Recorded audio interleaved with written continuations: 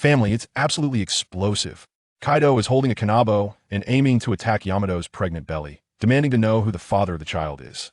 Yamato first tries to pin it on Ace, but when that doesn't work, she reveals it's Momonosuke. Kaido sends people all over the world to look for him, while Momonosuke is just lying on a deserted island, sleeping soundly. The plot development is simply incredible. Let me tell you, this situation is utterly outrageous. Kaido's kanabo, wrapped in purple lightning, crackles ominously, pointing directly at Yamato's slightly protruding belly.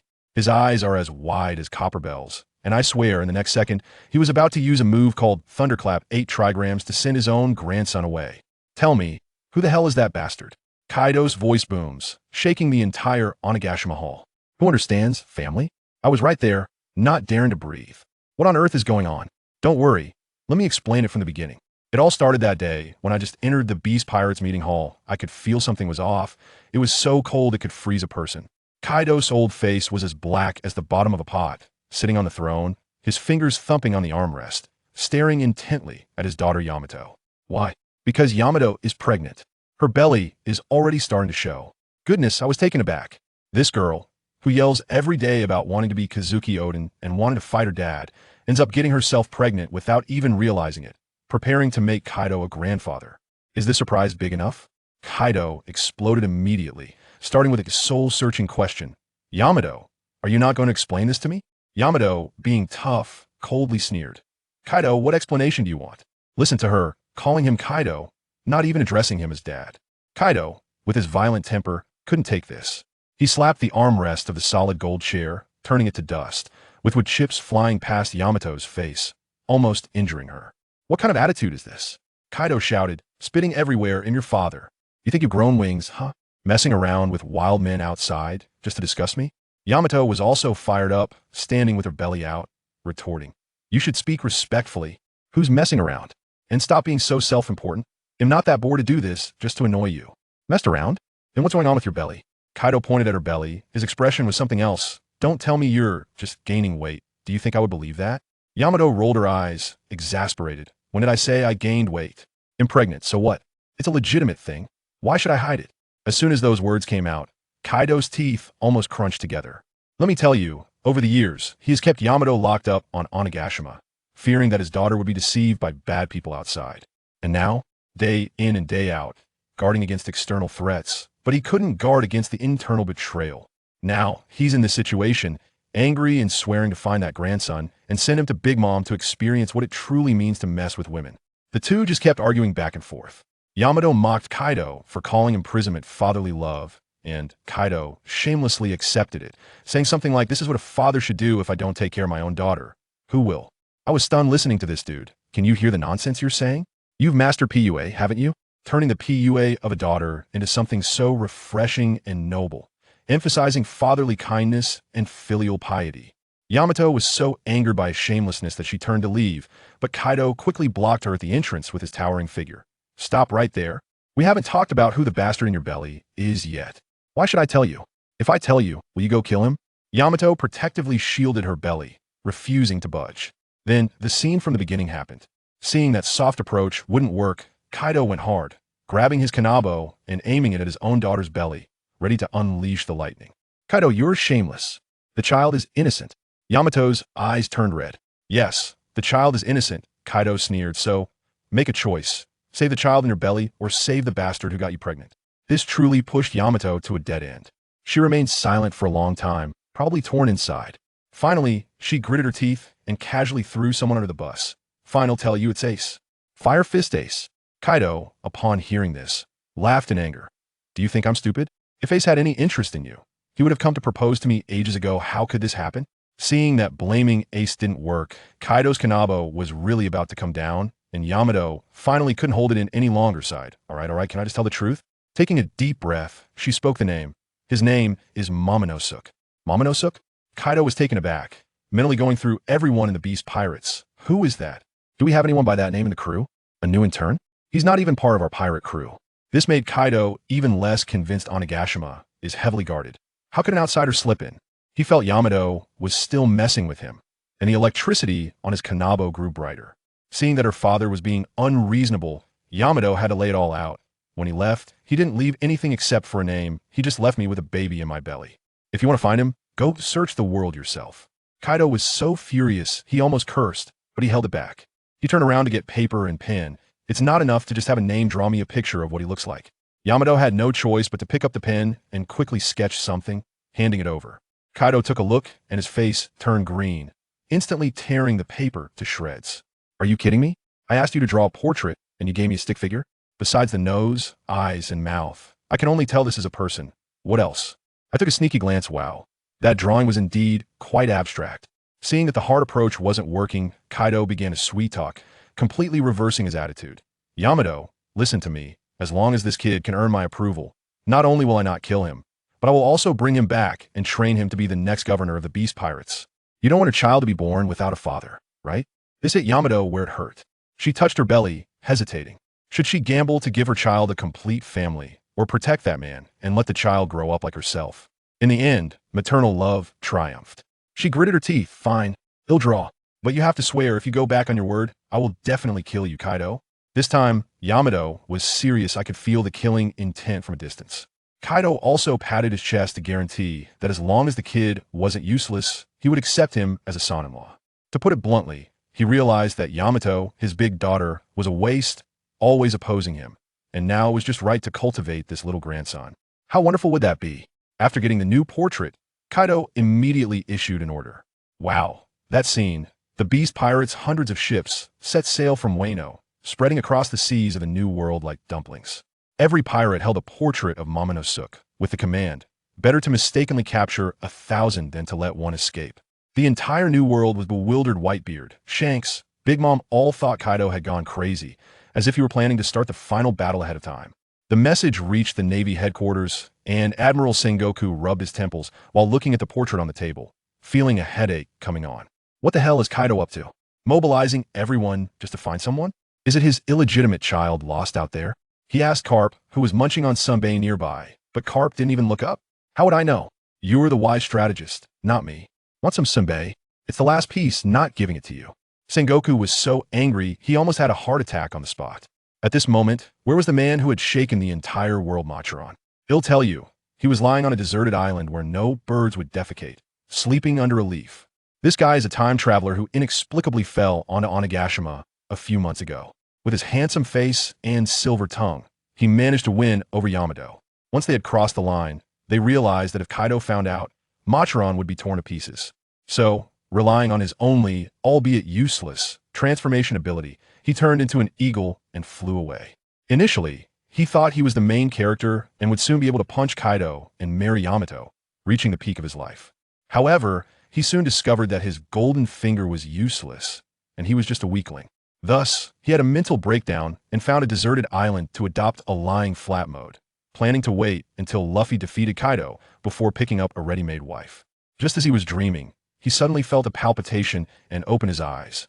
Little did he know, he had already been sold out by a local fisherman passing by. Above the small island, the clouds churned, and a gigantic green dragon head emerged from the clouds, its eyes larger than lanterns, coldly gazing down below. That gaze, let me tell you, was like looking at an ant waiting to be slaughtered, chilling to the bone. The next second, the green dragon descended from the sky.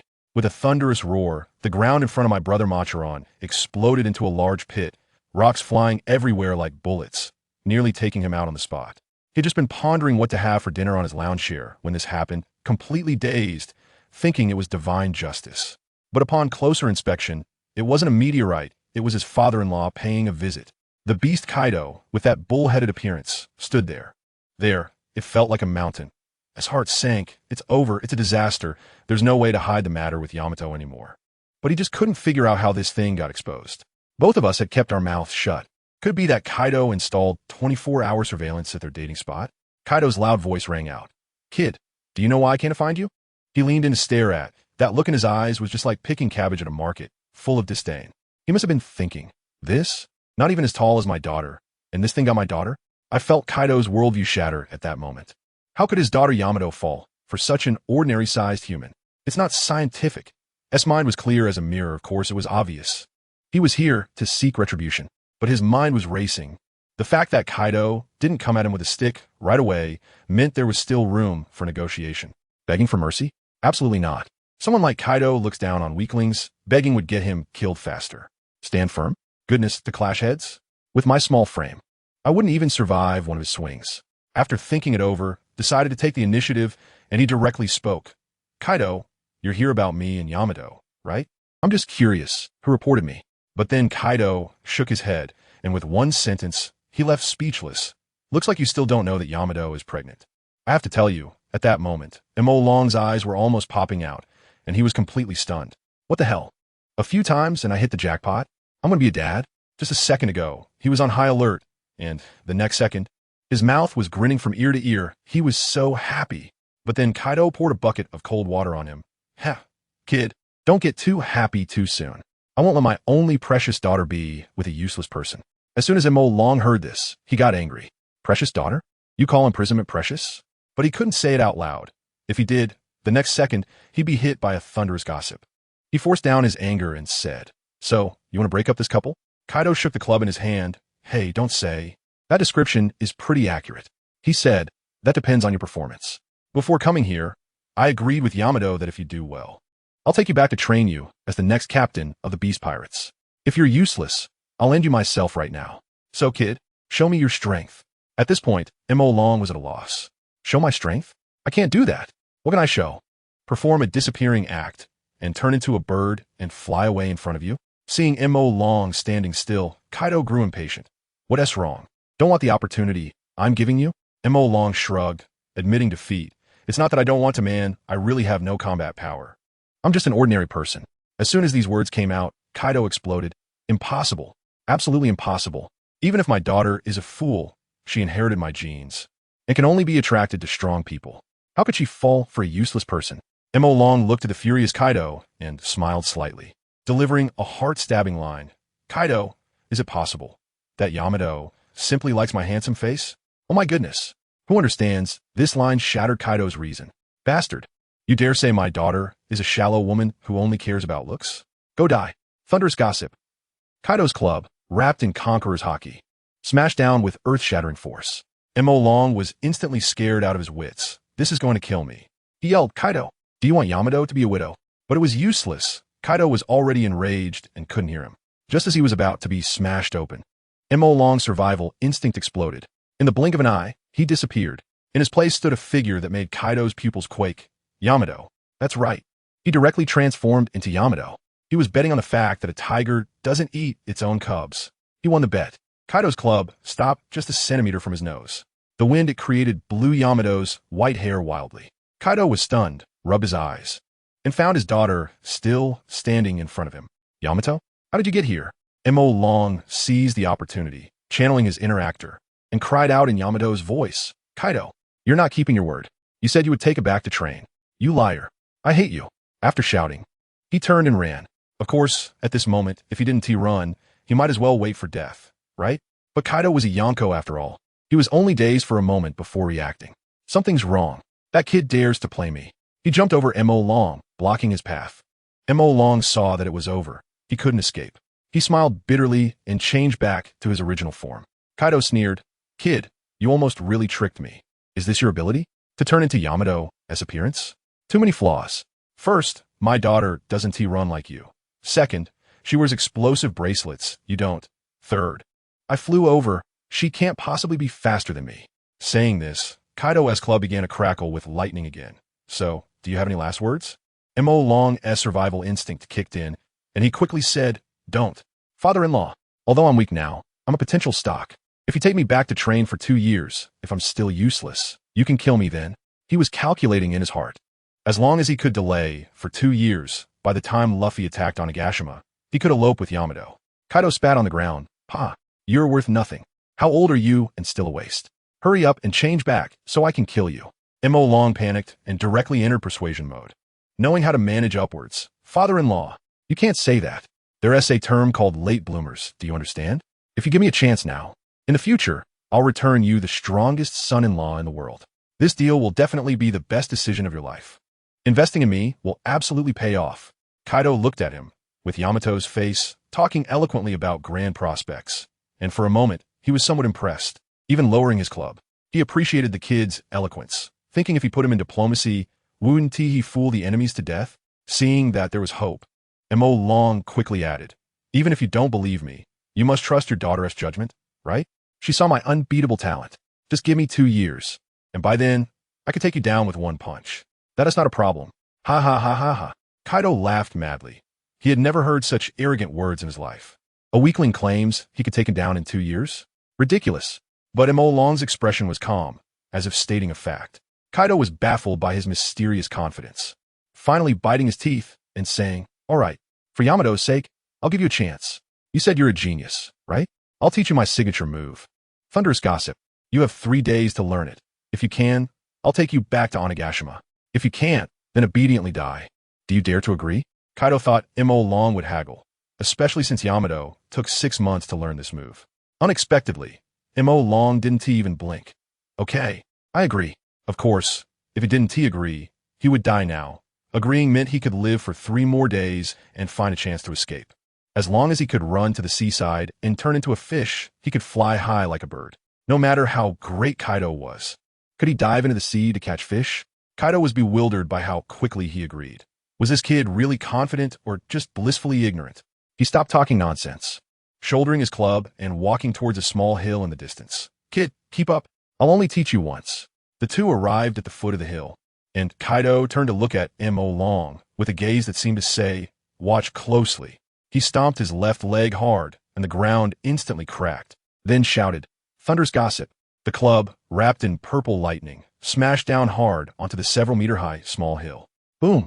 A loud noise erupted, and the mountain crumbled. Let me tell you, with that one smash, half the mountain simply vanished. Fragments flew like rain, and the surrounding forest was flattened. Mo Long was watching beside him, almost drooling, thinking if this thing smashed down on me, wouldn't I turn into a QR code? Kaido retracted his club and turned back to ask, Kid, did you see clearly?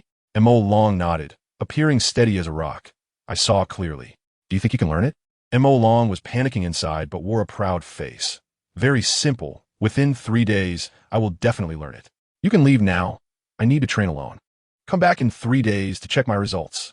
Saying this, he started to shoo Kaido away. Kaido laughed as soon as he heard it, and he directly sat down not far away, his gaze as if he could see through everything. Kid, so eager to rush me out. Are you planning to run away after I leave? Mo Long was taken aback, then burst into laughter. Run away? Kaido, you're thinking too small. Why would I run? Marrying Yamato, taking over the beast pirates, walking on the path to the peak of my life. Such a wide road is laid out before me, and I would run? Am I complaining that Yamato isn't pretty enough, or that the position of an emperor isn't attractive enough? You can rest assured, this little thunder trigram is nothing to me. I can master it with just a bit of practice. But Kaido, this old guy, didn't he believe it at all? I tell you, his old face was smiling like a blooming chrysanthemum, but his eyes were 3 parts doubtful and 7 parts vigilant, and in his mind, he was definitely thinking, with your little frame? You think you can learn Thunder Trigram in 3 days? I don't believe you. He said something nice. All right, kid. I believe in your talent. But the next second, he was sitting there like his but was glued to the stone, completely unmoving. However, he thought I could leave? No way. I'm just sitting here, absolutely not going to disturb you. You can practice right in front of me. Good heavens. ISNT this just close surveillance? I was unhappy at that moment. I said, Big brother, I don't like being watched while practicing, especially not by men. Guess what Kaido said? He grinned, and that big golden tooth almost blinded me, and I felt that from now on, you might just like it. Me, if you say one more word, I'll break your leg. He glared at me, and that killing intent, let me tell you, I instantly shut up. Family, who understands? In the face of absolute power, all nonsense is just fluff. I just stood there, staring wide-eyed. Kaido waited for a while, and then became impatient. What's wrong? Aren't you going to practice? I shrugged at him with a face that said, Are you stupid? He still didn't understand. What do you mean? I was speechless. I said, what I mean is, I'm empty-handed, not even a fire stick, and you want me to use my head to practice the Thunder 8 trigrams? Oh. Only then did he react, slapping his thigh, and directly threw the Wolf Fong club beside him, which was thicker than my waist, in front of me with a loud thud, creating a big pit in the ground. I looked at the huge object on the ground, then at my small frame, and I was dumbfounded. Kaido, are you serious? Are you sure this thing is for me? Is this meant to send me off to inherit my Huabe? Kaido's face darkened. Hey, you little brat. You have no skills and a ton of problems. Are you still complaining? I roll my eyes directly. Am I being picky? I just can't pick it up. Okay. All right. He probably felt a bit embarrassed too. So he stood up and walked towards the nearby woods, saying, "I'll go carve one for you. But you better stay right there. If you move an inch, I'll break all 3 of your legs." I tell you, at the moment he turned around, my mind was in a fierce battle. Should I run or not? This was a golden opportunity. Kaido had his back to me, just a few dozen meters away. But then I thought, with my short legs, how could I possibly outrun that monster? By the time I got to the seaside, he would probably have caught me and live-streamed my demise. Forget it, forget it. Better to play it safe. I figured his guard was definitely up now. His observation haki was probably covering me like a 5G signal. Running would be like delivering myself to him. No rush. After all, I had 3 days. He had to go to the bathroom or sleep at some point, right? I could wait for the right moment. With that thought, I immediately calmed down, plopped down on the ground, and waited for my newbie gear to be delivered. A few minutes later, Kaido came back, holding how should I put it? Just a bare wooden stick without even a point. He looked at me, saw that I hadn't run away, and nodded in satisfaction. "Kid, not bad. You didn't take the chance to sneak away." I immediately turned into a drama queen and accused him with a righteous face. "Kaido, why are you saying this again? I've already said it. Stay here to marry Yamato, take over the Beast Pirates, and reach the peak of life. Why would I run away from such a good opportunity? I S&T this just like a pet cat, ignoring its owner and wanting to go out and wander. Do you think I'm stupid?" Kaido shook his head. "You're not stupid, but you're very cunning. Kid, stop trying to outsmart me with words. Just talking is useless. A true strongman speaks with his fists. Didn't you say you have great talent? Then show me. Use your Thunder Bagua to slap my face hard. Let me feel ashamed for my distrust." After saying that, he threw the imitation Kanabo in front of me, walked over to a big rock, pulled out a large wine jug, and started drinking heartily. Good guy. He.S. just there to supervise the scene. What else can I say? I can only brace myself and go for it. I picked up that wooden stick, wow. It's quite heavy, probably around 10 pounds. With my ordinary physique, I won't last long swinging it. But I have to perform the whole act. I walked over to the mountainside that Kaido had smashed down halfway, imitating his movements, and stomped my left foot hard on the ground. The result, when he stomped, the earth shook and the mountain swayed. When I stomped, I almost numbed my own foot. I didn't care anymore and shouted at the top of my lungs, "Thunderous 8 trigrams!" With my right hand swinging the wooden stick. I put all my strength into it and smashed it hard against the rock wall. And then, there was nothing after that. The reason miracles are called miracles is that they rarely happen. The action of force is mutual, family. Not even a chip of stone fell from the rock wall. And the reaction force came back through the wooden stick, instantly numbing my entire hand, making me tremble like I had electric shocks. In the distance, Kaido, who was drinking, scoffed and probably thought to himself, "What an idiot." But I didn't care. I switched to repeat mode. Thunderous 8 trigrams. Bang. Thunderous 8 trigrams. Bang. The whole island echoed with my weak shout and the dull sound of the wooden stick hitting the wall. You wouldn't believe it, but as I kept smashing away, I actually made a small pit in that rock wall. I kept going from dawn till dusk, sweating so much that a puddle formed beneath my feet. I felt like my body was no longer my own, swinging the stick purely on instinct. Thunderous 8 trigrams. Bang. Crack. Goodness. I hadn't even touched the edge of thunderous 8 trigrams, and the wooden stick in my hand broke first. This was already the 4th one. The sound of the stick breaking was like a switch, and my whole body fell forward stiffly to the ground. My vision went dark, and I completely passed out. My last thought before I fell into a coma was, shouldn't I at least get an Oscar for this performance? In a daze, I felt Kaido come over. He looked at me lying on the ground, and there was actually a hint of admiration in his eyes. How could an ordinary person be so reckless? I tell you, my act of self-sacrifice really touched him. He must think that only someone who believes in their own talent would work this hard. Once that logic clicks, his vigilance towards me will drop, right? To survive, a man has to be a bit ruthless to himself. Kaido squatted down, turned me over, and saw my bloodied and mangled palm, the skin worn off in places, all red. He was silent for a moment, then stood up and went into the forest. Before long, he came back with a handful of herbs, first washing my hands with clean water, then crushing the herbs and dripping the juice onto my wound. It hurt like hell, but I was fainting, so it was fine. In the end, he even ripped a piece of cloth from his own clothes and carefully bandaged my wound. After doing all this, he was quite pleased with himself and burst out laughing. Here I am, the great Kaido of the 100 Beasts, and I'm actually bandaging a little brat-ass wound? If this gets out, people will laugh their teeth out. After laughing, he looked at me and started mumbling softly. You little rascal, I've already acknowledged you. No matter whether you have talent or not, I'm going to train you, but you better treat that girl Yamato well. She's my only daughter. Wow, he slipped into the role of father-in-law way too quickly. After saying that, he actually lay down right next to me, resting his head on his kanabo, and closed his eyes to sleep. The next day, sunlight was shining on my face, and when I opened my eyes, I saw Kaido sleeping next to me like a dead pig. The opportunity had come. If I don't run now, when will I? I hurriedly tried to get up carefully, but as soon as I moved, I let out a hiss and fell back to the ground. Damn it. My whole body feels like it has been trampled by 100 big men. It hurts everywhere. This damn after-effect of training. Does anyone in my family understand? The rare opportunity to escape is right in front of me, but I can't move because my body is too honest. I fell down and directly woke Kaido up. He opened his eyes and saw me lying on the ground in a position like a dog eating shit. He asked curiously, "Kid, what kind of trendy sleeping position is this?" I turned pale and could only force myself to lie. I just remembered I needed to go to the bathroom, but my whole body hurt and I couldn't stand steady and fell over. Kaido believed me, reached out his big hand to turn me over, and said, "You trained too hard yesterday. Your body can't take it. It's okay. Just rest for a few days, and you'll be fine." I immediately said with righteous indignation, "How can that be? I said I would learn the Thunder Bagua in 3 days. How can I have time to rest? I must maintain my ambitious persona." Kaido looked at me with even more satisfaction, as if a father-in-law looking at his son-in-law. The more he looked, the more he liked. "All right, kid, I admire your perseverance, but you should take a break these 2 days. I can wait." I was puzzled. Has this old guy changed his ways? His patience is so good. Whatever, anyway, no matter how many days I have, I won't learn it. The only way out is to run.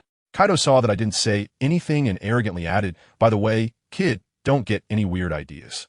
I'm letting you rest just because you're injured, not because I've accepted you. Got it? Me. There's no silver here worth 300 taels, brother. Isn't this just a clear acknowledgement from you? By the way," Kaido suddenly remembered, "didn't you say you needed to go to the bathroom just now? Do you still want to go?" "Me? I'm just looking for an excuse. But since I've already said it, I can only bite the bullet and say, I still want to." Then Kaido surprisingly said, "Since it's inconvenient for you, how about, I'll help you out?" My scalp was exploding at that moment. "Help me? How can you help? Are you going to support me?" Just thinking about that scene sends shivers down my spine. And I quickly said, No, Kaido, I can do it alone. Even if I have to crawl, I will crawl over there." After saying that, I didn't even wait for his reaction and started crawling towards the distant forest using both my hands and feet. That forest was by the sea. If I got through it, there would be a beach. As long as I got into the sea, I would turn into a fish. Wait, the sea seems even more dangerous, full of sea kings. If I got eaten, I would turn into waste the next day. Damn, I was so devastated at that moment. I got left behind and was killed by Kaido. Then I ran into the sea and got eaten by a fish. The heavens are giving me no way out at all. I finally managed to stand up while holding onto a tree, my legs trembling like a sieve. In the distance, Kaido was still yelling, "Kid, do you really not want my help? We're all men here. What are you afraid of?" "I'm scared. I really care." I forced a smile that looked worse than crying and said, "Kaido, it's fine. I'm a manly man, and I need someone to help me go to the bathroom. How can I lead the beast pirates to dominate the new world in the future?" Kaido listened and surprisingly nodded, thinking I was quite confident. I really couldn't stand anymore, so I had to turn my back to him and said, "Hey, Kaido, don't look around." As a result, this old guy was speechless. Why would I sneak a peek at you? We're both men, and you're definitely not bigger than me. What's there to see? That was so hurtful. I immediately shot back. "TCH, did you forget I could transform? As long as I want to, I can be bigger than you anytime." "Really? I don't believe it." "If you don't believe it, then forget it." I was too lazy to argue with him, quickly resolved my physiological issue, and crawled back to Kaido's side, sitting down with a thud, wincing in pain. I gritted my teeth and continued acting. Damn it. How long is this body going to take to recover? If it doesn't recover, how can I continue practicing the Thunder Bagua? Kaido listened to me and became more and more satisfied with my performance. He thought I was not only hardworking and ambitious, but also handsome. Finding such a son-in-law was like looking for a lantern in the dark. He had already imagined himself as my gold medal mentor, Teacher Kaido, preparing to train me into a master. So we played our roles, one supervising and the other acting, and 2 days went by. Early on the third day, my body had mostly recovered, but let me tell you, my mind was about to explode. After spending these 2 days with Kaido, our relationship had grown closer. We drank and bragged every day, talking about everything from the Navy to pirates. I noticed something. He seemed quite pleased with me. This threw me off. My mind was racing with calculations. What if I didn't run away? Instead, I could stay and become the prince consort, marry a beautiful and wealthy Yamato, and later inherit the beast pirates. Who would understand this kind of wealth? You ask about Luffy? That's a matter for 2 years later. As long as I successfully got on land and set up my plans before that kid awakened the sun god Nika, I could just slide him back to his old home in East Blue with a swift move, and that would be that. There were plenty of opportunities. But the problem was, this was all my one-sided wishful thinking. What if Kaido was just pretending to be my brother? If I couldn't master the Thunderbawa, and he turned his back on me, smashing my head with a club, would I turn for justice? My heart was in turmoil, feeling like a cat scratching inside me, uneasy and conflicted. At that moment, I thought if only I had mind-reading abilities to see what this guy was really thinking. I could decide whether to run or just lay flat. There was no choice. I could only harden my resolve and test the waters. I cleared my throat and casually asked him, "Hey, Kaido, I guess we can call each other friends now, right? I'm just curious if I really can't learn that move. You won't really send me away with a club, will you?" Goodness. He laughed after hearing that. It turned into a wordplay game. He said, "Kid, you're right. Good friends should be willing to help each other." I thought there was hope, but then he changed his tone. However, the agreements between men must also be upheld. I directly see an old man on the subway looking at his phone. What is this? Are you planning to stab someone else twice, and then keep your promise to stab me twice, right? This logic is simply ahead of its time. I was so angry at that moment, and we just couldn't find common ground. I decided not to talk anymore. I stood up, turned around, and left to practice. Kaido shouted from behind, "Kid, are you angry?" I didn't look back and said, "No, training." I walked up to the rock wall I had been at before, picked up a broken wooden stick from the ground, and felt incredibly frustrated. All the gloom, unwillingness, and anger for being treated like a monkey were all bottled up inside me. At that moment, I couldn't care less about anything else.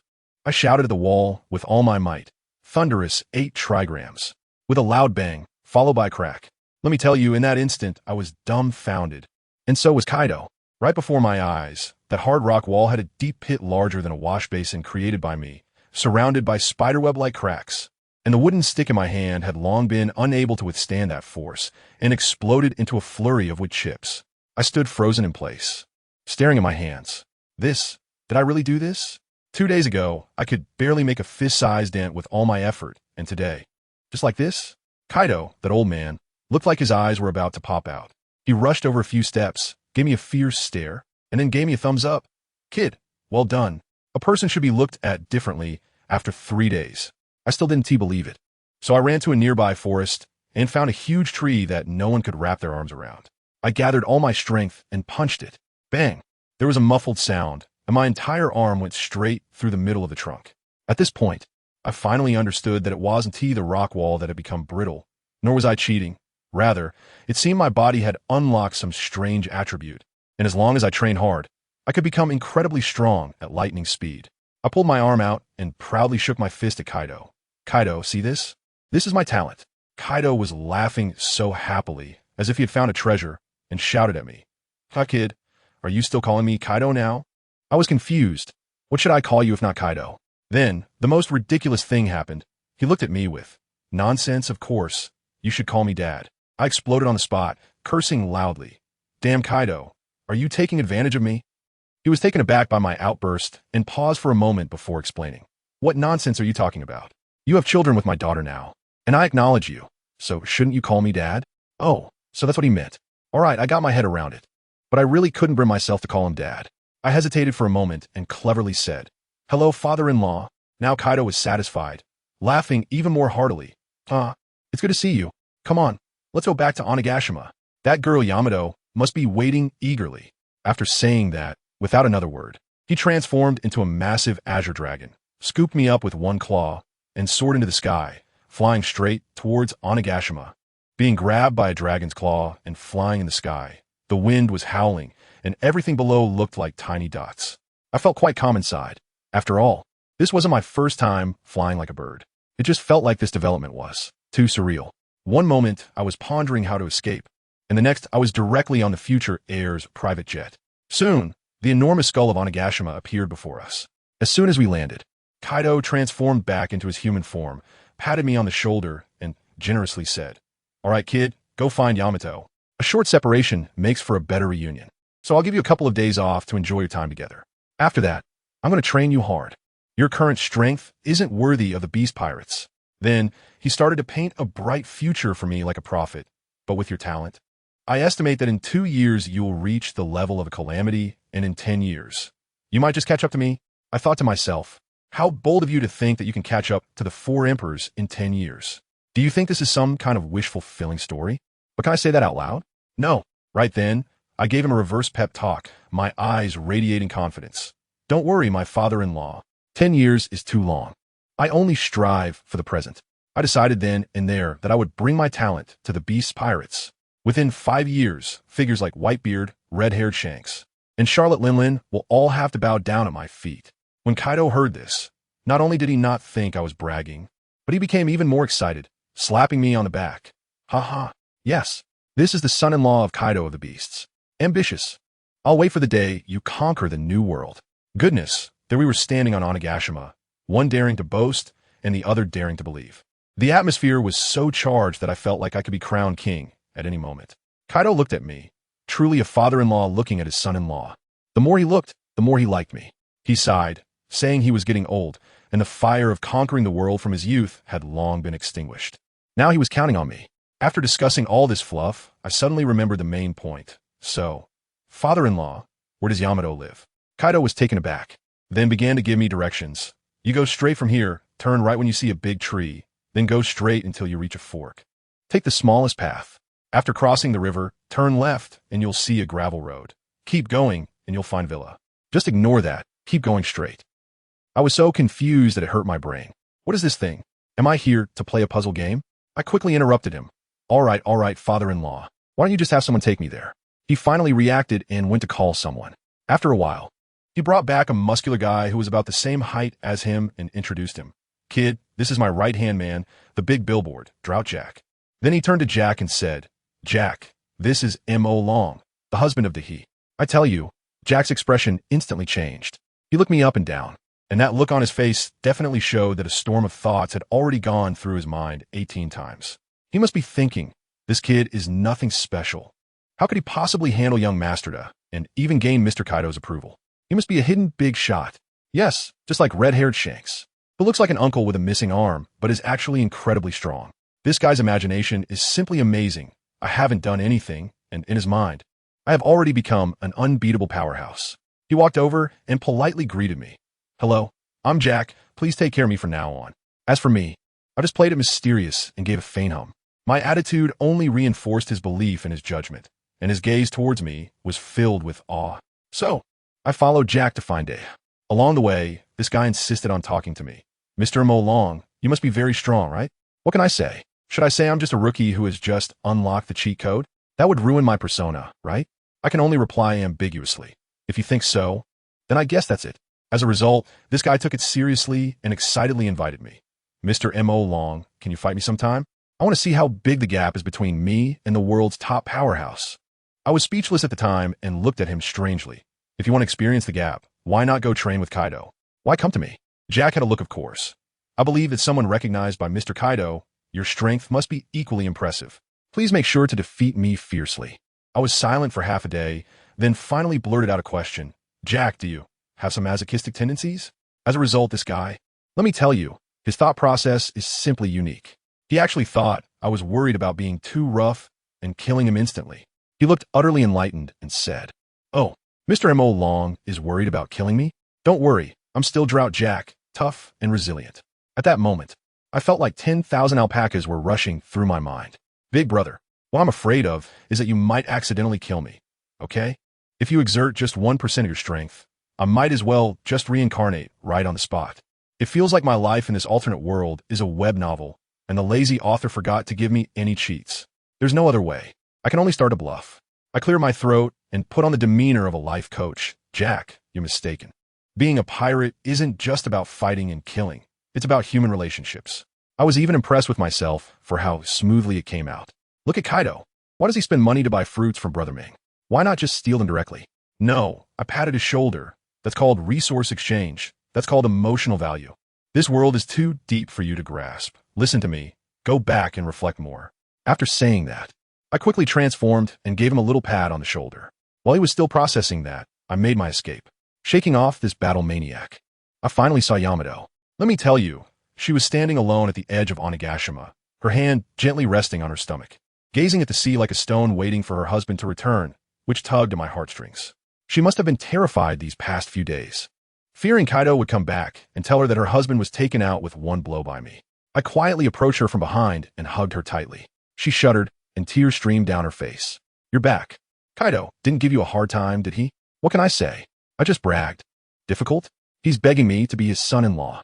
He says I'm the most amazing genius he's ever seen in his life. Yamato chuckled, pinching my nose and saying I just know how to boast. But she understood in her heart that I didn't want her to worry. At that moment, really, everything was worth it. I held her close. She leaned into my arms and said we would get stronger together in the future and never let anyone separate us again. Later, we went back to her little villa. She said she wanted to cook for me to show off her culinary skills that she had been practicing hard for the past 6 months. But how could I bear to be apart from her? I went straight into the kitchen and hugged her from behind. You know how it is. A little getaway feels like a honeymoon. Then she brought up old grievances, asking why I had run away back then. I tried my best to appease her, and just when the mood was right and I wanted to take things further, she said no, that we had a baby now. I got angry and sat down on the floor, throwing a tantrum, saying, do you not love me anymore? Who understands? We hadn't seen each other for half a year. In the end, she had to kiss me to calm me down. Fine, I'll endure. After waiting for an hour, she brought out a table full of dishes, especially that big piece of meat that looked just like Luffy's. Without a second thought, I grabbed it and took a bite, then I fell silent. The outside was crispy and fragrant, but the inside was oozing with blood. This meat was all about the raw seafood. She excitedly asked me if it was good, and with my mouth full of raw meat, I mumbled good. Delicious. But she didn't believe me and snatched it to taste for herself. In a moment of impulse, I covered her mouth with my hand, and then, crunch, she left me with a new bite mark on my hand. Ouch, that hurt. Yamato was startled, quickly opening her mouth to look at the bite mark on my hand, furious. Are you stupid? Why did you put your hand over?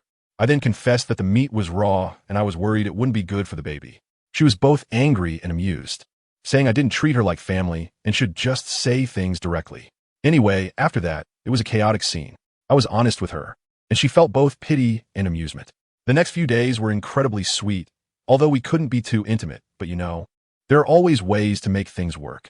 Just when we were enjoying our happy days, today after we finished eating and were about to go fishing, Kaido, that bastard, came crashing down from the sky. Without a second thought, Yamato slid in front of me like a protective mother tiger, asking, Kaido, what do you want? Kaido had a forlorn expression, looking like he had been abandoned by the whole world, and quietly said, Yamato, even now, you still won't call me dad? Let me tell you, Yamato was so conflicted at that moment. Usually, she would have swung a stick at him without hesitation, calling him dad. Calling you a gorilla is already being polite. But when she turned around and saw the weak and helpless Moku Long behind her, she instantly backed down. Who understands the family dynamics? Isn't this just sacrificing for love? She gritted her teeth and squeezed out 2 words between them, Dad. Dad. Goodness, when Kaido heard this, he almost burst into tears right there. What a dramatic performance. He quickly pulled out a key from his pocket and with a click, removed the explosive bracelet that had been on Yamato's wrist for over a decade. He even said with such heartfelt emotion, Daughter, I'm sorry. Dad only wants what's best for you. The sea is too dangerous. I'm afraid you'll get into trouble. Ugh. I was almost sick listening to him. I knew exactly what was going on in that old guy's mind. What was he thinking? That bracelet means nothing. Controlling Moku Long is like putting a 24K pure gold electronic collar on Yamato. With a clang, the bracelet fell to the ground, and Yamato moved her wrist. It felt like a seal had been lifted, but she wasn't foolish enough to actually believe Kaido's nonsense, so she got straight to the point. All right, the past is behind us. Now, Moku Long and I are doing just fine. Don't touch him. You'll always be my dad. If you dare to touch him, only one of us can live. That was a ruthless statement. The reverse scale, you know? Moku Long and the baby in her belly are her current reverse scales. Anyone who touches them will die. When Kaido heard this, he laughed heartily. His acting skills were good enough to win an Oscar. How could I break you 2 apart? I'm here to help him. He pointed at Moku Long. With his little frame, can he inherit my beast pirates? Can he protect you 2? What an international joke. Today, I, the world's strongest creature, will personally step in as a private coach and give him a hellish training session. Let me tell you, the most outrageous thing happened. Just when we were discussing serious matters, that brat popped out from behind, and the 2 of them started flirting right in front of. Darling, do you think we should have a daughter or a son? Oh no, what if the first child is a daughter and the second is still a daughter? Then I will definitely have another. What if you go find someone else? I swear, can you imagine the look on's face at that moment? It was as green as the grass on. He, a single guy, was standing there being force-fed dog food. The scene was like a new kind of cyber torture. Finally couldn't take it anymore and roared, ahem. Can you not show off in front of me? Innocently asked, what are you doing here? This made furious. I'm here to train you. Hurry up and follow me. He then transformed into his form and grabbed with one claw and flew off. Before leaving, those two were still saying, darling, I'll make you soup. Got it, darling. This made so mad that his dragon scales were about to explode. Tossed into a desolate forest, and with a clang, threw him a wolf fawn club thicker than. Still trying to look cool. Attempted to kick the club up into his hands, but guess what? That club didn't budge an inch. His face turned bright red, and he used all his strength to barely lift that heavy thing. Laughed out loud. Kid, if you don't have the guts, don't take on the hard jobs. What are you pretending for? Your face is as purple as liver. Was embarrassed and furious, and he shot back. What are you so proud of? You've only trained for 40 more years than me. In 4 years, I'll beat you like a child. Narrowed his eyes. Oh, you're quite brave, huh? Fine. Today I'll show you whether or not I'm your father. Then came a pure physical education session. Charged at and swung the club at his head. But with a thud, didn't he budge, while S hands were left trembling. Kicked him into a big pit and started lecturing. With your strength, you think you can protect? Protect your unborn child? Wake up. The Navy and pirates all want to kill us. Get up. The most ruthless part was when he said, if you don't work harder, you'll just have to watch stronger men take right in front of you. Before he could finish, S' eyes turned red. Shut up. He seemed to go mad, got up from the ground, and swung the club at, D. Bang, bang, bang. It was like hammering iron, completely disregarding himself, hitting the same spot over and over.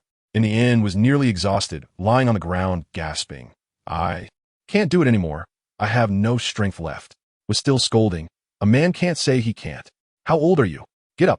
Only when you hit me hard enough to make me bleed will you be considered trained. This completely ignited. His eyes were blazing, veins bulging. And with the last bit of strength, he leaped into the air and shouted at, die. Take my love's iron club. With a loud crash, it smashed into his face. This hit actually made his head tilt back. The cost was that his club was bent, and he broke several bones in his arms and chest, falling from the air. Closing his eyes and fainting, looked at the unconscious and smiled with satisfaction, thinking to himself, this kid can be taught. He then took the battered back to. When saw his half-dead, broken body, she exploded. Tears streamed down her face, and the next second, she picked up her wolf fawn club, her big belly sticking out, and charged at, you bastard gorilla. I'm going to kill you. D. The murderous intent made the temperature on drop several degrees. Seeing this, was also stunned and hurried to dodge. Don't be impulsive, let me explain. Didn't he want to hear any explanations? Pointing at the unconscious and coldly sneering at. During the day, was full of life and left with you, and now you bring him back all broken?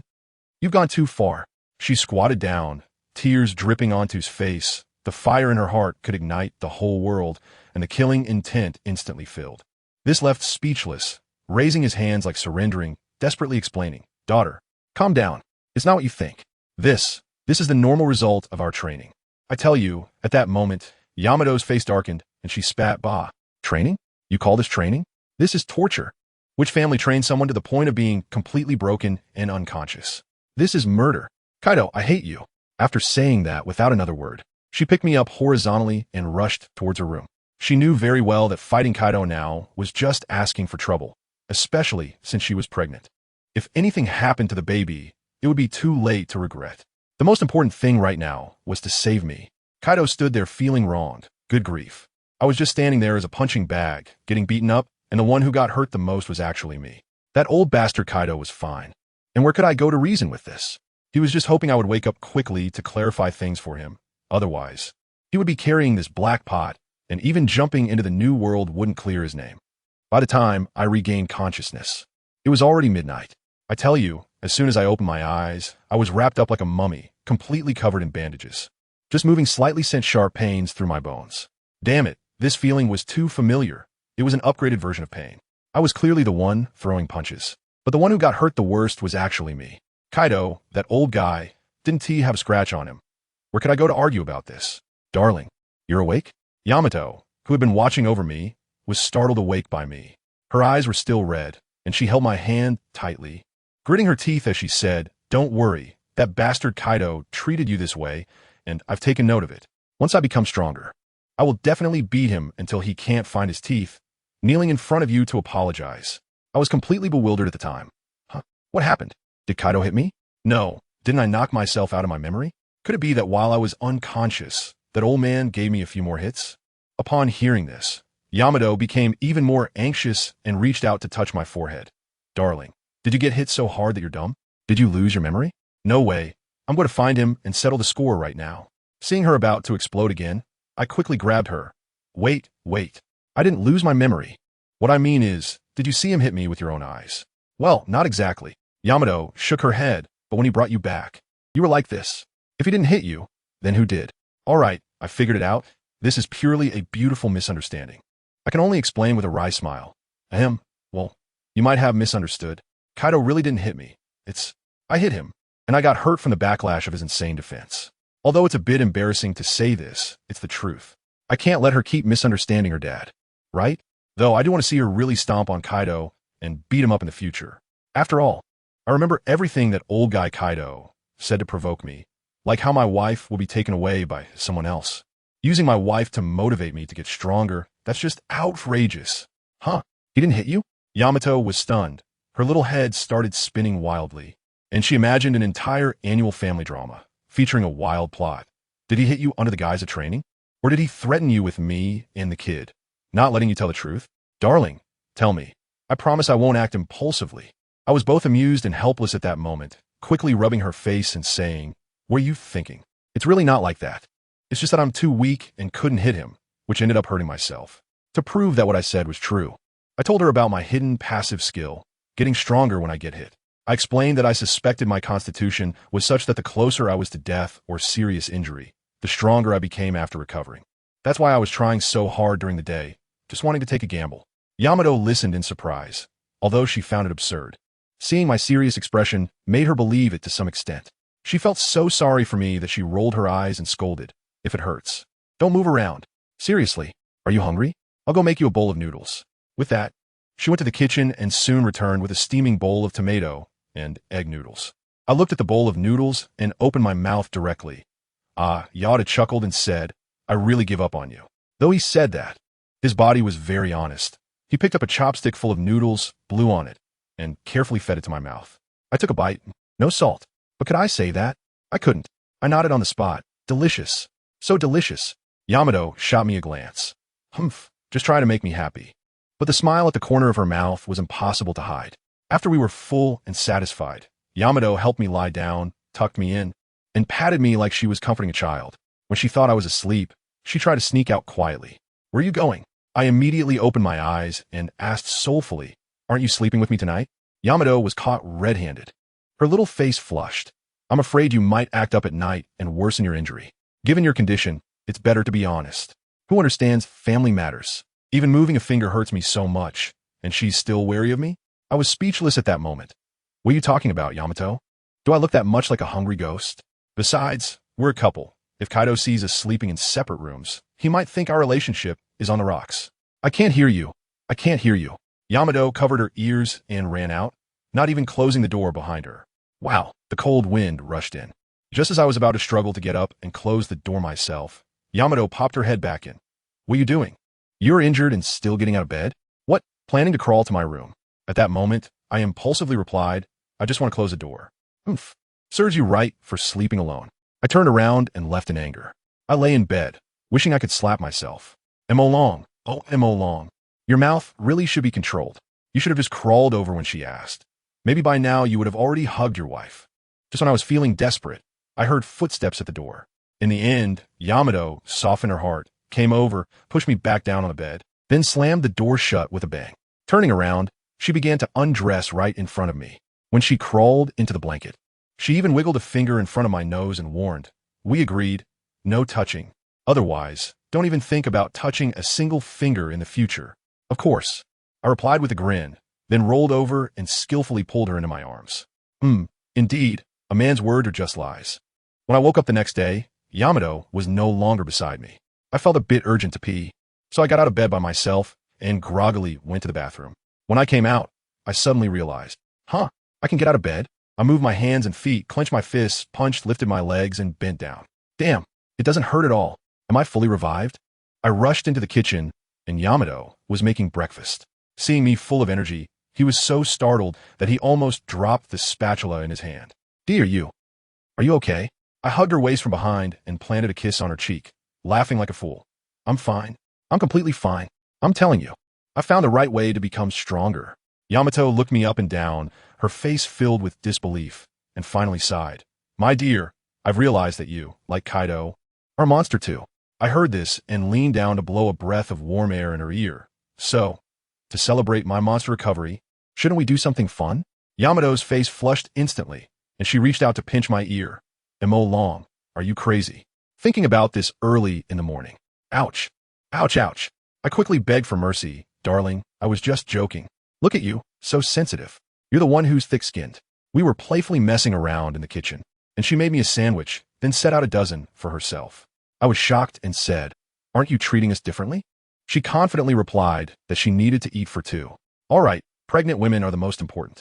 After breakfast, we moved some chairs outside and sat in the sun. It felt incredibly comfortable. While we were soaking up the sun, I tell you, Day suddenly touched her belly and asked me, Darling, what should we name our baby? Wow, that question hit me, and my happiness instantly skyrocketed. I quickly thought of a name, waved my hand dramatically, and culturally declared, if it's a girl, we'll name her Mushin. If it's a boy, we'll name him Mushin. How about that? Sounds like the name of a protagonist, right? Day's eyes lit up when she heard it, and said it sounded great. So that's settled. We were just being sweet with each other, planning to hold hands and stroll along the tree-lined path, enjoying our little world after a meal. But suddenly, my heart sank, and a huge sense of crisis overwhelmed me. Does anyone understand? Family? These peaceful days have a shelf life of only 2 years. In 2 years, Luffy that fool will be revving up to Gear 5, bringing the main crew to Onigashima for a party. By then, when Kaido falls, the happiness I've worked so hard to achieve just goes straight to hell. As soon as I thought of this, I couldn't hold back my strength in my hands and almost crushed Yamato's hand into a powder fracture. Yamato was startled and asked what was wrong. I quickly let go, laughed it off, and said it was nothing, just too excited thinking about our beautiful future. But I knew very well in my heart that it wasn't that simple. Run away? Don't joke around. Do you think this is just a personal grudge? This is the world of One Piece, where the consequences affect entire families. Just look at Ace. His father is Roger, and he has to be hunted down by the entire world. If I ran away with Yamato, would the Navy let go of the daughter and son-in-law of the 4 emperors? They would see it as a walking KPI. Catching one would mean a promotion and a salary increase, reaching the peak of their career. Who wouldn't be envious? So the only way out is to fight. I must become strong. Before Luffy arrives, I need to be stronger than everyone else. Strong enough to pull the sun god down from the sky and kick him like a ball. Thinking of this, I couldn't stay there for even a second longer. I stopped in my tracks and seriously told Yamato, Baby, I'm sorry, I can't walk with you anymore. I need to go have a friendly exchange with your dad. For our future, I must become unparalleled. Yamato was so understanding, immediately nodding and saying, Go ahead, whatever you do, I support you. Oh, my wife, she's amazing. I was so moved that I hugged her and gave her a passionate kiss, then left without looking back to find Kaido. And what happened? I overestimated myself. I got lost on Onigashima. This traditional Japanese architecture is so winding. It's like a maze, and there isn't a single shadow in sight. What to do? Suddenly, I had a brilliant idea. I cupped my hands into a trumpet shape, gathered my energy, and shouted to the sky. Attention, beast pirates. Kaido is not stronger than Whitebeard. If you disagree, come and argue. I tell you, the effect is really good. As soon as I finished speaking, I was suddenly surrounded by a group of oddly shaped strongmen, and the scene was like poking a hornet's nest. Their eyes turned green, and it felt like they were about to tear me apart in the next second. At that moment, I thought to myself, it's over, I've messed up this time. Just when I was preparing to fight back, a savior appeared. Jack, like Moses parting the Red Sea, squeezed in. He was initially making a big fuss about wanting to take down that loudmouth guy, but as soon as he saw me, he wilted instantly and smiled broadly. Oh, Mr. Malone, what brings you here? The pirates around looked dumbfounded. Jack didn't bother to explain, wave his hand to shoo everyone away, and then asked me with a lot of flattery, Mr. Malone, you must be looking for Mr. Kaido, right? Come, let me show you the way. On the way, Jack curiously asked me if that shout earlier was for me. I calmly nodded and said, yeah, I got lost and wanted to ask someone for directions. You see, This method is quite efficient, right? After hearing that, Jack fell silent. His expression seemed to say, "Bro, you really stand out." Soon, Jack brought me to the place and then slipped away. As soon as I entered the room, wow, the smell of alcohol almost knocked me over. Kaido was slumped in a chair like a pile of mush, dead asleep. I went up and gave him a slap, a crisp and loud sound. And what happened? His skin was thicker than a city wall, not even flinching. I didn't believe in evil anymore, so I started attacking him with a flurry of punches. No, it was more like a series of slaps. I hit him until it echoed. But Kaido didn't react at all. Well, whether he wakes up or not doesn't matter. I was just here to gain experience. I rolled up my sleeves and started punching and kicking him. After a while, it didn't feel satisfying enough. So I turned around and spotted his huge spike club standing nearby. Hey, guess what? I picked it up with one hand. I'm not the same as before, brothers. I swung it around and shouted at his big head, thunderous 8 trigrams. I tell you, if you don't shout the name of the move before unleashing the big move, then what's the soul in it? You must shout. With a loud bang, Kaido was directly knocked off a chair by my blow, rolling several times on the ground. It seemed to wake him up. He opened his eyes in a daze, rubbed his head, and said, "Huh? My head hurts. Did I drink too much last night?" I almost rolled my eyes. So I wasted my effort for nothing? Kaido woke up, saw me holding his kanabo, and was also stunned. "Kid, what are you doing here? Are you healed?" I'm going to say it directly. Who do you look down on? I'll be fine after a good sleep with this little injury of mine. But that scar on your chest from being slashed by Odin? It's been 20 years, and you still keep it as a souvenir, huh? That hit him right where it hurts. He jumped up 3 feet from the ground, pointing at my nose and shouting, "Who are you calling useless? I'm talking about you. I'm not afraid at all. In 2 years, you'll be defeated by some kid wearing a straw hat. If I don't work hard now, I'll end up squatting in the city with you in the future. I'm saving you, and I'm saving myself." Nonsense. Kaido was so furious, he was almost spitting in my face. I'm the strongest creature in the world. Who can defeat me? I let out a cold laugh. You'd better believe it. Just consider it as my awakening of the ability to see the future, the observation hockey. That man is called Monkey D. Luffy, currently with a bounty of 300 million, and he's already flattened Nini's lobby. When Kaido heard that name, he fell into deep thought, clearly having heard of him before. I struck while the iron was hot and continued to apply pressure on him. That's right, it's him. 2 years later, he will come back with the remnants of the Kazuki family and blow your proud dragon head to pieces. At that time, he'll take your territory, kill your subordinates, and then throw you into a pot of oil to fry. So, Kaido, after hearing all this, can you still sleep peacefully? Good heavens.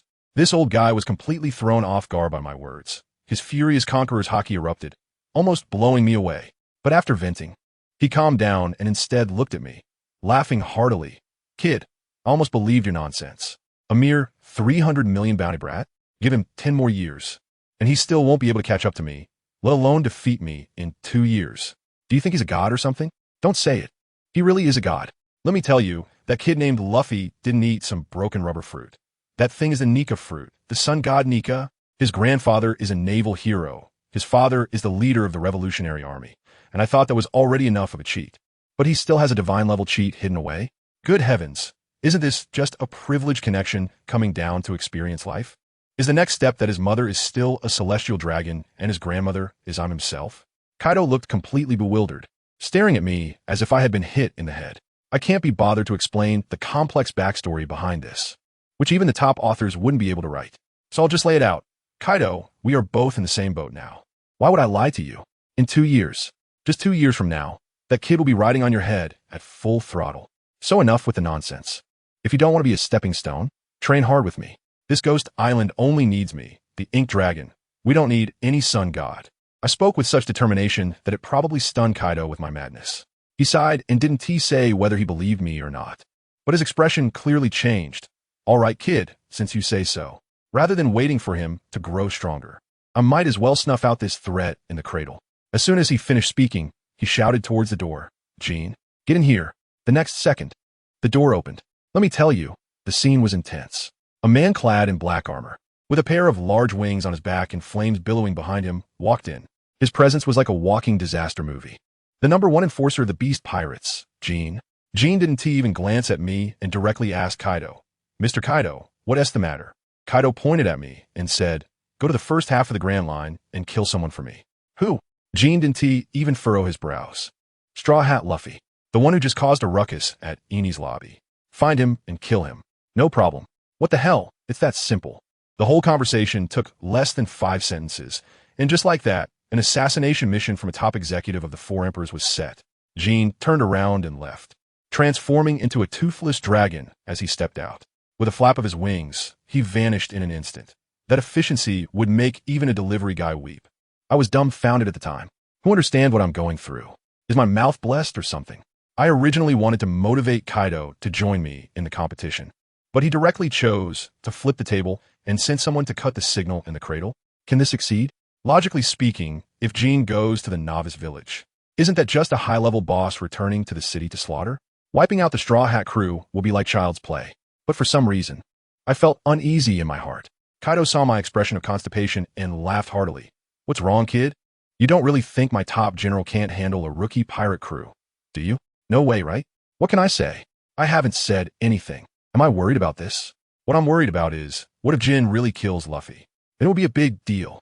His grandfather, the Navy hero Garp, and his father Dragon, the leader of the Revolutionary Army, would definitely team up to come to Onigashima for a showdown, right? By then, let alone 2 years. We might be singing Liang Liang collectively in just 2 months. Thinking about it this way, I even hope Jin fails. Forget it, forget it. I don't want to think about it anymore. Relying on others is not as good as relying on oneself.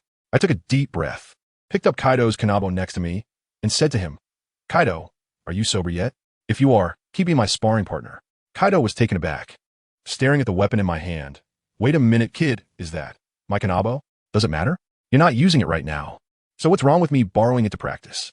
I rolled my eyes at him, implying that even a Yonko like him could be so stingy. All right then. Kaido didn't argue. Instead, he stretched out a big hand, looking at me expectantly. Come on, kid. Hit this hand of mine, and let me see if you've grown tenfold again. All right, take this from me. I let out a loud roar, stomped my foot, and the ground cracked open with a loud snap. The wolf-toothed club in my hand whistled through the air as it slammed down hard onto Kaido's palm. With a huge bang, the shockwave blew my hair straight up, like a Super Saiyan transformation, just missing the golden effect. Kaido probably wasn't prepared for this. I knocked him back several steps. He steadied himself, felt the force in his palm, and then he actually showed a look of disappointment. At that moment, my heart sank. It's over. All that training was for nothing? He looked at me and shook his head, making me so nervous that my palms were sweating. I thought, could it be? I was beaten up like a dead dog yesterday, and now there's not even a bit of progress? Then I might as well just give up and wait for Luffy to come knocking on my door, and I would just surrender right then and there.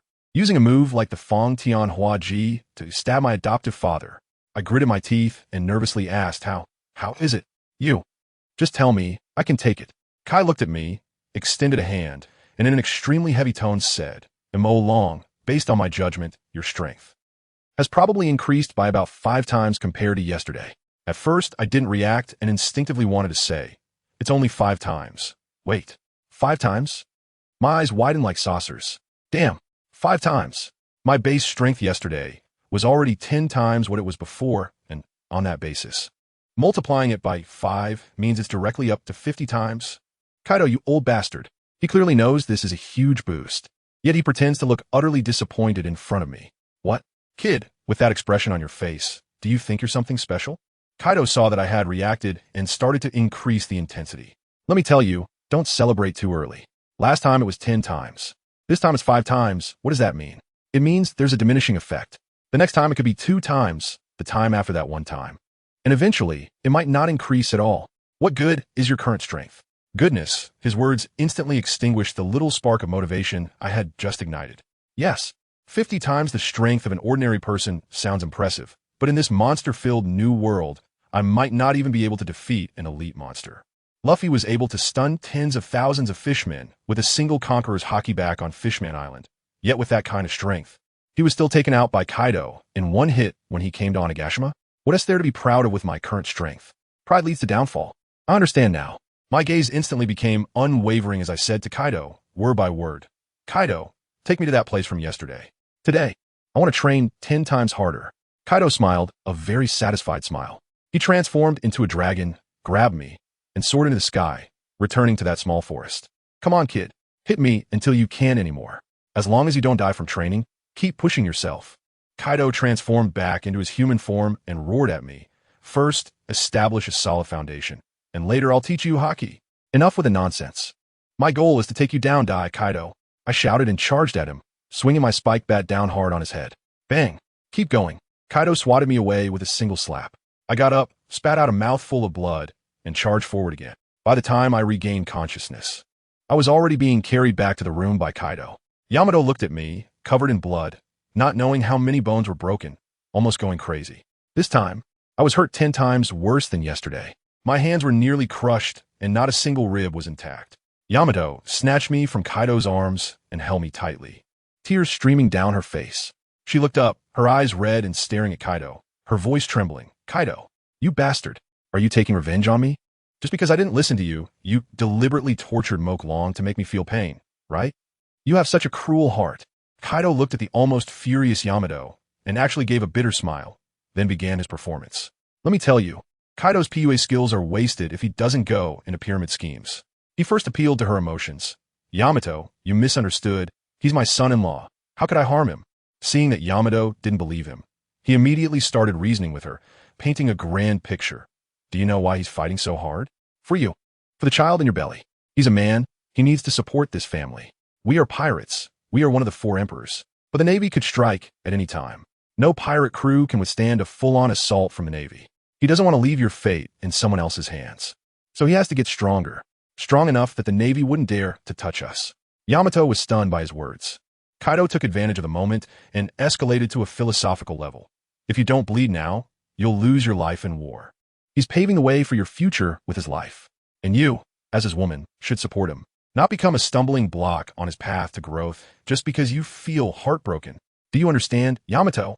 The words stumbling block struck Yamato like a thunderbolt, and she stared blankly at me, murmuring, could it be? I really became Moke Long's stumbling block? Kaido saw that the timing was right and immediately shifted the blame. So you're not wrong.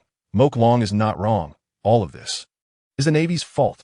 Wow, this logic is so closed-loop that I almost wanted to applaud. Yamato actually believed it. She felt that the root of everything was the wicked Navy. Then she rushed back to the room with me in her arms like a madwoman, gently placing me on the bed, wiping the blood off my body with a wet towel while crying. Dear, it's all my fault for being useless and not being able to protect you. Don't worry, once the child is born, I will definitely work hard with you.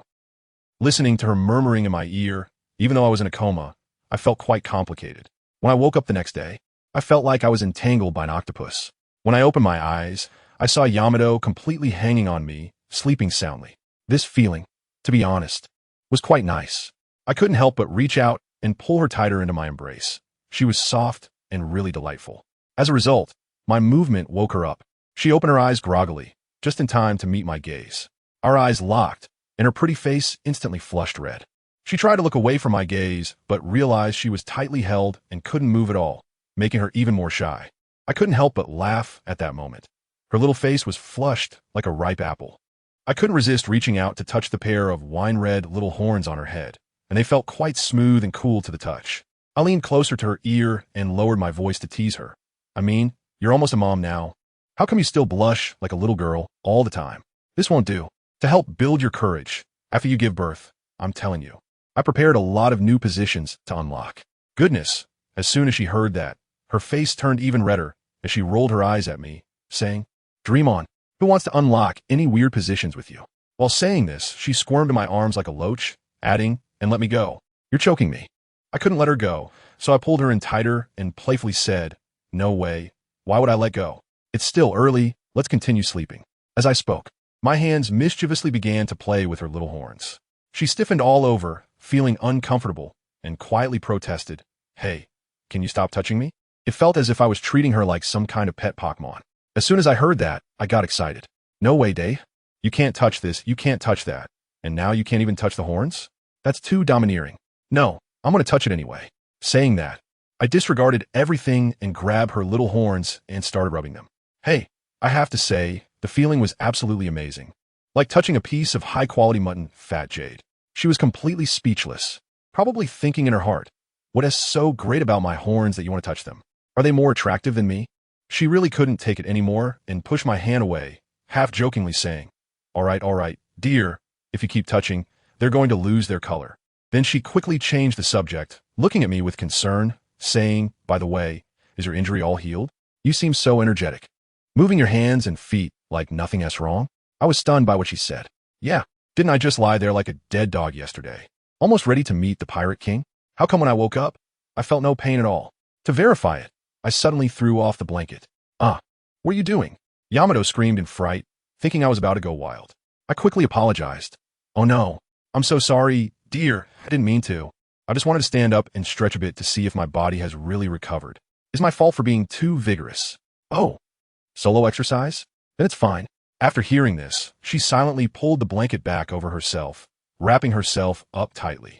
I looked at her posture, which was as if she was guarding against thieves, and I couldn't help but laugh and cry at the same time. I said, what are you doing? You already have a child, and I've seen every part of your body, haven't I? Is it really necessary? She felt a bit embarrassed by my comment and weakly defended herself. I'm just afraid of the cold. It's not that I'm intentionally hiding from you. Afraid of the cold? I was about to roll my eyes to the sky. Who would believe such nonsense? Goodness, it's only been a few days, and the innocent Yamato has actually learned to lie? This is serious. I must correct this bad habit. So, I took the time to explain things to her properly. 10 minutes later, Yamato was lying on the bed, covering her, but with tears in her eyes, looking pitiful. Dear, I was wrong. I shouldn't have lied. You've already hit me and vented your anger. Can you forgive me now? Seeing her so sincere in admitting her mistake, I nodded in satisfaction and educated her. It's good that you know you were wrong. You mustn't lie to me again. Do you hear? At least don't lie to me. Lying to others. That's fine. I understand. I promise I won't talk to you again. She nodded heavily and then carefully turned over to lie on her side. Who understands the family struggles? Lying on her stomach puts pressure on her belly. Lying flat hurts the spot where she just got hit. It's tough. I woke up feeling refreshed, but Yamato lay in bed motionless, even acting cute with me. Darling, I'm still in pain and don't want to get up. How about you make breakfast today? As soon as I heard it, I understood that this girl is just being lazy and making excuses. How heavy can my hand be? But there's nothing I can do. After all, I'm the one who spoils her. Let me show off a bit today. I rolled up my sleeves and went into the kitchen, looking at the array of ingredients, ready to make a big meal. As a result, an hour later, I served up a pot of mishmash stew.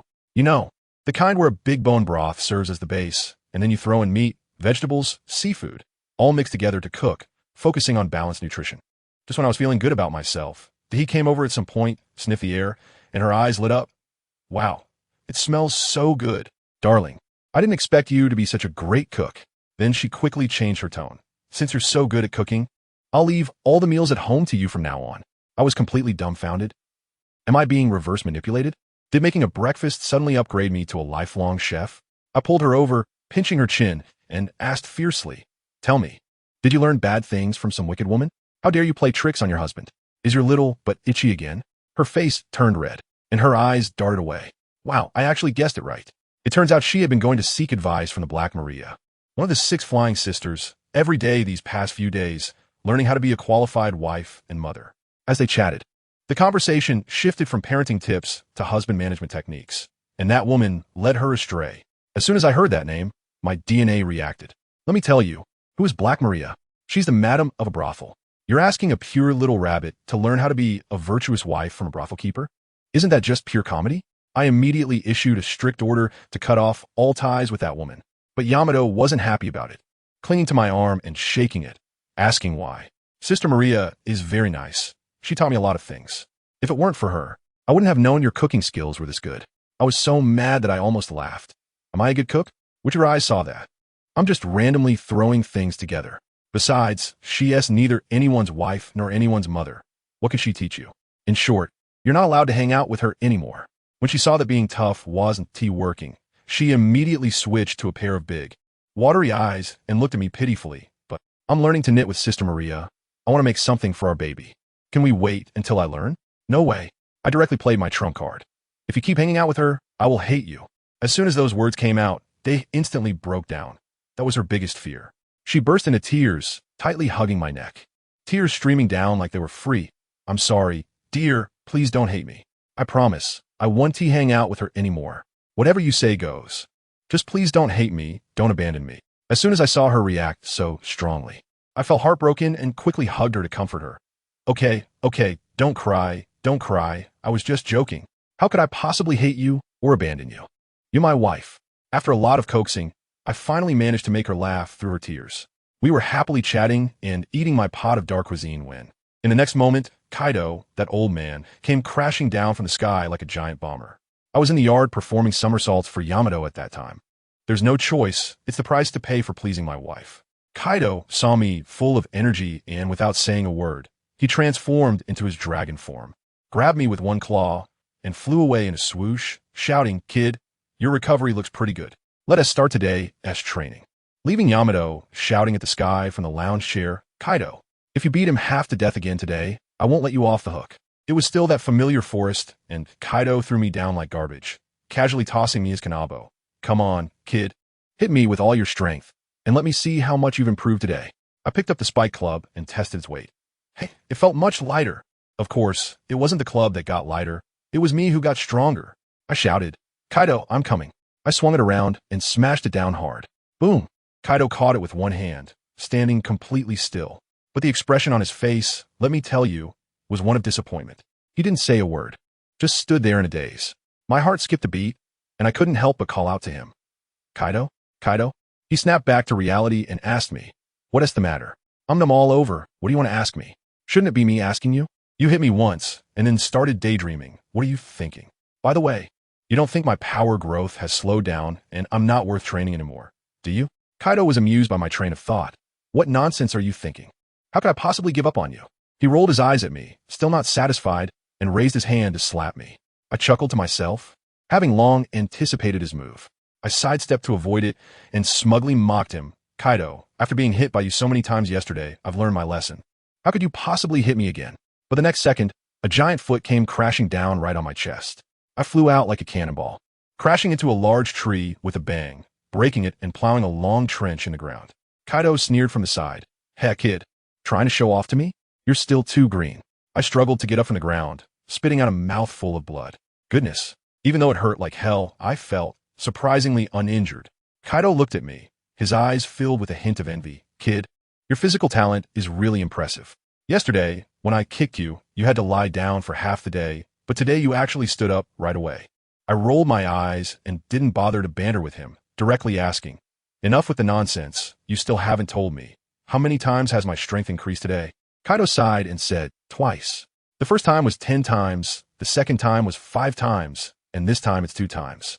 At this rate, by tomorrow you'll probably be down to just 1 time.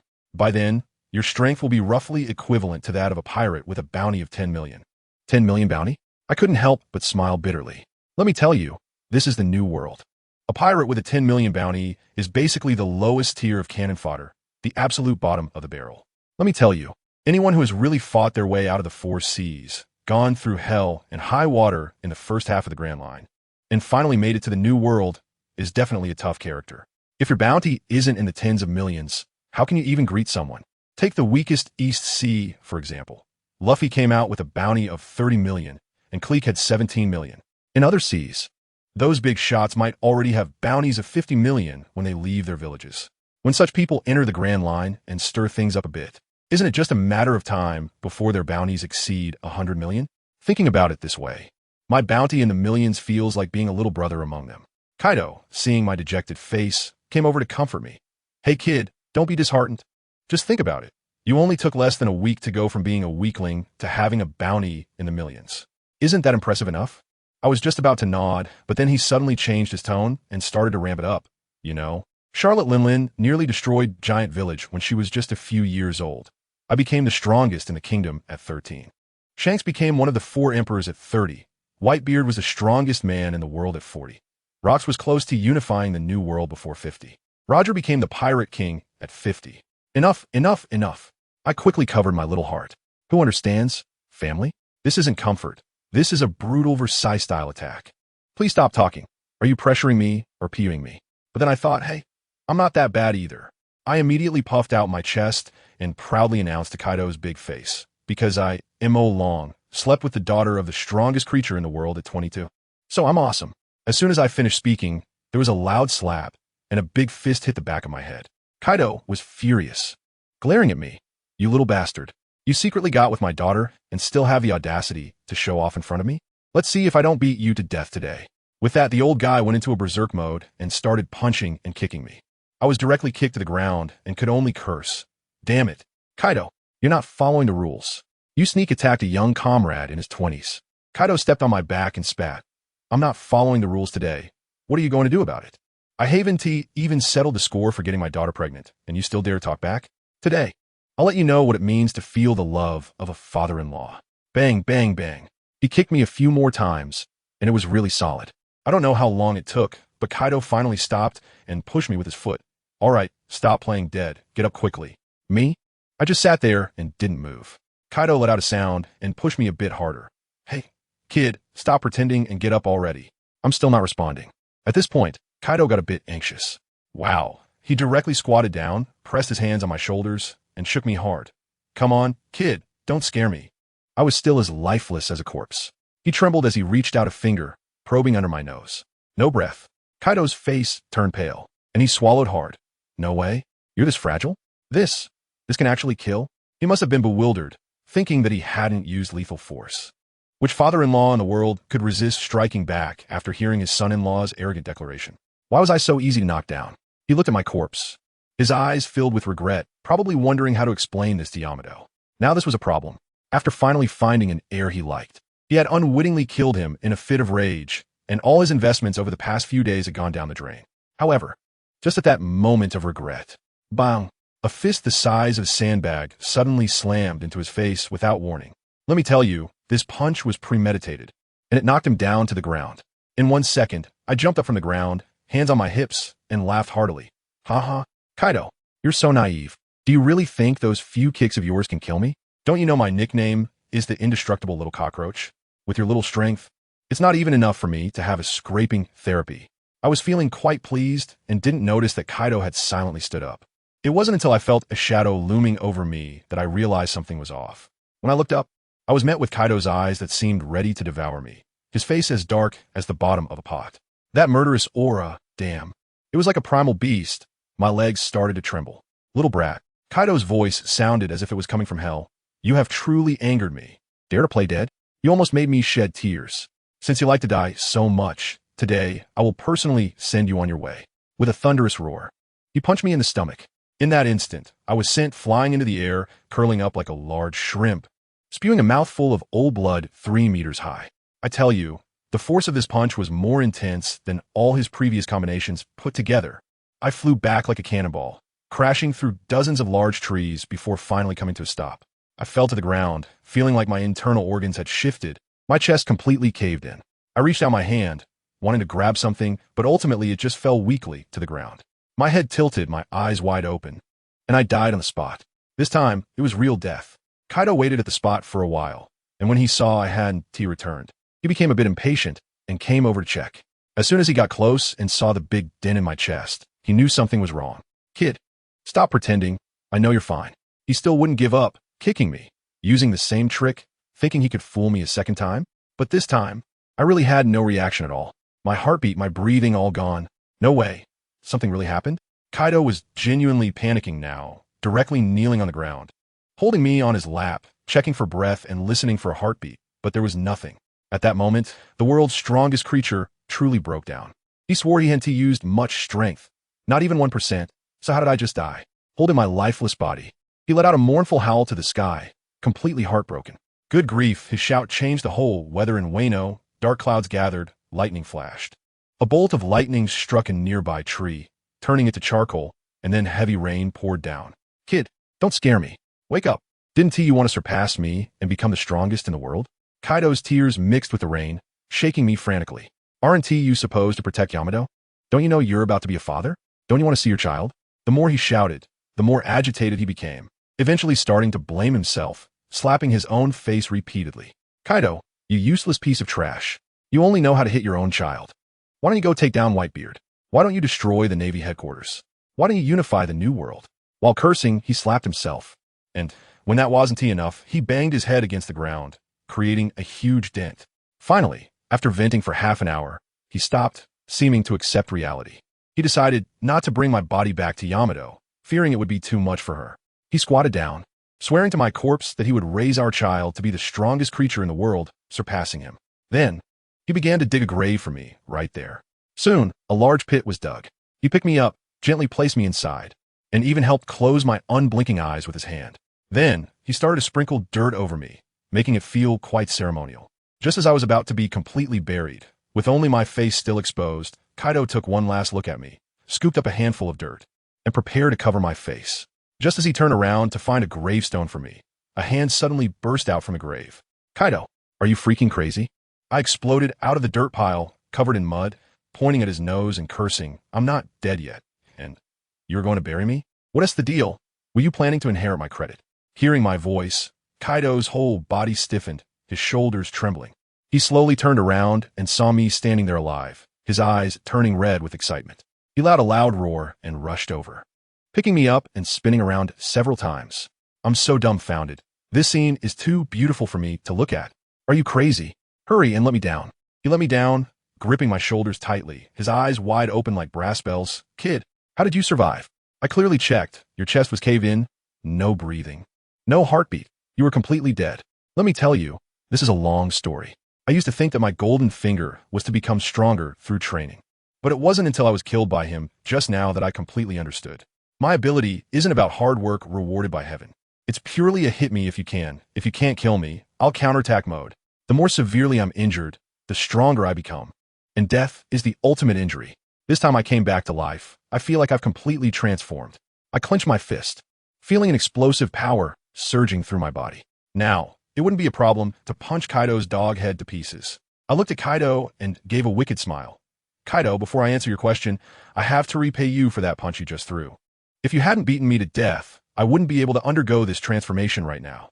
Saying this, I took a few steps back and bent down to pick up the spike club on the ground. Are you ready?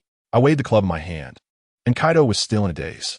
He thought I was going to retaliate and confidently puffed out his chest, saying, "Come on, kid. Today you can hit me as hard as you want. I won't fight back. Consider it an apology from me." He completely underestimated me, thinking I couldn't possibly hurt him. I laughed and thought to myself, Kaido, get ready for a surprise. I looked at the rumbling thunder and lightning in the sky and said to him, Kaido, do you remember what I said about mastering Thunder Bagua in 3 days? He was taken aback, clearly not understanding why I brought this up. Maybe I chuckled to myself. You'll understand once you feel it for yourself. I suddenly looked up, raised my spike club towards the sky, and with a burst of my inner spirit, I shouted thunder. Kulme. Boom. A massive lightning bolt seemed to respond to my call, striking my spike club from the heavens. Purple electricity instantly wrapped around the club, and I felt a tingling sensation all over my body. In the next moment, I stepped forward and instantly appeared in front of Kaido. Kaido, taste your own ultimate move. I gripped the club with both hands, exerted all my strength, and roared my attack. Thunderous 8 trigrams. Boom. That swing hadn't even reached him, but the sheer force shattered the ground beneath us. Kaido's eyes widened in disbelief. He surely felt that I was a completely different person. Before he could process it, with a deafening sound, the spike club struck solidly against his face. Kaido, I shouted in fury, using all my strength to send him flying like an arrow shot from a bow. Kaido traced a straight line through the air, the trees behind him snapping like dominoes, crackling as he crashed through them, flying thousands of meters away, finally disappearing from my sight. I watched in the direction he disappeared, clenching my fist tightly. Amazing. This power. At that moment, I had already written my own epic in my mind. On the dark day of the world, I wielded a giant stick, wrapped in thunder, turning the tide when it was already falling, propping up the collapsing buildings by the riverbank, slaying the world-destroying Azure Dragon, saving the world from fire and water. Ahem. All right, I can't even continue. It's too cringeworthy.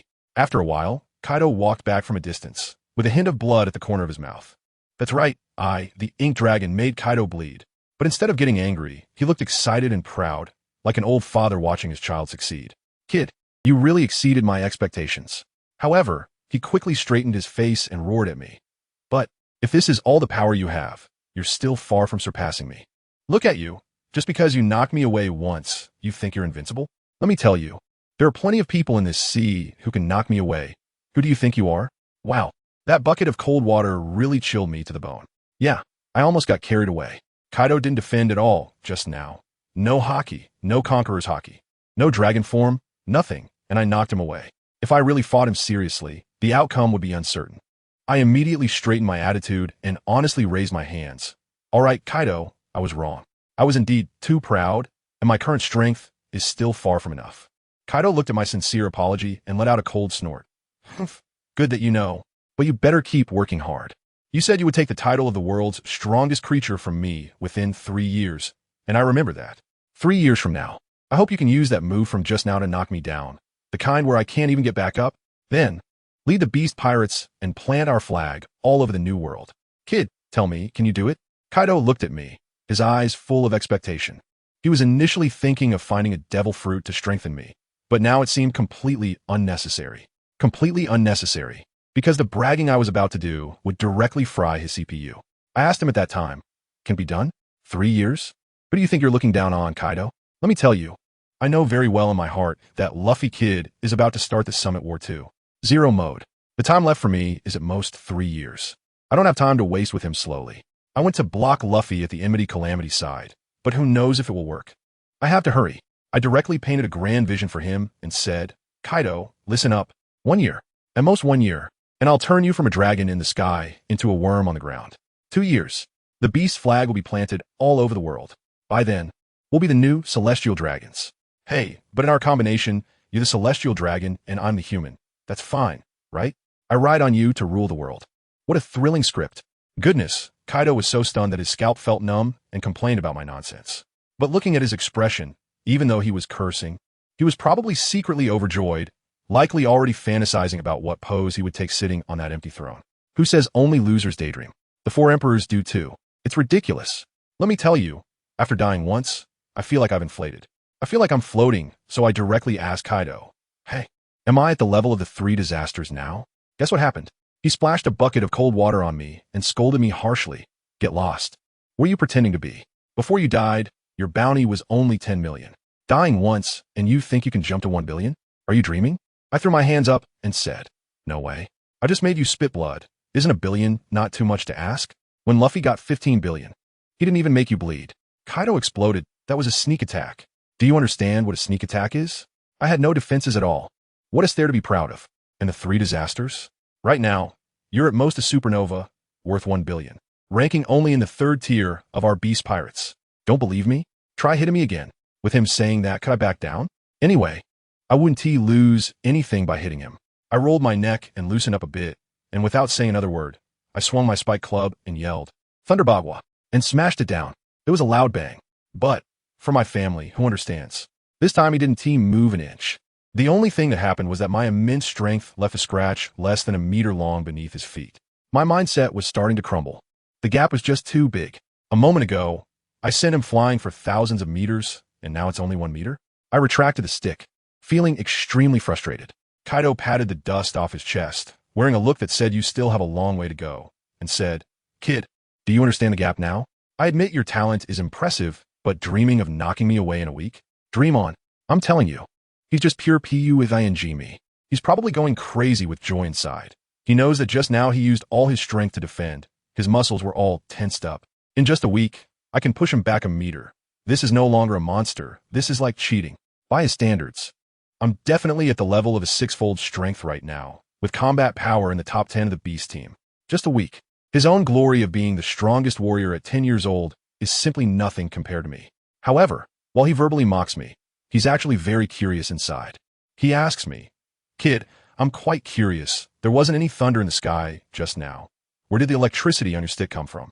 I laughed because I didn't expect it myself. I was struck by lightning, and guess what? It seems like I unlocked a new skin. My transformation ability has directly upgraded. Before, when I turned into a rock, I was still basically flesh, and it hurt like hell when someone stepped on me. But now it's different. After being struck by lightning, I can actually turn part of my body into electricity, and it even has an electric shock effect. I wanted to show off to him at that moment, so I snapped my fingers, and my finger turned into a jumping arc of electricity. Kaido was instantly stunned and blurted out, What the hell? Are you a Logia user? I shook my head and directly laid it all out for him. I'm not a capable person. I just got struck by lightning once, and that's how I learned it. Kaido's expression was like he had just heard something incomprehensible. He said if what I said were true, then everyone in the world would have to go out on rainy days with lightning rods to get struck by lightning. I shot back at that moment. Can they compare with me? Do they deserve it? Kaido was left speechless by my retort and had to skip the topic, asking me the most crucial question. So how did you come back to life and increase your power tenfold? I thought there was nothing to hide. So I told him the truth. Kaido, we were both wrong before. My strength doesn't come from training. It comes from taking hits. The more I get hurt, the stronger I become after recovering. Those previous encounters were just minor skirmishes, but this time you hit me with a full punch, which was the ultimate damage, leading to an epic enhancement, jumping from millions to over 1 billion. After hearing this, Kaido was completely stunned. First, it was training to get stronger. Now it's getting stronger by taking hits, and even if I die, I can come back and become even stronger. He probably thinks that I can't be explained by common sense anymore. I looked at him and added, with a hint of arrogance, you can treat me as a god. The god who saves this world. A god has somewhat unreasonable abilities, right? Kaido was completely out of patience, probably numb from my series of absurdities. But just then, I saw him rubbing his hands together and giving me an extremely lewd and sinister smile. Kid, since death can make you stronger. As soon as I saw the look in his eyes, my hair stood on end, and I quickly took 2 steps back, my hands guarding my chest. My mom always told me that boys must protect themselves when they go out. I never expected that you, Kaido, with your thick eyebrows and big eyes, would actually. At that moment, I was being dramatic, shouting fiercely, Kaido, what do you want? I'm not that kind of person. I'd rather die than submit. If you dare to do anything to me, even if I die, enough. Who am I performing for? Kaido swung his hand and snatched the nunchaku from my grasp. Didn't you say that death can make you stronger? I'll try it right now, smashing your head to see if you can surpass me on the spot. Saying this, he gripped the nunchaku tightly and shouted Thunderbawa, crashing it down toward my head. But just as the weapon was about to hit my face, he suddenly stopped, his hand shaking while gripping the nunchaku. I understood at a glance he is scared. He is afraid that this time I might really die and not be able to come back to life. I directly mocked. What's wrong, Kaido? Are you scared? Why are your hands shaking? He stubbornly replied. Whose hands are shaking? You saw it wrong. I said, all right, if you didn't shake, then you didn't shake. So go ahead and hit me. Didn't you say you wanted to smash my head? Why did you stop? Kaido hesitated for a long time and found an excuse. I think. Your last resurrection might have been luck, so let's not take any risks. Goodness. His indecisive demeanor completely infuriated me. I pointed to my forehead and yelled at him. Kaido, can you stop acting like a woman? You don't want me to get stronger. But I still want to. Hurry up, don't hold me back. Right here, aim well, and hit hard. Let me see if you're still able to swing that stick at your age. This completely enraged him. His veins bulged as he shouted. You little brat. This is your own doing. Don't regret it if you die. This time, his momentum was completely different, and I felt the air around us solidify. He swung his stick, delivering another thunderous blow, but this time, he held back. With a loud smack, I flew out like a kite with a broken string, crashing through a large area of trees before finally stopping. I got up, my face covered in blood, and walked back to him, looking at him with disdain. Kaido, haven't you eaten? Is this all the strength you have? Do you look down on me, or are you just deliberately going easy on me? I tell you, Kaido's face turned green at that time. He admitted that he got soft-hearted and was afraid of really smashing my head. I continued to taunt him with words. Humph. I only respect the strong. You can't even defeat me in seconds. You're not worthy of my respect. Kaido was provoked to the point of frustration, sighed, and said, all right. Kid, let's do it again. This time, I'll use my true Thunderbawa. If you want to back out, this is your last chance. I stood directly in front of him, looking fearless as if I was ready to face death. What are you mumbling about? Hurry up. I can't wait to enjoy the pain of death. Kaido took a deep breath, spat twice into his palm, and his expression instantly became terrifying. Thunderous 8 trigrams. This time, there was no earth-shattering momentum, but the power condensed on that spike club felt 100 times more terrifying than before. Bang! The club struck solidly against my chest. I didn't even fly away because my fragile body simply couldn't withstand the unmatched force of this top-tier powerhouse. Then, with a bang, I exploded. Let me tell you, that scene was incredible. My upper body was instantly transformed into a mist of blood, performing a magic trick of disappearing on the spot. All that was left on the ground were 2 legs, standing there all alone, like a handsome ruin. Kaido was completely stunned at that moment, completely petrified, and the spiked club in his hand was about to spark from how tightly he was gripping it. I felt like my ethereal soul was floating nearby, watching my father-in-law acting out his inner drama. He stared intently at my 2 legs, waiting and waiting for a good few minutes. Who understands? Family? It felt like time had stopped, and the air was filled with awkwardness. And what happened? My upper body just didn't grow back. Kaido finally couldn't hold it in any longer and started to go into a frenzy of self-criticism. I'm such an idiot, he muttered to himself. How could I believe this kid's nonsense? Coming back to life? I personally blew up my son-in-law. I'm doomed. The regret was so intense. It was as if he wanted to bang his head against the ground. As he spoke, he raised his hand to give himself a slap. Just as his hand was about to hit his big face, I made my grand entrance. Hey, Kaido, what are you doing? Punishing yourself with 3 cups? That is quite a unique hobby. I tell you, the moment my voice came out, Kaido's palm abruptly stopped in midair, but due to inertia, it still lightly slapped against his own face. The feeling was almost flirtatious.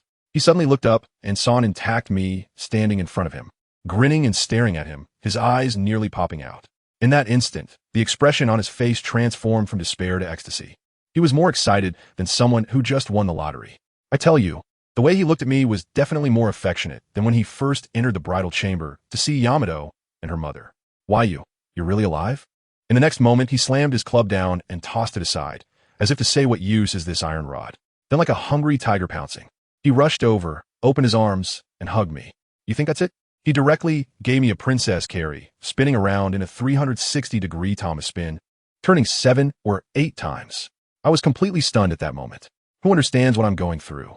I'm a grown man, being held in the arms of a giant over 8 meters tall, spinning around.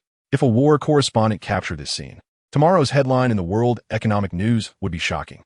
The story that 4 Emperor Kaido and his little white-faced son-in-law have to tell. Am I supposed to keep my face? All right, enough. I quickly patted his shoulder, begging him to put me down. I'm a married man. What would people think if this got out? Only then did Kaido realize, and he hurriedly set me down. Indeed, if this got out, any familial bond between father-in-law and son-in-law would be twisted into a restricted storyline by those headline seekers. I'd really be unable to wash that off even if I jumped into the sea of the new world. Just as he set me down, my father-in-law was restless again, reaching out his big hand to touch me all over, from head to toe, like he was inspecting pork. I guess he was curious about how my body had healed, but since he didn't see the process, he wanted to verify if it was the original. Enough already. I really couldn't take it anymore. I swatted his hand away. I know you care about me, but we're both grown men. Doesn't this feel a bit perverted? Kaido's face turned red. He also felt it was a bit too much and quickly changed the subject. Kid, didn't you say dying once can lead to a rebirth? How do you feel now? Has your strength increased? Saying that, he ran back to pick up the kanabo and shoved it into my hands. Come on. Give me a hit. Let me test the goods. I held the heavy wolf-tooth club, but I couldn't muster any strength in my heart. I sighed and said, forget it. I feel like there hasn't been much change this time. Perhaps my abilities have reached their limit. At that moment, I felt a chill in my heart. Think about it. Death should be the heaviest injury, right? I've already experienced it. Does that mean my cheat code has expired? From now on, will I be stuck at this 1 billion bounty level? When Kaido heard me being so down, he immediately became displeased and started to encourage me. Nonsense. What are you afraid of? What if there's a surprise? He forcibly shoved the club into my hand and said, besides, you can't just lay flat. Have you thought about Yamato? She's already beautiful, and now she has the wife attribute. Do you know how many people on the sea want to be a pirate? To protect your wife, you need to get yourself together. Goodness, this old man really knows how to motivate people. When he said that, my fighting spirit ignited again. Yeah, for Yamato, I can't be cowardly. All right, Kaido, thanks. To repay you, I'll try not to beat you in front of outsiders in the future. I smiled at him and tightened my grip on the club. Kaido also laughed, probably thinking that this kid really dares to say anything. I moved my wrist, posed in front of him, and the electric current instantly wrapped around the stick. Thunderous gossip. I gathered all my strength and let out a loud roar as I swung down hard. Bang! With a huge sound, Kaido was directly sent flying by me. Like a cannonball, he crashed into a big tree hundreds of meters away, and then slid down. I was stunned at that moment. Wow, did I really do that? I remember before when I hit him, he would at most take a step back, but this time he flew away. Have I really gotten stronger? Before I could finish feeling happy, Kaido ran back from a distance, glaring at me angrily. Kid, still saying you haven't improved? Are you here pretending to be a pig to eat a tiger? I could tell right away that his acting was so good that even the Oscars would have to rush to present him with a banner. I patted his shoulder and sighed. Ah, Kaido, you've worked hard for me too. He was taken aback, probably realizing he had blown his cover. Once I exposed him, he stopped pretending and said, all right, you caught me. I was just pretending to fly out on purpose to boost your confidence. But your strength has indeed improved. About 10%. He analyzed that although I was beaten to a pulp this time and died much more miserably than last time, the slight increase was still effective. Hearing this, I felt it made sense. Previously, my growth was exponential, which was very noticeable. But this 10% increase in power, I might not even be able to perceive. Fine, as long as I can still get stronger. Just as I sighed in relief, Kaido revealed a smile that sent chills down my spine. Kid, that's it for today. He pointed to the setting sun. Tomorrow, We won T-Learn Hockey. I'll take you into real combat. You'll experience what it feels like to be turned into a sieve by countless bullets, minced by knives, and blown to bits by cannons. Don't you get stronger the more miserable you die? Let's try out various ways to die tomorrow. At that time, my expression was like an old man on the subway looking at his phone. What grudges do we have? Do you really want me to experience what true cyber ascension is? I gritted my teeth and said, bro, it's going to hurt. Pain is pain. What does a real man fear pain for? Kaido waved his hand decisively and said, it's settled. You have strength, but no experience now. A real fight could easily take you down. You must go train tomorrow, although I have 100 doubts. I thought it would be good to vent some frustration and regain my confidence, so I didn't argue further. In the evening, Kaido transformed back into his dragon form and took me back to Onigashima. Yamato had been waiting for me in the villa's yard, pretending to sweep the floor. But her eyes never left the sky. When she saw the azure dragon flying over, she threw the broom down with a clang. But when she saw me jump down unscathed, she was completely stunned, standing there in a daze. I walked up to her and asked curiously, dear, what's wrong? She stared at me blankly and said, you didn't get hurt today? The expression on her face seemed to say, huh? Why are you still alive today? My family seems to understand. She seems to have gotten used to me being carried back every day. Today, I'm lively and well, and it's her that's not used to it.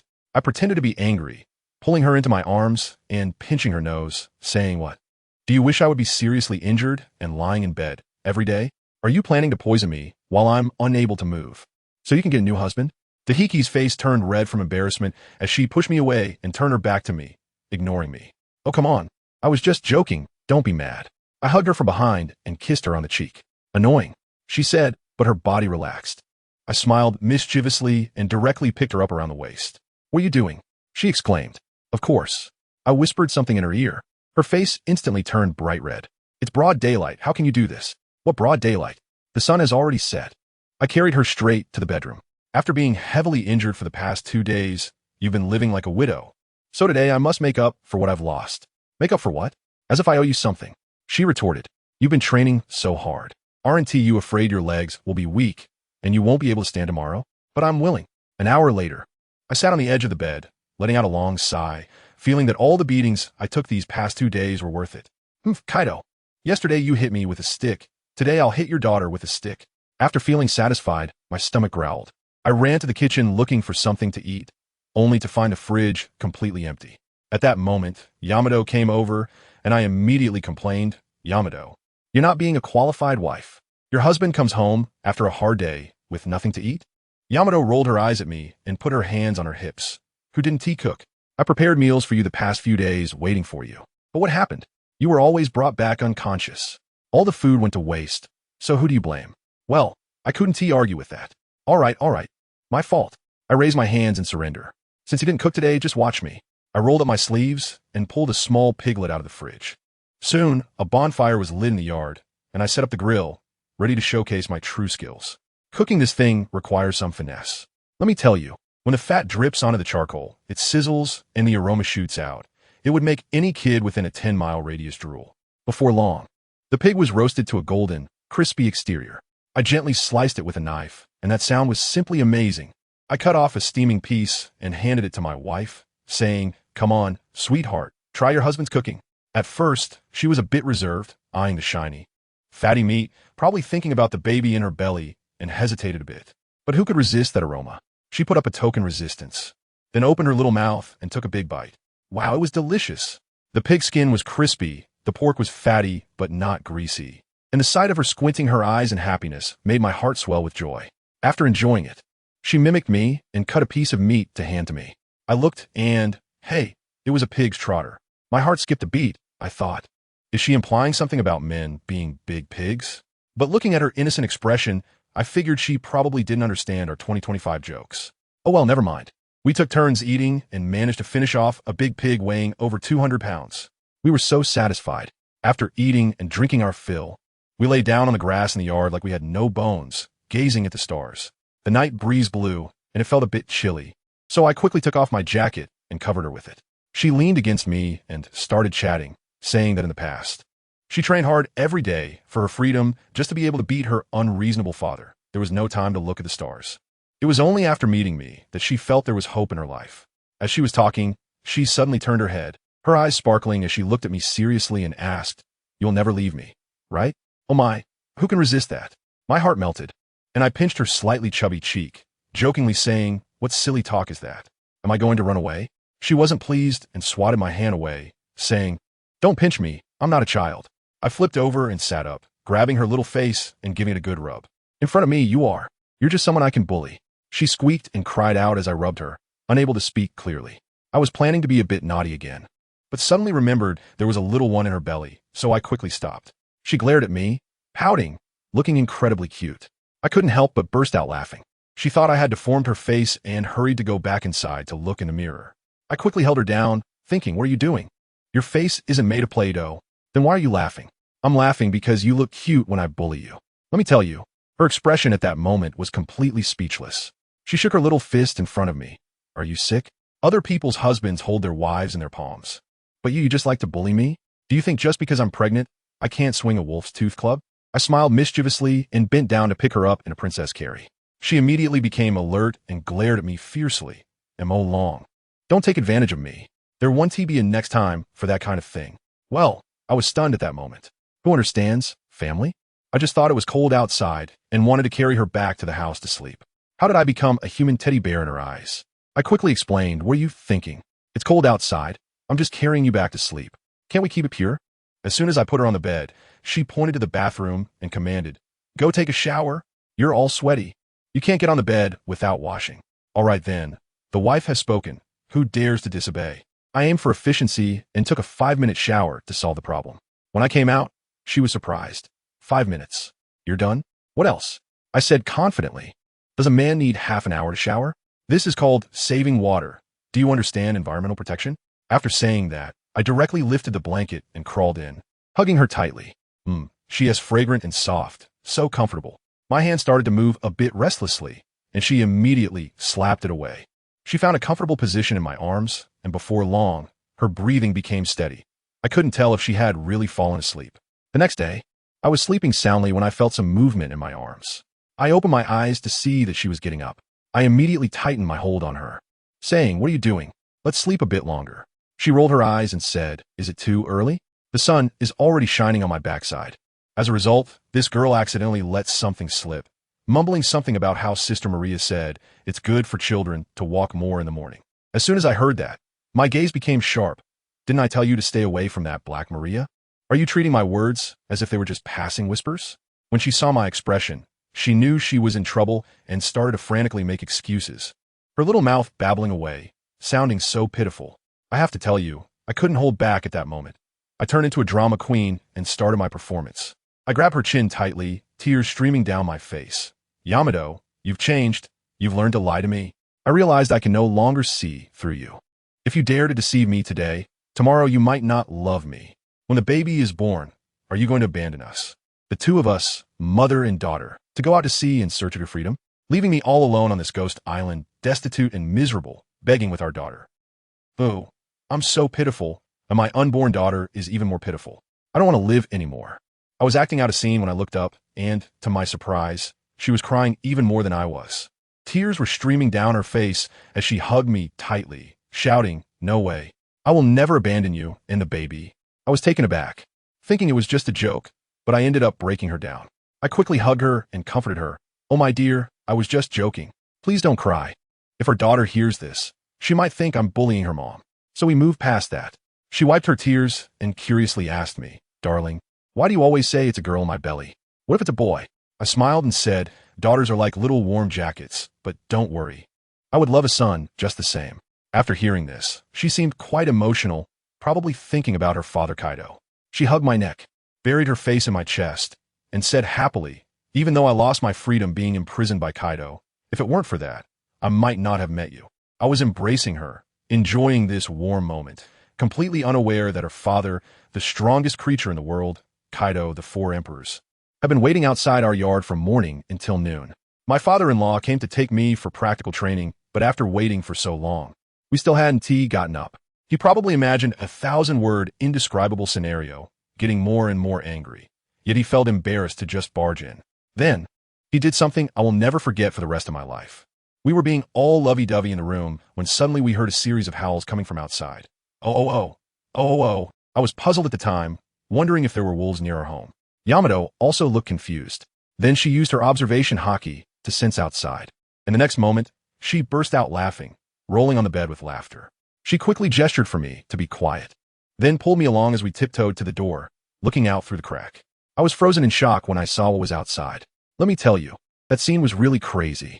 Kaido, the beast of the four emperors, was squatting in our yard like a big husky, tilting his head back and howling like a wolf just to wake us up. I felt like my CPU was on fire. Yamato went back to change clothes, and I held back my laughter as I walked out, pretending to just wake up. I asked in surprise, "Oh, Kaido, what are you doing here? By the way, did you hear a wolf howling just now?" That old man actually started to make up a story without batting an eye. "I heard it. Just now. A wolf was howling outside your yard, and I kicked it away with one kick. No need to thank me. It's what I should do. I really can't hold it in anymore." Ha ha ha. I laughed so hard I was slapping my thigh, and tears were streaming down my face. When he saw my reaction, his face instantly darkened, looking like the bottom of a pot. He suddenly understood that we had just seen everything in the room.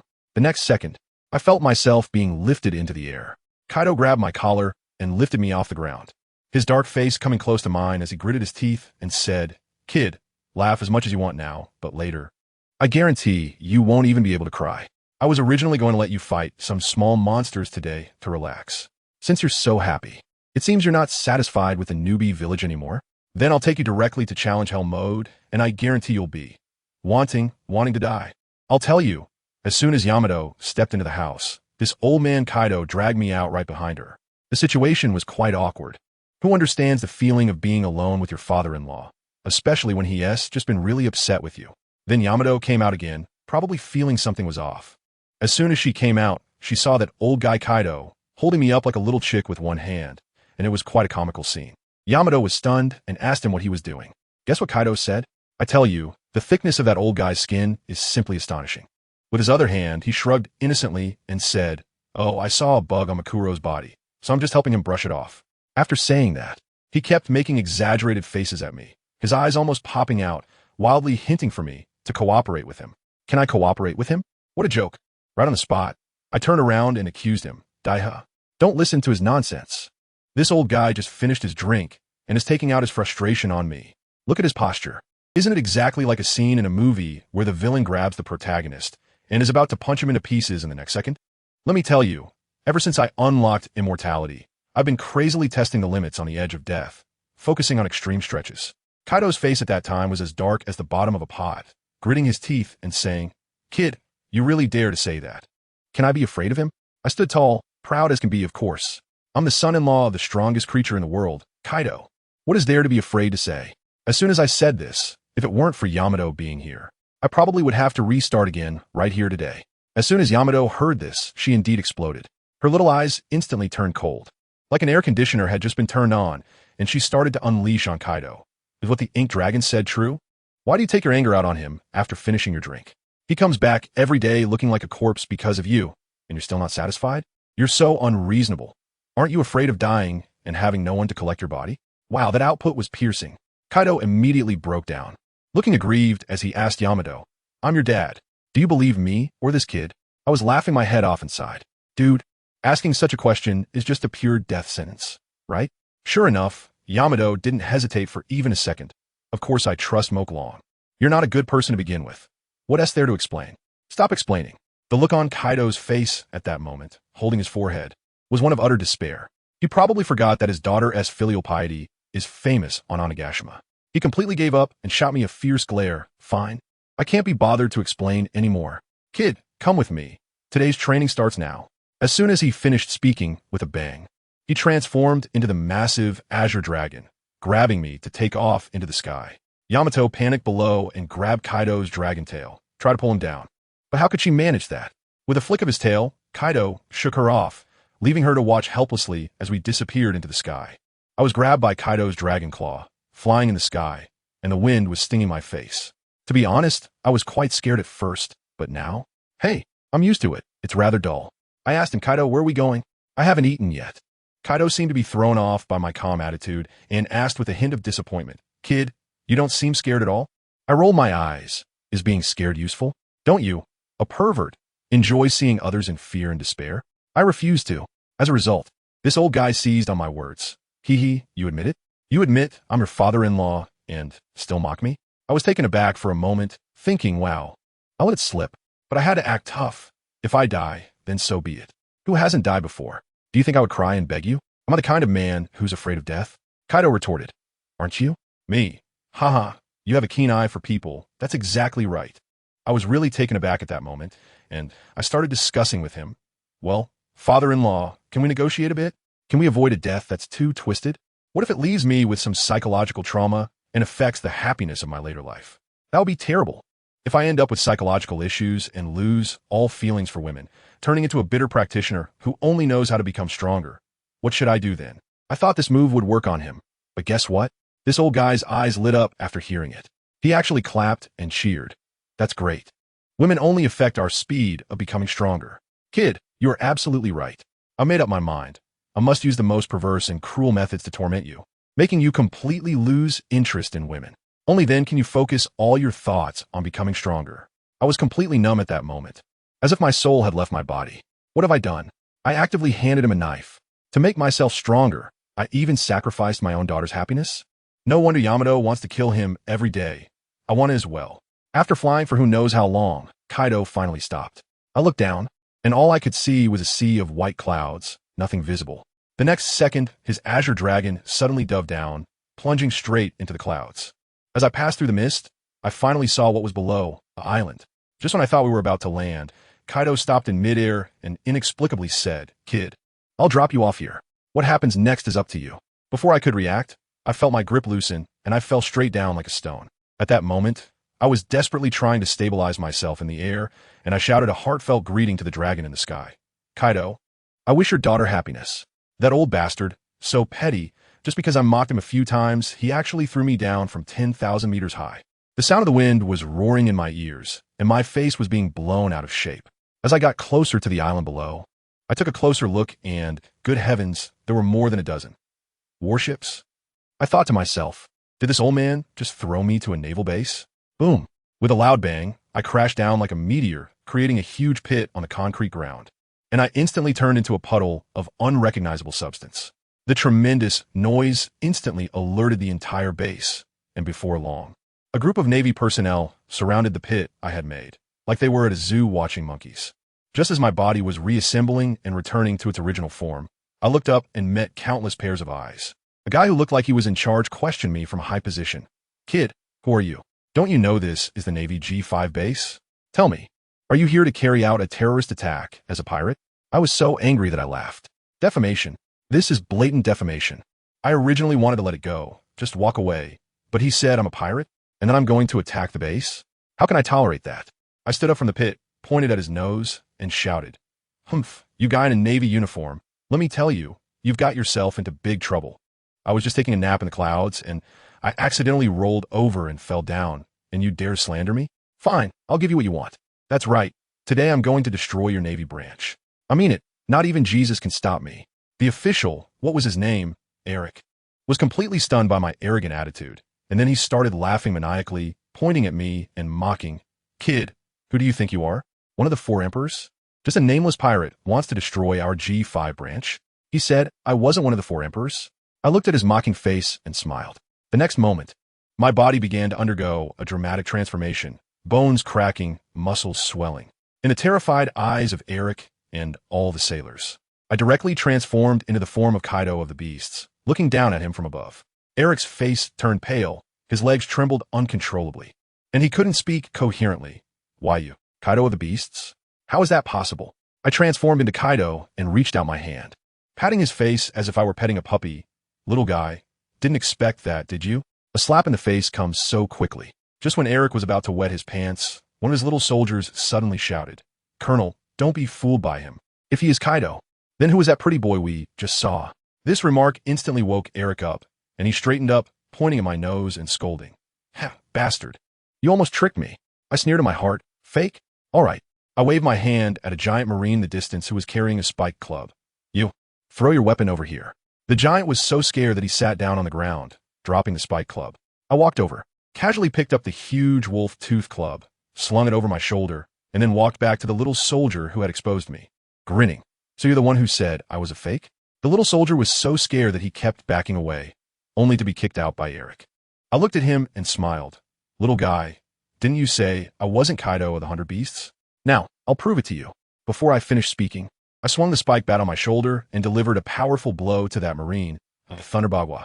Boom. The Marine didn't even have time to react. He was sent flying like a cannonball, turning into a dark shadow and crashing hard into a warship hundreds of meters away. With a crack, the massive main mast broke. Then, like a domino effect, it toppled over, smashing down a large part of the fleet. This instantly silenced the entire scene, especially that colonel named Eric.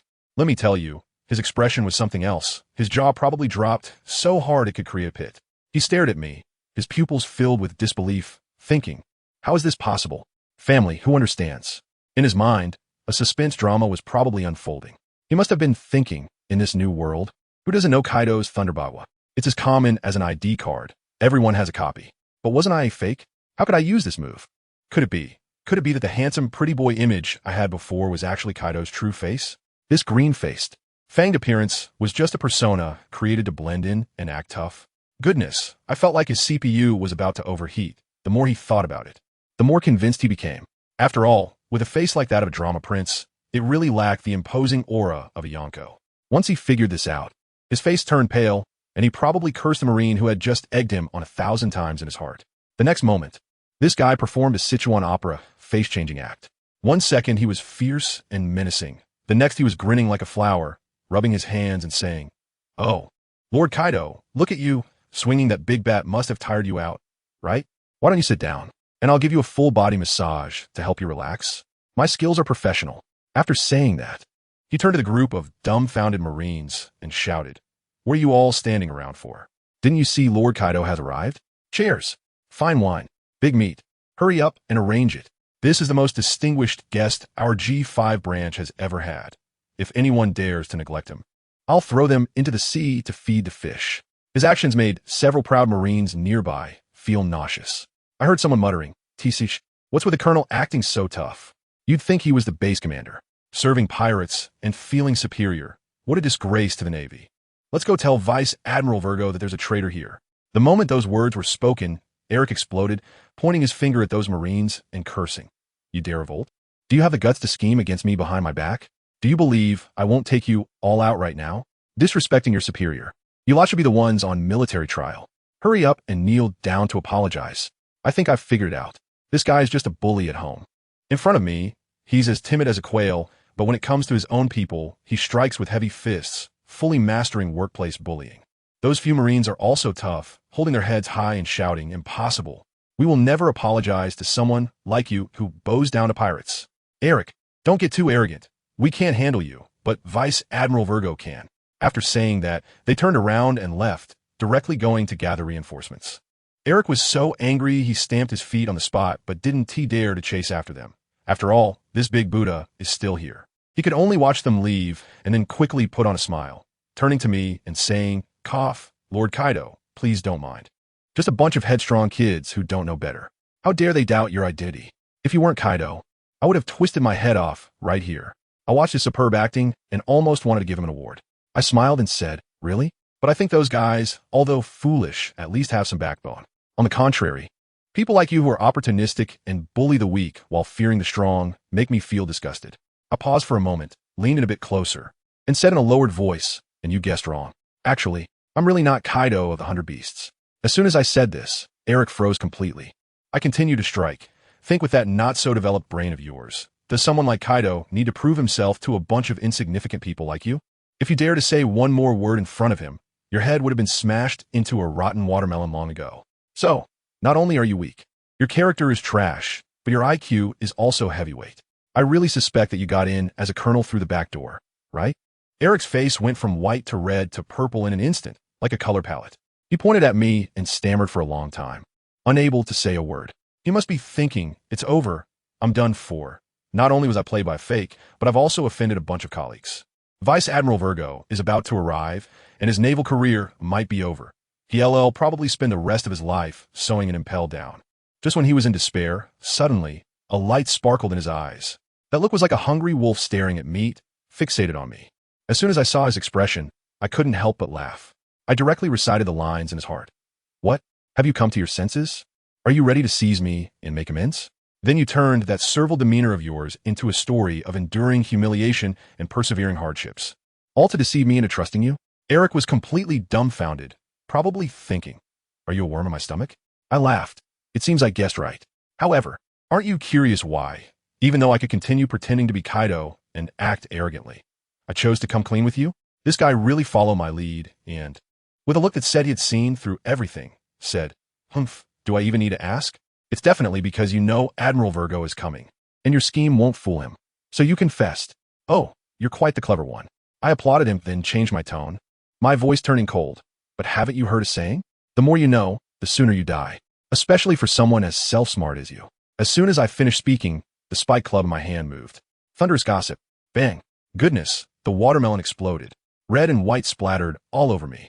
I casually tossed the stick aside, just as a large group of Marines surrounded a tall man wearing sunglasses, walking towards me from a distance. The leader among them was none other than Virgo, the highest commander of the G5 base. He had witnessed the scene where I took down Eric. Virgo's gaze was quite sharp. He stopped from afar, stared at me for a long time, and then shook his head. He must have realized that my Thunder Bagua was a low-quality imitation, lacking the soul that the genuine Kaido possessed, and its power was nowhere near comparable. He walked over step by step and stopped 5 meters in front of me, looking up at me with a furrowed brow, probably not liking the feeling of being towered over. Speak, who are you? His tone was calm, but the pressure was intense. What is the purpose of impersonating Kaido the Beast?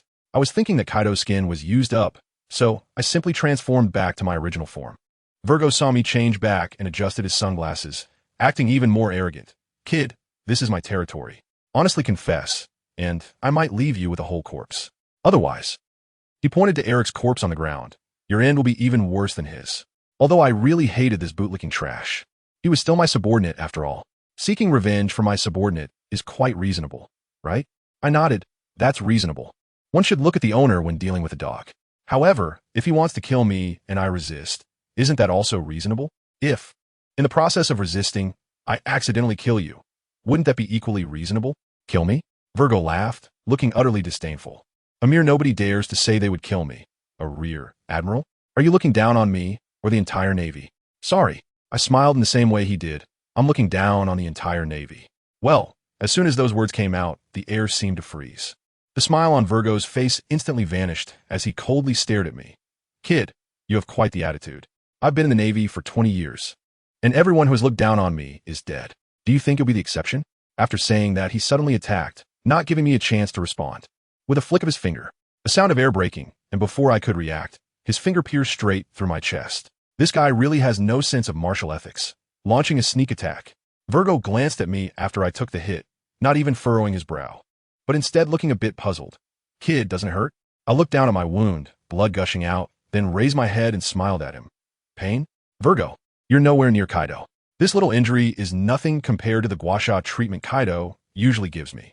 Heh, bleeding a bit and you start talking nonsense? Virgo sneered. And Kaido gives you special training? Who do you think you are? I think you're just losing too much blood and going numb. Stop pretending if you're scared. Just shout it out. No one will laugh at you. You really talk too damn much. I was too lazy to argue with him. I suddenly stepped forward and threw a punch right at his face. Virgo was already on guard, shouting, Iron block. Bang. My punch landed squarely on his face, like hitting a steel plate. But so what?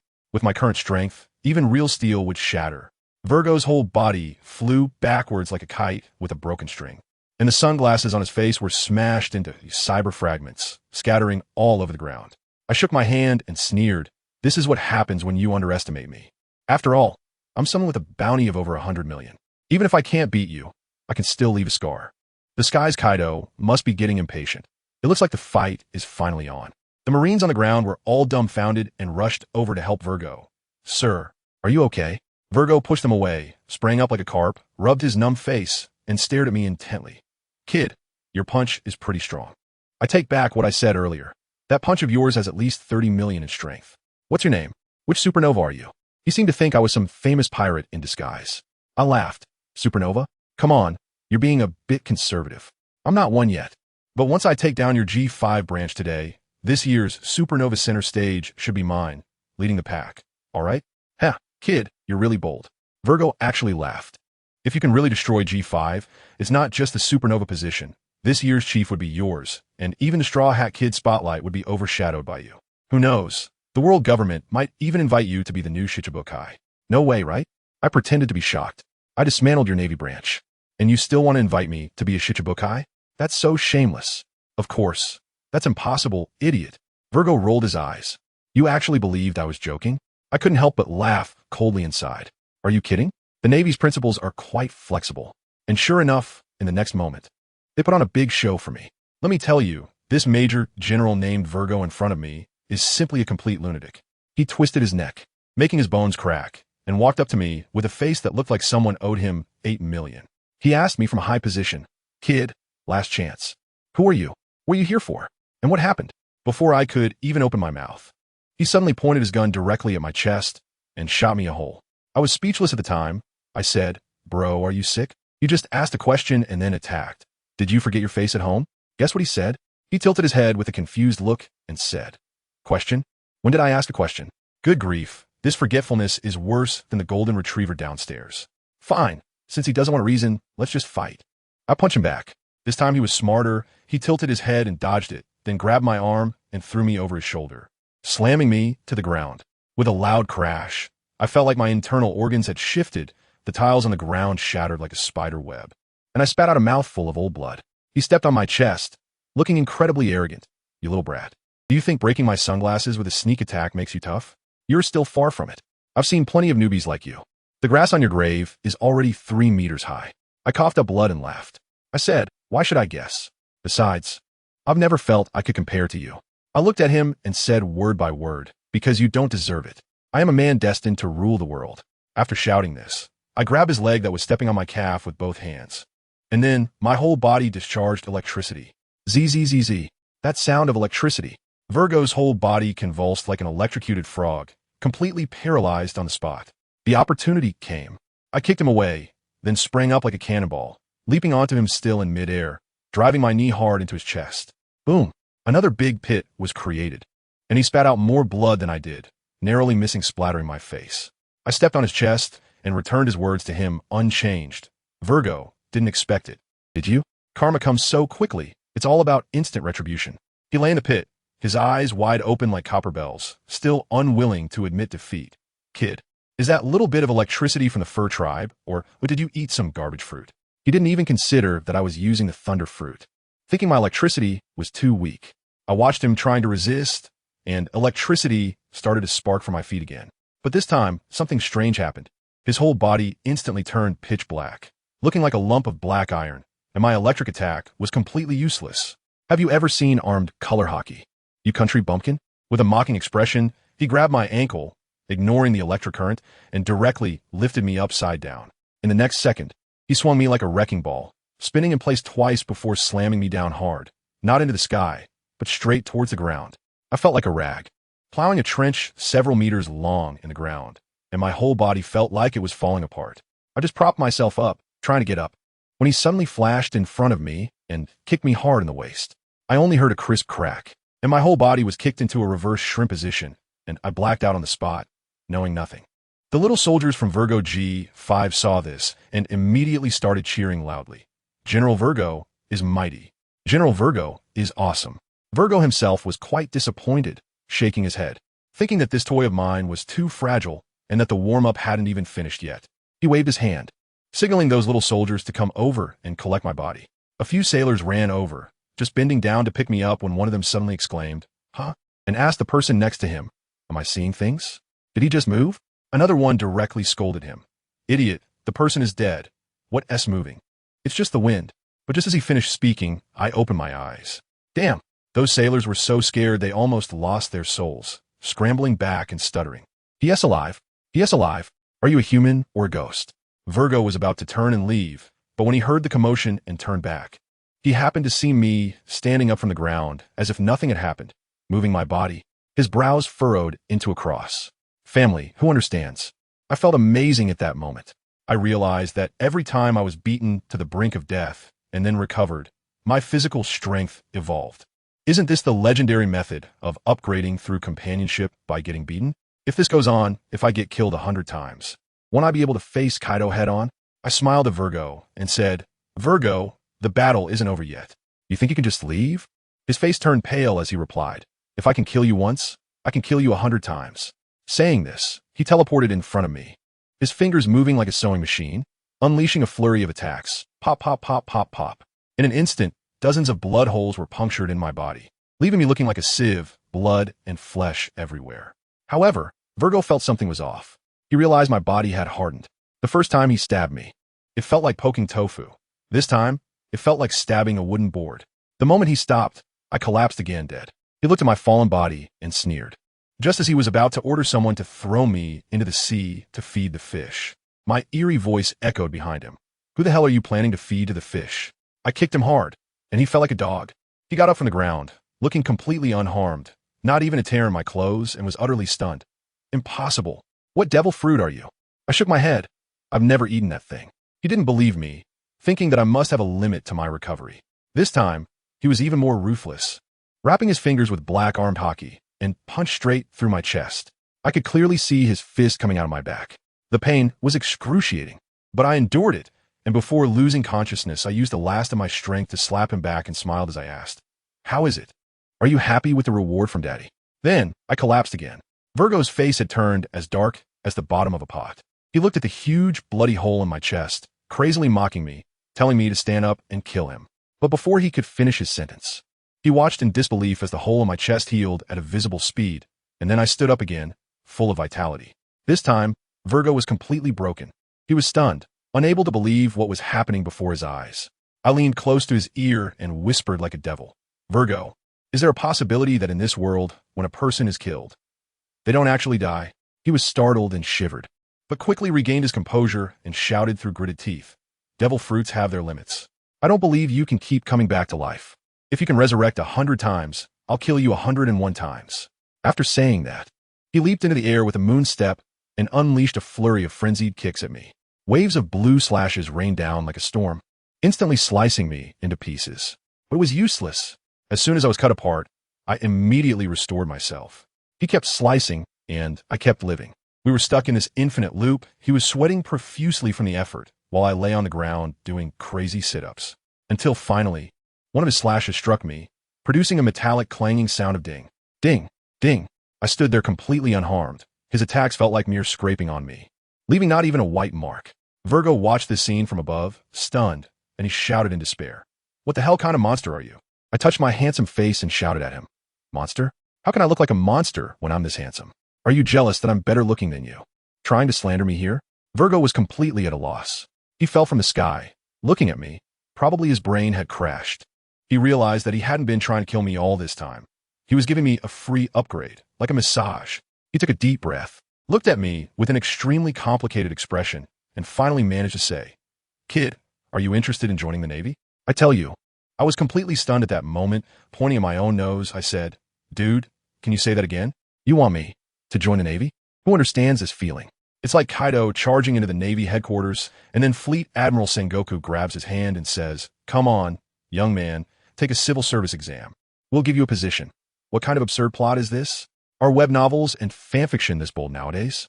And this Virgo is really getting into it, starting to paint a big picture for me, saying that the Navy is the only overlord at sea, and a talent like me should shine for justice.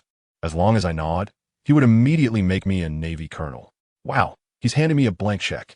I stroked my chin and laughed, saying, colonel, huh? Sounds pretty tempting, but are you sure you have the authority to do that as a vice admiral? He was so confident, pounding his chest and saying that the G5 branch is under his control and even the Navy headquarters can't interfere.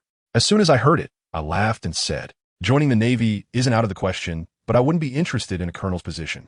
I looked at him, smiling brightly, and added, if you could let me sit in your position as a lieutenant general, I might actually be quite interested. Hee hee, only kids make choices. I want both the Navy and the pirates. Virgil's face darkened at that moment, and he told me I was being greedy. I went straight for it and said, as a man, if you don't have big ambitions, can you still be called a man?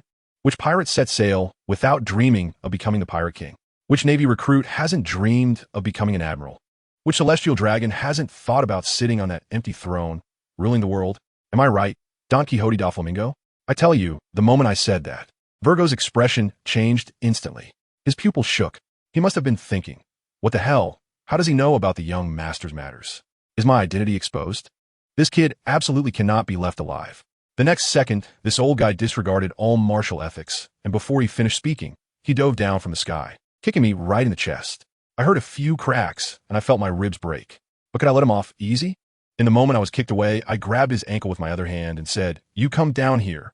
I took him down with me, swinging him around and smashing him hard into the ground. With a loud bang, the ground was directly smashed into a big pit. He stood up as if nothing had happened, brushing off the dust, while I was still in pain in my chest. He beckoned to a Marine in the distance, and a soldier immediately ran over to hand him a short bamboo stick.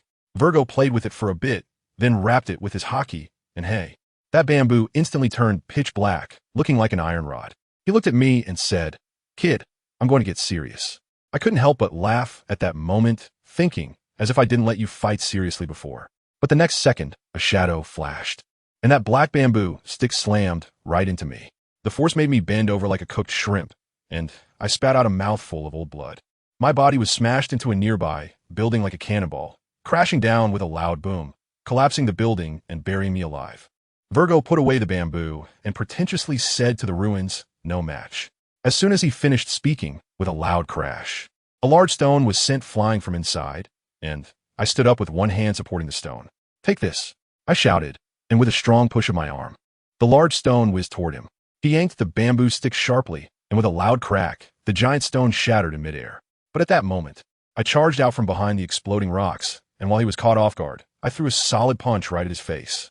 The punch sent him flying. But this old guy was indeed skilled. He flipped in the air, landing on his feet, and rushed back with his entire body covered in armament hockey. He appeared in front of me, and with the bamboo aimed at my heart, he thrust it forward. The tip of the bamboo pierced my chest, but it seemed he wasn't satisfied with the depth.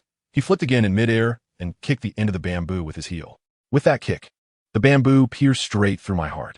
The immense force made me stagger back repeatedly, and I finally stomped my foot on the ground to stop myself. I looked down at the bamboo piercing through my heart, reached out, grasped the bamboo, and yanked it out forcefully. With a squelching sound, blood sprayed everywhere. I casually threw the bamboo on the ground and smiled at Virgo. "Virgo, is this your full strength?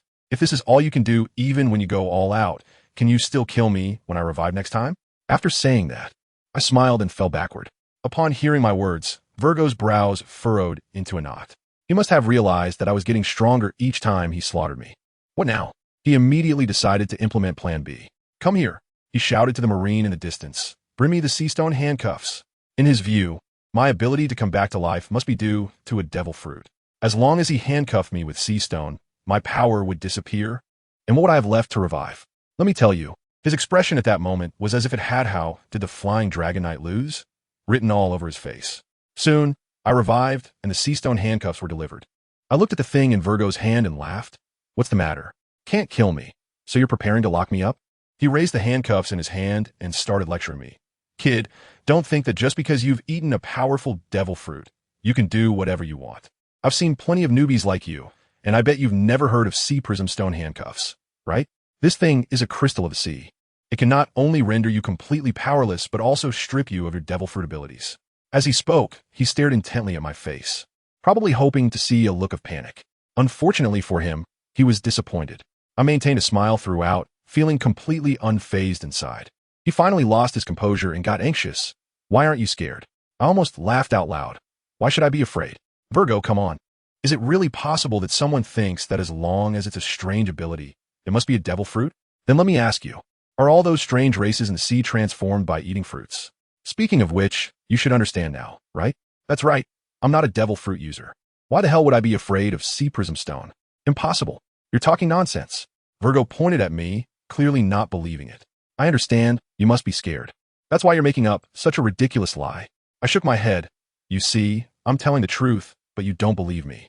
However, that doesn't seem matter anymore because you are about to die." I moved my neck, making cracking sounds, and a surge of power made me feel energized all over. "That's right. Thank you, Virgo, for providing a companionship-style growth experience. I've already completed your exclusive experience package." After hearing my words, Virgo laughed heartily, almost to the point of tears. "This is too ridiculous. This is the funniest joke I've ever heard in my life. You? Who can kill me? Who can kill me? Who can kill me?" he asked 3 times. Then, with an expression of extreme disdain, He pointed his toes and instantly vanished from the spot, leaving only a pit. Keet. This time I'm putting the sea tower stone on you. Let's see how you can resurrect. His voice echoed in my ear as he appeared in front of me, handcuffed, but just as he was about to grab me. I moved. I slowly raised my palm and then swung it down heavily. Clap. A crisp sound rang out. Virgo was knocked back as if he had been hit by a speeding truck, flying out as fast as he came in. His body flew horizontally for hundreds of meters, rolling on the ground, rolling and rolling, until he finally came to a stop after a long while. The Marines in the distance had their jaws almost dropping to the ground, each one holding their heads in disbelief. Virgo struggled to prop himself up, trying hard to get up, but his head was spinning and the whole world was spinning around him. My slap had fried his CPU, leaving him unable to tell east from west. He struggled several times before barely managing to stand up, but just as he tried to take a few steps, his feet started to move on their own, stepping in a devil's dance. Before long, he fell to the ground once again. After an unknown amount of time, Virgo finally stood up again, and the look in his eyes when he looked at me had completely changed. I walked toward him step by step, thud, thud, thud. Each step felt like treading on the hearts of those Marines. I walked 5 meters in front of him and stood still, looking at him and complimenting. It seems like you can take a beating, huh? This remark sounded worse to him than being scolded. He was so angry that he opened his mouth to shout at me, but what came out was just a wailing sound. I was stunned, and he was stunned as well. He pressed his chin down, and with a few loud cracks, he put his dislocated jaw back in place, which I had knocked out of joint with a slap. Kid, don't get too cocky. He yelled at me, his entire body hardening with armament. You only succeeded in a sneak attack once. Don't act like you've already won. I shook my head with a smile. You're really persistent. I already said, the battle is over. Right now, in my eyes, you're like this piece of rubble on the ground, easily crushable. As I said this, I lifted my foot and stomped down hard on a piece of rubble, and with a bang, it was instantly ground to powder. A gust of wind blew, and the stone dust flew right into Virgo's face. Achoo! He sneezed and glared at me. You actually compare me to rubble? Who can't do that? To prove himself. He bent down, his hand plunging into the concrete like it was tofu, pulling out a large chunk of stone and crushing it into powder on the spot. He spread his hand and lightly blew the stone dust towards me, the scene initially looking quite impressive. However, a gust of wind blew back, and the dust he had blown out came back and covered his own face. Do. He kept sneezing, looking utterly disheveled. Not far away, a Marine couldn't hold back and burst out laughing. Virgo's face, covered in white dust, instantly darkened. In the next moment, he dashed in front of that Marine. Before the Marine could finish his words, Virgo struck. Finger gun, penetration. With a jab of his finger, he pierced straight through the Marine's heart. Looking at his subordinate collapsed in a pool of blood, Virgo coldly said, I don't like to hear explanations. If you want to confess, then go to hell and confess. The surrounding Marines were so frightened they fell silent. I couldn't help but applaud as I watched the scene unfold. Clap, clap. Clap, clap. I started clapping for him right away. Goodness, I went straight for the mockery, saying, TSK, TSK, TSK. Virgo, you're no different from your previous subordinate. Treating your own people so harshly? That guy's face turned a pig liver color, his expression twisted like a Picasso painting, and he gritted his teeth, saying, Don't worry. I'll be even harsher to you, an outsider. I couldn't help but laugh at that moment, and I beckoned him with my finger, saying that anyone can talk tough, right? Come on, let me see what kind of weight you, a rear admiral, really carry. I tell you, that guy was really anxious. As soon as he finished speaking, he disappeared in a flash, so fast that I couldn't even see a shadow, just felt a gust of wind pass by. When he reappeared, he was already right in front of me, a long black leg, full of a powerful armed presence, coming straight from my forehead. He thought that if he landed that kick, my head would explode like a watermelon. And the result? I raised my arm, and hey, it was easily blocked in such a casual manner, as effortless as playing around. His expression, who among the family understands it? It was like seeing a ghost, his eyes almost popping out, murmuring, This is impossible. This is impossible. I couldn't help but laugh at that moment. Impossible? There's nothing impossible in this world, especially the fact that I can easily block your full force attack. As I was about to reach out and grab his leg, this kid reacted quite quickly, pulling his leg back and throwing a punch at my chest, trying to push me back.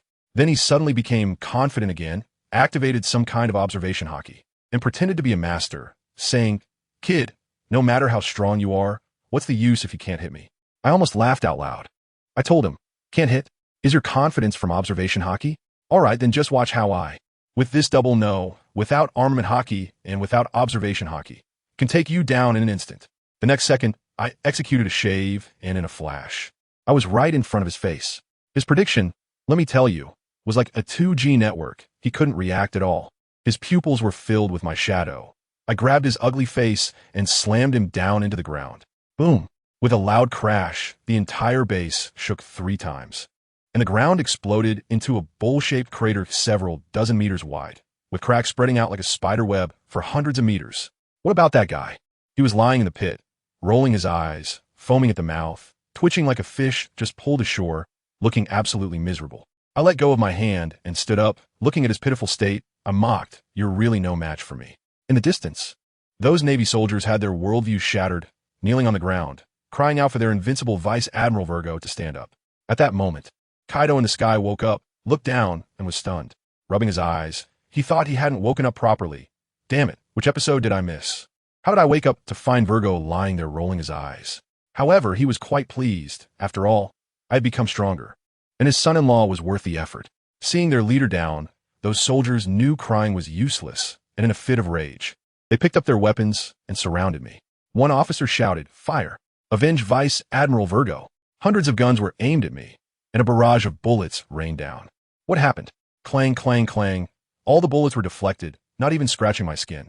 Now, those people were completely dumbfounded. The officer panicked and shouted, "Get my Italian cannon over here."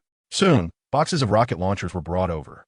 A soldier even tried to advise him, saying Virgo was still at my feet, so be careful not to hit him. The officer kicked that soldier away. Let me tell you, I could hear this guy calculating in his mind from 800 meters away. A double kill with 1 shot.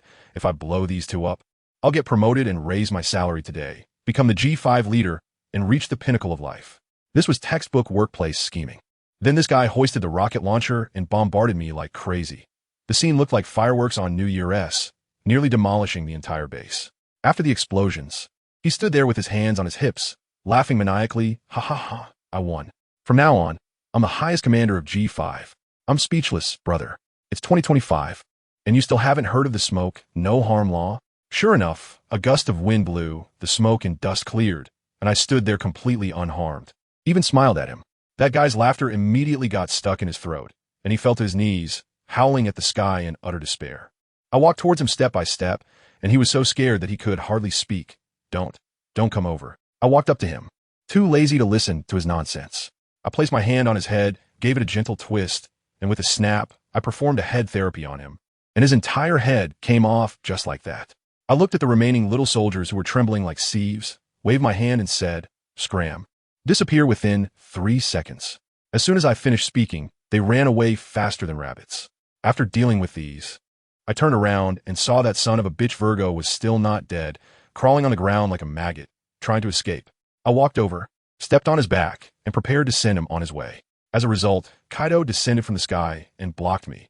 "Kid, that's enough, back off." I was furious at that time. Are you going to manage this too? He has tried to kill me so many times. I must take revenge. Kaido explained that killing a Navy Vice Admiral would completely anger the Navy headquarters, and he was afraid I wouldn't be able to withstand the pursuit of the admirals. I shot back directly. "If I can't take it, isn't there still you? You wouldn't tell me you're scared, would you?" Kaido got fired up by my provocation. "Am I afraid? Just a mere Marine Admiral. If you want to kill me, go ahead." "All right, that settles it." I lifted my foot, ready to stomp down. Who knew that Virgo, this bastard, had an overwhelming will to survive and shouted with his last bit of strength, "Lord Kaido, I'm from the Don Quixote family. Please save me." "Stop." Kaido called me to a halt again. "I'm really annoyed. Are you done yet?" Kaido pushed me away and asked Virgo if he was one of Doflamingo's men. Virgo, like he had grabbed onto a lifeline, quickly admitted that he was an undercover agent. Kaido hesitated this time. After all, Doflamingo was his arms dealer, supplying him with artificial devil fruits. He turned to me and said, "Kid, what do you think? This is one of my allies' men. Can we give him some face?" I laughed directly. Is one Don Quixote Doflamingo worth this? Don't say he doesn't know. Even if we killed this guy in front of him, would he dare to make a sound? If he dares to say no today, I'll go demolish his hometown tomorrow. When Virgo saw that begging for mercy was useless, he actually turned around and threatened Kaido, saying that if he killed him, Doflamingo would cut off the supply of artificial devil fruits, and the beast pirates would be finished. This guy really talks too much nonsense. I looked at Kaido, and he laughed too. He hates it when others threaten him.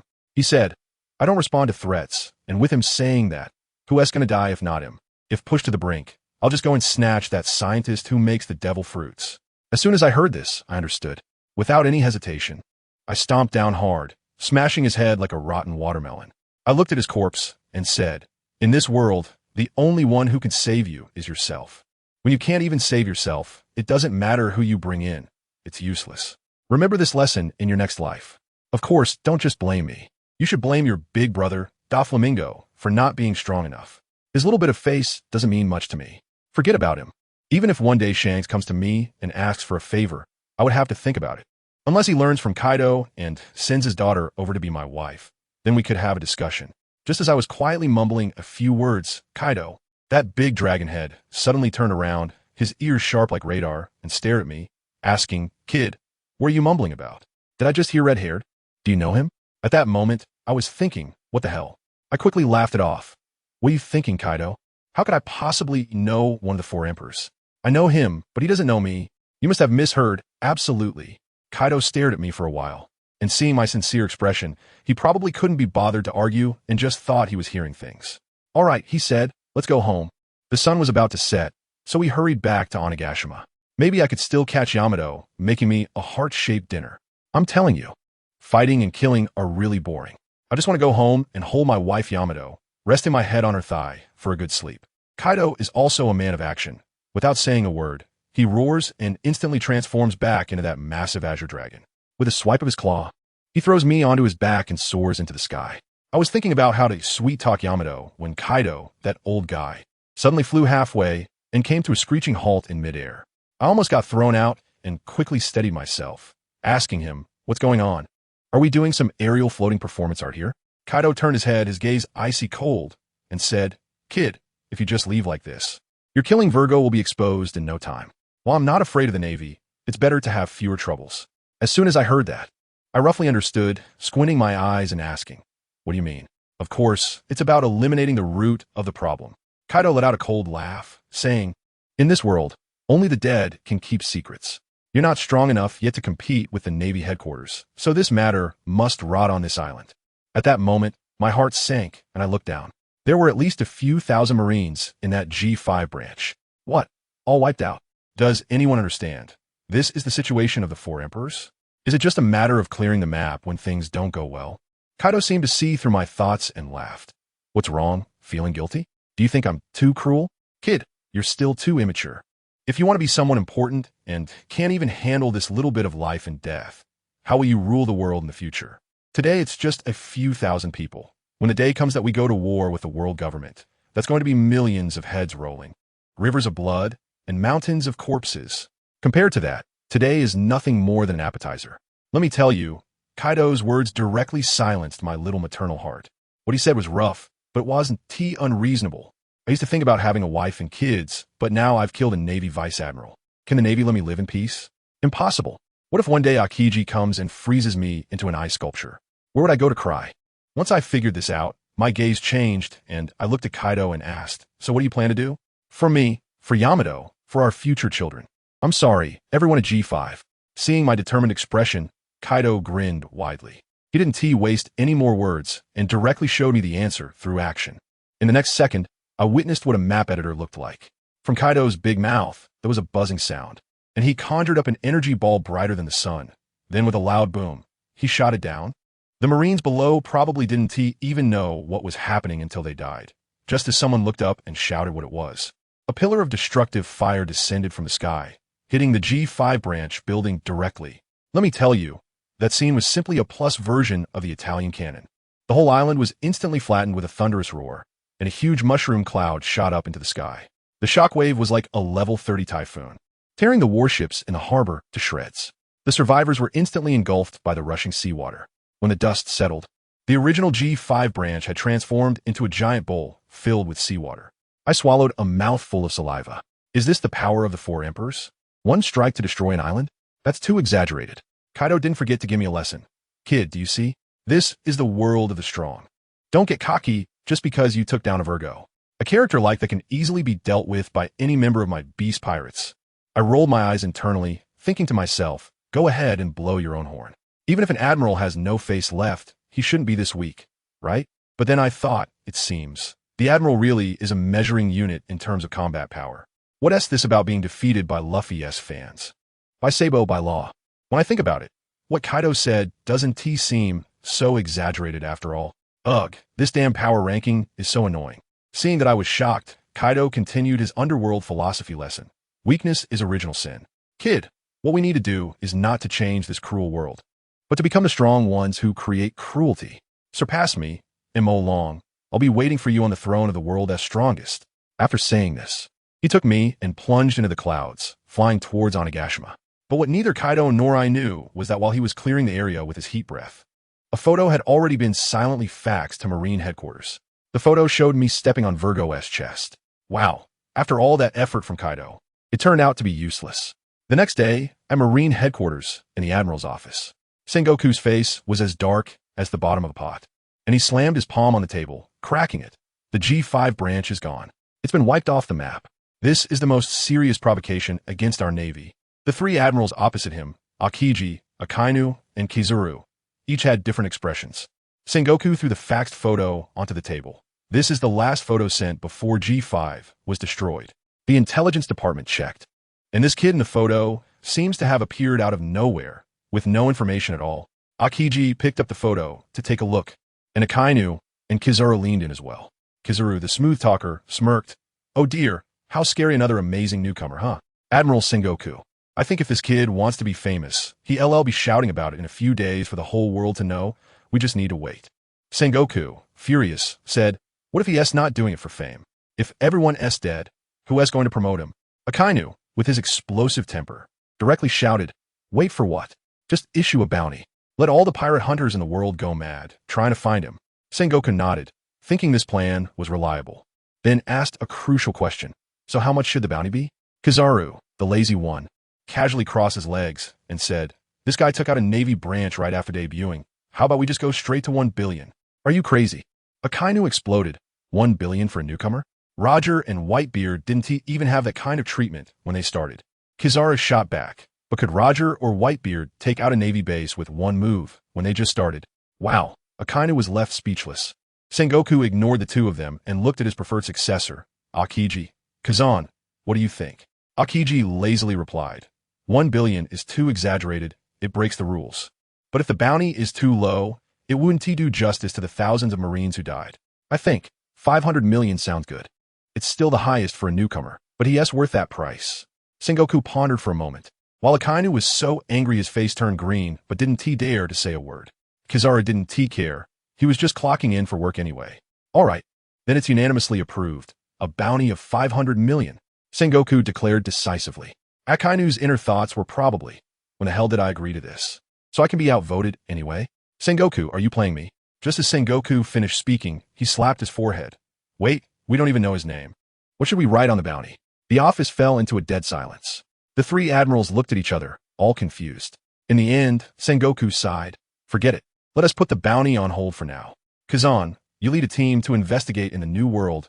We must dig this kid out for me. Aokiji nodded. Mission guaranteed. Meanwhile, on Onigashima, I was squatting next to Yamato, pressing my face against her slightly bulging belly, happily listening to the sounds inside. Yamato held my head and gently asked, do you hear anything? I pressed my ear tighter against it, and after a while, I finally lifted my head with a mysterious expression, meeting her pair of big, expectant eyes. I heard it, I said with great certainty. Yamato instantly became excited, grabbing my arm, and asked nervously and eagerly, really? So, what did the baby say? Did she call for mom? I was taken aback by the question. I thought to myself, this little guy is still in the belly. How can he call me mom? So I honestly replied, no, not really. Goodness, Da's face instantly fell, and her lips puffed out like she could hang an oil bottle, looking so aggrieved, muttering to herself, huh? All my efforts shouting mommy at my belly every day were for nothing. Family, who understands? Her little expression nearly melted my heart, so I quickly asked, then tell me, what did the baby say? I had to organize my words properly, and just as I paused for a moment, the soft flesh on my waist took a hit.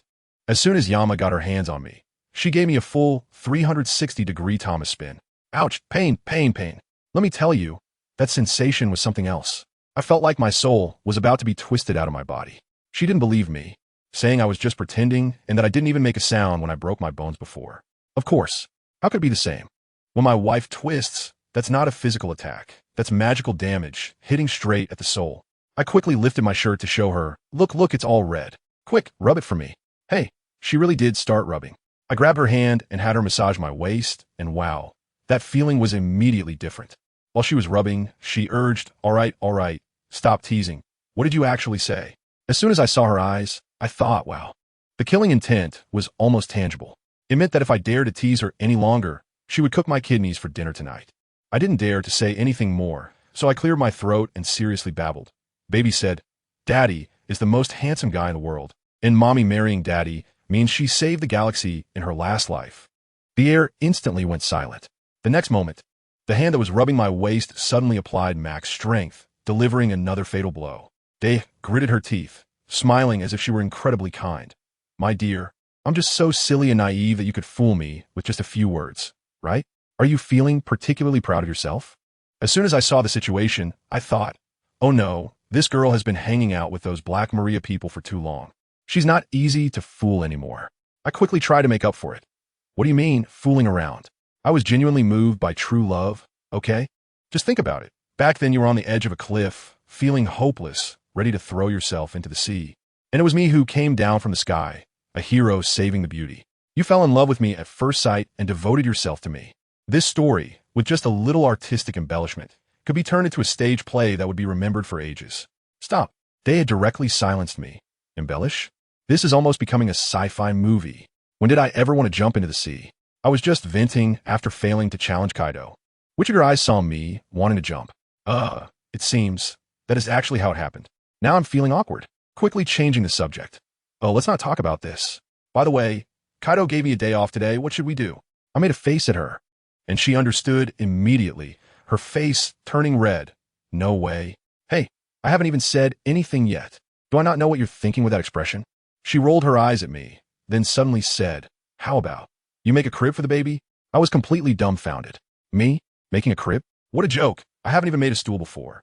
But looking at her pitiful little eyes, I just couldn't bring myself to say no. As a man, how could I drop the ball at such a crucial moment? I patted my chest. No problem. It's just a crib, easy peasy. I made the promise. But I still had to get to work. I went outside and knocked down 2 big trees, dragged them back, and started making all sorts of modifications. Man, I was planing wood, sawing planks, hammering nails, busy all afternoon, sweating profusely. Dahu was right beside me, wiping my sweat and feeding me watermelon. The scene was so heartwarming. In the end, I built a huge crib that was 2 meters long and 2 meters wide. I put my hands on my hips, feeling so proud. So, what do you think? Your husband is amazing, right? Come on, praise me. Dahu ran over, hugged me, and gave me a kiss on the cheek. Darling, you are the best. Can I be satisfied like this? I pointed at my mouth. She was quite accommodating and kissed me again. As a result, hey, she wanted to leave, but couldn't. When I finally let go of her, her little face was flushed, and she was pounding my chest, panting. You jerk. Are you trying to suffocate me? The next morning, as soon as I woke up, that old guy Kaido was sitting at the door like a ghost. Without saying a word, he grabbed me and transformed into a dragon, swooping up into the sky. I didn't even have time to react before I was thousands of meters in the air. I cursed loudly. Kaido, I F your daughter. What kind of madness is this early in the morning? Guess what he said? He said, the morning is the key to a day's plan. If you are stronger than me for a day, you can spend a day with your wife and kids. Goodness, this PUA talk is simply the workplace Wolf King. And yet, I just fall for it. I just realized that the direction of the flight is wrong today. Kaido said he won't train anymore and will take me to a place called Monster Island to fight monsters and level up. As long as I can conquer all the monsters on that island, my strength will be able to catch up with the 3 disasters. As soon as I heard that, I thought it was great. But then Kaido started bragging again, saying that the monsters on the island were so unruly that he couldn't handle them. I couldn't help but laugh and directly mocked him. How can you still call yourself Kaido of the 100 Beasts? You can't even tame a few wild beasts. If this gets out, your 100 Beast title is going to lose its value, isn't it? Kaido was so provoked that his eyes bulged, and he turned to shout, you little brat, don't get cocky. If you have the ability, go ahead. If you can tame them all, I'll call you. Daddy, huh? I was stunned at that moment, thinking, does my father-in-law have this kind of hobby? He saw my expression was off and quickly explained that it was a slip of the tongue. Can I believe that? I gave him a knowing smile. I understand. Don't worry, your little secret will be safe with me. No need to explain. Because an explanation is just a cover-up. Kaido was so furious that his dragon whiskers stood on end, and he directly arched his dragon back, throwing me down from the sky. I told you, this is all routine operation. I was even sitting cross-legged in the air, striking a pose. Suddenly, I plummeted down and felt like I fell into a soft and sticky place. Everything went dark, and I couldn't see anything. At that moment, one thought crossed my mind. Oh no, I can't believe I've been swallowed by something. I can't stand this. I don't want to come out as a pile of poop. I immediately struck with the edge of my hand, slashing fiercely at the surrounding walls. A scream came from outside. I pulled with all my strength and, with a rip, everything in front of me suddenly became clear. Goodness, I had directly emerged from the belly of a gigantic crocodile. As it lay dying, the crocodile looked at me, its eyes filled with confusion, probably pondering its species and reproductive methods. I crawled out, looking at the breakfast that was served up. Without saying a word, I started a fire and began to cook. Just as I was about to start eating, I heard some rustling in the nearby woods. Then, a completely snow-white wolf emerged. As soon as I saw it, I exclaimed, "Wow, a white wolf! Isn't that the shape of a fruit from the daki tree?" I instantly felt a sense of familiarity. I tore off a piece of crocodile leg and waved at it, saying, "Come here, little guy, are you hungry? Here, have some." But the wolf was so timid, wanting to eat but too scared to come over. It took 2 steps back, completely confused. I got angry and yelled, "Hey, you little coward! Think you're getting special treatment? Huh? If you want to eat, fine. If not, just scram." Guess what? As soon as I scolded it, it actually came running over happily. I realized that the animals on this island must be just like Kaido, unable to feel comfortable unless they get scolded at least once a day. I thought it looked quite docile and even reached out to pat its head, considering that it would be nice to keep it as a mount in the future. Then I brought the crocodile leg to its mouth. The next second, I felt a sharp pain in my arm. Damn, this ingrate bit my hand and wouldn't let go. I was completely stunned at that moment. Looking down, I saw 2 rows of bite marks, deep enough that I could see my shining bones. If it weren't for my tough physique, that arm would have been taken off on the spot. I kicked that ungrateful wolf away, and it rolled far off. But then it got up and actually howled at me, looking so wronged. At first, I really thought it was apologizing, saying something like, "Sorry, big bro." I was too hungry and couldn't tell which was hand and which was meat. I made the mistake that all hungry wolves make, seeing its attitude of admitting fault. I almost softened up. After all, I would have to ride it for a lifetime, so I thought I'd just consider an advance payment. But what happened next? Who understands, right? That howling was not an apology at all. It was calling for help. In just a few seconds, the woods rustled, and dozens of white wolves emerged, surrounding me with no way to escape. I was furious, especially since I had just been feeling all sentimental. As expected, the cuter the thing looks, the darker the heart.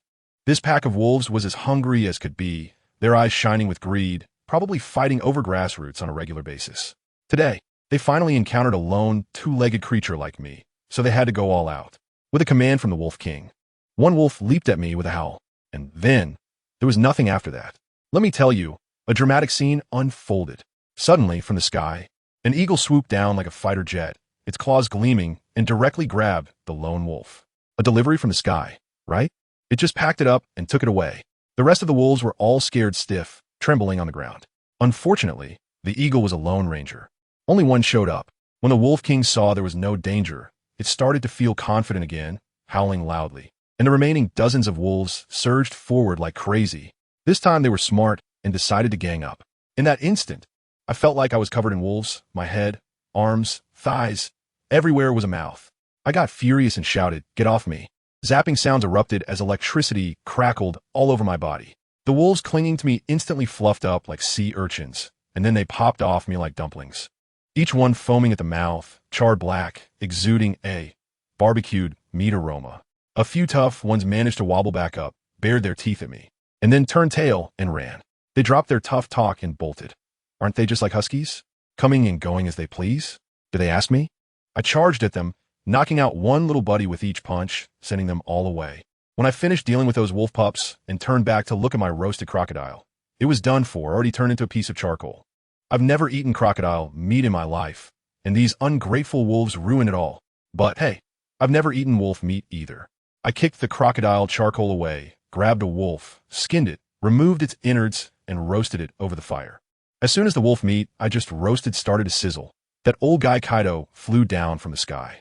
He said seriously, "I see you can't finish it alone, and I don't want you to waste it, so I'm here to help you share some." I scoffed. "You're just greedy." Without saying another word, he sat down across from me, tore off a wolf leg and started chewing it, bones and all, making crunching sounds and smacking his lips. So crispy, tastes like chicken, goes well with alcohol. Can I let him be so arrogant? I quickly tore off a wolf leg and gnawed at it. We were like two people fighting for food. In less than 3 minutes, the hundreds of pounds of wolf meat were reduced to just a skeleton. Kaido wiped his mouth and said, "Kid, if you're still hungry, roast another one." I directly laid down on the ground, patting my round belly. "Sorry, I'm full. I want to cook it myself. I'm your father-in-law. Is it unfair for you to roast just a wolf?" Kaido's eyes widened. I got really fired up at that moment and started rambling to him. "That's too unfair. Do you know who is lying in front of you? The future leader of the 100 Beasts, a general from Wano, the strongest creature in the world, the Pirate King, the highest leader of the world government. I'm so impressive, and you want me to grill meat for you? Isn't that unfair?" Kaido was completely taken aback by my string of titles. He probably didn't want to argue with me and caught a wolf to prepare for grilling. Just then, something rustled in the forest again.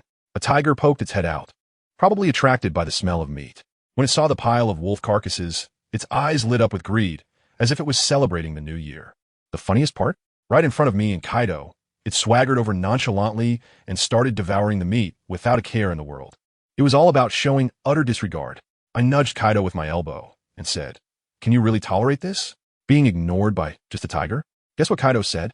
He said, "Back when I was on the rock ship, even the cats he raised looked down on me, and I endured it too. I didn't say anything. Just later in God Valley, I secretly gave rocks a backstab." Wow, this old guy got drunk and started bragging. The more he talked, the more outrageous it became. And later he even claimed that he was the one who brought down the Rocks pirates because he betrayed Rocks, and Yamato was the result of that time. I just calculated it for him. 36 minus 26. I said it equals 12. Family, the math my elementary school PE teacher taught me. Is it wrong? We were just chatting, and my kick sent the wine gourd flying, which rolled right to the tiger's feet. The tiger, having eaten its fill, started playing with Kaido's wine gourd like it was a ball. This was bad news. It stirred up a hornet's nest. Kaido had been able to tolerate being ignored before, but seeing his precious wine gourd being treated as a toy made him go berserk. With a slap, he turned that tiger into a tiger skin carpet, squashing the wine gourd flat in the process. It cracked me up. It turned out the wine gourd was his Achilles heel. After eating and drinking enough, I figured I couldn't slack off anymore and had to go deeper into the forest to take some hits. As soon as I entered, I noticed the trees on this island were absurdly tall. After walking a short distance, the surrounding trees were already over 100 meters high. Suddenly, there was a roar from the trees, and a cheetah appeared. Its speed, let me tell you, was like teleportation. I couldn't even keep up with my eyes when suddenly I felt a sharp pain in my chest, and 3 deep wounds appeared. My heart sank, knowing I had encountered a tough opponent. The cheetah looked at me like I was a piece of meat, and in a flash, it disappeared. I instinctively used a shave technique, but just halfway through, it felt like I'd been hit by a train, and I was slammed into the ground, unable to get out. As I turned over in the pit, still not on my feet, I suddenly felt a chill in my chest. A paw pierced through my body, and then it pulled out my still beating heart. Yes, you heard that right. It dug out my heart and, right in front of me, started munching on it. I died on the spot, just as that leopard was licking the blood off its paws and preparing to come back to enjoy my corpse in the next second. It stared wide-eyed in shock, because I was standing in front of it, perfectly fine, staring back at it intently. The leopard was so frightened that it took 3 steps back, probably questioning its own existence.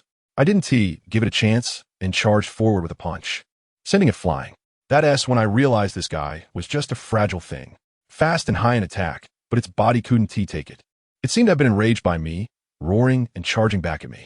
Its speed was still faster than mine, and in one encounter, it tore me into countless pieces, really, more thoroughly than anything else. It probably thought this time it must be dead for good, but then, that pile of meat mush in front of me wriggled and reassembled into me.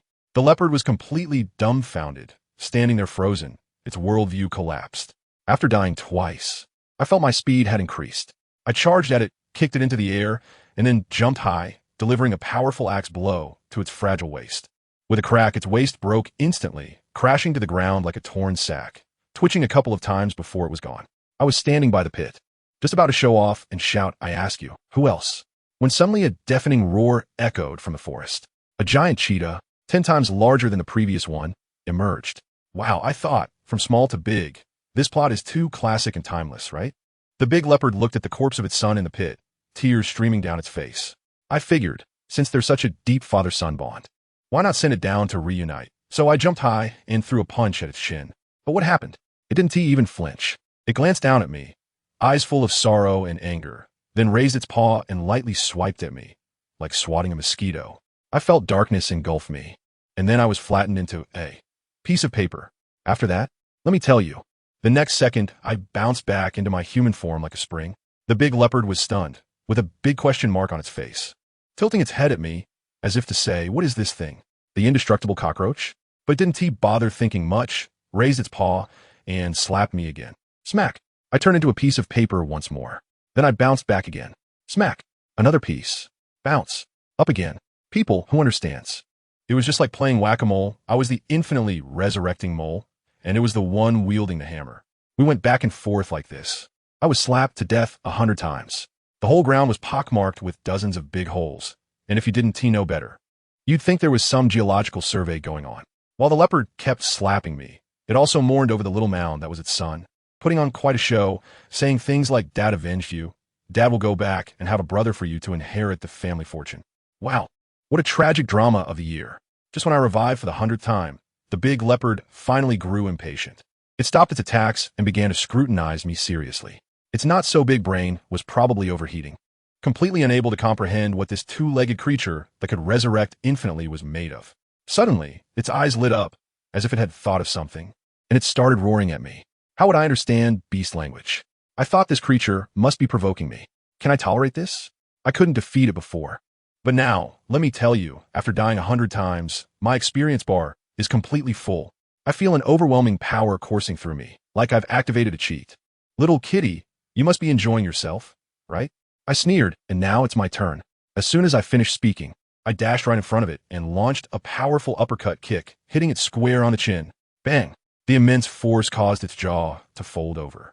Its big head, along with its entire body, executed a 360-degree Thomas spin in the air, then slammed hard onto the ground, leaving it dazed. It staggered to its feet, probably still wondering how this person's attack power was like sitting on a rocket. Just a moment ago, it was scraping me, and now, how did one kick send me flying? Before it could figure it out, my second kick arrived. I kicked it right in the stomach, sending it plowing through the ground for dozens of meters before crashing into a big tree, where it spat out a mouthful of old blood. This completely infuriated it. It let out a roar and instantly vanished. Let me tell you, that speed was absurd. By the time it reappeared, I was already lying on the ground, a giant paw pressing down on me, rendering me completely immobile. Then, it opened its massive mouth and lunged at my head. Damn, this old six doesn't follow the rules of martial arts. I started to emit electricity all over my body, crackling and popping, but that little bit of current was like a tickle to it. It swallowed me whole in one bite, crunching me into pieces and swallowing me down. I'm telling you, the smell in its stomach, it's simply incredible. It's both sour and stinky, even more overwhelming than those herring cans. Dare to eat me? Just watch me create a huge commotion in the heavenly palace. I delivered a flurry of electric kicks and punches to its belly.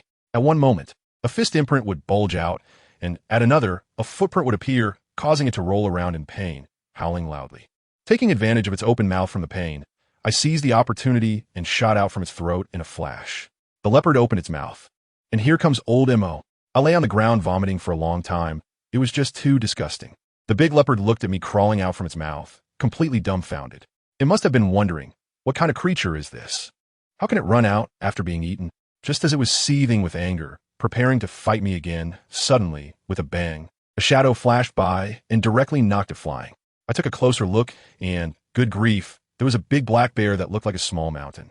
This bear had a face full of mourning grumpiness, thumping its chest and roaring at the leopard. I understood the message. What the hell are you doing? Crying at this hour? Are you trying to wake me up? You've ruined my beautiful dream, and today I'm going to kill you.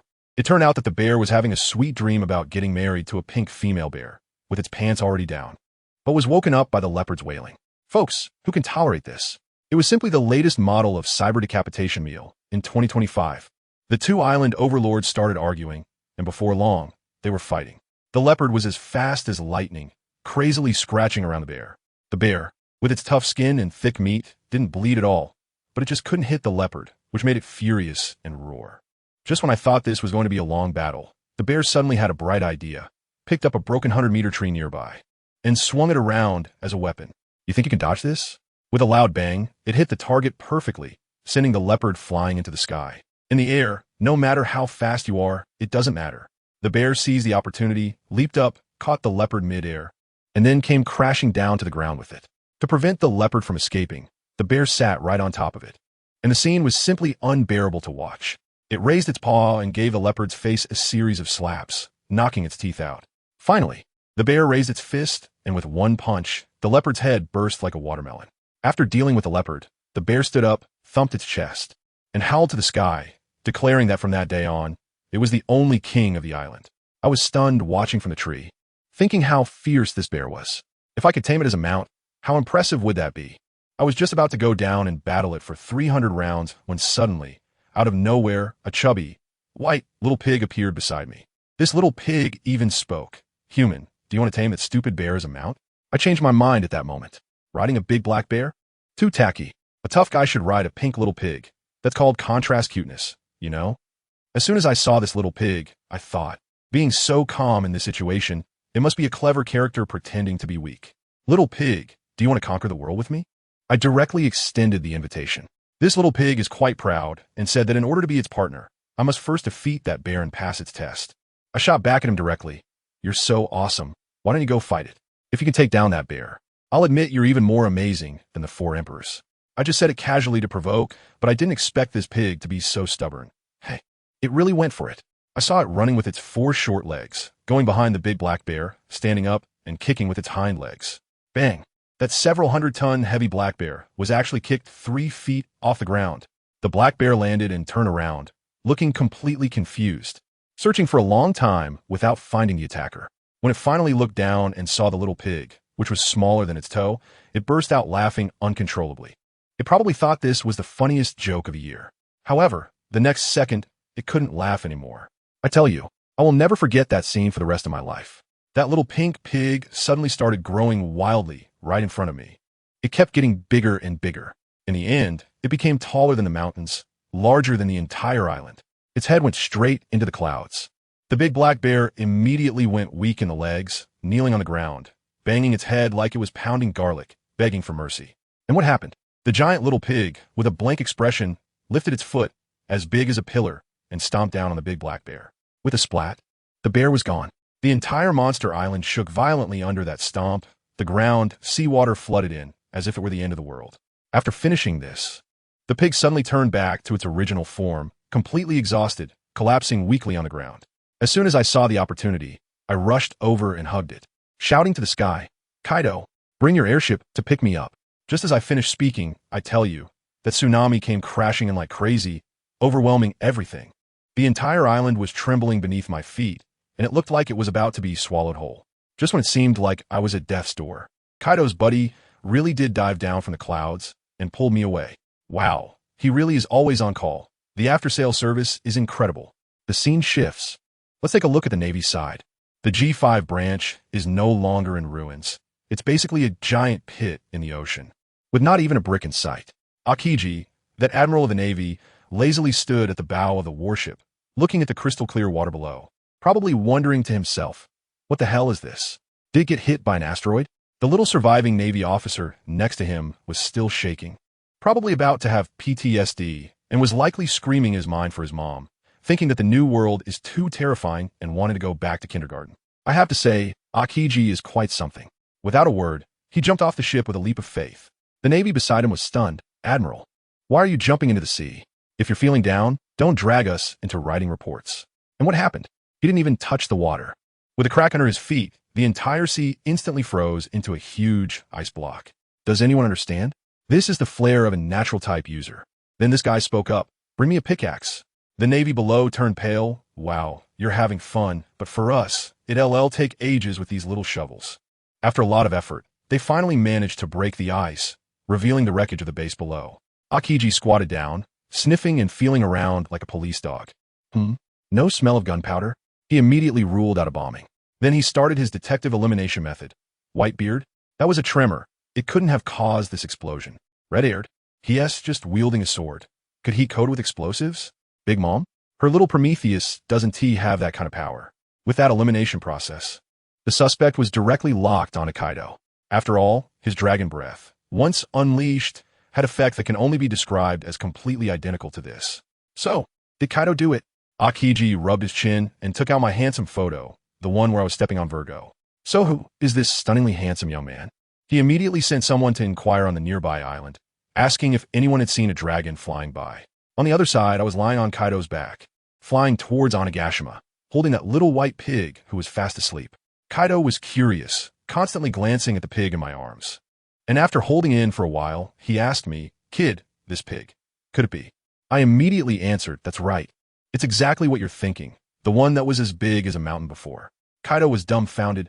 "Wait, what is going on? What kind of brand of fertilizer did it eat to grow that big?" I patted the pig in my arms and said, "Hey, stop pretending to sleep. The Emperor of the Sea is asking you a question."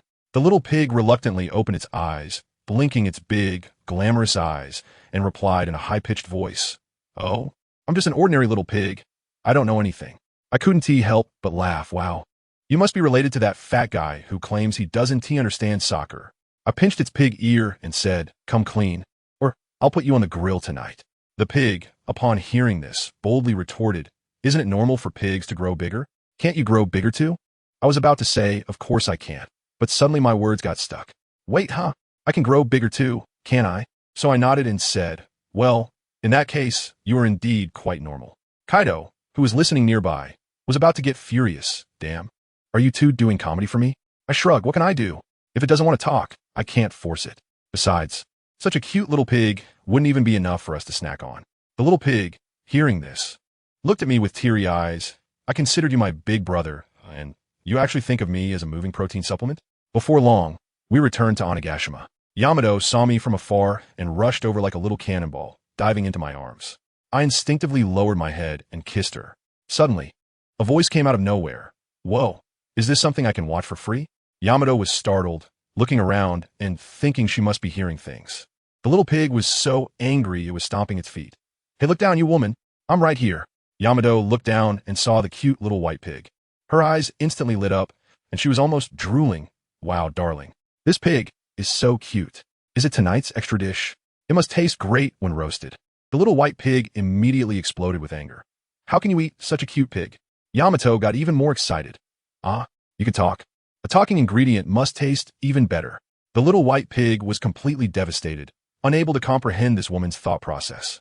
It shouted at me in frustration, "Hey, control your woman. I'm her best partner, and she actually wants to eat me.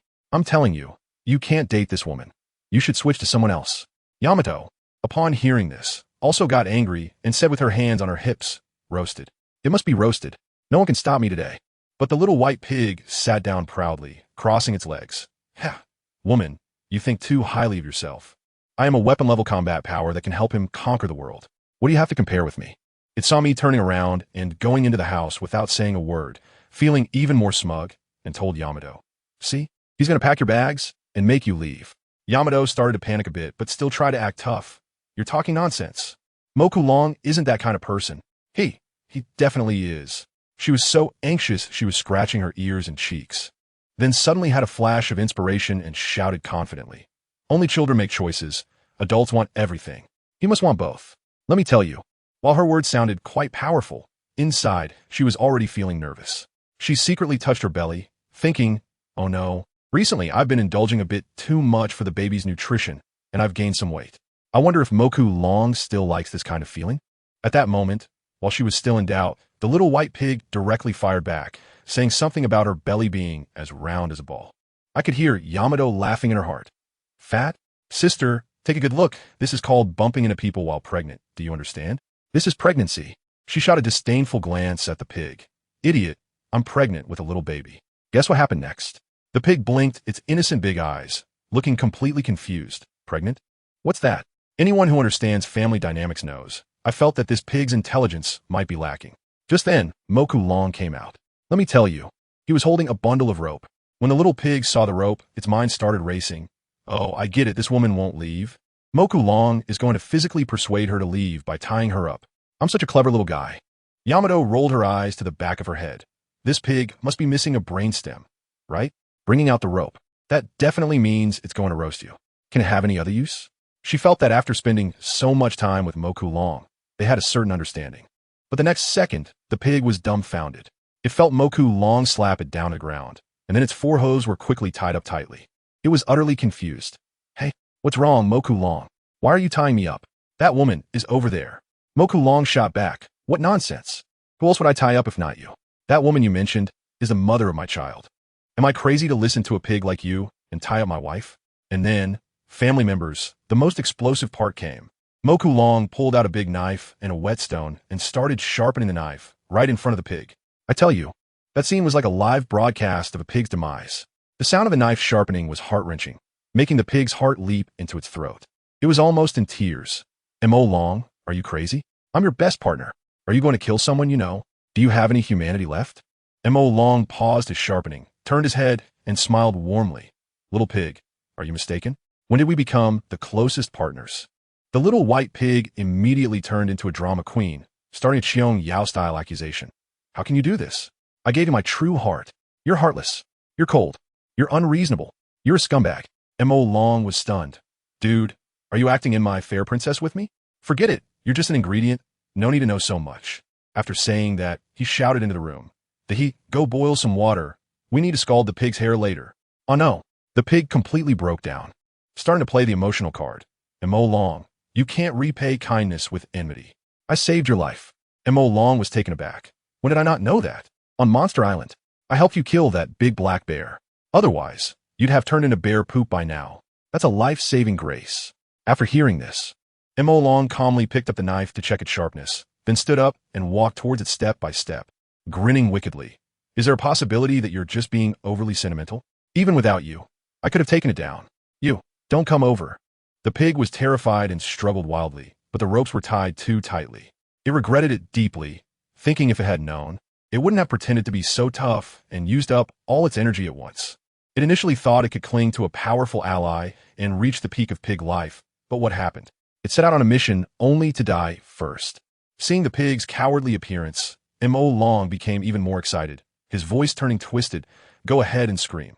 The louder you scream, the more excited I get. The pig's tears streamed down. It never expected its innocence would end here. It started to play the benefits card. Mo Long, I'm very useful. I'm very powerful. I can grow as big as the island. Killing me means giving up a super weapon. That's not something a hero should do. Mo Long sat back down, continued sharpening the knife, and leisurely asked, is that so? If you're so powerful, how come you can't even break free from a rope? Seeing a chance, the pig spilled everything like a bamboo tube pouring beans. It said it was just an ordinary little pig before, but after eating a terribly awful fruit on the island, it could accumulate power by eating and gain the abilities of the creatures it consumed.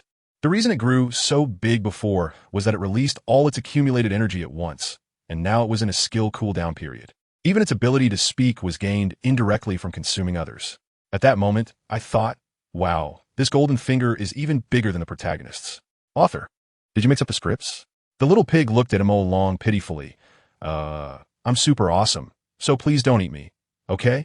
And what happened? After hearing that, Mo Long remained expressionless and continued sharpening his knife. Sorry, no can do. The sound of the knife sharpening, to the little white pig, was like the footsteps of the Grim Reaper. It had already begun to imagine the whole process of being bled, disemboweled, and turned into various dishes. While thinking about this, it rolled its eyes and fainted. At that moment, he finally came out of the house, with no hot water in hand. She walked over to the little white pig, squatted down, and stroked its fur, which felt pretty good, soft, and fluffy. She looked at Mo Long and asked, fainted? Mo Long shrugged. I didn't expect this guy to be so timid. Who told it to teach me how to do things? After all the fuss, it was all an act, an Oscar-worthy performance, just to give this slightly arrogant little pig a wake-up call. Mo Long never intended to eat it. He wanted to keep this cute little creature as a gift for his unborn daughter as a pet. So he patted the little white pig's belly and asked, so what now? We can't just leave it lying on the ground, right? Mo Long thought for a moment. True. Fine, I'll make an effort and build it a pig pen. Then Mo Long went to gather a bunch of logs, hammering them down, sharpening them to stick into the ground, and then covering it with another layer. Done. It had a very Syrian war damage vibe. He even thoughtfully took a few old blankets he no longer needed from the house to lay on the ground. After finishing, he felt quite proud and raised an eyebrow at Dahi. So, how's my craftsmanship? Dahi thought to herself. This shabby wooden house would make even dogs shake their heads. When this pig wakes up, it would definitely curse. Mo Long didn't care about that. Untied the rope, grabbed the little white pig by the scruff of its neck, and tossed it into the pig pen. He asked Dahi with some concern, Do you think our daughter will like this pig? He rolled her eyes. I can't say for sure. But don't worry. Even if she doesn't like it as a pet, she will definitely enjoy eating its meat. So giving her a pig is definitely not a mistake. Soon after, the little white pig woke up in the pig pen. The first thing it did was check itself, finding all its parts still intact, and let out a long sigh. Phew, that was close. I thought I was going to be turned into a whole roasted pig, braised pork, or soy sauce pig head. Once it regained its senses, it realized something was off. Huh, where am I? In a house. Why is the ground so soft? Is this a blanket? Could it be? Mo Long built me a house, and even gave me his blanket to sleep on? Thinking of this, it was so touched that it started to cry. Wah, Mo Long, you are so good to me. I previously doubted you wanted to eat me. I'm really not just a pig. You must be joking with me, right? I know this is called humor. Family, who understands? A whole self completed. Mo Long was outside preparing dinner when he heard the crying and came over, only to see the pig sitting on the blanket, crying and feeling moved. Pig Hero, are you okay? Mo Long gave it a new name. The pig was taken aback. Master, are you calling me? Hearing the word master made Mo Long flabbergasted. Wow, the scare worked so well. The survival instinct was fully activated. Pig Hero was excited. Yes, you are my master. You are so good to me. 1,000 times better than my previous master. I've decided. You shall be my master. When it said this, it stood up on its hind legs, chest puffed out, looking very imposing. And the name Pig Hero is fantastic. Just like a chivalrous hero. He called from outside. Darling, stop looking. The hot pot is ready. Come eat. The spicy aroma wafted over, and Pig Hero's mouth watered instantly. Quickly getting on all fours and wagging its little short tail, following closely behind Mo Long. When he saw it was awake, she deliberately teased it. Oh, Pig Hero. Awake? Are you going to let my Mo Long replace me? As soon as those words came out, Pig Hero was so scared that its legs went weak, and it plopped down, frantically flattering. Master, I was wrong. I was just talking nonsense.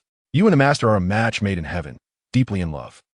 But he was amused and directly tossed a piece of meat from the spicy pot. Haha, since you're so good with words, this is your reward.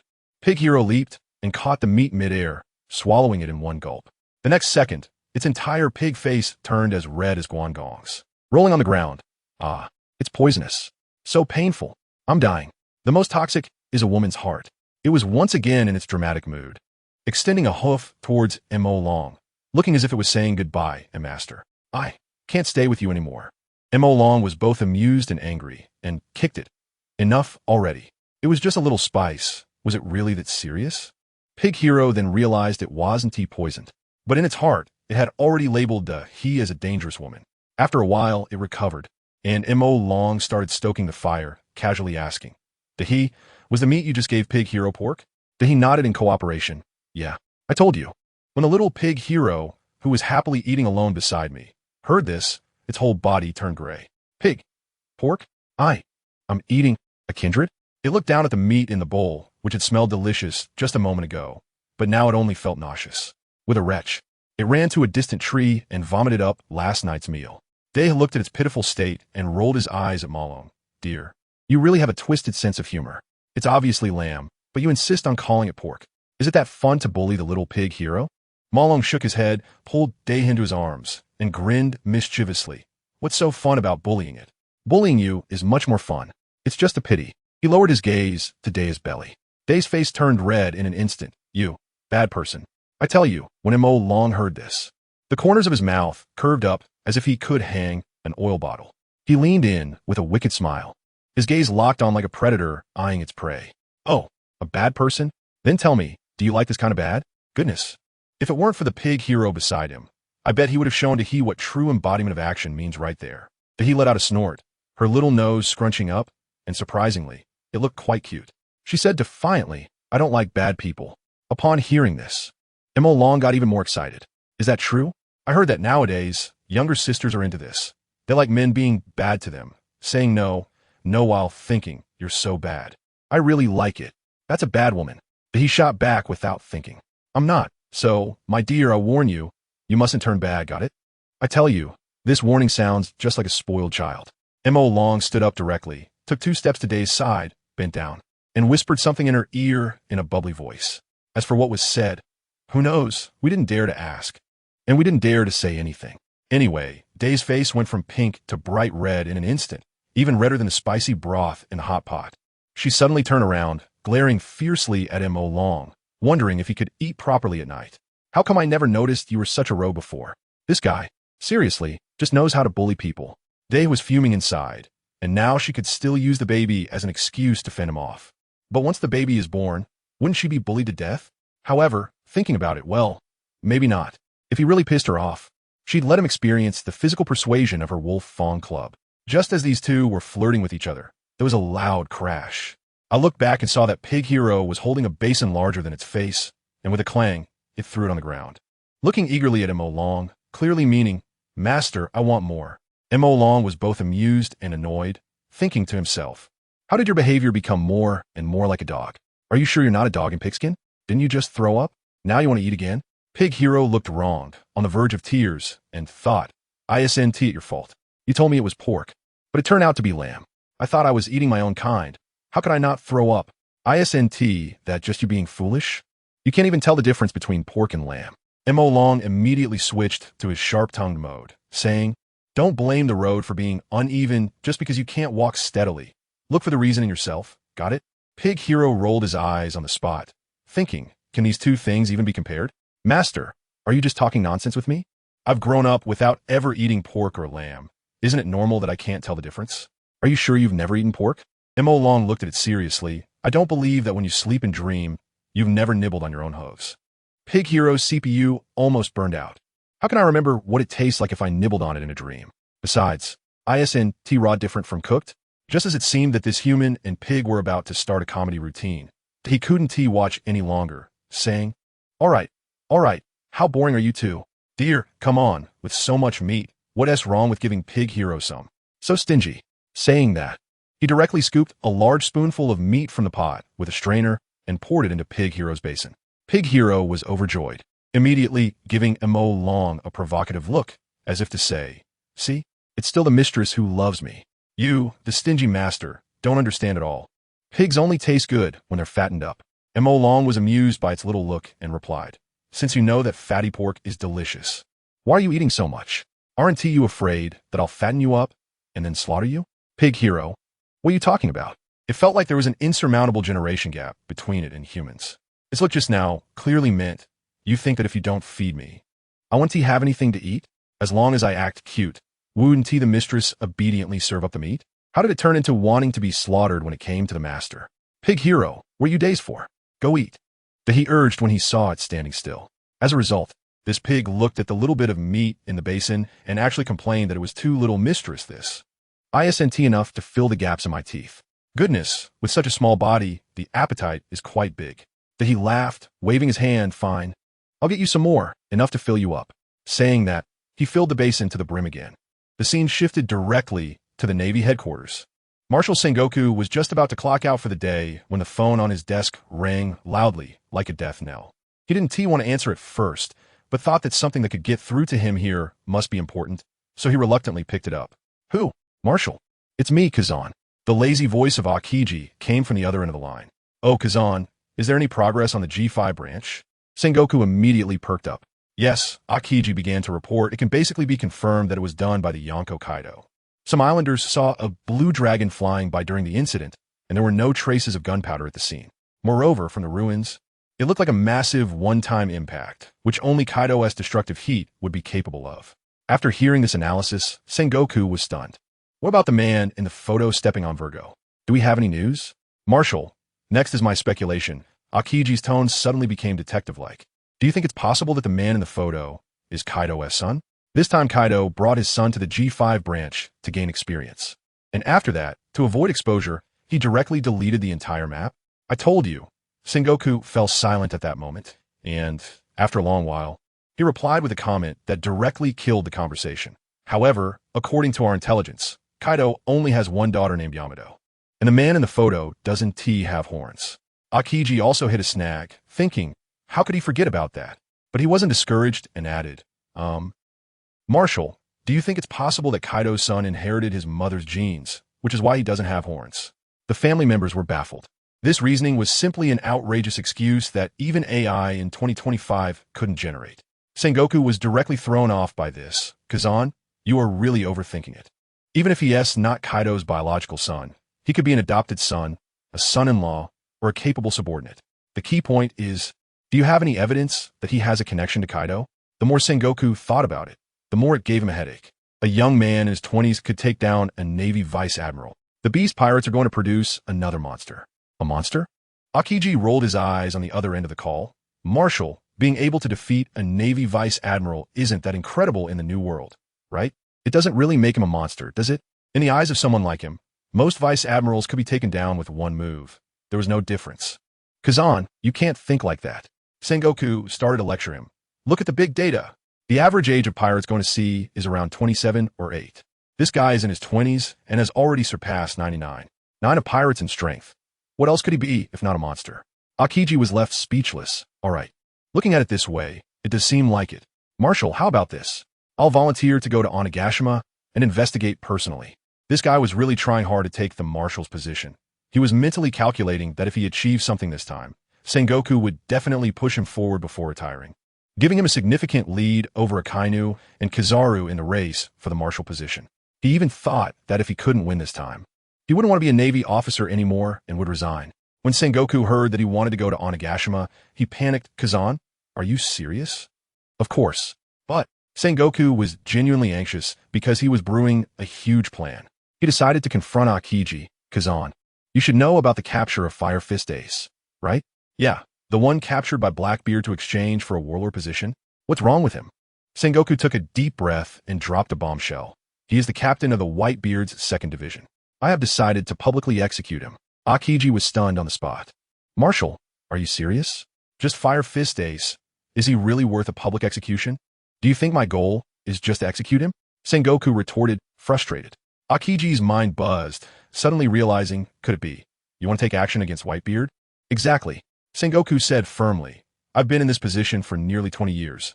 I can't just retire in disgrace. So, war with the Whitebeard pirates is not far off. I hope you don't provoke Kaido right now. The Navy can't handle 2 emperors at the same time. Akiji was completely taken aback. He had never seen such determination from Sengoku. He immediately stated, I understand, Marshal. I'll be back right away. Let's deal with Whitebeard first before addressing the G5 branch. After hanging up, Sengoku wearily slumped into his chair, letting out a long sigh, feeling extremely tense inside. Just then, the office door creaked open. Garp came in, munching on sunbae, and seeing Sengoku sighing, he laughed heartily. Ha, Sengoku, what's wrong? Who made our marshal angry? Tell me, I want to hear it. Sengoku exploded on the spot, pointing at him and shouting, Garp, you bastard. You actually know to come back. I gave you a 7-day leave, and you wasted half a month, not answering calls or responding to faxes. You just disappeared. Huh? Garp casually sat down on the sofa, crunching on sunbae. Why are you so angry? By the way, your sunbae is the best in the office. That's because it's mine. Is it not tasty because it's someone else's? Sengoku shot back, then asked, Garp, I heard you went to see your precious grandson? With your status as a Navy hero, capturing a newcomer with a 300 million bounty should be easy, right? Garp's movements froze for a moment. Then he shrugged with a righteous expression. Ahem, well, that kid is too cunning. You don't know, his pirate ship can fly. It just zoomed away in front of me. How am I supposed to catch him? So, you didn't catch him, huh? Sengoku rolled his eyes, looking like he already knew the answer. I swear I did my best, Garp said earnestly. I don't believe you. You old rascal. Sengoku gritted his teeth in anger. That grandson of yours is now a 300 million bounty newcomer. Today, you let him go, and in 10 years, when he grows up, you won't be able to catch him even if you try your hardest. Oh, Sengoku, you're overthinking it. Garp waved his hand dismissively. That silly kid Luffy. How could he become one of the 4 emperors? He doesn't deserve it. Really, trust me, I've been your comrade for decades. I wouldn't lie to you. That kid is someone I trained. I know his capabilities. Let me tell you, I guarantee that brat will never become one of the 4 emperors. Even if he really does get lucky and makes it, I can stake my decades of reputation that he absolutely won't do anything to harm the world. I have no choice but to reluctantly speak well of that brat. Otherwise, if Sengoku gets too worked up and sends a vice admiral to capture Luffy, it will be a disaster. In my eyes, that kid Luffy is still too green. As a result, after hearing this, Sengoku gave me a huge eye roll and sneered. Haha, spare me, Garp. You, as a grandfather, are protecting that brat like it's an art. Let me tell you, in the next second, he went into full-on listing mode. His speed like a machine gun. Straw Hat Kid. Just set sail for half a year. Half a year. Starting from the weakest East Blue. Who has he defeated along the way? 5 million for Alvida, 14 million for Kuro, 15 million for Buggy the Clown, 16 million for Krieg, and 20 million for Fishman Arlong. Finally, with a bounty of 30 million, he charged into the Grand Line like a war god. Just a few days after entering, he took down the 7 warlords, Crocodile, along with his entire Baroque works in one fell swoop. And then, bombarded Eni's lobby. He knocked down our CP9's strongest genius in 800 years, Rob Lucci. Goodness, this old man Sengoku has memorized my grandson's glorious resume. He squinted his eyes, looking at me with a face that said, "How are you going to wash this away?" Following his route, he should be about to reach Gecko Moria's territory, right? Garp, tell me, can your precious grandson beat Moria? Or will he be turned into a zombie? I shrugged at that moment, continued to munch on my rice crackers, pretending to be indifferent. Well, becoming a pirate is his own choice. I originally wanted him to be the strongest Marine, but that kid wouldn't listen to my advice. What can I do? I'm also quite desperate. Since he's an adult now, he has to take responsibility for his own choices. Even if he dies at sea, that's still his fate. If he's really that weak and ends up becoming a zombie at the hands of Moria, it just shows that he has that level of skill. I paused for a moment and added with a sad look in my eyes, at most, when I go to collect his body, I'll casually twist off Moria's head and put it on his grave as a fruit platter. Who understands the family dynamics? This old man, just after playing the role of a wise and principled person, will be the first to rush to my office to show off whenever Luffy makes some big news. He'd be patting my back, his voice loud enough to lift the roof. Haha, Sengoku, did you see that? This is my grandson. Isn't he amazing? Aren't you envious? At that moment, I wanted to say, "You're amazing, you're so aloof. Are you just playing extreme tug-of-war here? Forget it, let's not talk about your grandson." But then War of the States waved his hand, and with a change of tone, "Okay, we still have to talk about your grandson." I felt a jolt in my heart. What is this old guy up to again? Ace has been captured. Let me tell you, in that moment, Garp's mouth, which was biting into the rice cracker, just froze, as if someone had pressed the pause button. Who are you talking about? His brows were furrowed enough to squash a fly. Poor Gasti, Ace, the 2nd Division commander of the White-Beard Pirates. Now, do you understand? The bag of rice crackers in Garp's hand was suddenly crushed, his fist creaking with tension. How? Could he be captured? This is indeed outrageous. Ace is protected by Whitebeard. Who would dare to touch him? Have you forgotten?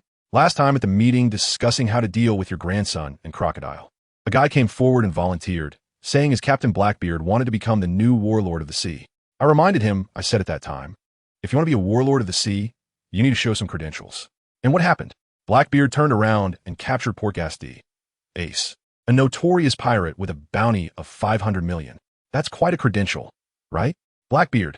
Garp squeezed the name out between his teeth, his eyes practically spitting fire. Sengoku, you just returned from outside, and you tell me this news. What does it mean? You know very well the relationship between Ace and me. Garp. I sighed and advised him earnestly. I know you're very angry right now, and you want to rush to impel down to rescue him. But don't forget your identity. You are a Marine, and he is a pirate. Did he ever think about your feelings when he went out to become a pirate? I know Garp very well. No matter how upset he is, he will definitely carry justice on his shoulders. Sure enough, after being silent for a long time, he hoarsely said, "What are you talking about? I have no intention of saving anyone." That kid should have been prepared for this from the moment he decided to become a pirate. If you want to blame someone, blame him for being too weak. After saying that, he placed the sunbae on the table and, like a deflated balloon, weakly stood up and said, "I'm tired, I'm going to rest." Looking at his desolate back, I also felt quite uncomfortable. This old guy may sound tough, but his heart must be bleeding. I originally wanted to tell him that we planned to use Ace as bait to provoke Whitebeard into war. But now seeing him like this, I didn't dare to say anything, fearing he might have a heart attack on the spot. Who would have thought that just as Garp reached the door, he poked his head back and casually, "All right, Sengoku," he casually threw out a sentence. This time I went out not just for fun, I also caught Fire Calamity Jin from the Beast Pirates, and he has already been thrown into the headquarters dungeon. After saying that, he left without looking back. I was taken aback for a moment and nodded. Got it. After about 3 seconds, I suddenly reacted. Wait, Garp, who the hell did you say you brought back? When I rushed out, there was already no one in the hallway. At that moment, my mind went blank. Ember disaster. I just told Akiji not to go to Onigashima and confront Kaido. And what do you know, you turned around and kidnapped their captain. You're really pushing my limits here. Being a fleet admiral is just too hard. There's no choice but to find a way to suppress Ember's situation first. Once we deal with Whitebeard, I can use Ember to bait Kaido, that big fish. If it works out, I could take down 2 Yonko crews this year. That would be an absolute KPI explosion. At this moment, deep within the naval headquarters dungeon, Ember Disaster was wearing sea stone handcuffs, cursing at the corner. Damn, I've really hit rock bottom. It's just a deal with a straw hat kid.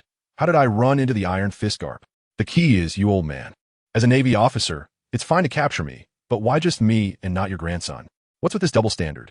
As he was cursing, the sound of footsteps approached and stopped at his cell door.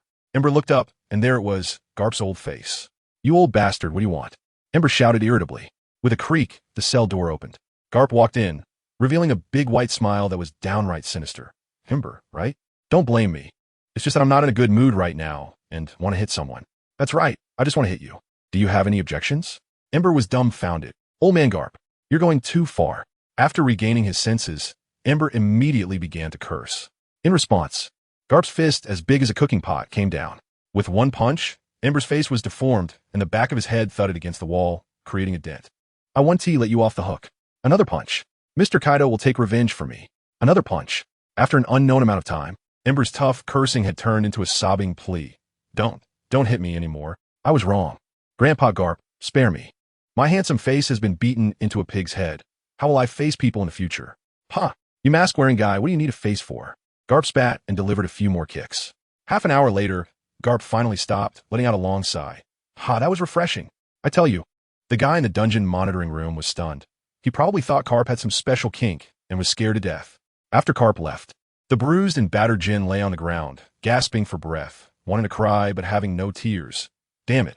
It's really a case of being caught before the battle even begins, making a hero's tears flow. Meanwhile, on Ghost Island, Kaido was holding a wine gourd, taking bites of meat and sips of wine, completely unaware that his most capable banner was being subjected to inhumane abuse. Speaking of which, where did Jin go? He hasn't returned for so long. Kaido burped. Wasn't he just going to deal with a newcomer? Using a cannon to shoot a mosquito, what kind of accident could happen? Even if he couldn't find the person, he could at least make a phone call, right? No way. Could he really have been counter-killed by the Straw Hat? As soon as this thought crossed his mind, Kaido couldn't help but laugh. Haha, I'm really overthinking it. How could a newcomer counter-kill Jin? Even giving him 10 more years wouldn't be enough. Time flew by, and half a month passed. During this half month, that brat Long was practically training like crazy, acting as if he was on steroids every day. Today, he stood before Kaido once again. Kid, it seems like your aura is different after half a month, Kaido remarked, sizing him up. Long was smug. You noticed? Can't the aura of a strong person be hidden? Kaido rolled his eyes. I didn't see the aura of a strong person, but the aura of someone trying to show off is nearly overflowing the screen. Kid, are you getting a bit too cocky? It's been 3 days since we parted. Shouldn't you look at me with new eyes? Long laughed. Come on, let me show you my growth over the past half month. Before he finished speaking, Long's figure instantly disappeared. The next second, he appeared in front of Kaido, delivering a heavy punch straight to Kaido's abdomen. Bang! The immense force turned Kaido into a bent shrimp, sending him flying. Good job, kid, but with just this level of power, you're still far from enough. Kaido stabilized himself mid-air, his feet plowing 2 deep grooves into the ground. Really? I haven't even used my strength yet. Long grinned, his figure disappearing again. Iron Block Steel Fist. This punch's power was several times greater than the last. With a muffled bang, Kaido opened his mouth, spitting out a mouthful of old blood. His body was blasted away like a cannonball, crashing through dozens of large trees before finally stopping. Good kid. Kaido stood up from the wreckage, his eyes filled with shock. You were the first to make me spit blood without using haki. That's enough. Kaido roared to the sky. His body began to turn green, scales emerging. In the blink of an eye, a massive blue dragon hundreds of meters long coiled in the sky. Kid, if you have the ability, make me spit blood again in my dragon form. I've never heard such a shameless request in my life. Long laughed heartily and shot up into the sky, facing the dragon's head. His right arm's muscles instantly bulged, becoming more than twice their original size, filled with explosive power. Kaido, this punch is the result of half a month of effort. Can you block it? Without waiting for an answer, Long's fist came crashing down toward the massive dragon head. You little brat. Too arrogant. Kaido shouted angrily, not only not dodging, but charging forward to meet the punch, his forehead covered in dark haki. Bang! The collision of the fist and the dragon head was like a missile explosion. The terrifying shockwave instantly blew away all the trees on the ground. Long felt an irresistible immense force coming from his fist bending his entire arm. Roar! The blue dragon let out a roar, and Mo Long could no longer hold on, being sent flying and crashing into the ground, creating a massive pit. Kid, I told you, you're still far from enough. Kaido looked down at him from the air. Mo Long climbed out of the pit, dusting himself off, and smiled as he looked up. Kaido, I'm done warming up. How about you? Still talking tough? Kaido was so angry he laughed, opening his dragon mouth wide, a blazing fireball beginning to gather. Then let's see you block this. My heat breath is 30 years of power. If you can, then take it. The next second, a pillar of flame hot enough to melt steel shot toward Mo Long. Oomph. As you wish. Facing the world-destroying heat breath, Mo Long charged forward instead of retreating, extending his right hand and shouting, "Sword come." Not far away, a pig called Pig Hero immediately sprinted over, transforming in midair into a blood-red demon sword, flying into Mo Long's hand. The moment he gripped the demon sword, Mo Long's aura surged. He stomped the ground, and his entire body turned into a streak of light, charging straight into the flame pillar. This kid has gone mad. Kaido was dumbfounded. But the next second, a scene that almost made his eyes pop out occurred. The fierce fire pillar was actually split in half from the middle. Mo Long, engulfed in flames, burst through, instantly appearing in front of Kaido. Kaido, this blade carries the power of 1,000 ferocious beasts, all for you. Mo Long held the sword with both hands, using all his strength to slash down at Kaido's dragon horn. Clang! Sparks flew. Kaido's dragon horn was harder than steel, but this slash actually cut into it. Just as the blade sank halfway into the dragon horn, Kaido reacted, a dragon claw slashing out with a ripping sound, instantly tearing Mo Long's body in half. Unfortunately, he was still a step too late. With one slash, Kaido's proud dragon horn snapped with a crack. I tell you, Kaido was completely stunned at that moment. He was holding the broken horn in his hand, and the whole dragon was in bad shape. His big face was as dark as the bottom of a pot, and he roared at me. Goodness, he shouted so loudly that the sky turned dark. With ominous clouds pressing down like they were about to fall from the ceiling, lightning flashing and thunder rumbling, creating a full-on apocalyptic effect. He yelled at me. You little brat actually dared to chop off my horn. I was floating in midair at that moment, watching his frustrated expression, and I couldn't help but laugh. I said, Kaido, with what you just said, if I were really coming for your neck, would you still be here shouting at me? Who understands? My family. He was choked up right then. At that moment, my incredible demon sword suddenly transformed back into its original form, a pink little pig, lying on its back with its 4 legs in the air, tongue hanging out, looking completely drained. I know exactly what's going on. This guy's exhausted all his energy. Let me tell you, that last strike was fueled by the energy my pig hero accumulated after defeating over 1,000 fierce beasts, and he went all in with it. Just like when he stomped on an island before, it's all a one-time deal. You ask why the pig can turn into a sword? Well, this guy doesn't even know what weird fruit he ate, but whatever he eats gives him some kind of special ability. He must have secretly munched on a magical sword, although I have no idea what it's like for a pig to gnaw on iron. That's just the way it is. Kaido is staring at the exhausted pig hero, his eyes filled with shock and wariness. And he asked me what kind of power this really is. I shrugged my shoulders and honestly told him, this power isn't mine, it's my pig's. It's like a mobile power bank. The more it eats, the more it accumulates. When it bursts out, it's like an ancient weapon. But unfortunately, its battery life is 0. Once it's used up, it's useless. I specifically reminded him, you've seen it stomp on Monster Island, right? As long as it's given unlimited food, it can accumulate unlimited power, and by then, it won't just be you. Anyone who comes will have to kneel. After hearing this, Kaido fell into deep thought. I could tell he was genuinely a bit scared. After all, I had just chopped off his hardest dragon horn. If it had been on his neck, his title as the strongest creature would have been immediately canceled. Once he understood, he actually yelled at me. All right, kid, get this pig away, and then let me have a good go at you to vent my frustration. I said, no, Kaido, you're going too far. Didn't you say that if I could pin you to the ground and rub you, you'd be very pleased? He glanced at me sideways and asked, so can you pin me to the ground and rub me now? I'm at a loss for words. All right, that last move was indeed relying on cheats, not a fair victory. Without saying a word, I grabbed the back legs of Pig Hero and, like throwing a shot put, I flung it away in a flash. Kaido was stunned and said, is that how you treat it? This is a one-of-a-kind treasure pig in the world. I clapped my hands and said confidently, I feed it, give it water, and even build it a house. So what's wrong with throwing it a bit? I'm its owner, and it's my pet. If I treat it like a deity every day, wouldn't it rebel and think it's the master? Kaido was taken aback and surprisingly felt that I had a point. But he still felt heartbroken, muttering, "But who can withstand that world-destroying blow?" I directly poured cold water on him. "Kaido, you're thinking too much. That giant state might only be used once in a lifetime by Piggy Hero. Besides, with such a huge size, speed is a major drawback. It's fine to hit a stationary island, but against people, who would be foolish enough to just stand there and let it step on them? Moreover, this thing is just a gold-consuming beast. The money spent on raising it could be enough to set another bounty for you. Your beast pirates are not wealthy to begin with, and raising it would only make things worse, right?" After my analysis, Kaido finally gave up on the idea of stealing my pig. He also realized that when gigantic creatures fight, it's hard to tell friend from foe. One stomp can send both allies and enemies to their doom, which is not helping, but rather making things worse. The topic of the pig ended. But this old man's revenge was just beginning. He opened his mouth like a machine gun, spitting out wind blades in a flurry, overwhelming me. I tell you, at first I could dodge using my agility, dancing in the storm of blades, looking quite impressive. But then I thought, why dodge? Since I'm here, let's go for an extreme test. Who understands, my friends, that feeling of actively rushing in and being sliced into a mosaic by countless wind blades, then instantly resurrecting?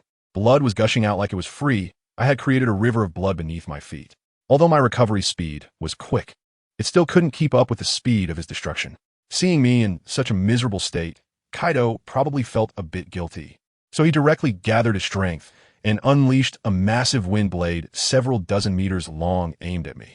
With a whoosh, I was diagonally sliced in half from my chest to my waist. My upper body fell to the ground, and I finally couldn't hold on any longer. Kaido also transformed back into his human form, panting heavily, clearly exhausted from unleashing wind blades. He looked at me, who had fully resurrected, with a complex expression, and sighed. "This little brat's physique is almost catching up to mine. No kidding, after being killed by you countless times in the past half-month, if I don't get stronger. Wouldn't that be a waste of death?" This old guy Kaido actually looked at me with a loving gaze like a father looking at his precious son, saying that in order for me to grow stronger, he was willing to let me endure endless pain, and that I should be grateful to him. I instantly got goosebumps and thought to myself, could this old guy have some special kink? He beckoned me with his claws. "Kid, keep going. I think you can still evolve." So from day to dusk, the two of us engaged in a crazy training session again. In the end, each of us wielded a wolf-tooth club, and we clashed thunderously against each other. Boom! With a loud bang. The ground was smashed into a bottomless pit by the two of us. And the result? A tie. I matched him in regular form. Kaido was quite pleased with this, wearing a proud expression that said I was a good teacher. After the fight, guess what happened? This old guy, panting heavily, patted me on the shoulder and said, "Kid, let us go. Tonight we're heading to a brothel. I'll get you a girl. Let us make sure you enjoy yourself. You know, work hard, play hard." I saw an elderly person on the subway looking at their phone, looking puzzled. I was thinking, have you forgotten? I'm your son-in-law. It's quite abstract for a father-in-law to take his son-in-law to a brothel, isn't it? But he confidently said that in their pirate crew, it's normal for new members to take their fathers out to enjoy life after getting paid. Family, this old man's way of thinking is simply out of this world. I said, "Aren't you afraid that day he'll find out and cut you off?" He replied nonchalantly, "If you don't say it and I don't say it, how would she know? Besides, men work hard outside. Can't they relax a bit?" I initially wanted to refuse firmly, but I couldn't resist his enthusiastic invitation. He insisted that this was a welcome banquet for me, and he wanted to engage in some 3 great iron rules of man to enhance the relationship between father-in-law and son-in-law. In the end, I had no choice but to agree, but we had to set 3 rules. It was agreed that if they asked, just say it was you who dragged me here. And I was unwilling, but I couldn't resist you. So you must take the blame. Kaido laughed heartily, readily agreeing, his face clearly showing, oh, men say they don't want it, but their bodies are very honest. So I rode on his dragon and flew towards the flower capital of Wano. Looking down on the way, the forest where we trained had completely turned into a barren gobi, with not a blade of grass in sight. Flying over the flower capital, the scene was astonishing, like the Japanese invading a village. As soon as the people on the streets saw Kaido's dragon, they immediately scattered like birds and beasts, each one rushing home with their families, closing doors and windows tightly, hiding thoroughly. The bustling commercial street just a moment ago became deserted in an instant. Kaido crashed down right in front of the most popular brothel in the flower capital. The door was tightly shut, and there wasn't even a welcoming girl. He shouted at the top of his lungs, "Where's the mama-san? We have guests. Why isn't anyone out to greet us? The next second, a flamboyantly dressed old woman came rolling and tumbling out from inside, a forced smile on her face, her legs shaking like she had Parkinson's, and she said, "Oh, Lord Kaido, what wind has blown you here? It's truly a great honor." Kaido snorted coldly, too lazy to waste words with her, pointed at me, and opened his mouth with a bombshell. "Go, I heard that the #1 beauty in Wano, Xiao Zi, is from your establishment. Call her out to entertain my little brother." I tell you, that Mama-san turned pale, scared like a quail, continuously slapping herself and apologizing, afraid that Kaido might get upset and directly scatter her ashes on the spot. Well, the people around Kaido are definitely not easy to deal with. She quickly nodded and bowed, inviting us inside. As a result, the door frame was like a dog hole for Kaido. He didn't even raise an eyebrow, and with a punch, he smashed it to pieces. Let's just say, he was all about physically opening doors. Fortunately, the interior of the building was spacious enough, so Kaido could finally walk upright. The Mama-san led us into a private room, her face full of smiles as she said, "Lord Kaido, you two sit first. I'll call the girls for you right away." After saying that, she bent over like a big shrimp and retreated step by step. I sat cross-legged on the tatami mat with Kaido, surveying the empty Japanese-style room, and found it quite refreshing. Kaido, however, was unfazed. He had similar places back home on Onigashima, but you know how men are, always wanting to try something new. Besides, if he took me to his own establishment, and if Yamato found out, that would be trouble. Don't be fooled by his tough words. He might say he'll handle it if something goes wrong. But he is actually quite anxious about it.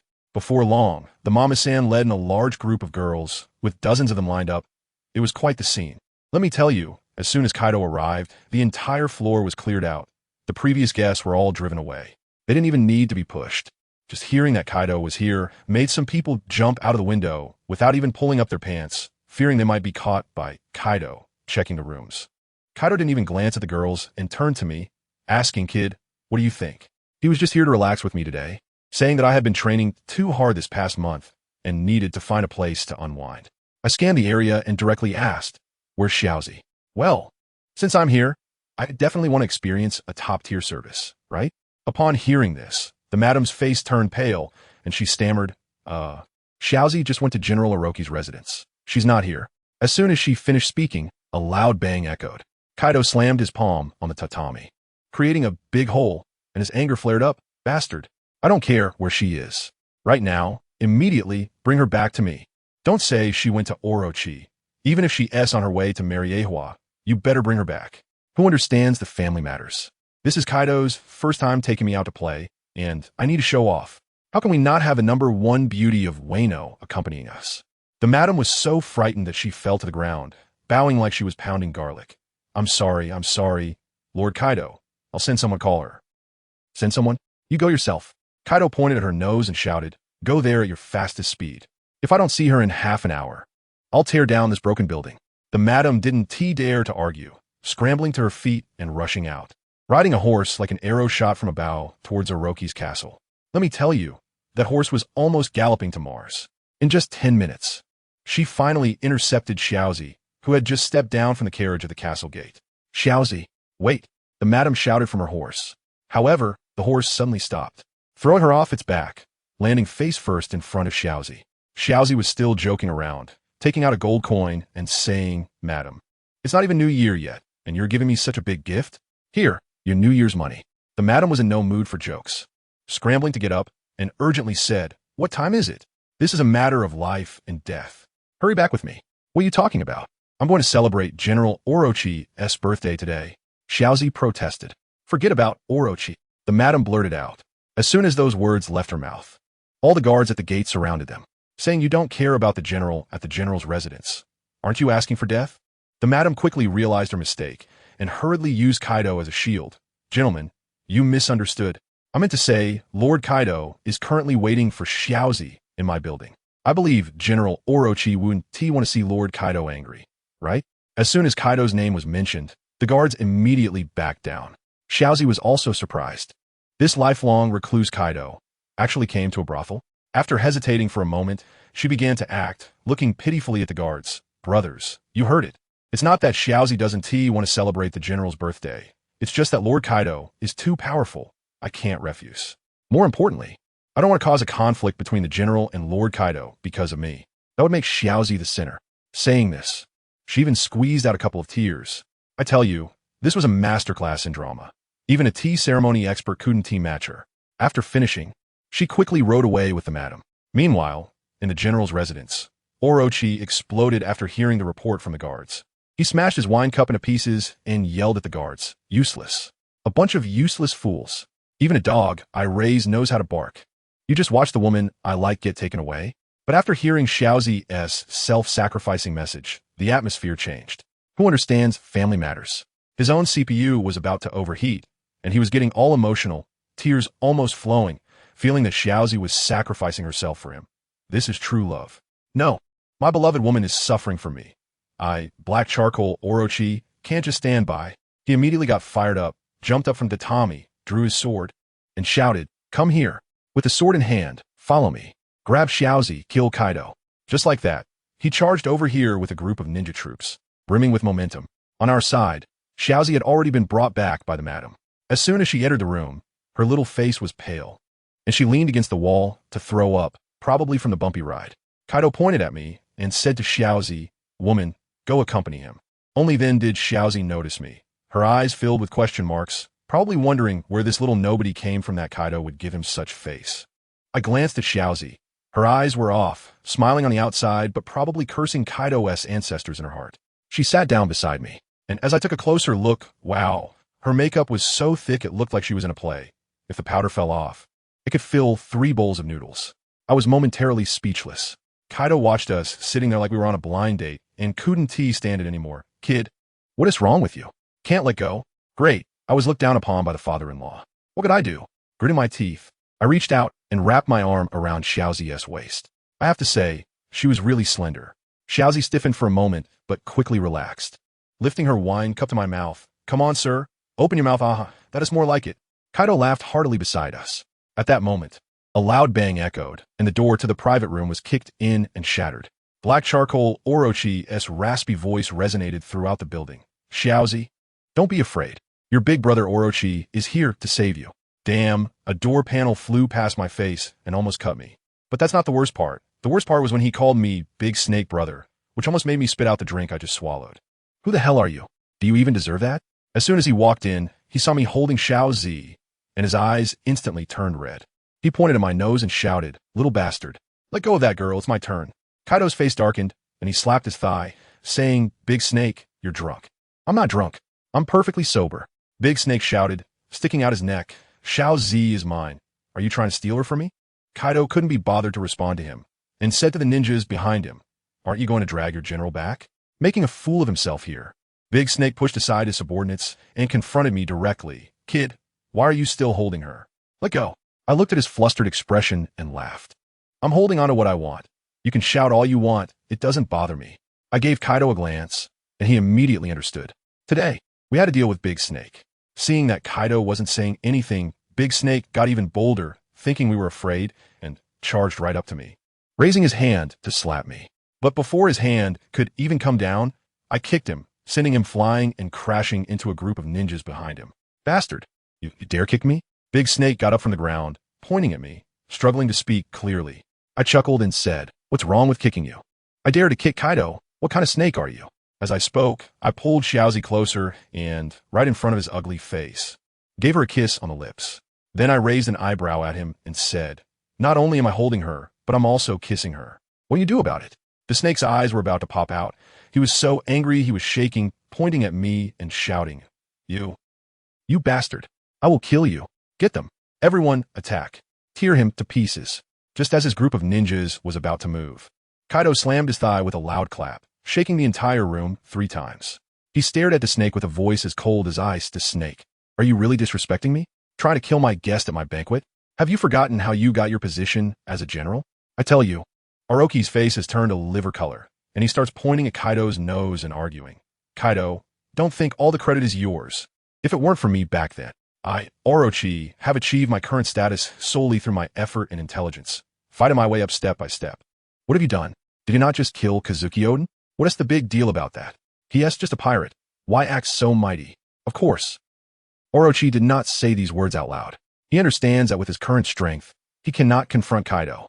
However, He also does not want to endure the humiliation of being overshadowed. A man can endure humiliation, but he cannot allow his woman to suffer humiliation from another man. Therefore, this time, he intends to confront Kaido head-on. Kaido, I don't want to say much to you. Today, I'll lay it out here. If I'm here, he yes not, and if he yes here, I'm not. You choose for yourself. Orochi declared that he was all in. Kaido, will you follow me or not? He could not believe Kaido would give up on him, his ally, for a pretty boy. Without his words, Orochi does not believe Kaido can rule Wano. After all, Kaido is just a pirate, and he, Orochi, come from a lineage of nobility. Although sitting as shogun may not be entirely legitimate, at least for the commoners of Wano, it means having one of their own in charge. It's certainly more acceptable than letting a pirate govern them. Therefore, Orochi believes he is indispensable to Kaido, even if Kaido sees him merely as a puppet. But not everyone can be a puppet, right? Kaido caught Orochi's gaze and felt that Orochi had truly become arrogant. How dare he make Kaido, the beast, choose? Sorry, I want both Wano and you, Orochi.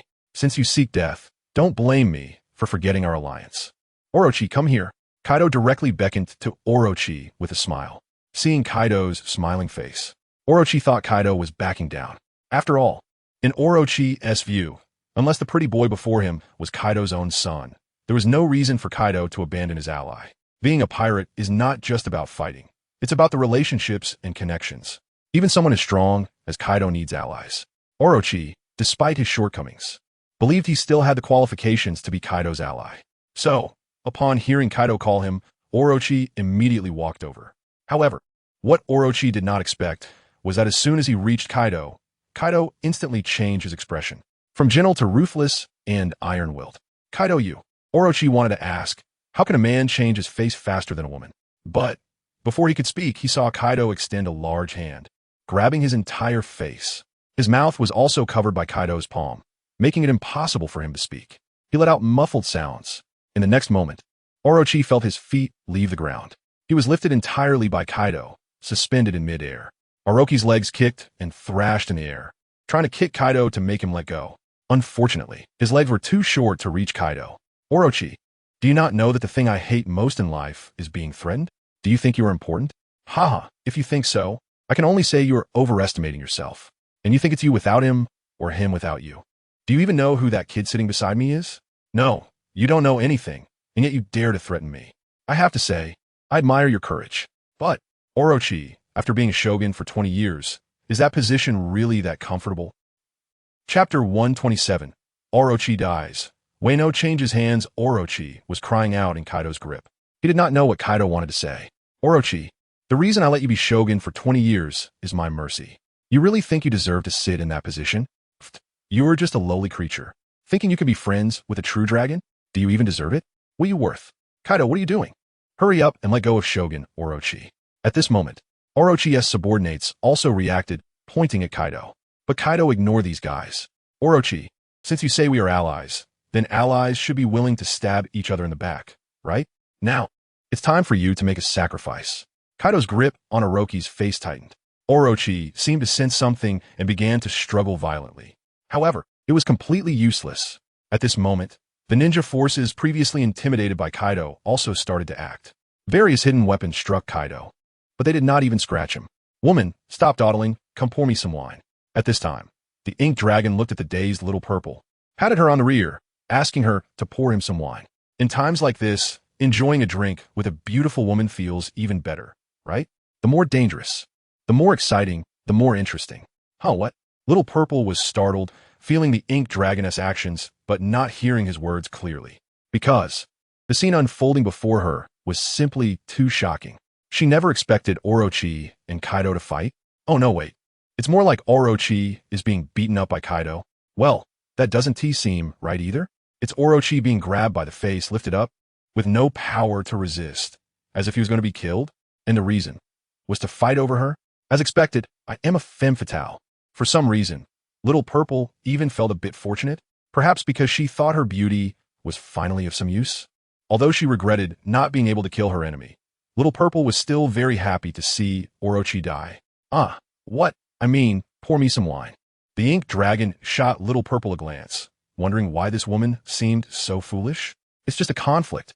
What is there to be shocked about? Oh, I get it. The ink dragon spoke again, and Little Purple started to fumble to pour him wine. But, in her fluster, Little Purple accidentally knocked over the wine cup. It shattered on the ground. The sound of the wine cup breaking startled everyone present. They thought it was a signal for something, but it turned out to just be a mishap. Kaido withdrew his gaze, increasing the force in his hand. Crunch, crunch. Kaido's palm tightened forcefully, making Orochi's face crunch as if his bones were cracking.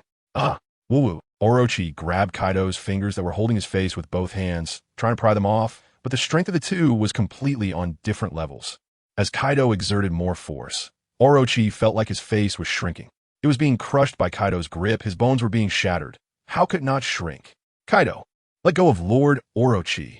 The ninja squad was very anxious. However, their hidden weapon attacks were completely ineffective, leaving them helpless.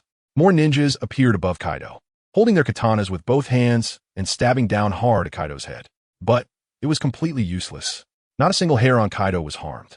Instead, the katanas in their hands couldn't withstand the force and shattered into several pieces. Damn, this guy's a monster. The ninjas gritted their teeth, feeling helpless.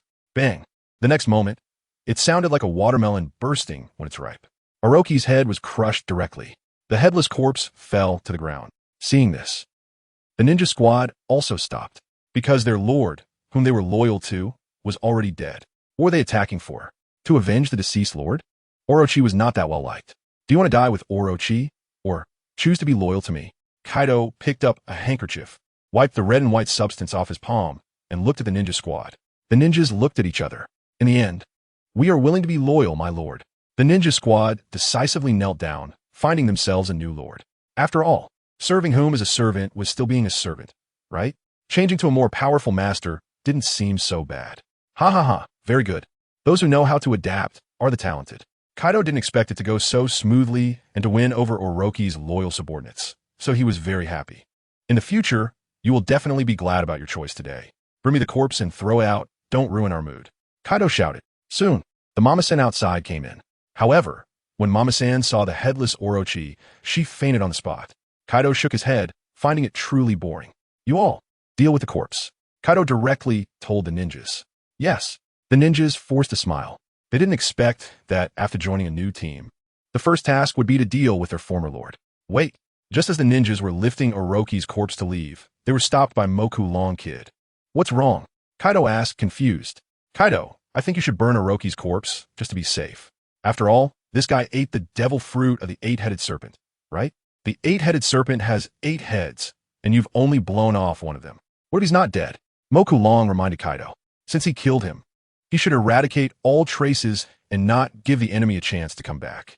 Moku Long remembered that in the original story, it seemed Orochi was still alive after Kaido cut off his head. So, if cutting off the head can allow him to live, then blowing up his head might not mean he's dead either. Moku Long didn't want to leave himself a ticking time bomb. Haha, you still think things through, kid. Kaido laughed heartily, directly snatching Orochi's corpse from the ninjas. Then he walked out of the brothel. After exiting the brothel, Kaido threw Orochi's corpse into the sky. Then he transformed into an azure dragon, spewing countless wind blades in the air, which cut Orochi's body into pieces. Then he exhaled a hot breath, turning the pieces of Orochi's corpse into ashes. After doing all this, Kaido clapped his hands and re-entered the brothel. Although Kaido wasn't sure if the blown-off head of Orochi could still live, he was certain that after being dismembered and burned to ashes, Orochi definitely wouldn't be able to live. After all, in this world, there is only one monster like Moku Long who could come back to life no matter how he died. Chapter 128, Capturing Little Purple. Ultimately making the mistake all men make. Kid, this room is no longer clean. Shall we change rooms and continue drinking? Back in a room, Kaido found that Moku Long was actually feeding Little Purple alcohol. He found it very interesting. Isn't it that if a woman doesn't get drunk, a man has no chance? Well, then let's change rooms. Moku Long nodded. Then he patted Little Purple's bottom, urging the Little Purple who was slumped his arms to stand up. No, I want to stay here. Unexpectedly, Little Purple seemed to really be drunk. She wrapped her arms around Moku Long's neck, her eyes hazy as she said, "But..." Moku Long didn't believe it. He thought Little Purple was acting. How many cups of alcohol had he fed her? How could she possibly be drunk? Moku Long suspected that Little Purple might have some scheme. Perhaps she wanted to use her beauty to seduce him, relying on him to infiltrate the 100 Beast Pirates? Very likely.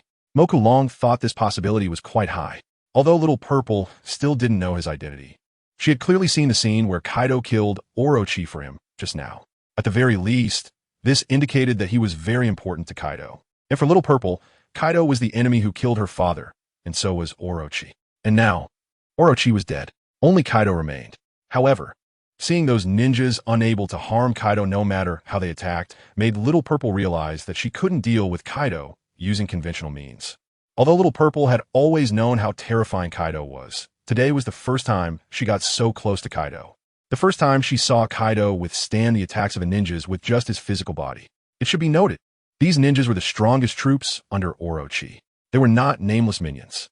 And if even these strongest troops under Orochi couldn't harm Kaido in the slightest while he stood still and didn't resist, then how could she, a weak woman, harm Kaido even if he let her hold a knife and slash at will?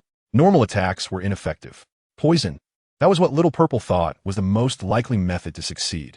With a strong physical body, ordinary attacks were ineffective. So, were the internal organs equally strong? Could they withstand extremely potent poison? Little Purple didn't know, but she was willing to give it a try.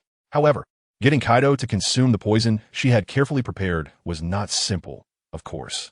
The first step would definitely be to infiltrate the 100 Beast Pirates, then find an opportunity to secretly poison Kaido's drink or food. As long as it succeeds, even if she is caught and executed immediately after, she is willing. After all, for these 20 years, the only thing that has kept her going is revenge. Kaido looked at the two people clinging to each other. Suddenly, he smiled and said, "Forget it, kid. Let's not drink tonight. You relax, and I'll go handle some aftermath." Orochi is dead, but for now, only they and the already subdued ninja troops know. Others are still unaware. Kaido decided to take advantage of the night to directly change the regime in Wano. By tomorrow morning, the flag flying in Wano must be the flag of the Beast Pirates. After saying this, Kaido left with the ninja troops. That night was bloody. Countless people deeply involved with Orochi were executed on the spot. Anyone who dared to resist Kaido's rule was also killed by him. Kaido showed no mercy. He wanted to conquer the entire Wano as quickly as possible. Watching Kaido's departing figure, Malong didn't know what to say. "I'm your son-in-law. You want me to relax with a courtesan? Are you serious?" Looking at the beauty in his arms, who appeared intoxicated and seemingly unaware, Malong's throat moved. He felt a bit thirsty, not sure why. Could it be that he drank too much? "My lord, please, have mercy on me." Xiaoji wrapped her arms around Malong and suddenly looked up and kissed him on the lips. "Hold on." Malong sighed. "You're forcing me to make a mistake. Which pirate can withstand such a test?" Malong admitted he couldn't. And then, he made a mistake. An hour later, Malong leaned against the headboard, entering a sage time. Xiaoji leaned against Malong's chest, her fingers circling on his chest. Neither of them spoke. At this moment, Malong really wanted to smoke a cigarette. "My lord, from now on, I will be yours." Xiaoji looked into Malong's eyes and said faintly, "What does this mean? Are you clinging to me?" Malong felt that things were getting complicated. Wasn't it just a moment of mistake? How could he be expected to repay it for a lifetime? Even if he was willing, Deha wouldn't be. Not to mention Xiaoji's identity. Bringing Xiaoji home. Who knows if this woman would do something detrimental to Deha? After all, Kaido killed her father. If she couldn't kill Kaido, what if she harbored ill intentions towards Deha? Even if she couldn't beat Deha, he had to consider a lot. Especially since he and Deha's child was about to be born. What if Xiaoji took action against the child? What to do? So, bringing Xiaoji back to Onigashima was absolutely impossible. "My lord, why? Aren't you speaking?" Seeing Malong remain silent, Xiaoji had some bad thoughts. Could it be this guy wants to cut off all ties? "My lord, from now on, Xiaoji will be yours. You must treat me kindly. Xiaoji doesn't ask for you to marry me. I know my humble origins and don't have that fortune. But I am willing to be your servant, just hoping to follow you in the future. As long as I can see you happy, that is my greatest wish." Xiaoji looked at Malong, speaking pitifully. After hearing this, Malong really felt some pity. This woman spoke so humbly. But thinking about it, Malong denied his thoughts. If Xiaoji were really just an ordinary courtesan, it would be fine. But her identity as Orochi's daughter made Malong very worried. If there were no Deha, it would be one thing. But with Deha, and having a child with Deha, he had to consider a lot. Although, Malong had thought about having multiple wives and a harem. But Xiaoji's identity clearly didn't fit. It was like a time bomb. Who knew when it would explode?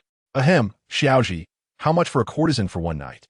Malong ultimately decided to treat tonight's events as a monetary transaction.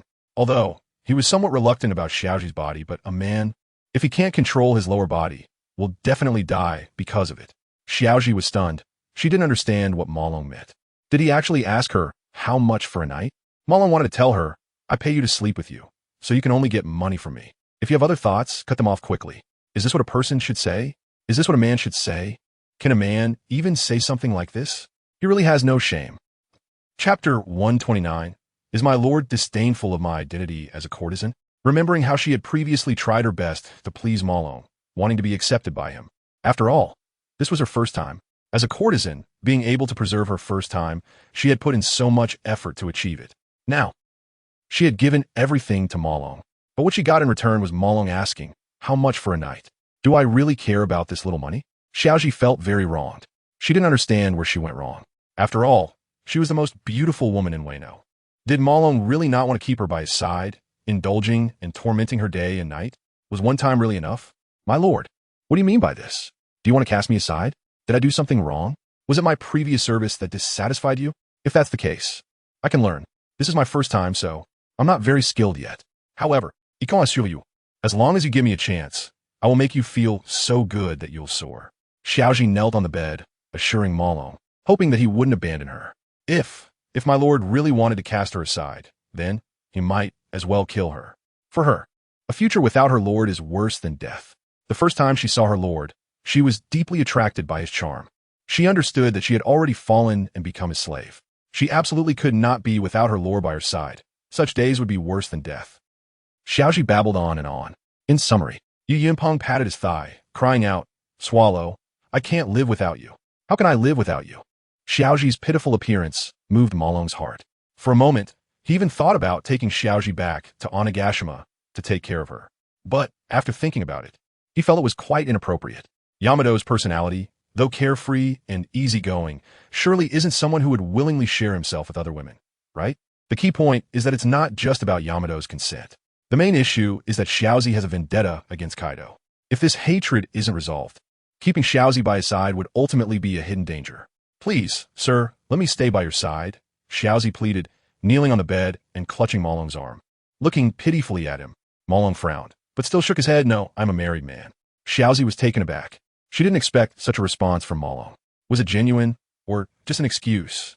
Xiaozi looked into Malong's eyes, trying to discern the truth from his gaze. However, after a long while, she realized she couldn't see through him. It's fine. I can be your maid and promise not to disturb her family. Xiaozi didn't mention becoming a concubine or anything like that. Although Wano country doesn't follow a monogamous system, to ease Malong's wariness of her, she chose to say she would be a maid. That won't work either. Malong shook his head again. In the future, perhaps taking care of children would indeed require the presence of a maid. But he couldn't trust Xiaozi with that. Why? Don't you care about me at all, sir? Xiaozi looked at Malong with tearful eyes, appearing utterly helpless, as if her heart were shattered. She clearly hadn't done anything wrong. Why was she being treated with such disdain? Is it, sir, do you look down on my identity as a courtesan? Xiaozi seemed to think of something and asked Malong. But, sir, you just experienced it. And although I am just a courtesan, I have always kept myself pure. It was my first time giving myself to you. Ahem, I know it was your first time. Malong thought, it's precisely because it was your first time that I feel conflicted. Otherwise, I would have left without a second thought. After all, there are plenty of women. Why would I want to keep a broken shoe by my side? Chapter 130. Announcing to the world. The future of the summit. So, why won't you accept me, sir? Xiaozi was puzzled. She considered herself quite charming. Not someone who would bore a man after just one encounter. Even Kaido, the general of Wano, had been completely under her control, hadn't he? Xiaozi didn't realize that it was because her identity had been exposed. Malong simply didn't want to have a ticking time bomb by his side. Although, she was just a weak woman, seemingly without any threat. However, Malong wouldn't allow even the slightest threat to exist around him, especially since, before long, his child would be born. What if? Imagining the worst, Xiaozi took his precious daughter hostage, forcing him to act against Kaido. What if he didn't act, and she killed his precious daughter? Once that thought crossed his mind, Malong was even less inclined to keep Xiaozi by his side. However, Malong also didn't want Xiaozi to remain in this brothel. Perhaps this is what possessiveness feels like for a man. Even if he didn't need her, he didn't want her to be taken away by someone else. Meanwhile, Kaido returned to Orochi's palace with his ninja troops, beginning to eliminate dissenters. Anyone who refused to submit to him would be dealt with. Thanks to the guidance of the ninja troops, Kaido easily found Orochi's other subordinates. However, what Kaido didn't expect was that Orochi's subordinates were quite cowardly. Not a single one of them resisted. Basically, as soon as he arrived, they surrendered. This made Kaido feel a lack of achievement, didn't it? He recalled 20 years ago when dealing with Odin, none of the Red Scabbards surrendered. One could only say that Orochi was a far more unsuccessful leader compared to Odin. However, for Kaido, this was a good thing. It allowed him to more easily take control of the entire Wano country. At the same time, countless carrier pigeons flew from the Navy headquarters tonight, heading in all directions just to convey the news that Port Gasti, Ace would be executed at the Navy headquarters in a week. Sengoku had made ample preparations. Next was just waiting for Whitebeard to walk into the trap. All he hoped was that everything would go smoothly. At this moment, Sengoku stood by the office window, looking through the darkness at the white messenger birds flapping their wings in the sky, exhaling a breath. The plan to eliminate the 4 emperors of the New World began today. As long as they could lure Whitebeard in and eliminate the Whitebeard pirates then. With him and Garp leading hundreds of warships into the New World, taking down Shanks and Charlotte Linlin, then, the New World would return to the Navy's control. And his name, Sengoku the Buddha, would resonate throughout the world, becoming legendary. The entire script was already written in this wise general's mind. As for Oda, he was just a comic artist. What does he know about pirates? Garp, do you think this will go smoothly? Although the script had been written, what if the actors didn't cooperate? Therefore, Sengoku still felt some worry. He looked at Garp and asked, hoping to get the affirmation from his comrade of several decades. Garp looked at Sengoku, his expression twitching as he said, "Do you think I should hope for a smooth outcome?" Sengoku, well, he forgot that if everything went smoothly, then poor Gasti, Ace would definitely be executed smoothly. This was indeed hard for a grandfather to accept. However, poor Gasti, Ace was just a bait, and since it had already been publicly announced to the world, poor Gasti, Ace had to die. Therefore, he could only apologize to his old comrade. Garp, don't be sad. Even if you lose Ace, you still have an even more outstanding grandson, right? Sengoku comforted Garp. As for the Straw Hat Kid's performance, whether he was more outstanding than poor Gasti, Ace before, that's hard to say. However, the commotion he caused would definitely be larger than poor Gasti, Ace's. Hehe. Garp couldn't even be bothered to respond to Sengoku. These days, because of Ace's matter, he couldn't even enjoy his favorite sunbae, looking as if he were sick. Sengoku noticed this and knew it was a heartache that couldn't be healed. Unless, news came that poor Gasti, Ace had escaped from Impel Down. At that time, Garp shouldn't say he has no appetite due to illness. Even if a Sea King-class creature were placed in front of him, he could still eat it. However, Sengoku does not believe that Fire Fist Ace could do the same. In the history of Impel Down, only the Golden Lion has successfully escaped from prison. The Golden Lion was the man who nearly killed Roger, preventing Fire Fist Ace from being born. Compared to him, Fire Fist Ace is still far behind. Chapter 131. Imprisonment. The messenger birds are quickly relaying news. I fear that by tomorrow morning, news of Fire Fist Ace's execution will spread throughout the entire Grand Line. However, this has nothing to do with Moklong. Wano country is closed off. It is very difficult for outside information to be transmitted in. The messenger birds simply cannot fly to Wano country. The only way to obtain outside news is through the members of the Beast Pirates who go out to sea. My lord, are you really so heartless? Seeing Moklong about to leave her behind, Xiaozi couldn't believe it. She pretended to be pitiful, seeking sympathy, and tried to tempt Moklong, using countless means. Yet Moklong still did not intend to keep her by his side. Is she a poisonous scorpion? Otherwise, why would Moklong avoid her like this? Xiaozi truly didn't understand. Is her title as Wano country's first beauty just a facade? She can't even tempt a single man? Or is it that this man really cares so much about his family? He doesn't want to ruin his family because of her appearance? But if he truly cared about his family, why would he come to a brothel? Is it because of Kaido's invitation that he couldn't refuse? Even if the invitation was hard to refuse, then why sleep with her? If Moklong hadn't slept with her, she wouldn't have thought so much.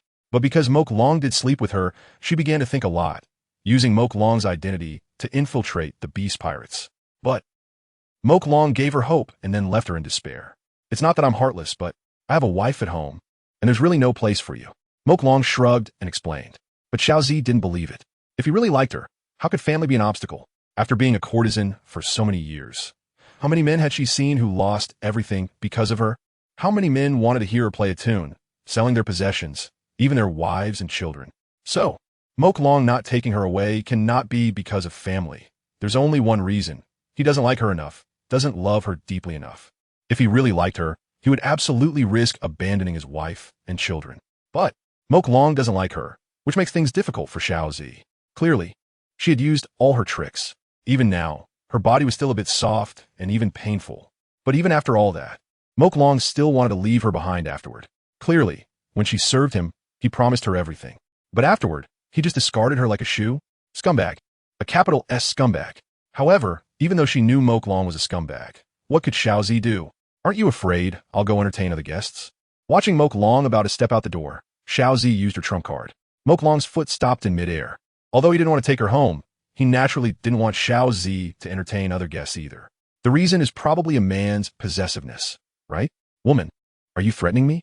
Mok Long turned around, walked up to Xiao Zi, reached out his hand, pinched her chin, lifted her face up, and looked in her eyes. Do you know what the consequences of doing this are? Do you want to kill me? Xiao Zi looked into Mok Long's eyes, without a trace of fear in her gaze. That's fine. After all, in the days without you in the future, I'll end my life myself. Since it's all death anyway, it's better to die at your hands. Damn it. Hearing Xiao Zi's words, Mok Long realized she was making a final stand. However, Mok Long is not someone who can be easily threatened. All right, wait here for me. When I come back, I'll give you a response. Mok Long pointed at Xiao Zi and said. Then he left without looking back. Xiao Zi was stunned. She didn't know where Mok Long was going or what he was going to do. However, since Mok Long said he would come back with a response, Xiao Zi decided to wait. She wasn't afraid that Mok Long would not return because she could see the possessiveness in Mok Long's eyes. This man definitely wouldn't want her to accompany other men. However, Xiao Zi didn't expect that Mok Long really left and didn't come back. After leaving, Mok Long went to find Kaido. Then, he asked Kaido for several female subordinates. He instructed them to imprison Xiao Zi and not allow her to entertain guests. After giving the orders, Mok Long returned to Onigashima.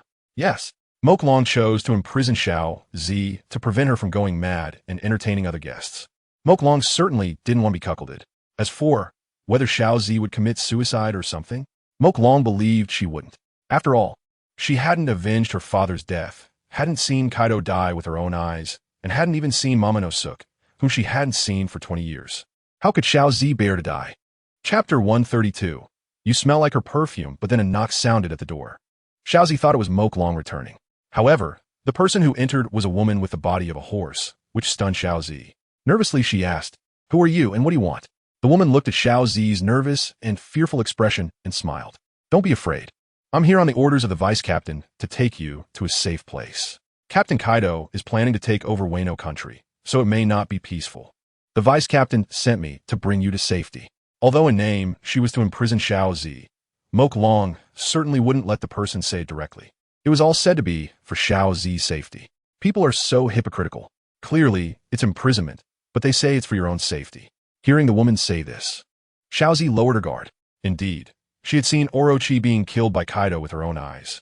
She had also heard Kaido say he would take over Wano country. So, in the coming days, Wano country might experience war and conflict. Those remnants of Orochi would certainly not sit idle. Although, this upper-level conflict shouldn't have much to do with her as a courtesan. But, what if someone goes mad and wants to enjoy themselves before dying? Then, as Wano country's first beauty, she would indeed be in some danger, easily becoming a target for violence. So, why didn't he come himself? When referring to him, Xiao Zi suddenly realized that she didn't even know Mo Long's name. At this thought, Xiao Zi couldn't help but smile bitterly. She had given away her first time, but the person she gave it to didn't even know his name. What kind of situation was this? It seemed quite ridiculous. Are you talking about the vice captain? Speed asked Xiao Zi. To be honest, she was quite surprised when Kaido called her over and introduced Mo Long as the future vice captain of the Beast Pirates. When did the Beast Pirates get a vice captain? Even if they were to have one, shouldn't it be chosen among the three disasters? Who was this man in front of her? She had never seen or heard of him before. What qualified him to be the vice captain? Of course, all of this had nothing to do with her. She was just a mere subordinate, a mid-level position in the Beast Pirates, and no matter who became vice captain, it wouldn't affect her at all. The new vice captain's first task was to have her take the most beautiful woman in Wano to a secret place and imprison her. As for why she was to be imprisoned and for how long, Mo Long didn't say. However, since this was the first task assigned by the vice captain, she naturally had to do it well to show her abilities to him. Therefore, facing someone as weak as Xiao Zi, she remained quite vigilant. Although she was the only one entering the room, there were still dozens of people guarding the entrance. Vice captain, So he's the vice captain of the Beast Pirates? Xiao Zi smiled. No wonder he could come to the brothel with Kaido, drinking and laughing together, appearing to be on equal footing. So young, yet able to become the vice captain of the Beast Pirates. Xiao Zi felt she hadn't misjudged this opportunity. If she could win Mo Long's heart, perhaps. One day, she could really take down Kaido the Beast. After all, as the vice captain, Mo Long's strength, even if weaker than Kaido, shouldn't be too far off, right? Looking at the ages of Mo Long and Kaido, Mo Long appeared to be in his 20s and could grow infinitely in the future. But what about Kaido? He was almost 60 years old. He would only get weaker year by year. In this comparison, it was only a matter of time before Mo Long surpassed Kaido. As long as she could secure Mo Long, frequently whispering in his ear, perhaps he would be swayed and the villainous Kaido. The more she thought about it, the more hopeful she felt. Xiao Zi clenched her fists. At this moment, she didn't realize that Mo Long had sent Speed to imprison her. She thought Mo Long was genuinely concerned for her safety, sending a subordinate to protect her. Miss Xiao Zi, please hurry and get dressed, and let's leave. The city is in chaos, and I've prepared a villa for you in the countryside. Let's hurry over, Speed urged Xiao Zi, worried about the long night. Although she could forcibly knock Xiao Zi out and take her away, Mo Long had instructed her to treat Xiao Zi well. Furthermore, in Speed's view, Mo Long likely intended to keep Xiao Zi as his personal possession, and under such circumstances, if she treated Xiao Zi poorly. What if Xiao Zi gained Mo Long's favor in the future and spoke ill of her? Therefore, to avoid such issues, Speed maintained a very good attitude toward Xiao Zi. Speed's attitude made Xiao Zi trust what she said even more. After all, if it wasn't truly for her safety, why would Speed treat her so well? One must know that the people of the Beast Pirates had always been arrogant in Wano. And now, Kaido had eliminated Orochi and was about to take over Wano. It was evident that in the future, the Beast Pirates would be even more arrogant, treating the entire Wano as their home, extorting and doing whatever they pleased. All right, just wait a moment. I'll get ready to leave with you, Xiao Zi said. She was only wearing pajamas, which were quite revealing and not suitable for going out. So she had to change her clothes first. Speed, being a woman herself, naturally understood the preparations women made before going out. Take your time. I'm not in a hurry, Speed said, stepping outside. Half an hour later, Xiao Zi finally opened the door. The sheer pajamas she had been wearing were replaced with a kimono she usually wore. She was also holding a large bag, likely containing cosmetics, changes of clothes, money, and other items. Speed didn't mind and led Xiao Zi to the small house prepared in the countryside. On the other side, Mo Long had returned to Onigashima. He transformed into a bird to fly back, as Kaido was busy consolidating Orochi's forces and had no time to bring him back. Mo Long couldn't force him, could he? He could only return alone. Fortunately, he remembered the way. Of course, even if he didn't, it didn't matter. He was flying in the air as long as he knew the direction of Onigashima. He landed in the yard and found Yamato sitting in a lounge chair, seemingly waiting for him. Mo Long pretended that nothing had happened, squatting down beside Yamato, placing a hand on her stomach, and said, "Dear, it's so late. Why aren't you resting? The wind is strong in the yard. It wouldn't be good if you catch a cold." Chapter 133. It's my nose's fault, though. You know it's late now? Then why did you come back so late? Yamato stared fixedly at Mo Long, seemingly trying to read something from his face. Usually, Mo Long would come back before dark without exception. But today, it was already past midnight. Coming back so late made it hard for Yamato not to suspect that Mo Long had been fooling around outside. Even though Yamato didn't want to believe that Mo Long would fool around outside, she couldn't help but notice that she smelled another woman's scent on him when he got close. This made Yamato feel a bit furious. Although Mo Long had taken a shower before coming back, Yamato's devil fruit was the white wolf. What scent could escape the wolf's nose? Cough, this isn't my fault. Mainly, that guy Kaido said I've been training for so many days and that I was too tired and needed to balance work and rest, so he took me to drink. Mo Long explained while touching his nose. That's right, that's how it was. Drinking? Yamato shot Mo Long a glare. I see you were drinking at a brothel. Huh? Yamato indeed smelled alcohol on Mo Long. Mo Long was taken aback. How did Yamato know? Could it be someone snitched? But who could it be? There shouldn't be many people who know he went to drink with Kaido, right? Those who know are all women from the brothel. And they don't know his identity. So how could they report to Yamato? Could it be Yamato is trying to trick him? Thought it was very possible. So, what? Yamato, who did you hear from? How could I possibly go out to drink with flowers? Stepped forward, put his arm around Yamato's shoulder, and smiled as he spoke. Don't hug me. However, Yamato shrugged him off and coldly said, Are you still planning to hide this from me? Sighed, all right. I'll come clean. I did go to drink, but it was really Kaido who took me. I couldn't refuse, could I? But I promise. I don't think they're S. Say it. Why don't you continue? In Yamato's hand, a wolf-tooth club appeared out of nowhere. Felt a headache coming on. He thought, damn, did Yamato install a tracker on me or something? Why does it feel like Yamato knows everything? Yamato, let us go back inside. It's cold outside. Walked behind Yamato, pushing her toward the house. Yamato hesitated for a moment, but nodded. After entering the house, Yamato sat on the sofa. Also wanted to sit down, but was met with a slap on the arm of the sofa and was angrily reprimanded. Who told you to sit? The fierce aura of a tigress. Had never seen such a strong-willed Yamato. It felt like Yamato was different from usual. Could it be that she really knew he had been cheating? Forced to smile. Did I really get caught just for cheating once? Is my luck that bad? Well, this is my own house. Do I need someone else's permission to sit down? Looked pitiful. This isn't being afraid of his wife. It's loving his wife. And, Yamato, don't be angry. It's not good for the child. Heh, you even know it's not good for the child if I'm angry? Yamato looked at with a cold smile. Since that's the case, then why do you still make me angry? Honestly, did you go to the brothel? Nodded ya. Louder. Yamato shouted. Yes, I went. After all, he was at fault first, so couldn't he say Yamato was unreasonable? You still have the nerve to say that you went? Yamato was also amused by. She thought he would tell her some lies to deceive her, but unexpectedly, he directly admitted it. She had heard from Maria that when a man likes a woman, after doing something wrong, he often chooses to deceive the woman to avoid making her angry, which leads to a breakdown in the relationship. But now, actually admitted it directly without wanting to deceive her. Could it be that he was already tired of her? Yamato trembled with anger, feeling a chill in her heart on such a hot day. Because I'm honest, I don't want to lie to you. Seemed to sense Yamato's emotions. He walked over, sat beside her, and gently said, Dear, don't be angry. I really just went to drink. It was just a casual thing. Don't think too much about it. Yamato wanted to say something, but in the end, she chose to sigh. Forget it, I don't want to say too much. Just remember, you have a home, a wife, and a child. It's fine to play outside, but at least know that when you're tired of playing, you should come home. I'll be waiting for you at home. Yamato didn't want to dig any deeper, because even if she found out, Indeed played with women outside. So what? What could she do? Should she divorce? The key is, they aren't even married. Or should she kick out? Let the child grow up without a father? After weighing the pros and cons, Yamato chose to skip this matter. Just pretend nothing happened.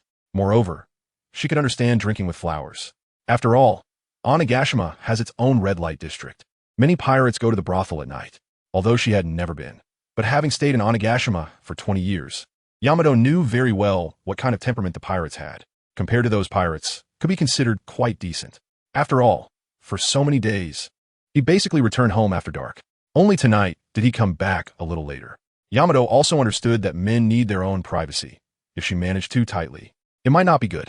With that thought, Yamato's mood relaxed. He was just going to drink to unwind a bit. It wouldn't mean he would abandon her or treat her poorly because of this entertainment. Yamato, you say this, you are my wife, this is my home, of course. I will come back. Besides, I really just want to unwind. Don't be too sensitive, thinking I don't like you anymore. That's impossible. I've been working so hard these days just to become stronger and protect you and our child. S hand rested on Yamato's belly. He felt that Yamato's belly was getting bigger. It better be like this. If you dare betray me, I will personally kill you and then jump into the river to commit suicide.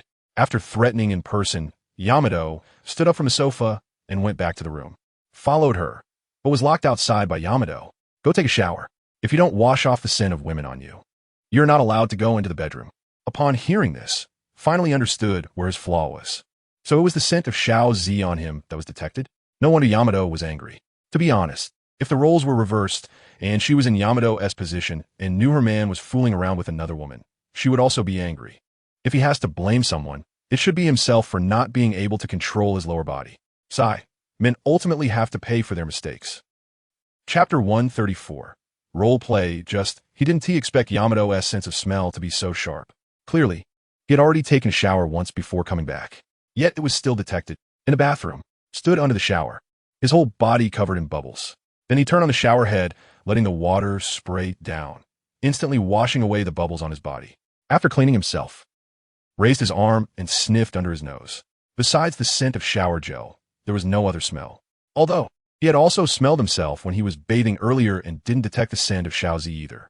It can only be said that Yamato's sense of smell was much better than his.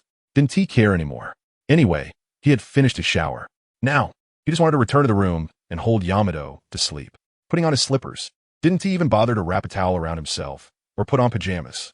The figure slipped directly into the bedroom and then lifted the blanket and burrowed in. From behind, he hugged Yamato. Don't hug me.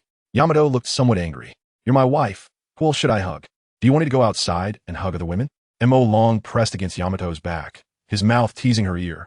Indeed, Yamato was stimulated by Mo Long and turned around to face him, snorting coldly.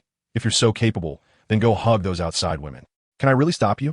Although she said that, looking at the bulging eyes of Yamato, Mo Long knew she was speaking in contradiction. If he really dared to go, Yamato would indeed dare to kill him. Is that so? Then I might really go. However, in order to make Yamato forget about the previous matters, Mo Long decided to tease her a bit. Saying this, Mo Long lifted the blanket, both feet touching the ground. It seemed he really was about to leave. No, don't go. Just then, as Mo Long's feet touched the ground, he felt his waist being tightly embraced. Yamato's voice came from behind him. Don't go, I won't yell at you anymore. At the moment Mo Long was about to leave, Yamato felt heartbroken. She was truly afraid of Mo Long leaving her, although she thought he was just joking with her. But now, Yamato was very sensitive and lacked a sense of security, especially with a child in her belly. She was really afraid of being abandoned. Feeling the tremble of Yamato's body behind him, Mo Long immediately turned around, only to find tears flowing from her eyes. Are you going to cry? Mo Long panicked and quickly wiped away her tears. Yamato, don't cry. I was just joking. How could I leave you for another woman? That's impossible. It's all my fault. Please don't cry, okay? Mo Long wasn't very good at dealing with crying girls. Seeing Yamato about to cry, he didn't know how to comfort her.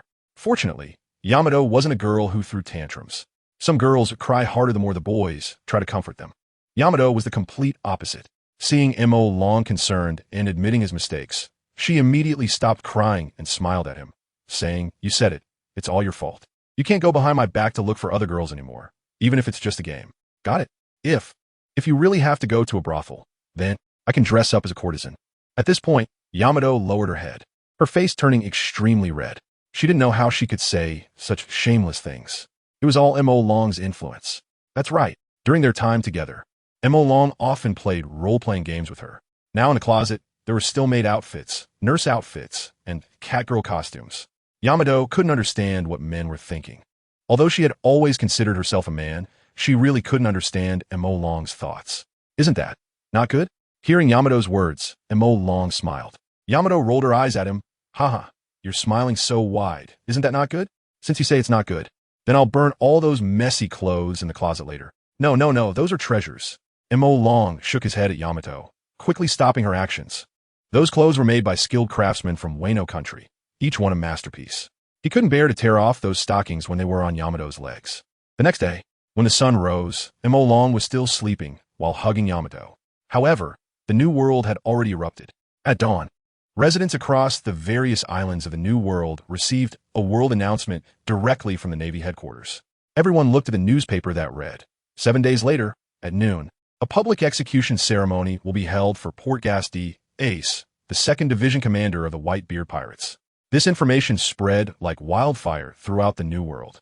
As a key party, the Whitebeard Pirates also received the news.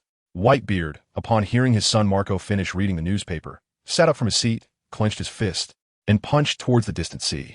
Boom! It sounded as if the space had shattered. The distant sea surface seemed to be pressed down hard, forming a bottomless whirlpool pit on the sea surface. Sengoku, you really dare. After venting a bit, Whitebeard gritted his teeth and said, You were supposed to retire peacefully. Why did you have to confront me head on? Old man, what should we do? Marco was very worried about Ace's situation after reading the news. What to do? Naturally, we gather the troops, head to Navy headquarters, flatten it, and rescue Ace. My son, Whitebeard's son, can't be executed by that old man Sengoku just like that. That's impossible, Whitebeard said with great authority. I think Sengoku giving me 7 days is precisely to let me gather everyone for a great showdown with the Navy headquarters. But Sengoku is betting so big. Isn't he afraid of turning over in the gutter? Understood, old man. I'll gather the captains right away. Marco nodded, and then began to summon the affiliated pirate crews of the Whitebeard Pirates scattered throughout the New World. Although Marco knew that since Sengoku dared to do this, he must have confidence. However, even knowing it was dangerous, they had to go. Could they just watch their companion be executed and remain indifferent? That was not the style of the Whitebeard pirates. Chapter 135. The Four Emperors, Red-Haired Shanks, in another Four Emperors territory. Red-Haired Shanks also received the news. He frowned as he looked at the content of the newspaper. After all, was it still a miscalculation? It should be known, at that time, because of Ace, he specifically boarded Whitebeard's ship to ask Whitebeard to call Ace back and not pursue Blackbeard. Because red-haired Shanks knew that Ace was definitely no match for Blackbeard. However, Whitebeard didn't believe it. He didn't heed his advice. What a conceited man. Red-haired Shanks scoffed inwardly. Although, the content of the newspaper was somewhat different from what he had anticipated. In red-haired Shanks' view, Ace pursuing Blackbeard might very well end up being killed by Blackbeard. But to his surprise, what he received was the news of the Navy headquarters publicly executing Ace. However, considering the earlier news of Blackbeard becoming a warlord of the sea, red-haired Shanks roughly guessed that Blackbeard must have captured Ace, who was coming to rescue him, and then handed Ace over to the Navy in exchange for becoming a Shichibukai. After all, the newspaper that reported Blackbeard's appointment as a Shichibukai didn't mention how he achieved it. But with today's newspaper, while others might still be unclear, he and the members of the Whitebeard pirates understood. The Navy intended to wipe out the Whitebeard pirates all at once. Shanks analyzed the contents of the newspaper and sighed. He didn't believe that the Navy was spreading the news across the sea just to publicly execute Ace. The Navy was definitely planning to lure the Whitebeard pirates to their headquarters and capture them all. He never expected that Sengoku, the old man, would want to go out with a bang before retirement. Shanks shook his head. The Navy's aggressive actions were not good news for him as a pirate. After all, the balance of power in the New World had been maintained for many years. The Navy's provocation of war would undoubtedly disrupt this balance. Captain, what should we do? You went to the Whitebeard pirates for Ace before, and now we hear that Ace is to be executed by the Navy. By the way, Captain, you seem to care a lot about that kid. Do you have some hidden relationship with him? A chubby man holding a large bone and chewing on meat looked at Shanks teasingly. Don't talk nonsense. How old is the captain? It's not like he is such a big, illegitimate child. Ben Beckman, the vice captain of the Red Hair Pirates, said with a smile. I didn't say it was an illegitimate child. It could also be a long-lost brother, right? All right, you two, stop guessing. This is getting ridiculous. Shanks rolled his eyes at the two. He cared about Ace simply because he knew Ace was Roger's son, and he had once been an intern on Roger's ship, receiving Roger's care. Thinking of this, Shanks decided not to hide it anymore and directly told his crew. Because in Shanks' view, Sengoku pulling such a stunt likely meant he already knew Ace's identity. So, it wouldn't be long before the news of the Pirate King Roger's bloodline would be known by everyone. There was no need to hide the information. What? Fire Fist Ace is the son of Pirate King Roger? Shanks' crew was shocked after hearing his words. They never expected that Roger actually had a son alive. However, Ace becoming Whitebeard's son, wasn't that a bit strange?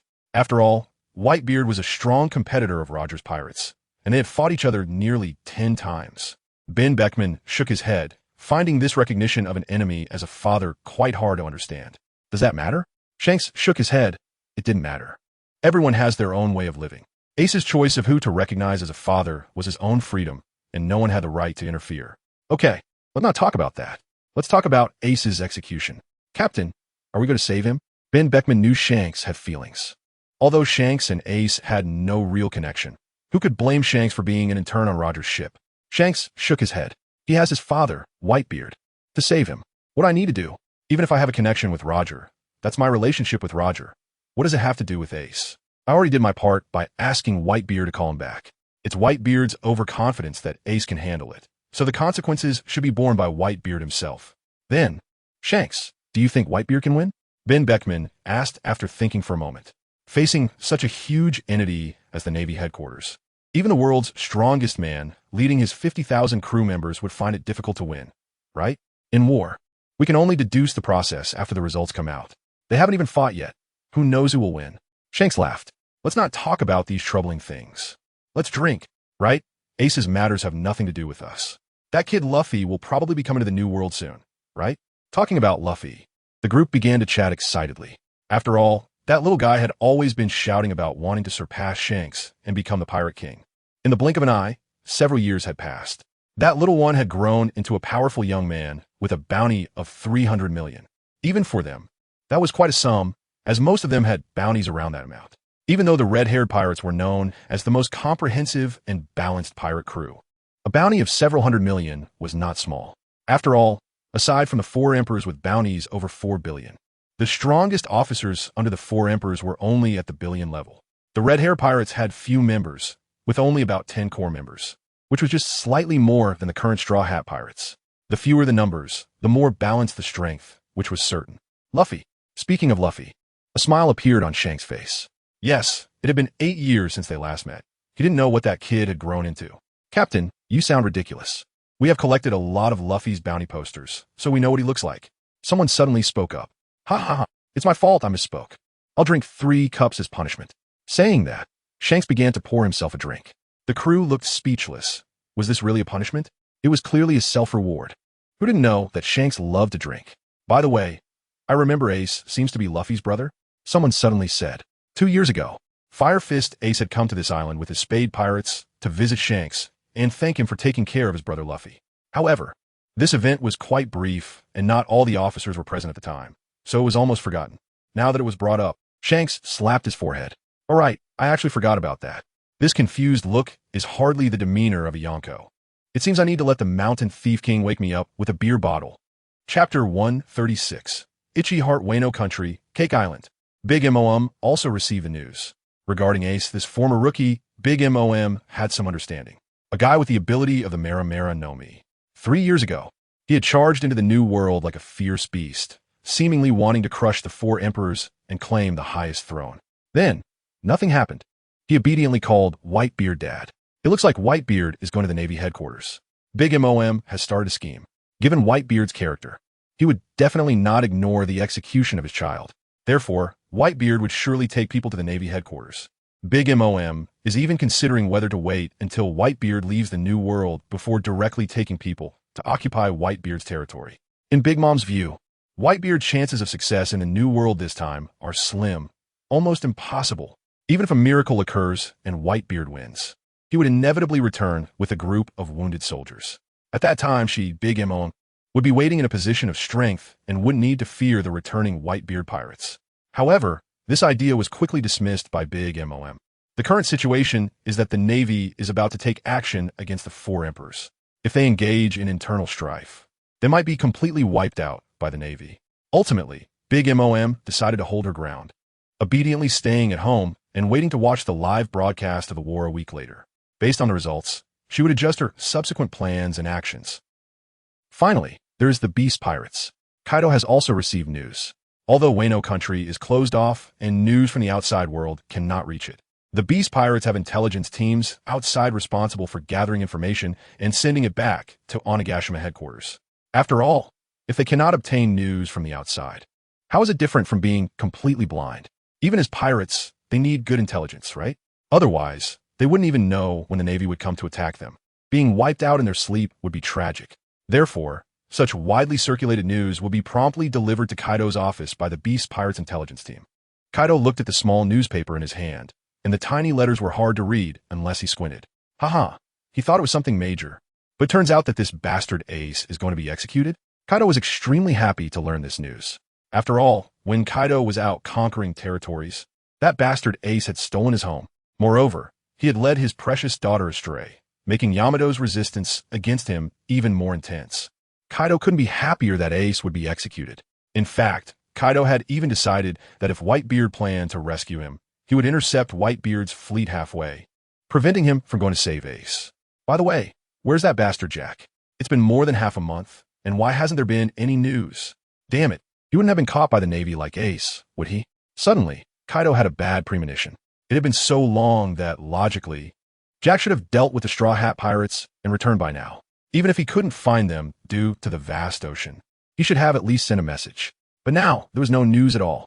If it weren't for the fact that there was still Jack's life paper stored in Onigashima, and it was still intact, he would really think Jack might already be dead. Someone, Kaido shouted towards the door. Soon, a pirate approached. Kaido said to him, "Take this and go find Jack."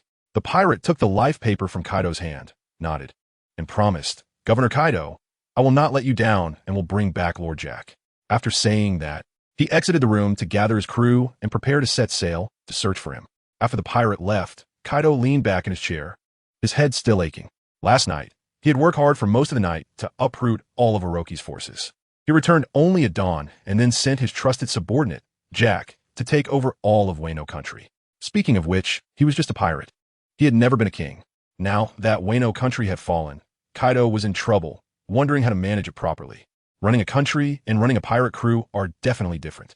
Even though his pirate crew had more than 20,000 members, Kaido's original plan was to make Yamato the new king of Wano country.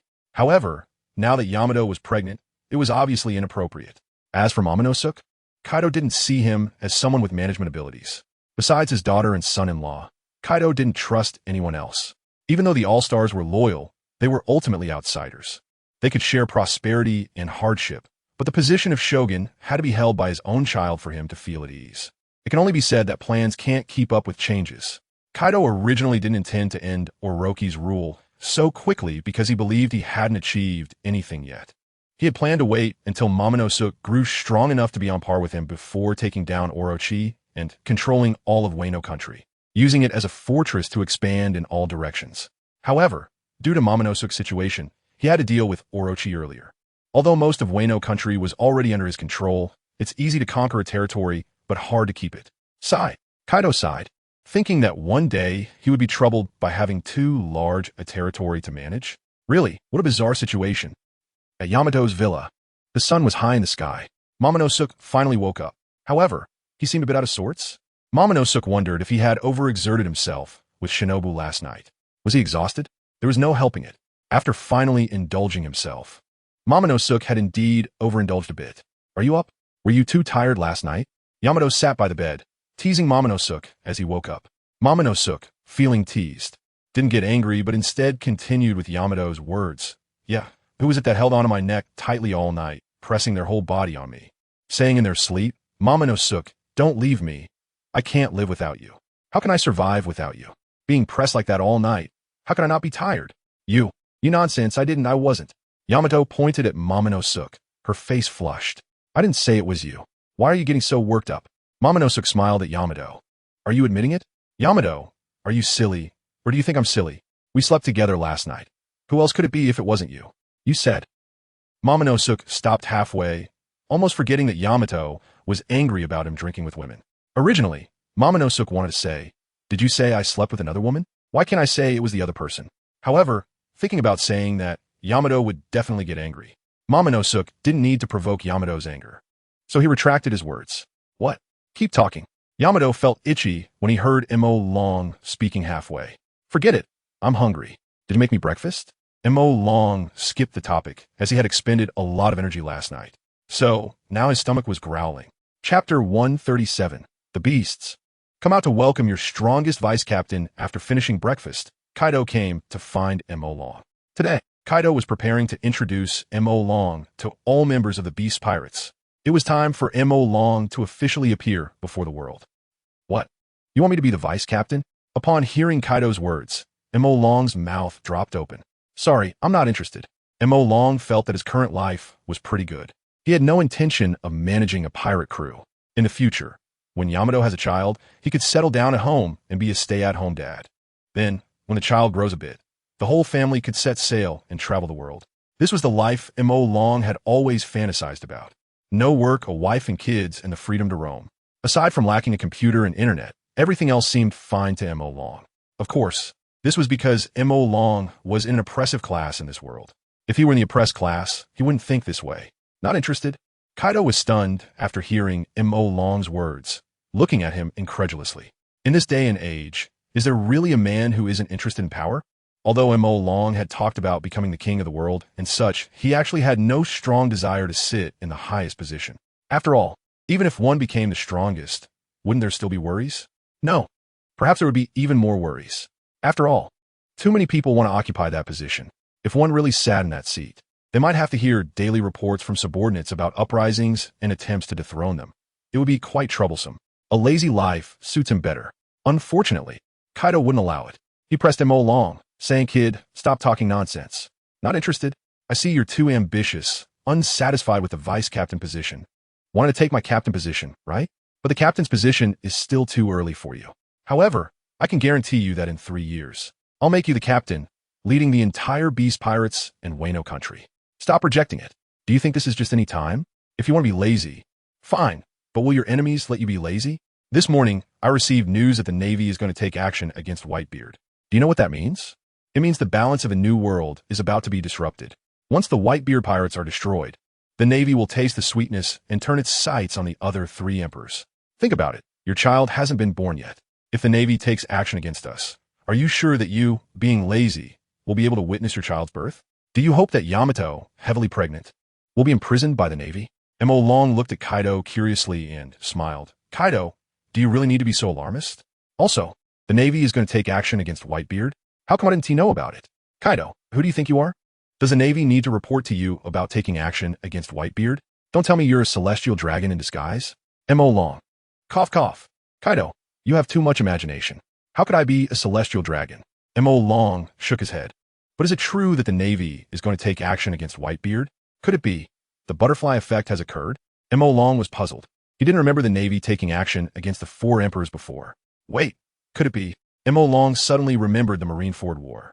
Indeed, if you really want to say it, this could barely be related to the Navy taking action against Whitebeard. So, is the Marineford War about to start? In the next moment, Kaido confirmed Mo Long's speculation. Kaido slammed a newspaper in front of Mo Long. Mo Long saw the headline, which was about the public execution of Portgas Ace. After checking the date on the newspaper, it was today. So, a week later would be the day of the Marineford War. Then, the Straw Hat Kid should be at Sabati Archipelago dealing with the Celestial Dragons, right? Well, that is not important. Mo Long knew the outcome of the Marineford War, so he wasn't as anxious as Kaido. Although Whitebeard would die, a Blackbeard, even more formidable than Whitebeard, would emerge. As the final pirate boss, Blackbeard 2 years later should be stronger than Whitebeard without a doubt. By the way, at that time, there would also be a Whitebeard too. It was said to be Whitebeard's son, but whether it actually was or not was never made clear. And the worst generation that grew up with Luffy. TSK, TSK, TSK. Truly, one powerful figure after another is emerging. Mo Long suddenly felt a sense of urgency. His strength was still not enough. Faced with these people, he basically had no confidence. Fortunately, there was still time. Although the time left for him was already not much. It was definitely more than what the national football team has. Now do you understand the urgency of the situation? Seeing Mo Long staring blankly at the newspaper, Kaido thought Mo Long was feeling the pressure from the Navy and decided to work hard to strive for the strength to beat the Navy before they took action against them. But in fact, Kaido, don't worry too much. The Navy is just taking action against Whitebeard. It's nothing serious.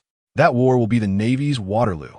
Mo Long said with a smile. Gathering the strength of the Navy headquarters and the 7 warlords, they still can't leave a single 4-emperor crew intact.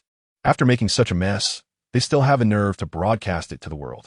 At that time, the Navy's face will be completely lost by that old man Sengoku, and then Sengoku will shamefully resign from the position of Fleet Admiral. Kaido, kid, what are you talking about? Although I understand the meaning of every word you said, I don't understand what you mean by this alliance. The damn war hasn't even started yet, and you're already analyzing the results? Didn't I tell you before? I can foresee the future with observation hockey. Mo Long used observation hockey as a shield again. Although the war hasn't started yet, I've already seen the result. At that time, Whitebeard will die at the Navy headquarters, and the traitor Blackbeard will seize Whitebeard's fruit ability and take over Whitebeard's territory, becoming the new 4-emperor. Kaido didn't believe it, but still decided to listen to Mo Long ramble on. Blackbeard? The guy who killed Whitebeard's 4th Division captain for a devil fruit and then betrayed the Whitebeard pirates? You think that sneaky guy can replace Whitebeard and become the new 4-emperor? Kaido thought this was quite ridiculous.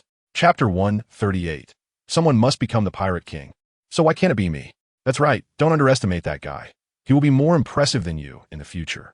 Mo Long looked at Kaido and said, Kaido, damn it, kid, you just can't resist hitting me where it hurts, can you? Earlier you said I will be defeated by a rookie pirate in 2 years. And now you are saying this unknown pirate suddenly popping up will be better than me? What, is my title of the strongest creature just a stepping stone for others? Mo Long rolled his eyes, thinking, isn't that the case? No, he is already a warlord now. He is not exactly unknown anymore. Mo Long said, a week ago, he saw the official announcement. The newspaper announcing Blackbeard becoming a warlord was still propping up the corner of his kitchen table. Huh, warlord? Isn't that already a joke? Kaido scoffed. Ever since Crocodile and Gecko Moria were defeated by rookie pirates, the title of warlord has become less and less valuable. Originally, everyone thought warlords were impressive. After all, they are one of the 3 major powers of the Grand Line, alongside the 4 emperors and the Navy headquarters. But in the past few months, two warlords have been taken down by rookies, leading countless people to doubt just how valuable the title of warlord really is. Even Kaido began to wonder if he had overestimated Doflamingo. That guy, does he really have the qualifications to cooperate with him? Mo Long gave Kaido a strange look, thinking, don't be so gleeful. He's a warlord now, and in 2 years he'll be a 4 emperor, and you'll be the first to suffer. The happier you are now, the more miserable you'll be in 2 years. If it weren't for me, who knows if you'd be defeated, and your daughter might even be kidnapped. That would be truly tragic, Kaido. Of course, Mo Long wasn't sure how the plot would unfold before Kaido was defeated, so he was mainly guessing about the future developments. However, it was certain that Kaido would be defeated. After all, he had already clashed with Big Mo, and if he were to clash with Kaido again and just run away after the encounter, it would really be treating the readers like fools. Unless Oda wants to get rich selling blades, there's no way he would write such a plot. To you, the warlords might be a joke, but for others, even with 2 warlords being defeated as a cautionary tale, the warlords are still quite impressive. Mo Long replied lightly. All right, don't say any more. I'll take on the position of captain. Just consider it a nominal title. Otherwise, with Kaido nagging, it would be annoying. That's more like it. A man should have ambition. Hearing Mo Long agree, Kaido happily patted Mo Long on the shoulder. Ambition? You can have ambition as a pirate? Mo Long shook his head. Let us go. We're heading to the banquet hall. Kaido said to Mo Long. Now the members of the Beast Pirates are all waiting for you there. After all, it's to introduce Mo Long. Kaido had called back almost all the pirates from outside. Only a few positions couldn't be left vacant. For example, after just conquering Wano, someone needed to stay behind to guard against any remnants of Yamato. Kaido left behind a few strong fighters. At this moment, Beast Pirates, banquet hall, tens of thousands of pirates gathered together, making the spacious hall feel a bit stuffy. Many people were discussing, wanting to know what had happened. Why did Kaido summon them all together? Hey, let me tell you a secret. It's news I got from my 7th aunt's 8th uncle's second cousin's 3rd uncle's son. Captain Kaido has already conquered Wano, and from today on, he will give up his pirate identity. We are going to become the Wano Guard. Is that true? Why don't I believe it? You know, just 2 days ago, I was drinking flower wine in the flower capital of Wano, and at that time, the flower capital was still peaceful, and General Orochi was also in a brothel drinking flower wine. You're telling me that just 2 days later, Wano has been conquered by Lord Kaido? Of course, I'm not doubting Lord Kaido's capability. It's just that Lord Kaido and General Orochi were working together just fine. It doesn't make sense for them to turn against each other, right? TCH, we are pirates. Why can't we turn against each other? Orochi managed to secure the position of general thanks to our beast pirates, right? Now, Lord Kaido doesn't want to support Orochi anymore and is preparing to take the position himself. Is that hard to understand? Everyone shut up. At this moment, standing at the front, Plague Queen spoke up. Everyone stop with the baseless speculations. Whatever is meant for you to know, you will know. What you're not supposed to know, just shut up. It's not time for you to know yet. As a prominent figure in the Beast Pirates, Queen naturally knew that Wano had already been taken. They were just waiting for the official announcement. However, such matters should naturally be announced by Captain Kaido himself. He didn't want to steal the captain's thunder. Exactly. Everyone just shut up and wait for Captain Kaido's arrival. Drought Jack also spoke. He was even more aware of the situation because last night, he personally led a team to the flower capital to clean up Orochi's remnants. With both prominent figures shouting like that, everyone quieted down. However, one of the Flying Six sneered at Jack, telling everyone to shut up. Jack, you're quite the big shot. Sasaki, what do you want to say? Jack frowned at Sasaki's mockery. This arrogant guy had always wanted to challenge his position. But he should consider they were the 3 disasters who followed Kaido from the beginning, the original partners. How could a newcomer like him push him out of his position? Jack remembered when he first followed Kaido, he was only 1 meter tall, a small and cute figure. And now he had grown into a small giant of 7 or 8 meters. Sigh, time is truly merciless, softening bananas and darkening grapes. All right, that's off topic. Why want us to sit in your prominent position? Sasaki stated directly, showing no signs of hiding his ambition. Internal strife within the Beast Pirates is quite normal. There are only so many positions, and naturally, it's the strongest who rises to the top. Sasaki had long coveted the prominent position. Moreover, he believed he was no weaker than Jack.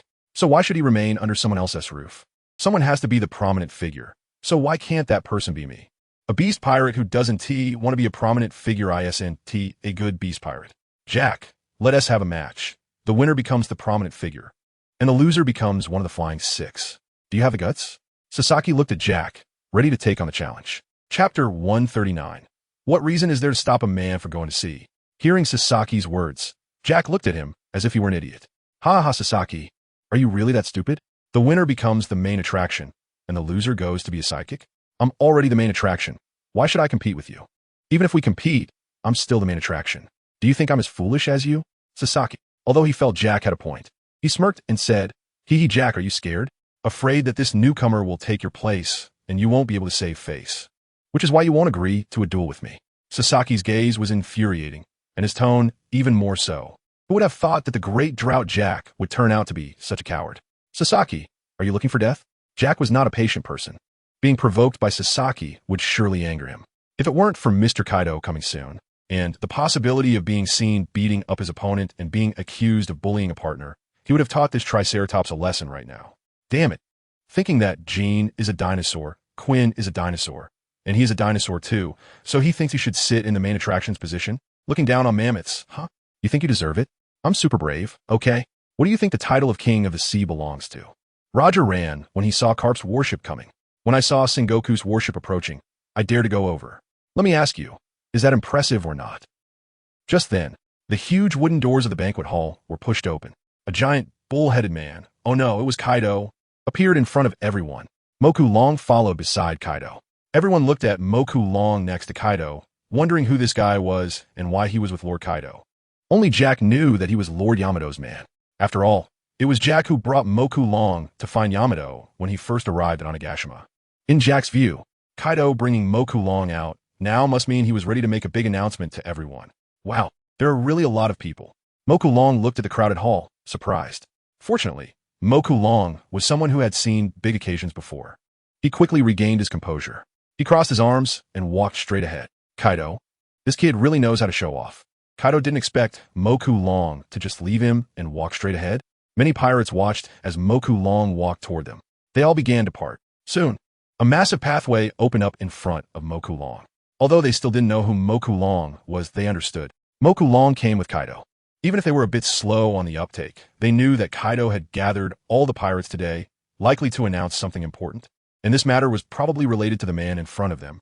Soon, Moku Long passed through the 100-meter corridor and walked directly onto the high platform. Then, he sat in the position that originally belonged to Kaido. Kaido walked up from behind, saw this scene, and was speechless, but chose to give Moku Long this face, and stood beside him. Moku Long sat on Kaido's throne and waved at the pirates below, smiling. Hello, comrades. The pirates?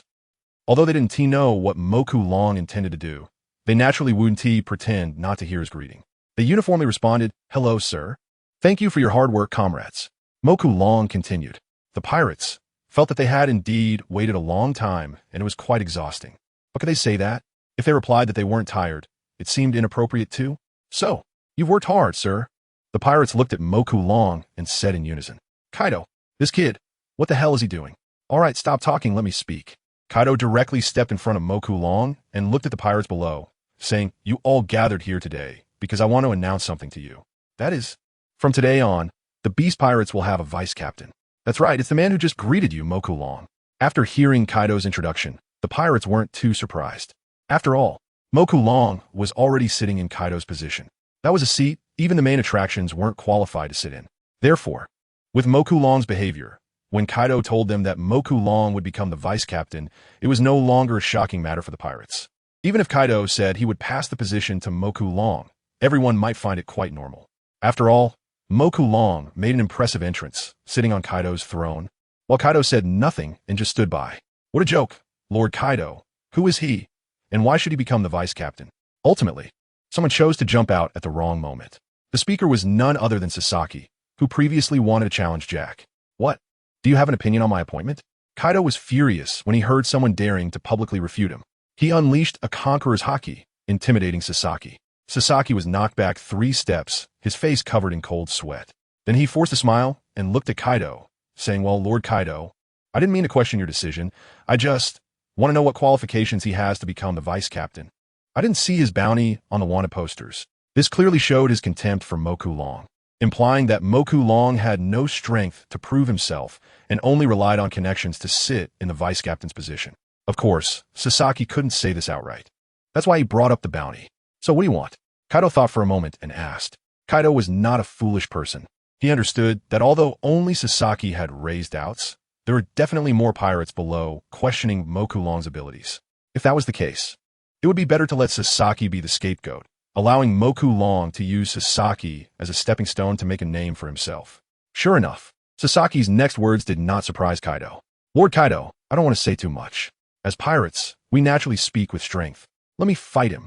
If he can defeat me, I will naturally acknowledge that he has the qualifications to be the vice captain. If he loses to me, Sasaki didn't finish his sentence. But it was clear that if Mokulong couldn't beat him, he would naturally be unqualified to continue as vice captain. No problem, you two can have a match. Kaido smiled. After all, what reason could there be to stop a man from willingly taking a beating? Dragon, Kaido, are you playing me?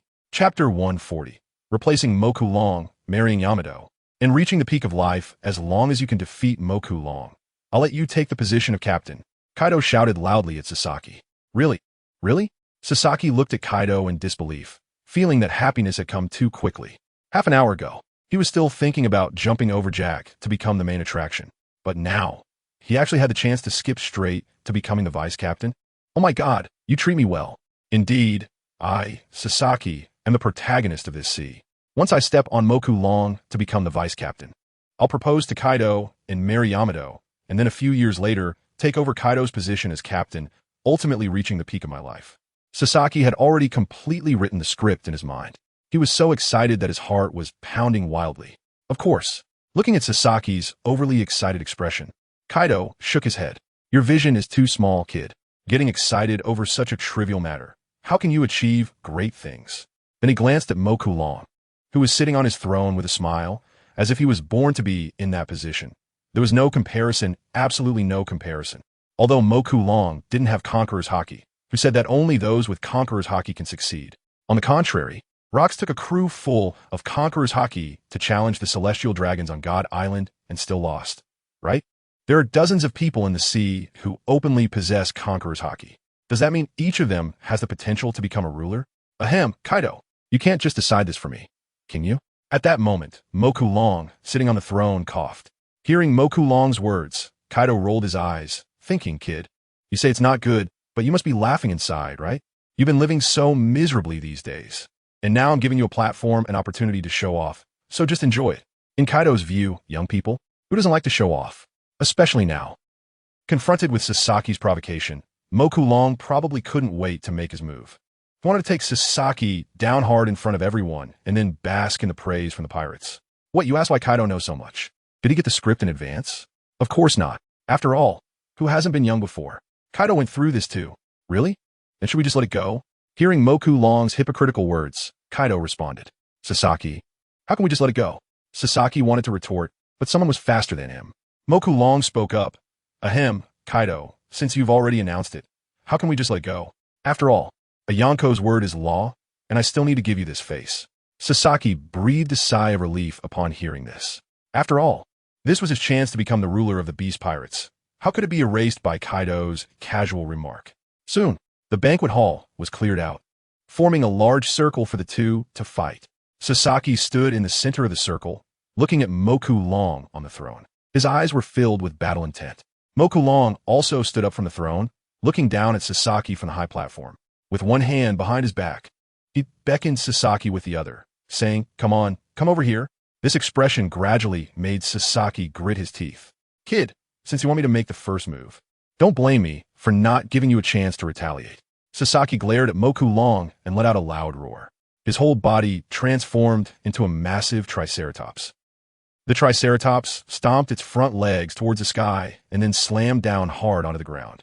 With a loud rumble, the ground was directly torn apart. The entire banquet square shook violently several times. Then, the triceratops dug its front hoof into the ground and fixed its eyes on Mokulong on the platform. Charging forward fiercely, it aimed to pierce Mokulong with its sharp horn and crush him under its hoofs. With every step, the earth trembled. For the Beast Pirates, this was also a shocking battle.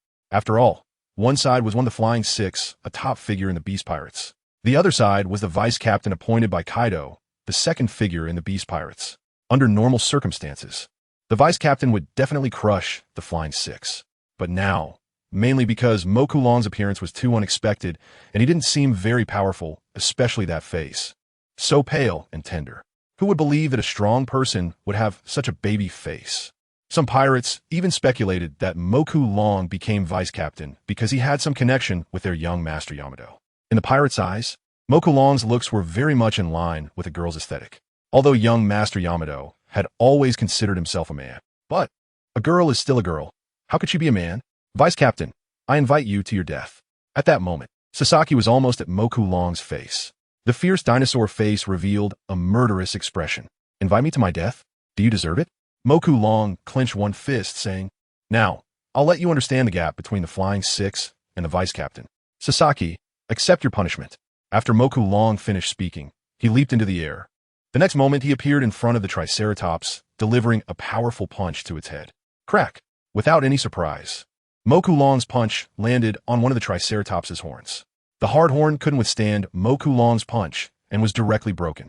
The remaining half of the horn that wasn't broken was driven into the Triceratops's flesh by Mokulong's punch. In the next moment, his fist smashed into the Triceratops's head. The Triceratops was directly knocked to the ground. Its enormous body fell sideways, creating a giant crater in the ground due to the massive impact. The Triceratops that crashed to the ground even bounced a few times due to the force. Under this punch, the Triceratops's eyes rolled back, and it spat out blood. The entire dinosaur collapsed on the ground, twitching a few times. After that, it no longer moved. If there were X-ray vision, one could see. The broken horn of the Triceratops was driven into its body by Mokulong, piercing its internal organs. Mokulong's punch also shattered the Triceratops's skull. In short, it was a one-hit knockout. The intimidation from Macron. Facing someone who doesn't give him face, dares to provoke him, and wants to take his place, Macron naturally had no need to hold back. He directly used all his strength and knocked the opponent out with one punch. Chapter 141. Pirates, kneel down to welcome your vice captain. Everyone was shocked. They looked at the triangle dragon lying on the ground, twitching once, and then lying still. They never expected that the battle hadn't even started, and it was already over. Soon, the triangle dragon returned to human form, but Sasaki never got back up. Could it be that he died? The pirates looked at Sasaki, who lay motionless like a corpse, and whispered. A daring pirate stepped forward, squatted down, and reached out to feel Sasaki's nose. Dead. Really dead. Upon discovering this scene, the pirates were so frightened that they fell back and sat on the ground. Their feet kept pushing against the ground, hoping to distance themselves from Sasaki. Hearing this pirate's words, the remaining pirates looked at Macron with fear. They never expected that their new vice captain would be so ruthless. Is this what they call a new official burning 3 fires? The first fire burned Sasaki, one of the Flying Six, to death. Kaido also didn't expect Macron to be so ruthless. Kid, you're going a bit too far. To Kaido, talent is the most important. Sasaki, as one of the Flying Six, was naturally considered talent to Kaido. But unexpectedly, he was killed by Macron with one punch. This suddenly made the Beast Pirates, who originally didn't have much combat power, even worse off. This can't be blamed on me, right? Who told him to be so weak? Macron shrugged innocently and said, I originally thought that a Zoan fruit user with tough skin and flesh would be able to withstand it, but it seems I overestimated him. But this isn't my fault. Who made this guy's ambition to want to replace me? I originally thought that with such ambition, he should naturally have the strength to match. But it seems now that his strength was just talk. Kaido shot Macron a glance, as if to say, Do you think I would believe your nonsense? TCH, believe it or not. Macron pouted. Then he looked at the pirates below and said, Now, is there anyone who disagrees with me sitting in this position? Saying that, Macron turned around and sat in Kaido's throne, and he leaned back against a chair with one foot resting on the seat. It looked very imposing, especially in the eyes of the pirates. Macron's body seemed to suddenly grow taller. They couldn't tell if it was an illusion. Clearly, Macron was small when standing next to Kaido before, but now he seemed even larger than Kaido. That throne, originally belonging to Kaido, seemed a bit small for Macron. They even felt that Macron seemed to belong in that seat from the start. And Kaido, standing beside Macron, seemed like a bodyguard. Of course, it was an illusion. Macron had unknowingly grown larger. This led the pirates to think they might have seen it wrong. Since no one refuted, why not kneel down and welcome your vice captain? Macron looked down at the pirates and said arrogantly. The pirates were stunned. They never expected Macron to be so aggressive. Even Kaido didn't make them kneel. What right does Macron have? Ahem, kid, that's enough. Kaido stepped in to save the situation. He was really afraid that if Macron continued, his subordinates would rebel. You're just a vice captain, not a celestial dragon. Making people kneel is really too much. Since you said that, I'll give you some face. We won't kneel today, but we'll kneel tomorrow. Macron said lightly. Kaido, is this really giving me face? The pirates looked at each other, realizing that Kaido didn't blame Macron, nor did he refute Macron's words, allowing him to act as he pleased. They knew that in Kaido's heart, Macron was probably more important than all of them combined. Could it be Macron is Kaido's illegitimate son? Such doubts arose in the pirates' minds. The matter was announced to be over.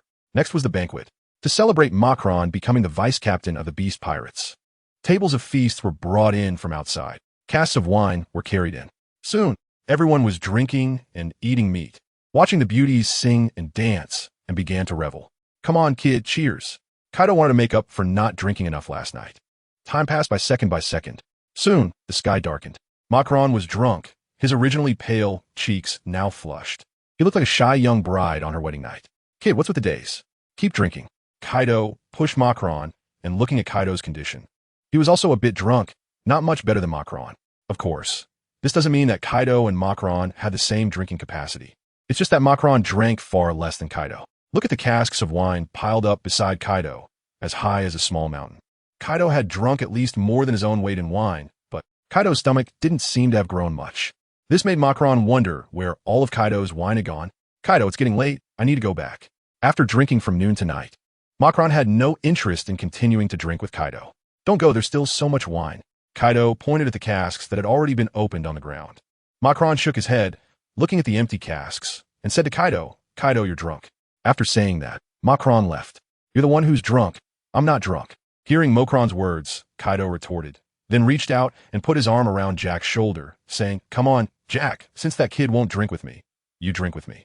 Saying that, Kaido stuffed the wine cask in his arms into Jack's embrace. Then he reached for an empty cask beside him. He tilted his head, raised the cask high, and poured the wine into his mouth. After quite a while, Kaido put the cask down, wiped the imaginary wine stains from the corner of his mouth with his sleeve, and finally laughed loudly. Ha ha, good wine, really good wine. Jack saw this scene and wanted to say something, but he found that he couldn't say anything. He couldn't possibly say, Mr. Kaido, Mr. Macron was right. You really are drunk. That cask of wine is already empty, and you still say it's good wine. You can't even tell whether you've drunk or not. He felt that if he said that, Kaido would definitely slap him back. Damn it, Jack, what the hell are you talking about? Do I not know if I've been drinking? When he got home, Moku Long found Yamato watching TV. That's right. It was an image projected from a video phone bug. Inside, there were scenes of Yamato training. Yamato was watching intently. Moku Long walked over, sat down next to Yamato, and looked at her curiously. Dear, what are you watching? Chapter 142. Next time you do it, I'll break it hearing Moku Long's voice. Yamato was startled. She turned her head and saw Moku Long sitting beside her without her noticing. He even had his arms around her waist. Yamato asked in confusion, Isn't there a banquet today to celebrate you becoming the vice captain of the beasts? Why are you back so soon? I thought you wouldn't be back until midnight. Hearing Yamato's words, Moku Long smiled. Those rough guys, why would I want to drink with them? It's a sin to neglect my little wife at home for them. Saying this, Moku Long leaned in to kiss Yamato. Not sure if it was due to the alcohol, but the more he looked at Yamato, the prettier she became. The more he looked, the more impulsive he felt. The more he wanted. What? What are you doing? Seeing Moku Long pounce on her, Yamato immediately stretched out her hand to block Moku Long's chest, preventing him from getting any closer. What am I doing? Moku Long's lips curled into a wicked smile as he leaned close to Yamato's ear and softly said, Naturally, I'm doing you. You. Yamato didn't expect Moku Long to be so shameless. Or was it that he revealed his true nature after drinking? Well, Moku Long seemed to have always been quite shameless. Yamato shook her head and said, No, you've been drinking. You smell like alcohol. You can't touch me. Oh, come on, Yamato, don't say that. Moku Long refused, hugging Yamato and acting spoiled. But Yamato rolled her eyes and pointed towards the bathroom, saying, Go take a shower. If you don't shower, you can't sleep in bed tonight. Seeing Yamato's serious expression, Moku Long had no choice but to get up and walk towards the bathroom. Splashing sounds soon came from the bathroom. 3 minutes later, Moku Long emerged wearing a bathrobe. He sat down next to Yamato again, continuing to hug her, ready to get down to business, but was pushed away by Yamato again. What are you doing? I've already showered. Moku Long was dissatisfied with Yamato's actions. Showered? You finished in 3 minutes? I bet you just rinsed off with the shower head. Yamato was speechless, Was she that perfunctory even when showering? Go, continue washing. The smell of alcohol was still strong on Moku Long. Yamato didn't want to be caught up with him while he was still drunk. Moku Long was a bit impatient, sighing, women are just troublesome. Can't I even have the freedom to shower? But helplessly, if he wanted to sleep in bed tonight, he had to shower. Soon. The sound of water came from the bathroom again. This time, Moku Long showered for half an hour. Now is it okay? After washing, Moku Long stood in front of Yamato, spreading his arms as if to show her the results of his shower. Yamato sniffed. Although there was still some smell of alcohol, it was much better than before. It's fine now. Yamato nodded. Just as she finished nodding, she found herself lifted off the ground. It turned out Moku Long had bent down and picked her up. Moku Long carried Yamato into the bedroom. On one side, the old people cheered, while on the other, the newcomers cried. In a villa on the outskirts of Flower City, Xiaozi looked at the centaur woman and questioned, "Where did Moku Long go? Why hasn't he come to see me? It's been a day. Has he forgotten me?" The centaur woman shrugged and smiled. "I don't know." "Aren't you going to ask him?" Xiaozi questioned. The centaur woman shook her head. "But that's the vice captain. Can I question him? Then what should I do? Should I just stay here alone?" Xiaozi never expected this. She thought, after being taken by Moku Long's people, she would be able to live on Onigashima. That way, she could find out the details of the beast pirates. But now, it seemed like she had been abandoned. A day had passed, and she hadn't seen Moku Long's shadow. Although meals were prepared for her 3 times a day, she couldn't go out. It felt like she was imprisoned. "Sai, what are you doing?"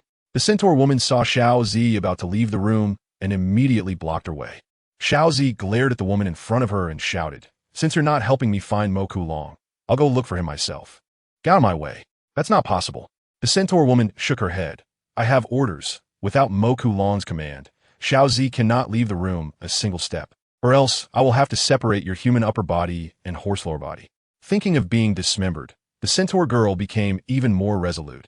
"Miss Xiaozi, please be patient and continue to wait in a room. The vice captain will come to see you sooner or later. After all, you're the most beautiful woman in Wano country. Don't you believe in your own charm?" Flattered by the centaur woman's praise, Xiaozi felt a bit happy. But she didn't get carried away. She looked at the other person and shook her head. "Sooner or later? When will that be? Tomorrow? The day after? Or next year? Give me a precise time. If you say he will come tomorrow, I'll go lie down and sleep now." The centaur woman hesitated. She was just someone who did errands. How could she know when Moku Long would come? "See, you don't know either, right?"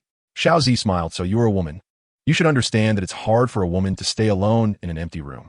So, Speed, you can understand me, right?" Xiaozi clung to Speed's arm, her big watery eyes showing a pitiful look, trying to gain sympathy from the centaur woman. "However, sorry, I don't really understand that." Speed shook her head. Xiaozi. All right, looking at Speed's horse lower body, she seemed to understand why Speed couldn't empathize. Meanwhile, Yamato returned from the bathroom. Standing by the bed, she glared at Moku Long and scolded, "You bastard. If you dare to do that to my face again next time, do you believe I'll break it?" Moku Long tensed up all over and gave an awkward smile. "Well, Yamato, isn't it just a little thing? Why threaten me? I am scared." "Huh, when you did it to my face, why weren't you scared?" Yamato sneered. Chapter 143. Suicide. Sleep. Mo Long didn't want to continue discussing this topic. Although he knew that he was just saying it casually, he could tell from His tone that he was really angry. But this wasn't his fault. When it came down to it, he couldn't hold back. Could he? Even though he could change the direction, only a fool would do that. Seeing Mo Long patting the bed beside him, he shot him a glare and then said nothing, getting into bed to sleep. However, he turned around, facing away from Mo Long. Mo Long was quite shameless. Regardless of whether he was angry or not, he directly squeezed in, wrapping his arms around His waist. He didn't make any other moves. After all, it was time for the sages. "Don't hold me." He shivered, trying to shake off Mo Long's hand. But Mo Long held on too tightly, and he couldn't shake it off at all. After trying for a while and finding it futile, he gave up. Seeing that he had given up, Mo Long directly used both hands to pull he into his embrace. Soon, the two were back to front. The next day, Mo Long woke up to find that he was already gone. However, the spot where he had been lying was still warm. So he must not have left for long. Mo Long sat up in bed, leaning against the headboard, and stretched. Speaking of which, the days without training suddenly made Mo Long feel a sense of confusion and loss. It was as if something was missing from his life. It felt like a student suddenly stopped going to school, and it seemed that those days without school were really boring, painful, and meaningless. The students say, no, We don't feel that way. Getting out of bed, Mo Long heard noise coming from the kitchen. That he was making breakfast, or maybe it was lunch. Mo Long glanced at the time and found it was already 10 in the morning. Dear, what are we having for lunch today? Mo Long walked over, hugged He, rested his chin onto He's shoulder, turned his head, and kissed He's face, asking. He was cutting vegetables, and didn't He respond to Mo Long's words. Mo Long didn't He mind, releasing He, taking a sip of water. Then he returned to his spot, moving to He's side. He said to He, let me do it today. It's boring anyway. Mo Long was preparing to find something to do. However, just then, there was a knock at the door. Mo Long was a bit puzzled and thought, who could it be? No one usually comes here. Even Kaido wouldn't He knock. I'll go take a look. Mo Long said to He. He quickly arrived at the door, opened it, and found it was Speed, and she looked out of breath, as if she had done some intense exercise. What happened? Mo Long frowned at Speed. He remembered this centaur had been ordered to watch over Xiao Zi. But now, she was here. Could it be something happened to Xiao Zi? Speed leaned on her knees, gasping heavily before quietly saying Vice Captain, Xiao Zi. Xiao Zi has had an accident. Speed's chest heaved, and she stuttered, unable to finish her sentence in one breath. What happened to her? Mo Long pulled Speed away to ask after moving to a safe distance. After all, he was in the room, and if he heard something bad, it would affect their relationship. Xiao Zi, she committed suicide. Speed looked worriedly at Mo Long, fearing that he would erase her for her negligence in guarding Xiao Zi. After all, she had heard the news last night that one of the Flying Six was killed by this man with a single punch. It was evident that this man was ruthless. Comité de suicide? Mo Long frowned and asked why. Why did she commit suicide? This. Speed shook her head. I don't know, maybe it's because you didn't go see her. Sir? What? Are you saying it's my fault that she committed suicide? Mo Long looked at Speed with a cold smile. Speed shook her head vigorously. No, it's my fault. It's all because I didn't take good care of Xiao Zi. Please punish me, sir. Speed directly knelt on the ground. So what about her now? Is she dead? Mo Long asked indifferently. Although he had a relationship with Xiao Zi once, he didn't really care. If she didn't cherish her life enough to commit suicide, why should he care about someone who didn't care about herself? No, fortunately, she was discovered in time.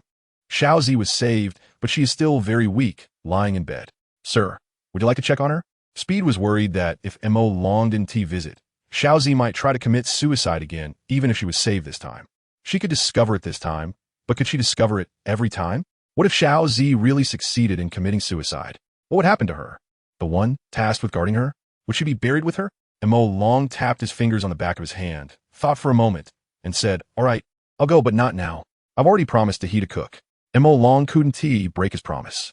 At noon, Mo Long prepared a full table of dishes and fed He at the dining table, apologizing for the abruptness of last night. After finishing the meal, Mo Long left. Soon, Mo Long appeared in the country villa where Xiao Zi was imprisoned. At this moment, Xiao Zi was lying in bed, pale, with her eyes closed. There was not a hint of color on her face. Speed had told him that Xiao Zi had committed suicide by cutting her wrists. So, she must have lost a lot of blood. Now this pale skin was quite fitting. Hearing the sound of footsteps on the floor, Xiao Zi slowly opened her eyes while lying in bed. At this time, Mo Long had already appeared at the foot of Xiao Zi's bed. Mo Long looked down at Xiao Zi, who had just opened her eyes, smiled, and said, you used suicide to attract me here, woman. Your goal has been achieved. What are you planning to do next? Pretend to be pitiful, act innocent, portray yourself as a poor woman who was toyed with by me and then abandoned, hoping to gain my sympathy so that I would keep you by my side? If that's the case, I advise you to give up that thought. It's impossible for us. Why? Xiao Zi shouted loudly at Mo Long. I just want to follow you, to look up at you from the front and back. Can't you fulfill this small wish of mine? Or do you think I have ambitions and want to become your legitimate wife? Is that why you are so wary of me? Ma Long shook his head and spoke straightforwardly. I am indeed on guard against you, but not for the reason that you want to become my official wife. Xiaoji, the most beautiful woman in Wano? Nearly 20 years have passed, and perhaps not many in this country remember Kazuki Hiyori and this princess anymore, but you shouldn't have forgotten her, right? After all, you are her. What? Xiaoji's eyes widened in disbelief as she looked at Ma Long. She couldn't understand how he knew these things. After all, she had hidden it well for 20 years. No one had ever discovered her, and as time went on, it became even harder for anyone to find out about her. But now, what are you talking about? I can't understand it all. Xiaoji was still pretending because she wasn't sure if Ma Long had evidence to prove this or if he was just fishing for information. If it was just hearsay, then Ma Long might be testing her. If she admitted it herself, it would be too foolish. Chapter 144. Slapping Xiaoji. Stop pretending. I'm not trying to trick you. Watching Xiaoji act innocent and confused, Ma Long shook his head. I'm not Kaido. I have no vendetta against you. Just because I know your identity doesn't mean I will take action against you. Xiaoji fell silent. She never expected that her identity, hidden for nearly 20 years, would be exposed like this. Initially, she wanted to struggle a bit, but looking into Ma Long's eyes, which seemed to see through everything, Xiaoji chose not to continue resisting. Yes, I am Kazuki Hiyori, the former princess of Wano. So, Mr. Vice Captain of the Beast Pirates, since you know my identity, are you going to bring me to Kaido to claim a reward? Facing Xiaoji's sarcasm, Ma Long smiled. Woman, you have no idea what my relationship with Kaido is. I wouldn't risk going to him for a reward. Everything he has is mine. In fact, I wouldn't even covet anything he possesses. Because in the future, what I will obtain will far exceed what Kaido has. Bragging. Xiaoji didn't believe it. Kaido was currently at the pinnacle of piracy. Did this guy really think he could surpass Kaido and become the pirate king? When did you find out my identity? Xiaoji was curious. That's not important. Ma Long shook his head. Then what do you plan to do with me? Xiaoji continued to ask. You just need to stay here obediently. I won't do anything to you. Of course, if you plan to continue to harm yourself, I won't bother with you either. Ma Long appeared ready to leave her to her own devices. Is this your way of keeping a mistress? When you feel like it, you come here to play with me. And when you don't, you just throw me aside. Xiaoji thought that was likely the case. Ma Long was infatuated with her beauty, but worried about her identity. He couldn't keep her by his side, but didn't want to give her up either. Is this what men are like? Lusting after her body, but too cowardly to be open about it. Sneaking around instead. Despicable, shameless, useless. Keeping a mistress? Ma Long didn't mean it that way. Mainly. Who told Xiaoji to threaten him with her services before? He naturally couldn't let himself be cuckolded, which is why he thought of the method of confinement. If you want to think that way, then think that way. Ma Long had no intention of explaining. A real man doesn't need to explain himself to a woman. Aren't you afraid my identity will be leaked? If Kaido finds out, won't he suspect you of colluding with me? Xiaoji struggled to crawl out from under the covers, leaning her back against the ship's wall. Just making this one movement left her gasping for breath and her face even paler. There was no helping it. After losing so much blood, her body was too weak. Even this simple action was painful for her. You think too highly of yourself. Ma Long replied when he heard Xiaoji's words. Don't say I'm just keeping you here. Even if I took you back to Onigashima, Kaido wouldn't suspect me. All right, I know you must be wondering why I don't take you back, right? I'll tell you now. It's naturally because I'm worried you might harm my wife. You probably don't know yet, but my wife is Kaido's daughter, and now you know. You are. Kaido's son-in-law. Xiaoji gritted her teeth, her furious gaze seeming capable of killing. She never expected that her body would be possessed by Kaido's son-in-law. You bastard, you lied to me. If I had known Ma Long was Kaido's son-in-law, even if it meant death, Xiaoji would never have let Ma Long succeed, let alone take the initiative to offer herself. Furious, Xiaoji threw off the blanket and attempted to get out of bed. However, as soon as her feet hit the ground, she felt weak and fell to the floor, landing right in front of Ma Long. Originally, Ma Long could have helped her, but he didn't. The reason was simple. He sensed killing intent in Xiaoji's eyes. This woman wanted to kill him.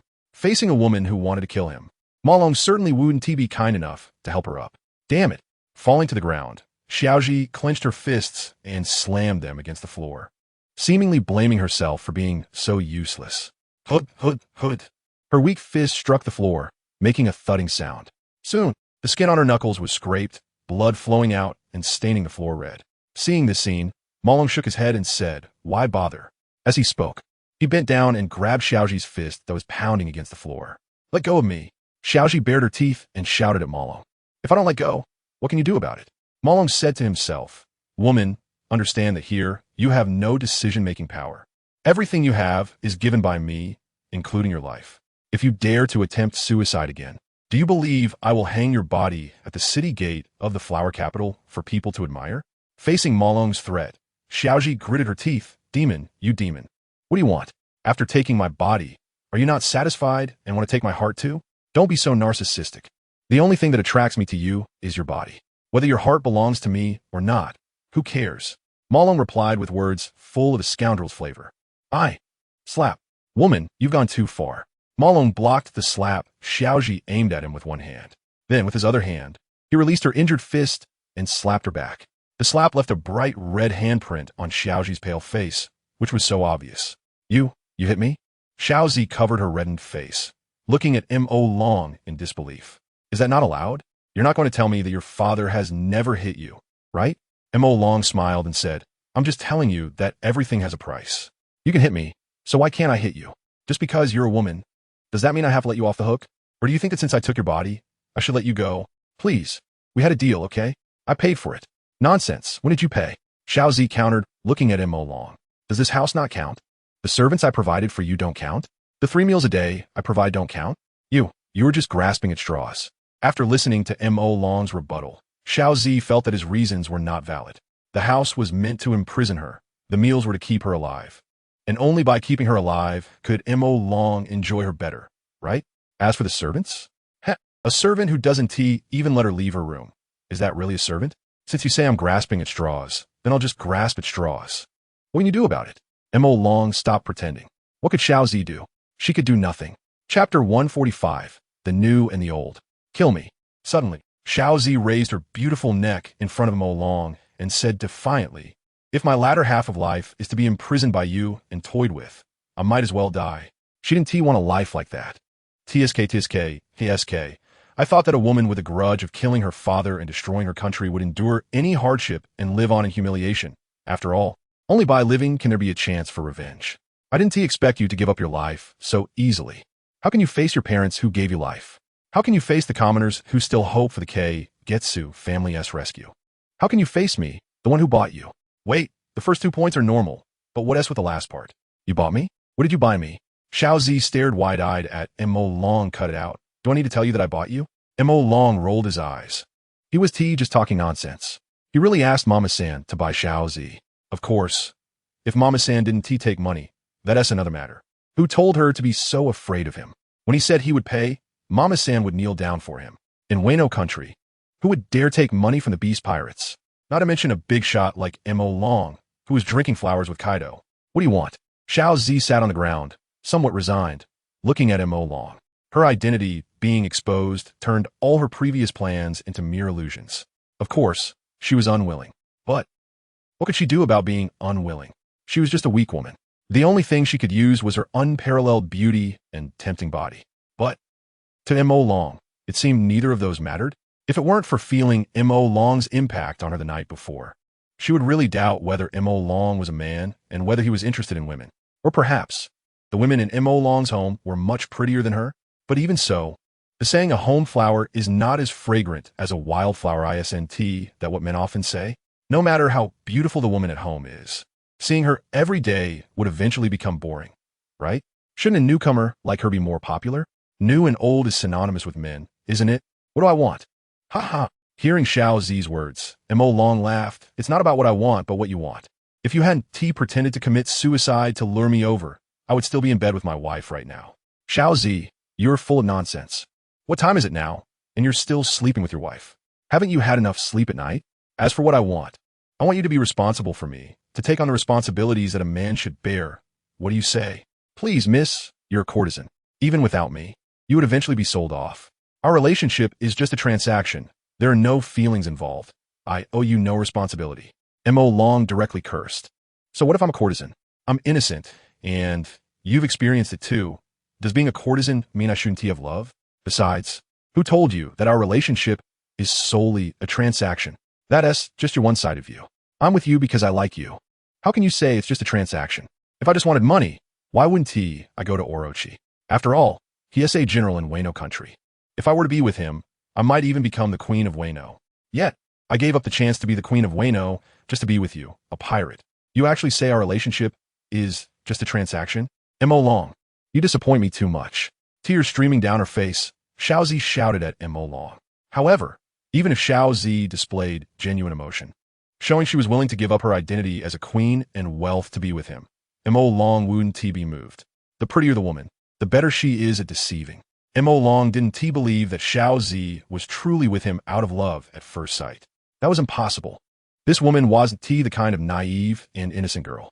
How could she be muddled by love? Only someone like Yamato, who is called innocent but is actually a bit silly and has had little contact with outsiders, could be easily fooled. Xiaozi had seen all kinds of men in the brothel. Most men couldn't even touch her finger before being deceived into losing everything. Yet even so, they loved her to the point of heartbreak. This is the typical case of being sold, yet helping the seller count the money. Do you want me to help you wipe your tears? Watching Xiao Zi's tears drip down, almost forming a puddle on the floor. Indeed, women are made of water. They flow quickly. Get lost. Who needs you to wipe my tears? Don't you dislike me? Go accompany your daughter of Kaido. Xiao Zi seemed to understand that pretending to be wronged and looking pitiful wouldn't win Mo Long as favor. So she changed her strategy, adopting a tactic of feigned indifference.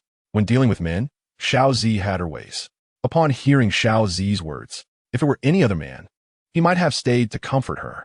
As for Mo Long, he directly stood up, walked out, casually closed the door, and disappeared from Xiao Zi's sight. This series of actions stunned Xiao Zi.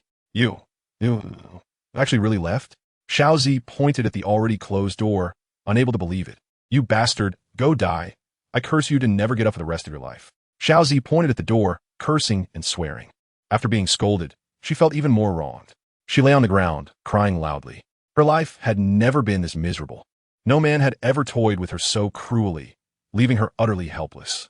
It seemed that apart from crying, there was nothing left for her to do. Outside the door, Mo Long leaned against it, listening to the cries from inside. This time, it should not be pretending, right? Mo Long crossed his arms and muttered to himself. However, he did not go in to comfort Xiao Zi, because he knew that if he went in at this moment, it would definitely make Xiao Zi take advantage of him, making her think that he still cared about her. Otherwise, why wouldn't he let her cry alone? It was impossible to say he didn't care. After all, Xiao Zi was also his woman. If he truly didn't care, there would be no need for him to arrange for her to stay here and watch over her. However, caring also has its degrees. Just like parents with 2 children may have personal preferences and one really treat them equally, they would definitely prefer the obedient child. If even parents treat their children this way, what about others? Half an hour passed. Mo Long felt that the crying inside had quieted down. Only then did he turn around, open the door, and walk in. Chapter 146. Drink more hot water. Xiao Zi. She looked at Mo Long, who walked in from outside, and her mouth twitched. She wanted to say something, but ultimately didn't speak. Because her throat was already hoarse, and she couldn't say anything for a short time. Xiao Zi was just afraid of Mo Long's cold heart. The fact that Mo Long appeared now meant that he had definitely been outside listening. How could a man stand outside with a heart of stone, listening to a woman's heartbreaking pain for half an hour? This woman was still his woman. One could imagine how hard and cold his heart was. Mo Long thought he was just a bit colder than Xingji and a bit tougher than Kaido. It's worth noting that when Mo Long had just left, Xiao Zi had suspected that he hadn't really left but was standing outside eavesdropping, which was why she chose to cry loudly. In her mind, if Mo Long was really outside listening, then hearing her cry would likely soften his heart and make him come in. However, after crying for several minutes, Mo Long still didn't come in. Xiao Zi gave up her suspicion, believing that Mo Long had truly left. Otherwise, how could a man watch a beautiful woman cry without any reaction? And thinking that Mo Long had really left made Xiao Zi feel even more wronged. She cried even louder, until half an hour passed, and her throat was hoarse from crying. Xiao Zi finally had to stop. After stopping her tears, she stared wide-eyed at Mo Long, who had walked in, as if her eyes were saying, "You bastard, are you really a cold-blooded animal? You just stood at the door and listened to me cry for half an hour without saying a word? Are you still human? Why aren't you talking? Is your throat hoarse too?" Mo Long, however, smiled as he squatted down in front of Xiao Zi, looking at her wide-eyed stare, and chuckled. He certainly knew Xiao Zi's grievances. She must be cursing him in her heart right now. But Mo Long didn't care. Excellent men are always subject to countless women's slander. As for why, naturally, it's because they can't have what they desire, leading to hatred from love. Mo Long understood. He believed everyone else understood too. After all, everyone is an excellent man. You know that why I ask? Xiao Zi didn't speak, but shot Mo Long a fierce look with her eyes. Mo Long actually understood. He got up, walked to the kitchen, brought back a cup of water, and handed it to Xiao Zi, saying, "Here, drink more hot water. It's good for your throat." Seeing the hot water handed to her mouth, Xiao Zi opened her mouth. What was she thinking? She had to drink it herself. Did she not have hands? Seeing Xiao Zi actually open her mouth, waiting for him to feed her, Mo Long didn't give her any face and directly placed the cup on the ground. Then he sat cross-legged in front of Xiao Zi. Xiao Zi looked at the cup of water placed on the floor. If she picked it up to drink, She felt a bit embarrassed, but if she didn't drink it, her throat was really uncomfortable. "You bastard."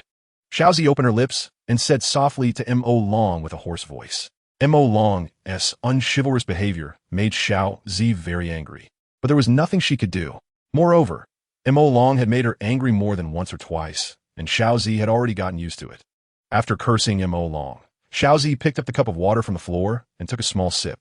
In an instant, it felt like a parched rice field being nourished by rain, making Xiaozi feel much better in her throat. As for Mo Long, although he heard Xiaozi scolding him, he didn't really hear what she said. To him, it sounded like a mosquito buzzing past. That hoarse voice was something only Xiaozi herself would understand. Slowly, sip by sip, Xiaozi finished all the water in the cup. She put down the cup and looked at Mo Long, asking Mo Long, "Let us be honest now, what exactly do you want? If your answer is to keep me in prison here and humiliate me whenever you feel like it, then you might as well kill me. Although I have grievances, it's not something a girl like me should bear. This grudge should naturally be avenged by my brother. As a woman, I just don't want the clothes I've worn to be worn by someone else. You being in prison here is not because of me. Did you forget that you previously threatened me, saying you would put a green hat on me? I did that out of self-preservation. If you want to give up everything and live as a country bumpkin, then I can choose to give you freedom. Keeping Xiaozi imprisoned for a lifetime?" Mo Long had never thought of that. It was very realistic. Xiaozi would definitely choose to run away, and even if she couldn't escape, staying in a small space for too long would definitely drive a person crazy. Mo Long didn't think of himself as a good person, but he wouldn't do something that would drive someone crazy. Of course, the premise was that the other party hadn't harmed him or his loved ones. Otherwise, he would make the other party wish they were dead. After hearing Mo Long's explanation, Xiaozi fell silent. She didn't expect that the cause of the matter was actually on her. At that time, Mo Long wanted to leave alone and abandon her, which was why she had to say something about putting a green hat on Mo Long. However, she was just joking, never really intending to do that. But perhaps that phrase still touched Mo Long's nerve. After all, men have a strong sense of possession over women. No man would want his woman to be played by someone else. Xiaozi understood. So can I take that back now? Anyway, Xiaozi is unwilling to be imprisoned for a lifetime. Of course, Mo Long said, "I can even give you freedom. This house and the surrounding 100 acres of land. I can give them to you with only one condition. You stay here, give up the past, and quietly live as a beautiful village girl. If I say yes, will you believe it?" Xiaozi looked at Mo Long with doubt. It would be easy for her to agree to Mo Long, just a word, but would Mo Long believe her promise? Of course not, so I will leave some people to watch you. Mo Long said, "You don't have to mind them. Just treat them as your servants and bodyguards on a daily basis. After all, a beauty like you, if left alone in this wilderness, would likely attract the attention of others, and you wouldn't have the strength to protect yourself. Is there really no possibility for us?" After a moment of silence, Xiaozi looked at Mo Long, wanting to negotiate a bit more. If, at the beginning, she did just want to use Mo Long, but now, she really has started to like Mo Long a little. Chapter 147. Are you cheating outside? That depends on what aspect of possibility you're referring to. Mo Long said, "It's not completely impossible to follow me, but I don't trust you. After all, you are the daughter of Kazuki Oden, bearing a deep blood feud. Keeping the daughter of such an enemy by my side makes me uneasy. However, there is no hatred between us. I only have a grudge against Kaido." Xiaozi wanted to struggle a bit. What is the point of saying that? I am Kaido's son-in-law. In a sense, we are one. His enemies are naturally my enemies. Mo Long shrugged. "Unless you can make me believe that you can give up all hatred." Xiaozi smiled. Give up all hatred? To be honest, after so many years, Xiaozi has indeed forgotten a lot of the past hatred. After all, she didn't even witness the execution of Kazuki Oden. She can't empathize at all. She only heard others say that her father was fried for an hour in a pot of oil by Kaido, and then shot dead by a bullet. Is there a problem? No problem at all. Although I can withstand an hour of cooking in oil, I just can't withstand a bullet. Hey, I'm just playing. You can't let go of your hatred, and I don't trust you. You see, isn't that why we can't reach an agreement? Mo Long spread his hands. So, hiding your identity, becoming a village girl, and living here is the best choice for you. After all, you don't want to die, and I don't really want you to die, so this is the best compromise. In the end, Mo Long and Xiaozi reached an agreement. Mo Long granted Xiaozi freedom, but Xiaozi had to hide her identity and abandon her past, only able to live in this rural area in the future. Whether Xiaozi would comply, Mo Long was not sure, but he believed that the people watching Xiaozi would ensure her compliance. After all, What kind of storm could a defenseless woman stir up? However, before leaving, Mo Long gave Xiao Zi a harsh lesson. After Mo Long left, Xiao Zi lay limp on the bed, her face flushed, drenched in sweat, lying there weakly, turning her head to look at Mo Long's departing back. Then slowly closed her eyes and fell asleep, because she was really too tired.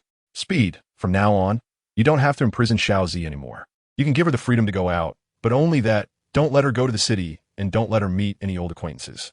From now on, call her Little Green Girl. Xiao Zi has to say goodbye to her past. Mo Long instructed Speed. Speed nodded vigorously, thinking to herself. As expected, the deputy captain is well taken care of, going from being imprisoned in a small room to gaining the freedom to go out. As for why Speed knew, it was not a guess. It was because she was outside in the yard before. In the room, Xiao Zi's lingering voice made her limbs tingle. In fact, Speed even cursed Xiao Zi for being so shameless. How could she shout so loudly without any shame? Didn't she know there were people in the yard outside? Is she showing off to her? After instructing Speed, Mo Long left. But to avoid being discovered by Yamato again because of the smell of other women's perfume on him, Mo Long found a small stream and soaked himself in it. He soaked for 3 hours and only left when it was time for dinner. Now, there shouldn't be any smell, right? Mo Long changed his clothes. The water had washed him for 3 hours. If Yamato could still smell something, I would chop my head off and let the readers use it as a ball to kick. However, when Mo Long returned home, what awaited him was Yamato, saying, "Dear, were you cheating outside?" Mo Long was taken aback. How on earth did she find out? However, upon being discovered, Mo Long was not flustered and pretended to be calm, saying, "Yamato, what nonsense are you talking about? With a beauty like you at home, how could I possibly go out cheating?" Yamato was taken aback and looked at Mo Long strangely, saying, "What does your cheating have to do with me being a beauty at home? I can smell the fishy scent on you. Are you still not admitting it?" Mo Long.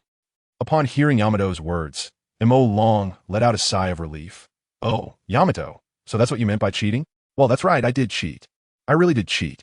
Looking back, Mo Long realized that there were indeed quite a few fish in the small stream where he soaked. Yamato looked at Mo Long's excited demeanor and was somewhat speechless. "What are you so happy about? Is the fish delicious? I haven't seen you bring back one for dinner." Well, it's not delicious, not at all. Although Xiao Zi was quite tasty, he certainly couldn't answer truthfully. "Forget it, how strange." Yamato shook her head and went inside to cook. "By the way, take the clothes hanging outside inside." Just as she entered the house, Yamato stuck her head out and glared at Mo Long fiercely. Mo Long thought she had seen something, but it turned out she just wanted him to take in the clothes. Mo Long wiped the cold sweat from his forehead. Sigh. These days of battling wits with Yamato are really thrilling. But does Yamato really not know? Of course, that doesn't matter. Since Yamato pretended not to know, Mo Long would also treat her as if she didn't know. Love is just that, a process of constant compromise. You let me take a step back. I'll let you take a step back. That's love. If no one compromises, then there will be breakups, divorces, and people will stop believing in love.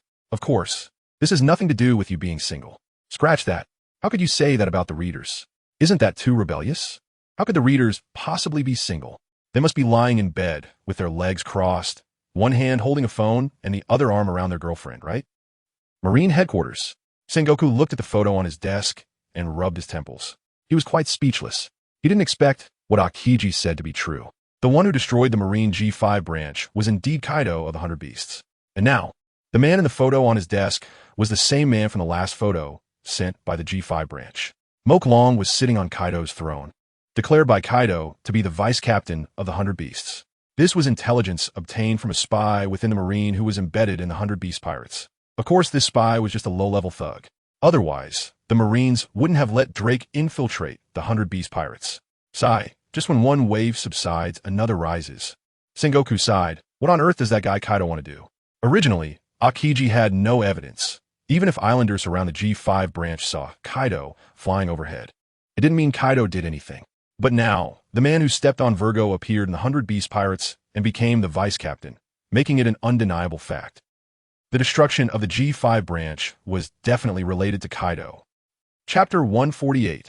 Sacrifice yourself a little bit. This kid, the one who destroyed the G5 branch. At this time, Garp also leaned over, picked up the photo, and said with a laugh, "TSK, TSK, TSK. Not bad looking, has the charm of my youth. If this guy could become a Marine, he would definitely be the strongest Marine like me." Garp, just stop talking. Sengoku rolled his eyes at Garp You said the same thing about Ace, and you said the same about Luffy, and what happened? They all went off to become pirates. And this guy is directly a pirate. You're just a jinx. Garp, don't say that. Garp directly put his arm around Sengoku's shoulders and said with a smile, I really think this kid is good. Trust my judgment. How about I go to Wano country and see if I can turn this kid to our side and make him a marine? What do you think? Garp, stop joking. Sengoku rolled his eyes. That guy is the mastermind behind the destruction of the G5 branch. How could the Marines allow such a person to join? Besides, the most important thing right now is to respond to the Whitebeard pirates. We don't have time to deal with other matters.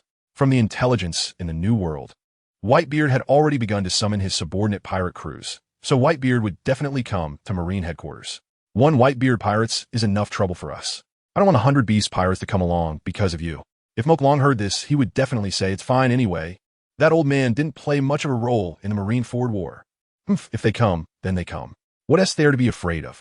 Let them taste my iron fist of love, Garp said as he clenched his fist. On Onigashima, Moke Long finished folding his clothes and started cooking dinner. Little did he know, the Marines had already set their sights on him. Of course, even if he knew, it wouldn't matter. The two sides would eventually meet. The next day, Kaido came to find Moke Long again. Moke Long was quite puzzled. Wasn't his training already over? What else did Kaido want to do? Moreover, in 5 days, it would be the execution ceremony for Fire Fist Ace. Even if Kaido wanted to do something, he should wait for the outcome of the upcoming battle, right? After all, if Whitebeard dies at Marine headquarters, then the balance in the New World will be broken. At that time, it might trigger a bloody storm. Countless pirates wanting to replace Whitebeard would surely rise up and start to seize Whitebeard's territory. If Kaido wanted to take the opportunity to expand his territory, it would indeed be the best time. Although, Moke Long, who knew the plot, knew that Kaido probably wouldn't do anything. Otherwise, Blackbeard wouldn't have smoothly replaced Whitebeard. Kid, the battle between Whitebeard and the Marines is about to start in a few days. Right now, the eyes of the world are focused on Whitebeard and the Marines, so we can take this opportunity to expand our power. Kaido said eagerly to Moke Long, Today, I plan to take you to Big Mom. You're going to take action against Big Mom? Moke Long blinked his big eyes, not expecting Kaido to make this decision. After all, Kaido had a pretty good relationship with Big Mom. After all, the fish fruit was given to Kaido by Big Mom.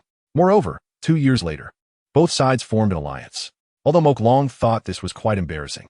To deal with 3 supernovas, 2 emperors formed an alliance? Is that reasonable? That's right. Kaido nodded. We need to take this opportunity to take down the Big Mom pirates to strengthen our 100 Beast power. Otherwise, once the Marines deal with Whitebeard, they're likely to come after us next. We must be on guard. Kaido saw this clearly. He didn't believe Whitebeard could escape from Marine headquarters unscathed. After all, Whitebeard was not him. That fragile body, if hit in the head by a Kainu, he would almost lose half his life. Whereas he might not even get a scratch. That's the difference in tolerance. He could fight recklessly with others, not needing to defend, relying on his strong defense to wear down his enemies. But Whitebeard couldn't do that. He was already an old man relying on a drip to stay alive. Even if nothing happened, he might not live for many more years. In this situation, to go to Marine headquarters and face the 3 Admirals Wheel battle, isn't that just looking for death? Is it worth it to lose your life and the entire Whitebeard pirates for one son? Anyway, if it were Kaido, he wouldn't be that foolish. With so many sons, losing one is just losing one. It's not like it's his biological child. Roger's biological son. Why risk your life for him? If you didn't know better, you'd think Ace was the result of you cuckolding Roger. And I deliberately chose this timing because at this moment, if we act, we will face no obstacles.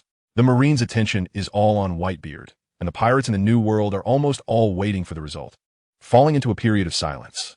As long as we take down the Big Mom pirates with lightning-fast methods, by the time everyone finds out, it will be too late. Kaido felt that his strategy was brilliant. Should we start a full-scale war, or just the 2 of us go? Moke Long had no objections to taking down the Big Mom pirates. No need for a full-scale war. Kaido shook his head. Moreover, at such a sensitive time, it wouldn't be good for the Beast Pirates to mobilize their entire army. Just the 2 of us is enough. In Kaido's view, he could take down Big Mom, and as for the rest, Moron would be enough to handle it. Even if Moron couldn't do it, after he defeated Big Mom, he could help Moron. Therefore, once Kaido of the Beast decided to take action against the Big Mom pirates, they were already left with only the path of being conquered. Are you sure you can make Big Mom submit? Moron wasn't very sure. Even if Kaido could defeat Big Mom, would someone with Big Mom's personality really submit to Kaido? A subordinate from the same ship in the past? He wasn't sure. Kaido shook his head, but I believe that in this world, no one is willing to die. And Big Mom isn't a born ruler. When she was weak, she still boarded Rock's ship. Since she could board Rock's pirate ship, why couldn't she board my beast pirates? If she would rather die than submit, then I would have to sacrifice myself. Kaido gritted his teeth. For the supreme power, Big Mom must be taken down. Sacrifice myself? Moron scanned Kaido from top to bottom, not knowing what this so-called sacrifice referred to. Chapter 149, Conquering Big Mom. Speaking of which, Kaido, it seems Big Mom has always wanted to have a child with you. She seems to believe that a child born from the strongest creature, like you, would definitely be the most terrifying and powerful existence in the world. Moron looked at Kaido and smiled. So, is this sacrifice you mentioned? Kaido, you're talking nonsense. You're thinking wildly. You're slandering me. I'm not interested in that old hag at all. Kaido denied it 3 times in a row. Even for the sake of conquering Big Mom, he absolutely wouldn't sacrifice his own body. Mainly because, how could any normal man lay a hand on someone with Big Mom's appearance? If it were Hancock, that would be different. Even if she had given birth to dozens of children, there would definitely be many who wanted to be with her. After all, beauty is justice. Isn't her catchphrase? No matter what bad things I've done, I will be forgiven because I am just too beautiful. But, Big Mom? If Dong Zhuo had robbed Big Mom, Cao Cao would probably have committed suicide with the 7-star sword instead of attempting an assassination. After all, what if he actually succeeded and Big Mom took a liking to him, insisting on offering herself? King Yu of Zhou played with fire to make Bao Si smile. If the woman beside King Yu of Zhou were like Big Mom, he would probably have the Lord storm in and tear Big Mom apart with 1,000 swords, right? Since it's not about conquering with the body, then what is it? Moron was very curious. After all, there's a saying that the closest path to a woman's heart is. But it seems Kaido wants to give up this closest path and seek the farthest. Moron felt that with Kaido's personality, he wouldn't be able to accomplish great things. A man who does great things must be ruthless to others, and even more so to himself. Just sacrificing a bit of appearance to gain the assistance of an emperor. Isn't that a good deal? If it were him, he definitely wouldn't do it. But Kaido is different. A fierce and brutal man with a carefree fat woman. They seem like a match made in heaven, right? You don't have to worry about that. Kaido glared at Moron, thinking, this kid must be secretly mocking me. Because Moron's eyes were rolling around. This is a behavior that appears when Moron is rich in inner thoughts. Moron didn't even know himself. After all, the darkness under the lamp is hard to see. But Kaido had been with Moron for so long, he naturally noticed this behavior of Moron. Moreover, Kaido was sure that what Moron was thinking was definitely not something good. Perhaps he was thinking that he and Big Mom were a match made in heaven, and that he looked down on Big Mom out of pretentiousness, being too afraid to be ruthless to himself for the sake of power, and would never succeed in his life, and so on. But even so, Kaido would not sleep with Big Mom. Over the years, Big Mom has had dozens of husbands. None of them ended well. Of course, Kaido wasn't afraid of this. He was stronger than Big Mom, and Big Mom definitely couldn't do anything to him. However, no man would want to share a bed with a woman who's been with dozens of men. Although, courtesans have such treatment too. But they are beautiful. Alright, in the end, it still comes down to looks. How ridiculous, when Big Mom was young. She was also a great beauty, okay? Even if it's Boa Hancock, just look at what she'll become in 30 years. Will she turn into a fat old hag? Boa Hancock, what does that have to do with me? I haven't even made an appearance yet. And you can bring me into this? In the end, Moron was still persuaded by Kaido.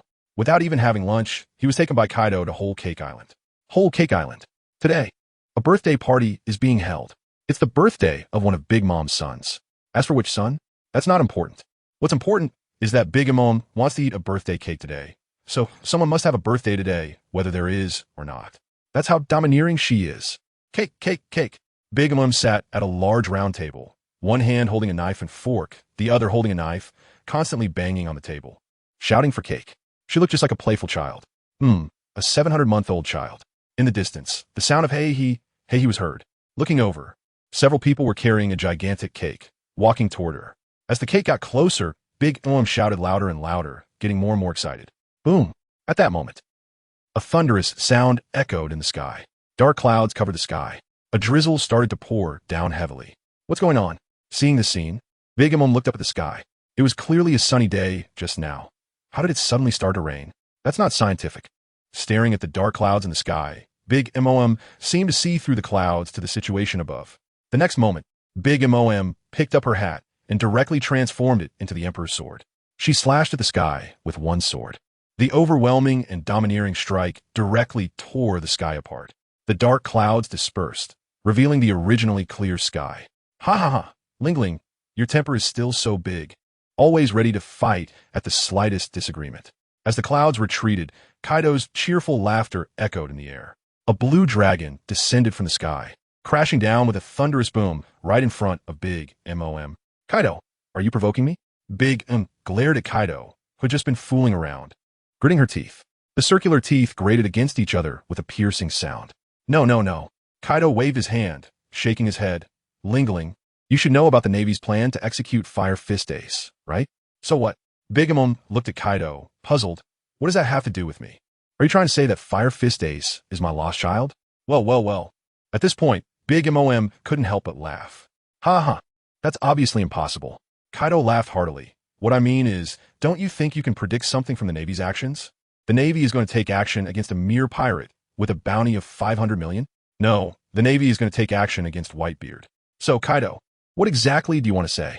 Big Mom's mind was entirely on the cake, and she didn't have time to think about anything else.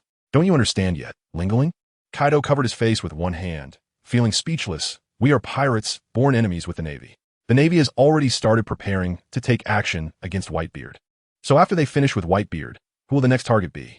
Isn't it you and me? So let's team up, Lingling. Kaido wanted Big Mom to submit. But of course, this had to be done step by step, starting with teaming up to test Big Mom. After all, to say right from the start, Lingling, I want to conquer you, would just be asking for a fight. Although Kaido wanted a fight, he couldn't just go in without any excuse. No matter what, Big Mom had done him a favor. He couldn't repay kindness with enmity. Chapter 150. The battle is imminent. Team up? Big Mom didn't expect Kaido to say this. Ha ha, Kaido, are you trying to make me laugh to death? I didn't expect you, the beast Kaido, to be so cowardly, choosing to team up with me out of fear of the Navy's assault? Is this the courage of the world's strongest creature? Kaido, don't you feel ashamed of your actions as one of the world's strongest? Whitebeard dared to lead his men to storm the Navy headquarters. And you are actually afraid of the Navy headquarters attacking you? Kaido, damn, I'm here to conquer you, not to let you criticize me. Afraid? How could I be afraid? I'm just looking for an excuse to conquer you and fulfill my ambition to conquer the world. Did you really think I was worried about the Navy attacking? So I came to team up with you? What a joke. Lingling, out of gratitude for what you did for me, I won't hold it against you today, but you have to agree to this teaming up, whether you want to or not. Kaido said domineeringly. Kaido, are you threatening me? Big Mom stepped forward a few paces to stand alongside Kaido. The aura of Conqueror's haki erupted. Kaido also took a step forward. The clash of the two emperors' haki changed the colors of the heavens and the earth. The chairs set up for the birthday banquet around them were blown away by the shockwave. The cake is really delicious. At that moment, a voice came from afar. It was Mo Long sitting on the ground. In front of him was a 9-layer cake as tall as his own body, which he had been brought out without having lunch. Now that he found cake to eat, Mo Long immediately dug in without hesitation. Ah, you. Big Mom's eyes bulged at this scene. She pointed at Mo Long, almost unable to speak. You, who are you? How dare you eat my cake? I'll cut you. The furious Big Mom charged at Mo Long, swinging the Emperor's sword down towards his head. However, just as the Emperor's sword was about to strike Mo Long, a thick black and hard wolf fawn club emerged from the side, blocking Big Mom's attack. Kaido, are you trying to stop me? Big Mom glared at Kaido. What do you think? Kaido shot Big Mom a glance. If I wanted to kill your son, wouldn't you stop me? Oh, sorry, I forgot. You don't care much about family. Maybe you really wouldn't stop me. But I can't be as heartless as you. What, your son? Big Mom looked at the young man in disbelief. This guy is your son? How come I didn't know? Aren't you supposed to only have Yamato as a daughter? When did you have a son? Ahem, not a son, but a son-in-law. Kaido, please mind your wording. Mo Long stuffed the cake into his mouth, wiped the cream from the corner of his mouth, and then spoke. Son-in-law. Big Mom was stunned, then looked at Kaido. You married your daughter to this kid? Is that a problem? Kaido retorted. Big began to reassess Mo Long, curious about what made a man like Kaido take notice of him. In Big Mom's eyes, Mo Long looked just like an ordinary, mundane person. There was not a hint of a strong person's aura. However, he did have quite a bit of guts. He was not even a bit afraid when facing her. What are you looking at? Haven't you seen a handsome guy before? Mo Long felt goosebumps all over as Big Mom scrutinized him. He worried about what would happen if Big Mom took a liking to him. After all, this old woman had dozens of husbands. Adding one more wouldn't make a difference. Ha ha ha, little brat, you've got guts, actually eating my cake in front of me? Don't you know I love cake the most? Big Mo questioned Mo Long. So what if I know? So what if I don't? Mo Long didn't care. Today, he was here to fight. Who cared about provoking Big Mom? In fact, if he didn't provoke her, the fight might not even happen. Do you know that anyone who steals my cake has died? Big Mom looked at Mo Long, speaking ominously. Do you think you will be the exception? Of course. Is there really someone in this world who would knowingly eat cake and still go to their death?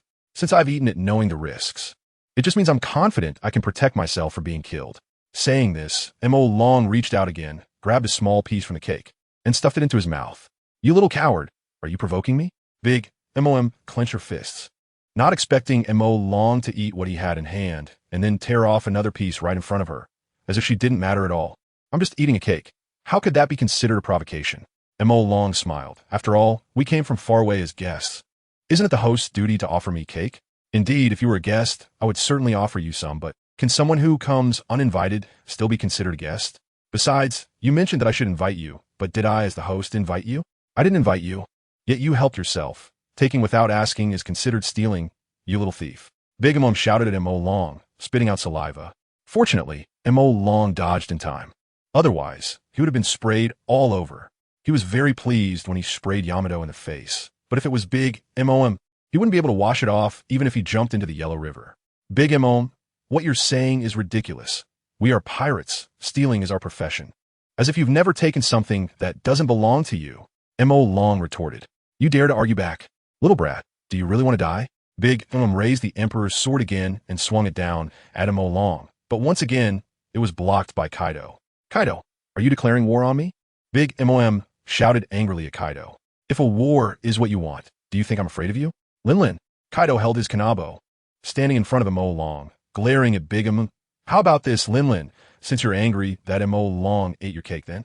You can take action yourself. It wouldn't be fair for you to do it personally. After all, you're the elder. You can let your son take action. And if your son can defeat Mo Long, then I won't interfere and you can deal with him as you wish. Then what if my son can't defeat him? Big Mom felt that there was a trap in Kaido's words. This guy would never let his son-in-law be taken down by her. Ha ha ha, it's simple. If your son loses, then Lin, you will submit to me, join my beast pirates, and become the fourth disaster, Soul Disaster Big Mom. What do you think? Kaido laughed heartily, the rhythm finally turning back around. 300,000 words already. Chapter 151. Kaido, let's have a baby. Kaido. So this is your purpose for coming here today. Big Mom looked at Kaido and smiled. She really didn't expect that the intern from decades ago would want to recruit her today. Kaido, do you know what you're saying? Have you forgotten who gave you the power you have today?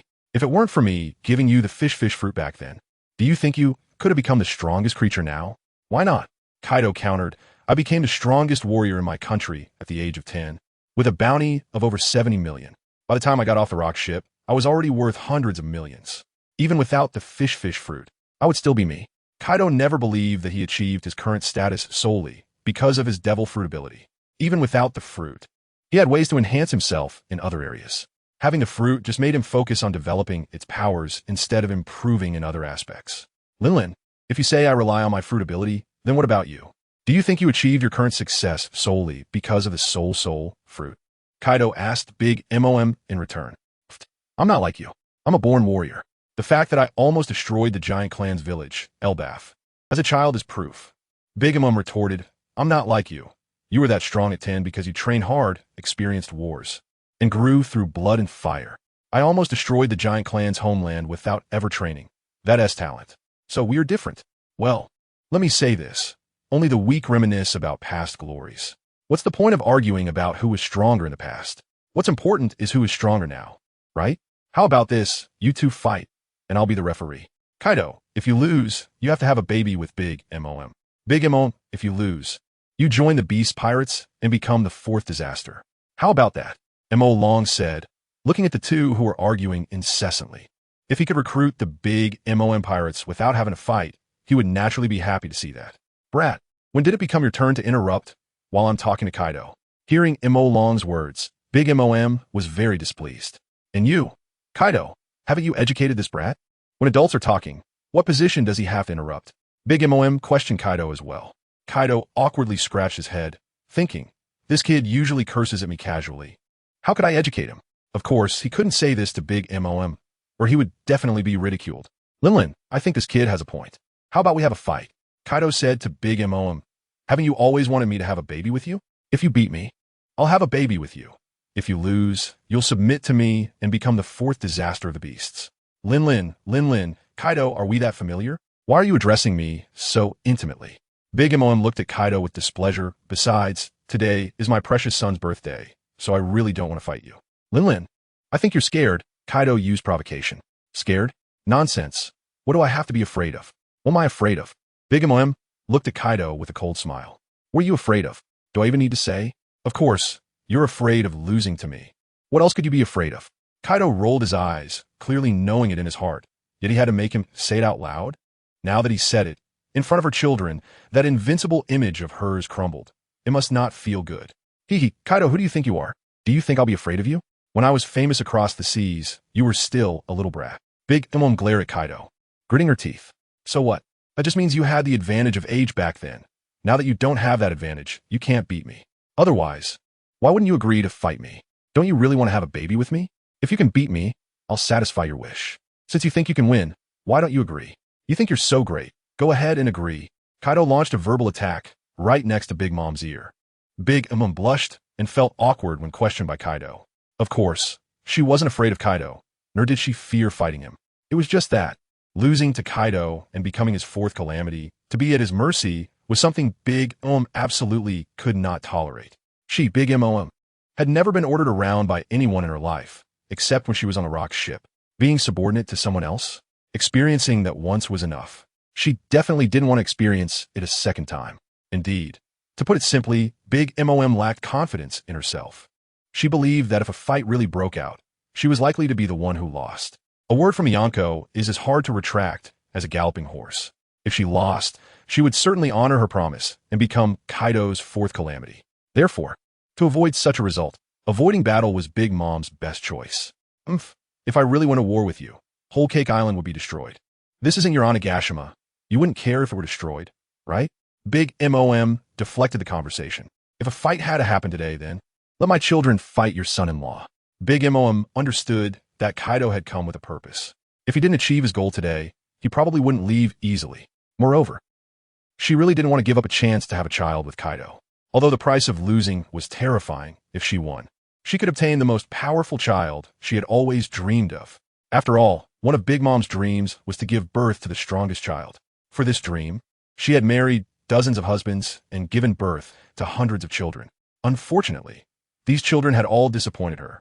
So far, none of her children had been able to challenge her, let alone being strong enough to surpass her. The reason for this outcome, Big Mom blamed it all on the men. She thought that her husbands were simply too useless. After all, her genes were very strong, but even with such strong genes, she couldn't produce a child who could be compared to her. The only possibility was that the men's genes were too weak, resulting in her merging with them and giving birth to children who all took after their fathers. If it weren't for this, why was it that so many children didn't inherit her iron balloon-like skin? Therefore, Big Mom believed that only by finding a man who was the same as her, or even stronger, could she have a child with the potential to combine both their physiques, possessing terrifying physical qualities from birth, and could truly become a monster among monsters. And undoubtedly, in Big Mom's eyes, Kaido was the man who perfectly met her requirements.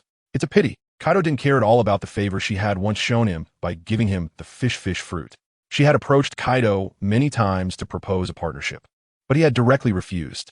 As a result, the two had fought before.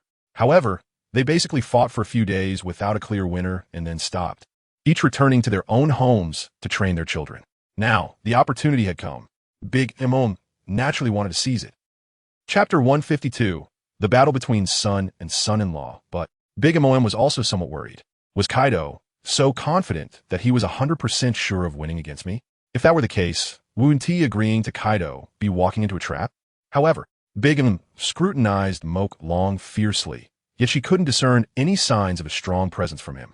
Generally speaking, strong individuals, even if not displaying it, can still be perceived, emanating a powerful aura from within. Moreover, Big Mom had seen countless pirates in her lifetime. What types of pirates hadn't she encountered? There were those who were impressive from the start, exuding strength on their faces, and those who hid their true abilities, surprising everyone at the crucial moment. That little pirate who had lived for years in a humble state, yet stepped up at the critical moment to turn the tide. After 50 years of pirate life, witnessing the rise and fall of many, Big Mom had seen too much. Yet, she simply couldn't see through Moke Long. However, one thing was certain. A man who could be looked upon by Kaido and taken as a son-in-law couldn't be too far off. Of course, no problem. Let Moke Long fight your child. Hearing Big Mom's words, Kaido was very pleased. He had brought Moke Long here precisely for this purpose. He knew that proposing a fight with Big Mom might lead to her refusal. So he brought Moke Long to let the younger generation battle it out. Kaido had considerable confidence in Moke Long. Even if, in absolute terms, Moke Long couldn't defeat Big Mom's child, he wouldn't die, and after dying, he would revive fully. With this ability, Kaido wouldn't be surprised if Moke Long managed to outlast Big Mom, let alone when facing Big Mom's child. No, Kaido, I have another request. Seeing how readily Kaido agreed, Big Mom understood that he must be very confident that his son-in-law could win. However, she had no choice as today. If she didn't reach an agreement with Kaido, a great battle would be unavoidable. She certainly wasn't afraid of a great battle. She just feared a meaningless battle or one that she would lose. Moreover, she had confidence in Katakuri. Although this son was still far from her level, he was still quite good among the younger generation. Well, excluding Shanks, he was a monster just like them. What request? Kaido quietly looked at Big Mom, waiting for her to state her request. After all, Kaido was confident that he would win. No matter how outrageous Big Mom's request was, he would agree. If I lose, I will become the fourth calamity of the beasts. Then, if you lose, you must naturally become the fifth star of the Big Mom pirates. That would be fair, rather than just having a child with me and calling it a day. Big Mom said to Kaido, while calculating in her heart. As long as Kaido joined the whole Cake Island, how could he escape? At that time, not only would they have to have children together, but they would also have to have several. After all, if they only had one, what if it didn't work out? The more children, the better the chances. Kaido hesitated for a moment. Of course, it wasn't real hesitation. Rather, he was creating an image of indecision for Big Mom. In this way, Big Mom would realize that he wasn't completely confident. Otherwise, if he agreed too quickly, what would happen if Big Mom changed her mind? Although he could forcibly defeat the Big Mom pirates, at that point, Big Mom would definitely not submit anymore. What he wanted was a Big Mom who would submit to him and serve him, not one who was imprisoned and unwilling to yield, even in death. After hesitating for a while, Kaido finally showed a difficult expression and said to Big Mom, "All right, no problem. Our fates will be decided by our respective children. Whoever wins, the loser will obey." Seeing Kaido's indecision, Big Mom felt more confident and said, "Kaido, you only have this one son-in-law, but I have hundreds of children. If I only let one of my children compete against your son-in-law, wouldn't that be unfair to my other children? Lin, that's a bit excessive. You have so many children. Are you suggesting that all 100 of them team up to attack my son-in-law?" Kaido didn't expect Big Mom to say something so shameless. Although Kaido felt that even if all of Big Mom's children teamed up, the final outcome wouldn't change if he didn't refute this. Big Mom would definitely suspect that Morolong was actually much stronger than her best child, Katakuri. Cough, cough. Kaido, don't be so agitated. I never said all of them would attack at once. Big Mom coughed, realizing that her request was indeed a bit shameless. However, this was a battle that would decide her future, so she had to be cautious. A will battle won't work either, Kaido retorted. How about this, Kaido? I have over 100 children, so I'll only send out 10. That's less than 1/10. Kaido, you only have one son-in-law, so you can focus on training him. With so many children, I have to divide my attention, so most of them haven't received my true teachings and definitely can't compare to your all-in son-in-law. All right, no more talking. 3. You can send out at most 3. Kaido didn't want to listen anymore and directly held up 3 fingers at Big Mom. As for what Big Mom said about training, Kaido didn't buy it. Throughout her life, she was either pregnant or on the way to being pregnant. Where did she find the time to train her children? And having so many children made her training distracted? Nonsense. As for his all-in, dedicated training, if you were talking about Yamato, that would be different. As for Morolong, he had spent less than a week training him, alright? Where did the all-in come from? Where was the dedication? Even during that week of training, he was just standing still letting Morolong hit him or picking up a stick to beat him unilaterally. That had nothing to do with training. All he could say was that Morolong's abilities were there, and he didn't need any special training. He just needed to be hit. Chapter 153 PK Dessert for Commanders 3. Looking at the 3 fingers Kaido held up and his gritted teeth expression. Big Mom felt that this should be Kaido's limit. All right then, 3 it is. Big Mom thought that if the 3 strongest among the 4 commanders couldn't handle Moralong, the rest would probably just be a joke. Since that was the case, there was no need to argue with Kaido about sending more people. It would be meaningless. Soon, in the square of Cake Island, a large space was cleared. Outside the space, pirates formed a circle, ready to witness the unprecedented battle between the 2 Yonko pirate crews merging. Although the fight might not be very shocking, after all, it wasn't the Yonko themselves participating. It was still a battle that could determine whether the Beast Pirates would be absorbed by Big Mom or vice versa, especially those present. All being members of the Big Mom Pirates were even more nervous. After all, this battle was happening on their turf. If they lost, wouldn't that be a loss of face? Go, Cracker, go kill that little brat on the opposite side. You're the strongest. Go for it. In the center of the square, Moralong and Charlotte Cracker stood facing each other. The crowd surrounding the battlefield cheered Cracker on. As for Moralong, although he wasn't being overwhelmingly belittled, he was completely ignored. Little brat, I really didn't expect Kaido to bet the fate of the Beast Pirates on a man like you. Cracker mocked as he looked at Moralong. Moralong, damn, is everyone calling him little brat these days? It's one thing for Big Mom, an old lady, to call him that. But you as my son are calling me little brat too? Aren't we on the same generation? You're wrong. It's not Kaido betting his fate on me, but Big Mom betting her fate on you 3 brothers. And soon she'll realize what a terrible choice she made. Moralong said, little brat, having a sharp tongue is useless. A brat that no one has ever heard of, even if trained by Kaido for many years. So what? I don't believe you're stronger than me. Cracker said, then started clapping. Clap, clap, clap. In the air, pieces of cookies appeared. Come forth, biscuit soldiers. Under Cracker's manipulation, those cookies transformed into soldiers. Standing in front of him, little brat, get crushed by the biscuit soldiers. Cracker shouted at Moralong, who was now surrounded by dozens of biscuit soldiers moving clumsily towards him. Step, step, step, step, step, step. Dozens of biscuit soldiers surrounded Moralong, closing in on him. Soon, Moralong was encircled tightly. The closest biscuit soldier was now less than 3 meters away from him. However, Moralong still showed no signs of action. Little brat, are you scared? Looking at the unmoving Moralong, Cracker found it strange. Normally, when facing a majority of enemies, one would definitely try to create distance and defeat them one by one. Otherwise, if surrounded, one would be outnumbered. After all, once surrounded, one would have to face the ambush from the enemies behind. Are you an idiot? Moralong looked at Cracker in confusion. Scared? You think Kaido desperately wants to have kids with your mom, so he just randomly found someone for you to defeat, right? If it weren't for that, how could you have such a strange idea, thinking that I would be scared silly by your cookie soldiers? Being questioned like this by Malong, Kreeja's face twitched. He just wanted to mock Malong a bit, okay? He knew that Malong wouldn't be easy to deal with, but he didn't expect Malong to start lecturing him. Come on, you're a pirate. What kind of reasoning does a pirate talk about? When you set sail to rob, do you also have to reason with the person you're robbing, persuading them with your grand principles to willingly hand over their treasures? There's no point in talking too much. Cookie soldiers, take him down. Kreeja clapped his hands and ordered the cookie soldiers. After hearing Kreeja's command, the cookie soldiers in the front row raised their great swords and charged at Malong. Not even dodging? Standing behind, Kreeja saw his cookie soldiers' great swords about to stab Malong. Yet Malong was still standing there, unmoved. This baffled Kreeja. Could it be? Suddenly, a thought arose in Kreeja's mind.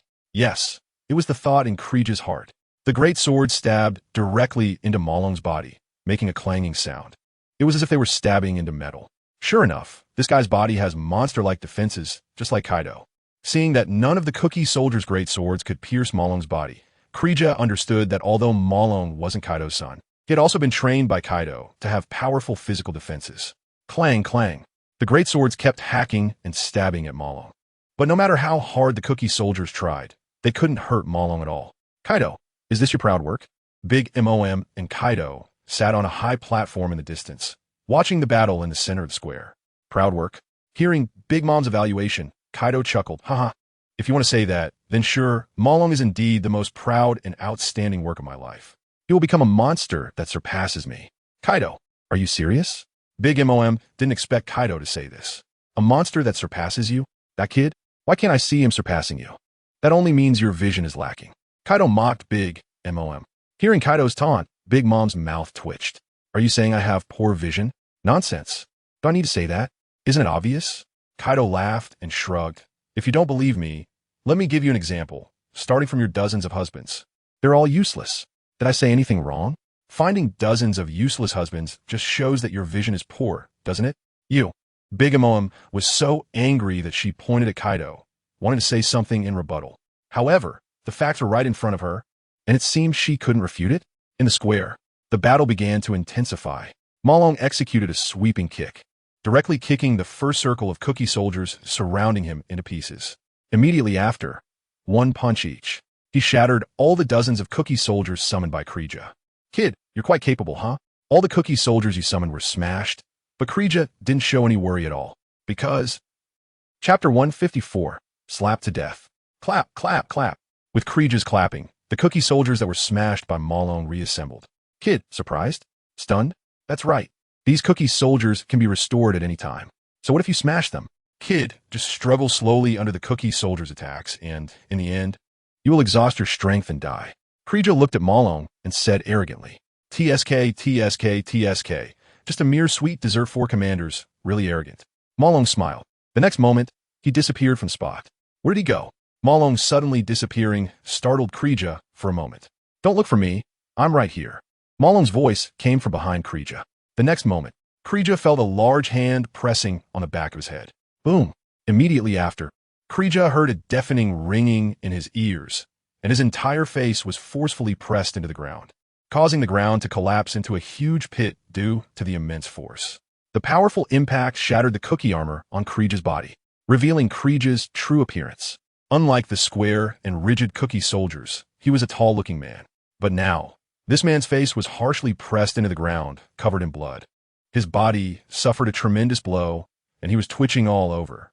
Releasing his hand from Krija's head, Malong stood up and stared at Krija, who was lying on the ground, twitching once before falling still. How could this be? Krija was killed in an instant? No, it can't be. Krija, get up. Damn it, stand up quickly. Don't forget, you bear the fate of the big MOM pirates on your shoulders. Don't just lie there like a coward after taking one hit. Get up and keep fighting. Stand up, stand up, stand up. The surrounding pirates stomped on the ground, roaring at Krija.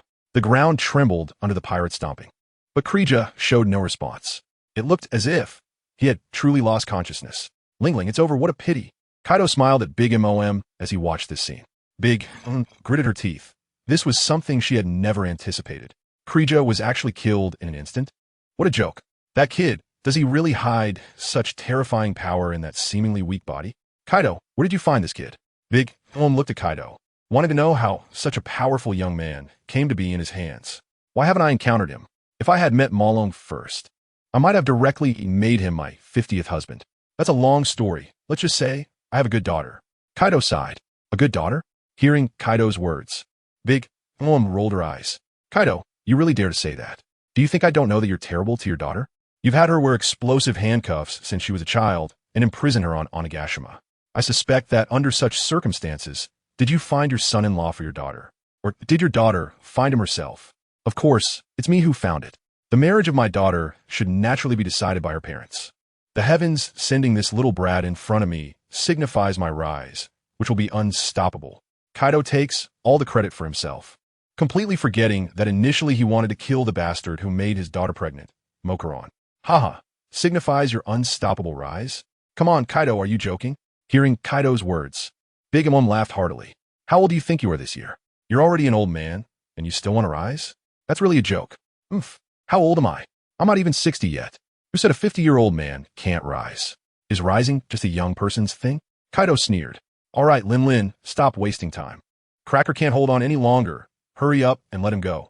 Let someone else continue. I can't wait for you to call me Captain, haha. Kaido laughed like a villain. Speaking of which, Kaido seems to have always been a villain. Well, that's not important. Kaido, don't celebrate too early. Cracker hasn't been defeated yet. Mokuron's strength is somewhat beyond Big Mom's expectations. So even though Big Mom knows Cracker is definitely not a match, she still needs Cracker to get up and continue wearing down Mokuron's stamina. It's to secure a greater opportunity for the people behind. After all, she has staked her own fate and that of the entire Big Mom crew on this. This gamble absolutely cannot be lost. Cracker, how much longer are you going to sleep? Are you waiting for me to stand up? Do you want to die? Big Mom looked at Cracker, who lay on the ground like a corpse, not moving at all, and said in a cold, emotionless voice, Hearing Big Mom's voice, Cracker, who was on the ground, twitched his ears. The next moment, he fully revived. He climbed up from the ground and turned to look at Mokuron. You little brat, your power indeed surprised me, but this is where it ends. You don't think the me you faced before was the real me, do you? All right, stop pretending. I beat you to the point of losing your will. If it weren't for Big Mom intimidating you, you'd still be lying on the ground. Mokuron didn't take Cracker seriously at all. The two were not on the same level. Mokuron felt that his current strength was at least in the range of 1.5 billion to 2 billion, much stronger than the billion-level Sweet Commanders. Not to mention, the current Cracker wasn't even at the billion level. You bastard. Can you not expose my weaknesses?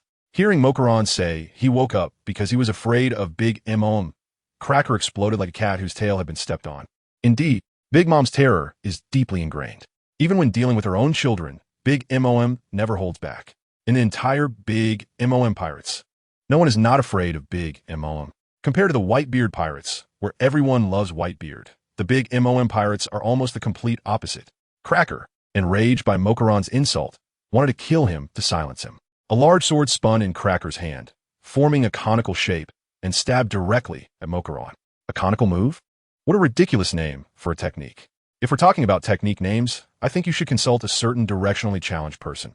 He's the best at naming techniques. As soon as the words were said, Cracker appeared right in front of Mokuron. The spinning sword's tip had already reached Mokuron's chest. You little brat.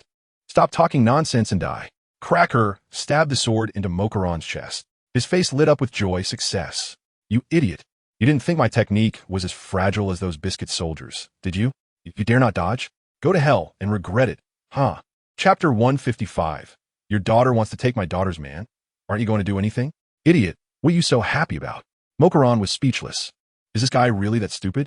Standing still is precisely to show my confidence in my body's defense. But this guy actually thinks I'm waiting to die? What? How are you fine?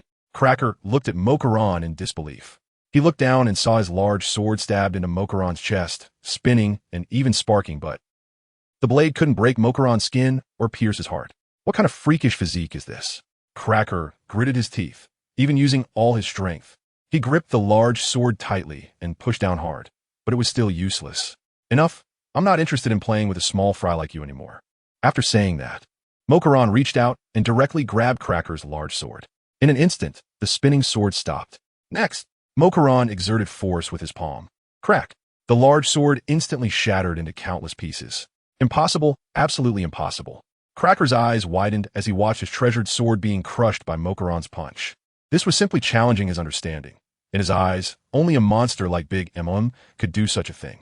But now, a man who could be his son actually accomplished what only Big Mom could do. What a joke. Impossible? No, the word impossible doesn't exist in my dictionary. After saying that, Mokuron slapped Cracker hard across the face. Half of Cracker's face was distorted from Mokuron's slap, his cheekbone shattered, and he was sent flying, losing several teeth in the process. Soon, the flying Cracker landed face first on the ground, sliding along and continuing to fly for hundreds of meters. Along the way, he even knocked several pirates who were watching the show in the square flying. Lin, can you wake him up this time? Kaido looked at Big Mom and provocatively asked. Lin, I think there's no need to continue with the remaining 2 matches. You can see how strong my kid is. He's way more impressive than your useless kids, right? Kaido, are you provoking me? Big Mom glared at Kaido. Just because you beat Cracker, what's it to be proud of? Cracker's strength is just average. Among my many sons, he doesn't stand out. Of course, this was said to save face. As the third-ranked Sweet Commander, Cracker's strength is among the top in the Big Mom pirates and is definitely not what Big Mom described as not standing out. Haha, as long as you're happy. Kaido naturally knew Big Mom was putting on a brave face, but he didn't say it out loud, because he also didn't want to provoke Big Mom too much otherwise. If Big Mom got angry and directly tore up their agreement, wouldn't he be putting an effort for nothing? Smokey, you go this time. Big Mom shouted at a tall woman in the crowd. Yes, Mama. Smokey walked out of the crowd and approached Malong. Being over 4 meters tall still put some pressure on Malong. After all, Malong had been maintaining a height of just over 3 meters to match Yamato's stature, making him a whole meter shorter than Smokey. Little brother, you're quite handsome. How about being your sister's man? Standing in front of Malong, Smokey licked her lips and winked at him, seductively saying, Lingling, is this your upbringing? Your daughter is so blatant about wanting to steal my daughter-s man? Isn't that too shameless? Aren't you going to do something about it? Kaido couldn't bear to watch any longer. Of course, Kaido wasn't afraid of Malone being swayed. To him, Smokey was far inferior compared to his daughter. Why should I care? An excellent man naturally needs to be strong, and I trust Smokey's judgment. By the way, Kaido, are you afraid? Afraid that your son-in-law will be taken away by my daughter? Big looked at Kaido mockingly and said, if that's the case, you really lack confidence, Kaido. No, it should be that you don't trust your daughter's charm. Ling cut it out. Do you really think Smokey can attract Malone? That's my son-in-law, he has high standards. Don't think that just because you have long legs, you're beautiful. A woman's most important trait is still her face. And your daughter's face isn't good enough. Malone 1T like her, Kaido said seriously. TCH, Kaido, you're outdated. Don't you know about leg play? Some men just like long legs. I don't believe there are men who don't like women with long, beautiful legs. Big Moam thought that if Smokey could win over Malone, it would be the best outcome. Because once Smokey secured Malone, wouldn't her bet with Kaido be won without a fight? Given Malone's display of strength, Big Mom was already losing confidence. No. Faced with Smokey's seduction, Malone directly refused.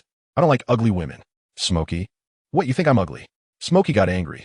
No woman likes to be called ugly. Angry? I'm just speaking the truth. Malone shrugged. Man, I'm gonna squeeze you dry.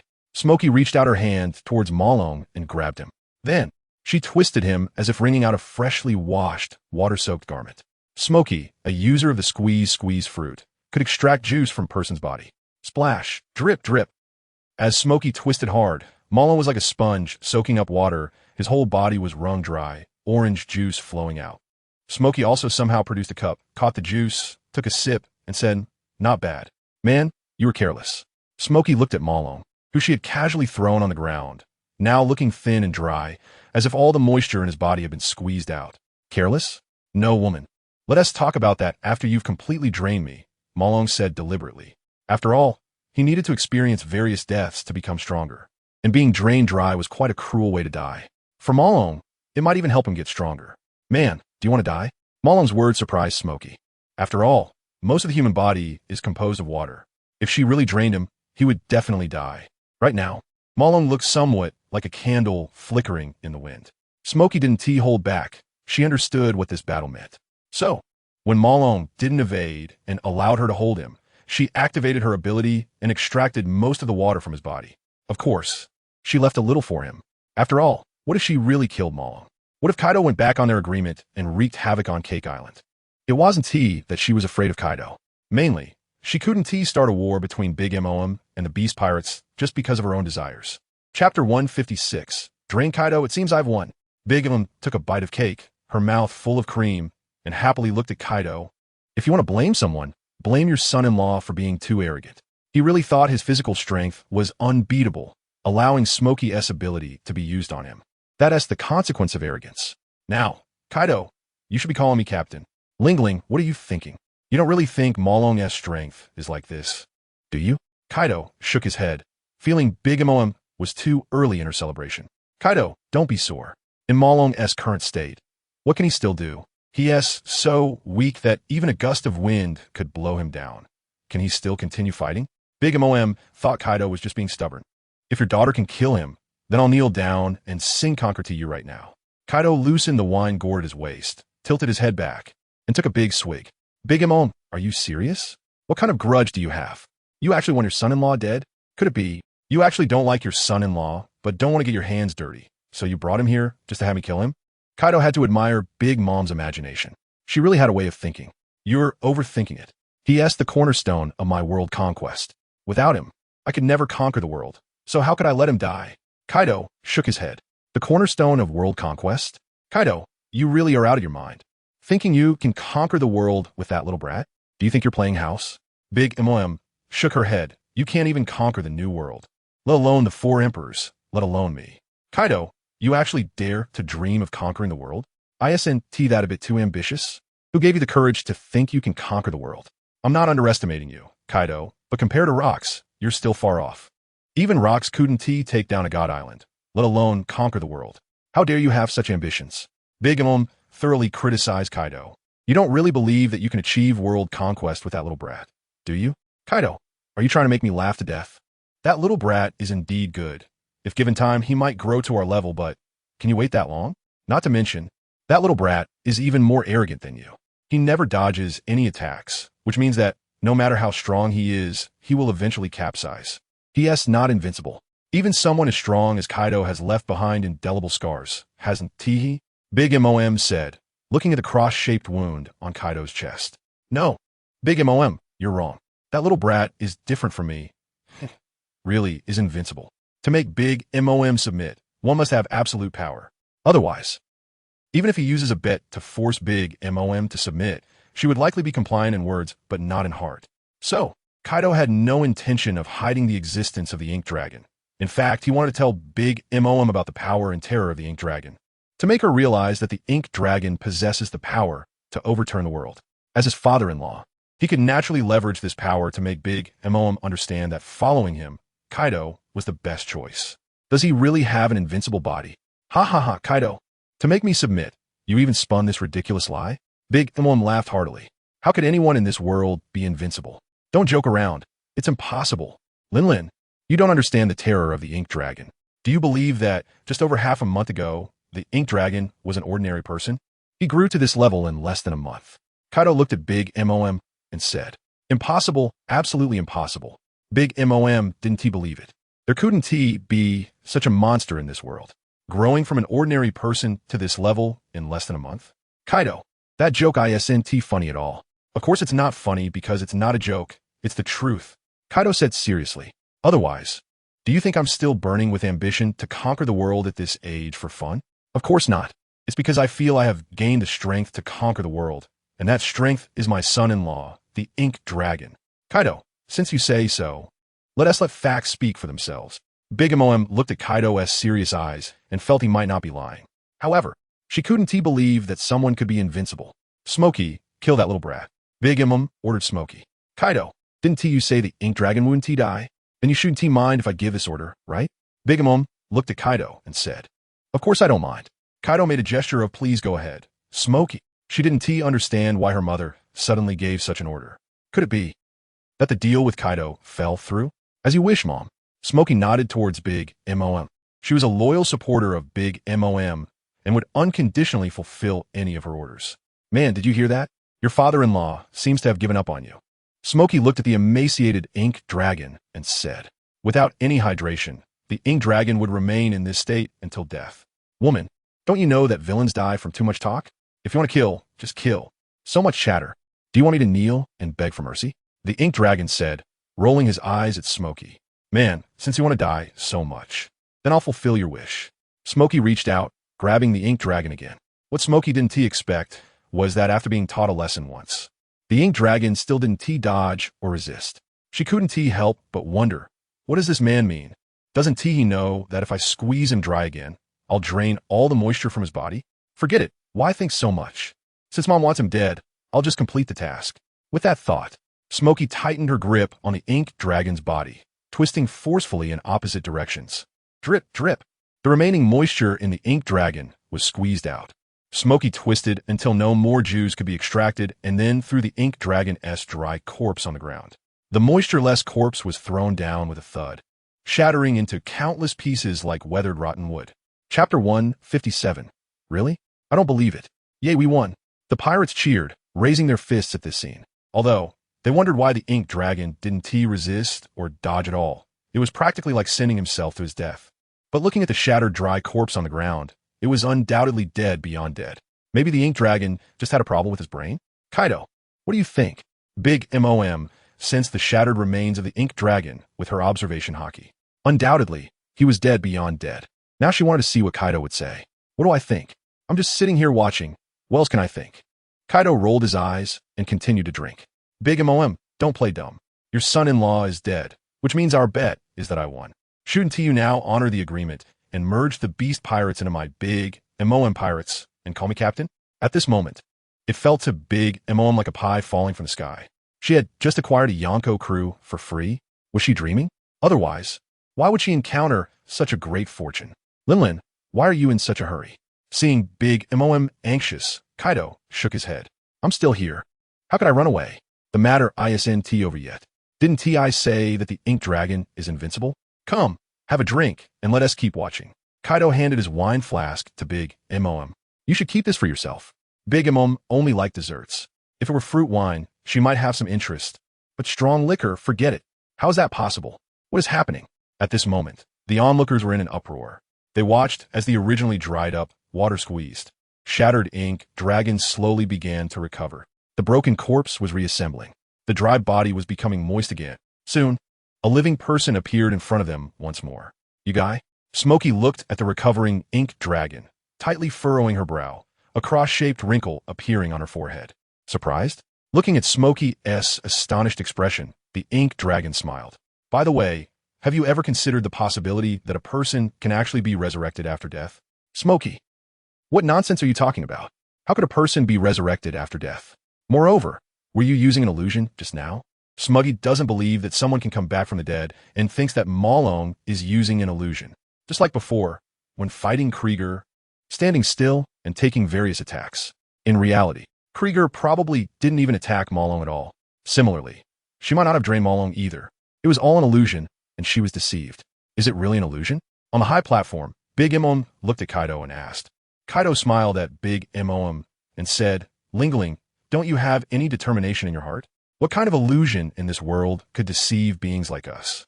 So, that little brat really can come back from the dead? Is it some kind of devil fruit ability?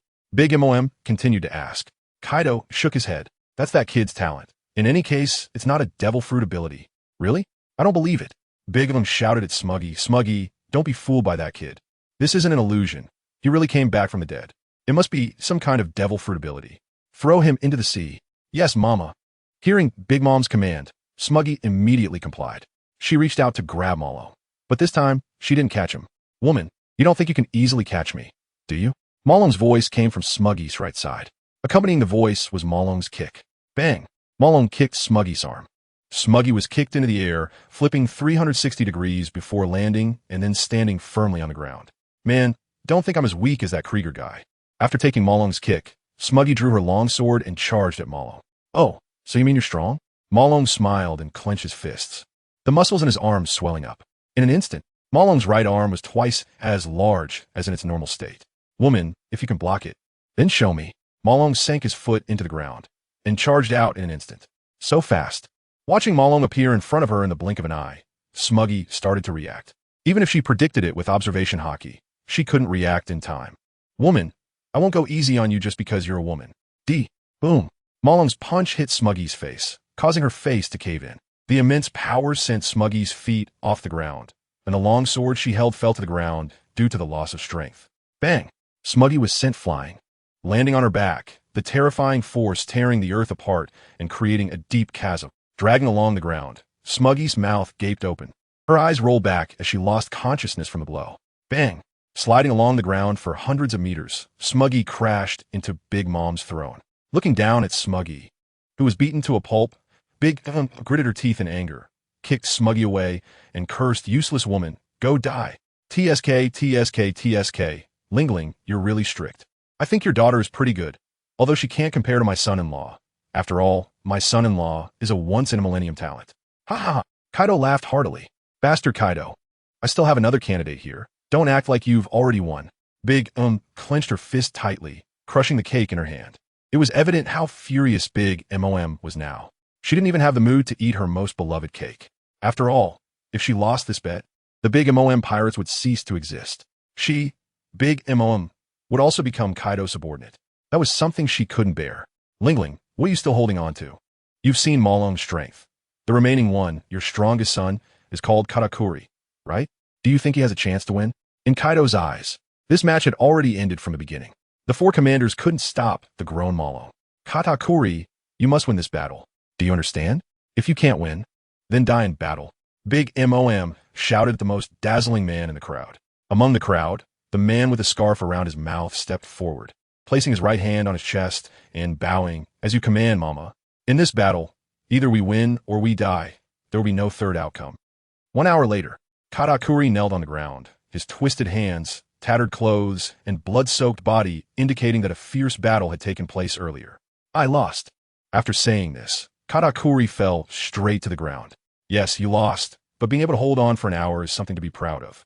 Looking at the fallen Katakuri, Malong said lightly, That observation haki that saw into the future was quite troublesome for Malong. If it weren't for his strength increasing again during the battle, and if Katakuri only wanted to dodge and not fight, he would have found it hard to hit his opponent. However, once his speed increased to the point where Katakuri couldn't evade, even if he predicted it, the battle was already over. Lingling, the battle is over. Kaido looked at Big Mom and said lightly, "You shouldn't back out now, right?" Big Mom clenched her fists tightly, her knuckles cracking from the pressure, the sound of her bones grinding against each other creating an eerie noise. Big Mom did not respond to Kaido's words. Internally, she seemed to be struggling with whether to uphold the bet or to break it. "Little brat, I want you dead."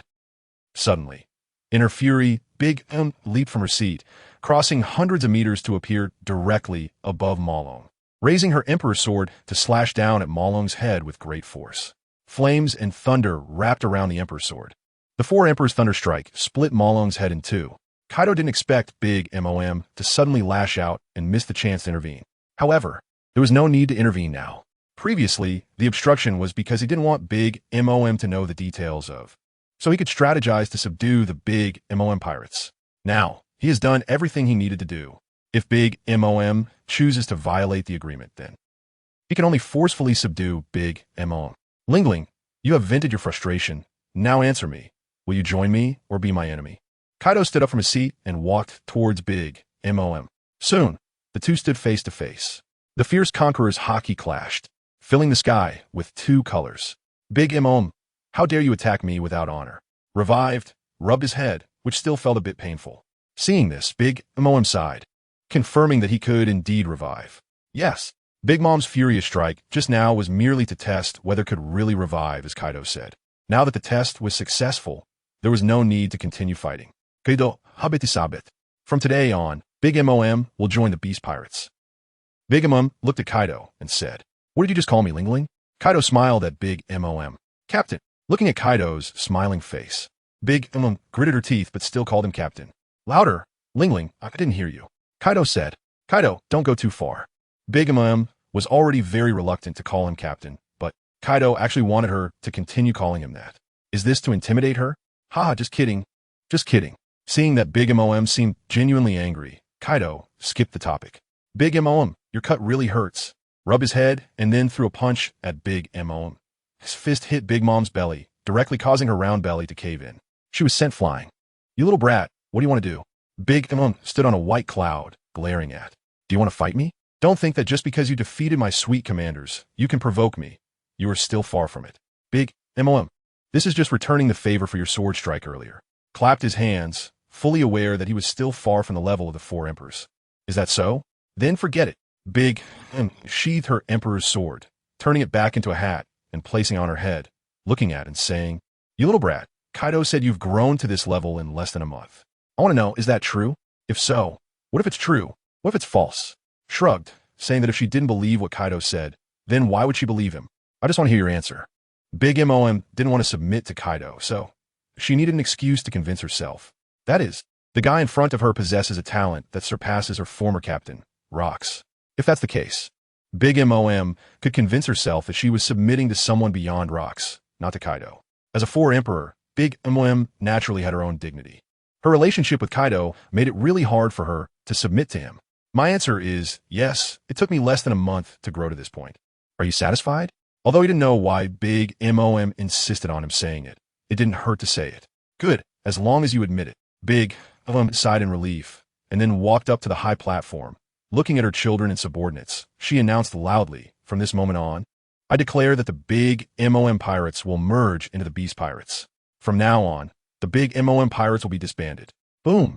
As soon as Big Mom's announcement came out, the members of the Big Mom pirates felt their faith collapse. "No, don't. Mama, why do we have to disband the Big Mom pirates? Yes, even if we join the Beast Pirates, there is no need to disband our own crew, right? Besides, we haven't lost, have we? We are so many, and Kaido and his crew only have 2 people. If we fight, maybe we can win." Some people were unwilling to see the Big Mom pirates disband, just like that, and shouted at Big Mom, "Brat, are you questioning my decision?" Big Mom was furious, directly appearing in front of the person questioning her, extending her hand to rip the person's soul out of their body and swallowing it. "Now, who dares to question my decision?" Big Mom looked around and everyone trembled, not daring to speak again. Just like that, on this day, the big MOM pirates disbanded and merged into the Beast Pirates. However, Kaido wanted to keep it a secret, so he let big MOM continue to operate as usual and didn't let her change the flag to the Beast Pirates. Now is not the time to announce it to the world. Kaido was worried that if this matter became public, the Navy would shift their focus onto him. Chapter 159. The night before the Marineford War, Kaido was not yet prepared to deal with the Marine headquarters. In Kaido's mind, the battle with the Marine headquarters would naturally have to wait until he conquered the entire New World. At that time, with the strength of the entire New World, he would confront the Marine headquarters.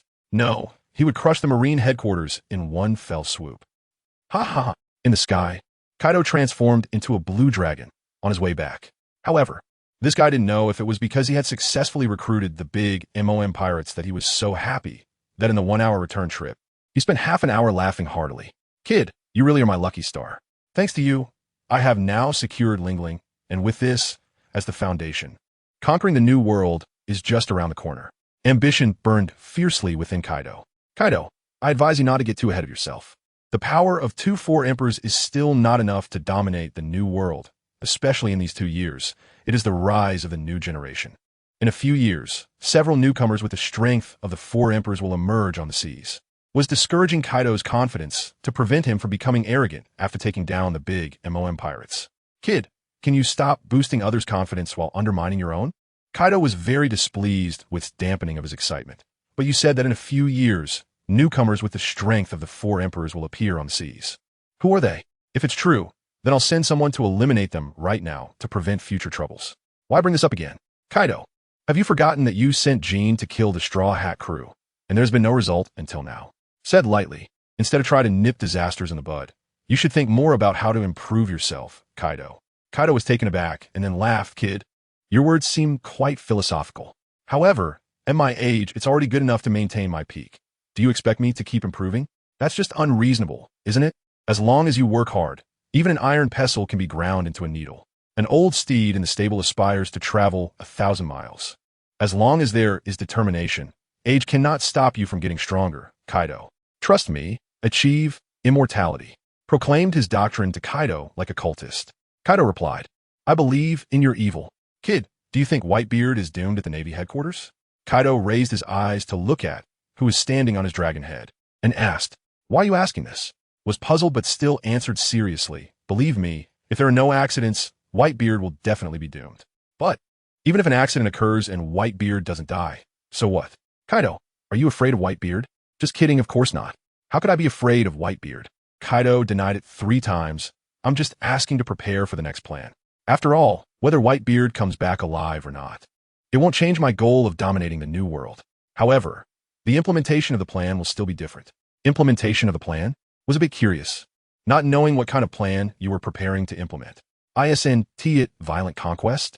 I always thought that violent conquest suited the title of the strongest creature in the world, using absolute power to crush any disobedient person.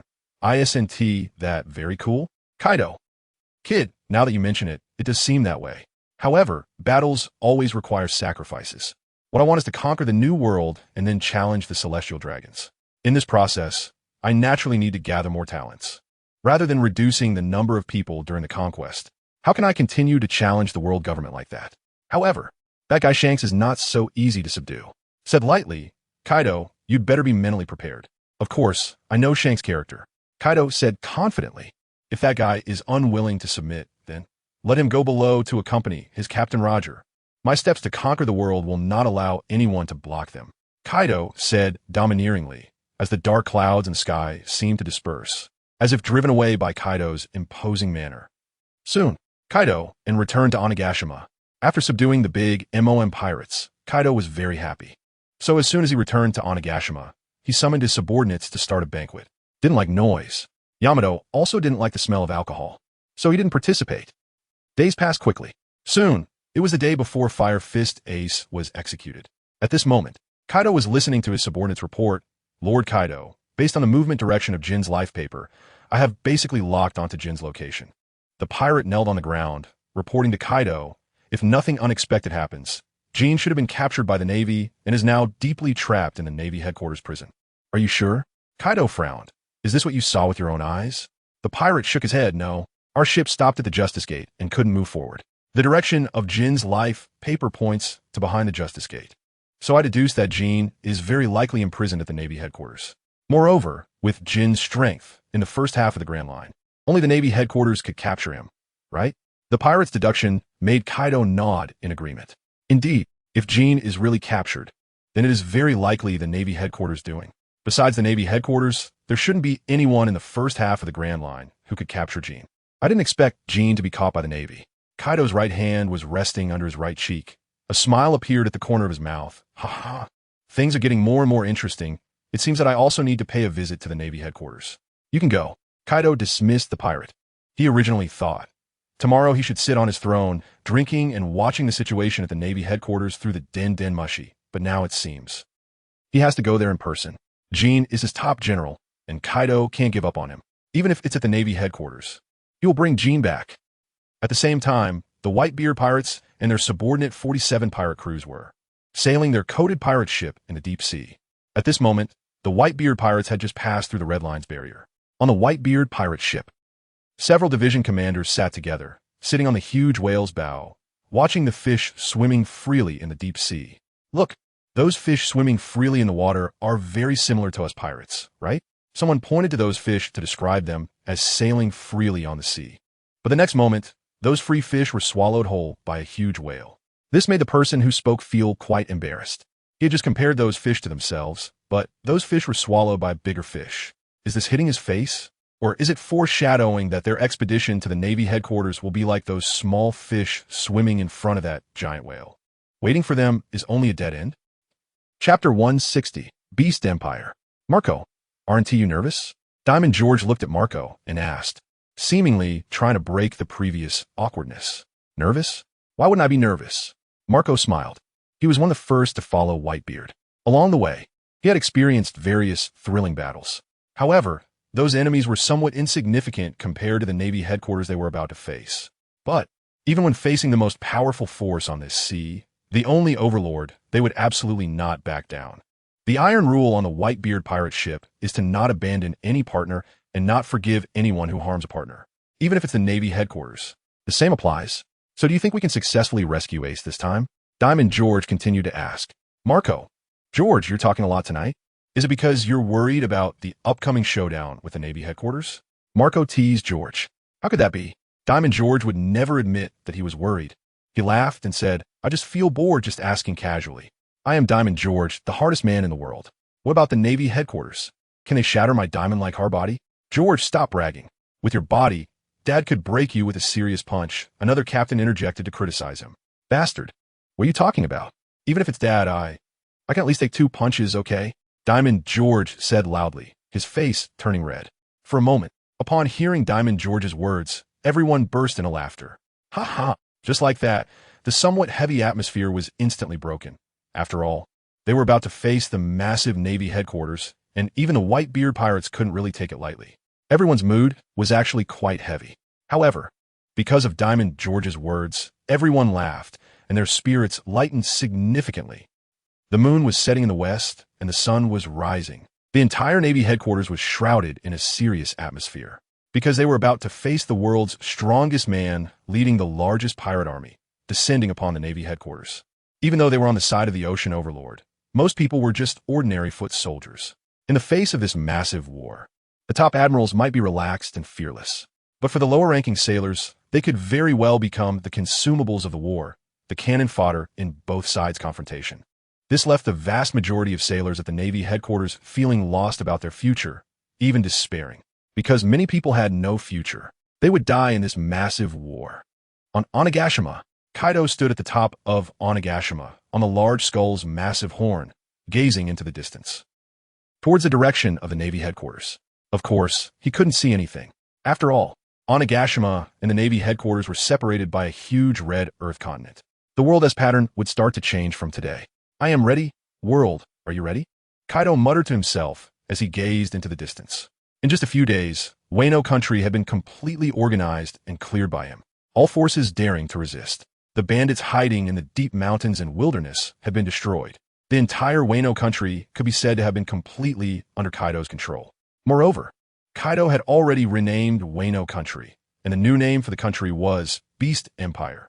Kaido seemed to understand that waging war against the world government in the name of pirates was somewhat inappropriate. So, he prepared to abandon the pirate crew and wage war in the name of the country.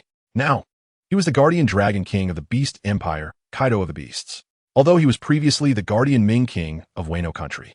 However, that was just a nominal title due to his cooperation with Kaido. But now, he was serious. As for the King of the Beast Empire, it would naturally be his daughter, Yamato. Yamato's dream was to establish this country. Therefore, becoming the king was also her wish. However, because she was still pregnant, Yamato would have to wait until after giving birth to officially assume the king's position. For now, Kaido served as the king of the Beast Empire. The pirates of the Beast Pirates had also been woven into the military of the Beast Empire by Kaido. From that moment on, the Beast Pirates had disappeared.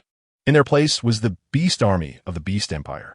Furthermore, Kaido had issued orders for those former pirates to abandon their old habits, forbidding public robbery. Anyone who violated this would be dealt with according to national law. Since Kaido was serious about dominating the world, he naturally had to transform the former pirates into a regular army. Only in this way could he gain public recognition. After all, no one wants to be ruled by pirates, right? Of course. All of this was only implemented within the Beast Empire.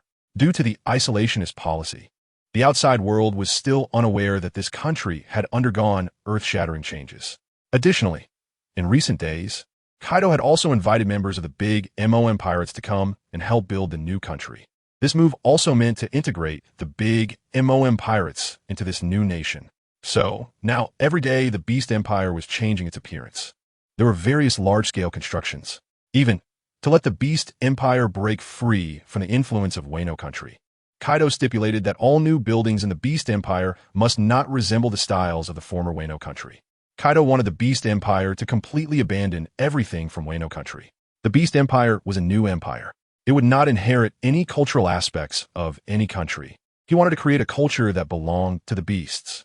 However, all of this would take time. Just the construction of the palace would take at least 2 months. This was under the condition that he had his subordinates do the hard work. If it were ordinary people, it would take at least a year to complete. However, large-scale construction required a vast amount of money, and since Kaido no longer allowed his subordinates to engage in public robbery, it would reduce the income of money, making it difficult to support the establishment of the Beast Empire. Fortunately, Kaido had long thought about this. The first step was to bring Don Quixote da Flamingo under his wing, using Dressrosa's wealth to build his nation. After all, Dressrosa had become quite wealthy since Doflamingo took over. Moreover, Doflamingo was secretly engaged in arms trading, so he certainly had a lot of money. Besides taking down Doflamingo, Kaido also had his sights set on the Golden Emperor. Just a couple of days ago, Kaido's people found out that the Golden Emperor's ship had appeared in a certain sea area of the New World. It is known that the Golden Emperor possesses 20% of the world's berries, and this money is enough to reward all the bounty pirates in the New World. Controlling countless industries around the world, he is simply a moving treasure trove. As long as he can take down the Golden Emperor, not to mention establishing a new Beast Empire, even establishing 10 Beast Empires would be more than enough. However, the Golden Emperor has connections in both the underworld and the upper echelons, maintaining good relations with the celestial nobles. Taking action against the Golden Emperor would inevitably anger the celestial nobles. But Kaido was already prepared to usurp the position of the celestial nobles. So would he still fear offending them? Of course not. Chapter 161. What if Yamato is captured? Kaido's plan was like this. First, take down Don Quixote da Flamingo, who collaborated with him. Then, take down the Golden Emperor. With wealth, he could establish an empire, recruit troops, and gain even stronger power. After gaining absolute power, he would send troops to attack the neighboring countries, one after another, bringing all the nations of the New World under his control. Then, carrying all the power of the New World, he would wage war against the world government. In the end, he would emerge victorious, replacing them. He would rule over the entire world. The script had already been written in Kaido's mind. Now, all he needed to do was waiting for Whitebeard to die at the Navy headquarters, and it would be best if Whitebeard could drag 2 or 3 admirals into the abyss with him. This way, the New World would lose the largest pirate crew, inevitably falling into unparalleled darkness. Meanwhile, the Navy would also suffer heavy losses.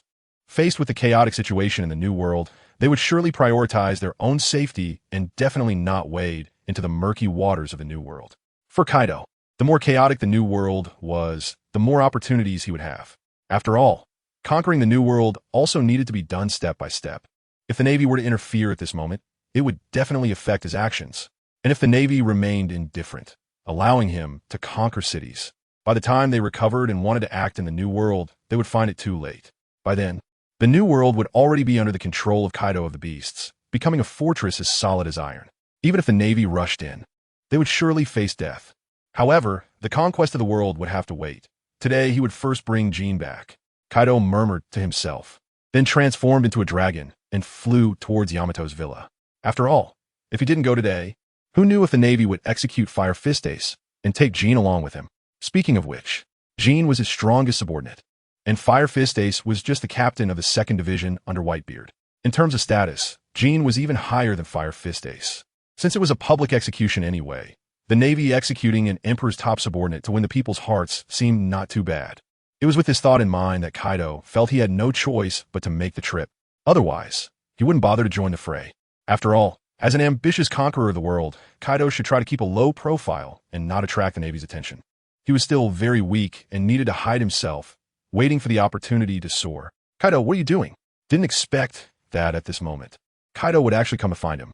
He remembered that in the original story, Kaido was supposed to go stop Whitebeard today, but was intercepted by Shanks. However, due to his butterfly effect, Kaido did not go today. After all, the reason Kaido wanted to stop Whitebeard in the original story was that he didn't want Whitebeard to rescue Fire Fist Ace. As for the reason, naturally, it was because 2 years ago, Fire Fist Ace had gone to Onigashima and had become good friends with Yamato after their fight, which made Kaido very angry. Upon learning that Fire Fist Ace was to be executed, Kaido was naturally pleased. And now, having learned from his sources that Whitebeard was undoubtedly going to die on this trip, there was no need to stop him. After all, there was no way to save him, so why bother? Kid, today, let's also make a trip to the Navy headquarters. Kaido said to. Kaido, are you crazy? Why are you going to the Navy headquarters? Although I understand you want to see Whitebeard die after being suppressed for so many years, it would still be better to watch it through a den mushy. Didn't want to go. The Navy headquarters had no treasures, so what was the point? I'm not going because of Whitebeard. Kaido shook his head and said to. My subordinate got news yesterday that Jean is very likely being held at the Navy headquarters right now, so we need to go rescue him. Jean is being held at the Navy headquarters? Was stunned. Who said that? Are you sure? Did you see it with your own eyes? Not exactly. Kaido shook his head. But it's what my subordinate found out. It's pretty reliable. By the way, Kaido, do you think it's possible that your subordinate was bribed by the Navy? Actually, the Navy not only wants to take down Whitebeard today, but also wants to take you down as well. Felt this was unlikely. With Sengoku's cautious mindset, he wouldn't dare to face 2 emperors at the same time. After all, just to deal with Whitebeard, Sengoku had mobilized 100,000 elite troops from naval branches all over the world and even summoned the 7 warlords. This was an exaggerated show of force. Yet, none of the summoned warlords had made a significant impact. Impossible, absolutely impossible. Kaido shook his head. That subordinate had been with me for 10 years. He wouldn't betray me. Besides, even if he did betray me, so what? With Whitebeard as a buffer, even if I went, I don't believe the Navy would have the energy to deal with me. In that case, you can go by yourself. Why call me? Rolled his eyes. Bringing me along would just be a burden, right? This, cough, I'm just being cautious, okay? Kaido coughed. Although he believed that with Whitebeard in front, he would definitely not encounter any accidents. What if something really went wrong? Kaido was not the same as before. In the past, when there was no hope at all, not to mention conquering the world, even becoming the Pirate King seemed unlikely. So Kaido didn't care much for his life and even dared to storm the Navy headquarters alone. But now, the throne of the world's pinnacle was right in front of him, seemingly within reach. Kaido naturally began to cherish his life. At least, before sitting on that throne of the world's highest power, he didn't want to encounter any accidents. People are like that. As an ordinary person, one might dare to risk their life. But once they have status, they become less willing to gamble with their life. Kaido seemed to have reached this point. Kaido, since you're scared, why not? Just not go. After all, you're not 100% sure that Jean is at the Navy headquarters, right? Persuaded Kaido. No, he must be there. Kaido immediately changed his tone, looked at Kaido in disbelief, thinking, is it really okay for you to change your mind in front of me like this? Fine, I'll just assume Jean is there. Sighed. Since going to the Navy headquarters is dangerous, then I think Jean wouldn't want you to take risks, so you better not go. If you go and something happens to you, Jean would definitely feel very guilty. So to prevent Jean from feeling guilty, you should stay on Onigashima. Kaido, kid, Are you speaking human language? If it were Yamato who got captured, would you go rescue her? Kaido scolded. Chapter 162. The Whitebeard Pirates appear. Kaido. First of all, the one captured is not Yamato, so your if has no meaning, replied to Kaido. Secondly, if it were Yamato who got captured, I would definitely go rescue her. But the one captured is not Yamato, right? So, why should I take risks for a stranger? Moklong shrugged at Kaido. A stranger? Hearing Moklong's words, Kaido's mouth twitched violently. Kid, isn't that a bit inappropriate to say? Jean is our partner. How can you say you don't know him? Kaido, that's not right either. Jean is your partner, not mine. Moklong waved his hand at Kaido, saying that up until now, he hadn't even seen Jean once. How can he be considered a partner? All right, kid, I can't argue with you. Kaido was left speechless. Indeed, Jean is not your partner, but he is my strongest subordinate. And I can't just leave him be. And you are my son-in-law, accompanying your father-in-law to save someone. It's not too much to ask, right? That's quite excessive. Moklong said flatly. A real father-in-law should prepare a house, a car, and money for his son-in-law, allowing him to happily live with his daughter without interfering. Only a false father-in-law would bother his son-in-law for help all the time. Kaido, tell me, what kind of father-in-law are you? Kaido, how should he respond? However, in the end, Moklong still accompanied Kaido to the Navy headquarters under Kaido's persistent persuasion. There was no other choice. Kaido was just too troublesome. If he didn't go with him, he would keep circling around him, making it impossible for Moklong to live normally. Like a pesky little fairy, it left Moklong speechless. At this moment, Navy headquarters. On the execution platform, Fire Fist Ace was kneeling on the hastily constructed platform. Beside him sat Navy Hero Garp. Fleet Admiral Sengoku also stood on the other side of Fire Fist Ace. It could be said that they were giving Fire Fist Ace plenty of face. Center stage, Sengoku held a microphone, looking at the soldiers below and the activated transponder snail. That's right. The current scene was being broadcast live worldwide. All over the world, at least 1 million viewers were watching the impending peak battle. The world's strongest man leading the largest pirate crew. The Navy headquarters, the only maritime overlord led by the Fleet Admiral. Who will win? No one knows at the moment. However, everyone understood that regardless of who wins, the pattern of the sea would change starting today. If the Whitebeard Pirates lose, the pattern of the new world will change. And if the Navy headquarters loses, the entire world will undergo tremendous changes. The world will become a paradise for pirates. The vast majority of viewers naturally hoped the Navy headquarters would win. Of course, there were also those who thrived on chaos, along with many pirates who probably hoped Whitebeard would win. This way, they could get a piece of the pie from the chaotic world. Fire Fist Ace, tell everyone who your father is. Sengoku questioned Fire Fist Ace on the execution platform. This question left the soldiers on site and viewers worldwide somewhat bewildered. Why ask about Fire Fist Ace's father? Could it be that his father is some big shot? But who could be bigger than Whitebeard? Only Fire Fist Ace tightened his fists upon hearing the question. Answer me. Ace, who is your father? Sengoku looked at the silent Ace and questioned again. My old man is Whitebeard. Fire Fist Ace shouted. No, that's wrong. Sengoku loudly denied it. There's nothing wrong. My old man is Whitebeard, only Whitebeard. Fire Fist Ace shouted in agony. He would not acknowledge Roger as his father. However, facing Fire Fist Ace's resistance, Sengoku began to tell a story about a mother who, to protect her child, kept the child in her womb for 3 years before giving birth. Unfortunately, the child born was not Naza. Otherwise, they probably wouldn't have been caught. That's right. Fire Fist Ace, you're the only bloodline left by Pirate King Roger in this world. Port Gasti Ace. No, your real name should be Gold Ace. Sengoku announced Ace's lineage loudly to the entire world. In an instant, the world erupted. No one expected that Pirate King Roger actually had a son alive. Moreover, he was even the son of Whitebeard. No, Sengoku, you are wrong. I am not that man's son. My father is only one person, and that is Whitebeard, Edward Newgate.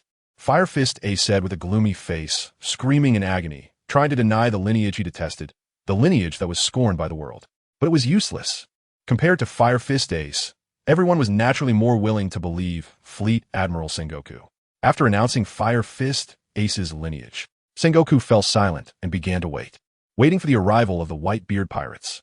Although all intelligence personnel had not reported anything, no news was the best news. Sengoku believed that the Whitebeard pirates must be on their way. Otherwise, there would be no need to clear out the Navy's intelligence personnel. What's going on? On the sea. Suddenly fog appeared? Suddenly. A soldier spotted something unusual on the distant sea. The originally clear sea was suddenly shrouded in white mist. This was very abnormal. After all, it was noon, not morning. This unnatural mist was definitely not a natural phenomenon. Everyone, be on alert. It is very likely that the Whitebeard pirates are coming.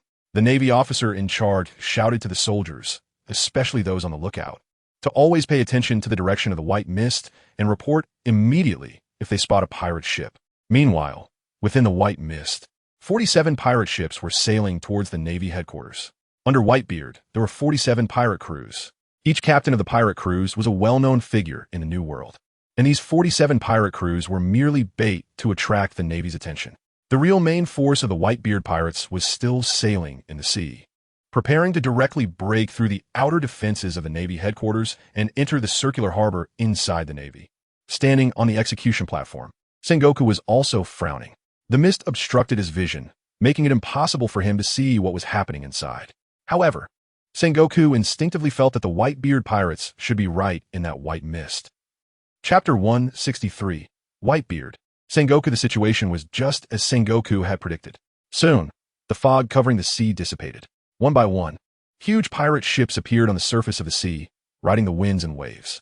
Every pirate flag hanging on the pirate ship is famous and well known. They are all part of the fleet under Whitebeard. Together, they form the Whitebeard pirates, the largest pirate force on the seas. Wait, why is there no fleet from Whitebeard's main base? Sengoku noticed something was off. Although there were many pirate ships on the sea, they were all under Whitebeard's command. However, the Moby Dick was not among them. Whitebeard didn't come, right? No, that can't be. Sengoku shook his head. The fleets under Whitebeard had all arrived. Whitebeard himself couldn't possibly not appear. If Whitebeard were the kind of person who let his subordinates be cannon fodder while he profited, he wouldn't have garnered such loyalty and respect from so many people. But if he did come, where could he be? Sengoku's gaze kept scanning the horizon. A ship as large as the Moby Dick couldn't hide on the surface of the sea. Or could it be, attacking from behind? Sengoku felt an ominous premonition. They were currently at the plaza in front of the Navy headquarters, right across from the Justice Building. And behind them were just ordinary houses. Sengoku hadn't stationed any troops there.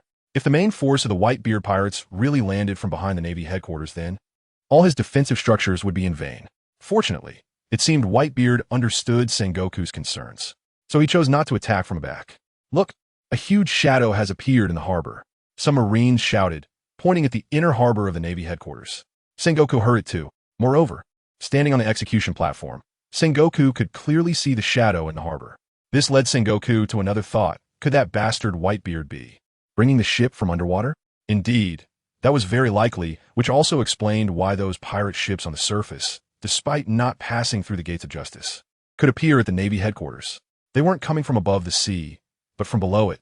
Suddenly, at that moment, the water in the harbor began to rise sharply. A massive pirate ship, coated with a special film, surfaced from the sea. It was the Moby Dick.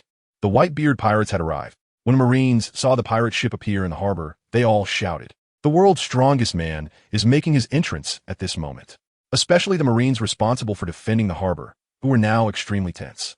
How could they not feel fear facing the world's strongest pirate crew? Kuahaha, Sengoku, long time no see, I hope you've been well. Whitebeard stood at the bow of the ship, holding his supreme blade, the Tatsumaki, looking at Sengoku on the execution platform, and laughed heartily. Whitebeard. Sengoku clenched his fists and then relaxed them, looking at Whitebeard, and indeed long time no see. Ever since becoming the fleet admiral, Sengoku had hardly left the Navy headquarters. Naturally, he hadn't dealt with Whitebeard. Ace, how have you been? After greeting Sengoku, Whitebeard turned to the execution platform, where Fire Fist Ace stood, and asked, "D-Dad." Although Ace knew that Whitebeard would most likely come to rescue him, when he actually saw Whitebeard appear at the Navy headquarters, he couldn't help but tear up. He wiped his eyes vigorously with one hand and shouted at Whitebeard, "Dad, you shouldn't have come. Why did you come to save me? I don't want my brothers to face needless casualties because of me." Everyone came to save him, and Ace was genuinely happy. But after the joy came endless guilt and pain, because what would lead to casualties? Moreover, they were facing the Navy headquarters, and the losses would definitely be enormous. Just to save him, the cost could be thousands of lives. Was it worth it? Ace thought it wasn't worth it. He didn't deserve such sacrifices from so many people. Originally, this outcome was due to his arrogance, his lack of strength, and the consequences of losing to Blackbeard. He could bear this consequence with his own life. Why should he let his brothers and companions bear it together? So, deep down, he actually hoped Whitebeard would give up on him and not come. If he had to die, he would rather die alone. There was no need to drag the entire Whitebeard pirates down with him. Ace, what nonsense are you talking about? You're my son. How could I possibly let you be executed by the Navy? Whitebeard looked at Ace and then pointed at the pirates behind him, saying, ask them if they voluntarily came to save you. Are they afraid of sacrificing? No, we are not afraid.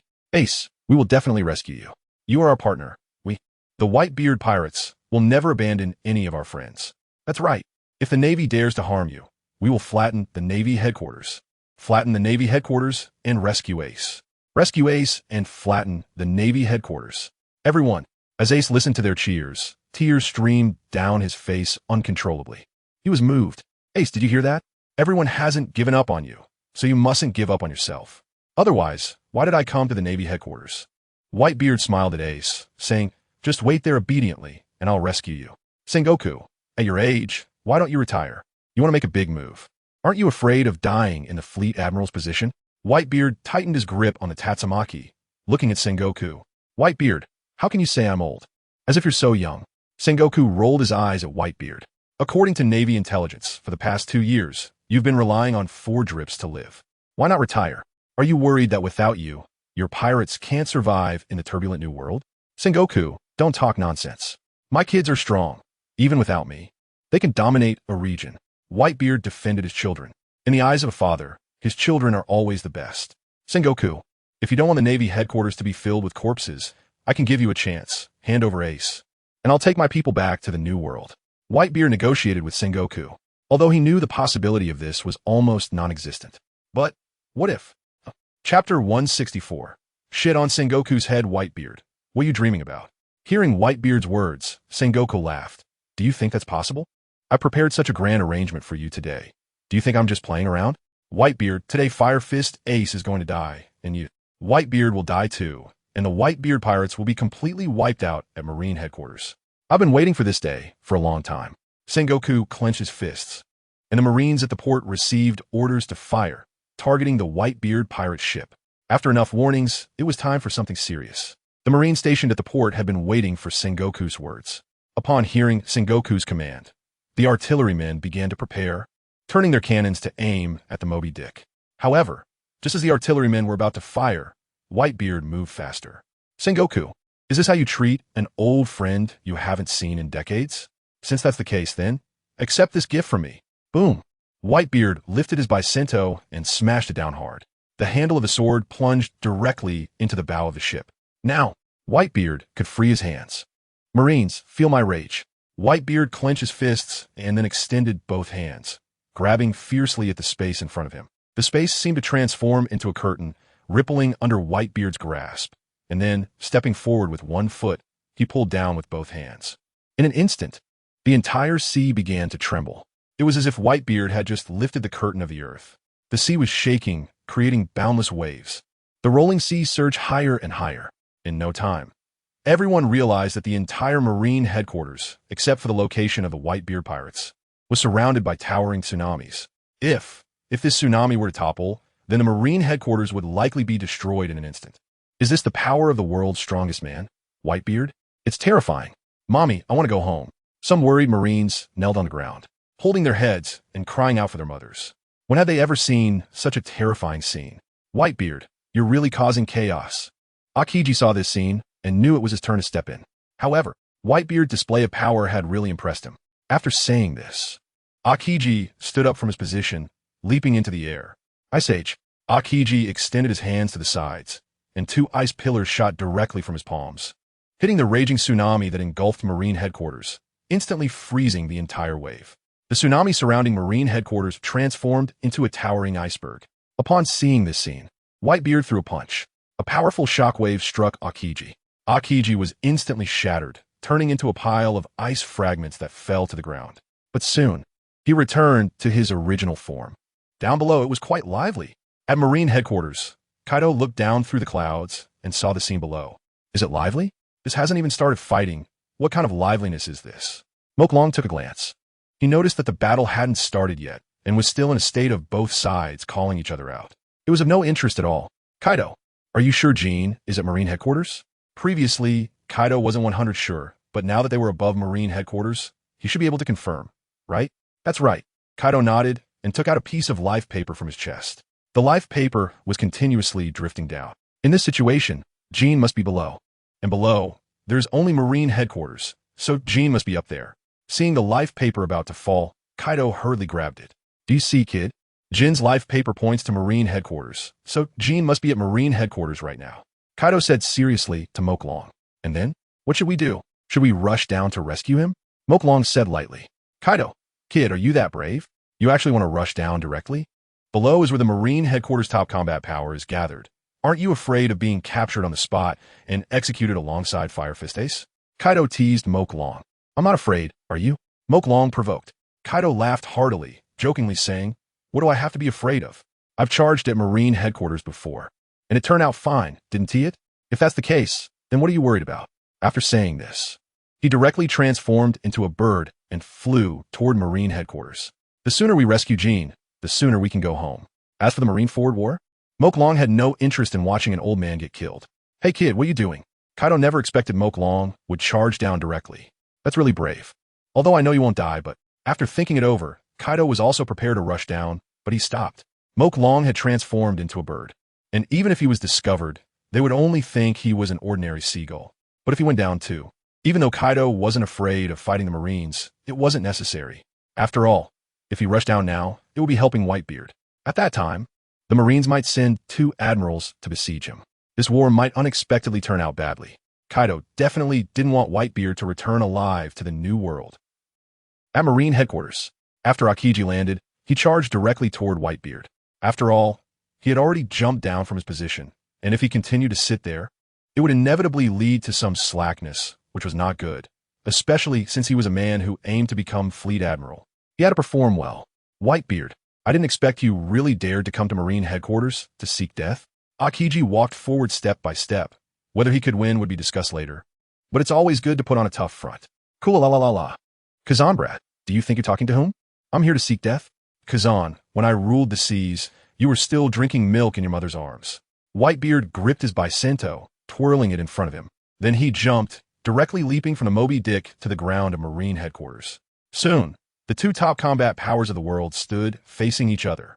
On the execution platform, Sengoku frowned as he watched this scene, but he didn't say anything. If they could first deal with Whitebeard, then the Marines would consider this battle a victory. However, can Aokiji win? Sengoku wasn't sure, and just then, Sengoku heard the sound of wings flapping. And the next moment, he felt something fall onto his head. Looking up, he found that it was actually a seagull. A seagull, which is depicted on the Marine flag, is also a symbol of peace. But it fell on his head in the midst of battle. Is this a sign of something? The Wano country began to fall into various fantasies. Shouldn't I start this war? Chapter 165. No morals. The seagull transformed from the ink dragon hovered above Sengoku's head, observing everything at the Navy headquarters. To be honest, this feeling is quite nice. I wonder if it's because I'm standing above the head of the highest authority man in this ocean. Kaido. Damn, that little brat. Actually, Kaido was stunned. He never expected that the ink dragon would dare to land directly on Sengoku's head. Is this considered disturbing the earth under the Tai sway? However, for some reason, Kaido felt a bit envious. Sengoku, the seagull above your head, seems to have some issues. At this moment, Carp, who was sitting beside him, suddenly spoke up. For some reason, he always felt that the seagull on Sengoku's head wasn't an ordinary seagull. Really? Sengoku looked at Carp, tilted his head, and then reached out to grab the seagull on his head to take a look. But how could the ink dragon let a man touch him? Flapping its wings, the ink dragon flew straight up. Sigh. Sengoku didn't expect the seagull to fly away due to his movement. It was a bit of a pity. However, Sengoku didn't care much. Now was not the time to watch seagulls. Over there, Aokiji and Whitebeard had already started fighting. Whitebeard stabbed Aokiji directly with his knife. The members of the Whitebeard pirates cheered at this scene, shouting that Whitebeard was awesome. Then, they discovered that Aokiji seemed completely unharmed. He extended both hands, directly grabbing the handle of the knife that Whitebeard had stabbed through him, activating his powers, and instantly froze Whitebeard into an ice block. The Navy personnel saw this scene and also began to cheer, shouting that Aokiji was awesome. Then, Whitebeard's body began to tremble. With a bang, the ice block encasing Whitebeard's body shattered. Aokiji, don't you know? Tremors cannot be frozen. Whitebeard held its own Yun Xie and forcefully slammed it against the ground. Just as Akiji was about to make another move, suddenly, a diamond man rushed out from the side. With a direct diamond charge, he sent Akiji flying. He shattered in mid-air into chunks of ice, then fell to the ground. Akiji, your opponent is me. How can I let you attack Old Man from the start? You're not qualified enough. After shattering Akiji, Diamond George said faintly, after all, if a fight is to happen, it should be under equal conditions. Whitebeard should fight Sengoku. Akiji, as a general, should naturally fight him as the division captain. Whitebeard's 3rd Division captain, Diamond George. Akiji restored himself from the shattered ice state and wiped the blood from the corner of his mouth. Being smashed by the covered haki still left Akiji with some injuries. On the other side, the seagull transformed from the Ink Dragon had already appeared in the prison of the Navy headquarters. Upon entering the prison, the Ink Dragon transformed back into a human form. Inside the prison, there were no guards or marines. Well, at such a critical time, the Navy also had no spare personnel to guard the prison.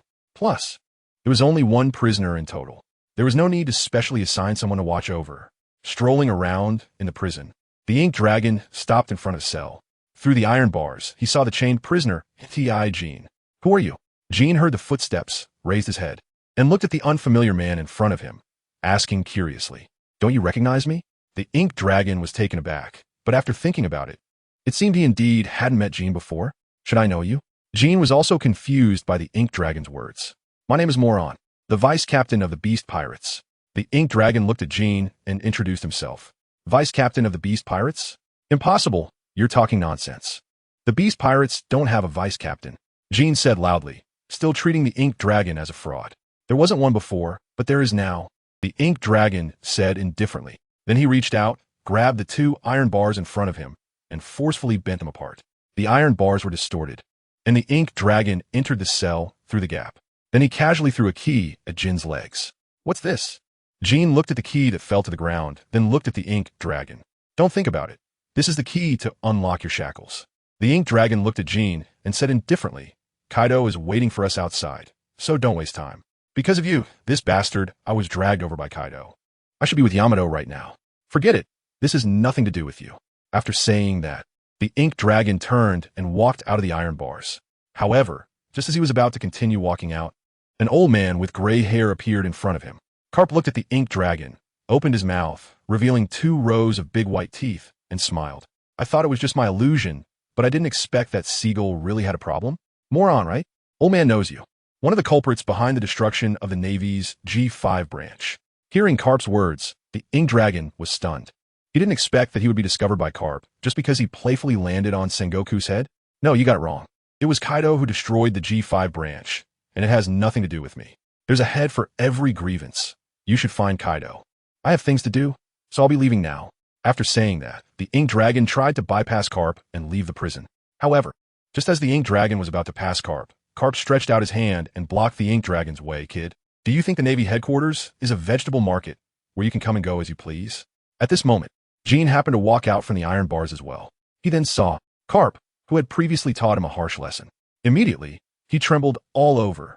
Recalling the scenes from the previous night when he was tortured by Carp, he felt a chill run down his spine. Cough, cough, Vice Captain, right? No, it should be Vice Captain, sir. You go first. I'll leave now. Jean said to the Ink Dragon, and then stealthily slipped away from Carp's other side. Carp didn't bother with Jean. Moron. Damn. Jean, you bastard. How shameless can you be? The Ink Dragon completely didn't expect that Jean would directly abandon him and run away.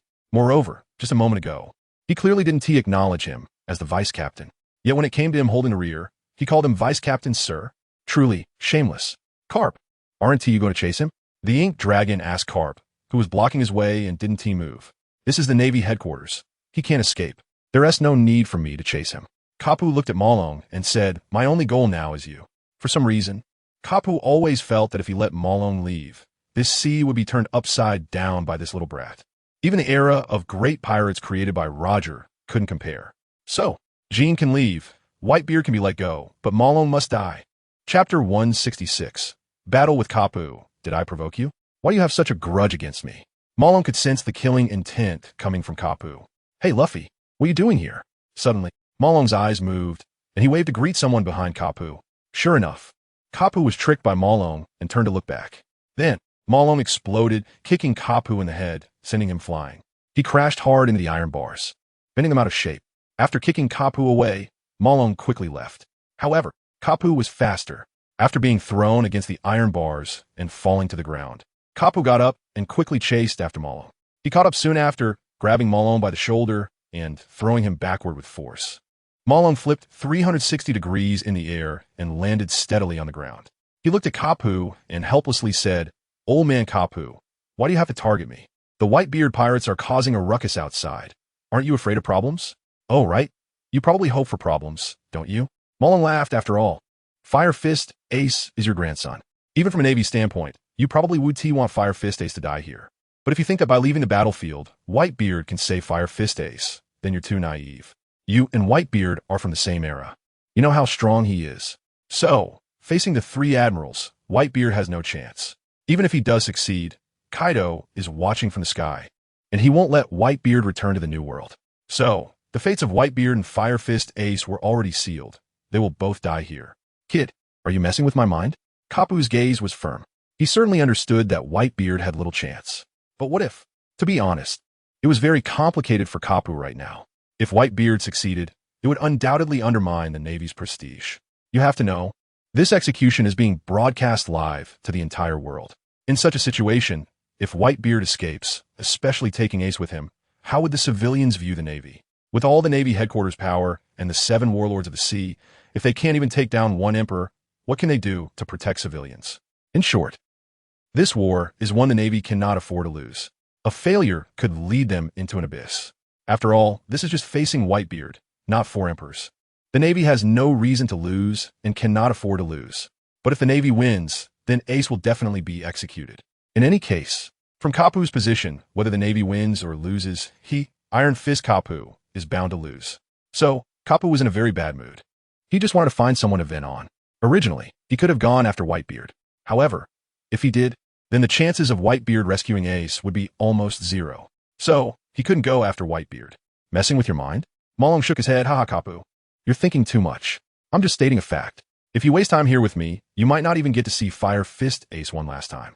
As a grandfather, shouldn't you accompany your grandson to the very end?" "Kid, you talk too much." Kapu clenched his fist and charged right up to Malong, throwing a punch at his face. Malong naturally wouldn't back down. He swung a punch in return.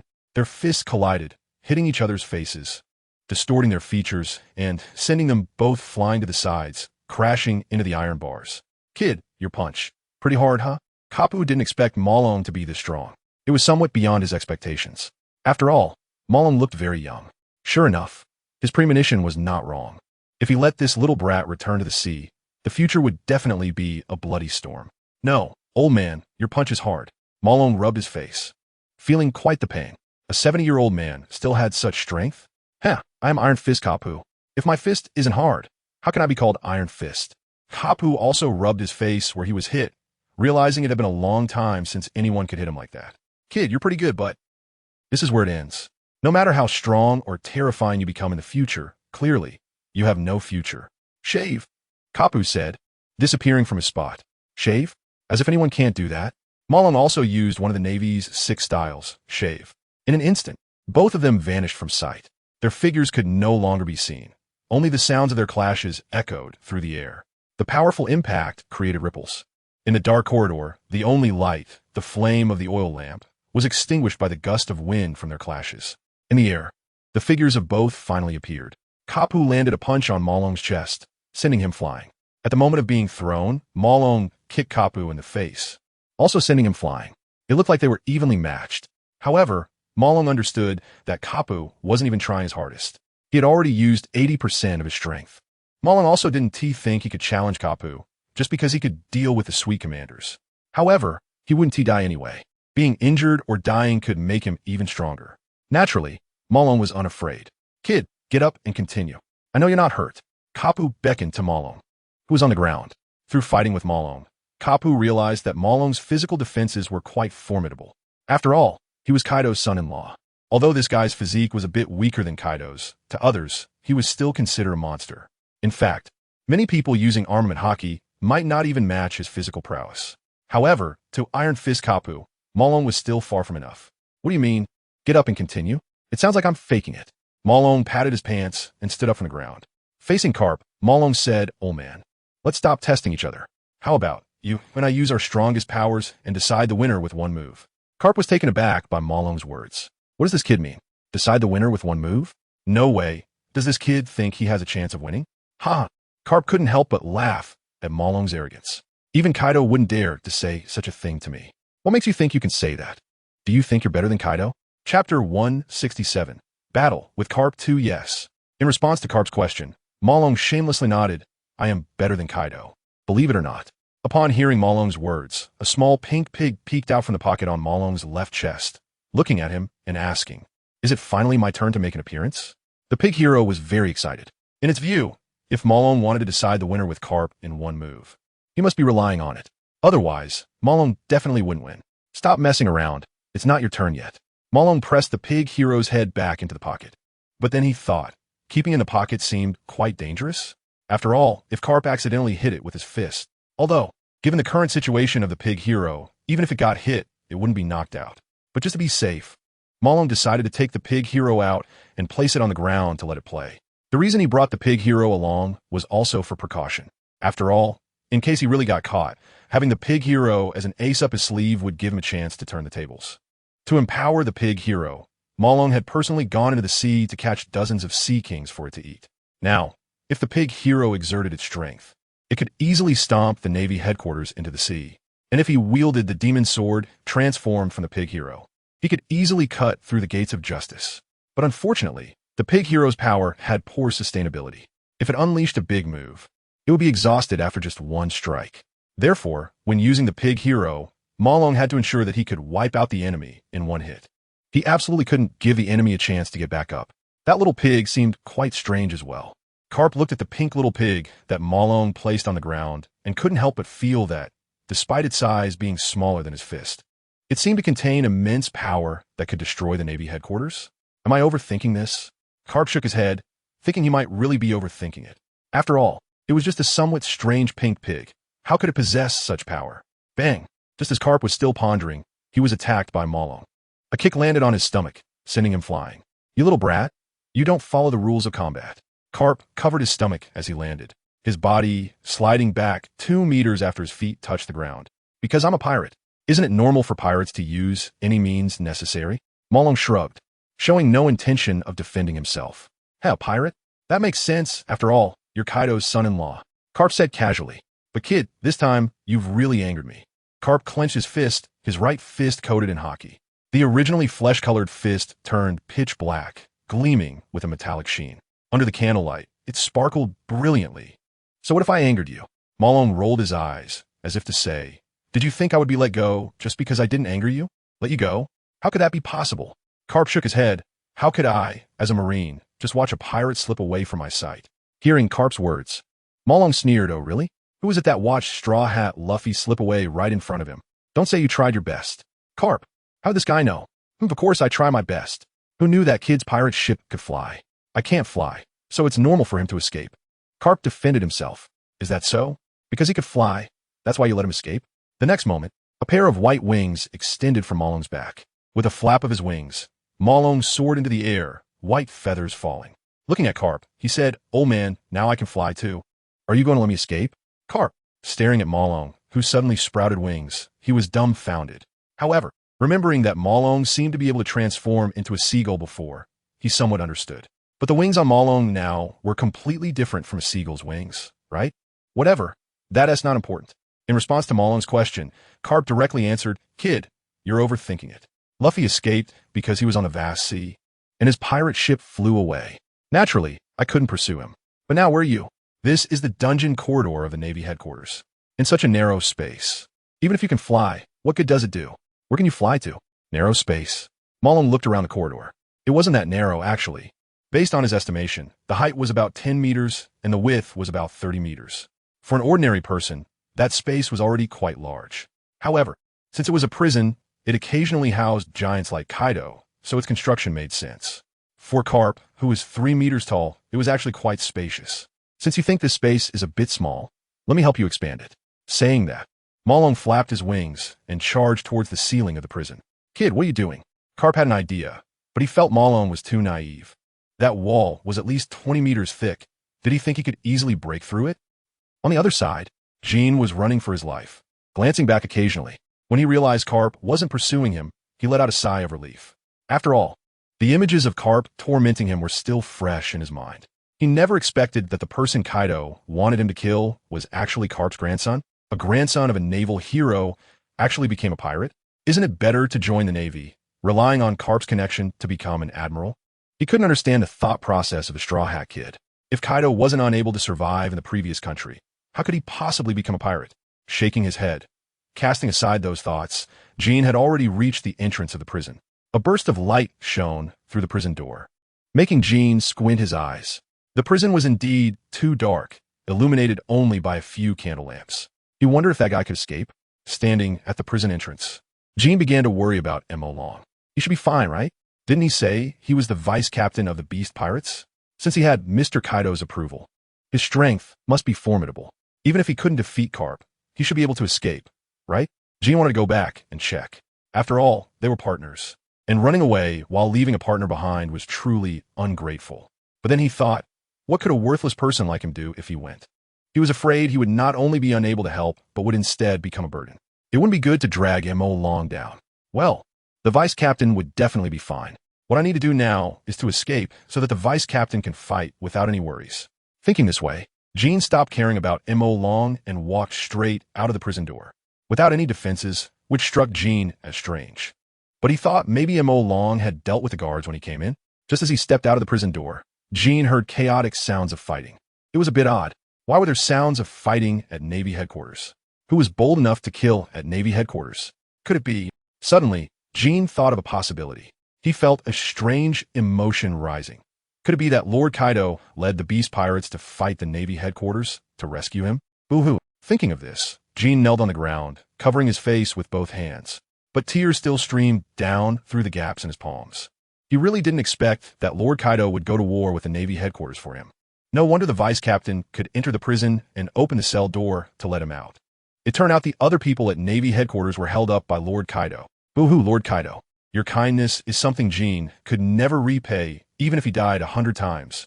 After crying, Jean stood up and rushed towards the front square of Navy headquarters. Shouting as he ran, Lord Kaido, Jean is here. Let's kill the enemies, wipe out the Marines, and flatten the Navy headquarters. Chapter 168, Admiral Kizaru vs. Calamity Jean. In this way, Jean charged into the battlefield with his loud cries. His shouts suddenly quieted the battlefield, because this guy was shouting Kaido's name. But this was clearly a war between the Navy and Whitebeard. What did Kaido have to do with it? Some people even wondered if Kaido had arrived too. What's going on? Where is Lord Kaido? Once he rushed into the battlefield, Jean was also confused. He rubbed his eyes hard and found that he wasn't mistaken. The ones fighting the Navy were members of the Whitebeard Pirates. Originally, Jean thought that maybe Lord Kaido had teamed up with Whitebeard. However, he searched the battlefield vigorously, but couldn't find a single Beast Pirates member. Not a single ship at the port was flying the Beast Pirates flag. Damn, could it be? I was wrong? Jin's mouth twitched. At this moment, he wanted to cry again, and even wanted to slap himself hard. He was such an idiot. If he hadn't foolishly charged into the battlefield, he could have sneaked away. After all, in this situation, the Navy wouldn't have time to pay attention to him. But now, all eyes on the battlefield were on him. The Marine Fleet Admiral, the 3 Admirals Whitebeard, the 7 Warlords. How could he escape? In the sky above the clouds, Kaido sat on a cloud, watching everything happening below, slapping his face in frustration. What the hell was Jean doing? So embarrassing. I'm clearly up in the sky. How could this guy be so stupid to think that I'm fighting the Navy? And what did Mo Long say to him?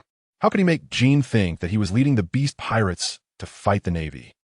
That guy is Jean, the calamity of the Beast Pirates?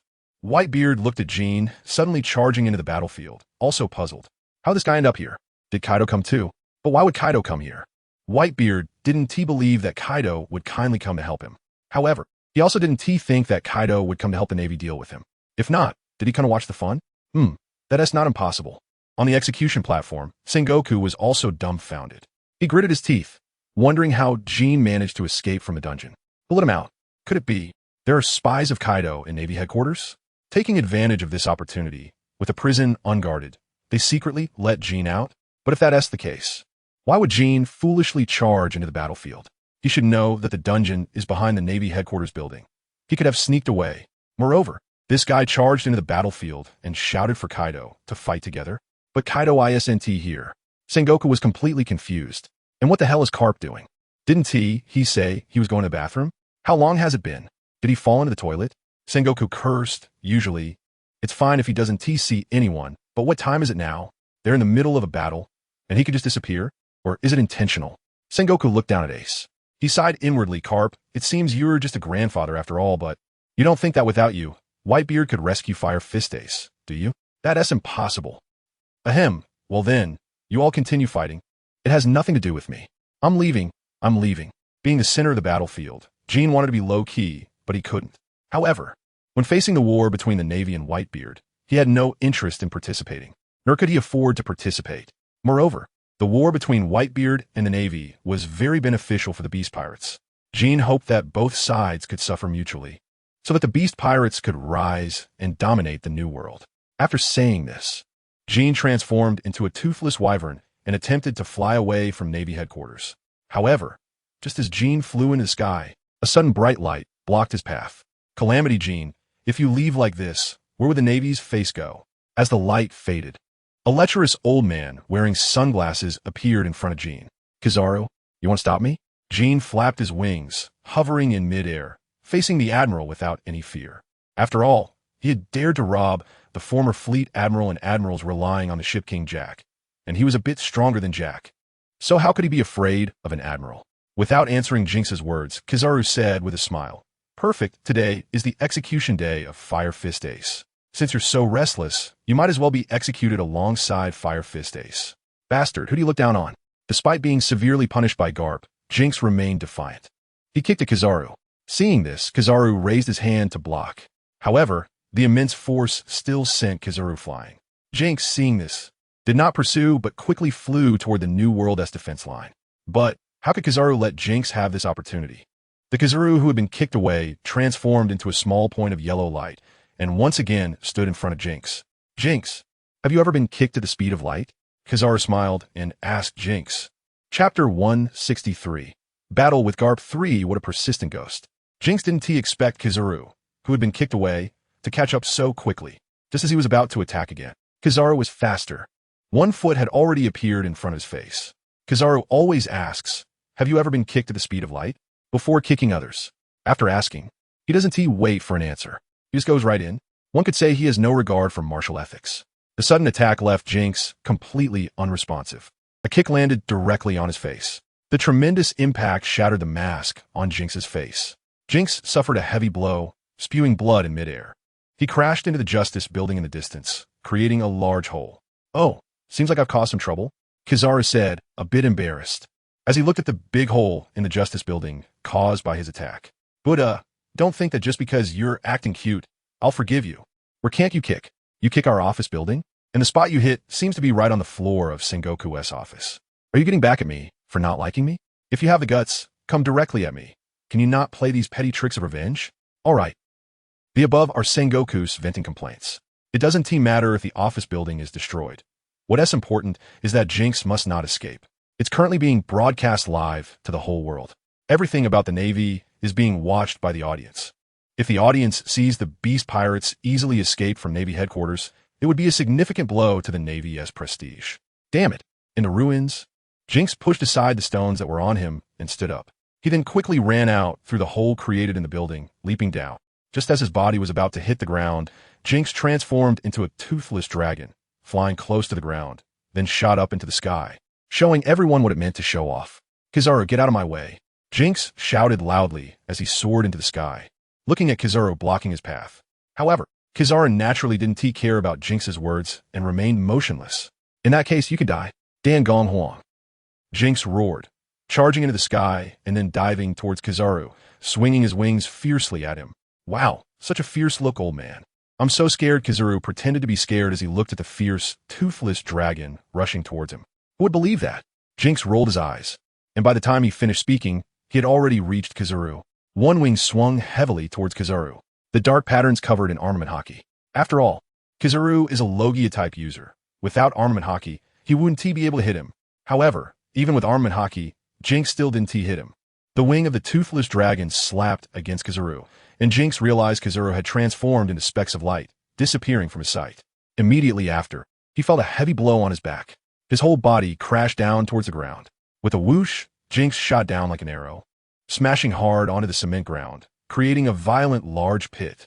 As the thick smoke dissipated, Jinx looked up at the sky, but he found a flash of light. The next moment, Jinx discovered a bloody hole had appeared in his shoulder. He had been hit by Kizaru's laser. A burning pain came from the wound. In the sky, Kaido frowned at this scene. However, he did not rush down immediately, letting Jinx experience the power of a Marine Admiral isn't necessarily a bad thing.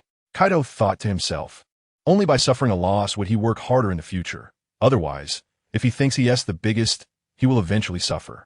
It's better to take a loss now. Of course, if Jinx's life is in danger, Kaido wouldn't just sit and watch. Boom, boom, boom. Suddenly the ground shook. Behind the Navy Justice building, the ground above the dungeon suddenly began to bulge, as if some monster was about to emerge from below. Garp watched as the ink dragon punched the ceiling repeatedly. Stone fragments broke and fell under the power of the ink dragon's fists. This little brat, doesn't he really want to break through the dungeon, does he? Garp didn't expect the ink dragon to take it seriously. Punch, punch, punch, punch. The ink dragon shouted as he swung his fists, as if this would make his punches more powerful. Break it! The ink dragon fell from the air, crouched down, and jumped with all his might, making a Superman-like motion as his fists slammed against the broken ceiling. The ceiling finally couldn't bear it anymore. It was punched through by the ink dragon. Sunlight shone into the dungeon, illuminating the ink dragon. The ink dragon stood in midair, with pure white wings sprouting from his back, bathing in the sunlight. This holy appearance looked just like an angel. Old man, didn't you say this place was very cramped? It's not cramped now, is it? The ink dragon spread his arms, looking at the massive hole above. After speaking, the ink dragon flapped his wings and was about to fly away. But Garp stepped forward, chasing after him. You little brat, the world is vast. But today, there's no way for you to escape. Leave it to me. Just as he flew out of the dungeon, the ink dragon felt someone grab his ankle. Looking down, it was Garp. Damn it, this persistent old man. What's the rush? How much does the Navy pay you? Is it worth it? The ink dragon said unkindly as he looked at Garp. Then he kicked hard, trying to shake off Garp's grip. However, as soon as the ink dragon kicked, he felt the force of descent. Garp had grabbed his ankle and threw him back down into the dungeon. The tremendous impact, smashing a cell's iron bars to pieces. What is going on? How did the ink dragon get into a fight with Garp? In the sky, Kaido was stunned when he saw the situation with Malong and Jean. Jean was fighting against Kizaru, and Malong was fighting against Garp. So, was Kaido here to assist Whitebeard? In an instant, his people had restrained 2 of the Marine Headquarters' top combat powers. Damn, how could this be? If Kizaru and Garp were held back, what if Whitebeard really managed to rescue Fire Fist Ace and return to the New World? Wouldn't he be digging his own grave? Kaido really wanted to rush down and loudly question Malong and Jean about what they were doing. Couldn't they come and go quietly, making such a huge commotion? Did they want to be famous or what? Although Kaido wanted to rush down, he didn't do so. Originally, Malong and Jean had already restrained the 2 highest combat powers of the Marines. If he went down too, wouldn't Whitebeard's chances of winning be even higher? He was here to watch Whitebeard die, not to see him triumph. Chapter 170. Kizaru. Who said I let it go during the Marineford War? What happened over there?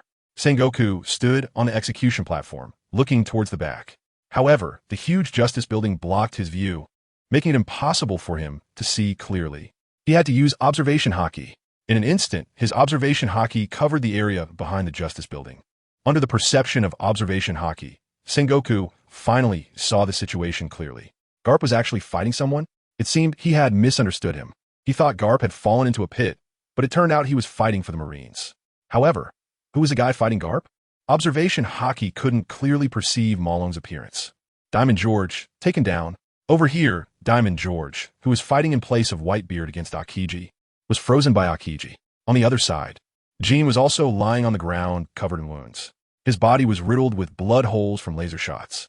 If it weren't for the strong recovery ability of his Zoan-type Devil Fruit, such severe injuries would have definitely killed him. Lying on the ground, Jean had C-Prism stone handcuffs on his hands, staring blankly at the sky. Tears seemed to be flowing from his eyes. I'm sorry, Mr. Kaido. I have failed your teachings, and so easily lost. I truly do not deserve the identity of the Beast Pirates main attraction.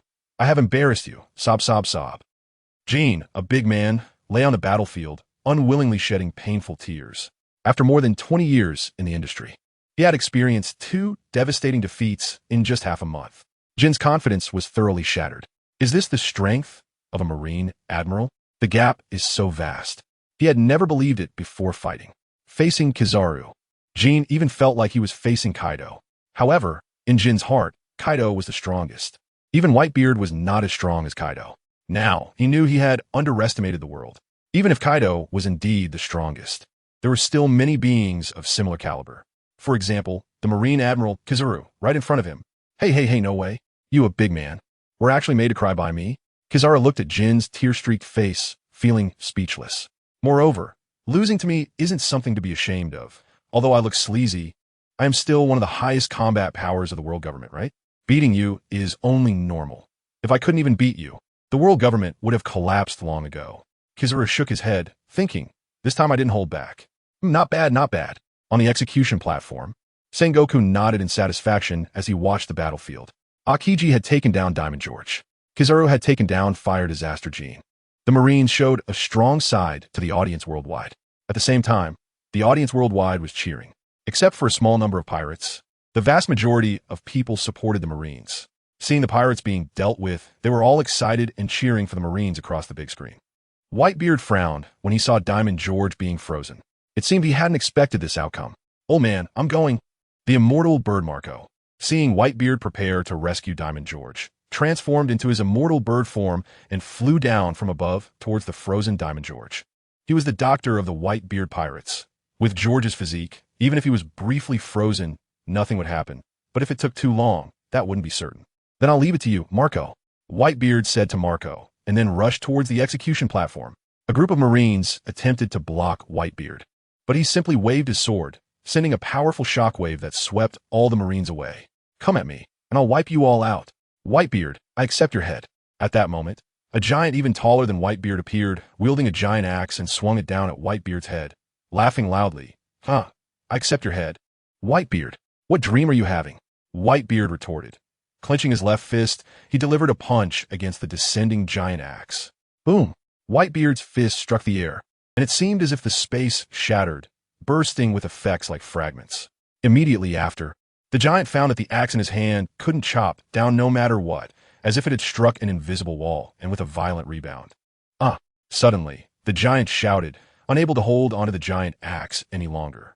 The axe flew from his hands into the air and then crashed down hard to the ground, the blade digging into the earth, tearing it apart with cracks spanning dozens of meters. Several unlucky Marines fell directly into the crevice. Fortunately, the crevice wasn't deep, and they quickly crawled out. Compared to these fortunate Marines, the giant that attacked Whitebeard was not so lucky. Whitebeard leaped up and slammed his palm onto the giant's head, pressing it down hard against the ground. The giant's head struck the ground, causing it to bleed profusely. However, Whitebeard wasn't planning to let him go just like that. A white halo appeared on his palm, pressing down on the giant's head as Whitebeard activated his ability, delivering another heavy blow. The shockwave directly shattered the giant's skull. His eyes glazing over, mouth agape, body twitching once, and then he stopped moving. It appeared. He was dead. Damn it, Whitebeard has turned the tide. In the Warring States period, seeing this scene, Sengoku gritted his teeth and understood that facing Whitebeard, unless a general intervened, anyone who went would just be sending themselves to their death. Therefore, Sengoku looked at Kizaru, who had just freed his hands, and said to him, Borsellino, you go deal with Whitebeard. As for Akiji, he was currently dealing with several captains of the Whitebeard pirates, because Diamond Jozu had been encased in ice by him. Many members of the Whitebeard pirates were trying to snatch the frozen Diamond Jozu back from him, and were besieging him. At this moment, Marco also appeared. He directly landed on Diamond Jozu's shoulder, grabbing him with his claws, and then flew back. Wanted to leave? It's not that easy. Akiji saw this, and conjured an ice spear in his hand. He swung the ice spear at Marco, who was flying in the air. The ice spear pierced through the body of the phoenix, leaving a large hole, but the hole quickly ignited with blue flames, restoring the large wound. Akiji was stunned for a moment, exclaiming, that really is an outrageous recovery ability. Akiji, where are you looking?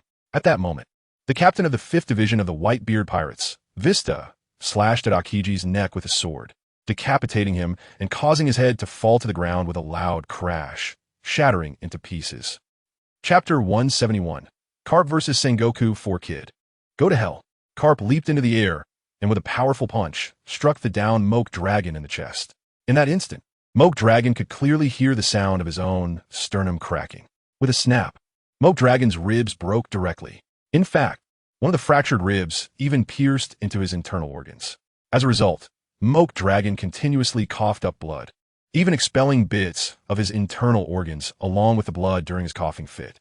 Cough, cough. Moke Dragon clutched his chest, coughing incessantly. He felt his life slipping away. His eyelids were trembling, seemingly ready to close at any moment. Kid, don't blame the old man. Who told you to become a pirate? Watching Moke Dragon on the verge of death, Carp closed his eyes, seemingly unable to bear to look. However, as soon as he closed his eyes, the image of Fire Fist Ace being executed appeared in his mind. This made Carp feel very uncomfortable, and a sense of powerlessness rose within him. As a naval hero, he couldn't even protect his own grandson.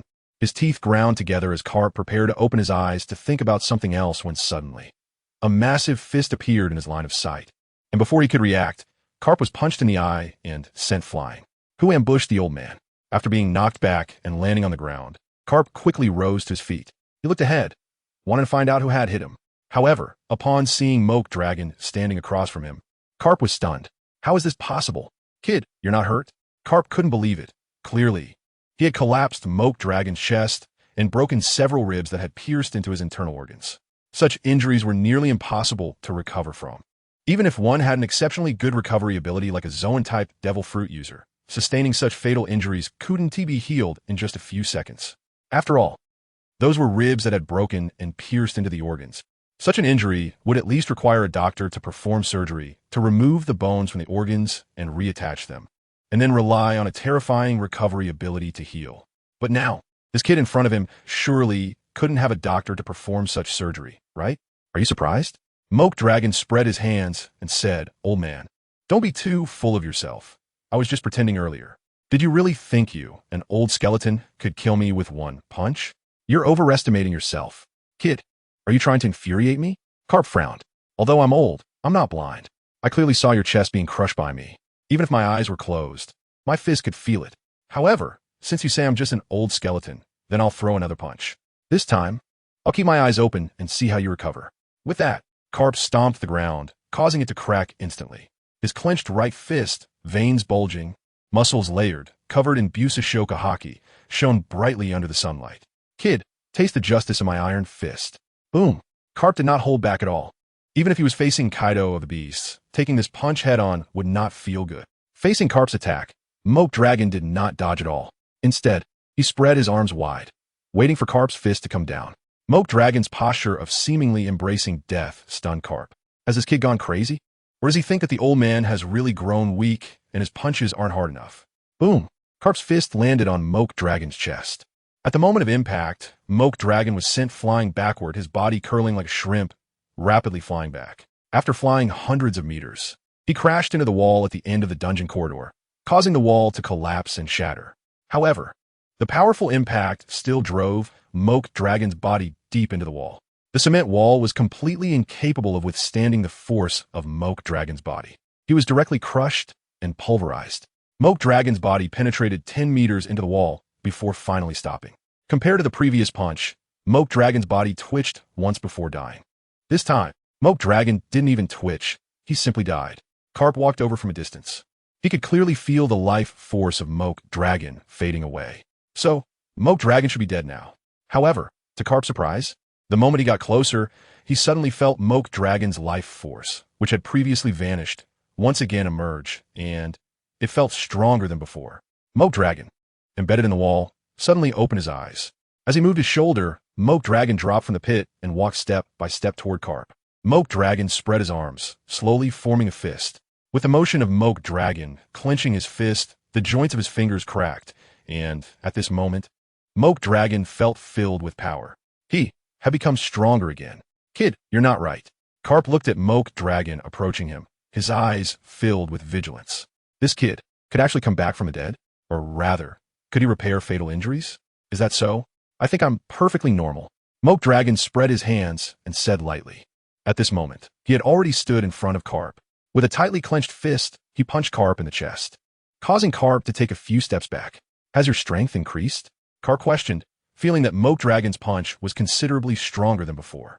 However, compared to the old man, you're still far from it. Carp took a step forward, clenching his fist. Moke Dragon also stepped forward simultaneously, clenching his fist.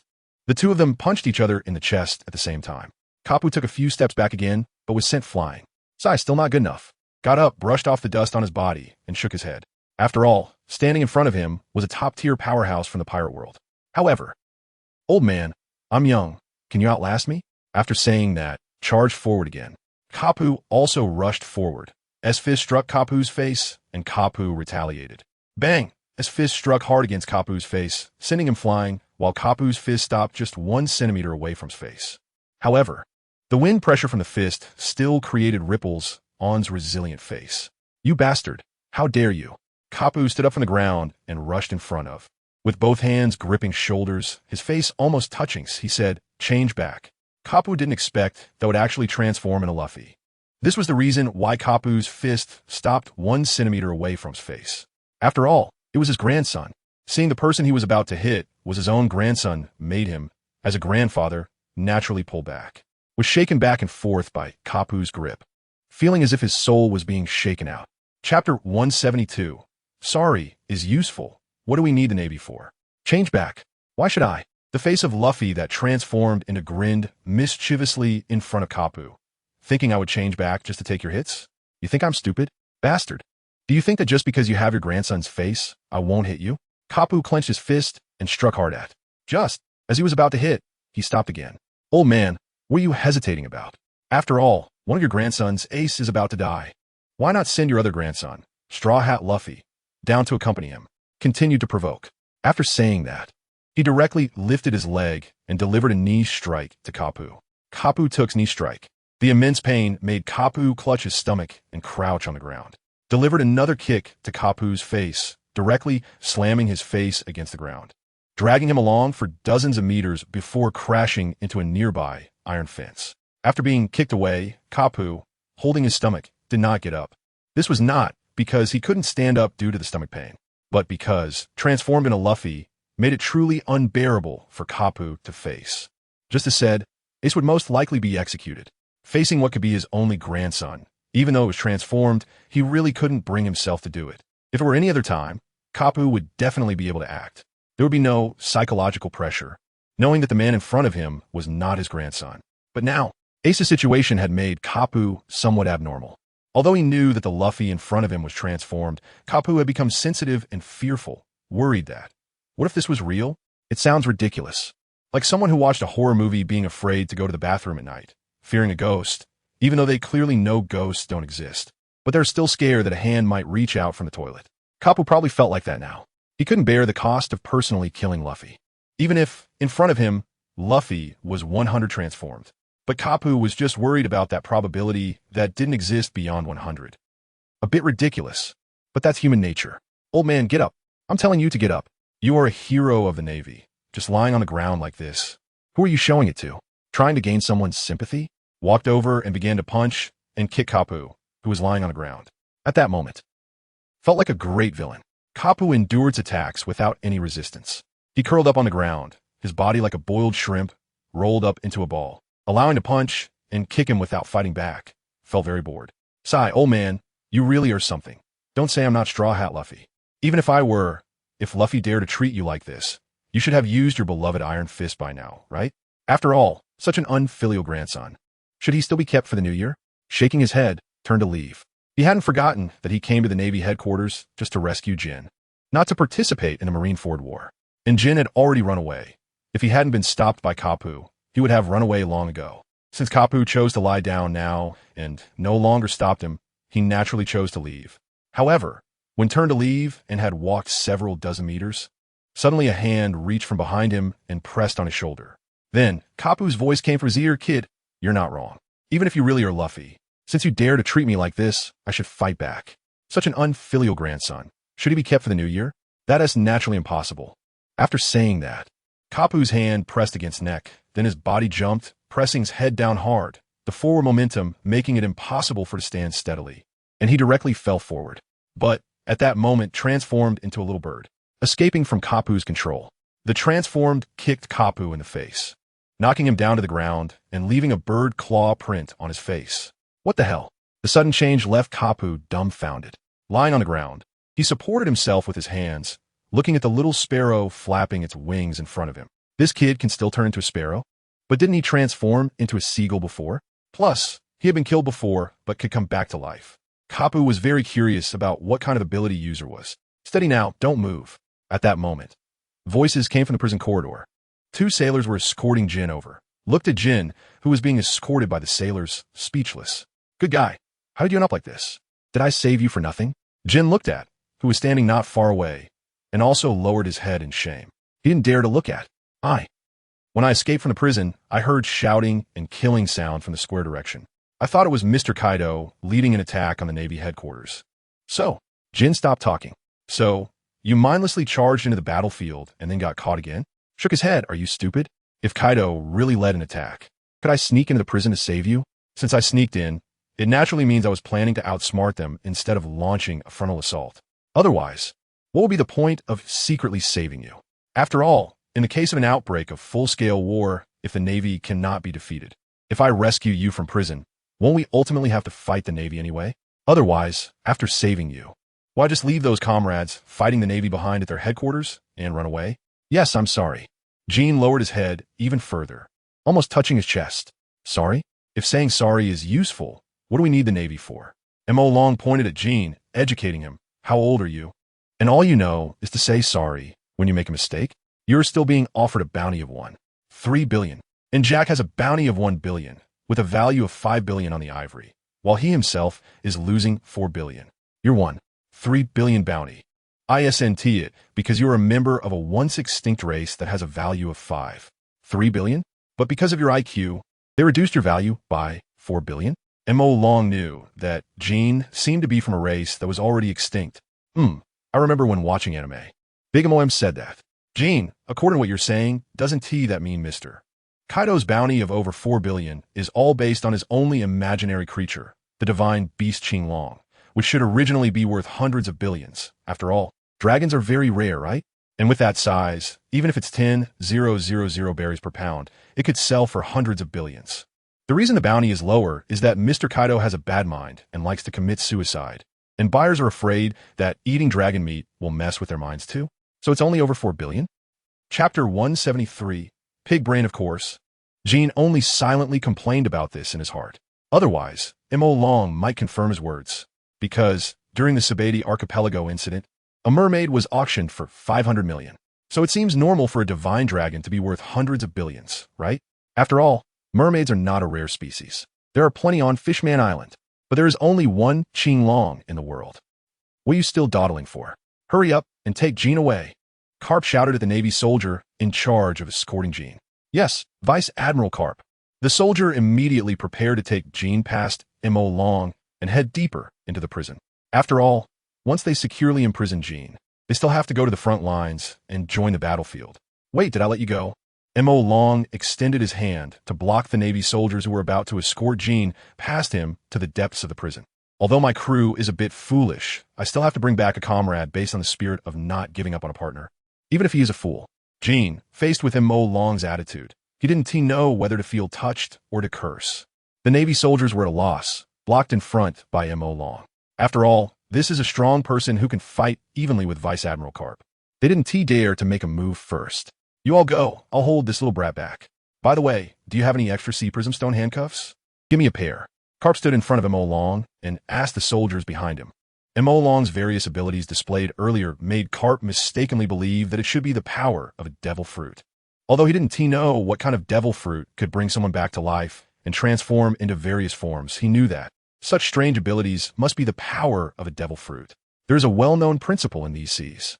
That is, when abilities beyond common sense appear, don't inquire about anything else. It must be the power of a devil fruit. Yes, Vice Admiral Carp. The soldier took out a pair of sea prism stone handcuffs and handed them to Carp. Carp. He looked at the handcuffs that could only be used to cuff a normal person's wrist and was stunned. Looking again at Mo Long. This guy's build is not much different from his. The wrist is about the thickness of an average person's thigh. Can these cuffs hold him? The soldier noticed that Carp hadn't taken the handcuffs for a while and seemed to realize this point too. He immediately apologized to Carp. I'm sorry. Vice Admiral Carp, I'll go get you the right ones right away. Saying this, the soldier was about to run back to get specific C-Prism stone handcuffs from the weapons warehouse. After all, there are many large-bodied people in the pirate world, so C-Prism stone handcuffs come in various sizes. Of course, the most common are the standard ones, after all. There really aren't many humans over 2 meters tall. Forget it, let us make do with these. Carp stopped the soldier who was going to get new C-Prism stone handcuffs. Although these handcuffs definitely can't restrain M.O. Long. The shackles are connected with a chain in the middle. Carp could directly bind M.O. Long with the chain. After all, most Devil Fruit users will lose their powers as soon as they touch C-Prism stone handcuffs. Alright, you all hurry up and take Jean to the depths of the prison. Although M.O. Long is right here, Carp also has no better choice. He can't let the soldiers take Jean away, right? Yes, Vice Admiral Carp. The soldiers dragged the chains binding Jean and headed deeper into the prison. Bang! M.O. Long instantly disappeared from Carp's sight, punching one soldier after another, sending them flying. I already said, without my permission, no one could take Jean away. Damn little brat. Carp didn't expect M.O. Long to be so cunning and hurriedly chased after him. He grabbed M.O. Long's shoulder with one hand and pressed him to the ground. After M.O. Long sent the soldiers flying, he kicked Jean away and said to him, hurry up and get lost. If you get caught again, you need the Navy to act. I'll kill you myself. What a mess. Jean kicked away, looked at the handcuff key in his hand. Then, at M.O. Long, who was pressed to the ground by Carp, tears of gratitude flowed again. Vice Captain, you truly are my reborn parents. If you die, I will definitely burn paper for you every year. After saying that, Jean ran away without looking back. In the instant he turned and ran, several drops of tears floated from Jin's eyes. M.O. Long, looking at Jean who ran away without looking back, really wanted to curse. Is this how you treat your savior? The previous time you turned and ran away was one thing, but this time again? Even if I saved a dog, that dog would wag its tail at me. And you, is this all you've got? Little brat, are you regretting it? Look, this is the crew of the Beast Pirates, abandoning their comrades when they are captured. Is such a pirate crew worth you risking your life for? Carp pressed M.O. Long down, locking the C-Prism stone chain onto M.O. Long's hands. He tightened the knots so hard that the C-Prism stone chain was twisted by Carp's strength. After cuffing M.O. Long, Carp directly flipped over and sat down on the ground. After fighting for so long, he was also a bit tired. M.O. Long tried to break free and found that the C-Prism stone chain was locked very securely. He couldn't open it. Don't struggle, little brat. Carp looked at the struggling M.O. Long and revealed a gloating expression. That's the C-Prism stone handcuffs. You should be completely powerless now, right? No. M.O. Long shrugged and then gritted his teeth. A powerful force erupted from M.O. Long's body, his arms bulging with muscles that looked incredibly strong. Break for me, M.O. Long shouted, feeling all his strength surging. The C-Prism stone chain locked onto M.O. Long's hand snapped apart. How is this possible? Carp couldn't believe it. The C-Prism stone handcuffs were made of extremely hard metal. While they couldn't be said to be indestructible, how could a Devil Fruit user break them when they had lost their powers? This isn't scientific. Unless M.O. Long wasn't affected by the C-Prism stone. He wasn't a Devil Fruit user? But that's impossible. If he is not a user, how could he come back to life and change into various forms? Why is that impossible? What did I say? I was a user. M.O. Long stood up from the ground and shrugged at Carp. Vice Captain? Just then, Jean ran back from a distance. The chains on him had disappeared. M.O. Long. Damn, weren't you supposed to run away? Why are you back? Looking for death? M.O. Long cursed at Jean, who was more of a hindrance than a help. Don't you think with your strength, what's the use of being here? I thought you were captured, so you wanted to come save me? M.O. Long looked at Jin's stammering appearance and rolled his eyes. Are you an idiot? Making it seem like I was really captured and you could save me from Carp. Chapter 174. M.O. Long joined the Navy. Jean, scolded by M.O. Long, didn't he know what to say? Looking very wronged. Oh, you're wronged? Why do you have to feel wronged? I took this old man's punches to save you. Am I feeling wronged? I'm not feeling wronged at all. What right do you have? M.O. Long pointed at Jin's nose and scolded him like a grandfather scolding his grandson. I just thought if you were captured, you'd be too lonely, so I'd accompany you in prison. Jean weakly said, M.O. Long, is prison fun? Did you get addicted to it before? You want to accompany me in prison? And who said I would get captured? Are you cursing me? M.O. Long sighed. This generation of disasters was too difficult to deal with. He thought to himself, how could Kaido lead such a bunch of useless people and still be one of the 4 emperors? Is it all just based on him alone? Prison can't possibly be fun. Jean quietly retorted, the kind of dark and damp place, bound with chains, he didn't want to endure even for a minute. He had only had 3 meals since being locked up at Navy headquarters. It seemed they only needed to ensure he didn't starve to death. This was simply prisoner abuse. Prisoners have dignity, okay? Such trampling is really too much. Since it's not fun, then get lost.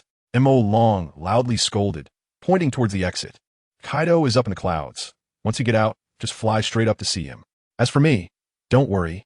The Navy headquarters can't stop me. Got it? M.O. Long asked Jean. Got it. Jean nodded. Since you got it, then get lost. M.O. Long cursed. Jean ran away again. M.O. Long turned around, facing Carp, beckoning him with his finger. Old man, come on, let's continue fighting. You said Kaido is here too? Carp was still sitting on the ground, showing no intention of getting up to continue fighting M.O. Long, instead asking him this question. What's wrong? Are you scared? Hearing Carp's question, M.O. Long chuckled. Upon hearing M.O. Long's words, Carp also laughed. Kid, do you think old man like me is afraid of Kaido? Since you're not afraid, then why ask? Also, old man, if you're not planning to continue fighting, then I'm leaving now. After saying that, M.O. Long turned around to leave. Carp remained sitting on the ground, showing no intention of chasing after him. This puzzled M.O. Long. Didn't he always want to kill him? Why give up now? Is it because he knows M.O. Long can't die, so he doesn't want to waste effort anymore? Hey, I'm really leaving. After walking several meters away, M.O. Long realized Carp still hadn't made a move to chase after him, and he was completely stunned. If you're going to leave, then leave. Why so much nonsense? Carp glared at M.O. Long. It's almost time for Ace's execution. I have no mood to deal with you anymore. Oh, is that so? M.O. Long understood. In that case, you're not planning to see him for the last time? Who knows, he might have some last words for you like, I was wrong. I shouldn't have gone out to be a pirate. I should have joined the Navy or something. Heh, kid, you're thinking too much. Ace won't say such things. Carp shook his head. He's the kind of person who is very stubborn. Since he chose this path, he'll walk it to the end. Even if it costs him his life, he won't turn back, so he definitely won't say that. But you, kid, how about joining the Navy? Carp suddenly said this, leaving M.O. Long very surprised. Pointing at his own nose, old man, what did you say? Want me to join the Navy? Did you hit your head during the fight? You say you're pirate. Who knows? Carp looked at M.O. Long and retorted. This made it seem like very few people really knew M.O. Long's identity. I'm still Kaido's son-in-law. Do you want me to betray Kaido? M.O. Long didn't understand Carp's logic. Was it because he found him too outstanding, so he wanted to recruit him? There are many beauties in the Navy. Why focus on just one flower? Besides, with Kaido's looks, is his daughter even pretty? Carp hadn't seen Yamato, so he naturally didn't know what she looked like. However, it is said that girls resemble their fathers. With Kaido's fierce face, how could he possibly give birth to a beautiful girl? Old man, you've fallen into a misunderstanding. Yamato really is a great beauty. Forget it. Why am I even telling you this? Since you don't want to fight anymore, I'm leaving. M.O. Long turned around and walked away without a hint of hesitation. Carp watched M.O. Long's back, but did not chase after him. M.O. Long successfully walked out of the dungeon. Once again bathed in sunlight, M.O. Long felt completely comfortable. Just as he was about to transform into a bird and fly away, a man appeared in front of him. Navy Admiral, Aokiji. Who are you? Looking at M.O. Long coming out of the prison, Aokiji frowned. Just now, he saw Jean fly away, so he thought something might have happened in the prison and came to check, only to find M.O. Long walking out. This guy definitely wasn't a seaman, as he wasn't wearing a Navy uniform. He shouldn't be a member of the Whitebeard Pirates either. The high-ranking members of the Whitebeard Pirates all know him, except for this guy in front of him. Do you believe me if I say I'm just passing by? M.O. Long didn't expect that after just leaving Carp, he would run into Aokiji. Has this guy lowered his guard to this extent? He actually detached himself directly from the battlefield? After all, the battlefield is in the main square, while the prison is located behind the Navy headquarters. It can be said that the battle did not reach here at all, which means that Aokiji couldn't have fought with the Whitebeard Pirates to end up here. Passing by? Do you think I'm stupid?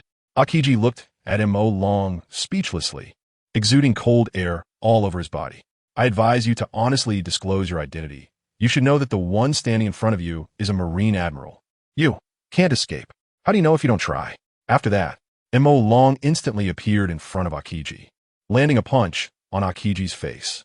It directly caused Aokiji's head to explode. Immediately after, M.O. Long sprouted a pair of wings and flew into the air. Aokiji's shattered head quickly reassembled. M.O. Long couldn't use haki, so he couldn't inflict any damage on Aokiji. Chapter 175. Stabbed in the heart by an ice blade, can you escape? Aokiji looked at M.O. Long flying into the sky. An ice spear appeared in his hand. Akiji gripped the ice spear tightly and forcefully threw it at Mo Long in the air. Mo Long did not dodge. Akiji thought this spear would pierce Mo Long's body, but in fact it did not. The ice spear accurately pierced Mo Long's body and shattered immediately. Mo Long also flipped a few somersaults in the air due to the impact of the ice spear. However, he was completely unharmed. With Mo Long's defense, Akiji's power was not enough to cause him any damage. However, running away after being hit is not Mo Long's character. So he retracted his wings, descended from the air, and stood face to face with Akiji. Akiji, what do you mean? Not running away?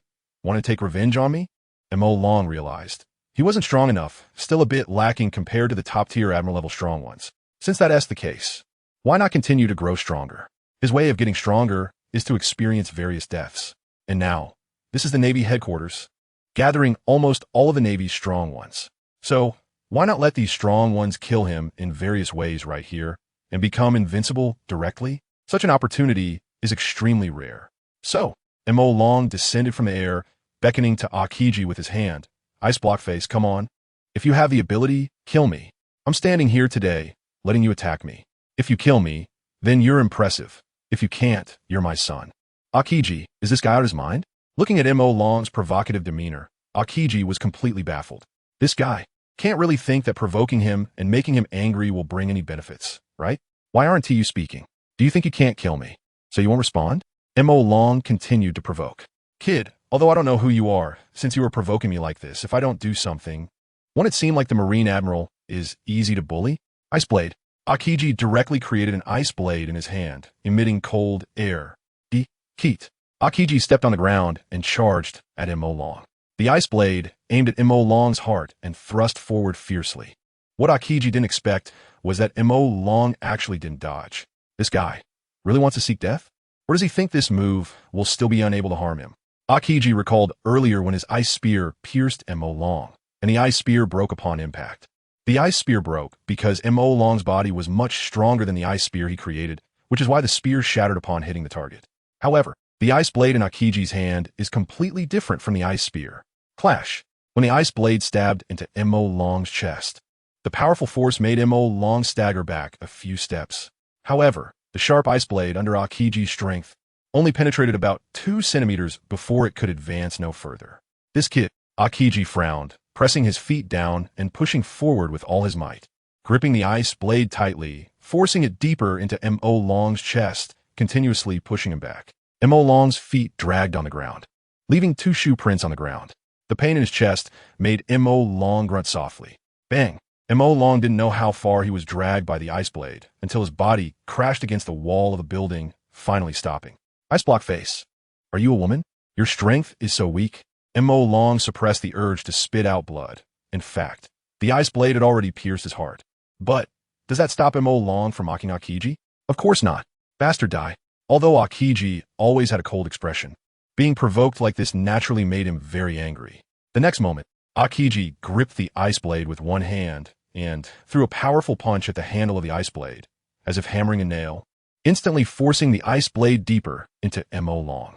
With a squelching sound, the ice blade completely pierced Mo Long's heart and even penetrated through it. Almost. It was about to come out of Mo Long's back. Kid, can you still say those provocative words just now? Akiji released his grip on the ice blade and stepped back a few paces. The ice blade was left inside Mo Long's body. Having pierced his heart, no one could continue to live. Akiji also relaxed a bit. Just now, he had really exerted all his strength. After decades in the Navy, it was the first time he encountered such a difficult opponent. The strength of his body was terrifying. Moreover, he clearly hadn't used hockey.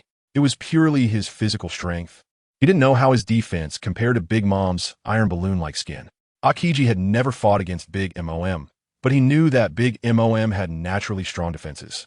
Her plump and bloated figure was as hard as if it were forged from steel, which is why her body was called the Iron Balloon. Why not?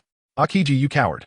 After cursing again, Mo Long reached out and grabbed the ice blade embedded in his chest, feeling it was incredibly cold. After grabbing the ice blade, Mo Long yanked it out with force.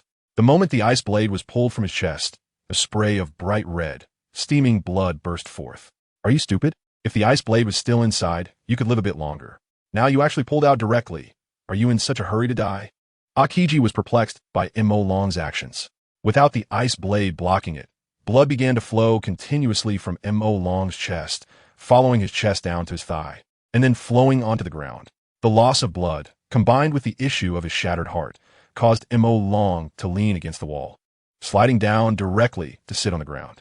As time passed, his body grew weaker and colder, until he closed his eyes. He was dead. Akiji stood in front of M.O. Long, watching him die with his eyes wide open. Even until M.O. Long's death, he still did not know M.O. Long's name. However, there was no need to know the name of a dead person. Akiji shook his head, turned around, and continued toward the prison. Bang! However, he hadn't walked far when he felt something thrown at him. The back of his head took a hit. Akiji turned around and found that it was a small stone that hit him. He looked in the direction the stone was thrown from, and guess what he saw? You. How is that possible? Seeing M.O. Long standing there unharmed, Akiji blinked hard, but when he opened his eyes, he still saw M.O. Long standing there. Chapter 176, Subverting the Marine Admiral. Not a scratch. Akiji looked at M.O. Long's chest where there should have been a wound caused by an ice blade, but now the wound had completely healed. Not only was the wound gone, but even the torn fabric on M.O. Long's chest had disappeared. And on the ground, there should have been flowing crimson blood. Now it had vanished. Perhaps it had returned to M.O. Long's body. Is this your confidence in provoking me and facing my attack without dodging? Akiji was not shocked for long. As a Marine Admiral, having seen many things, there were countless bizarre devil fruits in a vast sea, showcasing all kinds of strange abilities. He had seen his share. Maybe. M.O. Long dusted off the dirt on his pants and beckoned Akiji. Come on, let's continue. Akiji's attack did not make M.O. Long feel any significant improvement. So, he still needed to die again. But Akiji did not make a move.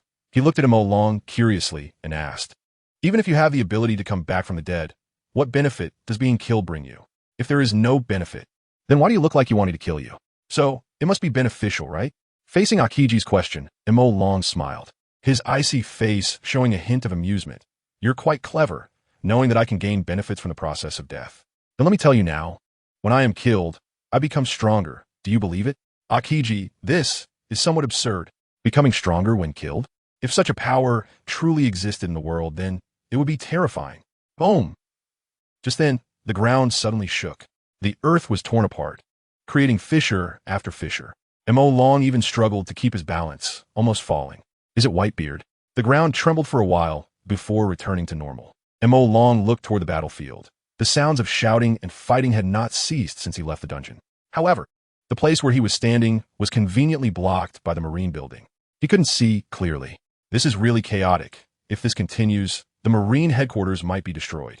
M.O. Long looked at Akiji and said, so, are you still going to waste time here? M.O. Long's words made Akiji frown. Indeed, M.O. Long's importance was certainly not as great as Whitebeard's now. However, previously, when Akainu and Whitebeard were fighting, he thought it would be fine to leave it to Akainu and coincidentally discover that Jin, who should have been imprisoned, had escaped, which is why he came here to take a look. But now, seeing the commotion, it seemed like Akainu alone couldn't he handle it. Forget it. I'll let you off this time. After saying that, Akiji walked toward the square. M.O. Long followed closely behind. Akiji, sensing M.O. Long catching up, stopped, turned around, and looked at M.O. Long, asking, what are you following me for? Who's following you? Is this road your family's? Can't I walk? M.O. Long retorted at Akiji. Akiji suddenly laughed. This is the Marine headquarters, and I am a Marine Admiral. Saying this road is my family's doesn't seem unreasonable. Don't flatter yourself. Hearing Akiji's words, M.O. Long countered, even Sengoku, the fleet admiral of the Marines, wouldn't dare to say this road belongs to him. You're a Marine Admiral, and you're claiming sovereignty over the Marine headquarters? Are you disregarding the world government? The Marines, after all, are still working for the world government. Then who are you working for? Akiji probed. Me? I don't work for anyone. I'm starting my own business. So Akiji, would you like to join my startup team? When I become the king of the world, I'll make you the fleet admiral of the Marines.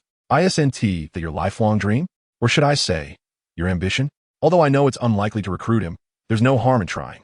Besides, I remember that after Akiji and Akainu competed for the fleet admiral position and failed, he was also sentenced to the Marines, although it might be to go undercover with Blackbeard. But who knows? The Pirate King wasn't drawn by him. Become the king of the world? Akiji clicked his tongue, shocked by M.O. Long's ambition. He thought that wanting to become the fleet admiral made him an ambitious person. But compared to the Mo long before him, what was his ambition worth? After all, he was now a Marine Admiral, just one step away from the position of Fleet Admiral. But what about Mo Long? A nameless individual actually dared to dream of becoming the king of the world? If his ambition's difficulty was to enter the Grand Line from the Four Seas, then Mo Long's ambition's difficulty was to directly cross the Grand Line from the Four Seas and go straight to Raftel.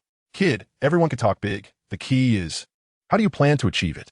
Akiji looked at Mo Long curiously and asked, for example, if an ordinary person wants to become a Marine Admiral, he must first join the Marines, then complete various tasks, build military merit, and climb step by step with a goal and a step-by-step plan to achieve that goal.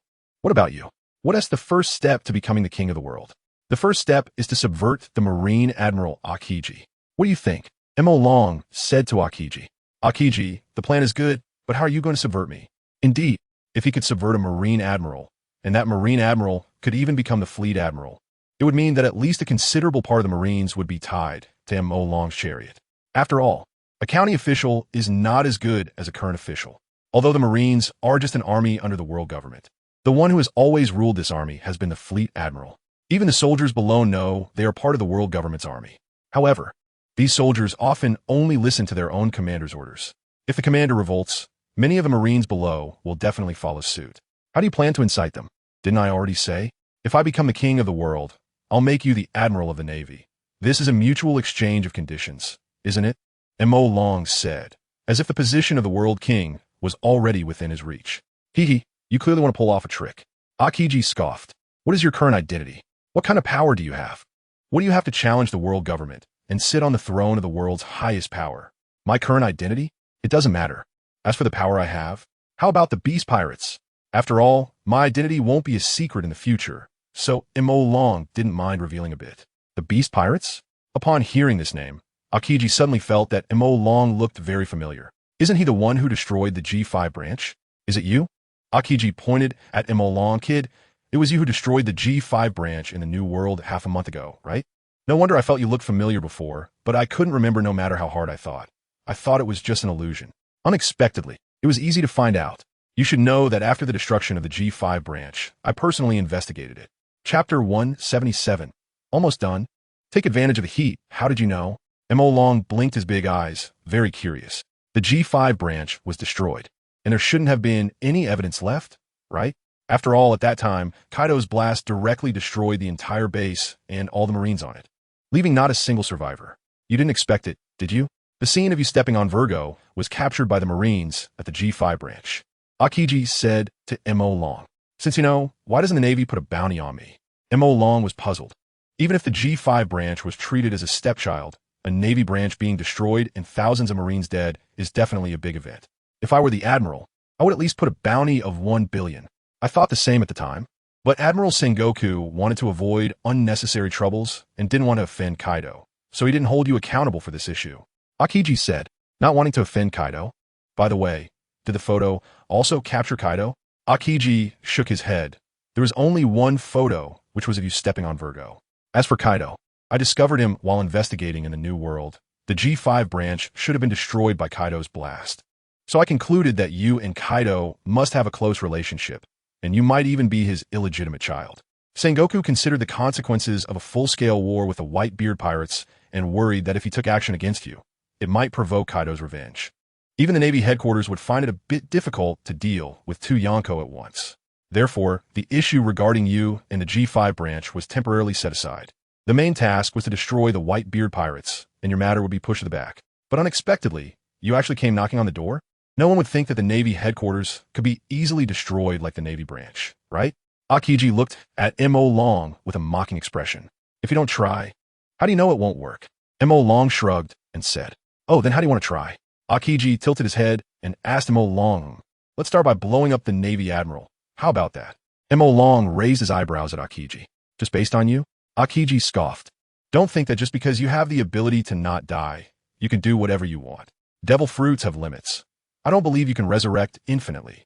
Devil fruits have limits, but I'm not a devil fruit user. Mo Long was speechless. It seems like he has to explain this every time. Does everyone in this world think that when they encounter something beyond common sense, the other party must have eaten a devil fruit? Can't they guess that it might be a special race? For example, aren't Sky Islanders supposed to have wings? Drexes as little people too. And there are races like Jean who also have wings and are on fire. And the three-eyed race of Bryn. If we really count it, there are quite a few strange races in One Piece. Suddenly, Mo Long was startled and looked towards Akiji's back. There, a gigantic creature quietly landed from the water. Kid, do you think I'm a fool? Trying to make me look back like this? Seeing Mo Long pointing behind him, Akiji rolled his eyes. This trick from 800 years ago is still being used? How much do you underestimate me? I'm not lying to you that. Should be the giant warship Saint Juan Wolf that ran out of Impel Down. Mo Long thought for a moment and said the answer. Was I discovered? Saint Juan Wolf originally landed sneakily from behind the Navy headquarters. After all, the Navy and the Whitebeard pirates were all in the square in front of the Navy headquarters, so he should not have been discovered by landing from behind. But unexpectedly, two unorthodox people left the battlefield. Akiji, originally, he still thought Mo Long was lying to him. But when he heard the voice of being discovered from behind, Akiji quickly turned around. There really is someone? Akiji frowned when he saw the giant warship. This guy is a prisoner from the 6th layer of Impel Down, and just yesterday, Impel Down was attacked by Blackbeard, allowing many pirates to escape. And the giant warship Saint Juan Wolf is one of them. Saint Juan Wolf, I didn't expect you to dare come to the Navy headquarters. This guy is too bold. Just escaped from Impel Down, and he dares to come to the Navy headquarters? What does he want to do? Is he seeking revenge on those who captured him at the Navy headquarters? However, as far as Akiji knows, the Marines who captured this guy have already retired. Ha ha ha, Akiji, are you threatening my crew? Blackbeard's voice came from under Saint Juan Wolf. Looking down, Akiji discovered that under the massive body of Saint Juan Wolf, at the edge of his foot, stood Blackbeard and a group of men. Akiji recognized these people. Half of them were members of Blackbeard's pirate crew. The other half were the most notorious criminals from the 6th layer of Impel Down. Even in Impel Down, these few were among the most vicious criminals. Erased from history by the world government. Unexpectedly, they were all brought out by Blackbeard. It can be said, Blackbeard's uproar at Impel Down caused the most severe riot in its history, with countless pirates dying in the uprising. The bounty of those dead pirates combined would be enough to reward dozens of Yonko. After all, who wouldn't have a few billion in bounty to be imprisoned in the 6th layer? Blackbeard let those criminals kill each other, and the survivors followed him. During that self-inflicted massacre, hundreds of pirates died. In the end, only 5 left with Blackbeard. Blackbeard, you bastard. Are you provoking us, the Navy? Just after robbing Impel Down, Blackbeard appeared at Navy headquarters, something Akiji never expected. You traded Port Asti, Ace for a position in the 7 warlords, just for them? Akiji continued to ask. If it weren't for the warlord status, Blackbeard wouldn't have been able to approach Impel Down at all. What then? Blackbeard spread his hands and said, You don't think a mere position in the 7 warlords could bribe me? Marshal D. Teach, right? So what do you want? To replace Whitebeard's position? Akiji looked at Blackbeard, frowning deeply. If that's the case, you should go to the New World now and directly take down Whitebeard's territory. The Whitebeard pirates are all at Navy headquarters now. Wouldn't it be easy for you to attack at this time? Why take the risk at Navy headquarters?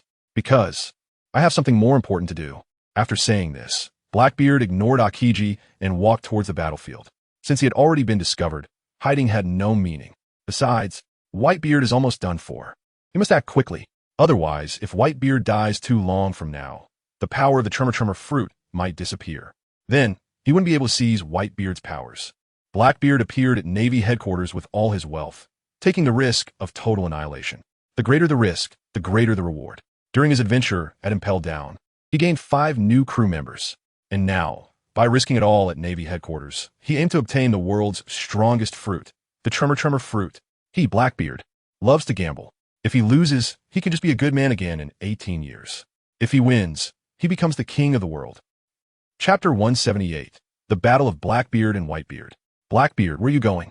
Akiji stepped forward, ready to chase Blackbeard. But he was blocked by Blackbeard's crew. Sorry, Akiji. This road is blocked. A line of people stood in front of Akiji, their faces revealing wicked smiles. After all, interrupting our captain to pay respects to his old man is something we cannot tolerate. Paying respects to his old man? Akiji's mouth twitched violently upon hearing this. Blackbeard's old man is none other than Whitebeard, right? It seems like the black-haired person is sending the white-haired person here, turning into Blackbeard, sending Whitebeard. Clearly, Akiji understood what Blackbeard's paying respects meant. It probably means personally sending Whitebeard off. After all, having betrayed Whitebeard, Akiji did not believe Blackbeard was feeling kind and came to help him. You think you can stop me? Akiji continued to walk forward, ignoring Blackbeard's crew. Damn it. Who do you think you are? The champion fighter, seeing Akiji ignoring them, rushed forward and threw a punch. Facing the fierce punch from the champion fighter, Akiji extended his palm and grasped the opponent's fist. The next moment, the champion fighter, suspended in mid-air, was instantly frozen into an ice block, falling to the ground. So strong. Is this the power of the Navy Admiral? Blackbeard's crew was shocked, not expecting the champion fighter to be taken down in one move. Do you still want to stop me? Akiji looked at the crowd and said lightly. White cold air was emanating from Akiji, lowering the temperature in that area significantly. Akiji, don't be too arrogant. How about stopping you? The five-man group from Impel Down stepped forward, forming a fan shape to surround Akiji. The battle was about to erupt. On the other side, Blackbeard walked out from behind the Navy building. Looking at Whitebeard not far away, he laughed. Howl, man. You really are in a pitiful state. Who left two big holes in you? Tell me, and I'll take care of them for you. As soon as Blackbeard's voice appeared, it attracted the attention of the Whitebeard pirates. Everyone glared at Blackbeard with anger. It's this bastard's betrayal that led to the current situation. The Whitebeard pirates had suffered heavy losses, with tens of thousands dead or injured. Even Whitebeard himself had 2 blood holes from Akainu's magma fist, although Akainu wasn't doing well either, having been punched into the ground. Now no one knew where he was. Teach. Hearing that mocking voice, Whitebeard gritted his teeth and looked over. You bastard. How dare you appear in front of me? Do you think I can't lift my sword? Ha ha ha, old man. Don't be so angry. As your son, I specially came to see you off before you die. Aren't you even a little touched? Blackbeard laughed at Whitebeard. Hee teach. Now that you've appeared, I will personally clean up the house. You bastard, have committed the most unforgivable crime against the Whitebeard pirates, which is harming your comrades. Whitebeard sneered and ran towards Blackbeard with his sword raised. With every step, the ground shook. Old man, since you want to attack me, don't blame me for being unfilial. Blackbeard narrowed his eyes. Having gained the power of the dark fruit, he had become arrogant and no longer regarded Whitebeard as a threat. Teeth. Whitebeard charged at Blackbeard, leaping into the air, fist clenched, a white halo appearing on his fist as the Tremor Fruit's power activated. His powerful punch was aimed to smash Blackbeard to pieces. However, Blackbeard's palm also glowed. Only in contrast to Whitebeard, it was a black glow. Blackbeard reached out and grasped Whitebeard's incoming fist. The white light on Whitebeard's fist vanished, and the power of the Tremor Fruit disappeared as well. How is this possible? Seeing his power fail to work, Whitebeard's eyes widened. Old man, did you see that? This is the strongest devil fruit in the world that I pursued. It can counter all devil fruits, rendering their abilities ineffective. Without the power of the Tremor Fruit, you're just an ordinary old man. Saying this, Blackbeard punched Whitebeard in the chest. The immense power sent Whitebeard's legs off the ground as he opened his mouth, spitting out a mouthful of blood. Old man, the Whitebeard pirates shouted in alarm upon seeing this scene. They had not expected Blackbeard to be so strong. He could suppress Whitebeard. At the execution platform, Sengoku frowned. Whitebeard hadn't been dealt with yet, and now another Blackbeard had appeared. The situation was getting more complicated. Checking the time, the execution time for Port Gas D. Ace had arrived. However, the situation on site. Forget it, no need to care about that much. Let's execute Port Gas D. Ace first. Sengoku announced loudly through the loudspeaker. Now, I declare the execution ceremony for Port Gas D. Ace begins. Yes, Marshal Sengoku. The 2 executioners in charge of the execution followed orders and began to wield their spears. Ace. Whitebeard heard this voice and was completely drawn in, looking towards the execution platform. He even turned around, wanting to run towards the execution platform. Save Ace. However, just as Whitebeard turned around, Blackbeard kicked him in the back, knocking him to the ground. Old man, did you forget that you have a son like me? Let that guy Ace die. What does it matter? A guy without self-awareness. Even if he survives, what can he do? Teach. Whitebeard clenched his fists, torn between his son Fire Fist Ace, who was about to be executed, and the culprit behind this war, Blackbeard. He wanted to consider both sides, but, I'm here, old man. Blackbeard crossed his arms, completely disregarding the already severely injured Whitebeard. 20 years of enduring. Was it not for today's arrogance? Teach, I want you dead. Whitebeard got up and punched Blackbeard again. However, it was still useless. Blackbeard directly used his power to absorb Whitebeard's Tremor Fruit ability. Chapter 179, A Punch to the Immortal Bird. Without his power, Whitebeard seemed to have truly become an ordinary old man. His fist struck Blackbeard's palm, with no lethality whatsoever. On the execution platform, Morgans shook his head. Logically speaking, even if Whitebeard lost the ability to activate the Tremor fruit, he should still possess immense strength. How could he be blocked by Blackbeard with just one hand? Unless Blackbeard's absorption ability not only absorbed the Tremor fruit's power, but also Whitebeard's inherent strength? That's right, only in this way could it make sense. Why could Blackbeard easily catch every punch from Whitebeard with his palm? Who are you? Suddenly, another person appeared on the execution platform, startling the two executioners. Sengoku, however, had his attention entirely on Whitebeard and Blackbeard and did not notice the man who had appeared behind the execution platform. Don't mind me, I'm just a spectator. You can continue your execution as if you haven't seen me. Morgans waved his hand at the two executioners. Morgans appeared on the execution platform, not to save Fire Fist Ace. Ace is not his brother. As for why he appeared on the execution platform, if he wasn't there to save someone, it was simply because the view here was excellent. He could easily encompass the entire battlefield. The situation on the battlefield was still intense. Besides the confrontation between the Navy and Whitebeard's crew in the square, there was also a battle far away on the ice, where the Navy was clashing with Whitebeard's 47-ship fleet. It seemed that the Navy still had the upper hand. However, Morgans did not expect that. Luffy was actually not present. Logically speaking, Luffy should have arrived in this world by now. Could it be that something unexpected happened? Did his appearance create a butterfly effect? But he and Luffy had no intersection. How could he affect the other? Moreover, he hadn't left the New World before, having basically stayed on Onigashima. Even if a butterfly effect occurred, it should be very limited, right? How could I not care about you? The two executioners found Morgan's words to be a joke. You, an unknown person, suddenly appeared on the execution platform. How could we not care? What if you came to rob the execution site? It's you, Morgans. Sengoku noticed the voice and also recognized Morgans. Upon seeing Morgans for the first time, he immediately recognized him. After all, this guy had destroyed a Navy branch and committed a grave crime. If it weren't for dealing with Whitebeard, he would definitely have put a bounty on Morgans and even captured him. However, Sengoku did not expect that he did not go after him, but Morgans came out on his own. However, according to intelligence, this guy was Kaido's son-in-law, and plus, just now, Jean had escaped from the dungeon, so Sengoku inferred that this guy must have released Jean. Sengoku was somewhat worried that Morgans might not have come alone. If Kaido also came, then the Navy headquarters would truly be chaotic. Yo, Sengoku. Hearing Sengoku call his name, Morgans greeted him. Why are you here, you big-headed ghost? Sengoku questioned Morgans. Wasn't this asking a question he already knew the answer to? Since you know my name, you should also know my identity. My crew member was captured by you, and I am here to rescue him, which is only natural, right? After all, if Whitebeard can kill the Navy headquarters for his son, shouldn't the Beast Pirates be able to do the same? Morgan said naturally. Of course, Sengoku. You can ignore my presence and continue executing Fire Fist Ace. As long as you don't take action against me, I won't do anything to make things difficult for you. Since you're here to rescue Jean, then now that Jean has escaped, why haven't you left? Sengoku found it strange. Isn't staying here a risk? Or does this kid think he can confidently escape from the Navy headquarters? Damn it, this is really underestimating the Navy headquarters, isn't it? Whether I leave or not is my freedom, right? Morgan smiled and said, all right, Sengoku, you do your thing and I'll watch my show. We won't interfere with each other. Let me give you a heads up. Kaido is up in the sky, and you wouldn't want him to show up to help Whitebeard, right? Kaido is here too? Sengoku clenched his fists. Whitebeard had not been dealt with yet. If Kaido appeared, the situation of this battle might not be optimistic.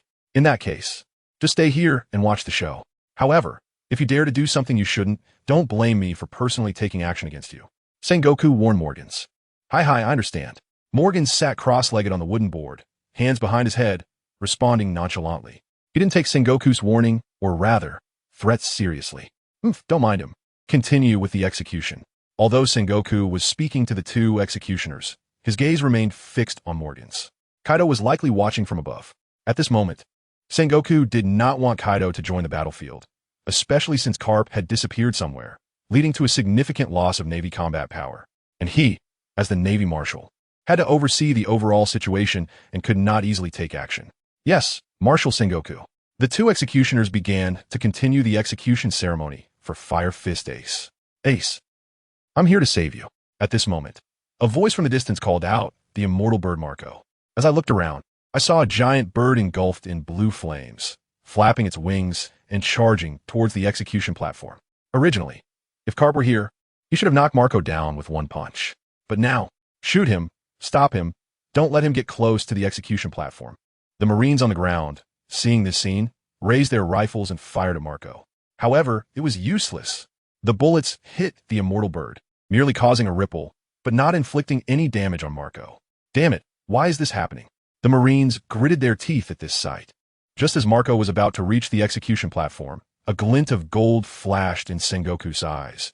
In the end, it seems like I have to take action. Bang! Before Sengoku could finish his sentence, a man leaped in front of him, delivering a powerful punch to Marco's face, knocking him to the ground. You! Why? Looking at the now fallen Marco on the execution platform, Sengoku was perplexed. Why is Marco helping him? Indeed, the man who knocked Marco down from the air with one punch was none other than Marco. It's nothing. I just don't like people showing off in front of me, Marco said lightly. By the way, I'm doing you a favor, Sengoku. Chapter 180. The Death of Fire Fist, Ace doing me a favor? Sengoku's mouth twitched slightly, feeling that this reason was absurd. You're a pirate, doing me a favor? Are you hoping that I'll let you go when I catch you later? Kid, if you think you can use this to bargain for your freedom when I catch you in the future, that's impossible, Sengoku said sternly. Even if you didn't take action, Marco wouldn't be able to get up here. I know that. After all, you're the fleet admiral. How could a mere Marco rescue Fire Fist Ace in front of you? Marco chuckled. After all, Marco is not Luffy. Without the protagonist's halo, this is how it ends. Damn, who is that guy? Marco landed, rubbing his left cheek where he was punched. It really hurt. The Marines had never seen such a figure before. Marco, are you okay? The members of the Whitebeard Pirates asked Marco. I'm fine. Marco shook his head, transforming his hands into wings, ready to continue charging towards the execution platform. However, it was already too late. I'm sorry, everyone. At this moment, Ace's voice came from the execution platform. Because of me, my brothers suffered heavy casualties. I, Fire Fist Ace, can never atone for my sins now. I only hope everyone can leave quickly. I'm going to die. This is my last words. I hope everyone can return safely to the new world. PFFT, PFFT. As soon as Ace finished speaking, the executioner's spear pierced Ace's body. The same execution method as Pirate King Roger. The spear pierced his body. Blood continuously flowed from the wound, dripping onto the wooden planks of the execution platform. Ace's face wore a smile, but tears kept flowing from his eyes. It was unclear whether he was saddened by his own death or by the casualties caused to the Whitebeard Pirates because of him. Ace! Ace! Ace! In that moment, countless voices called out Ace's name. The members of the Whitebeard Pirates, seeing this scene, shouted with trembling hearts. Why did they come to Marine headquarters? Wasn't it just to save Ace? But now, why is it like this? Ace! A tear fell from Whitebeard's eyes as well. His tightly clenched fists revealed bulging veins. Anger filled his heart. Ha ha ha, Ace. You deserve it. When you found me before, I told you to become my partner. Otherwise, you wouldn't have ended up like this. Now, I wonder if you regret it? Blackbeard laughed loudly as he looked towards the execution platform. But he didn't notice that behind him, an enraged Whitebeard was about to turn the heavens upside down. Teach! D. Whitebeard stepped forward, placing one hand directly on Blackbeard's neck, pushing him forward and smashing his face into the ground, burying Blackbeard's entire face in the earth. But this was not the end. A white halo appeared around Whitebeard's palm. The power of the Tremor fruit activated. Boom! The ground shook, and the ground beneath Blackbeard was shattered into pieces. Blackbeard also spat blood continuously, his head bleeding profusely. The immense pain drove him to scream in madness. The side effects of the dark fruit forced Blackbeard to endure twice the agony. He rolled on the ground, shouting, hoping to alleviate his suffering in this manner. But the next moment, Blackbeard's rolling body was stepped on by Whitebeard's foot, pinning him to the ground. Whitebeard held his Bicento, swinging it in a circle, aiming at Blackbeard's chin. Blackbeard felt the cold blade press against his neck, sending a chill down his spine. Teach, Ace is dead now. I will send you down to join him. No, please, Dad, don't. Blackbeard quickly begged for mercy. Dad, I'm also your son, ah? Are you really going to kill your own son? I was wrong. I know I was wrong, Dad. Please don't kill me. However, in the face of Blackbeard's pleas, Whitebeard remained calm. Now you realize your mistake? Don't you know it's too late? Teach, because of you, how many of my sons have died? Your crimes are unforgivable, even if you were to be cut into 1,000 pieces. Today, I will personally sever your head. After saying that, Whitebeard raised his Bicento high and brought it down with force. No, don't! Blackbeard screamed in agony as he saw the blade flash past, the sharp edge about to slice in front of him, but it was all in vain. Whitebeard did not care at all for their 20 years of father-son bond. This strike was so decisive, so resolute. He was determined to kill Blackbeard with his own hands. Damn it, is my life ending here? Blackbeard looked at the Bicento, getting closer and closer, about to accept his fate. 20 years of hiding, one day of rising, gathering companions. Is everything really going to end here? When, just as the Bicento was about to strike Blackbeard's neck, the sound of metal clashing rang out. Following there was a man's magnetic voice. Captain, your life is just beginning. Don't be so desperate, okay? It turned out that at the last moment, Blackbeard's crew member, Shiryu of the Rain, had appeared. The cursed sword, Rain, radiating a red ominous glow, blocked Whitebeard's deadly strike. Seeing this, Blackbeard quickly hugged Whitebeard's thigh that was stepping on his chest with both hands, forcefully lifting it up, and took the opportunity to escape from under Whitebeard's feet. That was close, really close, he almost died. However, heaven is ultimately on my side. Blackbeard, ha? Old man, in this battle, I have won. After escaping from death, Blackbeard immediately resumed his arrogant personality as the strongest and looked at Whitebeard, saying, to properly repay you, old man, I will personally send you down to accompany Ace. Whitebeard gritted his teeth and kept his mouth shut. His body had almost reached its limit. That last blow was his final strike. Alas, is this the torment of fate? Does heaven want Whitebeard to die with his eyes wide open? His hand holding the Son-in-Lawto cut was trembling because he could barely hold on anymore. The pain from his injuries was simply too severe. It could be said that the previous Whitebeard had basically been holding on just to save Fire Fist Ace and to kill Blackbeard. But just now, Fire Fist Ace died. This was a significant blow to Whitebeard. He had put all his thoughts into killing Blackbeard. Just now, he was so close to success. But he was stopped by Shiryu of the Rain. Chapter 181, I am a remnant of the old era. The new era has no ship to carry me. This time, Shiryu of the Rain's obstruction almost exhausted Whitebeard's last will to hold on. Now, Whitebeard was completely at the end of his rope. Just holding the Son-in-Lawto cut was almost using up all his strength. Whitebeard understood that his time was up. He could no longer use his abilities a few more times.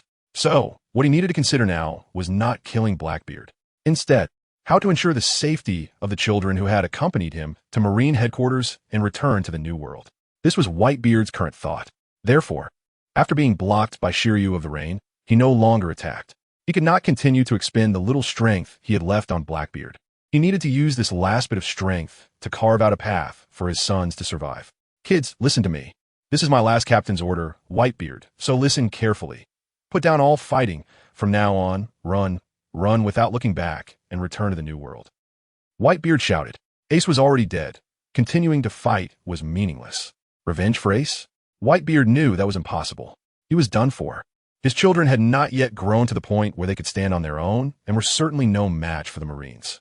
So, the best choice now was for him to stay behind, hold off the Marines, and give the pirates a chance to escape back to the New World. Old man, what are you talking about? The members of the Whitebeard pirates didn't understand Whitebeard's thoughts.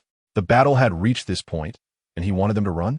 Shouldn't they continue fighting, killing the Marines, and avenging Ace? Moreover, even if they wanted to run, would the Marines let them escape?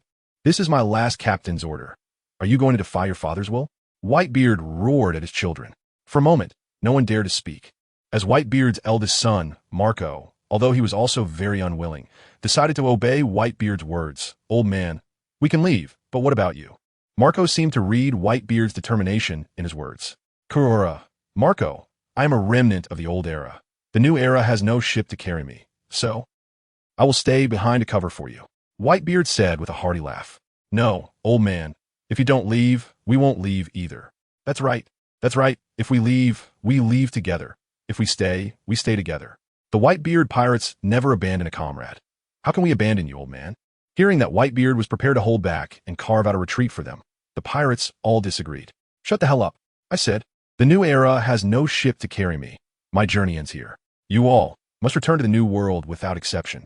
Are you saying you won't listen to your father's words? Whitebeard's angry reprimand made the pirates' hearts tremble. After all, they were usually most afraid of their father's scolding. But now, at such a life-and-death moment, they were no longer afraid. Old man, we must return to the New World together. Without you, the Whitebeard pirates are incomplete. Many pirates still disagreed with Whitebeard staying behind. Whitebeard helplessly could only tell Marco, you are the captain of the 1st Division. I now order you to take all the crew back to the New World. No refusals. After saying this, Whitebeard raised his big knife with all his strength. He swung down fiercely onto the ground. The immense power instantly tore the earth apart. The entire Marine headquarters was almost split in two. The rift created was dozens of meters wide, and this split chasm neatly separated Whitebeard from the members of the Whitebeard pirates. Get the hell out of here. You don't want our old man to die with his eyes wide open, do you? With the earth torn apart, splitting most of the pirates and Marines apart, Whitebeard turned his back to the pirates and faced thousands of Marines, saying without changing his expression, "Come on, if you want to catch my son, step over my dead body." The thunderous shout and reprimand made the surrounding Marines not dare to move. It seemed everyone knew that Whitebeard was completely desperate at this moment. Anyone who stepped forward would definitely face merciless retaliation. Old man. Marco watched this scene, tears streaming down his face. However, he still chose to obey Whitebeard's orders. Everyone run. This is the path the old man carved out for us to live. We must not let down his final will. Marco shouted loudly at the pirates. Then he took the lead and charged towards the direction of the port. Seeing Marco take the lead, the pirates began to put down their fighting and run towards the pirate ship at the port. This was not the time for impulsive actions. If they stayed, they would not only betray the old man's will, but might also be of no help. Thus, the members of the Whitebeard pirates began to flee. However, it was not that simple. The Whitebeard pirates are fleeing. Hurry up and chase them down, annihilate the pirates. The Marines naturally did not plan to let the members of the Whitebeard pirates go. After all, the battle had reached this point, and the number of deaths was in the thousands. Both sides had long since lost their composure. Many watched helplessly as their comrades were killed before their eyes. This kind of hatred, how could it be said to be given up just like that? If it weren't for Whitebeard's orders, the members of the Whitebeard pirates wouldn't choose to escape. Most of them would likely choose to fight to the last drop of blood. Sengoku didn't expect things to escalate to this point. But now is the opportunity to strike hard at a drowning dog, and he certainly won't let it go. The whole army pursue. Do not let a single pirate escape back to the New World. Annihilate them all at the Navy headquarters. Sengoku ordered loudly to the Marines. Although there is a saying in military strategy that one should not chase a desperate enemy, now is the best opportunity to completely annihilate the Whitebeard pirates. If these people are allowed to return to the New World now, the next time they're to be wiped out, it will undoubtedly come at an even greater cost. Kill. The Marines' morale reached its peak. They bravely charged forward. Whitebeard did not look back. He knew there was nothing more he could do. He had done everything he could. The rest, let fate decide. What he had to do was block all the Marines in front of him, to buy time for the kids. On the execution platform, Morgans watched the seemingly unchanged yet changed plot, falling into deep thought. According to the plot, Shanks should be arriving soon, right? However, Luffy did not appear, indicating that the plot has indeed changed somewhat. So will Shanks show up? Although, Morgans wasn't sure what Shanks' appearance was for. If it was to save Ace, then he should have come a bit earlier. If it was to save Luffy, Shanks should have no idea that Luffy would come to the Navy headquarters. If it was to save Whitebeard, that was even less likely. After all, in the original story, Shanks was the one who stopped Kaido from going to find Whitebeard. If Shanks hadn't blocked Kaido, Whitebeard would certainly not have arrived at the Navy headquarters on time. It was even possible that the entire crew could be wiped out. After all, Kaido can fly, and on the sea, a flying Kaido holds an absolute advantage over Whitebeard. In fact, Whitebeard might not even dare to use his powers on a ship. After all, if he accidentally caused a huge tsunami, he might end up swallowing his own pirate ship. And if he doesn't use his powers, how could Whitebeard hit Kaido? Whitebeard can't fly. Kaido only needs to stay in the air and continuously unleash his heat breath, which is a dimensional strike, just like Big Mom taking a ship to Onigashima, only to be kicked overboard by Perospero, falling into the sea. If it weren't for her good fortune, the Yonko Big Mom would have drowned in the sea. Flying and long-range attacks. To be honest, if they were fighting on the sea, it would be a complete advantage. After all, for Devil Fruit users, once they fall into the sea, the battle is over. Fighting on the sea, one doesn't even need to attack the opponent directly. Just destroying their ship would end the battle. And for an existence of Kaido's level, destroying a pirate ship is just a matter of a single move. Well, that doesn't matter. Anyway, there aren't many battles in One Piece that take place on the sea. They all happen on islands. It's easy to destroy a ship, but destroying an island is not that easy. Ha, old man. No way, no way. You can't be so naive as to think that with you holding the rear, the Whitebeard pirates can smoothly return to the New World, right? That's just too ridiculous. Blackbeard mocked Whitebeard. Chapter 182. The most beautiful woman in the world teach. Whether the others can successfully return to the New World, I don't know. But you definitely won't be able to return to the New World. Whitebeard looked at Blackbeard with cold eyes. His gaze was filled with undisguised killing intent. Old man, if you have the ability, then try it. Blackbeard coldly laughed at Whitebeard. As the two locked eyes, black lightning collided between them. Blackbeard and his crew surrounded Whitebeard. Meanwhile, Akiji, who had been fighting with Blackbeard's crew, stood off to the side, choosing to be a spectator. Letting Blackbeard and Whitebeard fight it out among themselves was undoubtedly the most advantageous situation for the Navy. On the other side, Akainu finally crawled up from the ground, his body covered in magma. With each step he took forward, magma dripped from him onto the ground, melting it. Everyone run, Akainu is coming. The pirates shouted as they saw this. But, escaping? Is it really that easy? Akainu quickly moved forward, directly catching up to a pirate. A magma fist struck out, directly melting through the opponent's body. One punch for each, like a demon unstoppable. Teach, old man. Blackbeard and Whitebeard shouted at each other, engaging in their final battle. Minutes later, Blackbeard, relying on his youth and numbers, took down Whitebeard. The strongest man of his generation met his end at the hands of his own son. Surely he would die in peace, right? Not at all. He would die with his eyes wide open. What is that guy Blackbeard doing? After a while, Sengoku noticed that Blackbeard and his crew actually took out a black tent to cover Whitebeard. Could it be out of filial piety, not wanting the old man's body exposed? Sengoku, you should take action now, or else. Whitebeard's Tremor Fruit ability will be taken by Blackbeard. At this moment, Morgans, who had been watching, finally spoke. Looking at Sengoku, he said, Blackbeard will inevitably be an enemy in the future. I don't want him to continue getting stronger. What? Kid, what did you say? Sengoku was shocked to hear Morgan's words. How could someone take another's fruit ability? That's impossible. Sengoku couldn't believe it. I've already said it. Believe it or not. Morgan shrugged. If killing Whitebeard creates a pirate even more terrifying than Whitebeard, Sengoku, are you going to commit seppuku to atone for your sins? Bah, I'm not a samurai. Why would I commit seppuku to atone? However, even though what Morgan said was somewhat absurd, indeed, no matter what Blackbeard intends to do, he must be stopped. Whatever the enemy intends to do will surely benefit him.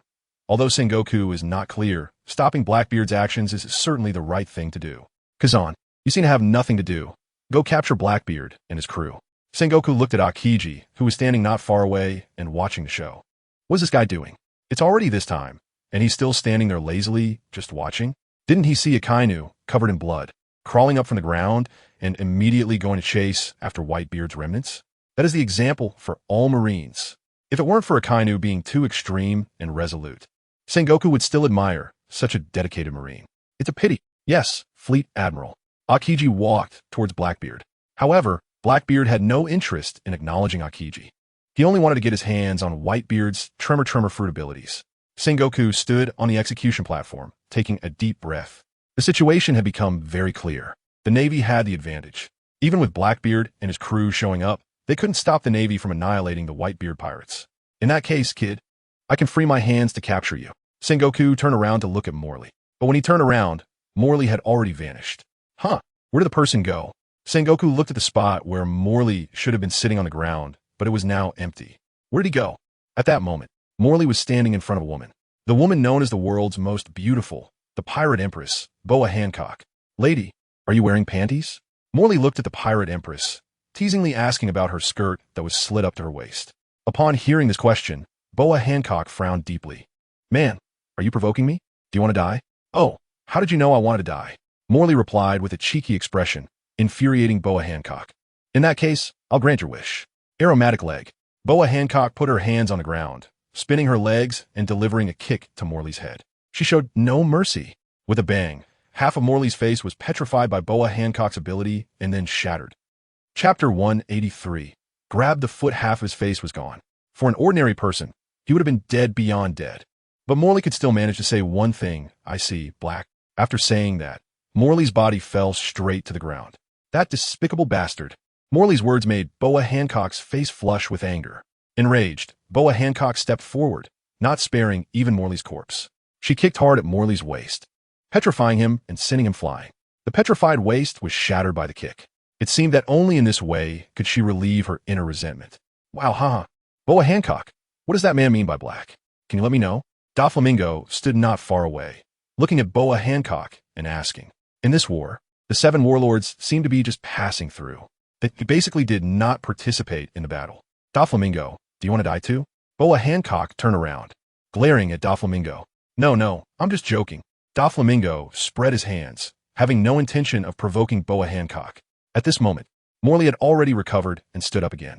Without Luffy and Buggy and other impelled-down prisoners showing up, the Marineford War lacked some excitement.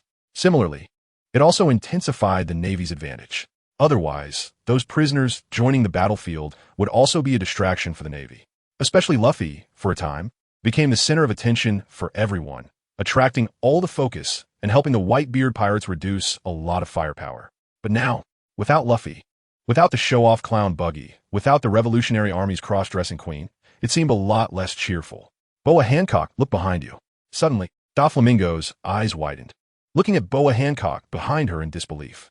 The Morley who had already fallen was actually standing up, and the places that were originally shattered were all restored. Doflamingo was somewhat dumbfounded, doubting if he was dreaming. Doflamingo, what tricks are you trying to pull? Boa Hancock frowned. Don't use childish tricks to fool me. If you want to fight, then fight me fairly, not by distracting me and then ambushing me. Ambush you? Boa Hancock, what do you take me for? Doflamingo was speechless. In your eyes, am I such a petty person? A big man wearing a pink sweater? What kind of dignified person could that be? Boa Hancock mocked Doflamingo. Doflamingo, did I provoke you by wearing a pink sweater? Don't you think it's quite stylish and classy? Doflamingo responded. Boa Hancock rolled her eyes. No way. There can't be anyone who thinks a man looks good in pink clothes, right? I think it looks more flamboyant. Flamboyant? I'll take that as a compliment. Doflamingo said, continuing to point behind Boa Hancock. Are you sure you don't want to turn around and look? The man who just teased you is right behind you. Without needing Doflamingo to say more, Boa Hancock felt a huge shadow looming over her, blocking out the sunlight behind her. Boa Hancock turned around and kicked, only to be easily caught by Morley. How is it you? Seeing that the person grabbing her foot was the Morley she had just defeated, Boa Hancock couldn't believe it. Could it be that everything just now was an illusion? Lady, you must have enjoyed kicking me just now, right? Morley said, holding Boa Hancock's foot and looking at her with a sneer. Let go of me, why? Isn't your hand petrified? Boa Hancock was puzzled. Logically, any object that was kicked down by her should be petrified. But now, the hand that Morley used to grab her foot was not petrified? This was strange. Why? Perhaps. Immune? Morley wasn't sure, but thinking about how he could turn into lightning after being struck by lightning, it wasn't impossible that he could be immune to Boa Hancock's petrification attack after being petrified. Let go of me. Boa Hancock commanded Morley. My foot is not something you can control. Hey, then I'll control it. What can you do? Morley said, tightening his grip. Boa Hancock showed a painful expression. A soft moan of pain escaped her lips, but it was very quiet, and no one heard it except Morley. Damn, man. Boa Hancock knew it was impossible to get Morley to let go, so she had to save herself. The next moment, Boa Hancock used Morley's grip on her foot as a pivot, leaping into the air and spinning, delivering a powerful kick toward Morley's face. However, Morley was already prepared. Facing Boa Hancock's kick, Morley stretched out his left hand and grabbed again. Just like that, both of Boa Hancock's feet were caught in his hands. Then he lifted her up. It's just that. Her skirt seemed to be fixed, not falling due to gravity. Let go of me, you bastard. Boa Hancock shouted in humiliation. Ever since being called the Pirate Empress, she had never suffered such disgrace. However, no matter how she struggled, the vast difference in strength prevented her from escaping from the grasp of the Black Dragon. In the distance, Doflamingo watched this scene, his previously cheerful expression darkening. He seemed to find a man before him quite formidable. Boa Hancock, a fellow warlord of the sea, was easily subdued like this? Boa Hancock, do you want me to help? Doflamingo asked her casually. Doflamingo, do you want to die? Hearing Doflamingo's voice, the Black Dragon glanced over. His cold gaze was like that of a corpse. Doflamingo swallowed hard, feeling intimidated. But the next moment, he glared back. You little brat. Who do you think you're talking to? The Black Dragon tilted his head, sensing that his hand was being controlled by something. Did you make a move, Doflamingo? Doflamingo's fingers were manipulating fine threads that fell from the sky, currently controlling the Black Dragon's hand, seemingly trying to make him release Boa Hancock's foot. Slap! The Black Dragon's hand let go, and Boa Hancock fell directly to the ground. The sudden drop caused her to cry out in pain. Then, she quickly distanced herself from the Black Dragon, watching him warily. Chapter 184. Cherishing Beauty? Boa Hancock, is this your attitude? Seeing Boa Hancock slip away from the Black Dragon's grasp without even a word of thanks, Doflamingo was quite displeased. What kind of attitude do you want me to have? Boa Hancock looked at Doflamingo with pride. Even though she had just been held upside down, her proud face showed no signs of compromise. Boy Hancock, I saved your life, and this is how you repay me? Don't you feel guilty? Doflamingo spread his hands, feeling like he had been overly sentimental. Who told you to save me? You did it willingly. Do you want me to thank you? Boa Hancock said dismissively. Doflamingo, this woman is hopeless. Although he already knew she was proud, he never expected that after saving her, she would respond with, who told you to save me? Damn it. Do you want to say that I'm cheap, that I took the initiative to save you? Bastard. Speaking of which, are you two ignoring me? Watching the two argue, the black dragon felt a dark cloud over his head. I'm the main character here. Is it really okay for you to ignore me? Who exactly are you? Boa Hancock certainly couldn't ignore the black dragon. This bastard had just made her lose face. Does it matter? The black dragon retorted. Captive arrow. Boa Hancock did not continue questioning, but launched her attack. She pointed a finger at her lips, pulling outward, and an abnormal red heart was pulled from her lips. Then, she extended another hand, gripping the center of the red heart as if drawing a bow, pulling it towards her. Then she released. Whoosh, whoosh, whoosh. Countless pink arrows shot towards the black dragon. These arrows had no actual attack power, but could petrify anything they hit, whether it be a person or an object. However, an accident occurred again. When the pink arrows hit the black dragon, they dissipated like mist, not petrifying him. Previously, her fragrant foot technique should have petrified the hand holding her foot, but in reality, the black dragon's hand remained unpetrified as he continued to hold her foot. Lifting her upside down, Boa Hancock felt uneasy. If her petrification ability was ineffective, it was a huge blow to her strength. Nearby, Doflamingo also found it strange. Earlier, the black dragon's body had been shattered but reassembled, which he found peculiar. Now, it seemed the black dragon had become immune to Boa Hancock's abilities. Who on earth is this guy? On the sea. I've never heard his name before. Returning the favor, Boa Hancock, although I truly cherish beauty, I won't allow a disobedient woman to act recklessly. After finishing his words, the black dragon vanished from his spot. Where'd he go? The black dragon's sudden disappearance caused Boa Hancock to panic. When he reappeared, he was already standing in front of her. His speed was so fast that even her armament hockey couldn't catch it. Bang! The black dragon stood before Boa Hancock, clenched his fist, and struck her in the stomach. The immense force caused Boa Hancock's body to curl up, her mouth gaping open, and her eyes nearly popping out. The black dragon retracted his fist, stepping back 2 paces. Boa Hancock clutched her stomach and knelt on the ground, violently coughing up a mouthful of blood. Her entire face looked contorted, appearing to be in great pain. Kid, you really don't know how to cherish beauty, do you? Even the world's most beautiful woman can be treated so harshly? Isn't that too cruel? Doflamingo watched this scene and smiled at the black dragon. It's not my fault. She attacked me first, the black dragon shrugged, seemingly expressing his grievance. This woman came at me right away. I just gave her a punch. I think my actions were quite merciful. Doflamingo was taken aback. He hadn't expected the black dragon to respond like this. However, thinking about it carefully, it didn't seem unreasonable. Indeed, it was Boa Hancock who struck first. But you also teased her first, right? So whose side are you on? Doflamingo asked the black dragon.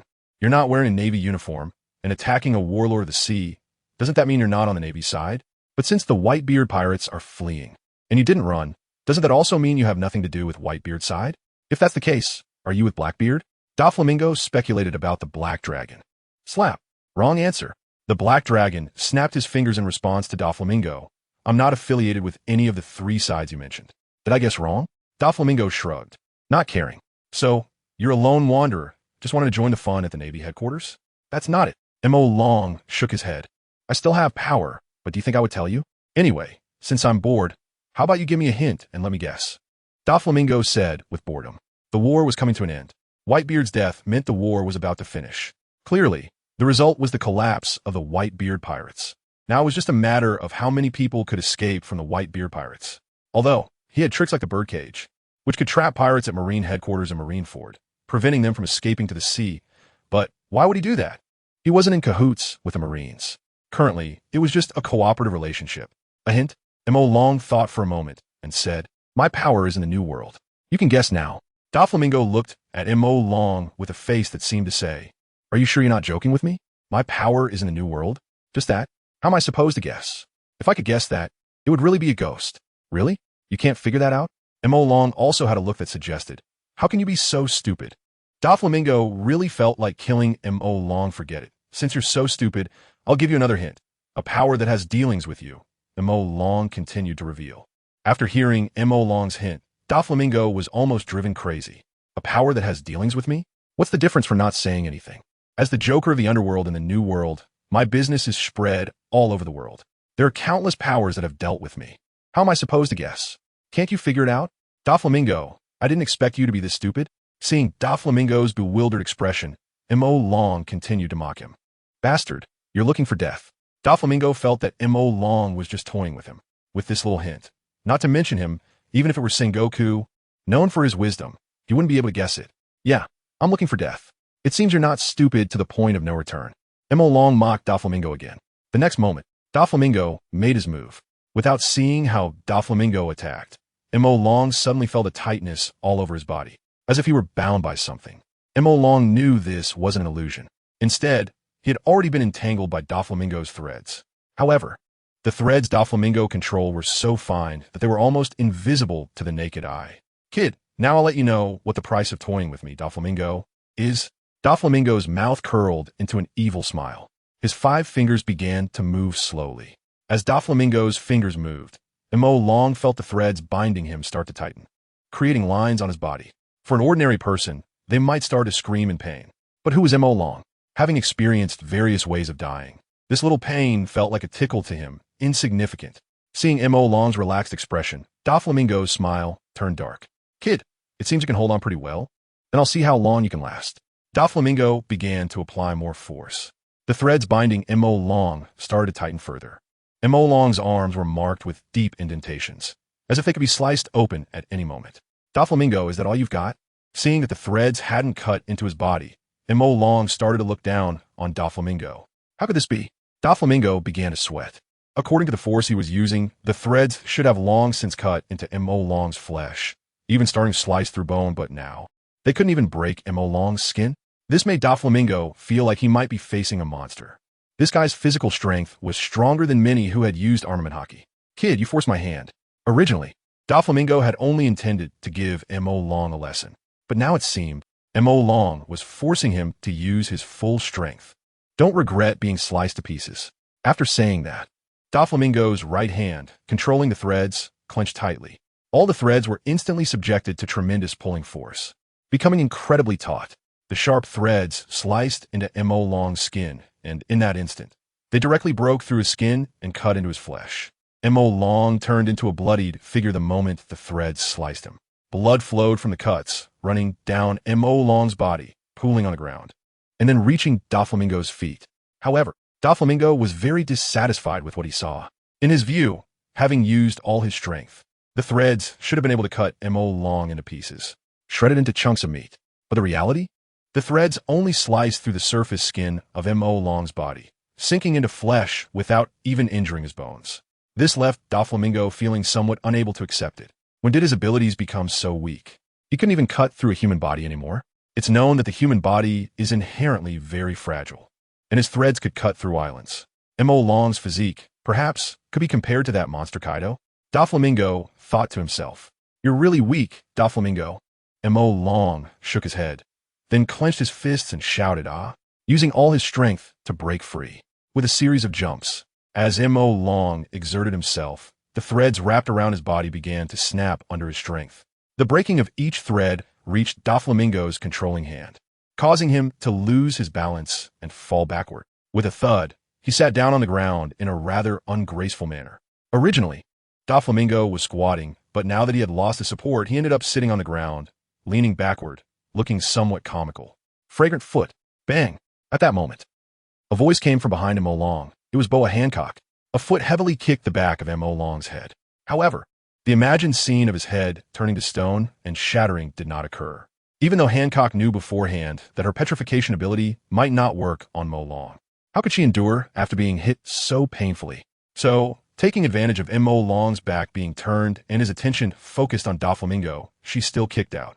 Looking at her body soaring into the air, Boa Hancock kicked in the back of the head, but only made his head tilt slightly forward. Boa Hancock felt very disappointed. Strength was not her strong suit, so kicking the back of the head without knocking him down didn't bother her.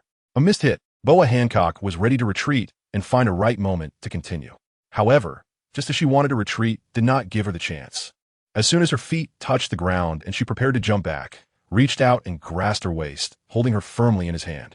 Indeed, Boa Hancock's slender waist was easily gripped by his large hand. Of course, this was because he was currently maintaining a 3-meter-tall form. Boa Hancock was less than 2 meters tall, and the size difference naturally allowed his broad palm to easily catch her waist. Bastard, let me go. Grip by. Boa Hancock clenched her fists and kept hitting his palm, trying to make him release her. However, her little punches on his hand felt like massages to him. Neither painful nor itchy, and somewhat comfortable instead. How strange. Let you go. Call me master and let me hear it. Looked at Boa Hancock with a sneer.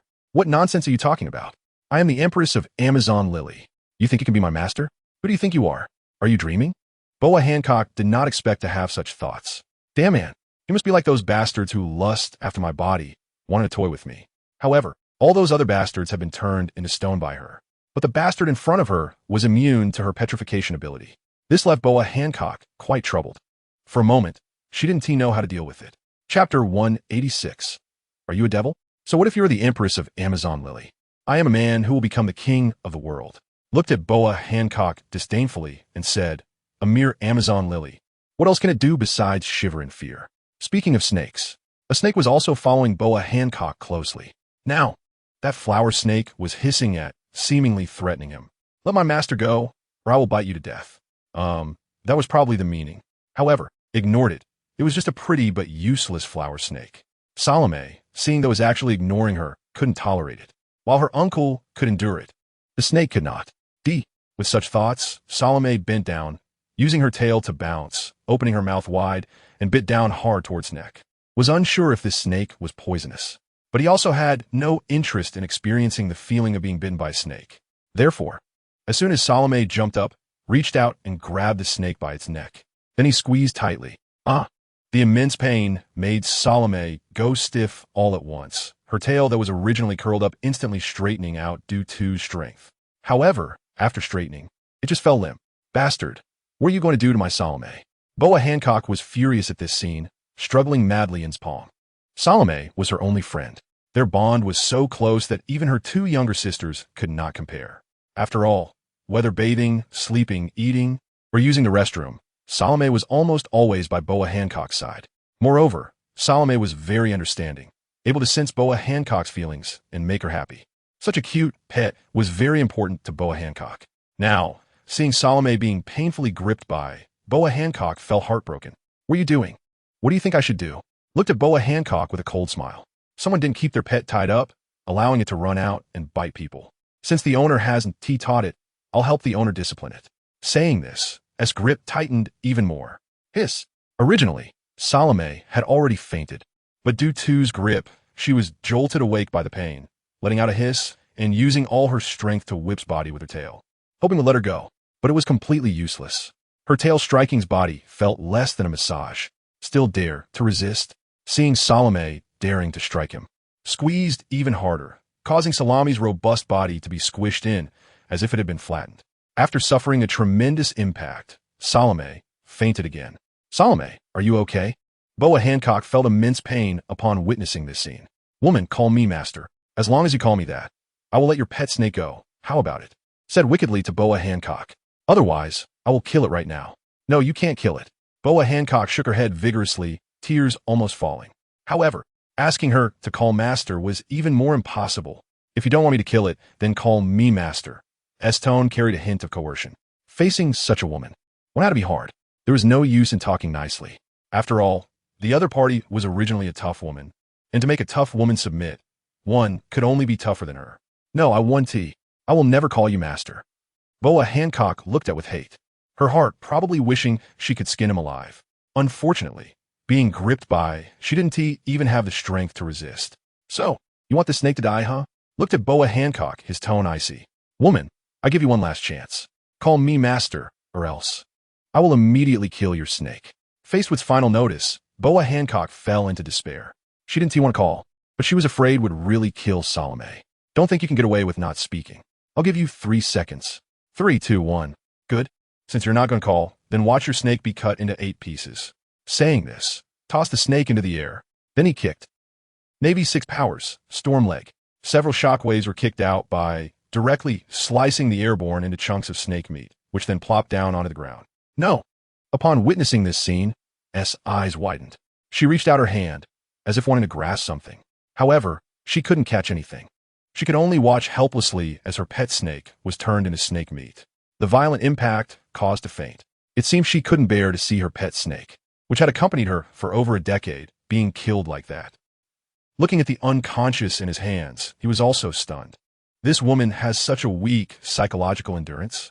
It's just a snake that was killed, and she couldn't handle the shock and fainted? At least couldn't bear to see his brother die right in front of him.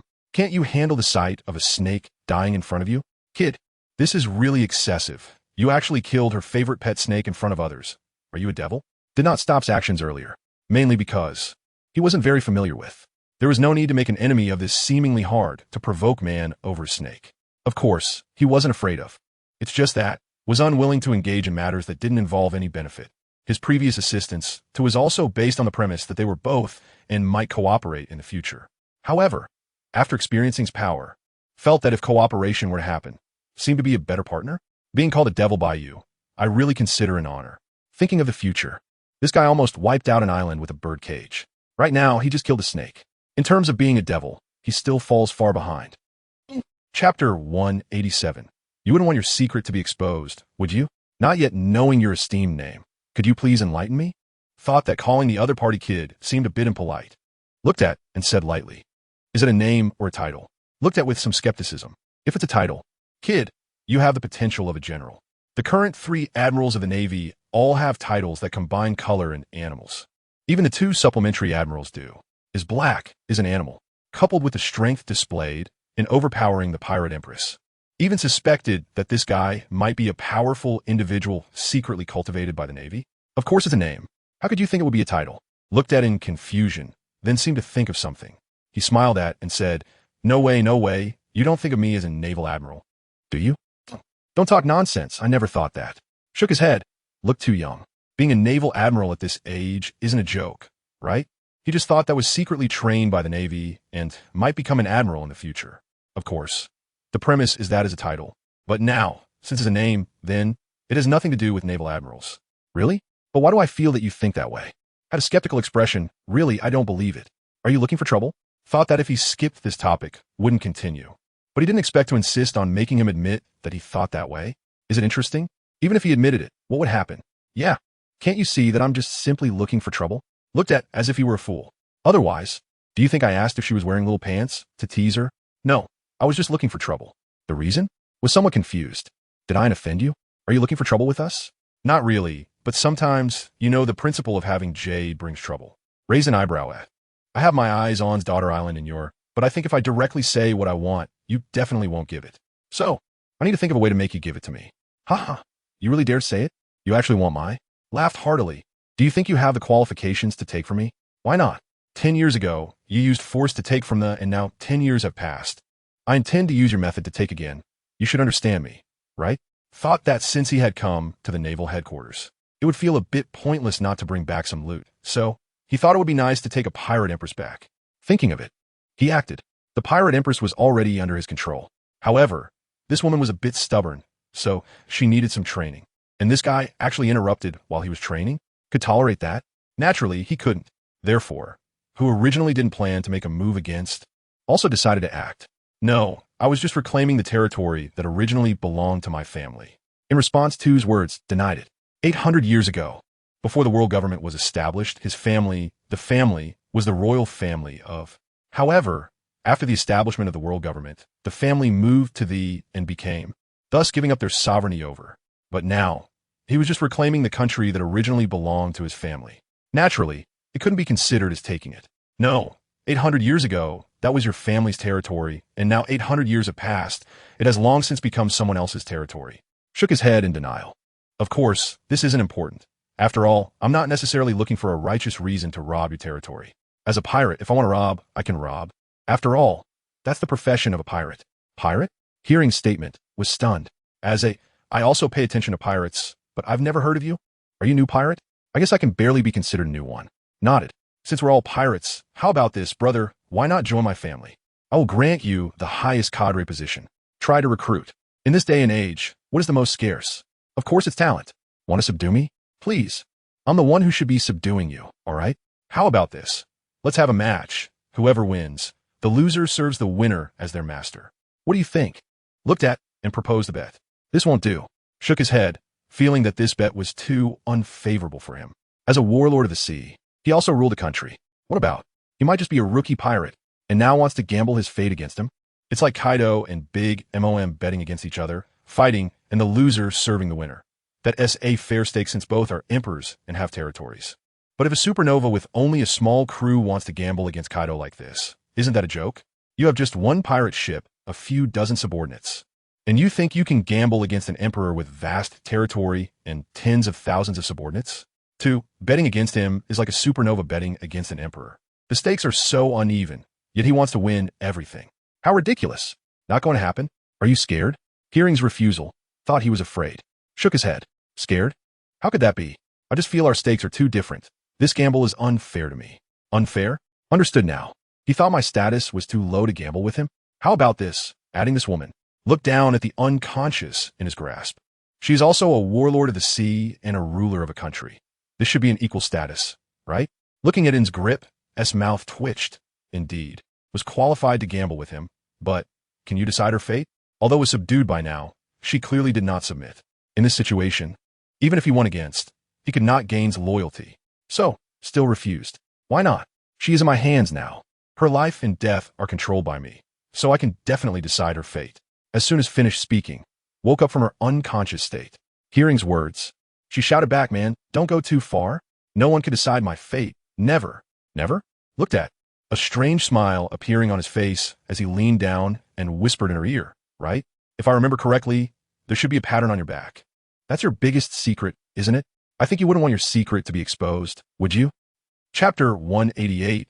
I'll let you do whatever you want. A threat, a blatant threat. But why does this guy know? At this moment, trembled all over. That was her greatest secret hidden deep inside. Something she never wanted anyone to know. She even would block everyone within a radius of hundreds of meters while bathing on Amazon Lily to keep it secret. But now, how does he know? Looked at the man in front of her with trembling eyes. At this moment, S' smile looked like the devil's smile to her. You, what do you know? S' heart raced as she stared its terrifyingly handsome face. At this moment was still probing. She felt. Might not know what the pattern on her back meant. However, S' words shattered hope. Woman, do you need me to say it for you to submit? Since that's the case, then I'll say it. The mark on your back is the hoof of the celestial dragon, representing that you were once a slave of the celestial dragons. Stop talking, don't say it. Seemed to recall the humiliation from over a decade ago. Or perhaps she was afraid whispers would be overheard by others, so she immediately interrupted him. Haha, are you scared? Smiled at the trembling. He could clearly feel her fear, panic and trepidation. If her not in his grasp right now, she likely wouldn't be able to stand upright and would fall to the ground from fear. What? What do you want to do? As long as you don't tell that secret, Still calling yourself I? Looked at with a cold face. No, I just mean as long as you don't expose that secret, I will let you do whatever you want. Hurriedly changed her wording. Whatever. His eyes gleamed with malice. Yes, whatever. Whatever you want. At that moment, could no longer care about evil intentions. In her heart, as long as she could keep her secret safe, could do whatever he wanted. Even if he wanted to take her back to his room right now. In the distance, watch this scene, his mouth agape in confusion. What on earth did say to make that proud pirate empress submit like this? And she even said could do whatever he wanted? If he knew what said, could he also control? Of course. He had no interest in women.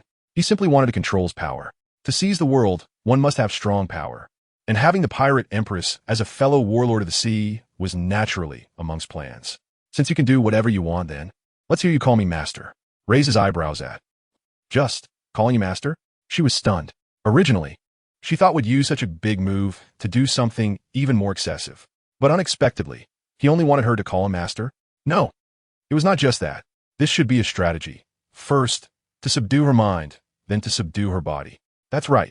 This bastard definitely wants to use this method to make her heart submit first. I won't let you succeed. Even if you make me call you master 1,000 times. 10,000 times, I still won't truly treat you as my master. Silently thinking this, still reluctantly called out the two words, master. Because if she didn't shout, the fact that she was once a slave of the celestial dragons would be exposed by the bastard in front of her, which she couldn't tolerate. However, Boa Hancock swore. She would do everything possible to kill Moke Long and protect her secret. Hancock, no. It seems like you are very reluctant. Moke Long shook his head, not satisfied with Hancock's shout. Damn it. Boa Hancock gritted her teeth and had no choice but to continue shouting, Master. This time it should be enough, right? However, Moke Long was still not satisfied. Boa Hancock, your words lack any emotion. It doesn't sound like you're calling me Master. It sounds like you're just calling out to a passerby on the street. I'm very dissatisfied, and if I'm not satisfied, I'll reveal your secret. Master, no. I will shout sincerely, Master, Master, Master. At that moment, Boa Hancock felt she was truly shouting with emotion. This time there was some emotion, but it sounded more like a helpless plea rather than respect for the Master. What do you want? Boa Hancock was furious. I've shouted Master so many times. Are you just going to nitpick? Do you know how much determination it took for me to shout such a humiliating title? Do you know that by calling you Master, I've already socially died? At this moment, all the Marines around were stunned. They couldn't believe their ears. What did they just hear? The world's most beautiful woman, the pirate empress, Boa Hancock, actually called him Man Master. I'm so angry, I'm about to explode. The surrounding Marines all stopped what they were doing, glaring at Moke Long with anger. If looks could kill, Moke Long would have been riddled with holes by now. What are you looking at? Go catch the pirates. Do you have that much free time? Facing the Marines' gazes, Moke Long glared back fiercely. Under Moke Long's glare, the Marines felt they couldn't afford to provoke him and decided to pick on the small pirates instead. This guy could even make Boa Hancock submit. He was not someone they could handle. All right, now that there are no annoying people, continue shouting. After driving away the Marines, Moke Long said to Boa Hancock, continue shouting what? Boa Hancock asked, what do you think? Moke Long rolled his eyes at Boa Hancock, feeling that she might be trying to take advantage of him. Because if he honestly answered that she should shout Master, wouldn't it sound like he was calling Boa Hancock Master? Don't play tricks. If you don't shout to my satisfaction, I'll tear your clothes apart and let the thousands of Marines and pirates present see the celestial dragon's mark on your back, letting the whole world know that you, the world's #1 beauty and pirate Empress Boa Hancock, were once a slave of the celestial dragons. Don't forget, we are still live streaming. Moke Long threatened Boa Hancock. No, don't do that. I was wrong. I will shout. Boa Hancock was truly afraid that Moke Long would expose her past. She immediately yielded. Softly and gently, she shouted to Moke Long, Master, Master, Master. This time, she was truly sincere. To avoid Moke Long nitpicking, she put in 100 of her feelings. Moke Long felt it too. Not bad. I can feel your sincerity. Moke Long nodded at Boa Hancock. Then he released her and placed her on the ground. Rubbing her head with his hand, he said, so from now on, Boa Hancock will be my maid, Moke Long's maid. From now on, you will wholeheartedly serve me, center everything around me, and even if I ask you to die, you must do it immediately. Do you understand? Such a humiliating condition. How could anyone accept it? But Boa Hancock still smiled and nodded, saying, understood, I understand, Master. From now on, you are my everything. All that I have belongs to you. I exist for you and will die for you. Boa Hancock worked hard to put on a smiling face. Moke Long knew that she was forcing a smile. However, it didn't matter. There would be plenty of time to train her in the future. He would make Boa Hancock understand that he was much more terrifying than the celestial dragons. Boa Hancock was currently so fearful of the celestial dragons. In the future, in front of him, she would only become more fearful. All right, you can step aside now. Moke Long waved his hand, signaling Boa Hancock to step aside. Boa Hancock nodded and obediently stepped aside. She also wanted to know what Moke Long was planning next. Doflamingo, do you still want to continue the previous bet? Let's have a fight. If you win, the 9 Snakes' power and territory will be yours. If you lose, you will serve me as your master. Since you are a warlord of the sea, let me be that king. Moke Long said with a smile to Doflamingo. Even though this was the Navy headquarters, even in front of Admiral Sengoku, he dared to dig at the foundation. Of course, speaking of which, the warlords of the sea were not under the Navy's control. So, he wasn't really digging at their foundation. The warlords of the sea were under the world government and had no direct relationship with the Navy. However, in the case of a war like today, the Navy still had the right to forcibly summon the warlords. Of course, whether they come or not depends on the warlords themselves. Although if they don't come, they might lose their status as warlords. Doflamingo hesitated. Seeing that Moke Long had really subdued Boa Hancock, Doflamingo was shocked. After all, she was the proud pirate empress. Defeating her might not be difficult, but making her submit would definitely not be easy. But now, Moke Long could make Boa Hancock shout master. Although Boa Hancock didn't seem to be sincerely submitting, at least she really shouted it out. This wasn't just shouting in a secluded grove where no one knew. This was shouted at the Navy headquarters. Hundreds of Marines heard it. It might even have been live-streamed, heard by people all over the world. One can imagine how many men's hearts would shatter. Their dream lover actually called a man master. I can't live anymore, I want to die. On Sabaody Archipelago, men who admired Boa Hancock, upon hearing her call Moke Longmaster, directly shouted and ran toward a big tree. Then he slammed his head against the tree fiercely, directly killing himself. So intense. Too intense. Those who don't know would think his wife was cheated on. In fact, it was just a dream lover. The key point is that this dream lover doesn't even know there is someone in the world who loves her. You could say he died in vain. A devoted admirer at least needs to let the goddess know he is devoted to be considered a true admirer. But in this case, the goddess doesn't even know. So he isn't even worthy of being called an admirer. Doflamingo, what's wrong? Speak up. Seeing Doflamingo hesitating, Ma Long used provocation. Are you scared? Scared of losing to me and becoming my servant? Servant? Hearing Ma Long's positioning after losing, Doflamingo's mouth twitched violently. So that means Boa Hancock is a maid, and he's a servant. Although they both seem like servants, why does it sound like being a servant is more degrading? And a maid might even end up in the master's bed and could become the mistress later. But for a servant? It seems quite difficult to overthrow the master and become the new master. Yes, a servant. The winner is king and the loser is a servant. Isn't that the reality of this world? Ma Long looked at Doflamingo and said, I suppose you, Doflamingo, are the kind of man who believes in the supremacy of the strong, right? If so, let us have a duel between strong men and see who is stronger, and then the stronger one will lead the other in the future. Forget it. I'm not feeling well today. Let us talk about this battle later.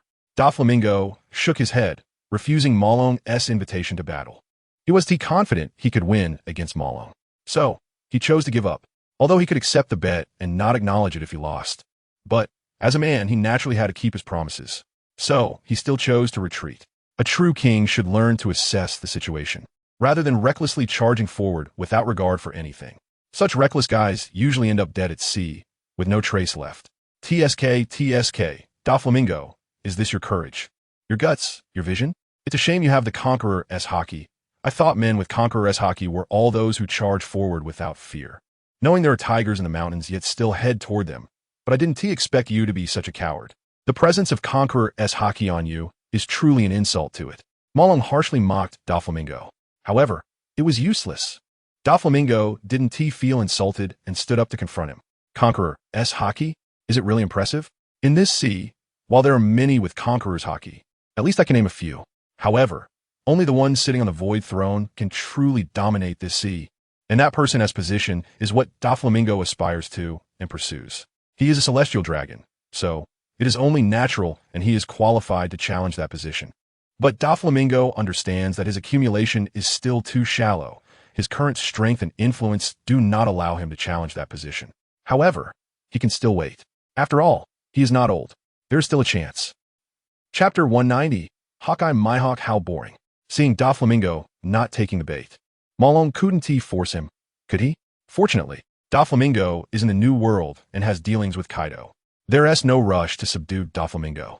On the other hand, that world's #1 swordsman who wanders aimlessly can be pursued, since he has decided to charge at the world's highest power.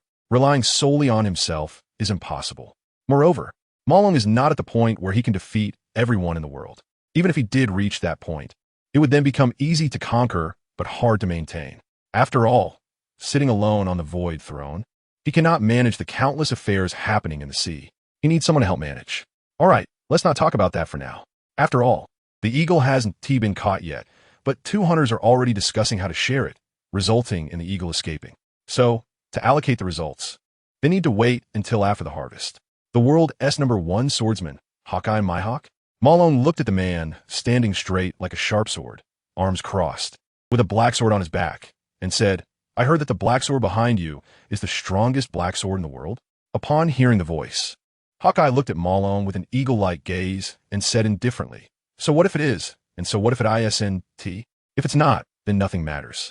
But if it is, then I don't believe it. I'm ready to bet with you to see whether your black sword is harder or my body is harder. Ma Long looked at Hawkeye and said, Hawkeye. He looked at Ma Long with a gaze that seemed to question whether this guy was stupid, comparing the hardness of a body with that of his black sword. Is this guy serious? The hardness of a human body cannot possibly compare to his black sword. Interesting proposal, But how do you want to compare? Hawkeye became interested in Malo, mainly because standing here posing is really too boring. In this moment of boredom, he didn't mind finding something interesting to do. I'll stand here motionless, let you use your black sword to cut me, and whoever can't hold on first loses. How about that? Malum smiled and said, "You want me to cut you while you stand still?" Hawkeye stated he had never heard such an absurd request in his life. Although Hawkeye had seen that after Malum lost and was kicked by Boa Hancock, he recovered, so he might have some resurrection-like ability. But so what? Even if you can resurrect 1,000 times, I can still kill you 1,001 times. Do you really think you can wear down the edge of my black sword just by repeatedly resurrecting? That's right. I'll stand still and let you cut me. If you kill me, you win. If you break your black sword, I win. How about that? Malum took a step back. He wanted Hawkeye to help him continue to grow stronger with a black sword. After all, he wouldn't die, standing undefeated. Even if he ultimately couldn't break the black sword, it would at most be a draw.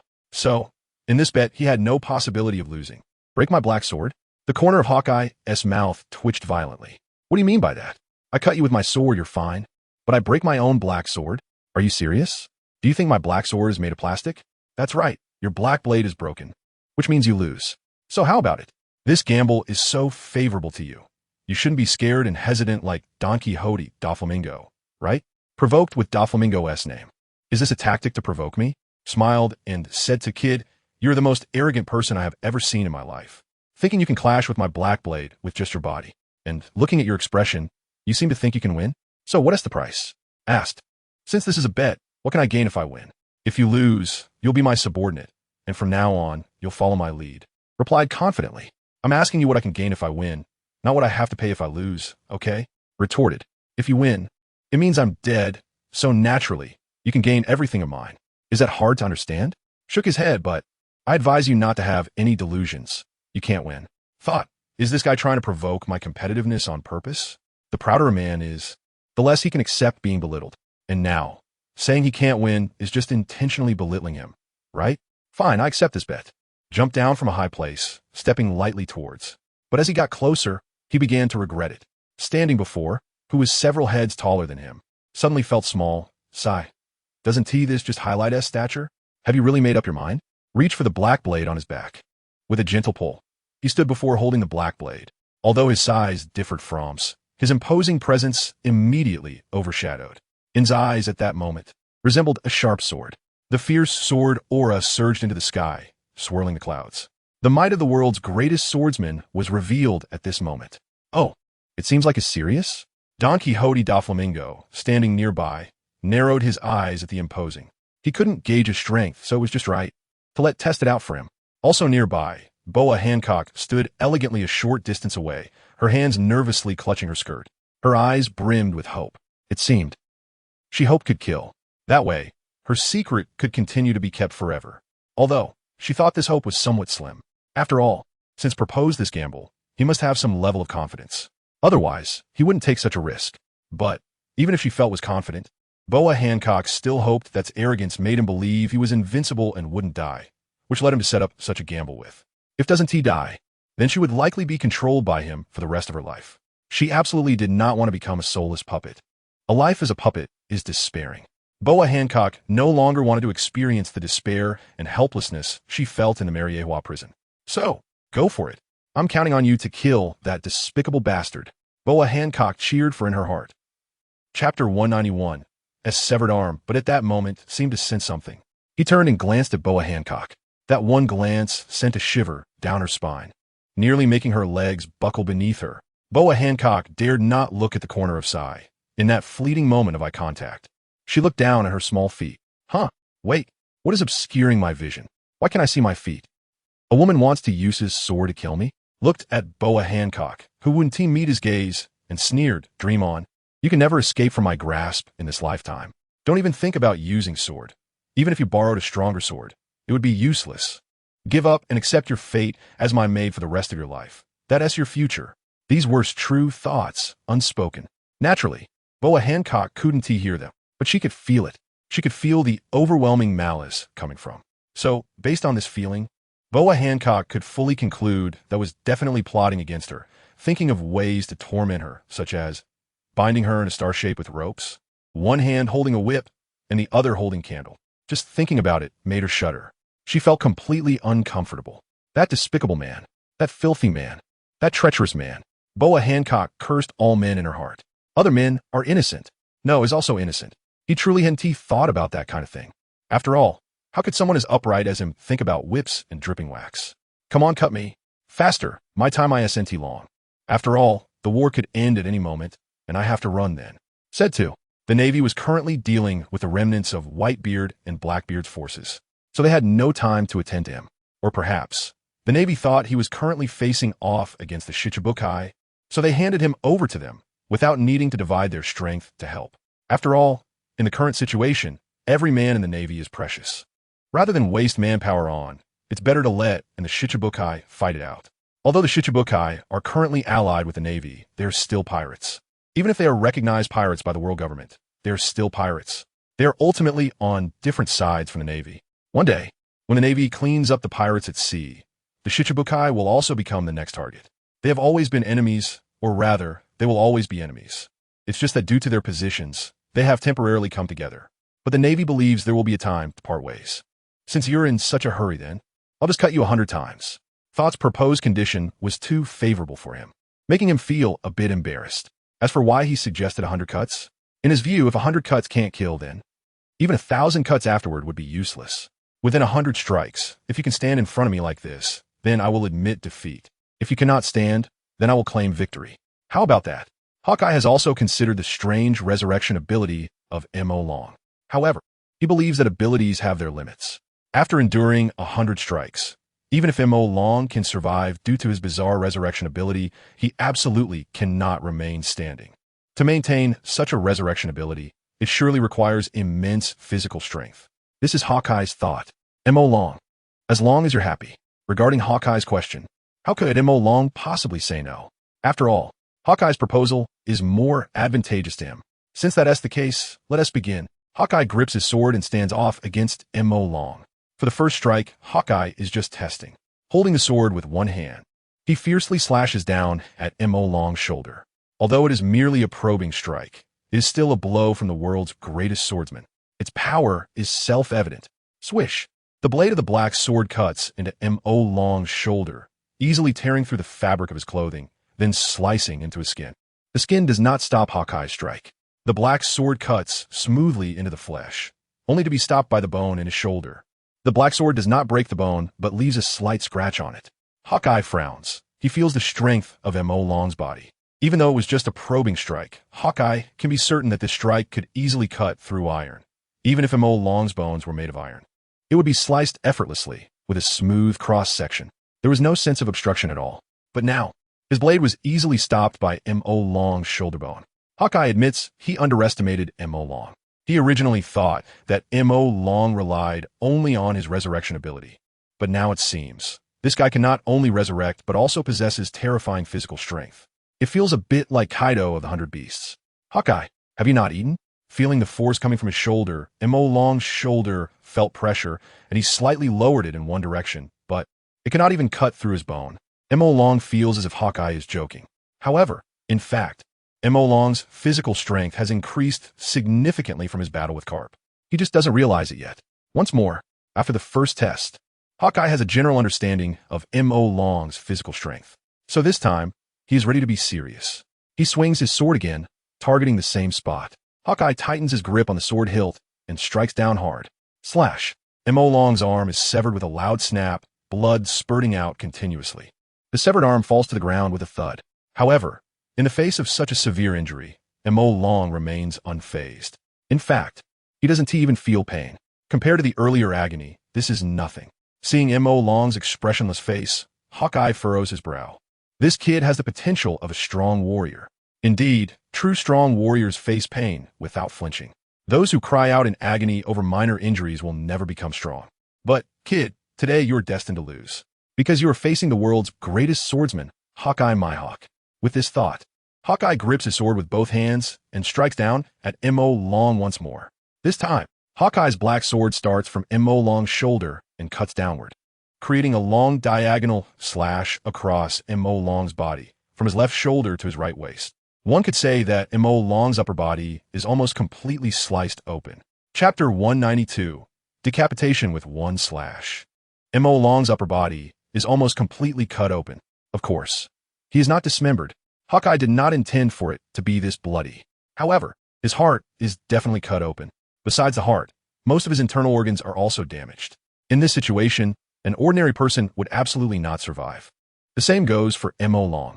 Seeing Mo Long fall straight backward, Hawkeye retracts his sword-swinging action. He gently flicks the black sword towards the ground, shaking off the blood that had stained the blade, leaving a long trail of blood on the ground. After shaking off the blood, Hawkeye turns his gaze toward Mo Long. In the distance, Boa Hancock holds her hands to her chest, her heart racing, nervously watching the direction in which Mo Long has fallen. If it weren't for her concern, she would definitely run over to see if Mo Long was dead. Wait, I am now Mo Long's maid. Mo Long is my master. So, it's not a problem for me to care about my master, right? Thinking this way, Boa Hancock reveals a smile and happily runs toward Mo Long. Although Mo Long has lost an arm and has a long, gaping wound across his chest that looks terrifying, under normal circumstances, such severe injuries would certainly mean death. Even if he does not die now, he will definitely bleed to death soon. However, recalling that Mo Long survived after having his body shattered earlier, Boa Hancock actually does not hold out too much hope. Nevertheless, regardless of hope, she wants to know Mo Long's fate as soon as possible. But, just as Boa Hancock has run a short distance, she sees Mo Long lying on the ground beginning to move. First, the deep knife wound on his chest, which was visible to the bone, starts to slowly heal. The blood on the outside begins to converge toward Mo Long's body. In no time at all, the wound on Mo Long's chest disappears completely. Even the torn fabric on his clothes vanishes. Immediately after, Boa Hancock sees the severed arm lying beside Mo Long starting to tremble gently. Before long, the arm seems to be drawn by an invisible force, floating toward Mo Long and reattaching to the shoulder of his severed arm. Soon, the connection point of the arm closes and merges as if it had never been severed. Seeing this scene, Boa Hancock stops in her tracks and returns to her original position. Mo Long is still alive. There is no point in her going over now. After resurrecting, Mo Long stands up from the ground and gestures to Hawkeye, saying, "Good strike, but if you want to kill me, you're still far from it. Continue." Hawkeye watches in astonishment as Mo Long dies and then revives. Everything looks as if it were fake. From death to resurrection, it takes only a few minutes. However, he has never seen such a bizarre occurrence. Even the powers of the devil fruit seem too outrageous. However, having seen the scene where Ma Long was shattered and resurrected by Boa Hancock before, Mihawk was not particularly surprised. He merely marveled at the terrifying nature of Ma Long's ability. If he had such a power, never mind, what am I thinking? He shook his head, casting aside the unrealistic thoughts in his mind. Mihawk held his sword in both hands, ready to continue with the third strike. This time, Mihawk's target was Ma Long's head. The head is the most crucial organ for a person. Without it, one cannot live. With this thought, Mihawk swung his black sword with great force. The speed was so fast that even an afterimage was not visible. Ma Long didn't even feel anything when he suddenly found that his head had been relocated. His head, thrown high into the air, could still see a headless body gushing blood in his line of sight, and only then did Ma Long realize, had I already died? The head fell to the ground, making a clanging sound. Then it rolled several meters before coming to a stop. This time, can he still resurrect? Mihawk held his sword, watching Ma Long's head roll away. This time, he didn't shake off the blood on the blade. Perhaps he thought that if Ma Long resurrected again, he would still need to take action. Shaking it off now was no different from not shaking it off. It would get stained with blood anyway.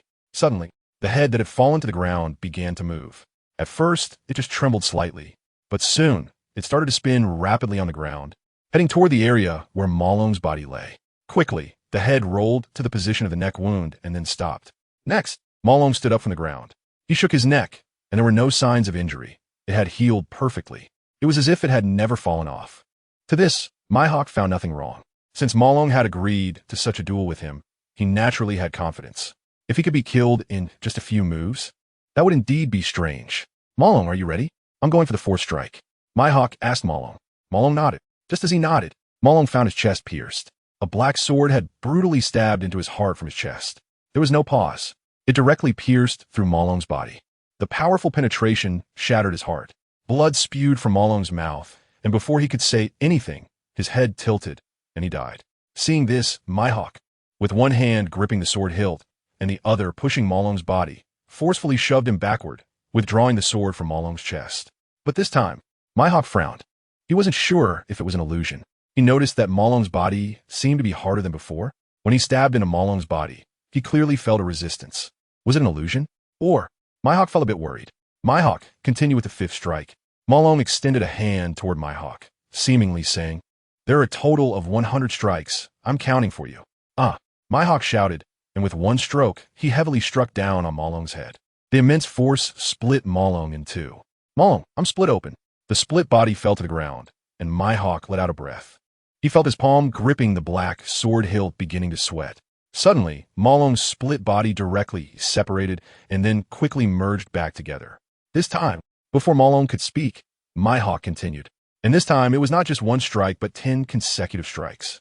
Since a single strike couldn't kill Malong then, what about chopping him into pieces? With that thought, Mihawk first struck down on Malong's neck. Chapter 193 Mihawk. I lost. "Malong, call me Big Brother." With one strike down, Malong's head was once again severed from his neck. The head flew away. Mihawk saw this and chased after it. He delivered 2 strikes to the head in midair, one horizontally and one vertically, splitting Malong's head into 4 pieces. After completing the cutting of the head, Mihawk turned back to where Malong's body was. Due to the rapid speed, after cutting Malong's head, his body was still leaning backward and hadn't completely fallen.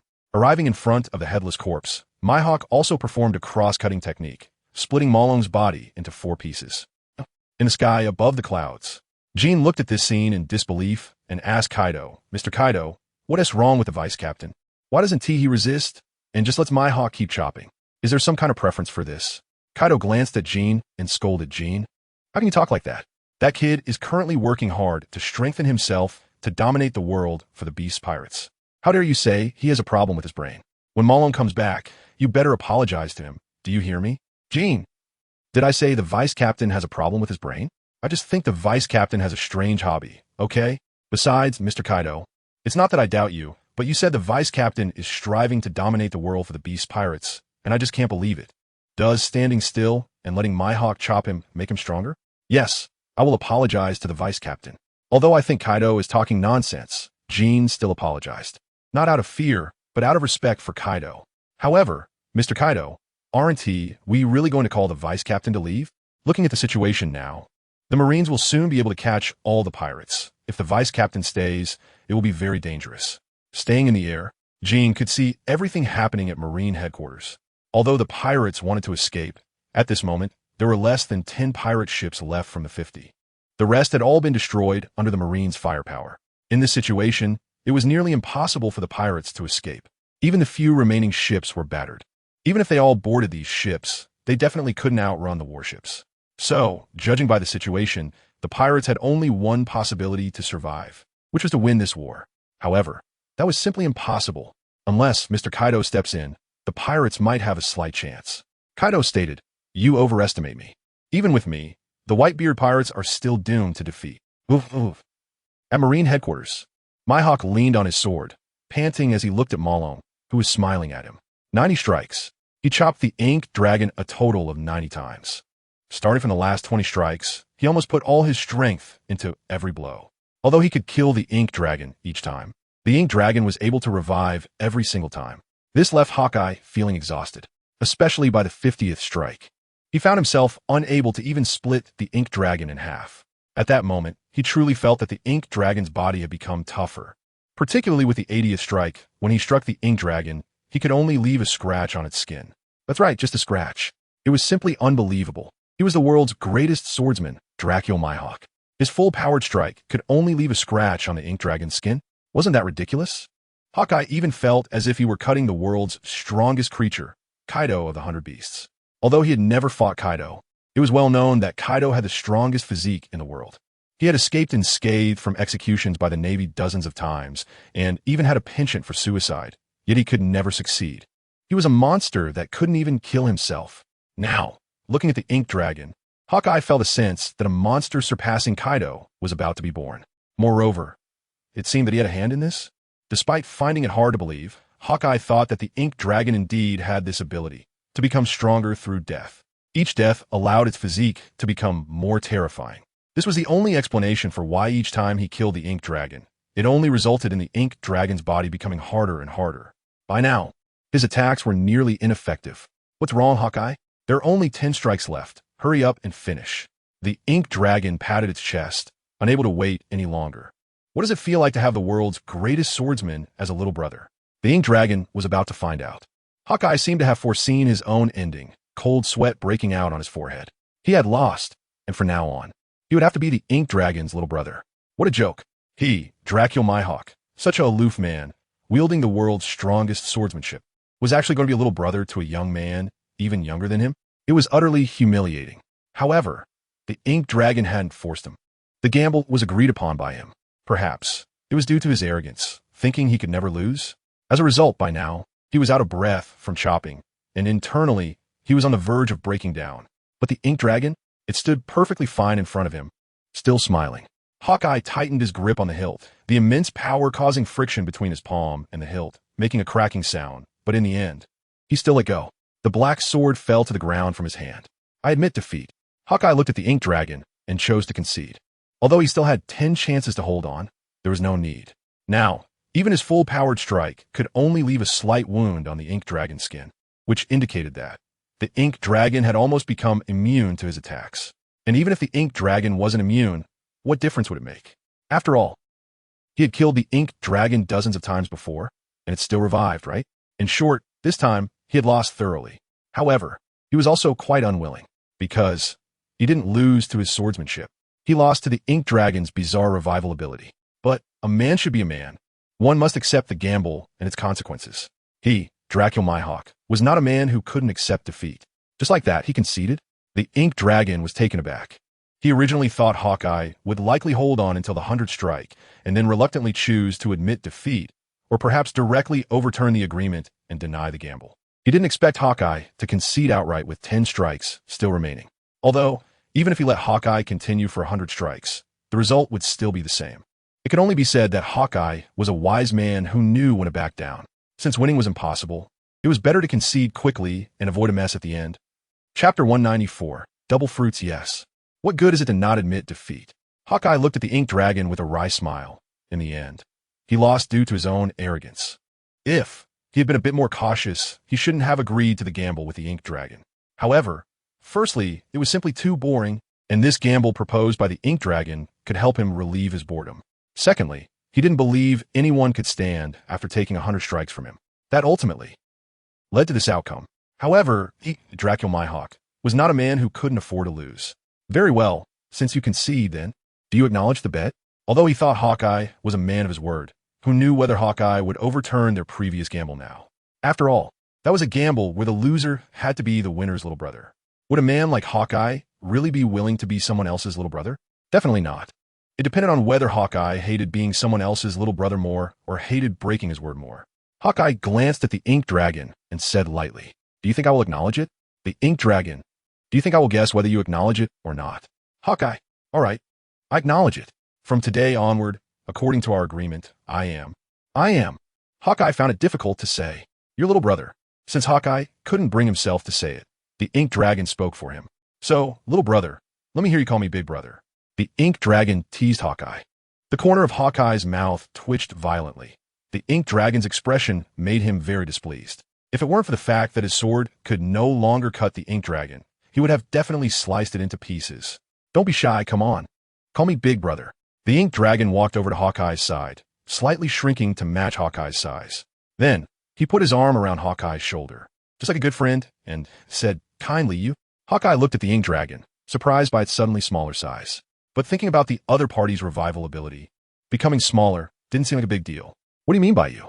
Hawkeye said, "Since you acknowledge the gamble, then you are my little brother. As a little brother, shouldn't you even call your big brother?" The ink dragon looked at Hawkeye with a serious face. "If you won't even call me big brother, does that mean you are willingly being my little brother? Who the hell is willingly being your little brother?" Hawkeye cursed inwardly. "I just want to be a man who keeps his promises. Respect your bet, all right? I'm not willing at all. But what Malong said makes sense. Since I'm already Malong's subordinate, what's the harm in calling him big brother? Although, this big brother should actually be younger than him. Big, big, big, even though I already wanted to shout it out. But when it really came to shouting it out, Hawkeye found he couldn't do it. It was just too embarrassing. Big what? Call him big brother. Malong rolled his eyes at Hawkeye. He is not a girl. What S with the pretense? Hawkeye, what kind of description is this? Big brother. In the end, Hawkeye gritted his teeth and shouted those two words. However, once he shouted it out, he wanted to dig a hole and bury himself. So embarrassing. It was just too embarrassing. After all, many people were watching this scene, especially Doflamingo, who was so shocked to hear Hawkeye call Malone big brother that his mouth was agape. He could swallow a person whole. He never expected Hawkeye would actually lose. Even more unexpected was that the usually aloof Hawkeye would actually call someone else big brother. At the same time, he was even more grateful that he and T agreed to fight Malone earlier. Otherwise, the one calling big brother now might be him in the distance. Boa Hancock also had a look of despair. Originally, she wanted to rely on Hawkeye to defeat Malone and free herself from his clutches. But now it seemed, not to mention her, even Hawkeye was under Malone's control. It was just too speechless. At the same time, Boa Hancock felt sorrow for her future. The stronger Malone became, the more she couldn't escape his control. Could it be? She really had to be Malone's maid for the rest of her life? No way. She is the pirate empress. Being a maid for someone is just too much. Ha ha. Good. Little brother is so good. Hearing Hawkeye call him big brother, Malone laughed heartily. He was happy to have subdued the world's #1 swordsman. Hawkeye, with Malone patting him on the shoulder, couldn't feel happy at all. But what could he do? Being someone else's little brother means not having a say. Surely, when the big brother says something, the little brother can't oppose it, right? Then what kind of little brother would that be? Ha ha. Finally, I have obtained the strongest power in the world, ha ha. In the distance, Blackbeard emerged from the black cloth, immediately opening his arms and laughing heartily. His laughter spread throughout the Navy headquarters, causing the fighting Marines and pirates to stop and turn their attention to Blackbeard. What does Blackbeard mean by this? Sengoku found Blackbeard's words a bit strange. But the next moment, Blackbeard made Sengoku understand his meaning. Akiji, I really appreciate your care for my crew. Blackbeard first looked at the Admiral Akiji, who was fighting his crew. Then he casually threw a punch. It slammed into the air. Then a glass-shattering effect appeared in the air. A strong shockwave generated from Blackbeard's punch violently struck Akiji. Caught off guard, Akiji was directly blasted apart, turning into chunks of ice that fell to the ground. That was the power of the Quake fruit? Everyone at the scene was dumbfounded. They never expected that Blackbeard could actually use Whitebeard's Quake fruit ability. What the hell? Can devil fruits really be passed down from father to son? Even if so, it shouldn't be Blackbeard, right? This parasital son. Moreover, Blackbeard was already a devil fruit user. Why does he still have the Quake fruit? This is not scientific. They felt that everything they learned about devil fruits had been perfectly humiliated. Ha ha ha, one hand in darkness, one hand in Quake. Now who could do anything to me? Slap. Malone walked over and slapped Blackbeard across the face, sending him flying. Blackbeard, I warn you, the Navy headquarters does not allow such show-offs, except for me. After slapping Blackbeard away, Malone stood in front of him, looking down. Chapter 195. I have a disease where I feel uncomfortable if I'm not beating up you. You dare to hit me? Blackbeard sat on the ground, one hand covering his face that Malone had slapped. What is wrong, can't I? Are you going to say next that your dad never hit you? Malone said disdainfully. Little brat, you're looking for death. Feeling the humiliation from Malone, Blackbeard was furious. Hearing Blackbeard's words, Malone smiled. Didn't he expect you to understand me, Blackbeard? You actually know I'm looking for death? Blackbeard, little brat, since you want to die, then I'll help you. After saying that, Blackbeard got up from the ground. He rushed in front of Malone, his fist glowing with white light, and slammed it hard into Malone's chest. The powerful shockwave shook the ground. Malone was directly blasted away. He flew hundreds of meters and crashed into the Navy building. Oomph, little brat, are you satisfied now? After knocking Malone away, Blackbeard snorted coldly. Then he looked at his crew and said, Boys, now is not the time for us to show off. Since we have obtained Whitebeard's power, we should retreat. Follow me. After saying that, Blackbeard led the way, running towards the sea. All right, Captain. The members of Blackbeard's crew followed one after another. They didn't come to the Navy headquarters to cause a scene. Since they had completed their mission, it was natural to withdraw successfully. Leave? Where are you going? Blackbeard. At this moment, a golden light appeared in Blackbeard's line of sight. The next moment, a giant Buddha soared into the air, appearing in front of him. It was Sengoku transformed. He charged in front of Blackbeard and his crew, unleashing a shockwave. Blackbeard and his crew were directly knocked to the ground. Blackbeard himself spat out a mouthful of blood. Getting up from the ground, Blackbeard glared at Sengoku and cursed, Old man Sengoku, you're not following the rules of martial arts, actually playing sneak attacks? Also, if you have the time, Shouldn't you be chasing after the remnants of the Whitebeard pirates? Why hit me? Is the absolute Navy's manpower too much? Preparing to expense them on me? Faced with Blackbeard's questioning, Sengoku gritted his teeth, declaring that no pirate would escape from the Navy headquarters today. Kazan, freeze the sea. We must not let a single pirate ship leave the Navy headquarters waters, Sengoku ordered Akiji. Although there were only a few pirate ships capable of sailing on the sea now, Sengoku wanted to ensure that those remaining ships could not operate at all. Yes, Fleet Admiral Sengoku, Akiji responded, heading towards the outer sea of the Navy headquarters. Borsalino, once you're done with your leisurely swimming, go and take out all those pirates who are trying to escape from the Navy headquarters. With your speed and strength, I believe none of Whitebeard's pirate crews will be able to escape, Sengoku commanded Borsalino after addressing Akiji. Borsalino wanted to refute Sengoku's remark about him swimming leisurely. I'm clearly working hard, and that comment really hurts my feelings, he thought. But before he could voice it, he was met with a fierce glare from Sengoku, prompting him to stay silent. Following Akiji, he moved towards the outer sea, heading towards the Whitebeard pirate fleet engaged in battle with the Navy on the ice surface. As for Akainu, he didn't need to say anything. He was the Navy's best employee, relentlessly pursuing the remnants of Whitebeard's crew, even with blood streaming down his head. He had no intention of letting a single person escape. Where did that guy Garp go? Sengoku looked around. Ever since Garp had disappeared, he hadn't seen him again. At such a critical moment, the top combat force of the Navy had vanished. Garp, once this war is over, I will definitely deal with you.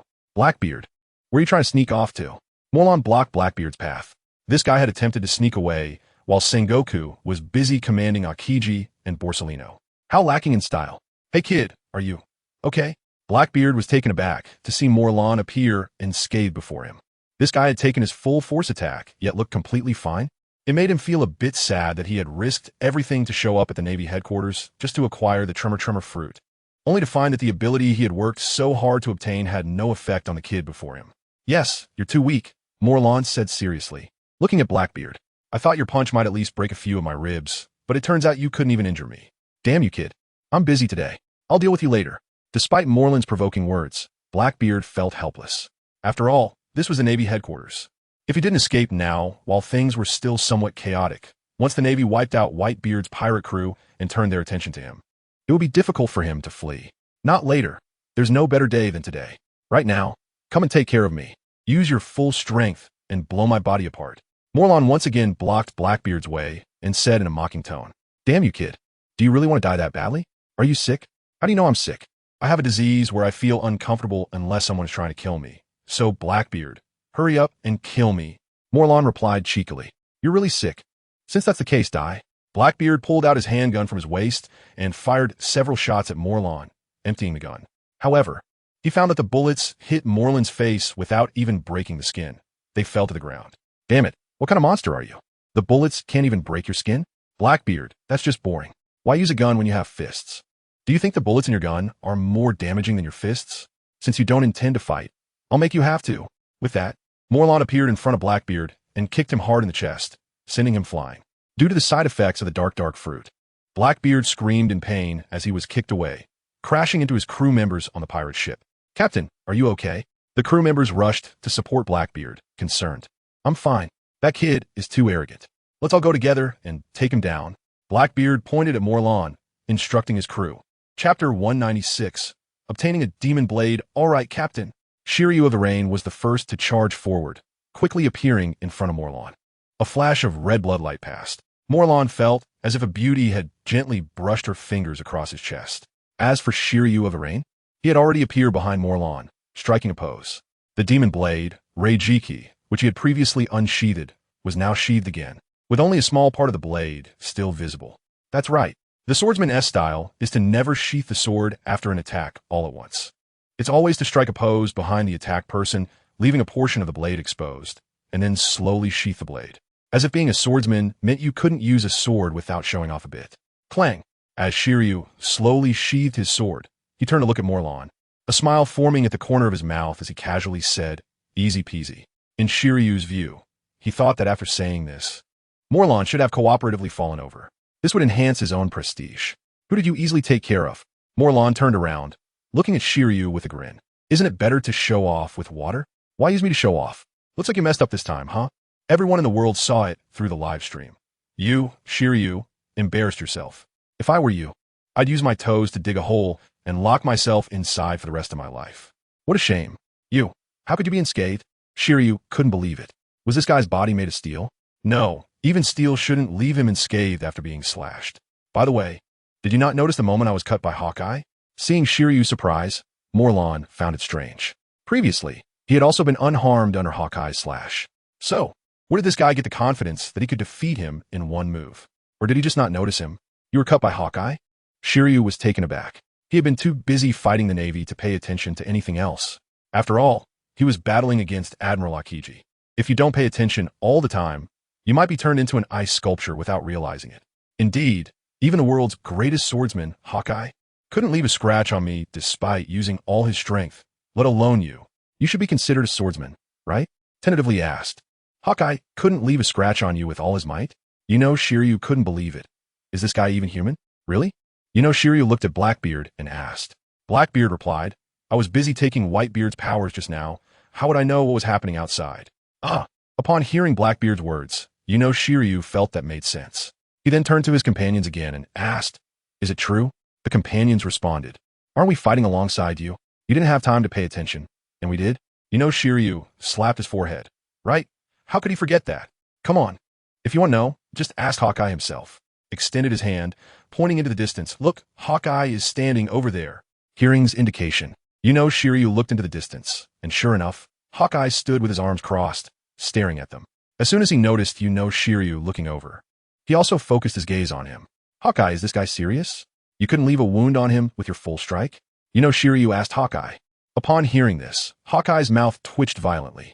Then he turned his head away, ignoring Shiryu. Of course, he wouldn't answer such an embarrassing question. Is this a joke? Seeing this, Shiryu felt his heart sink. Hawkeye's action seemed to tell him that this was true. This kid in front of him had such terrifying physical strength. Isn't Kaido of the Beasts just about this level? Shiryu never expected that the first opponent he encountered after escaping impelled down would be so frightening. If his attacks couldn't have any effect, how could he fight? Shiryu, are you scared? Looking at the hesitant, Shiryu said lightly, if that's the case. Your sword will cry. No sword wants to follow a useless master, let alone a demon's sword. Buzz. At that moment, Shiryu noticed that the Raijin in his hand was trembling, seemingly responding to his words. As a demon sword, it loves blood the most. But now, its master seemed to be afraid, even too scared to draw the sword, which angered Raijin. This kind of swordsman doesn't deserve to be my master. Look, your sword is crying. Didn't expect that what he casually said would actually happen. However, it wasn't impossible for a demon sword to have a spirit. After all, ships have spirits too. Isn't it normal for swords to have spirits? Buzz. The Raijin in Shiryu's hand trembled even more violently. The next moment, Raijin broke free from Shiryu's grasp, directly flying towards. Was stunned. Is this a pie falling from the sky? Seeing the demon sword actively flying into his arms, reached out and caught it. A demon sword given for free should not be passed up. He held the scabbard in one hand and grabbed the hilt with the other, then gently pulled it out. The scarlet blade radiated a dazzling light. It was quite eye-catching. Could even feel that there seemed to be blood flowing on the blade. An ominous feeling arose. Seemed to see a mountain of corpses and a sea of blood, as if he saw countless lives being devoured by this demon's sword. Raijin, what are you doing? Shiryu stared blankly at the Raijin that flew out of his hand, hardly believing it. This is betrayal, outright betrayal. You should know that his nickname is Shiryu. The rain refers to the demon sword Raijin. Without the demon sword Raijin, wouldn't he be living a lie? Buzz. Raijin trembled in his hand, seemingly responding to Shiryu's words. You can betray impel down, so why can't I betray you? A good bird chooses its tree to rest in, and a fine sword chooses its master to serve. You. Shiryu pointed at the demon sword Raijin, so angry he couldn't speak. What do you mean? A beauty matches a hero. A fine sword is gifted to a hero. Raijin belongs to me, it's only fitting. Drew Raijin, pointing it at Shiryu. The blade of Raijin also exuded a chilling murderous aura, seemingly wanting to slay Shiryu, its former master, as a tribute to its new master. Chapter 197. Is it human or ghost showing off while I'm the only one getting beaten? Raijin, Shiryu never expected that one day Raijin would emit murderous intent towards him. We have been partners for decades. To let you absorb blood, I killed criminals and impelled down, leading to my death sentence. I sacrificed so much for you, and this is how you repay me? You know Shiryu couldn't believe it. If it weren't for Raijin, he would still be the chief warden of Impel Down, right? How could he have fallen to become a pirate? And now, this is how Raijin repays him? Buzz. Raijin trembled in his hand again, seemingly responding to Shiryu's words, seemingly explaining, defamation, new master, he's defaming me. Clearly, he himself has a murderous personality and enjoys torturing criminals. Yet he pushes the blame onto me? I'm just a simple demon sword. How could I possibly sway him? Shiryu. You bastard, you are the one defaming. You ungrateful wretch. When you meet someone stronger, you abandon your old master. A two-faced person will eventually be cast aside by the new master. Shiryu seemed to understand Raijin's meaning, cursing at the sword. Buzz. Raijin trembled again. It seemed to say, humph. Even if I'm abandoned by the new master, I would rather, at least, it's better than following a useless former master like you. How infuriating. Just a mere demon's sword, actually daring to insult me? You know Shiryu's face turned red with anger. Just then, a shout came from Blackbeard in the distance. Shiryu, what are you still doing? Run. Yes. Blackbeard had secretly brought people to sneak away to the distance at some point. They were about to reach the seaside position. You know Shiryu exclaimed, damn it. You guys ran away without taking me with you? You know Shiryu cursed loudly. Where's the so-called camaraderie? Abandoning me to run on your own. How can you call yourselves companions? Stop talking nonsense. Hurry up and leave. Losing the sword is fine. Once we get back to the new world, I'll get you a stronger sword. Blackbeard shouted at Shiryu. While speaking, he quickly ran towards the seaside. Along the way, although there were Marines trying to obstruct them, they were completely no match for Blackbeard and his crew. They easily cleared a path to the sea. Shiryu was still hesitating. After all, saying that Raijin was his life might be a bit exaggerated. But for a swordsman, a sword is indeed a very important companion. Leaving Raijin behind to escape was something Shiryu found hard to do. However, even if he stayed, what would be the use? Raijin had already abandoned him. Even if he could forcibly take it back from the Ink Dragon, it probably wouldn't respond to him like before, right? And, could he really take Raijin back from the Ink Dragon? Maybe not. Damn it. Thinking of this, Shiryu stomped his foot and turned around, running towards Blackbeard. That's right, Shiryu. A sword can be found again, but if a person is gone, then everything is lost. Seeing Shiryu finally running towards him, Blackbeard was very happy. After all, the other party was an important combat force of the Blackbeard pirates. If he fell at the Navy headquarters, Blackbeard would be quite disappointed. Run? Do you think you can escape? Blackbeard, Marshal D, teach. Suddenly, a voice came from beside him.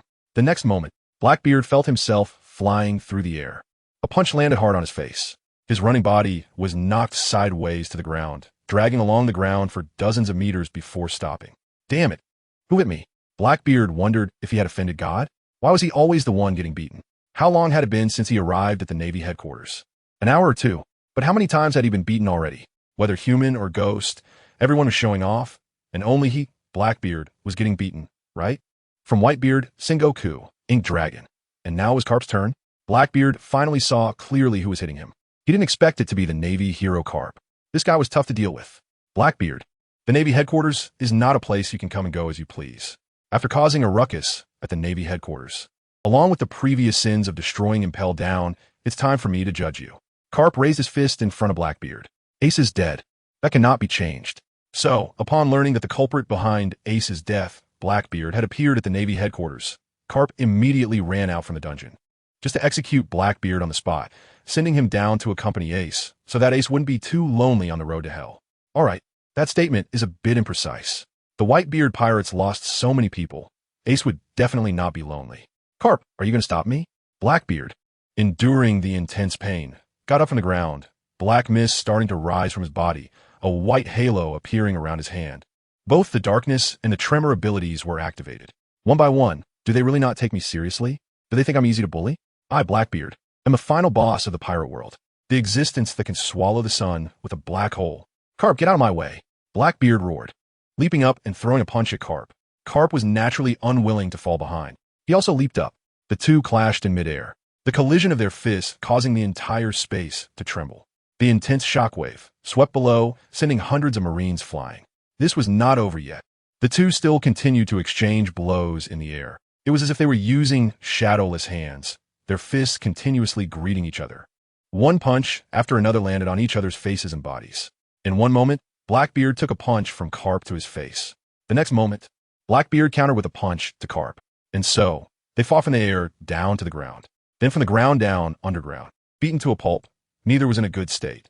Suddenly, a thick white mist rose again over the sea, enveloping the entire surface. What is going on? Again, the Marines stopped fighting. After all, their vision was obscured by the white mist, making it impossible to see the enemy. In such a situation, they couldn't fight at all.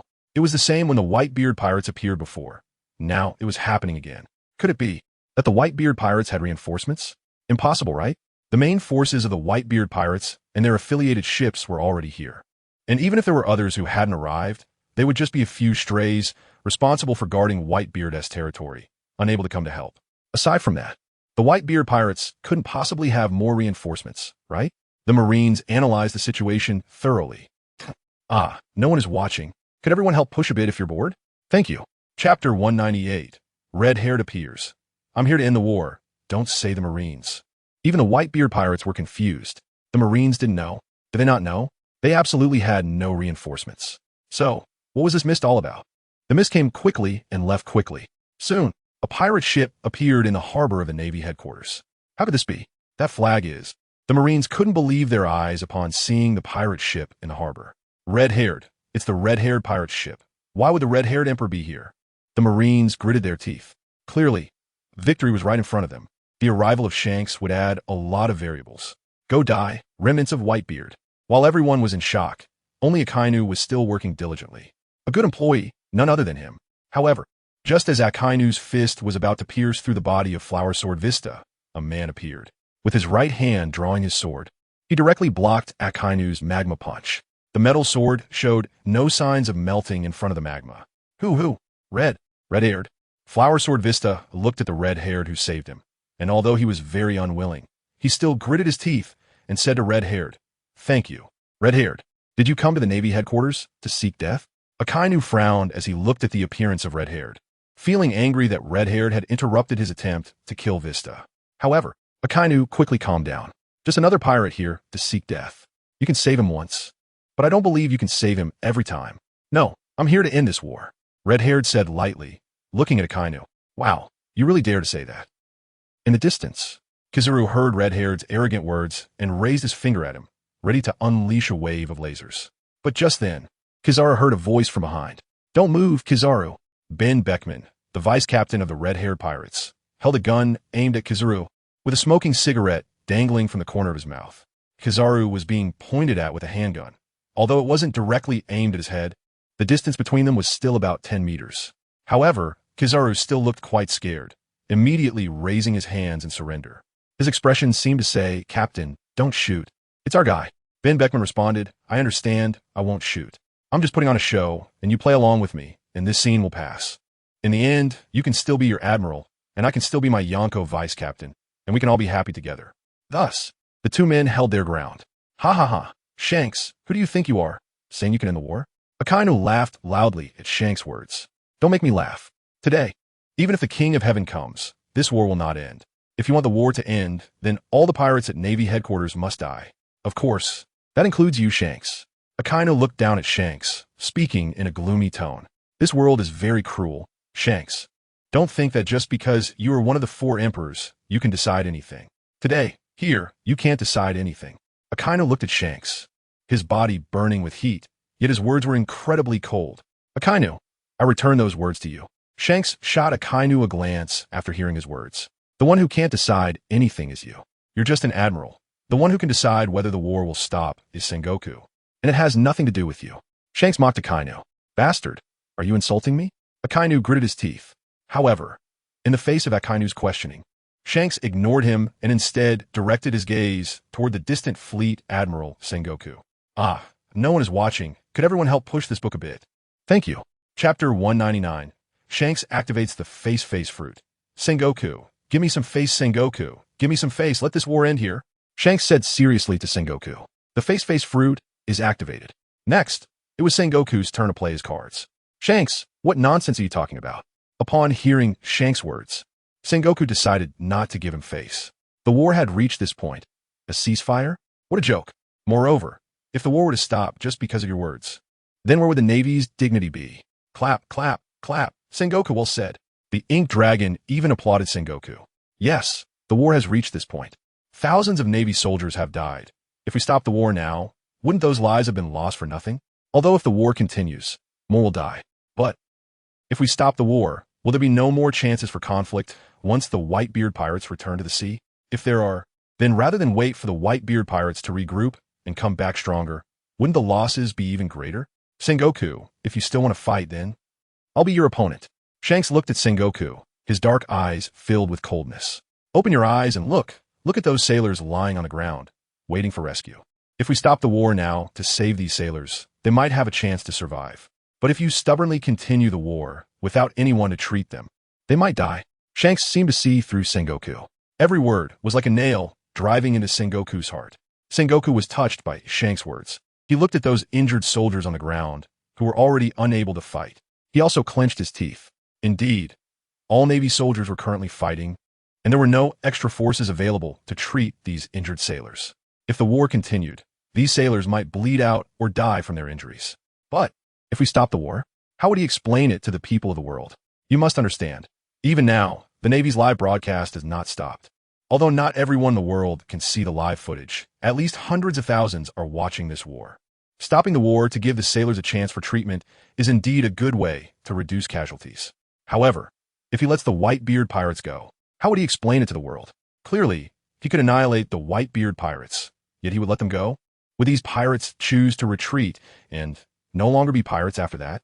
If not, then when they meet again, they would definitely have to fight. So, Sengoku still gritted his teeth. Shanks, it's impossible to stop the war. Today, the annihilation of the Whitebeard pirates is already destined, and no matter who comes, the outcome cannot be changed. Under pressure, Sengoku shouted loudly at Shanks. Don't think that just because your red-haired pirates have appeared, you can change the Navy's actions. So Shanks, I won't give you this face. Sengoku replied resolutely. Although, this was very unfair to those waiting for treatment. But, isn't there always casualties in war? He believed those sailors were already prepared. Shanks frowned. He didn't expect Sengoku to be so tough. Clearly, the other party was indecisive. What happened today? Who gave him the confidence? Sengoku, are you sure you want to continue? Do you think with me, Shanks, participating that the Navy can still win this war? Shanks did not truly intend to fight. He was just threatening Sengoku. Yet he did not expect Sengoku to be unaffected by his threats. Damn it. The face-face fruit activation didn't work. Why can't we win? Hearing Shanks' words, Sengoku laughed. This is Navy headquarters, the headquarters of the only overlord of the sea. Do you think a mere 4 emperor like you can make the Navy, the only overlord of the sea, retreat? In this sea, only the Navy is the strongest force. Shanks, don't get it wrong. Thinking that just because you've gained the title of 4 emperor, you can actually act like an emperor and command anyone. In fact, you're just a mere pirate. The world's strongest man, Whitebeard, has already died in battle. You're next. Sengoku believed that the Navy still held an absolute advantage. Even if Shanks came, it wouldn't change anything. Agreed with this idea. After all, compared to the original situation, there are now 2 fewer emperors. Luffy and Buggy haven't shown up yet. The notorious criminals from Impel Down are also absent. The Revolutionary Army hasn't arrived either. In short, the Navy still holds quite an advantage. Carp against Blackbeard. Akainu against red-haired Shanks. The remaining sailors against the pirates. Sengoku can still observe the entire battlefield. Sengoku's firm response left red-haired Shanks feeling somewhat embarrassed. Originally, he thought that with his influence, along with Sengoku wanting to save those sailors who could be treated, they would choose to end the war. After all, the Navy's objectives have been largely achieved. Fire Fist Ace has been successfully executed. Whitebeard, who came to rescue him, is dead. The Whitebeard pirates have also suffered heavy losses. Out of dozens of captains, only a few are still hanging on. Of the 50,000 pirates that came to the Navy headquarters, only about 10,000 can still stand. A loss of up to 3/5. With such a Whitebeard pirates, what kind of waves can they stir, even if they return to the sea? Not to mention, Whitebeard is already dead. The affiliated pirate crews that were originally loyal to Whitebeard, will they continue to be loyal to the Whitebeard pirates? Probably not. After all, the reason they joined the Whitebeard pirates was because they admired Whitebeard's strength. But now that Whitebeard is dead, those affiliated crews will naturally seek new backing or become independent. The only ones left in the Whitebeard pirates are probably those from the Whitebeard main crew. Red-haired Shanks couldn't understand why Sengoku still wouldn't give him face in this situation. Does he want to continue fighting? Isn't he afraid that even if they win, they will leave the Navy in ruins? That's right, Shanks, give up on that thought. You can't change anything. The only thing you can change is that originally only the Whitebeard pirates would perish at the Navy headquarters, and you, this fool, have come to offer yourself as well. In the end, the red-haired pirates will be buried here alongside the Whitebeard pirates. Kaido stared at Shanks, taunting him. Ah, no one is watching. Please help me push through the book drought. Thank you. Chapter 200. I am the man who will surpass Roger since that's the case then. Let's fight. Shanks sighed. If he compromises now, won't it make people think he's afraid? That's right. Go to hell, great fire. Akainu's arm turned into a gigantic magma arm, and he punched fiercely at Shanks. Shanks continued to block with his sword. However, the immense force still pushed Shanks back several meters. Seeing this, knew that history had been changed again. Now, who knows what the world will become? However, what does it have to do with him? The turbulent sea is exactly what he hoped for, right? Without great chaos, how can there be great order?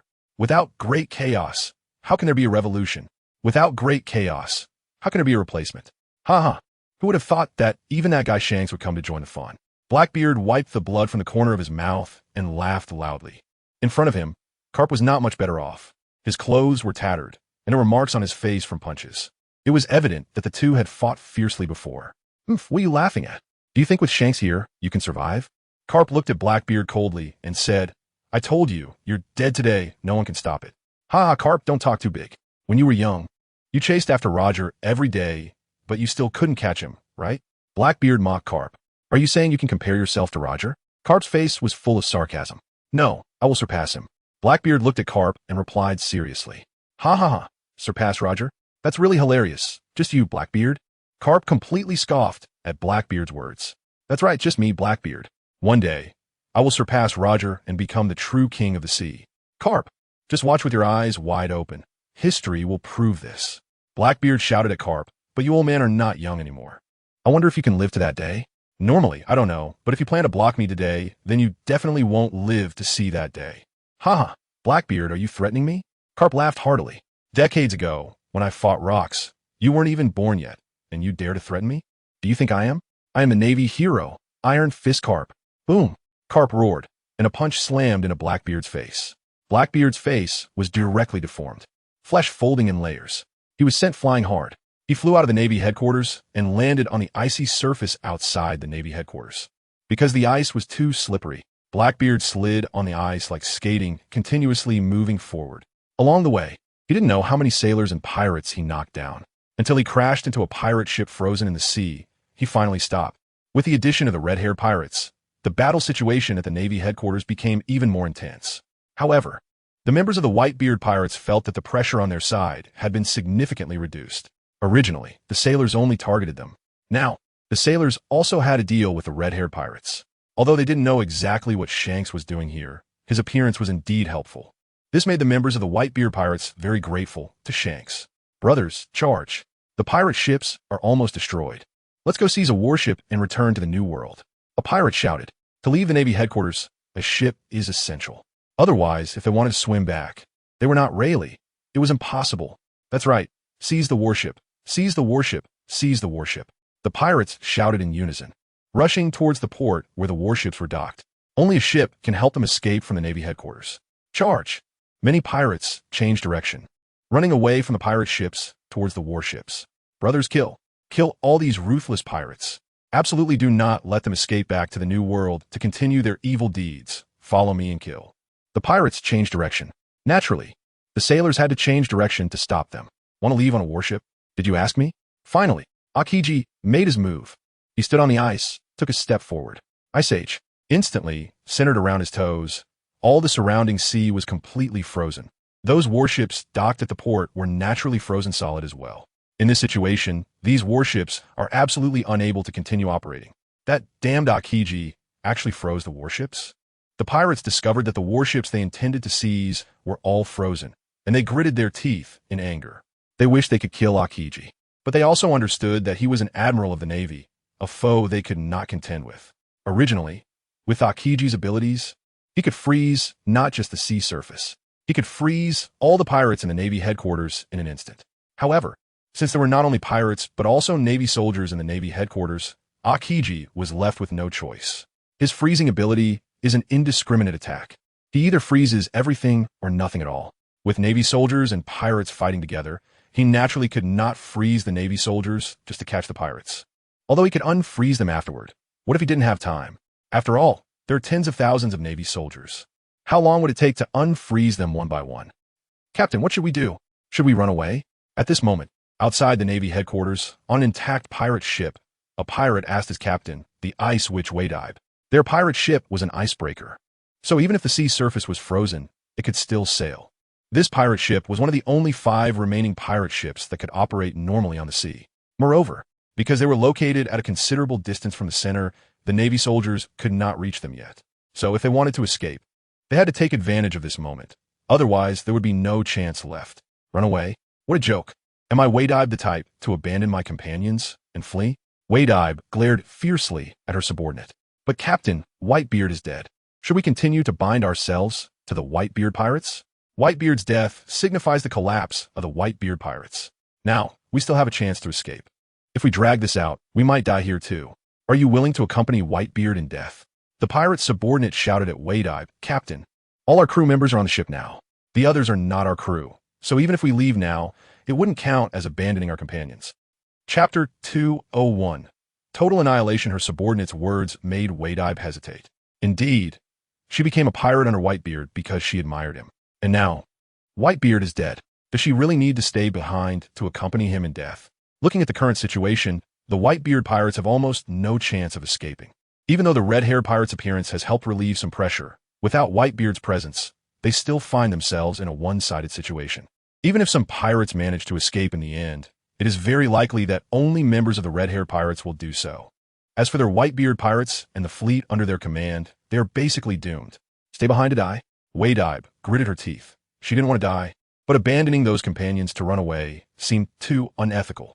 It was truly a dilemma. Damn it, why couldn't there be a better choice?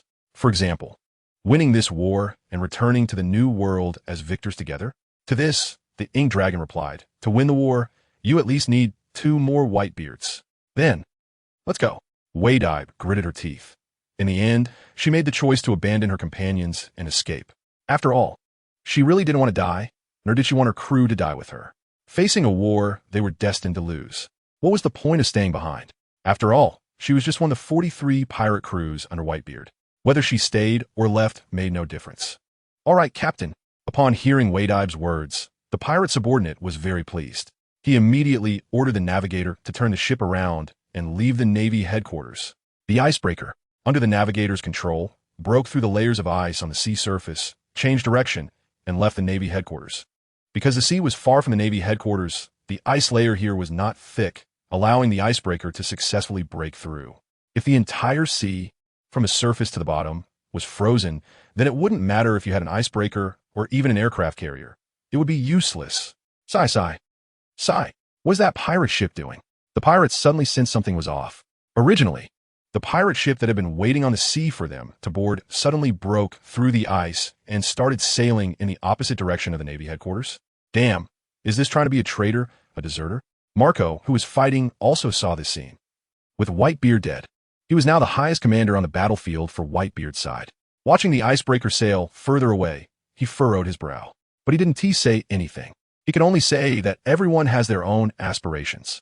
Since Wadib was unwilling to share the hardships with the Whitebeard pirates, then let her be. Especially in this kind of war situation, he couldn't say much. After all, staying behind offered almost no hope of victory. And if they didn't run now, once all the pirate ships were destroyed, there would be no chance to escape. Under the premise of a high probability of total annihilation, he couldn't really blame the other party for anything. Thinking this way, Marco joined the battle again. Even if the chances were slim, he had to do his utmost to create an opportunity for his companions to escape. Even if there was only a 1% chance, he would never give up. With this thought, Marco transformed into the Phoenix and launched an attack at the pursuing Navy soldiers. Several pursuing Navy soldiers were knocked away by Marco's wings. At this moment, the icebreaker was getting further away from the Navy headquarters. Soon, it would completely escape the Navy headquarters control. The pirates on the ship were all overjoyed, feeling they had escaped the calamity, although it was at the cost of abandoning their companions. However, just as they were celebrating, suddenly, a flash of light appeared above them. What is going on? Everyone looked up at the sky. It should be noted that the weather was overcast, the sky completely covered by dark clouds, with no sunlight at all, so This sudden dazzling light was very unusual. The light disappeared. A man appeared in the air, wearing sunglasses. Leering down at the pirates below. It's the Admiral, Admiral Kizuru. The pirates, upon realizing the figure that appeared after the light vanished, shouted in unison. At the same time, they felt sorrow for their fate. The Admiral is caught up. Could they still escape? Oh, I didn't expect there's still people wanting to run away. But, can you escape? The yellow monkey looked lewdly at the pirates below, making an attacking gesture. Not good, a large-scale attack is coming, quickly dodge. The pirates shouted, urging the navigator to maneuver the pirate ship with a serpentine movement. However, 8 Shaku SJ. The yellow monkey unleashed the 8 Shaku SJ, and countless light points shot out. The pirate ship below, moving in a serpentine manner, was instantly pierced through, leaving it riddled with holes. The pirates' bodies were also pierced like honeycomb. Finally, with a loud bang, a huge explosion sounded, and the entire pirate ship blew up, shattering into pieces of broken wood. The pirates on the ship also perished one by one, dodging in a serpentine manner to avoid this old man's attack. Who do you think you're looking down upon? The yellow monkey disdainfully glanced at the exploding pirate ship below, then turned and left. Who doesn't know that my attacks are the most accurate? In the distance, the pirates on the ice saw this scene and fell silent. They had thought that the ice-breaking ship could escape, but unexpectedly, not only did they fail to escape, but they were also completely wiped out. They died faster and earlier than those pirates who were still fighting desperately. At this moment, they didn't know whether to feel fortunate that they hadn't boarded the ship. Meanwhile, the pirates also stopped their escape, because, even if they managed to board the pirate ship and escape from the Navy headquarters, it was still very likely that they would end up like the ice-breaking ship, completely annihilated. It's important to know that the 3 admirals of the Navy are all capable of area attacks. They're not attacking now because there are Navy soldiers gathered around the pirates. If they were to use area attacks, it would involve the Navy soldiers. But if they escaped to the pirate ship, wouldn't that mean the admiral could attack without restraint, taking the ship and everyone on it in one go? Damn it. Does heaven really not give us a way out? A pirate knelt on the ice, fiercely pounding the surface with his fists, venting all his frustration. Why not? Let us just fight it out. We can't escape on the pirate ship. It's better to fight the Navy and take down as many as we can. Let the Navy soldiers know that our white-beard pirates are not to be trifled with. A pirate shouted, "Oh, oh!" This shout received the agreement of most pirates. If they were destined to die, then it would be better to fight until the very last moment and die gloriously, rather than being taken away by the yellow monkey on a pirate ship. That's just not worth it. New book, One Piece, starting off with Kaido's death. Click the author's name to check it out. Chapter 2, O2 Hancock, Kneel and Call Me Daddy. With a determination to fight to the death, the morale of the pirates began to soar. The Navy soldiers felt that the pirate strikes with their swords were stronger than before. However, the Navy soldiers would not admit defeat. They were the ones in the advantageous position. For a moment, the battle became even more intense. Broken limbs and corpses were scattered everywhere, and blood stained the ice. Shouts and wails intertwined. Death and survival coexisted. 8 Shaku SJ. 8 Shaku SJ. 8 Shaku SJ. After destroying the ice-breaking ship, the yellow monkey seemed to become addicted, starting to destroy pirate ships frozen in the ice one by one. Just like that, those intact pirate ships were all taken down by the yellow monkey S.H. Shaku SJ. At this moment, all the pirate ships had been destroyed. It can be said that the pirates no longer had any retreat left. Oh no, there is still one pirate ship docked at the port. It belongs to the red-haired pirates. Why wasn't he destroyed? Perhaps it's because Beckman is too terrifying. The yellow monkey would rather raise his hands and surrender than dare to destroy the red-haired ship. That bastard yellow monkey. Marco saw the yellow monkey destroy all the pirate ships, completely shattering their hopes. He gritted his teeth in anger. Turning into a phoenix, he charged towards the yellow monkey. Crane Claw. The phoenix rushed in front of the yellow monkey, striking with a claw on his chest. The yellow monkey transformed into a beam of light and shot into the ice. Then it exploded, creating a huge pit in the frozen sea. Boa Hancock, where are you going? In the rear waters of Navy headquarters, Boa Hancock was trying to sneak away. Staying would definitely put her under the control of the dragon. So, Boa Hancock planned to sneak away while the dragon wasn't paying attention, and then find a deserted island to survive. After all, being publicly known as a former celestial dragon slave or spending her life as the dragoness made were both things she didn't want. Instead of having her life controlled, it would be better to find a deserted island and live out the rest of her life. However, Boa Hancock, didn't he expect that, even though she was trying to sneak away, she was still discovered? I just came here for a walk, do you believe me? Boa Hancock clutched her skirt with both hands, blushing, and shyly looked at the dragon as she replied. Huh, do you think I would believe you? The dragon looked at Boa Hancock with a cold smile. Woman, do you think you can escape my control? Don't even think about it. For the rest of your life, you will be under my command, shivering in fear and unable to do anything. Do you understand? Faced with the dragon's tyranny, Boa Hancock was very angry but dared not refute. What could she do against such a powerful man? She couldn't fight him, and her biggest secret was held over her like leverage. She felt hopeless. I understand. I will only be able to submit to you for the rest of my life. Boa Hancock hung her head, her chin almost buried in her chest, not daring to meet the dragon's gaze. Since you know your mistake, then kneel. The dragon said to Boa Hancock. What? You want me to kneel? Boa Hancock's eyes widened in disbelief as she looked at the dragon. She couldn't believe she heard that correctly. Of course, if you do something wrong, you must be punished. The dragon said matter-of-factly, you actually thought about escaping. So what's wrong with punishing you a bit? Even if you want to punish me, you don't have to make me kneel, right? Boa Hancock said hesitantly, unwilling to kneel. After all, she was the Empress of Amazon Lily. Usually, others knelt before her. Well, had she ever knelt before anyone? If the punishment doesn't make you feel sufficiently deep and painful, what will happen the next time you make a mistake? The dragon sneered. So, kneel down, Pirate Empress. I really know I was wrong. Can you not make me kneel? Boa Hancock walked over to Moke Long's side, wrapping her arms around his arm and playfully shaking it, saying, I promise I won't do it again next time, please. Just let me go this once. She acted cute towards Moke Long. Her flushed face, dreamy eyes, pitiful expression, and her soft, red lips moving up and down. All her actions seemed to be enticing. Damn, Boa Hancock, you're so good at this? I didn't expect you to be such a woman. Where did that cold demeanor go? Could it be that was all an act? Just to hide her inner weakness? Is this what you really look like? Moke Long was almost swayed. But in the end, he firmly said, no, today you must kneel. Moreover, no one here will see. So you want to feel embarrassed or ashamed? Want to feel embarrassed or ashamed? Hearing Moke Long's reassurance, Boa Hancock's face twitched violently. That's just what you think, right? I feel it's too humiliating and too embarrassing. However, seeing Moke Long so resolute, if she didn't comply, it might be hard for her to get through this, right? Damn it. I clearly acted cute just now, but I still couldn't get away with it. How heartless is this man? Facing the world's most beautiful woman, he can resist being moved and still insist she kneels? A man like this will definitely have trouble finding a wife. Boa Hancock cursed in her heart. New book, Pirate, starting off dead with Kaido. Click the author's name to check it out. Chapter 203 Hancock. Kneel and call me daddy continued. Woman, what are you hesitating for? Kneel down. Seeing Boa Hancock not moving for a while, Moke Long directly shouted. Shoo, keep your voice down, what if someone hears? After seeing Moke Long shout at her, Boa Hancock looked around and, finding no one, let out a sigh of relief. Don't shout, I'll kneel. Is that okay? Helplessly, Boa Hancock could only kneel in humiliation. If she didn't kneel, who knew what embarrassing things Moke Long might do to her? I'm kneeling now, is that enough? Boa Hancock shot Moke Long a glare and was about to stand up from the ground. However, a hand pressed on her shoulder. What are you doing? I've already knelt. Boa Hancock glared angrily at Moke Long. Moke Long smiled. When did I say that just kneeling would mean I forgive you? Boa Hancock. You're playing me?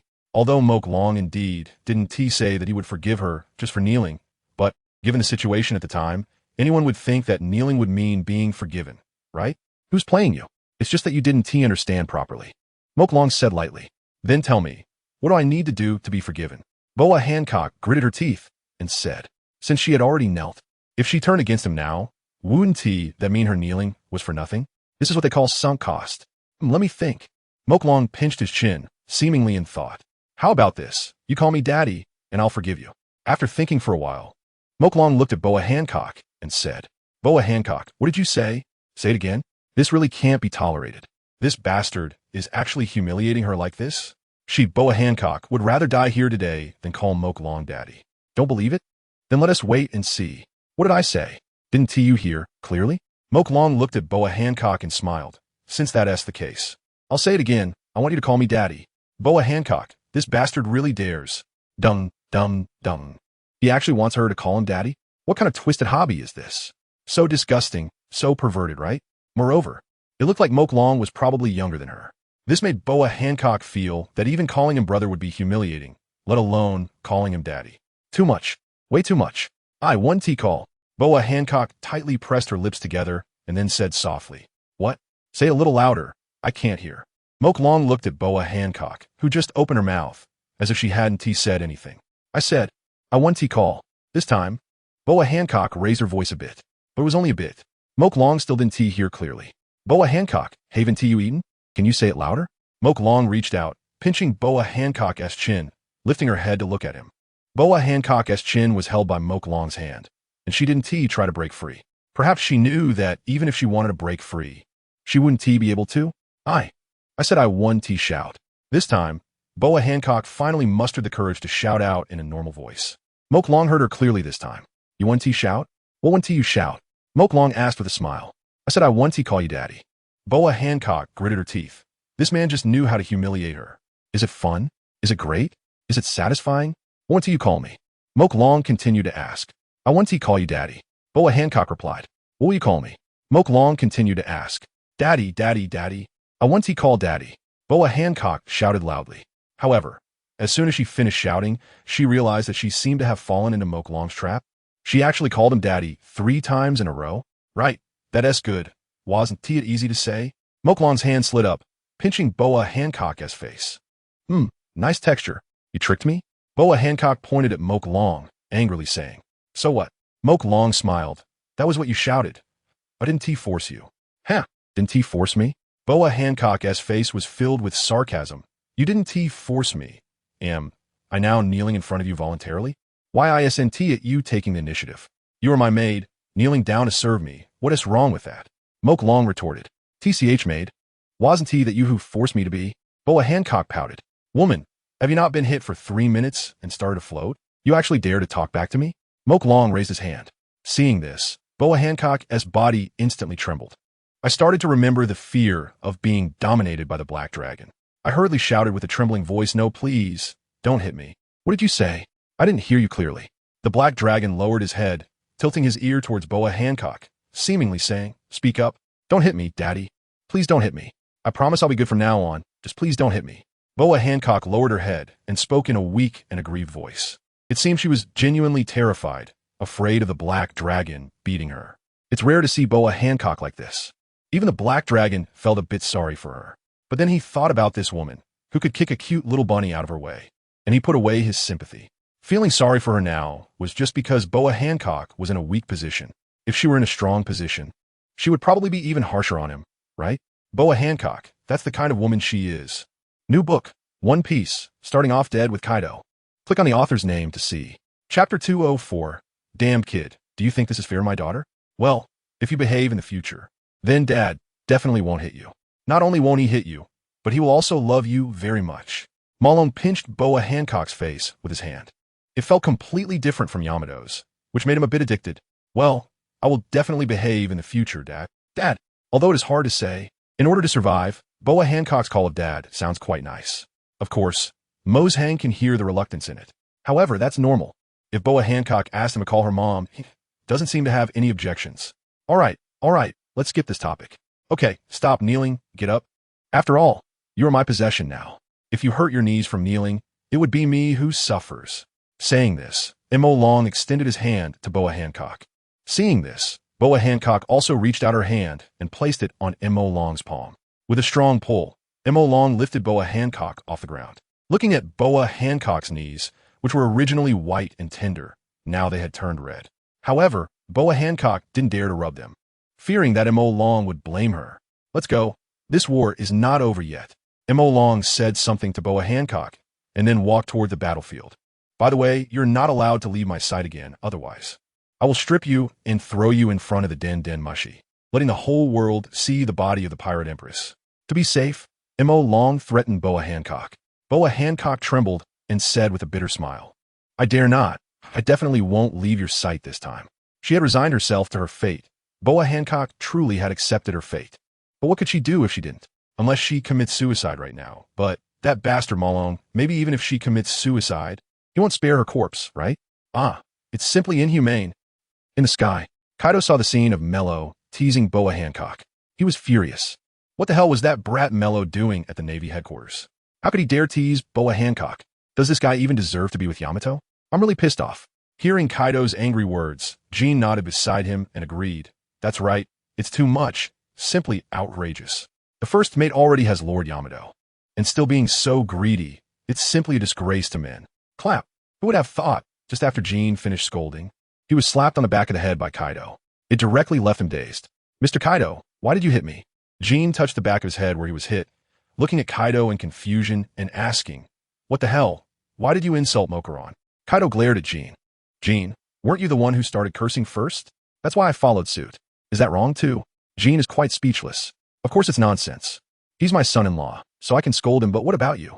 He is the deputy captain of the Beast. You are the big signboard. He is your superior, and you talk behind his back. Should you hit him? Kaido said confidently. Jean fell silent. Was it my fault for speaking too much? All right. It's my fault for talking too much. Damn it, Akainu. Well, Mr. Kaido, since you are very angry and feel that the first mate has wronged Master Yamato, why not go down and deal with him now? Jean felt that he couldn't be beaten for free. If he was getting hit, then the culprit Mo Long shouldn't have it easy either. So he jumped up and went to hit Mo Long. Bam. But what Jean didn't expect was that Kaido slapped him on the back of the head again. Jean was about to cry. Mr. Kaido, why did you hit me again this time? Did I say something wrong again? Nonsense. You're provoking the relationship between me and my son-in-law. Do you think you deserve to be beaten? Kaido continued to speak confidently. Jean, he reflected on his words. It indeed seemed to involve sowing discord. He fell silent. After all, it wasn't entirely unjustified. It's already over 200 chapters. I wonder if I can still make it to 300 chapters. One meal a day costs a boxed lunch. Sigh. Chapter 205. The Death of the Immortal Bird. Mo Long naturally did not know that everything he did was seen by Kaido. Of course. Even if he knew, it wouldn't matter. After all, Kaido personally took him to drink flower wine before. What he's doing now is nothing compared to drinking flower wine, right? When drinking flower wine, Xiao Zi was sitting in his arms. But now, he just pinched Boa Hancock's face, which is far from when they were drinking flower wine. Captain Kaido, how long are we going to keep watching? Jean is feeling a bit homesick. After all, being locked up in prison for half a month, he's already tired of it. What's wrong? Aren't you interested in this war that will determine the New World Order? Kaido looked at Jean strangely. It should be noted. He was watching it with great interest himself. After all, Whitebeard is dead, and the Whitebeard pirates have suffered heavy losses. Not to mention that the war is still ongoing. Even if the war were to end now, the Whitebeard pirates would be completely destroyed. Returning to the New World, they would have no competitiveness left. They would withdraw from the stage of the Four Emperors. On the other hand, that Blackbeard has obtained Whitebeard's Tremor fruit, along with the power of the Dark Fruit, plus those powerful criminals who escaped from Impel Down. Once this guy enters the New World, he is very likely to take Whitebeard's place as one of the Four Emperors. Of course, there is still the entry of Shanks to consider. Everything is still unknown. If both Red-Haired and Blackbeard die at the Navy headquarters, then the New World would completely belong to him. After all, Big MOM has already submitted to him. Whitebeard is dead. As long as he returns to the New World, the territory that originally belonged to Whitebeard would be easily within his grasp. If Red-Haired also dies here, then Red-Haired's territory would be easily obtained as well. In short, this war is very important for Kaido. It determines whether he can easily take over the New World. Of course, even if Red-Haired and Blackbeard return to the New World, Kaido is unafraid. With Big MOM by his side, no one in the New World can stand against them. However, he does not want to reveal that the Big MOM pirates have already submitted to him. Kaido is still waiting. He is waiting for the growth of Moku Long nowadays. Moku Long probably possesses strength comparable to his, but ultimately, it should still be lacking a bit. He wants to wait until Moku Long has the ability to crush him. When that time comes, he will unleash his full power. The so-called 20 years of no conflict, one fight to conquer the world. With absolute strength, sweep through the entire New World, bringing all the pirates and nations under his command. Finally, using the combined power of the New World, he will attack the Red Earth continent, bringing down the lofty celestial dragons and then sitting atop it himself. This is Kaido's script. Whether this script unfolds smoothly depends on the current great battle. Marco, fly. Show me if you can still fly now. Kizaru stood in front of Marco, looking at him, who was already handcuffed with Sea Prism Stone, and laughed. You dare to kick me? Do you really think that, by letting you go, you can do whatever you want? Damn it. Marco gritted his teeth. He didn't expect Kizaru to be so strong when he got serious. He was utterly unable to resist. It felt like fighting against Dad Whitebeard. After just a dozen exchanges, he was knocked down from the sky by Kizaru, handcuffed with sea prism stone, sealing his powers, and now he couldn't even run away. Someone, take him down. Kizaru shouted to the side, calling over a few soldiers. Admiral Borisolino, we don't have time to take him back to prison, and there's a risk in doing so. What if he escapes? A marine came over and said to Kizaru, recalling how the previous Inferno Ash had escaped in a similar situation. Kizaru thought about it and realized it made sense. In that case, let us execute him on spot. Kizaru squinted, holding his sword in one hand, and walked towards Marco, preparing to behead him with the Ama no Murakumo sword. Chapter 206, The Death of the Phoenix, continued. Damn it, what to do? Is my life really going to end here? Marco gritted his teeth. His hands were shackled with sea prism stone, making him feel powerless. Even standing up to run was impossible. Facing the approaching Kizaru, he felt his life was coming to an end. Run, Marco! Hurry up and run! Get up and run, Marco! The pirates also noticed the situation here and shouted at Marco. But Marco could only smile bitterly. If he could run, would he not? He wanted to run, but he couldn't escape. The Phoenix is about to become a dead bird. How do you feel about that? Kizaru stood in front of Marco, the light sword in his hand raised high, ready to fall at any moment and sever Marco's head. Feelings? Marco shook his head. He had no feelings. He only silently said, Dad, I'm sorry, I still couldn't run away. I'm coming to join you. With that thought, Marco closed his eyes. Oh, I didn't expect you to accept your fate so easily. Seeing Marco close his eyes, waiting for death, Kizaru was surprised. But that's fine. Dying first is better than watching one comrade die in front of him, and being the last one to die is more painful. Now, you don't have to feel that pain anymore. Saying this, Kizaru began to swing down with a light sword. Marco! Just as Kizaru's light sword was about to touch Marco's neck, scratching his skin, the arriving Diamond George crashed into Kizaru. Half of his body turned to diamond, violently colliding with Kizaru, sending him flying in a burst of light. After knocking Kizaru away, Diamond George picked up Marco with one hand and threw him towards his comrades while shouting, Take Marco away. I'll hold off Kizaru. Okay, Captain George. The pirates in the distance caught Marco, carrying him on their backs and continuing to flee. They didn't have the key to Marco's handcuffs, so they could only hope to escape first and then slowly unlock them. Damn it, George, you bastard. Who the hell told you to save me? Marco gritted his teeth and turned to curse at George, because, in Marco's view, George was just trading one life for another. In front of Kizaru, George was no match. Staying behind to block Kizaru was no different from seeking death. Hurry up and stop. We need to save George, Marco said to the pirate carrying him. Captain Marco, please don't make it difficult for me. Captain George told us to take you and run. Besides, in your current state, what can you do even if we go back? The pirate said, showing no mercy. After hearing that, Marco fell silent. Indeed, he was now shackled by sea prism stone, and even a random marine could easily take care of him.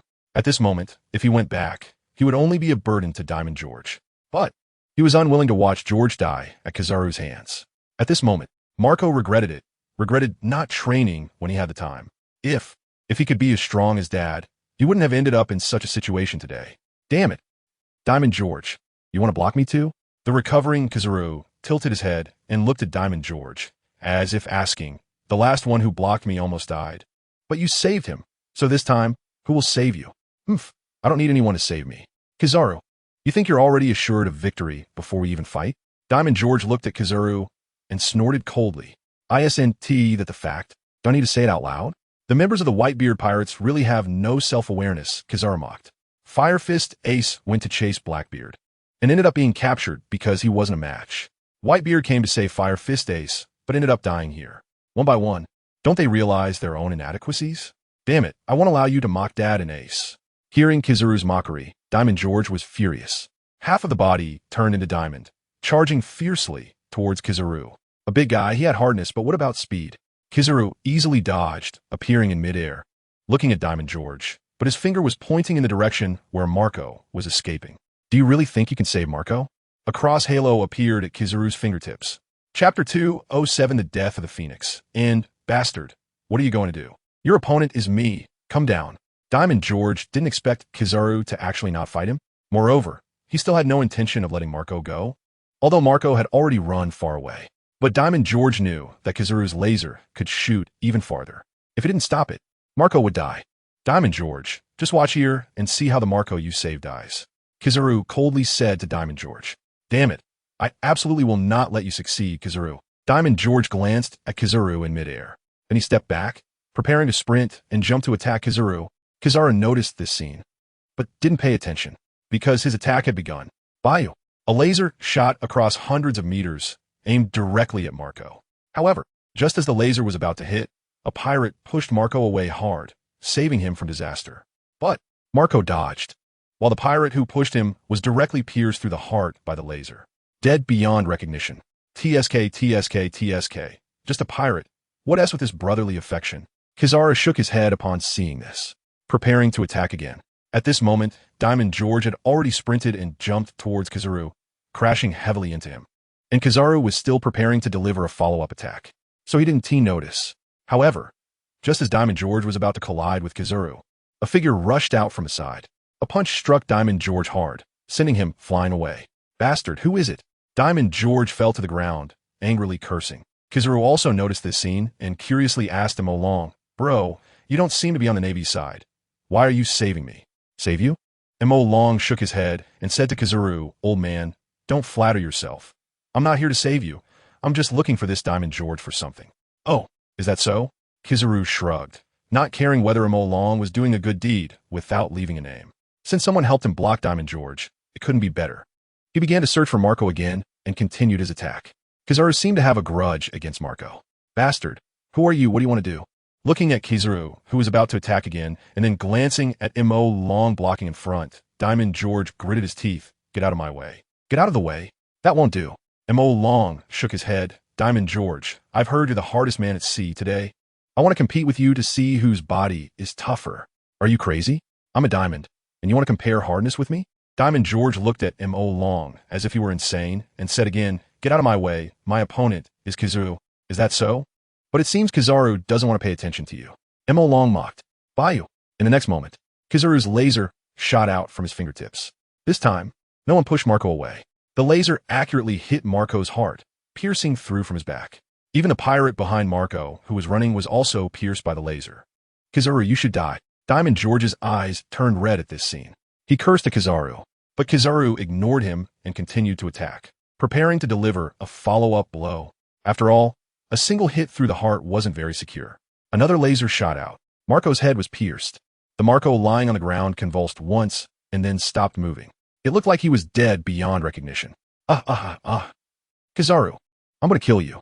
Diamond George was going crazy at this scene. His whole body turned into diamond, charging madly towards Kizaru. Chapter 208, The Death of Diamond George. However, just as Diamond George ran past Mo Long quietly extended a foot. Diamond George tripped and fell heavily to the ground with a thud. Due to inertia, he slid forward several meters before stopping. Bastard, what do you want? Spitting out the dirt stuck in his mouth, Diamond George stood up and pointed at Mo Long, cursing. What do I want? Hearing Diamond George's words, Mo Long smiled. Didn't I tell you earlier? I want to compete with you to see who is the hardest man at sea. So if you want to seek revenge on Kizaru, you have to kill me first. Although Mo Long felt that Diamond George was unlikely to kill him, even if he got hurt, it was also unlikely. Right now, he didn't even know how strong he had become. Because, long before coming to the Navy headquarters, he had already been able to defeat Big Mom's strongest son, Katakuri. And in terms of positioning, Diamond George might not even be as strong as Katakuri. Damn it, since you want to die, then I'll fulfill you. Diamond George gritted his teeth as he looked at Mo Long. He knew that if he couldn't get past Mo Long today, he would never be able to take revenge on Kizaru. Go to hell, brat, Diamond Impact. Diamond George shouted, half of his body turning into diamond, charging fiercely towards Mo Long. Seeing this, excitedly said, Good, come on, today let's use our most violent sides to prove who is the hardest man at sea. After saying that, Mo Long also charged forward. Boom! The two men used no fancy moves, relying solely on their own strength and the hardness of their bodies. A hard collision. The intense impact caused the ground to cave in, creating a large pit. In the next moment, Diamond George let out a scream, being knocked flying away. Baka, how is this possible? In midair, Diamond George couldn't believe that he had lost in this clash of strength, although he wasn't injured. But Diamond George still felt humiliated. Damn it again. As he fell from the air, Diamond George grabbed the ground with one hand, leaving 5 deep marks on the ground to halt his backward momentum, then pushed off forcefully with his toes, charging towards Mo Long again. As a diamond, He would never admit defeat in terms of body hardness. Bang! Another collision occurred, and Diamond George was once again knocked away. Seeing this, M.O. Long shook his head in disappointment and said to Diamond George, "Is this really your strength? Diamond George, you're truly weak. No wonder the Whitebeard pirates will be destroyed today. You're so weak, if you don't perish, who will? You bastard. I won't allow you to speak that way about the Whitebeard pirates." Diamond George roared in madness. "And the Whitebeard pirates will not perish." Roaring, Diamond George howled, his entire body turning to diamond and covered in a pitch-black hockey. "Kid, you've really angered me. I want you dead." Boom! As Diamond George stepped forward, the ground was crushed beneath his feet, leaving a footprint. Now, that's more like it. Looking at the serious and desperate Diamond George, M.O. Long smiled and thought, "You want to test me? Just look at whether you have the qualification to do so." Saying this, the two roared again and charged at each other. Their massive bodies collided violently. This time, M.O. Long did not hold back. The tremendous force from the collision of shoulders and arms impacted Diamond George. Gritting his teeth, Diamond George unleashed all his strength. He wanted to smash this bastard who humiliated the Whitebeard pirates into pieces. Boom! At the moment of their collision, the ground couldn't withstand the immense pressure and collapsed. Soon after, a cracking sound echoed, as if something had shattered. Next, an overwhelmingly powerful force emanated from M.O. Long's body, sending Diamond George flying. Blood sprayed into the air. This was something Diamond George had not anticipated. He had clearly used his strongest power, so why was he losing? Moreover, cracks had appeared on his diamond-like body. Diamond George couldn't believe it. M.O. Long had actually shattered his hockey-covered diamond body with mere physical impact. What was this guy's body made of? He was simply a monster. Boom! Diamond George's body fell heavily from the air, smashing into the ground and creating a large pit. In the pit, Diamond George tried to reach out, grasping the edge of the pit to climb up and continue fighting. He couldn't let down the reputation of the Whitebeard pirates. As long as he wasn't dead, he would fight until the end. However, he still underestimated the impact of M.O. Long's hit. The powerful force not only shattered his diamond-like body, but also displaced his internal organs. Although it looked like his injuries weren't severe, they were actually internal injuries. Another mouthful of blood spewed out, and Diamond George's hand, which was clinging to the edge of the pit, suddenly loosened and fell. Diamond George clutched his chest, constantly coughing up blood, until he lost the breath of life. After the immortal Marco, Diamond George died. Chapter 209, Kizaru vs. M.O. Long. Clap, clap, clap. What a terrifying little brat. In the distance, Kizaru slowly walked towards M.O. Long, clapping his hands as if appreciating M.O. Long's strength. With just one strike, he was able to kill Diamond George. "Kid, you're more terrifying than Kaido was in his youth. Therefore, you absolutely cannot return to the sea. Otherwise, you will become a nightmare for the Navy." Kizaru recognized M.O. Long. After all, M.O. Long had a file at the Navy headquarters. His first appearance at the Navy headquarters was as a suspect in the destruction of the G5 branch. Ultimately, the Navy, through their informants, discovered that M.O. Long was actually Kaido's son-in-law. Although due to Whitebeard's influence, the Navy's actions against M.O. Long were inconclusive. But now, with M.O. Long actively appearing at the Navy headquarters, Kizaru naturally couldn't just watch him leave. Just a nightmare for the Navy? Hearing Kizaru's praise, M.O. Long smiled. "I thought you would say I would become everyone's nightmare in the world. Being a nightmare for the Navy means you would naturally also be a nightmare for the whole world." Kizaru looked at M.O. Long and said flatly, "So, are you going to kill me?" "No problem, if you have the ability." M.O. Long provoked Kizaru. "Kid, don't think that just because you killed Diamond George you can be so arrogant. He and I are not on the same level." Kizaru wasn't too angry. However, M.O. Long's words were indeed irritating. "Kizaru, why are you so quick to deny it? I never said you and Diamond George were on the same level, did I? Are you denying it so eagerly because I hit a sore spot?" M.O. Long blinked at Kizaru. "Kid, since you're here, it means that NTI Jean was saved by you, right?" Kizaru figured it out. He had found it strange when Jean first escaped from prison, who had set him free. Initially, he thought it might have been the Whitebeard pirates trying to create more chaos by releasing Jean. But now seeing M.O. Long, the son-in-law of Kaido, it was clear that Jean was released by this guy. Does this matter? M.O. Long shrugged. Jean has already run away. It's completely meaningless to dwell on who released him. Isn't it? Instead, shouldn't you be capturing me while I'm still here at the Navy headquarters? After capturing me, you could publicly execute me, just like today, lure Kaido over, and then wipe out the beast pirates in one fell swoop. Kizaru. Kid, do you have a grudge against Kaido? He looked at M.O. Long strangely, wondering why this guy wanted to set Kaido up. No, Mo Long replied flatly. Then why are you trying to set Kaido up? Kizaru asked. That's not a setup. That guy Kaido has a dream, which is to start an earth-shattering war. So, I'm actually helping him. Mo Long said seriously. Starting an earth-shattering war? Kizaru glanced around at the people fighting, shaking his head. This can't be considered earth-shattering. It's just the Navy eliminating a group of pirates. It's just a small scene. True. This scene is indeed not big. Mo Long nodded. All right, I've said too much nonsense. Kizaru, come on, let me see the strength of a Navy admiral. As you wish. Kizaru extended his hand, pointing at Mo Long. His finger emitted a cross-shaped light. Bayou, bayou, bayou. Kizaru's fingertips continuously shot out lasers. The yellow light swept across the battlefield, accurately targeting Mo Long. The scorching heat surged, and the powerful penetrating force acted on Mo Long. If it were anyone else, their body would have been pierced, leaving charred puncture wounds. However, the lasers striking Mo Long's body did not cause him any wounds at all. Mo Long's physique had become so abnormal that even an admiral's attack could be nullified. Kizaru, you can't do it either. Mo Long reached out and patted his clothes, as if the laser that Huang Yuan had just shot at him was some kind of dirt.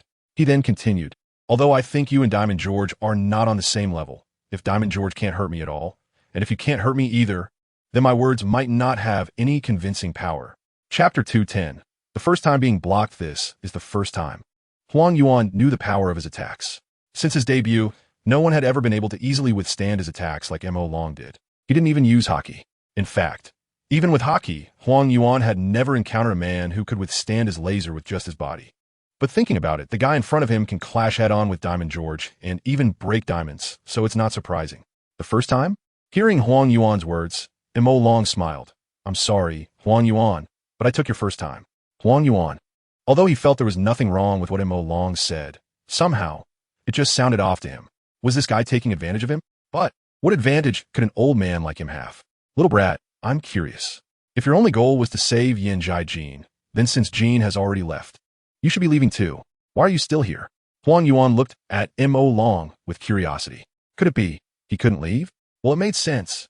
It seemed like he couldn't fly, and there was no ship available to set sail, so it wasn't that he didn't want to leave, but rather that he couldn't, right? Can't leave? Mo Long smiled. Kaido is up in the sky, and you're telling me I can't leave? Besides, I can fly. Didn't you think of that? What? Did I say something wrong? Looking at the mocking smile on Mo Long's face, Huang Yuan frowned. Could it be that Kaido had also arrived? Huang Yuan thought of a bad idea. Indeed, Mo Long couldn't fly, so how did he get to the Navy headquarters before? There were no other pirate ships anchored outside the Navy headquarters. He couldn't have swum here, could he? Well, that wasn't impossible. For a strong person, swimming from the New World to the first half of the Grand Line. That's impossible. You have to know that the New World and the first half of the Grand Line are directly separated by the Red Line. To get through, there are only two ways. Either cross over the Red Line from above or go under the Red Line from the sea. Huang Yuan didn't believe that Mo Long could swim through the 10,000-meter deep sea from the New World. That kind of water pressure was not something a human could withstand. Then, thinking of Mo Long's body, which was harder than diamonds, maybe this guy could really withstand it? Oh, why am I thinking so much? What does it have to do with me, how he got here? With that thought, Huang Yuan cast aside the ideas in his mind. Kaido might have also come? Perhaps. Mo Long looked at the sky. Kaido should be watching him from up there now. The dragon's line of sight was excellent. Even at 10,000 meters high, nothing could obstruct Kaido's view. He could easily see everything at the Navy headquarters. Huang Yuan, I'm freaking guessing that you might have swum here. And now you tell me that Kaido might have come? Are you riding on Kaido? Are you messing with me? All right, Huang Yuan, stop the nonsense. If you're a brother, come and attack me. If you don't make a move soon, it will be dark. Mo Long looked at the sky, which was already dark and gloomy, looking like it was about to rain. Everyone was fighting in the shadows, but now, the sky had grown even darker. It seemed that night was about to fall, and for fleeing pirates, this was a good thing. After all, it's easier to escape in the dark. Are you in such a hurry, little brat? Are you rushing to be reborn? Huang Yuan had never seen someone who wanted to be beaten up so badly. No, I'm rushing to get stronger. Mo Long sighed. Always being killed was really unpleasant. He just wanted to end this life quickly and become invincible. In the future, he would be the one killing others, not the other way around. Chapter 211. Huang Yuan, losing his teeth, rushing to get stronger? Hearing Mo Long's words, Huang Yuan was puzzled. Little brat, do you mean that getting beaten up will make you stronger? Mo Long nodded. You could say that. Huang Yuan laughed. That's a strange ability. What kind of devil fruit allows someone to get stronger by taking hits? I guess I haven't seen enough. Little brat, why don't you explain it to me? Want to know? Mo Long looked at Huang Yuan with a teasing expression. Yes, I want to know. Huang Yuan nodded. If you want to know, then beg me. If you beg me, I'll tell you. Mo Long's words were even more teasing. Huang Yuan's brows furrowed into a shape at hearing this. Little brat, your mouth is so reckless. You must have been beaten up a lot, right? Yeah. Aren't I looking for a beating right now? Mo Long shrugged at Huang Yuan. Old man, I'm feeling really itchy right now. Hurry up and hit me. Then, as you wish, Huang Yuan appeared in the air, striking a standard pose. Little brat, D. Akashaku, K. G. Yumi. Countless light points shot out from Huang Yuan's hand. In an instant, firepower covered Mo Long. Boom, boom, boom. In the next moment, the place where Mo Long stood erupted in one violent explosion after another. Each light point had power surpassing that of cannonball. Now, it was as if countless cannonballs were bombarding Mo Long, and the intense explosions directly cleared an area around him, sending everyone within a 100-meter radius flying away from the shockwave. Huang Yuan knew that Mo Long could take a beating. So, he continued this attack for 3 minutes before stopping. Thick smoke filled the entire Navy headquarters, flames ignited the dark sky, and the sounds of explosions made countless people feel tinnitus. Everyone was attracted by the commotion and stopped their actions, unable to continue fighting. The Navy headquarters shook from the impact of the explosions, teetering on the brink of collapse. The already crumbling Navy building was further pushed over the edge by the blasts. And with a loud crash, the Navy headquarters building was completely reduced to history. When Huang Yuan stopped his attack, when the flames ceased, when the smoke dispersed with the wind, a bottomless dark pit, 100 meters in diameter, appeared at the Navy headquarters. If one looked down, they could even see seawater pouring into the deep pit. Did this directly pierce through the Navy headquarters? Is he dead? That little brat. The yellow ape stood in the air, tilted his head, and looked down at the bottom of the deep pit. Sorry, yellow ape. I'm still alive, disappointing you. Mo Long stepped out of the deep pit, one step at a time, appearing in front of the yellow ape. Then he punched the yellow ape hard in the face, sending him flying. A tooth flew out of his mouth. Although he couldn't use hockey, Mo Long looked at the ring on his right middle finger. It was made of sea prism stone. It was specifically made to deal with Logia users, and he had specially asked Kaido to help him get it. After all, Wano country produces a lot of sea prism stone, and there are various crafts. While it wasn't easy to polish a ring, it could still be done. It hurts. You little brat. The yellow ape stopped in midair and rubbed his beaten face. It had been a long time since he had taken a hit like this. You really made me angry. Boom. A yellow beam of light shot up into the sky from the yellow ape. Even his black hair instantly turned golden, standing upright like a super scion erupting. Chapter 212. Yellow ape, come to my nursing home to retire. Are you angry? That's really great. Mo Long looked at the erupting yellow ape with a smile. Today, let's use a Marine Admiral to test how much I've grown. Come on, let's hurt each other. Mo Long shouted at the yellow ape. Amaterasu. The yellow ape stretched out his hands, and a light sword was born from his hands. The next moment, the yellow ape turned into light, and the ancient soup was boiled down. When the yellow ape reappeared, the Amaterasu sword had already struck Mo Long on the head. The immense force smashed Mo Long hard into the ground. Smoke billowed. Mo Long stood up from the pit, touched his head, and saw a pool of blood and fallen hair in his palm. The yellow ape's attack was effective. However, is that all you got, yellow ape Marine Admiral? Mo Long mocked. He stomped on the ground and shot up into the sky. He punched the yellow ape in the chest. At the moment the punch arrived, the yellow ape turned into light. Disappearing from the spot, he appeared behind Mo Long. A sword stabbed straight at Mo Long's back. But Mo Long quickly turned around, stretched out his hand, and caught the yellow ape's sword. The sharpness of the Amaterasu sword cut a line of blood on Mo Long's palm, but he held on tightly. Then he kicked out. This kick went straight through the yellow ape's body. Elementalization? Realizing that his kick didn't hit a solid body, Mo Long muttered to himself. Little brat, I didn't expect you, who can't even use hockey, to have become a top powerhouse on this sea. If one day you learn hockey, who on this sea could be your opponent? The yellow ape looked at Mo Long and said. Then he pulled his hand holding the Amaterasu sword hard. The result, he couldn't pull out? How is that possible? Could it be that my strength is not as good as this little brat's? Knowing that I will be invincible in the future, yellow ape, I now give you a chance. Kneel and acknowledge me as your master. This way, riches and honor will still be yours. Otherwise, when I become invincible, it will be your burial day. Mo Long looked at the yellow ape and casually made a suggestion. Hee, little brat. Are you really out of breath from being called fat? The future? That's a future thing, and some people have no future at all. Like you. Saying this, the yellow ape clenched his left fist and hit Mo Long hard in the face. It seemed he was ready to take revenge for being hit earlier. Mo Long didn't dodge. He also threw a punch. Bang, bang. Both of their fists hit each other's cheeks, and at the moment of impact, both flew backward from the air, with the yellow ape spitting out a mouthful of blood. In contrast, Mo Long was unscathed, simply comparing strength and defense. The yellow ape was no match for him. Therefore, in a hard-hitting exchange, the yellow ape losing to him was beyond reproach. Damn, little brat, is this training from the womb? Your fists are so hard. You might be able to rival Vice Admiral Garp. The yellow ape rubbed his beaten face. This was the second time. The pain from the first hit hadn't fully faded, and the second pain compounded, making the yellow ape's mouth twitch. Old man yellow ape, it's not that my fist is hard, but your fists are too soft. With such soft fists, how can you subdue the pirates rampaging across the sea? I think you really should retire. You no longer deserve the future battlefield. Mo Long looked at the yellow ape and continued to mock him. Fortunately, I opened a nursing home on Onigashima. If you're willing, I can let you stay for free. And I'll give you a salary no less than what the Navy provides, allowing you to stay with pay. How about that? For this, you just need to occasionally act as my enforcer. Isn't that a good deal?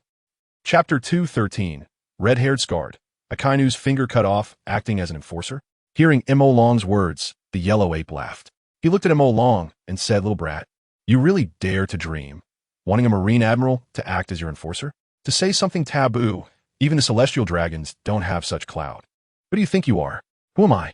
Hearing the yellow ape's question, Mo Long smiled and said, since you sincerely asked, I will graciously tell you. I am me, a different kind of firework. All right, that was a joke. Scratch that. I'll say it again. I'm just an ordinary person destined to overthrow the celestial dragons and take their place. Overthrow the celestial dragons? The yellow ape looked at Mo Long with amusement.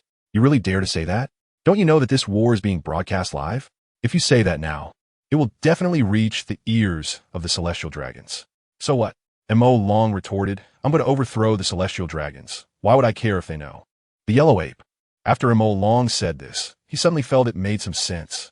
However, little brat, on what basis do you think you can overthrow the celestial dragons? Just because of that mouth of yours that only knows how to boast? The yellow ape questioned Mo Long. On what basis? On this. Mo Long clenched his fist. The fist is power, when my fist is the hardest. That is when my power is the greatest. Yellow ape, can you stop me? Red-haired, where the hell are you looking? I kind of noticed that red-haired's gaze was fixed on the direction of Mo Long and the yellow ape, feeling disrespected and very angry. His magma fist dripped and slammed down toward red-haired's head. Red-haired. Damn, Akainu, you're sneaking up on me. You don't follow the rules of combat. Unable to raise his western sword to block in time upon realizing Akainu's sneak attack. However, the immense power pressed down violently on his sword blade. Red-haired Shanks couldn't completely stop it. Just like that, Akainu's fist pressed against Shanks' blade, forcefully smashing into Shanks' face. The heat of the magma instantly rushed toward him. Shanks felt his skin burning. The fiery sting made him furrow his brow deeply.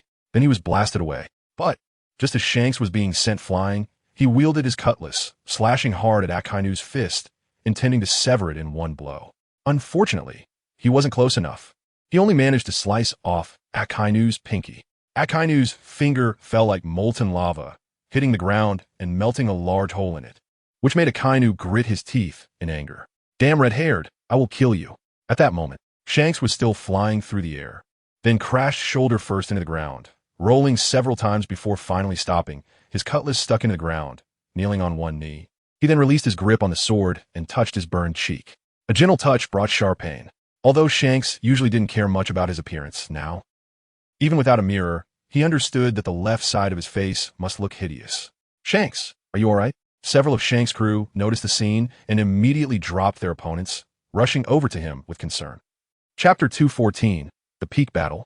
Red-haired versus Akainu. Shanks waved his hand to the crew, saying, I'm fine. What could possibly be wrong? I can handle a severed arm, let alone this little injury. However, even though Shanks spoke lightly, the crew's hearts were still filled with anger. This was completely different from severed arm. His face had been disfigured. How would he find a wife in the future? That bastard Akainu went too far. hitting the captain's face directly instead of just fighting normally. This was not only a slap to the captain's face, but also to the honor of the red-haired pirates. Brothers, let's go. Let's take that bastard down. Ben Beckman took a deep drag from a cigarette, then spat it on the ground, stamping it out with his foot, and marched toward Akainu with his rifle. That's right. Let's take down Akainu. A group of red-haired pirates followed him.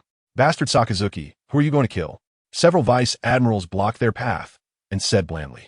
The atmosphere instantly exploded. Go, Spider, step aside. I can handle these guys myself. You all go chase the remnants of Whitebeard and make sure not to leave any behind. Execute them all. Akainu walked out from behind the vice admirals and said to them.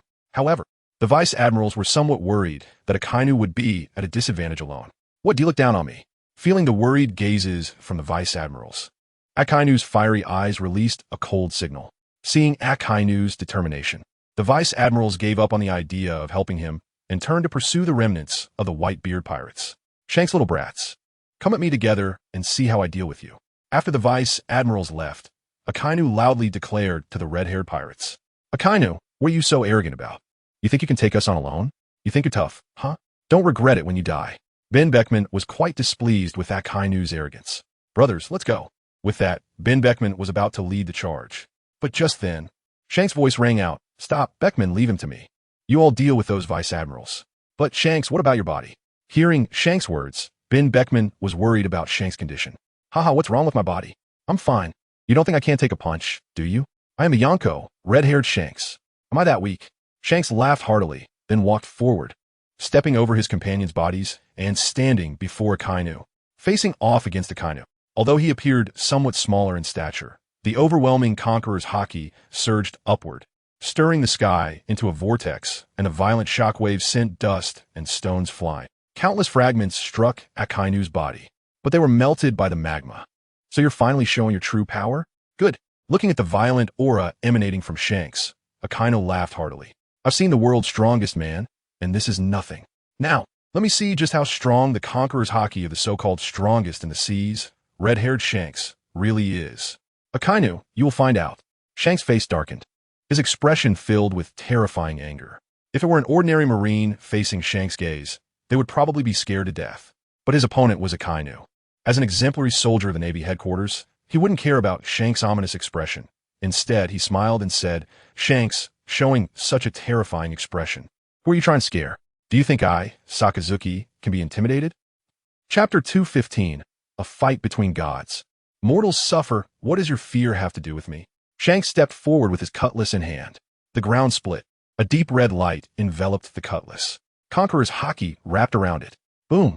Akainu clenched his fists and collided them together fiercely. Magma splashed from the collision, dripping onto the ground with a sizzling sound as it melted the earth. Akainu! Shanks! The two roared and charged forward. The sound of their clash drowned out the battlefield, their momentum disturbing the very skies. Boom! The fist collided with the conqueror's haki-wrapped cutlass. The ground could not withstand such an impact. It shattered and collapsed, chunks of stone leaping into the air as if they had lost gravity, then instantly shot out. Those nearby, who had already been avoiding the two, still suffered collateral damage as they were caught in the chaos. Hundreds of pirates and marines were struck by the flying stones, shattering ribs, arms, or thighs, being violently thrown away. Even worse, those smaller stones, with their penetrating power, pierced through many bodies, leaving gaping holes that looked utterly tragic. This is what they call a fight between gods, where mortals suffer. Although Akainu and Shanks are not gods, the power they displayed was no different from that of deities for ordinary people. The feeling of destruction was overwhelming. With just one clash, hundreds were wounded or killed. The scene of those lying on the ground, crying out in pain, made the onlookers quickly flee to safety, clearing a large area for the two to duel. Unfortunately, the Navy headquarters wasn't very large. Another place.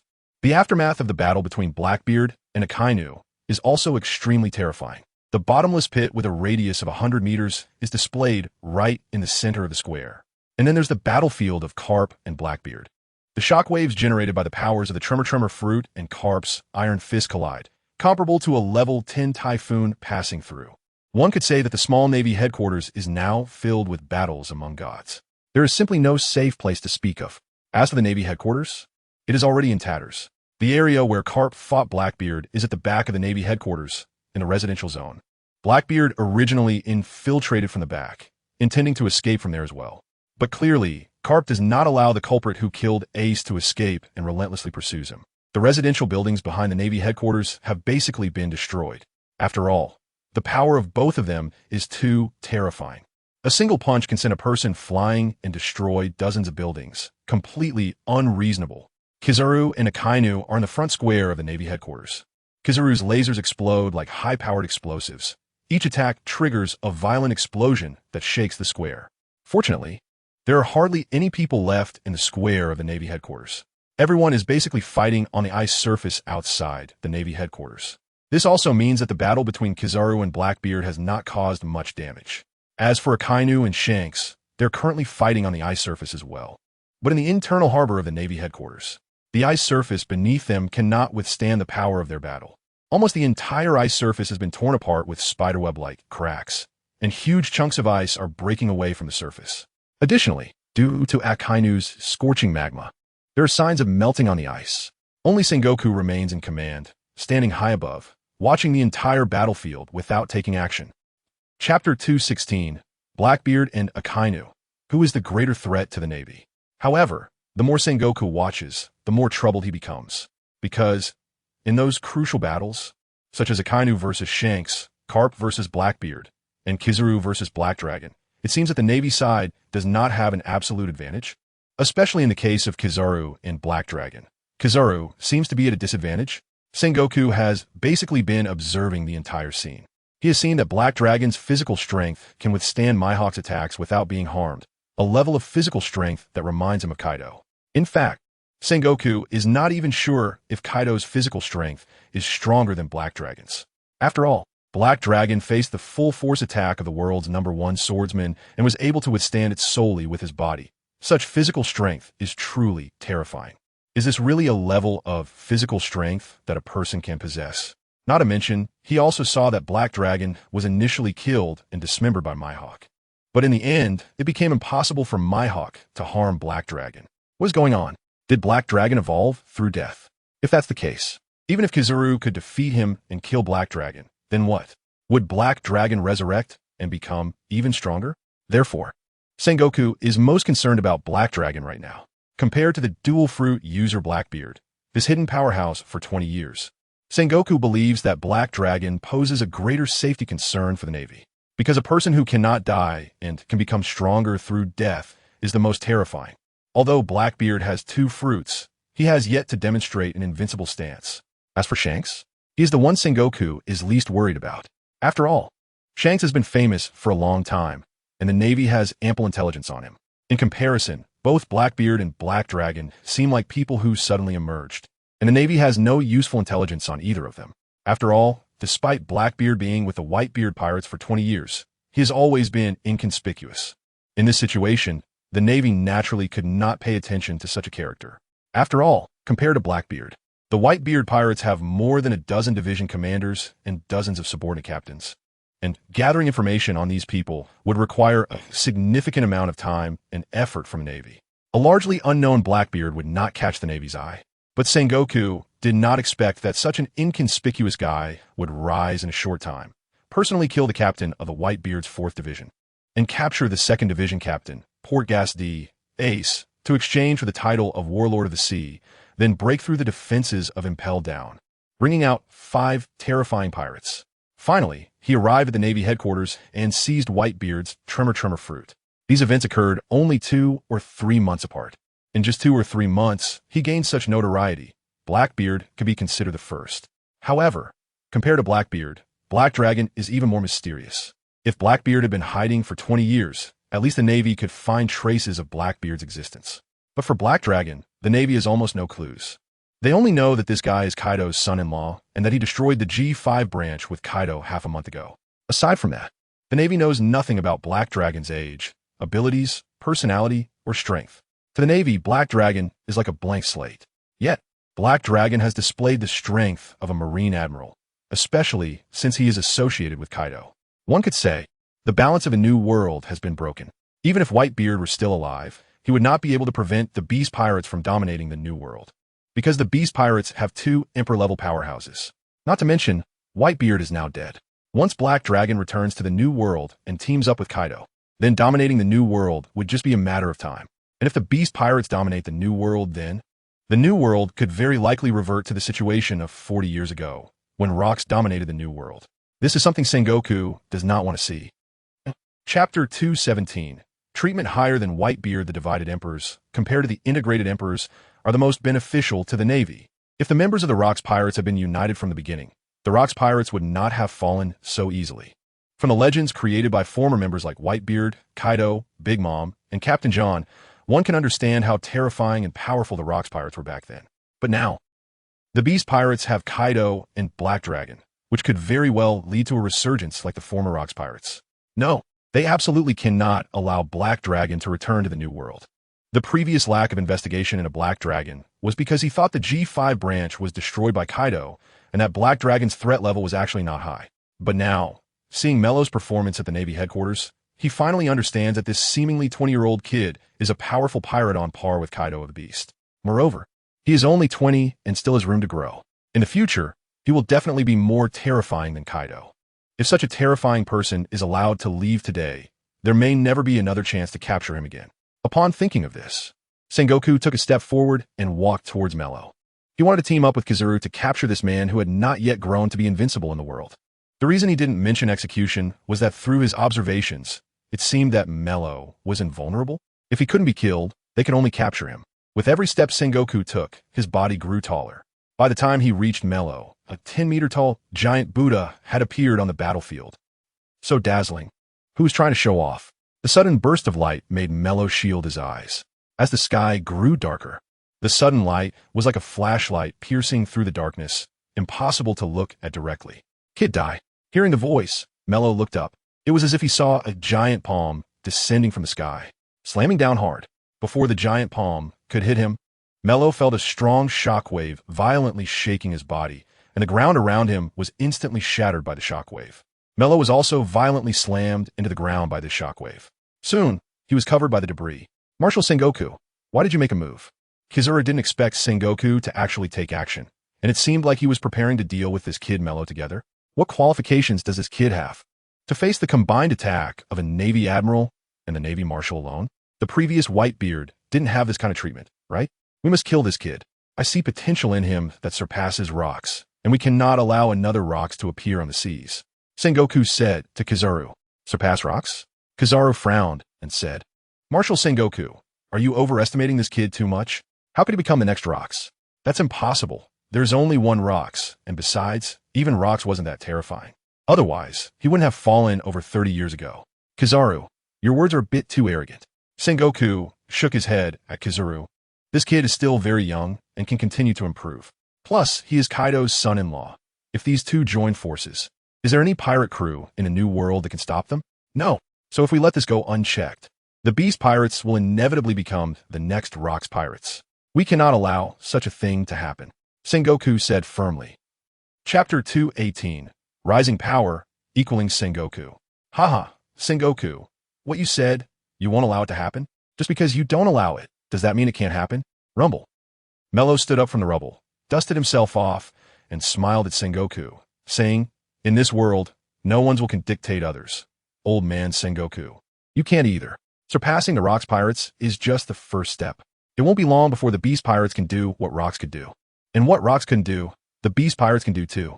For example, bringing down the Celestial Dragons. Kid, don't be so arrogant. Bringing down the Celestial Dragons? No, you can't do anything. This is the end of your life. Ah, Sengoku roared and unleashed another shockwave. Old man, your era has ended. Don't pretend to be a big shot in front of me. An old man, like you should be swept into the dust of history like Whitebeard. Old man. Melo stepped forward against the shockwave, his clenched fist slamming hard into Sengoku's palm. The immense power transmitted from Sengoku's palm made him frown. Kid, maybe in the future, you will indeed surpass everything, but right now, you're still too young. Let me destroy you. Sengoku gritted his teeth, using his conqueror's haki. He unleashed his most domineering shockwave. Melo felt the immense force from Sengoku's hand beginning to suppress him. His originally straight arm started to bend under Sengoku's immense pressure. What a joke. I've died so many times to become stronger, not to be suppressed by someone now. Old man Sengoku Melo roared in anger. Bang, bang, bang. In the next moment, Melo's arm muscles began to bulge layer upon layer. The cuffs were directly burst open by the swollen muscles. Then, the entire sleeve exploded, revealing a strong and powerful muscular arm. This kid? Sengoku did not expect that someone could hide their strength while fighting against him. Whitebeard wasn't this arrogant, right? Kid, do you look down on people too much? Sengoku was equally furious. The shockwave in his palm became even more intense. Melo faced it head-on. His handsome face was blown like waves, the flesh on his face rolling over in layers. The already burdened Navy headquarters, in this collision, directly cracked like glass, producing massive fissures. The cracks turned into ravines. A ravine thousands of meters long directly tore the Navy headquarters into several pieces. Many sailors and pirates fell to the ground due to the shock. However, the lower-ranking sailors and pirates had already gotten used to it. Bang! Sengoku and Melo separated after the clash. Both retreated a few steps. This exchange was nearly evenly matched. Step, step, step. After retreating 3 steps in a row, each step leaving a mark on the ground, Sengoku looked at Melo in disbelief. This kid actually fought him to a standstill? Without using haki, nor conqueror's haki. It seemed he didn't even use the power of his devil fruit. Relying solely on his physical strength, he had equalized with Sengoku of the Buddha, and the other party was only 20 years old. His clenched fist fully displayed Sengoku's inner unrest. Compared to Blackbeard obtaining the Tremor fruit, compared to Red-haired appearing at Navy headquarters, this made his heart even more unsettled. Chapter 219. Melo challenges Kizaru. Sengoku. Sengoku, wasn't it just a draw with you? Is it necessary to be so surprised? Seeing Sengoku's astonished expression, Melo smiled. To him, being able to withstand the attacks of the world's #1 swordsman without a scratch showed that his physique had likely surpassed Kaido. Since his physique was already so strong, his power should naturally be invincible. After all, his increase is all-encompassing. Isn't it just a draw with me? Listen, is this even human language? He is a fleet admiral, the highest combat power of the Navy. You, a 20-year-old young man, fought me to a standstill, and I'm not allowed to be surprised? That's just too much. In the air, Kaido didn't expect that Moke Dragon had already grown to this extent. Clearly, before coming to the Marine headquarters, Moke was still quite far from him. But now, it seems that whether in defense or attack, he is no less than Kaido, and perhaps even surpassing him. At this moment, Kaido recalled the arrogant appearance of Moke when he first met him. He said he would possess the strength to crush him within a year. Unify the New World in 3 years, overthrow the world government in 3 years, and bring the celestial dragons down, becoming one himself. At that time, Kaido thought young people just boast.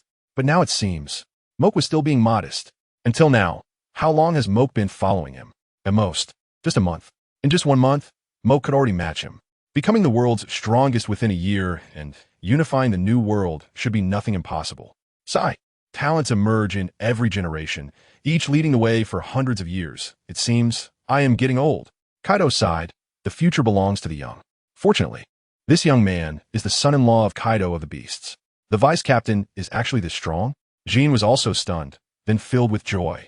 It seems that the Beast Pirates' dominance over the New World is just around the corner, especially since Whitebeard died at Marine headquarters. When we return to the New World, who else can compete with the Beast Pirates? Below, Kizaru had been keeping an eye on the battle between Moke and Sengoku. He didn't expect Moke's defense to be so abnormal, and in terms of power, he could actually match Sengoku. It should be known that Sengoku, the Buddha, is also known for pure strength and defense. Although, this was just a collision of one move. To say that Moke and Sengoku are evenly matched seems a bit exaggerated. But considering Moke's abnormal physique and younger age, in terms of battle endurance, Sengoku definitely wouldn't be able to compete, right? Kizaru now understood why the old man wanted to join. Sengoku looked at Kizaru and said, "Let's go together. We don't need to follow the code of martial virtue against pirates." Yes, Fleet Admiral Sengoku. Kizaru and Sengoku positioned themselves one in front and one behind, sandwiching Moke like a sandwich. Such a terrifying little brat should indeed be taken down by any means necessary. Wow, what an honor to be targeted by an admiral and a fleet admiral together. Moke was excited. "Come on, try to kill me. If you can't kill me, then I'll kill you," Moke shouted, rushing toward Sengoku. His body grew huge, reaching the same height as the Great Buddha, and then he threw a heavy punch at Sengoku's chest. Boom! The sound of a bell ringing in a Buddhist temple echoed.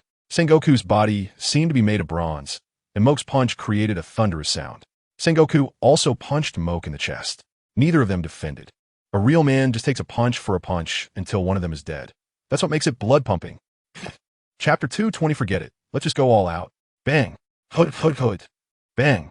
Hud hud hud. The sound of the two punching each other's chests echoed. The thud thud thud sound was them taking punches and then stepping back.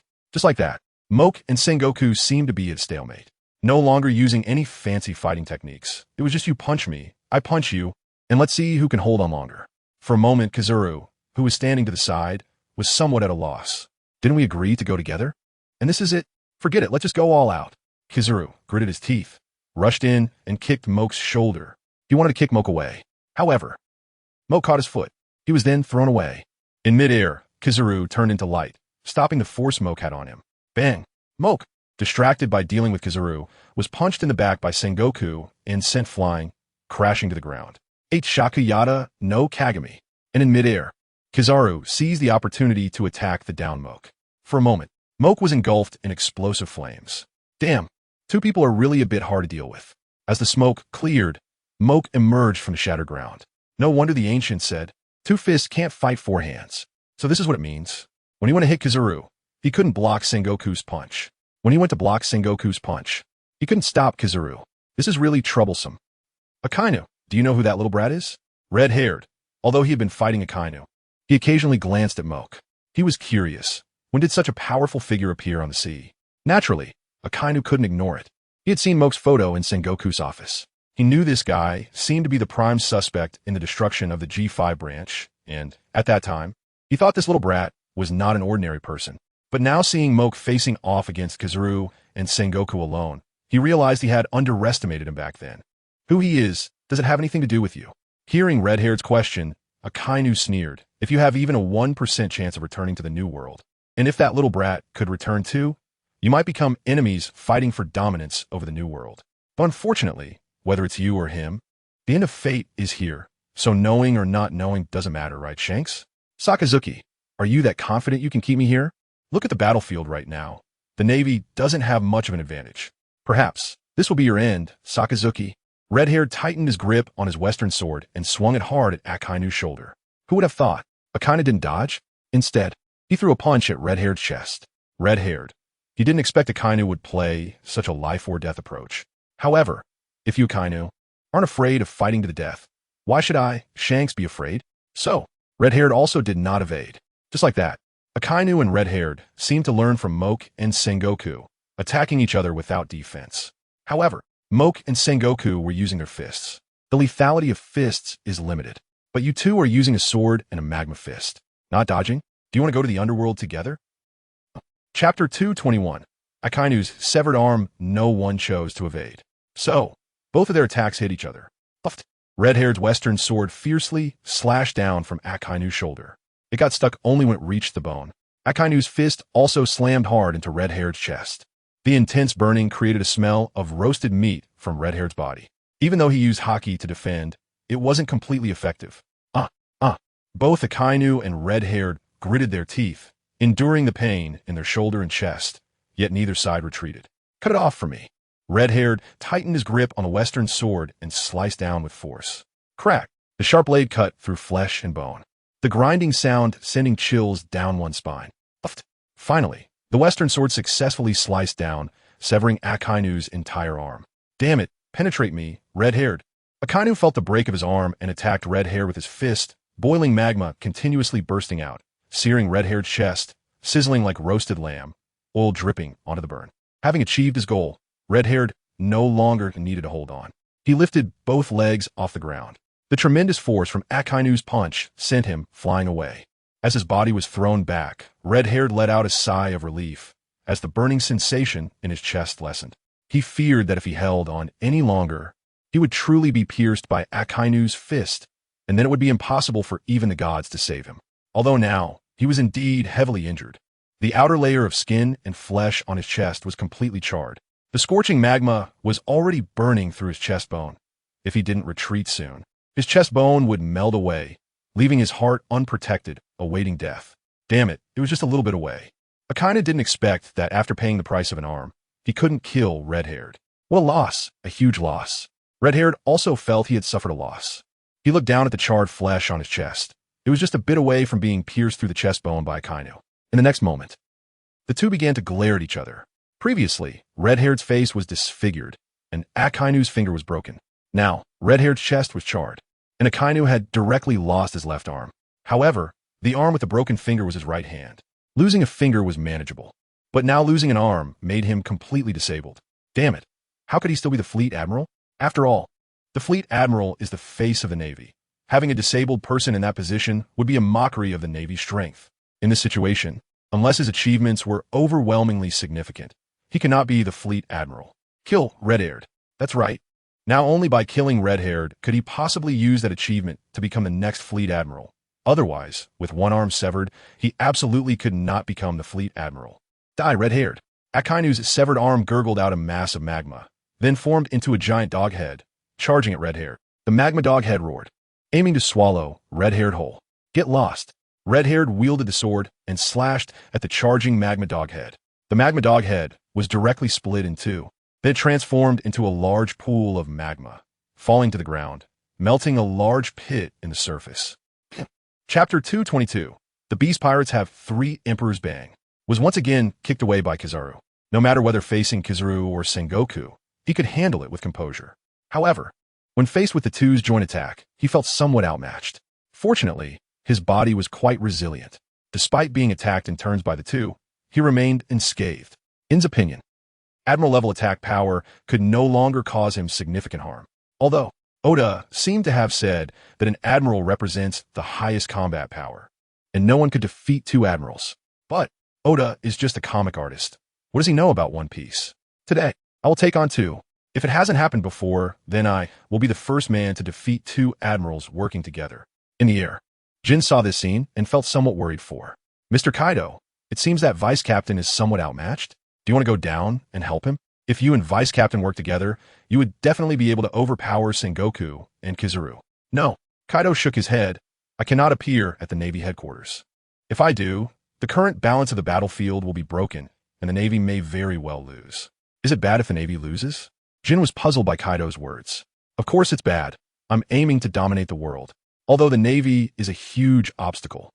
The Navy headquarters is located in the first half of the Grand Line, and its influence cannot reach the New World. So the Navy's strength is a distant threat to the Emperors. The Emperors in the New World are the biggest enemies to each other. Now that Whitebeard is dead, my biggest enemy is Red-Haired. Right.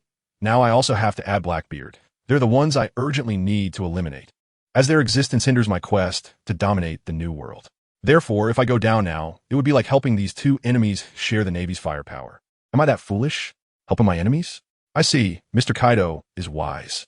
After hearing Kaido's words, Jin also felt that indeed. He couldn't go down and help Red-Haired and Blackbeard share the firepower. Wait, Mr. Kaido, didn't you just say you were missing one of the biggest enemies? Isn't there still Big Mom? Jin looked at Kaido and asked, with Whitebeard dead, if Blackbeard can return to the New World, he could very likely take his place and become the new emperor. So besides Red-Haired, there's also Big Mom, another emperor. Why didn't Kaido mention her earlier? Could it be they have a special relationship? Thinking of this, Jin looked at Kaido suspiciously. But in the end, he felt he was overthinking it. He had been following Kaido from the beginning and had never noticed any special relationship between Kaido and Big Mom. Lin, I've already tamed her. So the Big Mom pirates are no longer enemies, but our subordinate pirate crew. This is no secret for the members of the Beast Pirates. Of course. Except for Jin, who was captured and imprisoned by the Navy. What? You tamed Big Mom? Jin's eyes widened in disbelief. He had only been away from the Beast Pirates for a few days, and Mr. Kaido had already tamed Big Mom. So, what exactly happened in the Beast Pirates during the days he left? By the way, we still need Vice Captain Malone. If you think about it, the Beast Pirates now have Kaido, Big Mom, and Malone, 3 Emperor-level combat powers. Just thinking about it makes Jin feel terrified. With such power, who in the New World can stop them? Chapter 223. Return to Onigashima. Yes, Big Mom has already joined our Beast Pirates. Kaido can understand Jin's surprise. After all, they are all emperors. The fact that he managed to swallow the Big Mom pirates in such a short time is astonishing, not just to Jin. If this news gets out, the entire sea would be shocked. Jin, it's time to go. Suddenly, Kaido said to Jin, What? Jin looked at Kaido in confusion. Leaving now? Are we taking Vice Captain Malone with us? Besides, the war isn't over yet.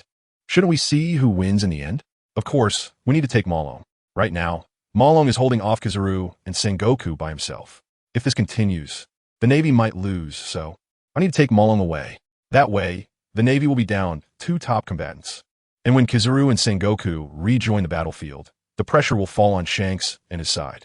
If Shanks and Blackbeard die here, that is also the outcome I hope to see. So, there is no need for Malong to stay and fight. As for who will ultimately win, the live broadcast is still ongoing, and after the war ends, reports on this battle will definitely flood in. So there's no need to stay and see the conclusion in person. Kaido explained to Jin.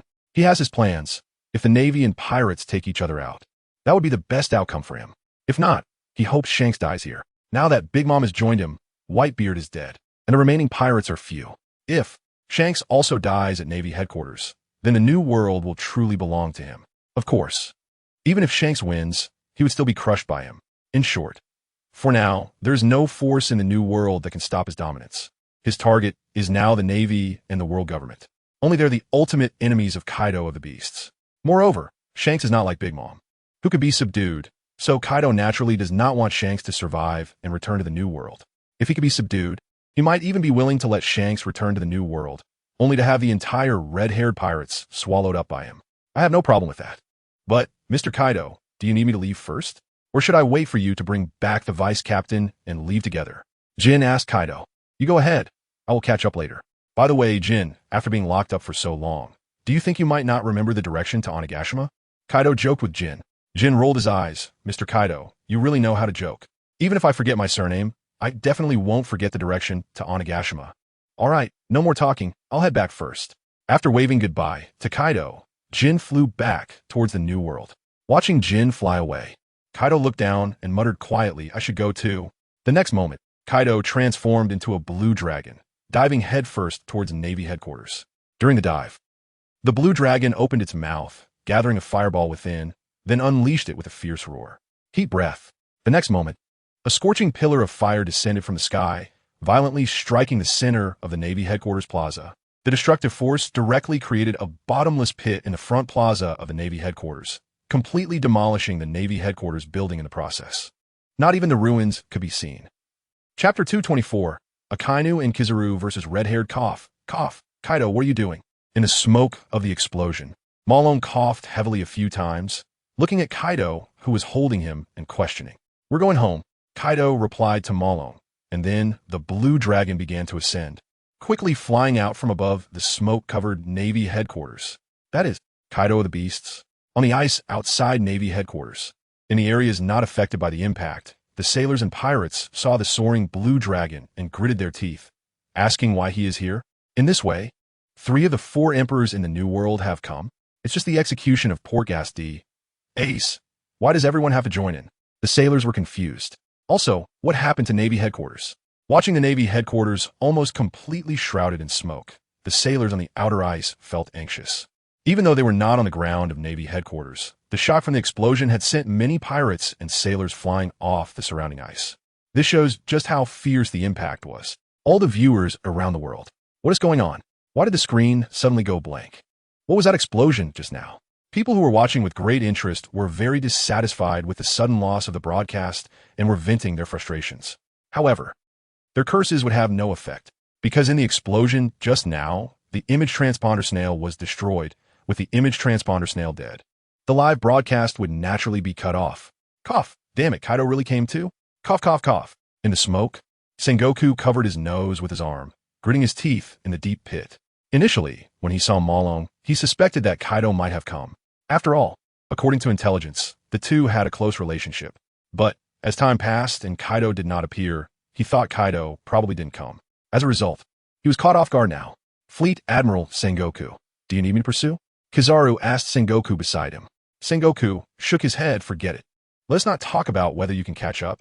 Even if you do, facing those 2 monsters, you have no chance of winning. Although this was a bit demoralizing, it was the truth. Kizaru had a black line on his face. Although he felt Sengoku was right, it was still too hurtful, right? So what should we do now? Kizaru felt very displeased, and Sengoku felt the same way. As the smoke dissipated, it revealed the Navy headquarters front plaza, which had completely turned into giant pits. Just this one heat breath, a quarter of the ground of Navy headquarters was completely destroyed. Even what remains is already riddled with holes. It can be said that there isn't a single intact building left on the ground of the Navy headquarters. The entire ground is covered with dense cracks and ravines, looking as if it's a stack of blocks that could collapse at any moment, falling apart with just a touch. Kaido of the 100 Beasts. Sengoku clenched his fists tightly, vowing to take revenge for this. However, now is not the time to pursue this matter. Kizaru, go help Akainu. Kaido has escaped, but we must capture Shanks. The war has reached this point, and the Navy headquarters has been completely destroyed. If we cannot take down Shanks, how are we supposed to give a satisfactory explanation to the world government and the civilians of the world? Sengoku said to Kizaru, no problem. I will go help Akainu right away. Kizaru also realized the seriousness of the situation. After all, the entire Navy headquarters is basically destroyed. And although it hasn't vanished beneath the sea, it's almost gone. After paying such a high price, if the only outcome is the execution of Whitebeard, it would indeed be hard to explain. Chapter 225. The war at Marineford ends after all. The Navy was waiting at the Navy headquarters to take down the Whitebeard pirates, which was expected. However, this time, there were 4 factions on the battlefield. If the Navy could only take down one faction, it would undoubtedly be a failure. And since Kaido has already run away, there is nothing we can do about it now. The remaining factions, the red-haired and Blackbeard pirates, must be taken down. Otherwise, it would be a failure for the Navy. Sakazuki, I'm coming to help you. Kizaru appeared beside Akainu, ready to fight alongside him. Akainu initially wanted to say that he could handle it alone, but considering he had already lost an arm, even if he could still manage afterward. What if he lost another arm? He nodded in agreement. Fine, let us join forces and take down Shanks. As he said this, the 2 admirals attacked Shanks together. In an instant, Shanks felt the pressure. Facing the combined strength of the 2 admirals, he began to show signs of retreat. Shanks, we're here to help you. Several cadres of the red-haired pirates noticed this scene and rushed over to help. However, damn it, you self-absorbed bunch. Who do you think you're looking down on? The vice admirals realized they were abandoned and were furious. They raised their blades and struck down at the pirates who had left them behind to assist Shanks. Several red-haired cadres, caught off guard, were struck from behind, leaving bloody gashes. On the other side, Sengoku did not rest either. He rushed to Carp's side and fought alongside him. Damn it, one is already troublesome. And now there's another? Is the heavens trying to take my life here? Blackbeard gasped for breath, his head bloodied as he looked at Sengoku, standing beside Carp, gritting his teeth. Behind him stood his exhausted crew. Carp, are you all right? Sengoku approached Carp, noticing his somewhat disheveled appearance, and asked with concern. Ha, Sengoku, who do you think I am? How could I possibly be in trouble? Carp wiped the blood from the corner of his mouth and gritted his teeth. Sengoku could clearly see that Carp had a knife wound on his chest and 2 gunshot wounds on his back. Even the hero Carp would not easily defeat the Blackbeard pirates alone. He would also have to pay a heavy price. On another side, Boa Hancock crawled out of the pit, looking extremely disheveled. Her originally fair face was now covered with soot, making her look like she had just come out of a coal mine. However, despite her disheveled appearance, Boa Hancock did not feel upset. Instead, a smile appeared on her lips. Because, when Kaido left, he actually forgot to take her with him. Does this mean she is free? Yes. Not only was Boa Hancock left behind, but so was Mihawk, the strongest swordsman in the world, as Kaido had grabbed him and run away. This left him no time to figure out how to take both with him. In the distant sky, far from the Navy headquarters, Kaido stood on the back of Kaido, accusing him. Kaido, what are you doing? Why are you running off for no reason? Is someone trying to capture you in the sky? Who ran away? It just got dark, and I was worried about Yamato waiting at home, so I brought you back. After all, aren't you worried she might run into trouble alone at home? Kaido explained. Chapter 226. Returning to the Navy headquarters, I certainly worry about Yamato.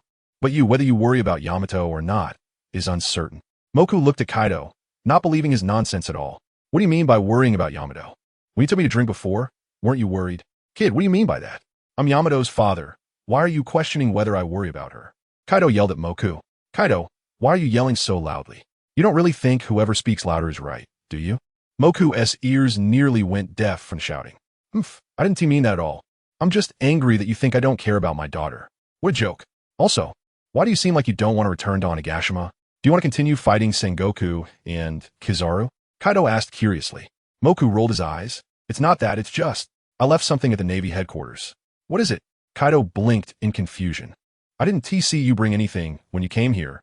How could you leave something behind at the Navy headquarters? Are you trying to trick me? Of course not. Moku denied. I took in a little brother at the Navy headquarters, the world's strongest swordsman, Mihawk, but then you just grabbed me and left, making me leave him behind at the Navy headquarters. So tell me, don't I have something left at the Navy headquarters? Mihawk, you took him as your little brother? Kaido looked at Moku, his mouth twitching. Kid, are you serious? Are you sure you're not fooling me? Why would I bother to fool you? Also, Kaido, I thought we were already brothers who would stand by each other through life and death, but unexpectedly, over such a trivial matter, you actually doubt me? Kaido, you let me down. Moku showed a disappointed expression. Kid, what nonsense are you talking about? Who the hell is your brother? I'm clearly your father-in-law. Don't just pull my status down to your level with one sentence. Kaido looked at Malong and said helplessly, it's not that I don't believe you, but what you're saying is a bit hard to believe.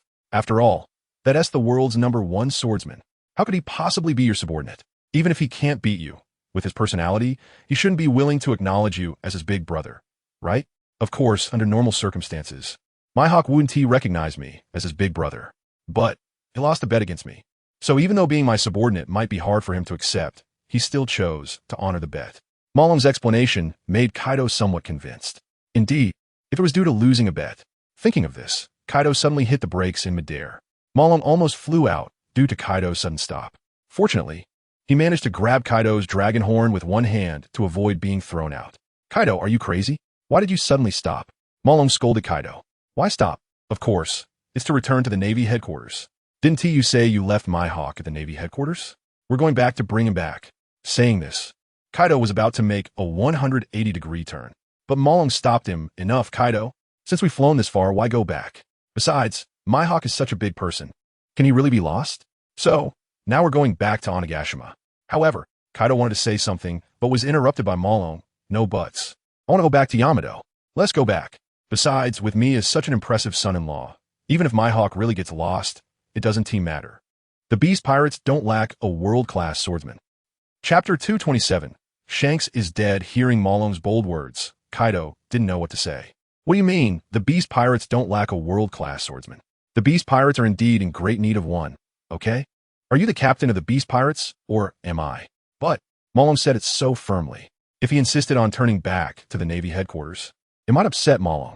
So Kaido gave up. There is no need to upset Malong for Mihawk. After all, Malong now is no longer the same as before. Malong's strength is no less than his, and he also needed to consider Malong's feelings. Alright, we're going back to Onigashima. With that, Kaido increased his speed and flew towards Onigashima. A month later, it has been a month since the Marineford War ended. However, that war, which shook the entire world and changed the landscape of the New World, still has far-reaching effects. Although the outcome of the war could not be quickly spread around the world due to the death of the Den Mushi. The news about the Marineford War spread throughout the world via newspapers the day after the war ended. Besides the well-known fact that Whitebeard had fallen, other details had to be learned through newspapers. The first point is that the Yonko red-haired Shanks died at the Navy headquarters. The entire red-haired pirate's crew was wiped out. Because of this war, 2 of the 4 emperors of the New World have fallen. Similarly, the Whitebeard pirates were also completely annihilated. Only the Blackbeard pirates had 3 members escape alive. Their captain, Blackbeard, crew member, Shiryu of the Rain, and crew member, Katarina Devon. Apart from that, all other members perished at the Navy headquarters. This is the battle report from the pirate side. As for Kaido and Malong, their matters did not appear in the news. On the Navy's side, 100,000 elite Marines were reduced to less than 30,000 after this battle, and that is counting only the survivors. More than half of them were severely injured, and even after being discharged, they had no combat capability. The Navy headquarters lost more than half of its 16 headquarters staff. Even among the 3 admirals, all suffered serious injuries except for Kazuru, especially Akainu, who not only lost an arm, but also had a piece of his ear shot off. And his right eye was blinded, truly a heavy loss. Akiji also lost a leg. 2 of the 3 admirals became disabled. This is the price the Navy had to pay. Even Sengoku and Garp didn't fare much better.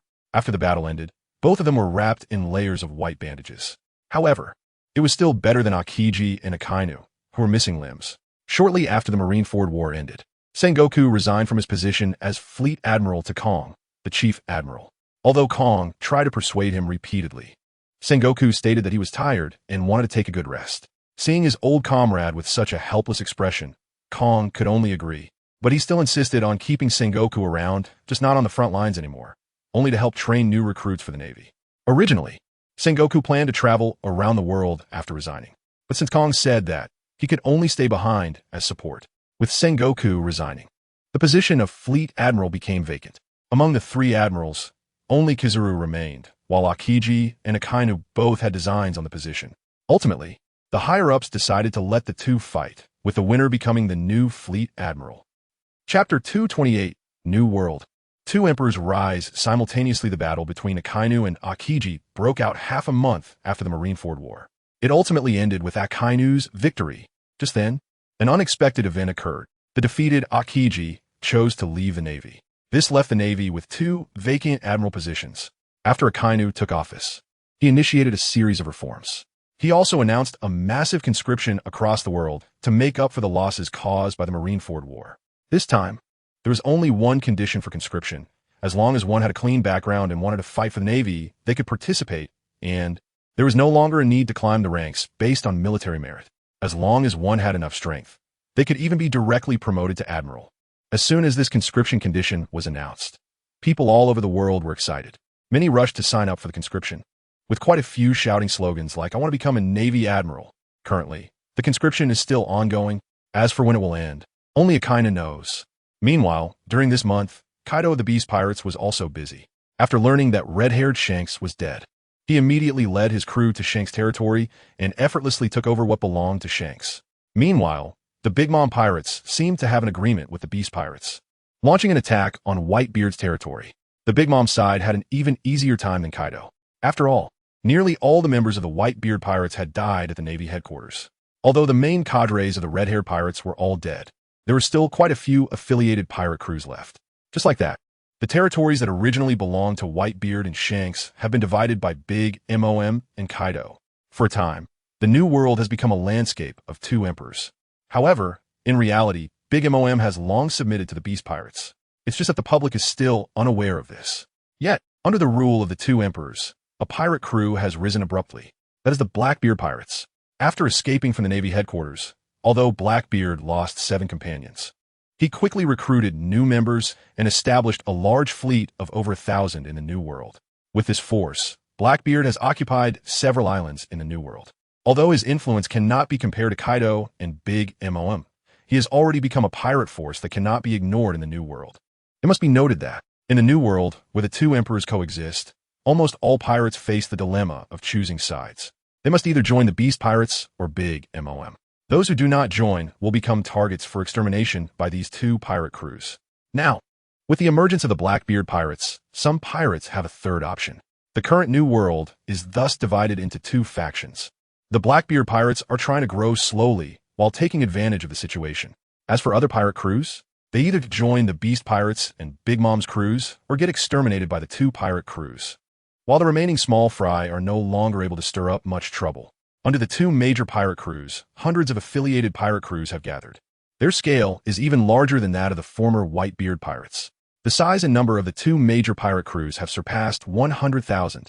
Taking advantage of the Navy's lack of attention to the New World, the two major pirate crews have almost completely dominated all pirates in the New World, leaving only the Blackbeard Pirates as a major loose end. As for the Navy, they are still in the midst of a massive recruitment drive and have no energy to manage the affairs of the New World. However, it is believed that once the recruitment ends, Akainu will lead a campaign into the New World for a grand showdown with the Beast Pirates and Big Mom's crew. Chapter 229, Sea King Onigashima. Kid, according to your plan, the New World is basically under my control now. When are we going to take action against the Blackbeard Pirates? Kaido asked Mo Long. For Kaido, he is just one step away from unifying the New World. Destroying or assimilating the Blackbeard Pirates would make him the sole king of the New World. Of course, this refers to the pirate aspect. The New World still has many countries. The Beast Pirates have not targeted these countries because, once they act against the world government's allied nations, it could lead to widespread conflict, prompting those nations to ally together against the Beast Pirates. Although Kaido is not afraid, there is no need to complicate matters. First, he aims to bring all pirates under his command, then gather the strength of all pirates to start conquering and pillaging in the New World, one country at a time. That is Kaido's plan. This way, things are also more stable. Take action against Blackbeard? Why the rush? Upon hearing Kaido's words, Mo Long countered. I instructed you to deploy forces on the first island of the 4 routes in the New World. Did you follow through? The pattern of the new world has already formed, so we need to capture all the pirates entering the new world from the first half of the Grand Line. Kid, I think your method is not quite right. Why don't we just take Fishman Island directly? All pirates entering the new world from the first half of the Grand Line must pass through Fishman Island. If we take Fishman Island, it would be equivalent to controlling the entrance to the new world. Wouldn't it be easier than deploying forces on various islands in the new world? The main issue is, no one knows which route the pirates will take after entering the new world from Fishman Island. Thus, to capture them all, there's only one way, which is to set up forces at all the starting islands of the routes. But that would spread our forces too thin. Moreover, those islands already have owners. You can't just station troops there unless you conquer those islands. However, right now, the Beast Pirates' target is only the pirates, and they are only going to attack islands occupied by pirates. If we recklessly start a war against islands belonging to other countries, it would undoubtedly be equivalent to declaring war. Kaido is not afraid of declaring war, but the current goal is to first subdue all pirates and then conquer the countries. Therefore, he cannot casually overturn the strategy he has set. Fishman Island, huh? Mo Long licked his lips. Indeed, there's a Sea King there. Sea King? What do you mean? Kaido did not understand Mo Long's words. Ancient weapons, Kaido. Surely you've heard of them, right? Mo Long smiled. The Sea King, the King of Heaven, and the King of the Underworld, and the Sea King is at Fishman Island. The Sea King is at Fishman Island? Really? Kaido's eyes lit up. Then what are we waiting for? Let's hurry to Fishman Island and obtain the Sea King. Kaido, you really are impatient. Not only is there the Sea King, but there is also the King of the Underworld. Mo Long said to Kaido calmly. No way. The King of the Underworld is also at Fishman Island? A mere Fishman Island can actually possess 2 ancient weapons? What does it have to deserve that? Kaido was furious. No. I didn't say the King of the Underworld is at Fishman Island. Mo Long shook his head. The King of the Underworld is far away but close at hand. Is in Wano. Chapter 2:30 Princess Shirahoshi. What? The King of the Underworld is in Wano? That's impossible. Kaido shouted. I've occupied Wano for 20 years. How could I not know that the King of the Underworld is in Wano? Kid, you don't mean to say that the King of the Underworld you're talking about is me, the King of Brightness, do you? Indeed. I am a guardian king of Wano. What are you thinking? How could I be referring to you? Mo Long rolled his eyes at Kaido. The King of the Underworld I'm talking about is, of course, the ancient weapon, the most fearsome warship in the world, the King of the Underworld warship, which can destroy an island with a single shot. Haha, so I'm blind? The King of the Underworld is in Wano, and I didn't even notice? Kid, tell me, where in Wano is the King of the Underworld? Kaido looked at Mo Long and asked. You ask me, who should I ask? Mo Long shrugged. He only knows that the King of the Underworld is in Wano. Who knows where it's buried in Wano's nooks and crannies? You don't know? You don't know that you said the King of the Underworld is in Wano? Are you messing with me? Kaido's eyes widened, glaring fiercely at Mo Long. I just don't know the exact location, but the King of the Underworld is definitely in Wano. That is for sure. Mo Long assured. But Wano is so big. Where am I supposed to look? Kaido sighed. He thought he could immediately obtain the King of the Underworld, but what now? Just this? Could it be that Mo Long wants him to dig 3 feet into the ground to unearth the King of the Underworld? What if the Pluton is buried in the Sea of Wano? Anyway, digging 3 feet underground is too unreliable. After all, Wano is too big.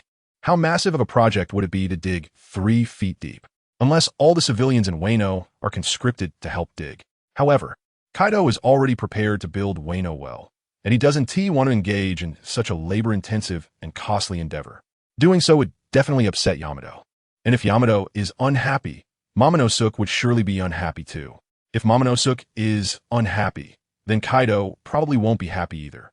Well, mainly, Wano has actually been renamed to the Beast Empire, with Yamato as the king, so it's not appropriate for him to overstep his authority in these matters. However, since the Beast Empire hasn't been officially established yet, and the news has been kept under wraps, only the former civilians of Wano and the members of the Beast Pirates know about the name change. Since you're not sure about the exact location of Pluton, let's go look for Poseidon instead. Kid, don't tell me you don't even know the specific location of Poseidon, just that it's somewhere in Fishman Island? You should know that Fishman Island isn't small. Kaido chose to give up on Pluton and prepare to search for Poseidon. No, I know the exact location of Poseidon. Momonosuke said. Really? Where? Where? Kaido started to get anxious again. After all, that's an ancient weapon, said to possess the power to destroy the world. If he could control Poseidon, then the time until he unifies the world would be even closer. It's in the royal palace of Fishman Island, Princess Shirahoshi. Momonosuke looked at Kaido and replied, but he thought about the timeline issue.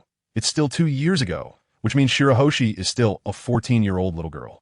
Well, considering Shirahoshi's size, she should be a big girl. Momonosuke was curious about how Princess Otoheim's physique could produce Shirahoshi with Neptune. Chapter 231. Pluton Momonosuke? Princess Shirahoshi? Poseidon is in that little girl's hands? Although he had never been to Fishman Island, nor had he seen Princess Shirahoshi. However, Kaido had certainly heard of the legend of Shirahoshi. At a young age, she has already shown her stunning beauty. Those who have been to Fishman Island and seen her have said that her beauty is enough to be compared with the world's #1 beauty, Boa Hancock.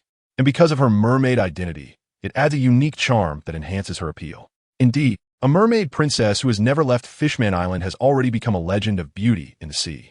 If Kaido wasn't interested in beauty, he would really want to see if this mermaid princess is as beautiful as the legends say. He initially thought that a little girl who looks good would be fine. But unexpectedly, the other party actually holds one of the 3 ancient weapons, Poseidon. That's really shocking. As expected, heaven favors beauties. No, Poseidon is not in Shirahoshi's hands. Damn, kid, are you messing with me again? Upon hearing Momonosuke's words, Kaido directly exploded. Momonosuke wiped the spit off his face and said irritably, Kaido, could you not be so short-tempered? Plus, I haven't finished speaking yet. Can you not interrupt me? Although Poseidon is not in Shirahoshi's hands, that's because Shirahoshi herself is Poseidon. Kaido, kid, are you serious? The mermaid princess is Poseidon? Damn, how is that possible? An ancient weapon is actually a person? An isn't that an ancient weapon? Even if it is a person, how old is the mermaid princess? How can she be connected to an ancient weapon? You'll have to ask Oda about that. Anyway, it's a fact that Shirahoshi is the ancient weapon Pluton. Momonosuke answered seriously. Oda? Who is that? Kaido asked curiously. And how do you know that the mermaid princess is an ancient weapon? According to what you said, since the ancient weapon Poseidon is a person, then is it possible that Pluton is also a person? For example, I'm actually Pluton? Momonosuke. Good guy. He was stunned by Kaido's wild thoughts. Although he wasn't sure if Pluton was a person. After all, Pluton always referred to a battleship. But what if? After all, the world of One Piece does have ship spirits. What if Pluton is a ship spirit? A ship spirit that has the knowledge to transform any ship into the most fearsome battleship could, in a sense, also be considered the most fearsome battleship, right? After all, if it really is a ship from ancient times to now, having gone through 1,000 years, it would probably have decayed long ago, right?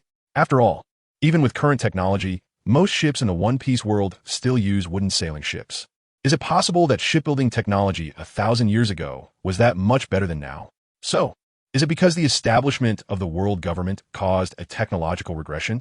As for Kaido saying he is Pluton, forget it. Your character is a villain. How could you possibly become Pluton?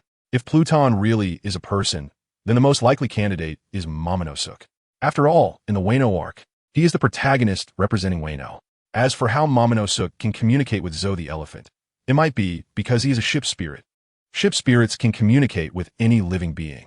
Well, Momonosuke was also shocked by his own wild thoughts. Chapter 232. Yamato. Is Pluton? Alright, I was just joking. There is no way I could be Pluton. Kaido laughed, but I'm not. What about Yamato?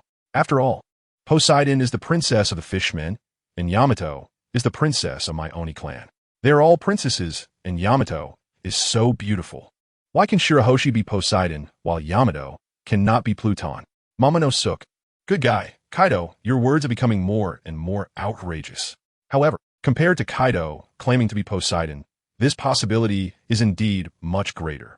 Because, according to the plot, Yamato is very likely to board Luffy's ship.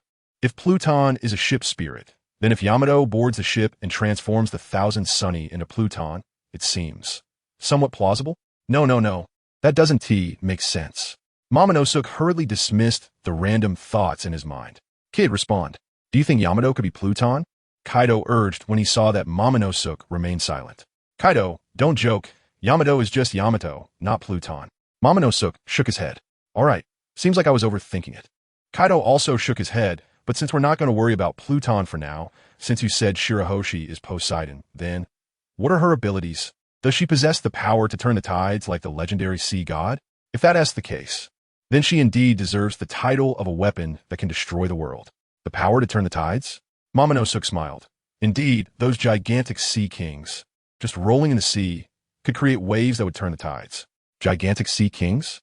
Aren't we talking about Poseidon Shirahoshi? What does that have to do with sea kings? Kaido was puzzled. Because the Sea King is the king of all sea kings, possessing the power to command them. So do you think it has nothing to do with the Sea Kings? Emo Long looked at Kaido and asked in return, possessing the power to command the Sea Kings? Is that the power of the Sea King? It seems I guessed wrong. I thought it was the power to control the sea or manipulate the seawater. Kaido shook his head, but being able to control the Sea Kings is very advantageous in naval battles. Kid, let's go pick up Shirahoshi and take her to Onigashima so she can experience the local customs. What do you think? Pick her up to Onigashima? Experience the local customs? Hearing Kaido's words, Emo Long laughed. Are you sure you're not just planning to tie her up on Onigashima and make her obey your orders? Kid, can you not say it so harshly? As the king of the new world, what's wrong with inviting the Fishman Princess to visit? What do you mean by tying her up? Although I'm a pirate, I still have principles, you know? Of course, if the Fishman Princess is unwilling to come, then don't blame me for using some forceful measures. Kaido clenched his fist hard in front of Emo Long. If I know where the Sea King is, there's no reason not to get it. What if I tell you that the Sea King hasn't awakened yet? Emo Long casually said. Hasn't awakened? What do you mean? Kaido was puzzled. I mean, the Mermaid Princess doesn't have the ability to control the Sea Kings yet. Although she is a Sea King, she hasn't mastered the abilities a Sea King should have. Kaido, goodness, you mean the current Mermaid Princess is just an ordinary mermaid? So when will she awaken the Sea King's ability to control the Sea Kings? Chapter 233. The Importance of Novelty. Missouri Long shrugged. I'm not the Mermaid Princess. How would I know when she will awaken? Although based on my memories, she should awaken in 2 years with Luffy's help. But that was just an instinctive outburst due to stimulation, not true mastery. It's like when Luffy suddenly unleashed his Conqueror's Haki during the Marineford War. That was also due to being stimulated, and afterward, he couldn't display it again until Rayleigh trained him. When she awakens, let's bring her back first. Kaido made up his mind. Kid, we're going to Fishman Island right now. By the way, Fishman Island used to fly the Whitebeard's flag and was under his protection. But now, Whitebeard is dead, so I'll generously hang the Beast Pirate's flag on Fishman Island. However, the price is the Fishman Princess. Do you think King Neptune will accept my proposal? Emo Long thought it would be quite difficult if things were on the original track. Fishman Island should be flying Big Mom's pirate flag right now, until Luffy took it down 2 years later. Of course, they might not have had the chance to seek Big Mom's support yet. After all, it's only been a month since the Marineford War. I think he won't. But it doesn't matter. The weak have no choice. Emo Long shook his head. If you go to Fishman Island first, make sure to coat the pirate ship. Because you can't fly in the sea, right? Right. How did I forget that? Kaido slapped his forehead. I'll get someone to coat the ship right away. But coating takes time, so it looks like we'll have to wait a few days for the Fishman Princess matter. Kaido left. Emo Long also went home. A month passed, and Yamato's belly was getting bigger. However, it would still take 2 or 3 months for the baby to be born. But when Emo Long pressed his ear against Yamato's belly, he could feel the movement inside. A few days later, the coated ship was ready. Emo Long and Kaido set off for Fishman Island. Under the sea, a pirate ship with a coating was continuously diving. Emo Long sat at the bow of the ship and could clearly see fish swimming past the pirate ship. What a beautiful sight! Watching various beautiful fish he had never seen before swim by, Emo Long exclaimed, Hee, kid, don't rush to praise.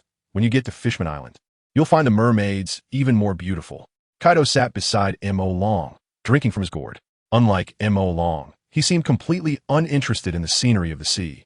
But thinking about it, Kaido must have seen it many times already, right? If he had seen it many times, it was natural to be uninterested. It's like a beautiful woman. If you see her too often, you will definitely get tired of her. Just like, why do some men cheat with women who aren't as pretty as their wives? Isn't it because of novelty? Novelty is the most important. Kaido, how long do you think it will take for us to reach Fishman Island? Lying on the deck with his hands behind his head, Emo Long looked at the fish swimming above and asked Kaido, What is wrong, kid? Are you eager to see the mermaids of Fishman Island? Kaido gave Emo Long a knowing look. Chapter 234. The cute and charming fishman characters seeing Kaido's expression. Emo Long knew he was starting to think wildly. Although, he was also quite curious to see the mermaids. But he wasn't in such a hurry. After all, the mermaids wouldn't run away. Not at all. I was just asking casually. If you don't want to say, then forget it, Emo Long casually explained. Don't explain to me. An explanation is a cover-up, and a cover-up is a fact. As for how long it will take to reach Fishman Island, It should take 2 or 3 days, Kaido estimated and replied. After all, we are in a sea area of 10,000 meters deep. Moreover, it's not a straight line distance. 2 or 3 days passed quickly. One morning, Long had just woken up and walked out of the dock when he saw a huge island surrounded by bubbles appearing before him. The island was densely packed with buildings. Kid, you finally woke up. Kaido smiled as he saw Long awake. That's right, we've arrived at Fishman Island. The cute and charming Fishman characters are right in front of you. Are you excited? But once we land on the island, you need to be mindful of your behavior. Don't let your nose bleed, after all.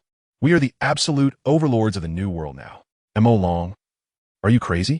Am I going to have a nosebleed from looking at mermaids? Do you think I'm Sanji? Long was speechless. Sanji? Who is that? Kaido asked curiously. Does he get nosebleeds when he sees mermaids? That's really too little experience, blood boiling. Such a person should go to a brothel more often, and he wouldn't be so easily enchanted by external beauties. Brothel? If that guy goes to a brothel, he might bleed to death on the spot. Long scoffed. Soon, the pirate crew approached Fishman Island and directly entered its port. The guards of Fishman Island, seeing the pirate ship flying the Beast Pirates flag, did not dare to stop them. When they saw Kaido of the 100 Beasts standing on the ship, they were so scared they nearly wet themselves. They didn't even dare to step forward to inquire. It was already quite good that they didn't drop their weapons and surrendered outright. You come here. Take us to the Fishman Royal Palace. Long pointed at a Fishman Island guard and said, The unfortunate guard? Are you talking about me? What nonsense. Who else could it be? Long replied irritably. Is it really me? The unfortunate guard mumbled, then fainted, collapsing to the ground. Long. Kaido. Kid, is this guy messing with us? I think so too. How about we just kill him? Long replied. My lord, please this way. I will take you to the palace. At some point, the guard who pretended to faint had gotten up and made a gesture of invitation to Long and Kaido. The two were speechless. This guard really knows how to read the wind. With a guard leading the way, Long and Kaido quickly arrived at the Fishman Royal Palace. Inside the palace hall, it was already in chaos. King Neptune of the Fishmen had summoned his ministers to discuss how to deal with Kaido's arrival. Your Majesty, I think we should surrender, a minister said to King Neptune, noting that in the current new world, Kaido and Big Mom were the rulers, and Kaido appeared to have the upper hand.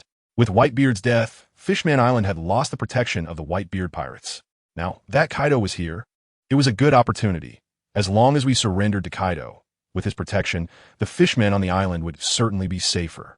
Those pirates may not fear the Navy, but if they wanted to venture into the new world, they would definitely fear Kaido. Sure, Minister, what nonsense are you talking about? Surrender is absolutely out of the question. At most, we can exchange wealth for Kaido's protection, but we cannot lose our sovereignty. The Whale Minister said to the Shrimp Minister. You say that, but you know Kaido has personally come here. Do you think you can just send him away with money? The Shrimp Minister said disdainfully. In my opinion, since Kaido has come personally, he clearly intends to take Fishman Island. If we do not surrender, facing the world's strongest creature, Fishman Island will face destruction. I am saying this for the future of Fishman Island. Pa, I think you must have taken benefits from Kaido, right? The Crab Minister spat at the Shrimp Minister. We have a population of 5 million on Fishman Island. If Kaido really dares to attack, what if we die together? Haha, die Togetea? I think if a fight breaks out, the only ones who will die are the fish, the net's 1T break. The Shrimp Minister sneered. Chapter 235. Fishman Island is mine. Who agrees and who opposes? Shrimp Minister, are you really one of us from Fishman Island? Or are you from Kaido? Why are you boosting others' confidence while undermining your own? The Crab Minister angrily accused the Shrimp Minister. Kaido has only brought one ship, and if we gather all the combat power of Fishman Island, can we really not fight back? Do you have any self-awareness? Do I really need to ask? The Shrimp Minister rolled his eyes at the Crab Minister. If you wanted to say it, are you happy? If Fishman Island were that strong, why did we hang the Whitebeard Pirates flag seeking protection in the first place? You. The Crab Minister was so angry he could not speak. What about me? Princess Shirahoshi is still locked up in the fortress. You must know that, right? We can't even catch the bastard who threatened Princess Shirahoshi. What do we have to fight Kaido? The Shrimp Minister added fuel to the fire. He then looked at Neptune and said, Your Majesty, choosing to surrender is our only way out. For the sake of the 5 million citizens of Fishman Island, please consider it carefully. Although the Shrimp Minister's words were harsh, Neptune understood that this was the truth. The overall combat strength of the fishmen is dozens of times that of ordinary humans, but thousands of years of history have shown them that fishmen have limits, Otherwise, throughout history, the rulers of this world would not have just been humans. Sigh. Neptune sighed. Stop arguing. Anyway, Kaido will arrive soon. Let's listen to what he has to say when he gets here. Not soon. He has already arrived. As the words fell, the heavy gate was pushed open. Kaido appeared before Neptune. Kaido, it's Kaido. The many ministers in the palace saw Kaido's appearance and were all terrified like tigers. They all shrank back, not daring to look Kaido in the eye, especially the crab minister. Despite making a scene earlier, when facing Kaido, he dared not do anything. Kaido of the 100 Beasts. King Neptune immediately got off his throne and invited Kaido up. Although this was quite embarrassing, one must bow their head when under someone else's roof. Facing a powerful being who could destroy Fishman Island, he could only lower his noble head as the Fishman King. You know your place.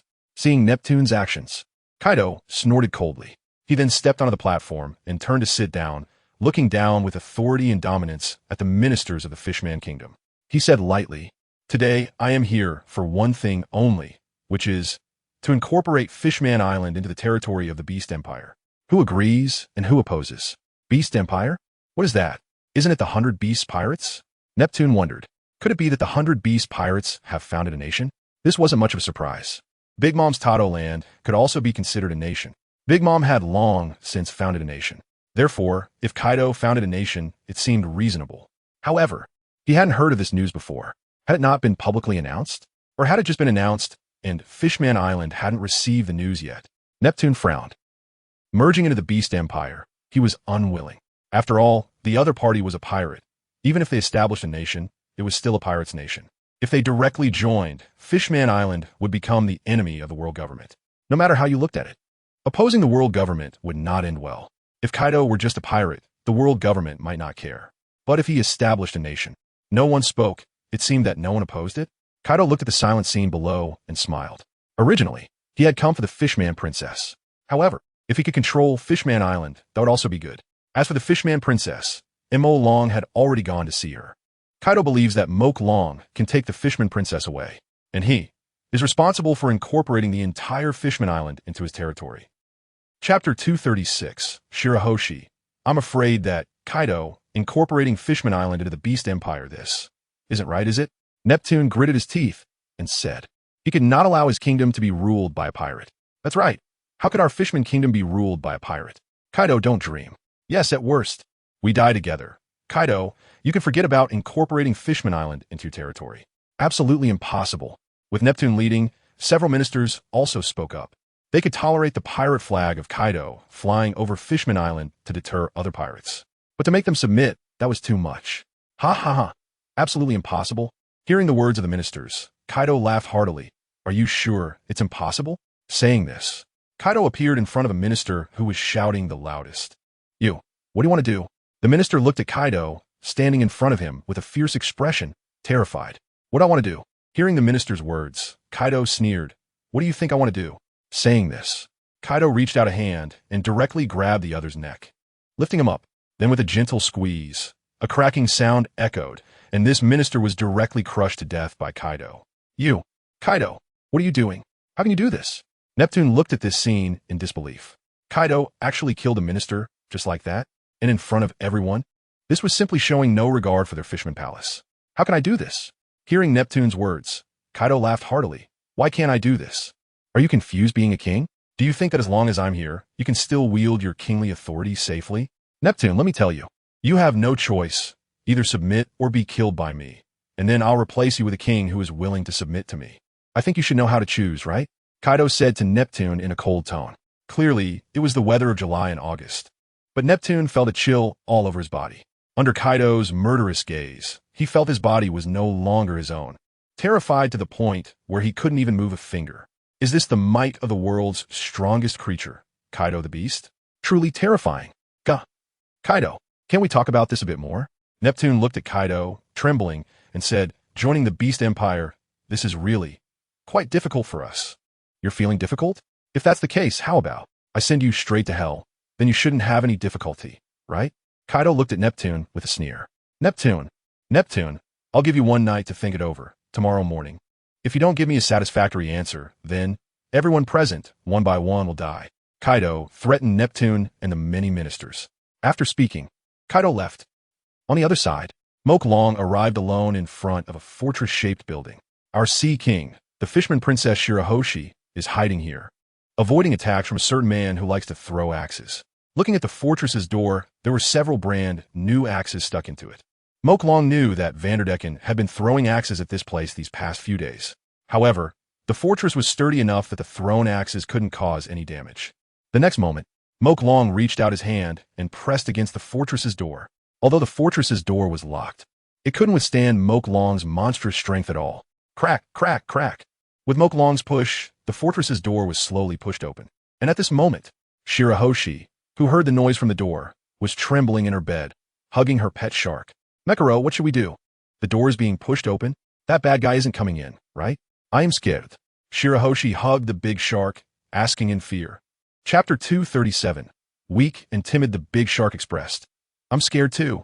Mekaro shrank into Shirahoshi's embrace. Shirahoshi was known as Cowardly Star. So how brave could the shark following her be? Crack! Bang! The bolt lock behind the heavy iron door was broken by Moke Long's strength, and the next moment, the heavy iron door was clearly pushed open by Moke Long. Sunlight poured into this steel fortress. What came into view was a huge bed. It looked to be at least 10 meters long, right? A blanket was covering the bed. The blanket was bulging, indicating that someone was definitely inside, because Moke Long could clearly see the trembling under the blanket. It should be Shirahoshi who was scared, Moke Long thought. After all, she had been threatened by Vanderdecken 9 since childhood to marry him, and when she refused, he threw axes at her every day, making Shirahoshi live in fear and only able to stay in this steel fortress. Anyone who had such an experience would be terrified. Not to mention, he had just violently broken open the door. Shirahoshi might think that Vanderdecken 9 had come to find her. So now what should I do? Looking at Shirahoshi hiding under the blanket, Moke Long fell into a state of confusion. I can't just rush up and pull the blanket off, right? Right? Why can't I? With this thought, Moke Long stepped forward, reached out his hand, and grabbed the blanket. Then with a forceful tug, he revealed Shirahoshi and the shark she was holding. Ah, don't grab me, don't grab me. As the blanket was pulled off, it was like losing protective armor. Shirahoshi immediately cried out loudly. At this moment, the pet shark that Shirahoshi was holding jumped in front of her, baring its teeth at Moke Long. It looked like it was trying to protect Shirahoshi. Seeing this, Moke Long flicked his finger at the big shark, and the shark was sent flying. All right, stop crying. I'm not Vanderdecken 9. I won't take you away to marry you, Moke Long said to the crying Shirahoshi. Upon hearing this, Shirahoshi indeed stopped crying. She raised her head and cautiously looked at Moke Long, thinking to herself, what a handsome guy, but he doesn't have a tail? Is he human? Although there are quite a few humans who visit Fishman Island, Shirahoshi hasn't seen many. She was well protected as a child, and once she grew a little older, she was threatened by Vanderdecken. So she could only hide in this fortress, unable to see anyone. As long as Vanderdecken 9 isn't caught, she will have to live here for the rest of her life. Although Vanderdecken 9 has the ability of the axe fruit, which allows him to throw axes from anywhere and have them ultimately chop towards White Star. If there weren't a fortress to protect her, White Star would surely be killed. You. Then who are you? Why are you here? Also, could you please close the big iron gate? Otherwise an axe might come crashing in. White Star looked at Moreklong, her voice weak and trembling. Axe. Moreklong suddenly turned around and looked back, pointing at a shadow in the air, saying to White Star, is that what you mean? Huh. Hearing Moreklong's words, White Star looked in the direction he was pointing. Sure enough, in the distant sky, a black dot appeared. As the dot got closer, White Star could see its true form. It was an axe. Oh no, the axe is coming, help me. White Star hugged herself, burying her face in the blanket, crying out loudly. Chapter 238. Cowardly Star Moreklong saw this scene and was left speechless. Knowing the axe was coming, why not run? Instead, she was scared and lay on the bed, burying her head in the blankets. What could lying on a bed do? Could it make the axe stop? Whether or not White Star heard Moreklong's thoughts, the next moment, she suddenly flipped her body, preparing to get off the bed and find a place to hide. However, it was too late to hide now. The rapidly spinning axe had already appeared in front of her, not giving White Star any chance to evade. Looking at the axe that was about to hit her, White Star hugged her head and screamed. It seemed she was ready to await the arrival of death. However, at that moment, Moreklong reached out and tightly grabbed the axe flying towards White Star. He firmly held the axe's handle. While the blade was only a finger's distance from White Star, just a tiny bit away, the axe could have sliced through White Star's beautiful face and split her head in two. Moreklong thought that by grabbing the axe, White Star would be safe. But He underestimated White Star's cowardice. She fainted right away. Seeing this, Morklong shook his head. The title of Cowardly Star was indeed no joke. However, Vanderdecken 9 was indeed a nuisance. He was the one who wanted to take White Star away. If he wasn't dealt with, White Star would likely face the Axe's attacks every day, and he wouldn't be there every day to help her deal with the Axe. So, since he couldn't resolve the trouble, then let us deal with the one who was causing the trouble. With this thought, Morklong took the axe and walked out of the iron fortress. Then he gripped the axe tightly and threw it hard in a certain direction. The axe flew quickly, breaking through the bubble surrounding Fishman Island and continuing to fly towards a certain direction. At that moment, in a certain part of the deep sea outside Fishman Island, a rickety pirate ship was sailing in the sea. It was Vanderdecken IX's Flying Dutchman. What is that? Suddenly, Vanderdecken 9 looked at the black dot rapidly approaching him from afar, but he couldn't see clearly. When he finally saw it, he exclaimed, "What the hell? This is impossible. Isn't it the axe I just threw? Why is it flying back towards me? I didn't throw it like a boomerang. Just." As soon as he finished speaking, he suddenly realized that the axe seemed to be coming down to chop him. As soon as this thought crossed his mind, he prepared to flee. However, it was too late to escape. The axe struck hard at the back of his head, splitting it in two. Vanderdecken 9. Dead. Inside the steel fortress, the unconscious White Star finally regained consciousness. "Ah, there's an axe." As soon as she woke up, White Star shouted about the axe. Then she frantically felt around her body. "Huh, why am I okay? Was it just a bad dream?" White Star muttered in confusion. "No, it wasn't a nightmare." Morklong shook his head. "I saved you." "Oh, really? Big brother, thank you." Hearing Morklong's words, White Star thanked him. "By the way, big brother, I remembered that just as the axe was about to hit me, you seemed to have caught it with your hand, but I was too scared and fainted. I'm really sorry. It's nothing. It's normal for a girl to be a little scared." Morklong comforted her. Now, it was time to take this little girl away. But how to take her away? Although he could forcibly take her away, but this girl was a crybaby. If he took her away by force, she would probably cry all the way, and who could stand that? Since he couldn't force her, why not lure her instead? Morklong looked at White Star and said, "White Star, do you want to see the world on land?" Chapter 239, Submit or Destroy, the World on Land. Hearing Morklong's words, White Star's eyes lit up. She had heard about various things on land since she was little and naturally wanted to see them. However, it was not allowed. If White Star left this fortress, she would be chopped to death by the axe. Thinking of that scene, White Star shook her head vigorously. Hearing White Star's words, Morklong smiled. "Don't worry, the bad guy, Vanderdecken 9, who bullied you with the axe has been dealt with by me. No one will dare to harm you with an axe anymore, I promise." "Really?" Hearing Morklong's words, the naive White Star believed him, but she still couldn't leave with you. "Father won't let me go to the surface. He told me there are many bad people who will capture fishmen like me as pets. It's very scary. No way. With me around, no one can bully you. Trust me." Morklong looked at White Star, patting his chest and assuring her, "You must be very tired of staying in this fortress, right? How about we go out and have some fun now? Just wandering around Fishman Island. What do you think?" Morklong was like a big bad wolf, step by step tempting the little rabbit to walk out his door. "Just wandering around Fishman Island? That sounds good." White Star nodded vigorously. She had lived in this fortress for several years, seeing the same decorations in her room every day. Anyone would get bored. However, she used to be worried about the Axe's attacks, so she didn't dare to leave. Now, the big brother on the opposite side said that the bad guy who attacked her with an axe had already been driven away, so naturally, she had nothing to worry about. Just like that, Mo Long took Bai Xing and left the Iron Fortress. A night passed. The next day, Fishman Island Palace. Neptune and many ministers had not slept all night, and now each one had dark circles under their eyes. It wasn't that they didn't want to sleep. It was that they couldn't sleep. After all, Kaido only gave them one night to think. They even considered calling the Navy for help. But then they thought about whether the Navy would send someone, and even if they did, it would take time. Moreover, even if they delayed Kaido until the Navy arrived, what if the Navy that came was not Kaido's match? Or what if Kaido escaped? Then wouldn't Fishman Island have to bear Kaido's revenge in the future? A revenge from a Yonko ruling the New World. Fishman Island could not withstand. However, if they joined the Beast Empire, wouldn't the world government also retaliate? Clearly, Fishman Island could not withstand the world government's retaliation either.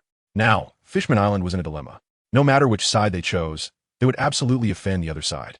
And the price of offending the other side might be destruction. Damn it, what should they do? Neptune picked up a wine cup and took a big gulp of wine. It was a way to drown his sorrows. At this moment, his side was already piled up with empty wine barrels. Perhaps he wanted to numb himself with alcohol. Or maybe he wanted to get drunk and forget about his troubles. Creak. At this moment, the palace door was pushed open again. Kaido walked in. Looking at Neptune sitting on the ground drinking, he laughed and said, "Wow, Neptune, I didn't expect you to be a wine lover too. But now is not the time to drink. Neptune, have you thought it through?" Kaido walked up to Neptune and said lightly, "Will you choose to submit or choose destruction?" Chapter 240.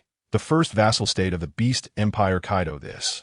Neptune hesitated and said, I can choose to submit, but I have a condition. Condition? Why do you have to negotiate conditions with me? Kaido looked at Neptune with a sneer. But you can say it. I'll listen and then decide whether to agree to your conditions. Neptune nodded and then said, I can bring the entire Fishman Island to submit to you and join the Beast Empire, but I hope this matter won't be made public. That's right. This was Neptune's idea. As long as the world government didn't know he had joined Kaido's Beast Empire, then the world government shouldn't act against Fishman Island. At the same time, it would protect Fishman Island and not offend the world government. This was the decision that Neptune and the ministers had come up with after discussing all night. There was no other way. Their strength was too weak, and not surrendering would only lead to death. And if they surrendered and the world government found out, they would likely die as well. Since that's the case, then they just needed to keep it from the world government, not making it public. Upon hearing Neptune's request, Kaido smiled. I understand. You're worried about the world government's retaliation, right? That's fine, I agree to it. I won't make it public that Fishman Island has joined the Beast Empire for the time being. For the time being? Neptune was taken aback. How long is that? It won't be announced in a few days, right? Don't worry when it's announced. It will be when this world decides its ruler again. Kaido looked at Neptune with a sneer. From Fishman Island, he was prepared to take action against the various countries in the New World, forcing each country to take a side. If they stood with the world government, then they should prepare to face the ruthless strikes of the beast pirates. By the way, to avoid you just surrendering in words, I will have Jack stationed at Fishman Island and I will take your daughter, Bai Xing, as a hostage to prevent you from betraying, Kaido said to Neptune. He naturally couldn't just believe Neptune's words of submission. Human words are the most untrustworthy things. Kaido, you can't do this. Bai Xing is still a child. Upon hearing Kaido's words, Neptune shouted, If you need a hostage, you can. You can take one of my 3 sons. But Bai Xing really can't go. She's still small. Hee. Neptune, the more you act like this, the more it shows how important Bai Xing is to you. And a hostage naturally needs to be someone important to you. So, Neptune, don't say anything. Bai Xing is set to be that hostage. Kaido said to Neptune, If you dare to oppose me, I'll kill her right now. Neptune, what else could Neptune do under such a threat? Don't worry, I'm not a devil. I won't do anything to a little girl. On Onigashima, she can still live happily. After the threat, Kaido also comforted Neptune a bit. After all, he was worried that Neptune would go to extremes. Hopefully that's the case. However, I think one hostage might not be enough. How about I send all 3 of my sons to Onigashima as hostages? Neptune looked at Kaido and said, he knew Bai Xing was very timid, and if she went to Onigashima alone, she would likely live in fear all the time. So, he hoped that his 3 sons could accompany Bai Xing. That way, with 3 brothers around, even in a foreign land, Bai Xing shouldn't be too scared, right? Kaido, I've never heard of such an outrageous request. Voluntarily sending out your sons as hostages? But if that's your wish, I have no problem. Kaido nodded and agreed to Neptune's suggestion. After all, with 1 more hostage, the possibility of Neptune betraying him would decrease. Although Jack would be left to watch, Kaido was also worried that Neptune might secretly report to the Navy. At that time, even with Jack, it would be useless. And if Neptune's children were all hostages on Onigashima, Kaido really didn't believe that in that situation, Neptune would still dare to betray. Chapter 241. Yamato was born just like that. Kaido's trip to Fishman Island came to an end. He successfully brought Fishman Island under the banner of the Beast Empire. He and Mo Long acted separately. He was responsible for taking Fishman Island, while Mo Long was responsible for capturing Bai Xing.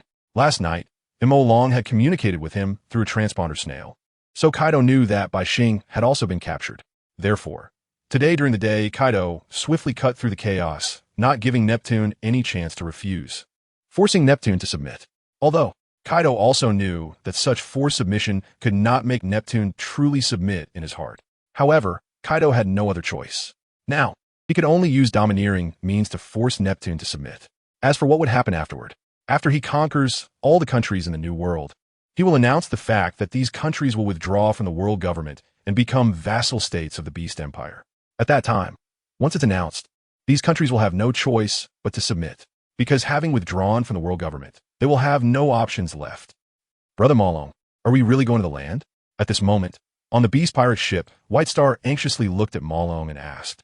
The current White Star, small and petite, was not as big as Malong, because, during these days, Malong had thoroughly studied his transformation ability and developed the ability to transform others at will. Previously, he could only transform himself, but now he could transform anything he touched. So, in order to allow White Star to move better, he transformed her to just a little over 1 meter long.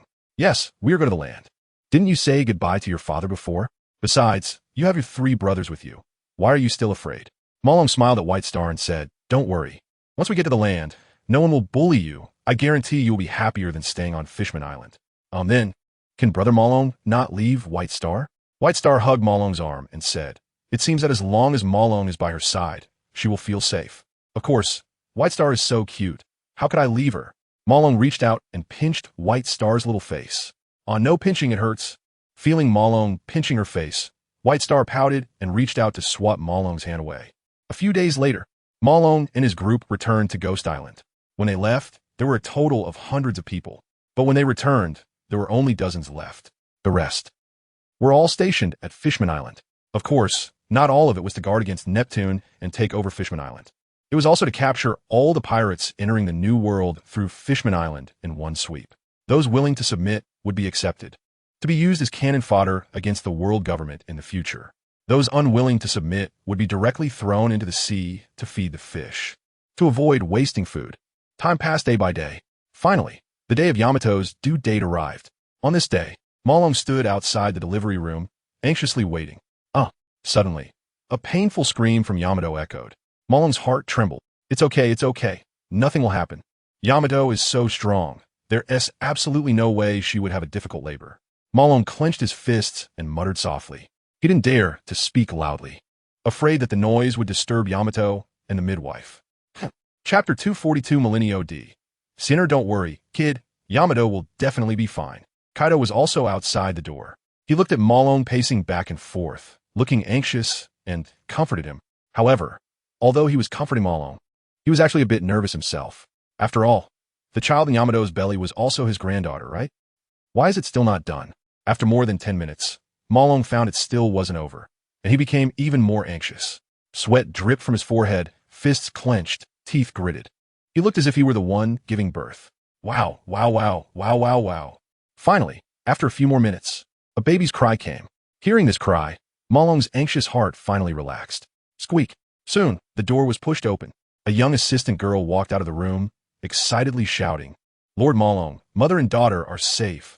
Lord Malong, mother and daughter are safe. Hearing this, Malong pushed past the assistant and entered the room. He saw Yamato lying on the big bed, looking a bit pale, her forehead drenched in sweat. Beside her, a small baby lay in a swaddle, placed next to Yamato. Malong rushed over, squatted down beside Yamato, grabbed her hand, and asked with concern, Are you okay? You've worked hard. Not hard at all. Yamato smiled and said, And giving birth wasn't as painful as I imagined. Malong, if it wasn't painful, why did you scream so badly before? Who said it wasn't painful? I just said it wasn't as painful as I imagined. All right? Yamato rolled her eyes. Hurry up, help me sit up. I want to see my precious daughter. Yamato said to Malong, You just gave birth. You should continue lying down. Malong was worried that Yamato was too tired. But since Yamato insisted, Malong had no choice but to help her sit up, leaning against the bed. Then he picked up their daughter and placed her in Yamato's arms.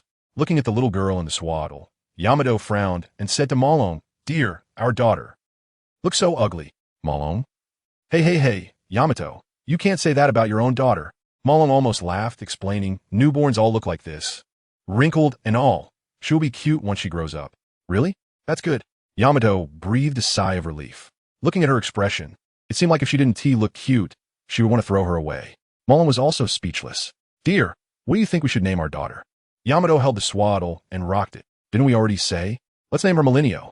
Although this name is somewhat unconventional in the world of One Piece. He certainly couldn't name his daughter Millennium D. Seeing her just to fit into this world, right? After having a daughter, Malong focused all his attention on taking care of his daughter and Yamato. After all, even though Yamato was in good health and could practice with her club the next day as if nothing happened, Malong still made her rest well for a few days. During these days, Malong acted like a nanny, taking care of both his big and small daughters. Wow, wow, wow, wow. Suddenly, their daughter cried again. Anxious, Malone quickly tugged at Yamato's clothes. Hurry, hurry, my precious is hungry and wants to eat. Chapter 243, feeding the daughter. Yamato rolled her eyes at Malone. I thought you were in such a hurry because you wanted to eat. Being teased by Yamato. Malone smiled awkwardly. Let us feed our daughter first. I'm not in a hurry. You're so annoying. Yamato glared at Malone and said irritably. Then, taking the daughter from Moke Long's hands, she prepared to lift her clothes. But looking at Moke Long's piercing gaze, she shot him a fierce glare. What are you staring at? Turn your head away. Hearing Day's words, Moke Long rolled his eyes. I've seen it so many times already. Do I still need to be wary of you? Time passed day by day. The daughter grew day by day. On this day, Kaido brought Moke Long to the meeting room to discuss something. Kid, a year has passed, and almost all the countries in the New World have been incited by us to join the Beast Empire. Next, should we go public and declare war on the world government? Finally, we can crush the world government and take their place? Kaido was already a bit impatient. What about the pirates? Moke Long asked Kaido. Have all the pirates in the New World submitted? Well, except for the Blackbeard pirates. There's still some scattered pirate crews in the New World, but they're basically small crews of just a few people on a single ship. Besides that, all the large pirate crews are already under my and Big Mom's command. We've also killed quite a few who were unwilling to join. You could say that our power now is even more exaggerated and vast than that of the Rocks pirates decades ago. Kaido continued looking at Moke Long. As long as I give the order, I can mobilize over 300,000 pirates and millions of troops from the countries in the New World. Today, I am a true king of the New World. What about the Navy? Moke Long wasn't very concerned about the affairs at sea, so he wouldn't know much unless Kaido told him. I heard the Navy established a new headquarters in the New World. Is it completed? Kaido nodded. The Navy built the new headquarters on the first island after entering the New World from the Grand Line, which is far from our location. So we haven't had any conflicts with the Navy. However, that's also because the headquarters was just established not long ago, and the Navy hasn't had time to trouble us. So, Kaido, I'm not saying anything, but you haven't dealt with the Blackbeard pirates yet, and the Navy headquarters has been established in the New World. Can you not focus directly on the world government? Let's deal with these two enemies in front of us first. Moke Long educated Kaido. Ahem, that's why I came to find you.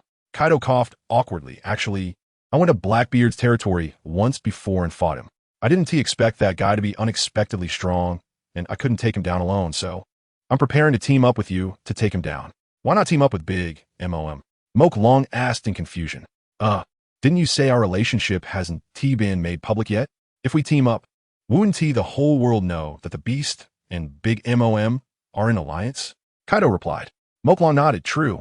Moke Long didn't think it was a problem that Kaido couldn't take down Blackbeard. That guy, in the original story, should be Luffy's final opponent.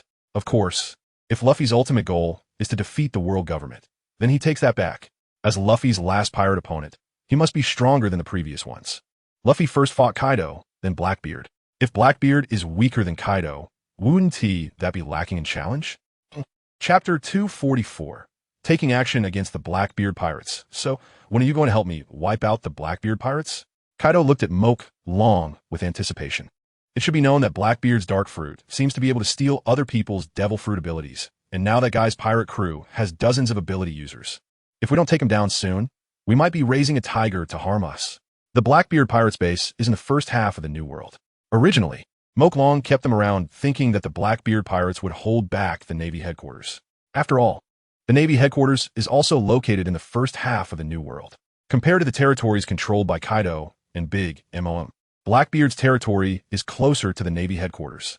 So if the Navy were to take action, they would definitely take down the nearest Blackbeard pirates first. Otherwise, if they went to attack the Beast pirates further back, the Navy would also worry about being cut off from retreat by the Blackbeard pirates. However, due to the large conscription and the new headquarters, the Navy had been very stable this past year. They hadn't made a move against the pirates in the New World. And now, with the new Navy headquarters completed, the large conscription had also ended earlier. If Akainu really has ambitions for a big fight, it should be happening soon. If Akainu takes action, the first target will definitely be the Blackbeard pirates. Of course, Big Mom is also a possibility, because, on the surface, the Beast pirates are the strongest. With Kaido and him around, even if Akainu sends all three admirals together, they might not be able to take them down. But Blackbeard and Big Mom are different. If they send all three admirals together, It's basically a 100 chance of taking them down. If a Kainu wants to fight, then, as his first battle as a Navy Admiral, he will definitely want to make a spectacular one. And to do that, he naturally needs to take on the weakest one. And on the surface, the Blackbeard pirates are definitely the weakest. After all, the Beast pirates have nearly 200,000 troops. Big Mom's pirates have nearly 100,000 troops. Meanwhile, the Blackbeard pirates only have a few thousand people. In terms of numbers, the Blackbeard pirates are basically the younger brother. In terms of establishment time, both the Beast pirates and Big Mom's pirates have been established for over 20 years, while the Blackbeard pirates have been around for less than 10 years. Their foundation is insufficient. Looking at the bounties of the captains, both Big Mom and Kaido exceed 5 billion, while Blackbeard is only over 2 billion, a huge difference. The New World is now jointly ruled by 2 pirate emperors, and Blackbeard hasn't even managed to earn the title of Pirate Emperor. In the eyes of many, he is merely surviving in the cracks between Big Mom's pirates and the Beast pirates. Therefore, from all aspects, the Blackbeard pirates are the most suitable first target for the Navy. And in fact, the current Navy headquarters is discussing taking action against Blackbeard. New officials want to make a name for themselves. After Akainu became Navy Admiral, he naturally hopes to do better than Sengoku. The first step he took was the large conscription. This was to restore the Navy's strength diminished during the Paramount War. Now, the large conscription has ended. Tens of thousands of newly enlisted sailors need to be tempered with blood and fire. The second step is naturally to take action against the pirates. Nowadays, the New World is almost divided between the Big Mom pirates and the Beast pirates. Besides them, there's only the Blackbeard pirates left. If we don't take action against the Blackbeard pirates, who should we go after? Chapter 245, Eating 10 Devil Fruits. What do you think about attacking the Blackbeard pirates? Akainu asked the 3 admirals below. Kizaru shrugged, indicating he didn't care. The other 2 are newcomers and wouldn't oppose anything. Just like that, the decision to launch an expedition against the Blackbeard pirates was made. Raising a tiger for trouble? Hearing Kaido's remarks, Malong shook his head, saying he was just a clown hiding in the shadows, hoping to soar to greatness. But he couldn't be considered a king of the mountain. Moreover, in recent days, I have eaten dozens of devil fruits, died dozens of times, and retained the abilities of those devil fruits. I can't even imagine how strong I am now. What is Blackbeard? Malong certainly dared to say this. During the Beast Pirates' conquest of a new world, he naturally obtained a lot of devil fruits. Most of these devil fruits were taken by Malong, because, with his previous physical strength, it was already very difficult to kill him. So Malong planned to leverage the power of the devil fruits. After eating 2 devil fruits, Malong indeed exploded with power. Moreover, he retained the abilities of the 2 devil fruits. After that, he continued to eat. After consuming 10, his physical strength was such that even the conflict of the devil fruits could not harm him. At that moment, Malong tested his strength against Kaido. He gave Kaido a punch. Just that one punch kept Kaido in bed for 3 days and nights, almost not waking up. It can be said, if Malong were serious, an existence like Kaido would be nothing more than an easy defeat. Therefore, he didn't take Blackbeard seriously. Even if the opponent is the final boss of the pirate world, so what? Can he withstand my punch? Well, although that's what he said, isn't it just a matter of one punch for you? Why not come with me to Blackbeard's territory, give him a punch, and let me handle the rest? There's no way. Malong is already much stronger than him, and Kaido can't continue to order Malong around. Even though, when Malong fell, he never ordered him. I don't have the time for that. Malong replied, don't you know how troublesome it is to take care of kids? Even if it's troublesome, can't you spare a little time? Kaido was persistent. Kaido, are you annoying? I want to see my precious daughter. Malong ignored Kaido and turned back. The current Malong is a daughter slave. He has no interest in conquering the world. Moreover, he feels that life on Onigashima is quite good. Very leisurely, very relaxed. As for Kaido, he looked at Malong's back, reaching out, wanting to grab him, but grasping nothing. Sigh. Who would have thought that the useless person from a year ago is now so powerful? Even he, Kaido, has to ask Malong for help. But if he doesn't ask Malong to take action, facing the Blackbeard pirates, he still finds it a bit difficult. Although if he went all out, he could definitely easily take down the Blackbeard pirates. After all, he has more people on his side. But he is preparing to launch a major battle against the world government with these forces. How could he waste them on Blackbeard? As for Big Mom, his relationship with Big Mom hasn't been made public yet. If he joins forces with Big Mom to attack the Blackbeard pirates, wouldn't that reveal to the outside world that Big Mom has long been on his side? Sigh. It's tough. Kaido was very troubled. If it were before, he wouldn't have thought so much. He would have gone solo. But now, As his power grows, it actually makes him feel restricted. What on earth is going on? Chapter 246. Avoiding the limelight. A few days later, the news of the Navy's expedition against the Blackbeard pirates began to spread across the seas. The Navy had no intention of secretly attacking Blackbeard. Instead, they declared war on Blackbeard outright. They announced the news to the seas, because this is Akainu's first major battle since taking office. He wants to crush the Blackbeard pirates with absolute strength. He aims to have a spectacular war, to establish his absolute position as the new fleet admiral. He wants the Navy to know that he, Akainu, is far better than Sengoku. At this moment, on an island in the New World, the cadres of the Blackbeard pirates were discussing this matter. The Navy is going to attack them, and they are naturally very nervous. After all, as a pirate crew that has only been established for a year, they are still quite weak, let alone facing the Navy headquarters. Even against the big MOM pirates and the Beast pirates, they are at a disadvantage. Now that the Navy is so publicly declaring this war, it shows that they are fully committed to annihilating the Blackbeard pirates in one fell swoop. At that time, it might even involve all three admirals. Faced with such a situation, what can Blackbeard do? Captain, the Navy is definitely determined to succeed this time. Should we avoid their strength? In the banquet hall, one of the cadres looked at Blackbeard and said, "Of course, I'm not trying to boost the Navy's morale and diminish our own. It's just, our pirate crew has only been established for a little over a year, and if we harden our stance against the Navy headquarters, I fear, even if we win in the end, we would suffer heavy losses. If we are then attacked by big MOM or the Beast pirates, allowing them to reap the benefits." This cadre clearly knew how to handle things. Saying this was clearly to give Blackbeard a way out. Even if Blackbeard chooses to retreat, it would still give the impression that he is not afraid, but simply doesn't want the two emperors to benefit from it. After all, they're facing not only the Navy but also the two major pirate crews, Big MOM and the Beast pirates, who have almost completely divided the New World. Blackbeard was also quite troubled. He thought, having obtained the Yami Yami no Mi and taken the Gura Gura no Mi, his era was about to come. However, when he arrived in the New World to take over Whitebeard's territory, he discovered that the Beast pirates had gotten there first, incorporating Whitebeard's territory under their control. Blackbeard thought that it didn't matter if he lost Whitebeard's territory. After all, Red-Haired had also died at the Navy headquarters. Since Whitebeard's territory had been taken, he would go seize Red-Haired's territory. But he hadn't even arrived yet. I just heard the news that Big Mom's pirate crew has taken over Red-Haired territory. In an instant, Blackbeard was dumbfounded. Whitebeard's and Red-Haired's territories were each seized by Big MOM and Kaido. Blackbeard suddenly became a small-time pirate without a base. Although he had considered seizing some territory from one of the Yonko crews, he realized that he had just escaped from the Navy headquarters and only had 4 or 5 subordinates left. It was clearly not a wise decision to start a war at this moment. Helplessly, Blackbeard could only look for an uninhabited island to temporarily occupy as his pirate crew's base. After that, he began to expand his pirate crew and recruit members. He even started hunting devil fruit users to acquire their powers. Now, a year has passed, and Blackbeard's pirate crew has developed into a crew with 10 ships, thousands of members, and control over 3 islands. Although compared to Big MOM and the Beast pirates, his territory seemed so small. He was still the strongest pirate crew in the New World aside from those 2 crews. Chapter 247. Fight or Retreat, Avoiding the Limelight. Hearing the suggestion from his subordinate, Blackbeard seemed to be considering it.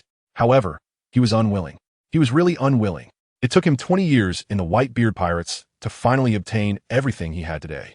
Did he really have to give up his base because of an attack from the Navy? But even if he gave up, where could they go? The entire New World had almost been divided up by Big MOM and Kaido. If they left here, would they still have a base?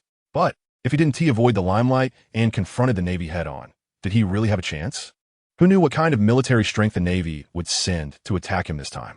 If it was just an extermination order level attack, he naturally wouldn't care. Although, for most people, the extermination order was already terrifying. 5 vice admirals, 10 warships, carrying out an operation aimed at erasing the target from the world map. But for Blackbeard, if they didn't send an admiral, wasn't that just a gift? So, the Navy's action this time would definitely be led by an admiral. The question was, how many admirals? If it was just one admiral leading the extermination order, Blackbeard was confident he could fight back. If it was 2, he thought he could also take a gamble. But if all 3 admirals showed up, he would definitely have no chance. Not to mention, if he couldn't drive the Navy back with absolute superiority and suffered heavy losses, he would definitely be at risk of being caught in the crossfire between the two emperors. Moreover, the Navy had an endless supply of reinforcements to throw back into battle. Fighting a protracted war against the Navy was simply impossible to win. The pirates of the New World had almost completely been divided between Kaido and Big Mom. Even newly emerging pirates had to choose to join one of the pirate crews. Otherwise, they would be besieged at sea. And for new pirates, surviving an attack from the two emperors was almost impossible. This also led to Blackbeard had not recruited any new members for a long time. Because there were hardly any pirates left at sea, how could he recruit with no pirates around? Under such circumstances, if Blackbeard's pirate crew wanted to develop, there was only one way. That was to go to war with Big Mom or Kaido. He originally had decided to attack Big Mom. Compared to Kaido, Blackbeard clearly felt that Big Mom was easier to bully. Although bullying women T considers skill, Big Mom was an exception. But Blackbeard didn't expect that just as he was thinking about attacking Big Mom's pirate crew, the Navy was actually planning to take action against him? Damn, why? Do they think I'm easy to bully? Why not attack Big Mom and Kaido, but come after me, Blackbeard? At that moment, Blackbeard was so angry that he smashed his bedroom to pieces. However, after venting his anger by smashing things, he still had to continue living. Running away directly didn't suit his character. At the very least, he had to see what kind of lineup the Navy was sending. Blackbeard looked at his subordinates and said that if the Navy underestimated them and only sent one admiral, they would annihilate the Navy and demonstrate the might of Blackbeard's pirate crew. If the Navy was preparing to take them down in one fell swoop with a strong lineup, then it would not be too late to retreat strategically. It was decided like that. Saying this, Blackbeard looked at one of his subordinates with the seagull fruit ability and said, "Go Coda, it's up to you now. Transform into a seagull, scout the Navy's lineup, and report back to me via Den Mushi. Then I will decide whether to fight or retreat." "Leave it to me, Captain," Go Coda said, transforming into a seagull and flying out of the conference room window. Chapter 248, War, 3 days later. The war between the Navy and Blackbeard's pirate crew broke out, because the seagull that Blackbeard sent out had not returned with any news. This left Blackbeard unable to make a final decision to retreat. Although Blackbeard believed that Go Coda hadn't returned because he was likely discovered by the Navy and executed on the spot, he was still unwilling to retreat. So he continued to send people to scout. But in the end, all the scouts returned with no news. Blackbeard understood that the pirates he sent out to scout were definitely wiped out. This indicated that the Navy's lineup this time was very strong. Otherwise, they wouldn't have been completely annihilated without a single message getting back. Faced with this situation, Blackbeard finally made up his mind to lead a retreat. Unfortunately, just as he was getting ready to set off, the Navy's warships appeared offshore. Boom! With a round of cannon fire. All the pirate ships he had prepared for escape were destroyed. Damn it! How could the Navy come so fast? Looking at the dozens of warships lined up neatly on the horizon, this was quite a big show. Blackbeard's crew only had a few thousand people. The Navy must have brought tens of thousands. It seemed they were really prepared to wipe them out completely. Ha ha! The Navy really has a grand show here. Do they want to capture my Blackbeard pirate crew all at once? Blackbeard laughed as he looked at the warship at the front. Standing on it were two Navy admirals. Since the ships meant for retreat had been destroyed, then, the only option left was to fight. Blackbeard, under the orders of the Navy Fleet Admiral, "I have come to arrest you. If you resist, you will be executed on the spot. So what is your choice? When will the resistance end?" On the warship, Admiral Fujitora closed his eyes and spoke to Blackbeard. "Damn, an admiral thinks he's so great? You're talking to me with your eyes closed. Do you look down on me?" Blackbeard was furious. He clenched his fist and slammed it into the air. The space trembled, creating a massive tsunami that swept towards the warship. Hearing Blackbeard's words, Fujitora's lips twitched fiercely. "Am I blind or what? You think I enjoy keeping my eyes closed?" Boom! Blackbeard used the tremor fruit to trigger the sea's vibrations. The warship, which was floating on the surface, began to sway with the surging waves. Many of the sailors on the warship fell to the ground due to the vibrations. "Haha, Navy, do you think I'm easy to bully? Even if there are two admirals, so what? Today, I'll show you how crazy I can get." Blackbeard spread his arms and laughed maniacally. Dozens of warships were engulfed by the rising waves. If it didn't find a way to stop it, they would likely be wiped out in an instant. If Akiji were here, he could freeze it. But Akiji was not here. He had lost the competition for the position of Fleet Admiral to a Kainu and, in a fit of anger, left the Navy. No one knew where he was wandering on his penguin now. Ah, no, am I really going to die like this? Mom, help me. What to do? What to do? Facing such a huge tsunami. There's no way to escape. No way to escape. The sailors looked at the towering tsunamis on both sides, panicked. They felt like their lives were about to end. Chapter 249. The battle begins. Kaido appears. What are you panicking about? Calm down. Fujitora frowned at the fearful voices of the sailors. This was his first mission as an admiral. He didn't want his first expedition to end in failure. After scolding the sailors, Fujitora exerted his power. He drew his sword and used his ability. In an instant, the overwhelming tsunami seemed to be pulled downward by a gravitational force. It fell directly into the sea. Splash! Endless seawater tilted downwards. The tsunami that had surged towards the warship instantly plummeted vertically. The warships narrowly escaped disaster. However, even a hammer falling still caused waves to ripple. Of course, it was far less than the previous tsunami that reached hundreds of meters high. This scene left Blackbeard dumbfounded. What kind of ability is that? Gravity? It actually suppressed the tsunami I triggered. Blackbeard frowned. The Navy thus gained a moment of respite. Fujitora immediately ordered the navigator to bring the ship to shore for a landing operation. In fact, Blackbeard was also hesitant to trigger a tsunami. After all, he and his crew were all gathered on the shore. If a violent tsunami were to occur, he and his subordinates would likely be affected as well. Of course, compared to the Navy facing a direct assault, the impact on him would be much less. Soon, the warships reached the shore, and the sailors began to disembark. They launched an assault on Blackbeard's pirate crew. As the earthquake waves, faced with the sailors' assault, Blackbeard slammed his fist into the ground. Instantly, the ground cracked, revealing fissures that appeared in front of the advancing Navy. The originally small cracks became massive openings as they tore through the Navy's ranks. Some sailors who couldn't dodge fell directly into the cracks. Fujitora saw this scene and knew he couldn't let Blackbeard go unchecked. He immediately unleashed a gravity wave to press down on Blackbeard. Blackbeard instantly felt the immense gravitational force weigh down on him. He felt as if he was carrying a mountain. The ground beneath him had already shattered.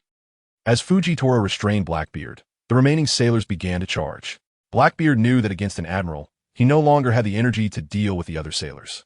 He shouted to his subordinates behind him, "Brothers, kill. Let the Navy see the strength of our Blackbeard pirates. This is our first major battle against someone. We must show our might." "No problem, Captain." Blackbeard's crew appeared fearless, charging forward despite being outnumbered. Soon, the Navy and pirates were locked in a chaotic battle. Smoke began to fill the entire island. What they didn't know was, in the clouds above 10,000 meters, a dragon was watching everything below. That's right, it's Kaido. How could he remain indifferent while the Navy attacked Blackbeard's crew, especially with the Navy's massive recruitment and the two newly appointed admirals? He knew nothing about them. As the saying goes, know your enemy and know yourself, and you can fight 100 battles without danger. He had fought Blackbeard once. The Blackbeard who had obtained the Tremor fruit was already a powerful pirate on par with Whitebeard, and it wouldn't be easy for him to take him down alone. He had some understanding of Blackbeard, but he knew nothing about the two new admirals. After all, his goal was to dominate the world. Sooner or later, he would have a major battle with the Navy. If he didn't understand the abilities and strengths of the admirals, he would be at a disadvantage when the time came. And now, as the Navy attacked Blackbeard's crew, it was a good opportunity for him to observe the abilities of the two new admirals, so Kaido naturally wouldn't miss it. He secretly came, hiding in the high sky, watching everything below. Chapter 250, Burn the Boats. Break through the Navy after several hours of battle. The battlefield was filled with countless casualties. Blackbeard faced the encirclement of the two admirals and gradually began to retreat, feeling increasingly overwhelmed.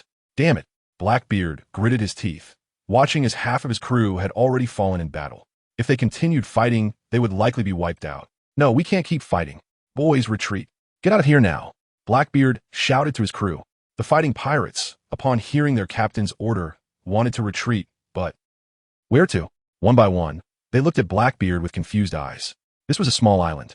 The area was already limited. How could they retreat? "Go to the back of the island, where I have hidden our pirate ship." Seeing the confused expressions of the pirates, Blackbeard immediately spoke. That was originally the escape route he had prepared for himself. When the pirates heard that there was a ship behind the island, they immediately began to retreat. On the way, as the pirates retreated, Blackbeard directly used the dark hole technique, and a strange black mist enveloped the ground. Anything that stepped on the black mist was completely swallowed. Some Marines rushed to pursue the pirates, but as soon as their feet entered the black mist, they were swallowed up in no time. This scene made the other Marines hesitate to advance. Want to run? How was that possible? In the air, Kaido witnessed this scene. He absolutely could not allow Blackbeard to escape and come back for revenge. So, Kaido found the pirate ship hidden behind the island and dove down, directly destroying the pirate ship. What was that? Blackbeard looked into the distance as a pillar of fire descended from the sky, crashing violently into the cave where he had hidden the pirate ship. A deafening explosion echoed. The cave behind the island was completely destroyed. As for the pirate ship, it was even less likely to escape disaster. Is the heavens trying to destroy me? Is that why the fire pillar fell? Blackbeard held his head and knelt on the ground, looking despondent. Without the pirate ship, there was no escape route left. All that remained was to fight to the death. Blackbeard felt a tinge of regret. He regretted why he didn't choose to run away directly at the beginning. If he had fled when he learned the Marines were attacking him, he wouldn't be facing such a desperate situation now. Alas, it seems he could only fight to the bitter end. Blackbeard sighed. Then he looked at his subordinates who had already stopped and said, "Brothers, you've seen it. Our ship we desperately tried to escape on has been destroyed. We now have no way out, with the Marines in front and nowhere to retreat to. So we have no choice but to fight through the Marines and win this battle." Sure enough, Blackbeard's words lifted the pirates' spirits. Indeed, the ship for escape was gone, and they had no choice but to fight through the Marines. Fight through the Marines. Fight through the Marines. Win victory. Win victory. The pirates roared, each of their eyes glinting with a bloodthirsty red light. It was clear. The pirates' momentum had reached its peak, boosted by Blackbeard.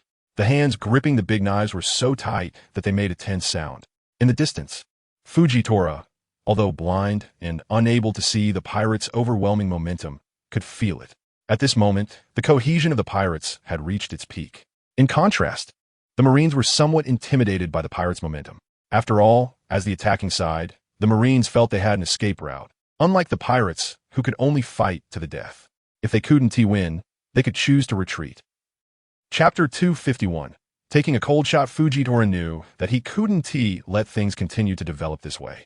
Otherwise, although the Marines had the numerical advantage, if their morale weakened, they could very well suffer a catastrophic defeat.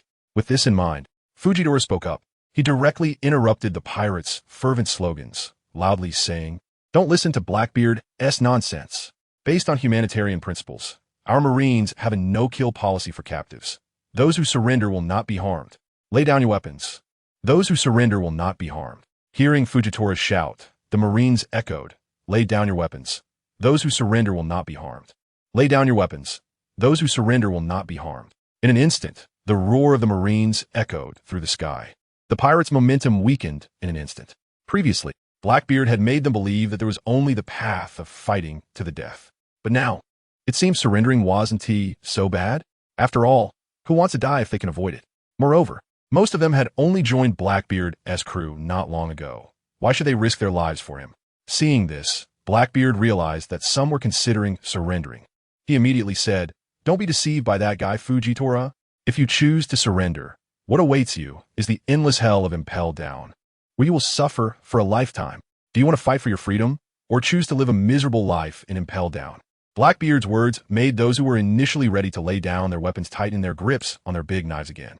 Indeed, if they were to endure torment and Impelled Down for a lifetime, what meaning would life have even if they survived?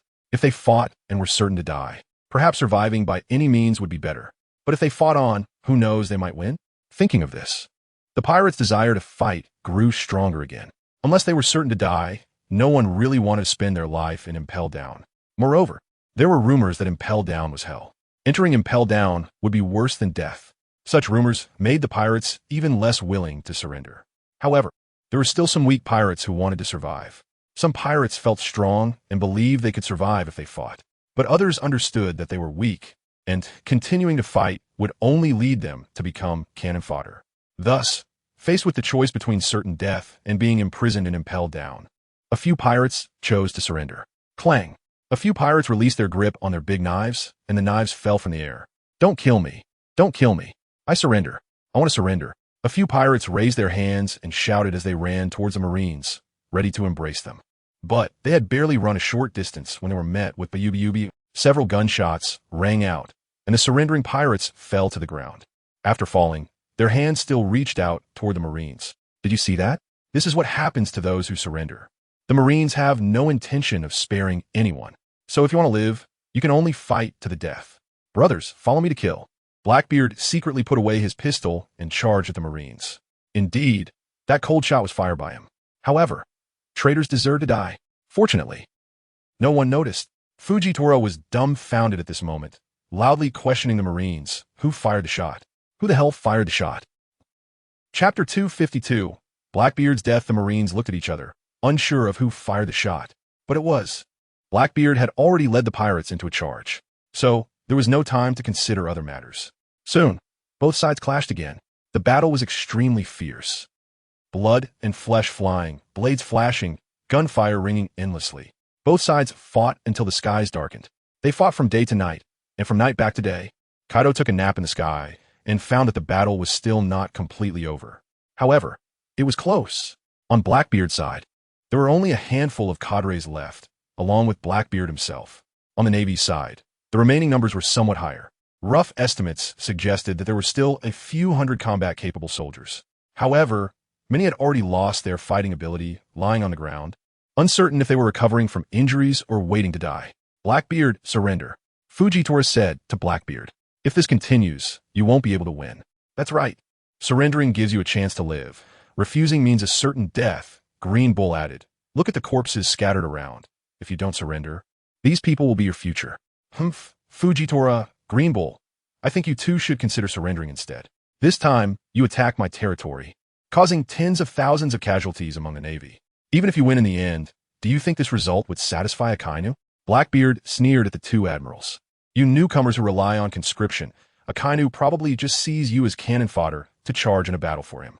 Your lives belong to you, but the glory goes to Akainu. Why risk your lives for him? Why not join my pirate crew? Together we can create brilliance, dominate the new world. And you could be the boss. Isn't that better than serving someone else? Blackbeard looked disheveled, blood covering his face, hoping to sway them. If he could get the two admirals to join him, he wouldn't mind losing so many subordinates. With Fujitora and Green Bull, he could directly seize Kaido and Big Mom's territories.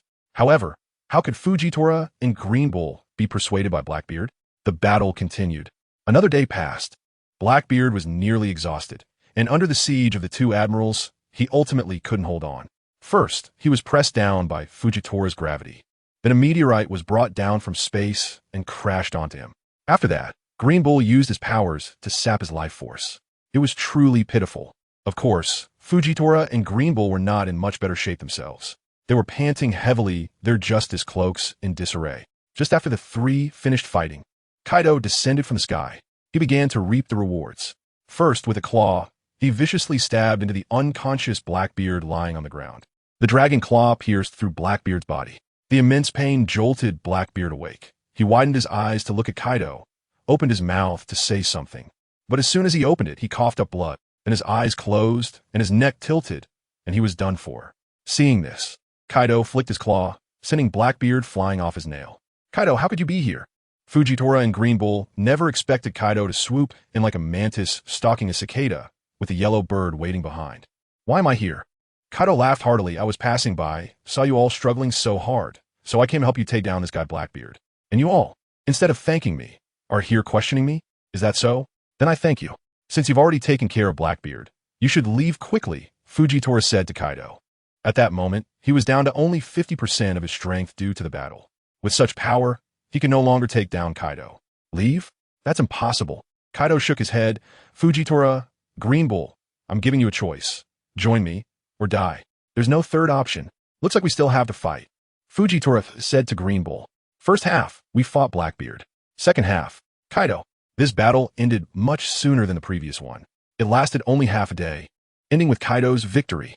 Kaido showed no mercy, directly killing the two newly appointed admirals. Although he valued talent, facing two opponents not significantly weaker than himself, Kaido didn't have confidence that he could capture them and make them submit. If he captured them and they recovered and escaped, wouldn't that be letting the tiger return to the mountain? So it was better to just eliminate them. After dealing with the two admirals, Kaido didn't eliminate the remaining Navy soldiers. After all, he needed someone to spread the news. What? Fujitora and Green Bull are dead? At the Navy headquarters. In the admiral's office, Akainu bit down on his cigar in anger, breaking it in half, the burnt end falling onto the desk. However, Akainu couldn't care less about that now. The news the Navy soldier reported was simply horrifying. How could this happen? Blackbeard can't be that strong. How could he defeat two admirals working together? No, Admiral Fujitora and Green Bull were not killed by Blackbeard. They were killed by Kaido. The soldier on the other end of the transponder snail explained loudly. Kaido killed them? Damn it. Weren't you supposed to be attacking Blackbeard's crew? What does Kaido have to do with this? Did you get lost? And end up in Wano? Akainu was completely confused. No, we didn't get lost, the soldier explained. We went to attack Blackbeard, but after the battle ended, Kaido suddenly descended from the sky, first killing Blackbeard and then the two admirals. After hearing the soldier's explanation, Akainu didn't know what to say. In short, they won against Blackbeard, but were robbed of their victory by Kaido? Damn, Akainu's temper flared. He kicked his desk, sending it flying. The desk crashed through the wall, entering the corridor. You have to know, the large-scale conscription was his first order after taking office, a significant move. And the expedition against Blackbeard's crew was his first step towards conquering the New World. And this? An unaccomplished mission resulting in death? Two Navy admirals dying on their first mission?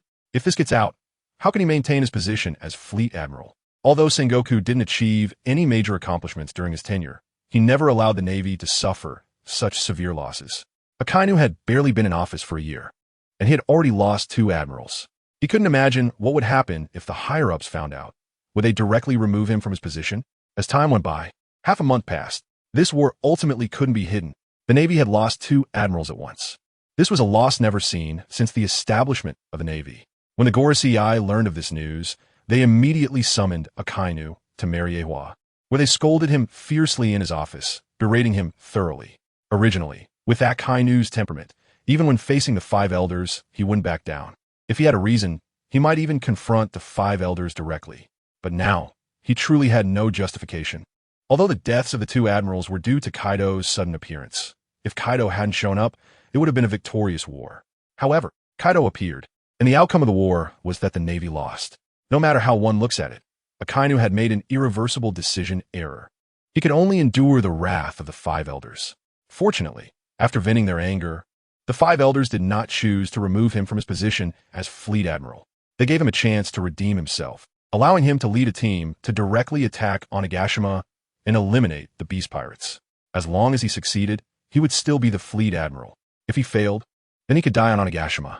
Faced with the orders from the five elders, Akainu also signed a military pledge. He vowed, either return victorious or die on Onigashima. With no third option, there was no choice. After all, he had committed such a mistake shortly after taking office. If he didn't achieve a significant accomplishment, he would definitely not be able to remain in the position of Fleet Admiral. Thus, Akainu, with the resolve to succeed or die, returned to Navy headquarters. He began mobilizing troops and preparing to set off for Onigashima. After several days of preparation, Akainu set sail with 10 warships. He did not bring too many people because he believed that weak sailors wouldn't change the outcome. He only brought Kizaru, 2 substitute admirals, and 10 Navy vice admirals. As for the defense of Navy headquarters, that was left to Sengoku. After all, Sengoku was only stepping back to his secondary role, not leaving the Navy entirely. Onigashima. Kid, I've received news that Akainu is on his way to Onigashima. Do you think that after we take down Akainu this time, we will confront the world government? Kaido asked, looking at Morley. Morley nodded. Indeed, it was time to cut through the chaos. After resolving Akainu and his crew, we should declare war on the world government. The Celestial Dragons have held their power for 800 years. It's time for a change, Morley said while holding his daughter high. And so, Kaido began to arrange his forces, waiting for the Navy's arrival. A few days later, the Navy fleet composed of 10 warships appeared off the coast of Wano. Facing the 10 warships were dozens of pirate ships. Kaido chose to fight at sea rather than on Wano or Onigashima. He could fly. Fighting at sea was an advantage. The two fleets met in the ocean, separated by dozens of meters. Akainu stood at the bow of his ship, shouting at Kaido, "Kaido, you bastard! How dare you kill 2 Navy admirals? Who gave you the courage? I now command you to surrender, and you can live out the rest of your life peacefully in Impel Down. Otherwise, next year on this day will be your funeral." Chapter 255. The Navy's Annihilation. Waha. Akainu, are you so arrogant? You say next year on this day will be my funeral? Kaido scoffed at Akainu's words. I think it's more likely that next year on this day will be your funeral. So, Kaido, are you stubbornly preparing to resist the Navy?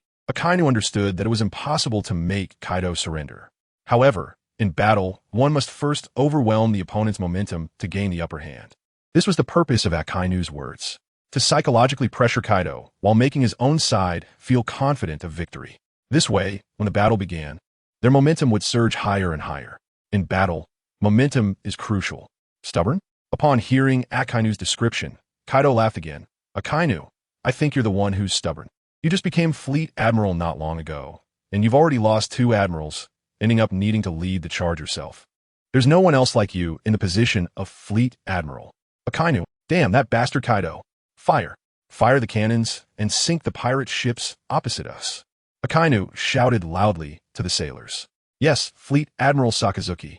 The sailors began to turn the cannons toward the pirate ships, igniting and firing. Boom! A cannonball was shot out but missed, landing in the sea and splashing water. Huh, did you think only you have cannons?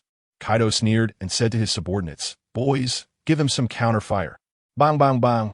Dozens of pirate ships also opened fire. Countless cannonballs rained down on the Navy fleet. Although most missed, a few did hit. When it comes to firepower coverage, pirate ships outnumber military ships. Soon, the cannon fire ceased.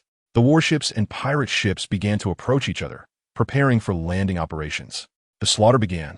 This battle lasted a whole day, with chaos and bloodshed. Blood stained the sea.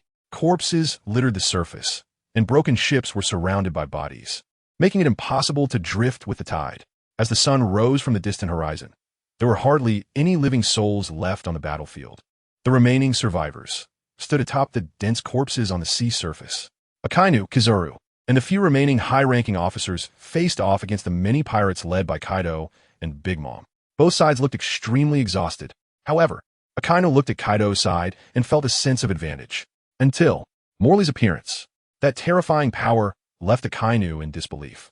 With one punch, he was utterly defeated. That invincible strength was simply horrifying and unmatched. Even if he exerted all his strength, he was still effortlessly annihilated by Morley. Seeing this, Kizaru transformed into light and turned to flee. But Morley quickly caught up with him. Realizing he couldn't escape and couldn't win, Kizaru ultimately chose to surrender. Morley had no intention of accepting Kizaru's surrender. However, Kaido valued talent and persuaded him, so he decided to keep Kizaru. Thus, the remaining Navy soldiers were dealt with once again. In the end, only a few willing to surrender survived. This battle, while the pirates did not achieve a complete victory, they certainly won. A few days later, the news of the Navy's total annihilation spread worldwide, and everyone was in an uproar. The Navy was completely wiped out. The world was about to change. Chapter 256, The Wedding Finale. A few days later, with the news of the Navy's total annihilation spreading. At the same time, another news spread across the world under Kaido's control. Wano country has been renamed the Beast Empire and has been established. The first emperor of the Beast Empire, Yamato. Meanwhile, Big Mom also officially announced the disbandment of her pirate crew, merging under the Beast Empire. In addition, dozens of kingdoms in the New World also announced on the same day that they were withdrawing from the world government's affiliated nations and becoming vassal states of the Beast Empire. In an instant, the world was shaken. No one in the world expected that Kaido, the Beast, would make such an astonishing move. How could he pull off such a huge feat? All the kingdoms in the New World announced joining the Beast Empire on the same day. When did Kaido conquer these nations? There was absolutely no news leaked. The world government, upon receiving this news, was furious. This was a serious provocation to the world government. The 5 elders gritted their teeth in anger and even smashed their office. They immediately went to report this matter to Im. As the true ruler of this world, how could him tolerate the feeling of betrayal? They immediately ordered the 5 elders to mobilize all military forces to attack the Beast Empire. A grand and sweeping full-scale war was coming. The world government allocated military forces from various affiliated nations, gathering all military power to form the world government allied army. With millions of troops converging like a torrent of steel, rushing towards the New World.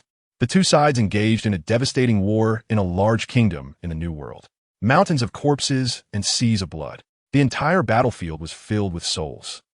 People were dying every moment. Wails, pleas, killings, cries, madness, and maniacal laughter. Various emotions appeared on the battlefield. This unprecedented war lasted a full 5 days and nights. It can be said that the killing was so intense that it darkened the skies and obscured the sun and moon. Nearly 10 million troops from both sides were. Without a doubt, this was an unprecedented ancient war in this world. Basically, all the countries in the world sent troops to participate. 5 days and nights. Hundreds of thousands of people died on the spot by the time the war ended. On the battlefield of millions, less than a million survived. Even those who survived were mostly missing arms and legs, with hardly anyone uninjured. In the end, the Beast Empire, led by Kaido, emerged victorious. The 5 elders and the supreme commander of the world government were all killed in battle. The gigantic ruined kingdom that served as the battlefield was even shattered into pieces. 1/5 of its area fell into the sea. When Kaido announced the victory of the Beast Empire in the newspaper, the whole world was in an uproar. No one would have thought that the world government, which had ruled for 800 years, would actually collapse like this. And it wasn't the revolutionary army that overthrew the world government, but a group of pirates? The old era had passed, and a new ruler had arrived. Everyone was waiting for the new master of the world, not knowing what kind of policies the new master would implement. To win the hearts of the people, Kaido announced on the first day of his reign that there would be a 5-year tax exemption. From today, everyone in the world would not need to pay taxes to the Beast Empire. With this policy, everyone naturally cheered. After all, not paying taxes is certainly a good thing. The heavenly gold of the world government was a burden to a large portion of the poor. Now, with the Beast Empire replacing the world government, directly exempting taxes for 5 years, this part of the poor could finally breathe a sigh of relief. Those who benefited became staunch supporters of the Beast Empire. After all, for these lower-class people, who becomes king doesn't really matter to them. They're all ruled anyway. Does it make a big difference whether they're ruled by the celestial dragons or Kaido? Not at all. Although the 5-year tax exemption is significant, it doesn't mean much for the Beast Empire. After all, having overthrown the world government and seized the treasury of the celestial dragons, as well as the wealth of the various noble classes of the world government, it can be said that the current Beast Empire is not lacking in money at all. Additionally, the Beast Empire would crack down on pirates. After all, a large portion of the heavenly gold is actually used to pay the Navy's salaries. As long as the maritime environment is stable and there is no need for millions of Navy personnel to maintain order, the world government's expenses would be greatly reduced. It is clear, Kaido is preparing to reduce investments in this area. Once the world is unified, the Beast Empire will definitely need to establish a navy in the future. However, with the pirates in the New World already unified, they all know that this industry is becoming harder to survive in. In the future, the number of pirates going to sea will definitely decrease sharply. At that time, the Beast Empire will only need a navy of about 100,000. This way, they can reduce expenditures by dozens of times. Moreover, unlike the celestial dragons, Kaido does not like to squander. With reduced spending, they can naturally collect less from the affiliated nations, thus easing the pressure on them compared to the world government era. The common people's lives will also improve a bit. In summary, at least for now, everything is moving in a positive direction. As for whether the descendants of Kaido will become new tyrants in the future, that is a matter for the future. Now, the Beast Empire. The whole nation is jubilant because their queen is holding a wedding today. All 200 affiliated nations of the world are present. Dozens of races gather together. The banquet stretches for several kilometers. The scale is unprecedented. In a dressing room, Yamato, dressed in a pink wedding gown, is preparing herself beautifully. Several maidservants stand by, looking at Yamato in the mirror, their hands clasped in admiration, saying, "Your Majesty, you're the most beautiful woman I have ever seen in my life. Even Boa Hancock cannot compare to you." Upon hearing this, Yamato felt that the maidservants might be flattering her, yet she was still very pleased. No girl dislikes being told she is beautiful, even if it's a lie. After a while, the wedding ceremony began. Led by Kaido, they brought Yamato to the wedding venue. On the red carpet, Kaido handed Yamato's hand to Kaido. Under the officiation of the priest, this world-renowned wedding was completed.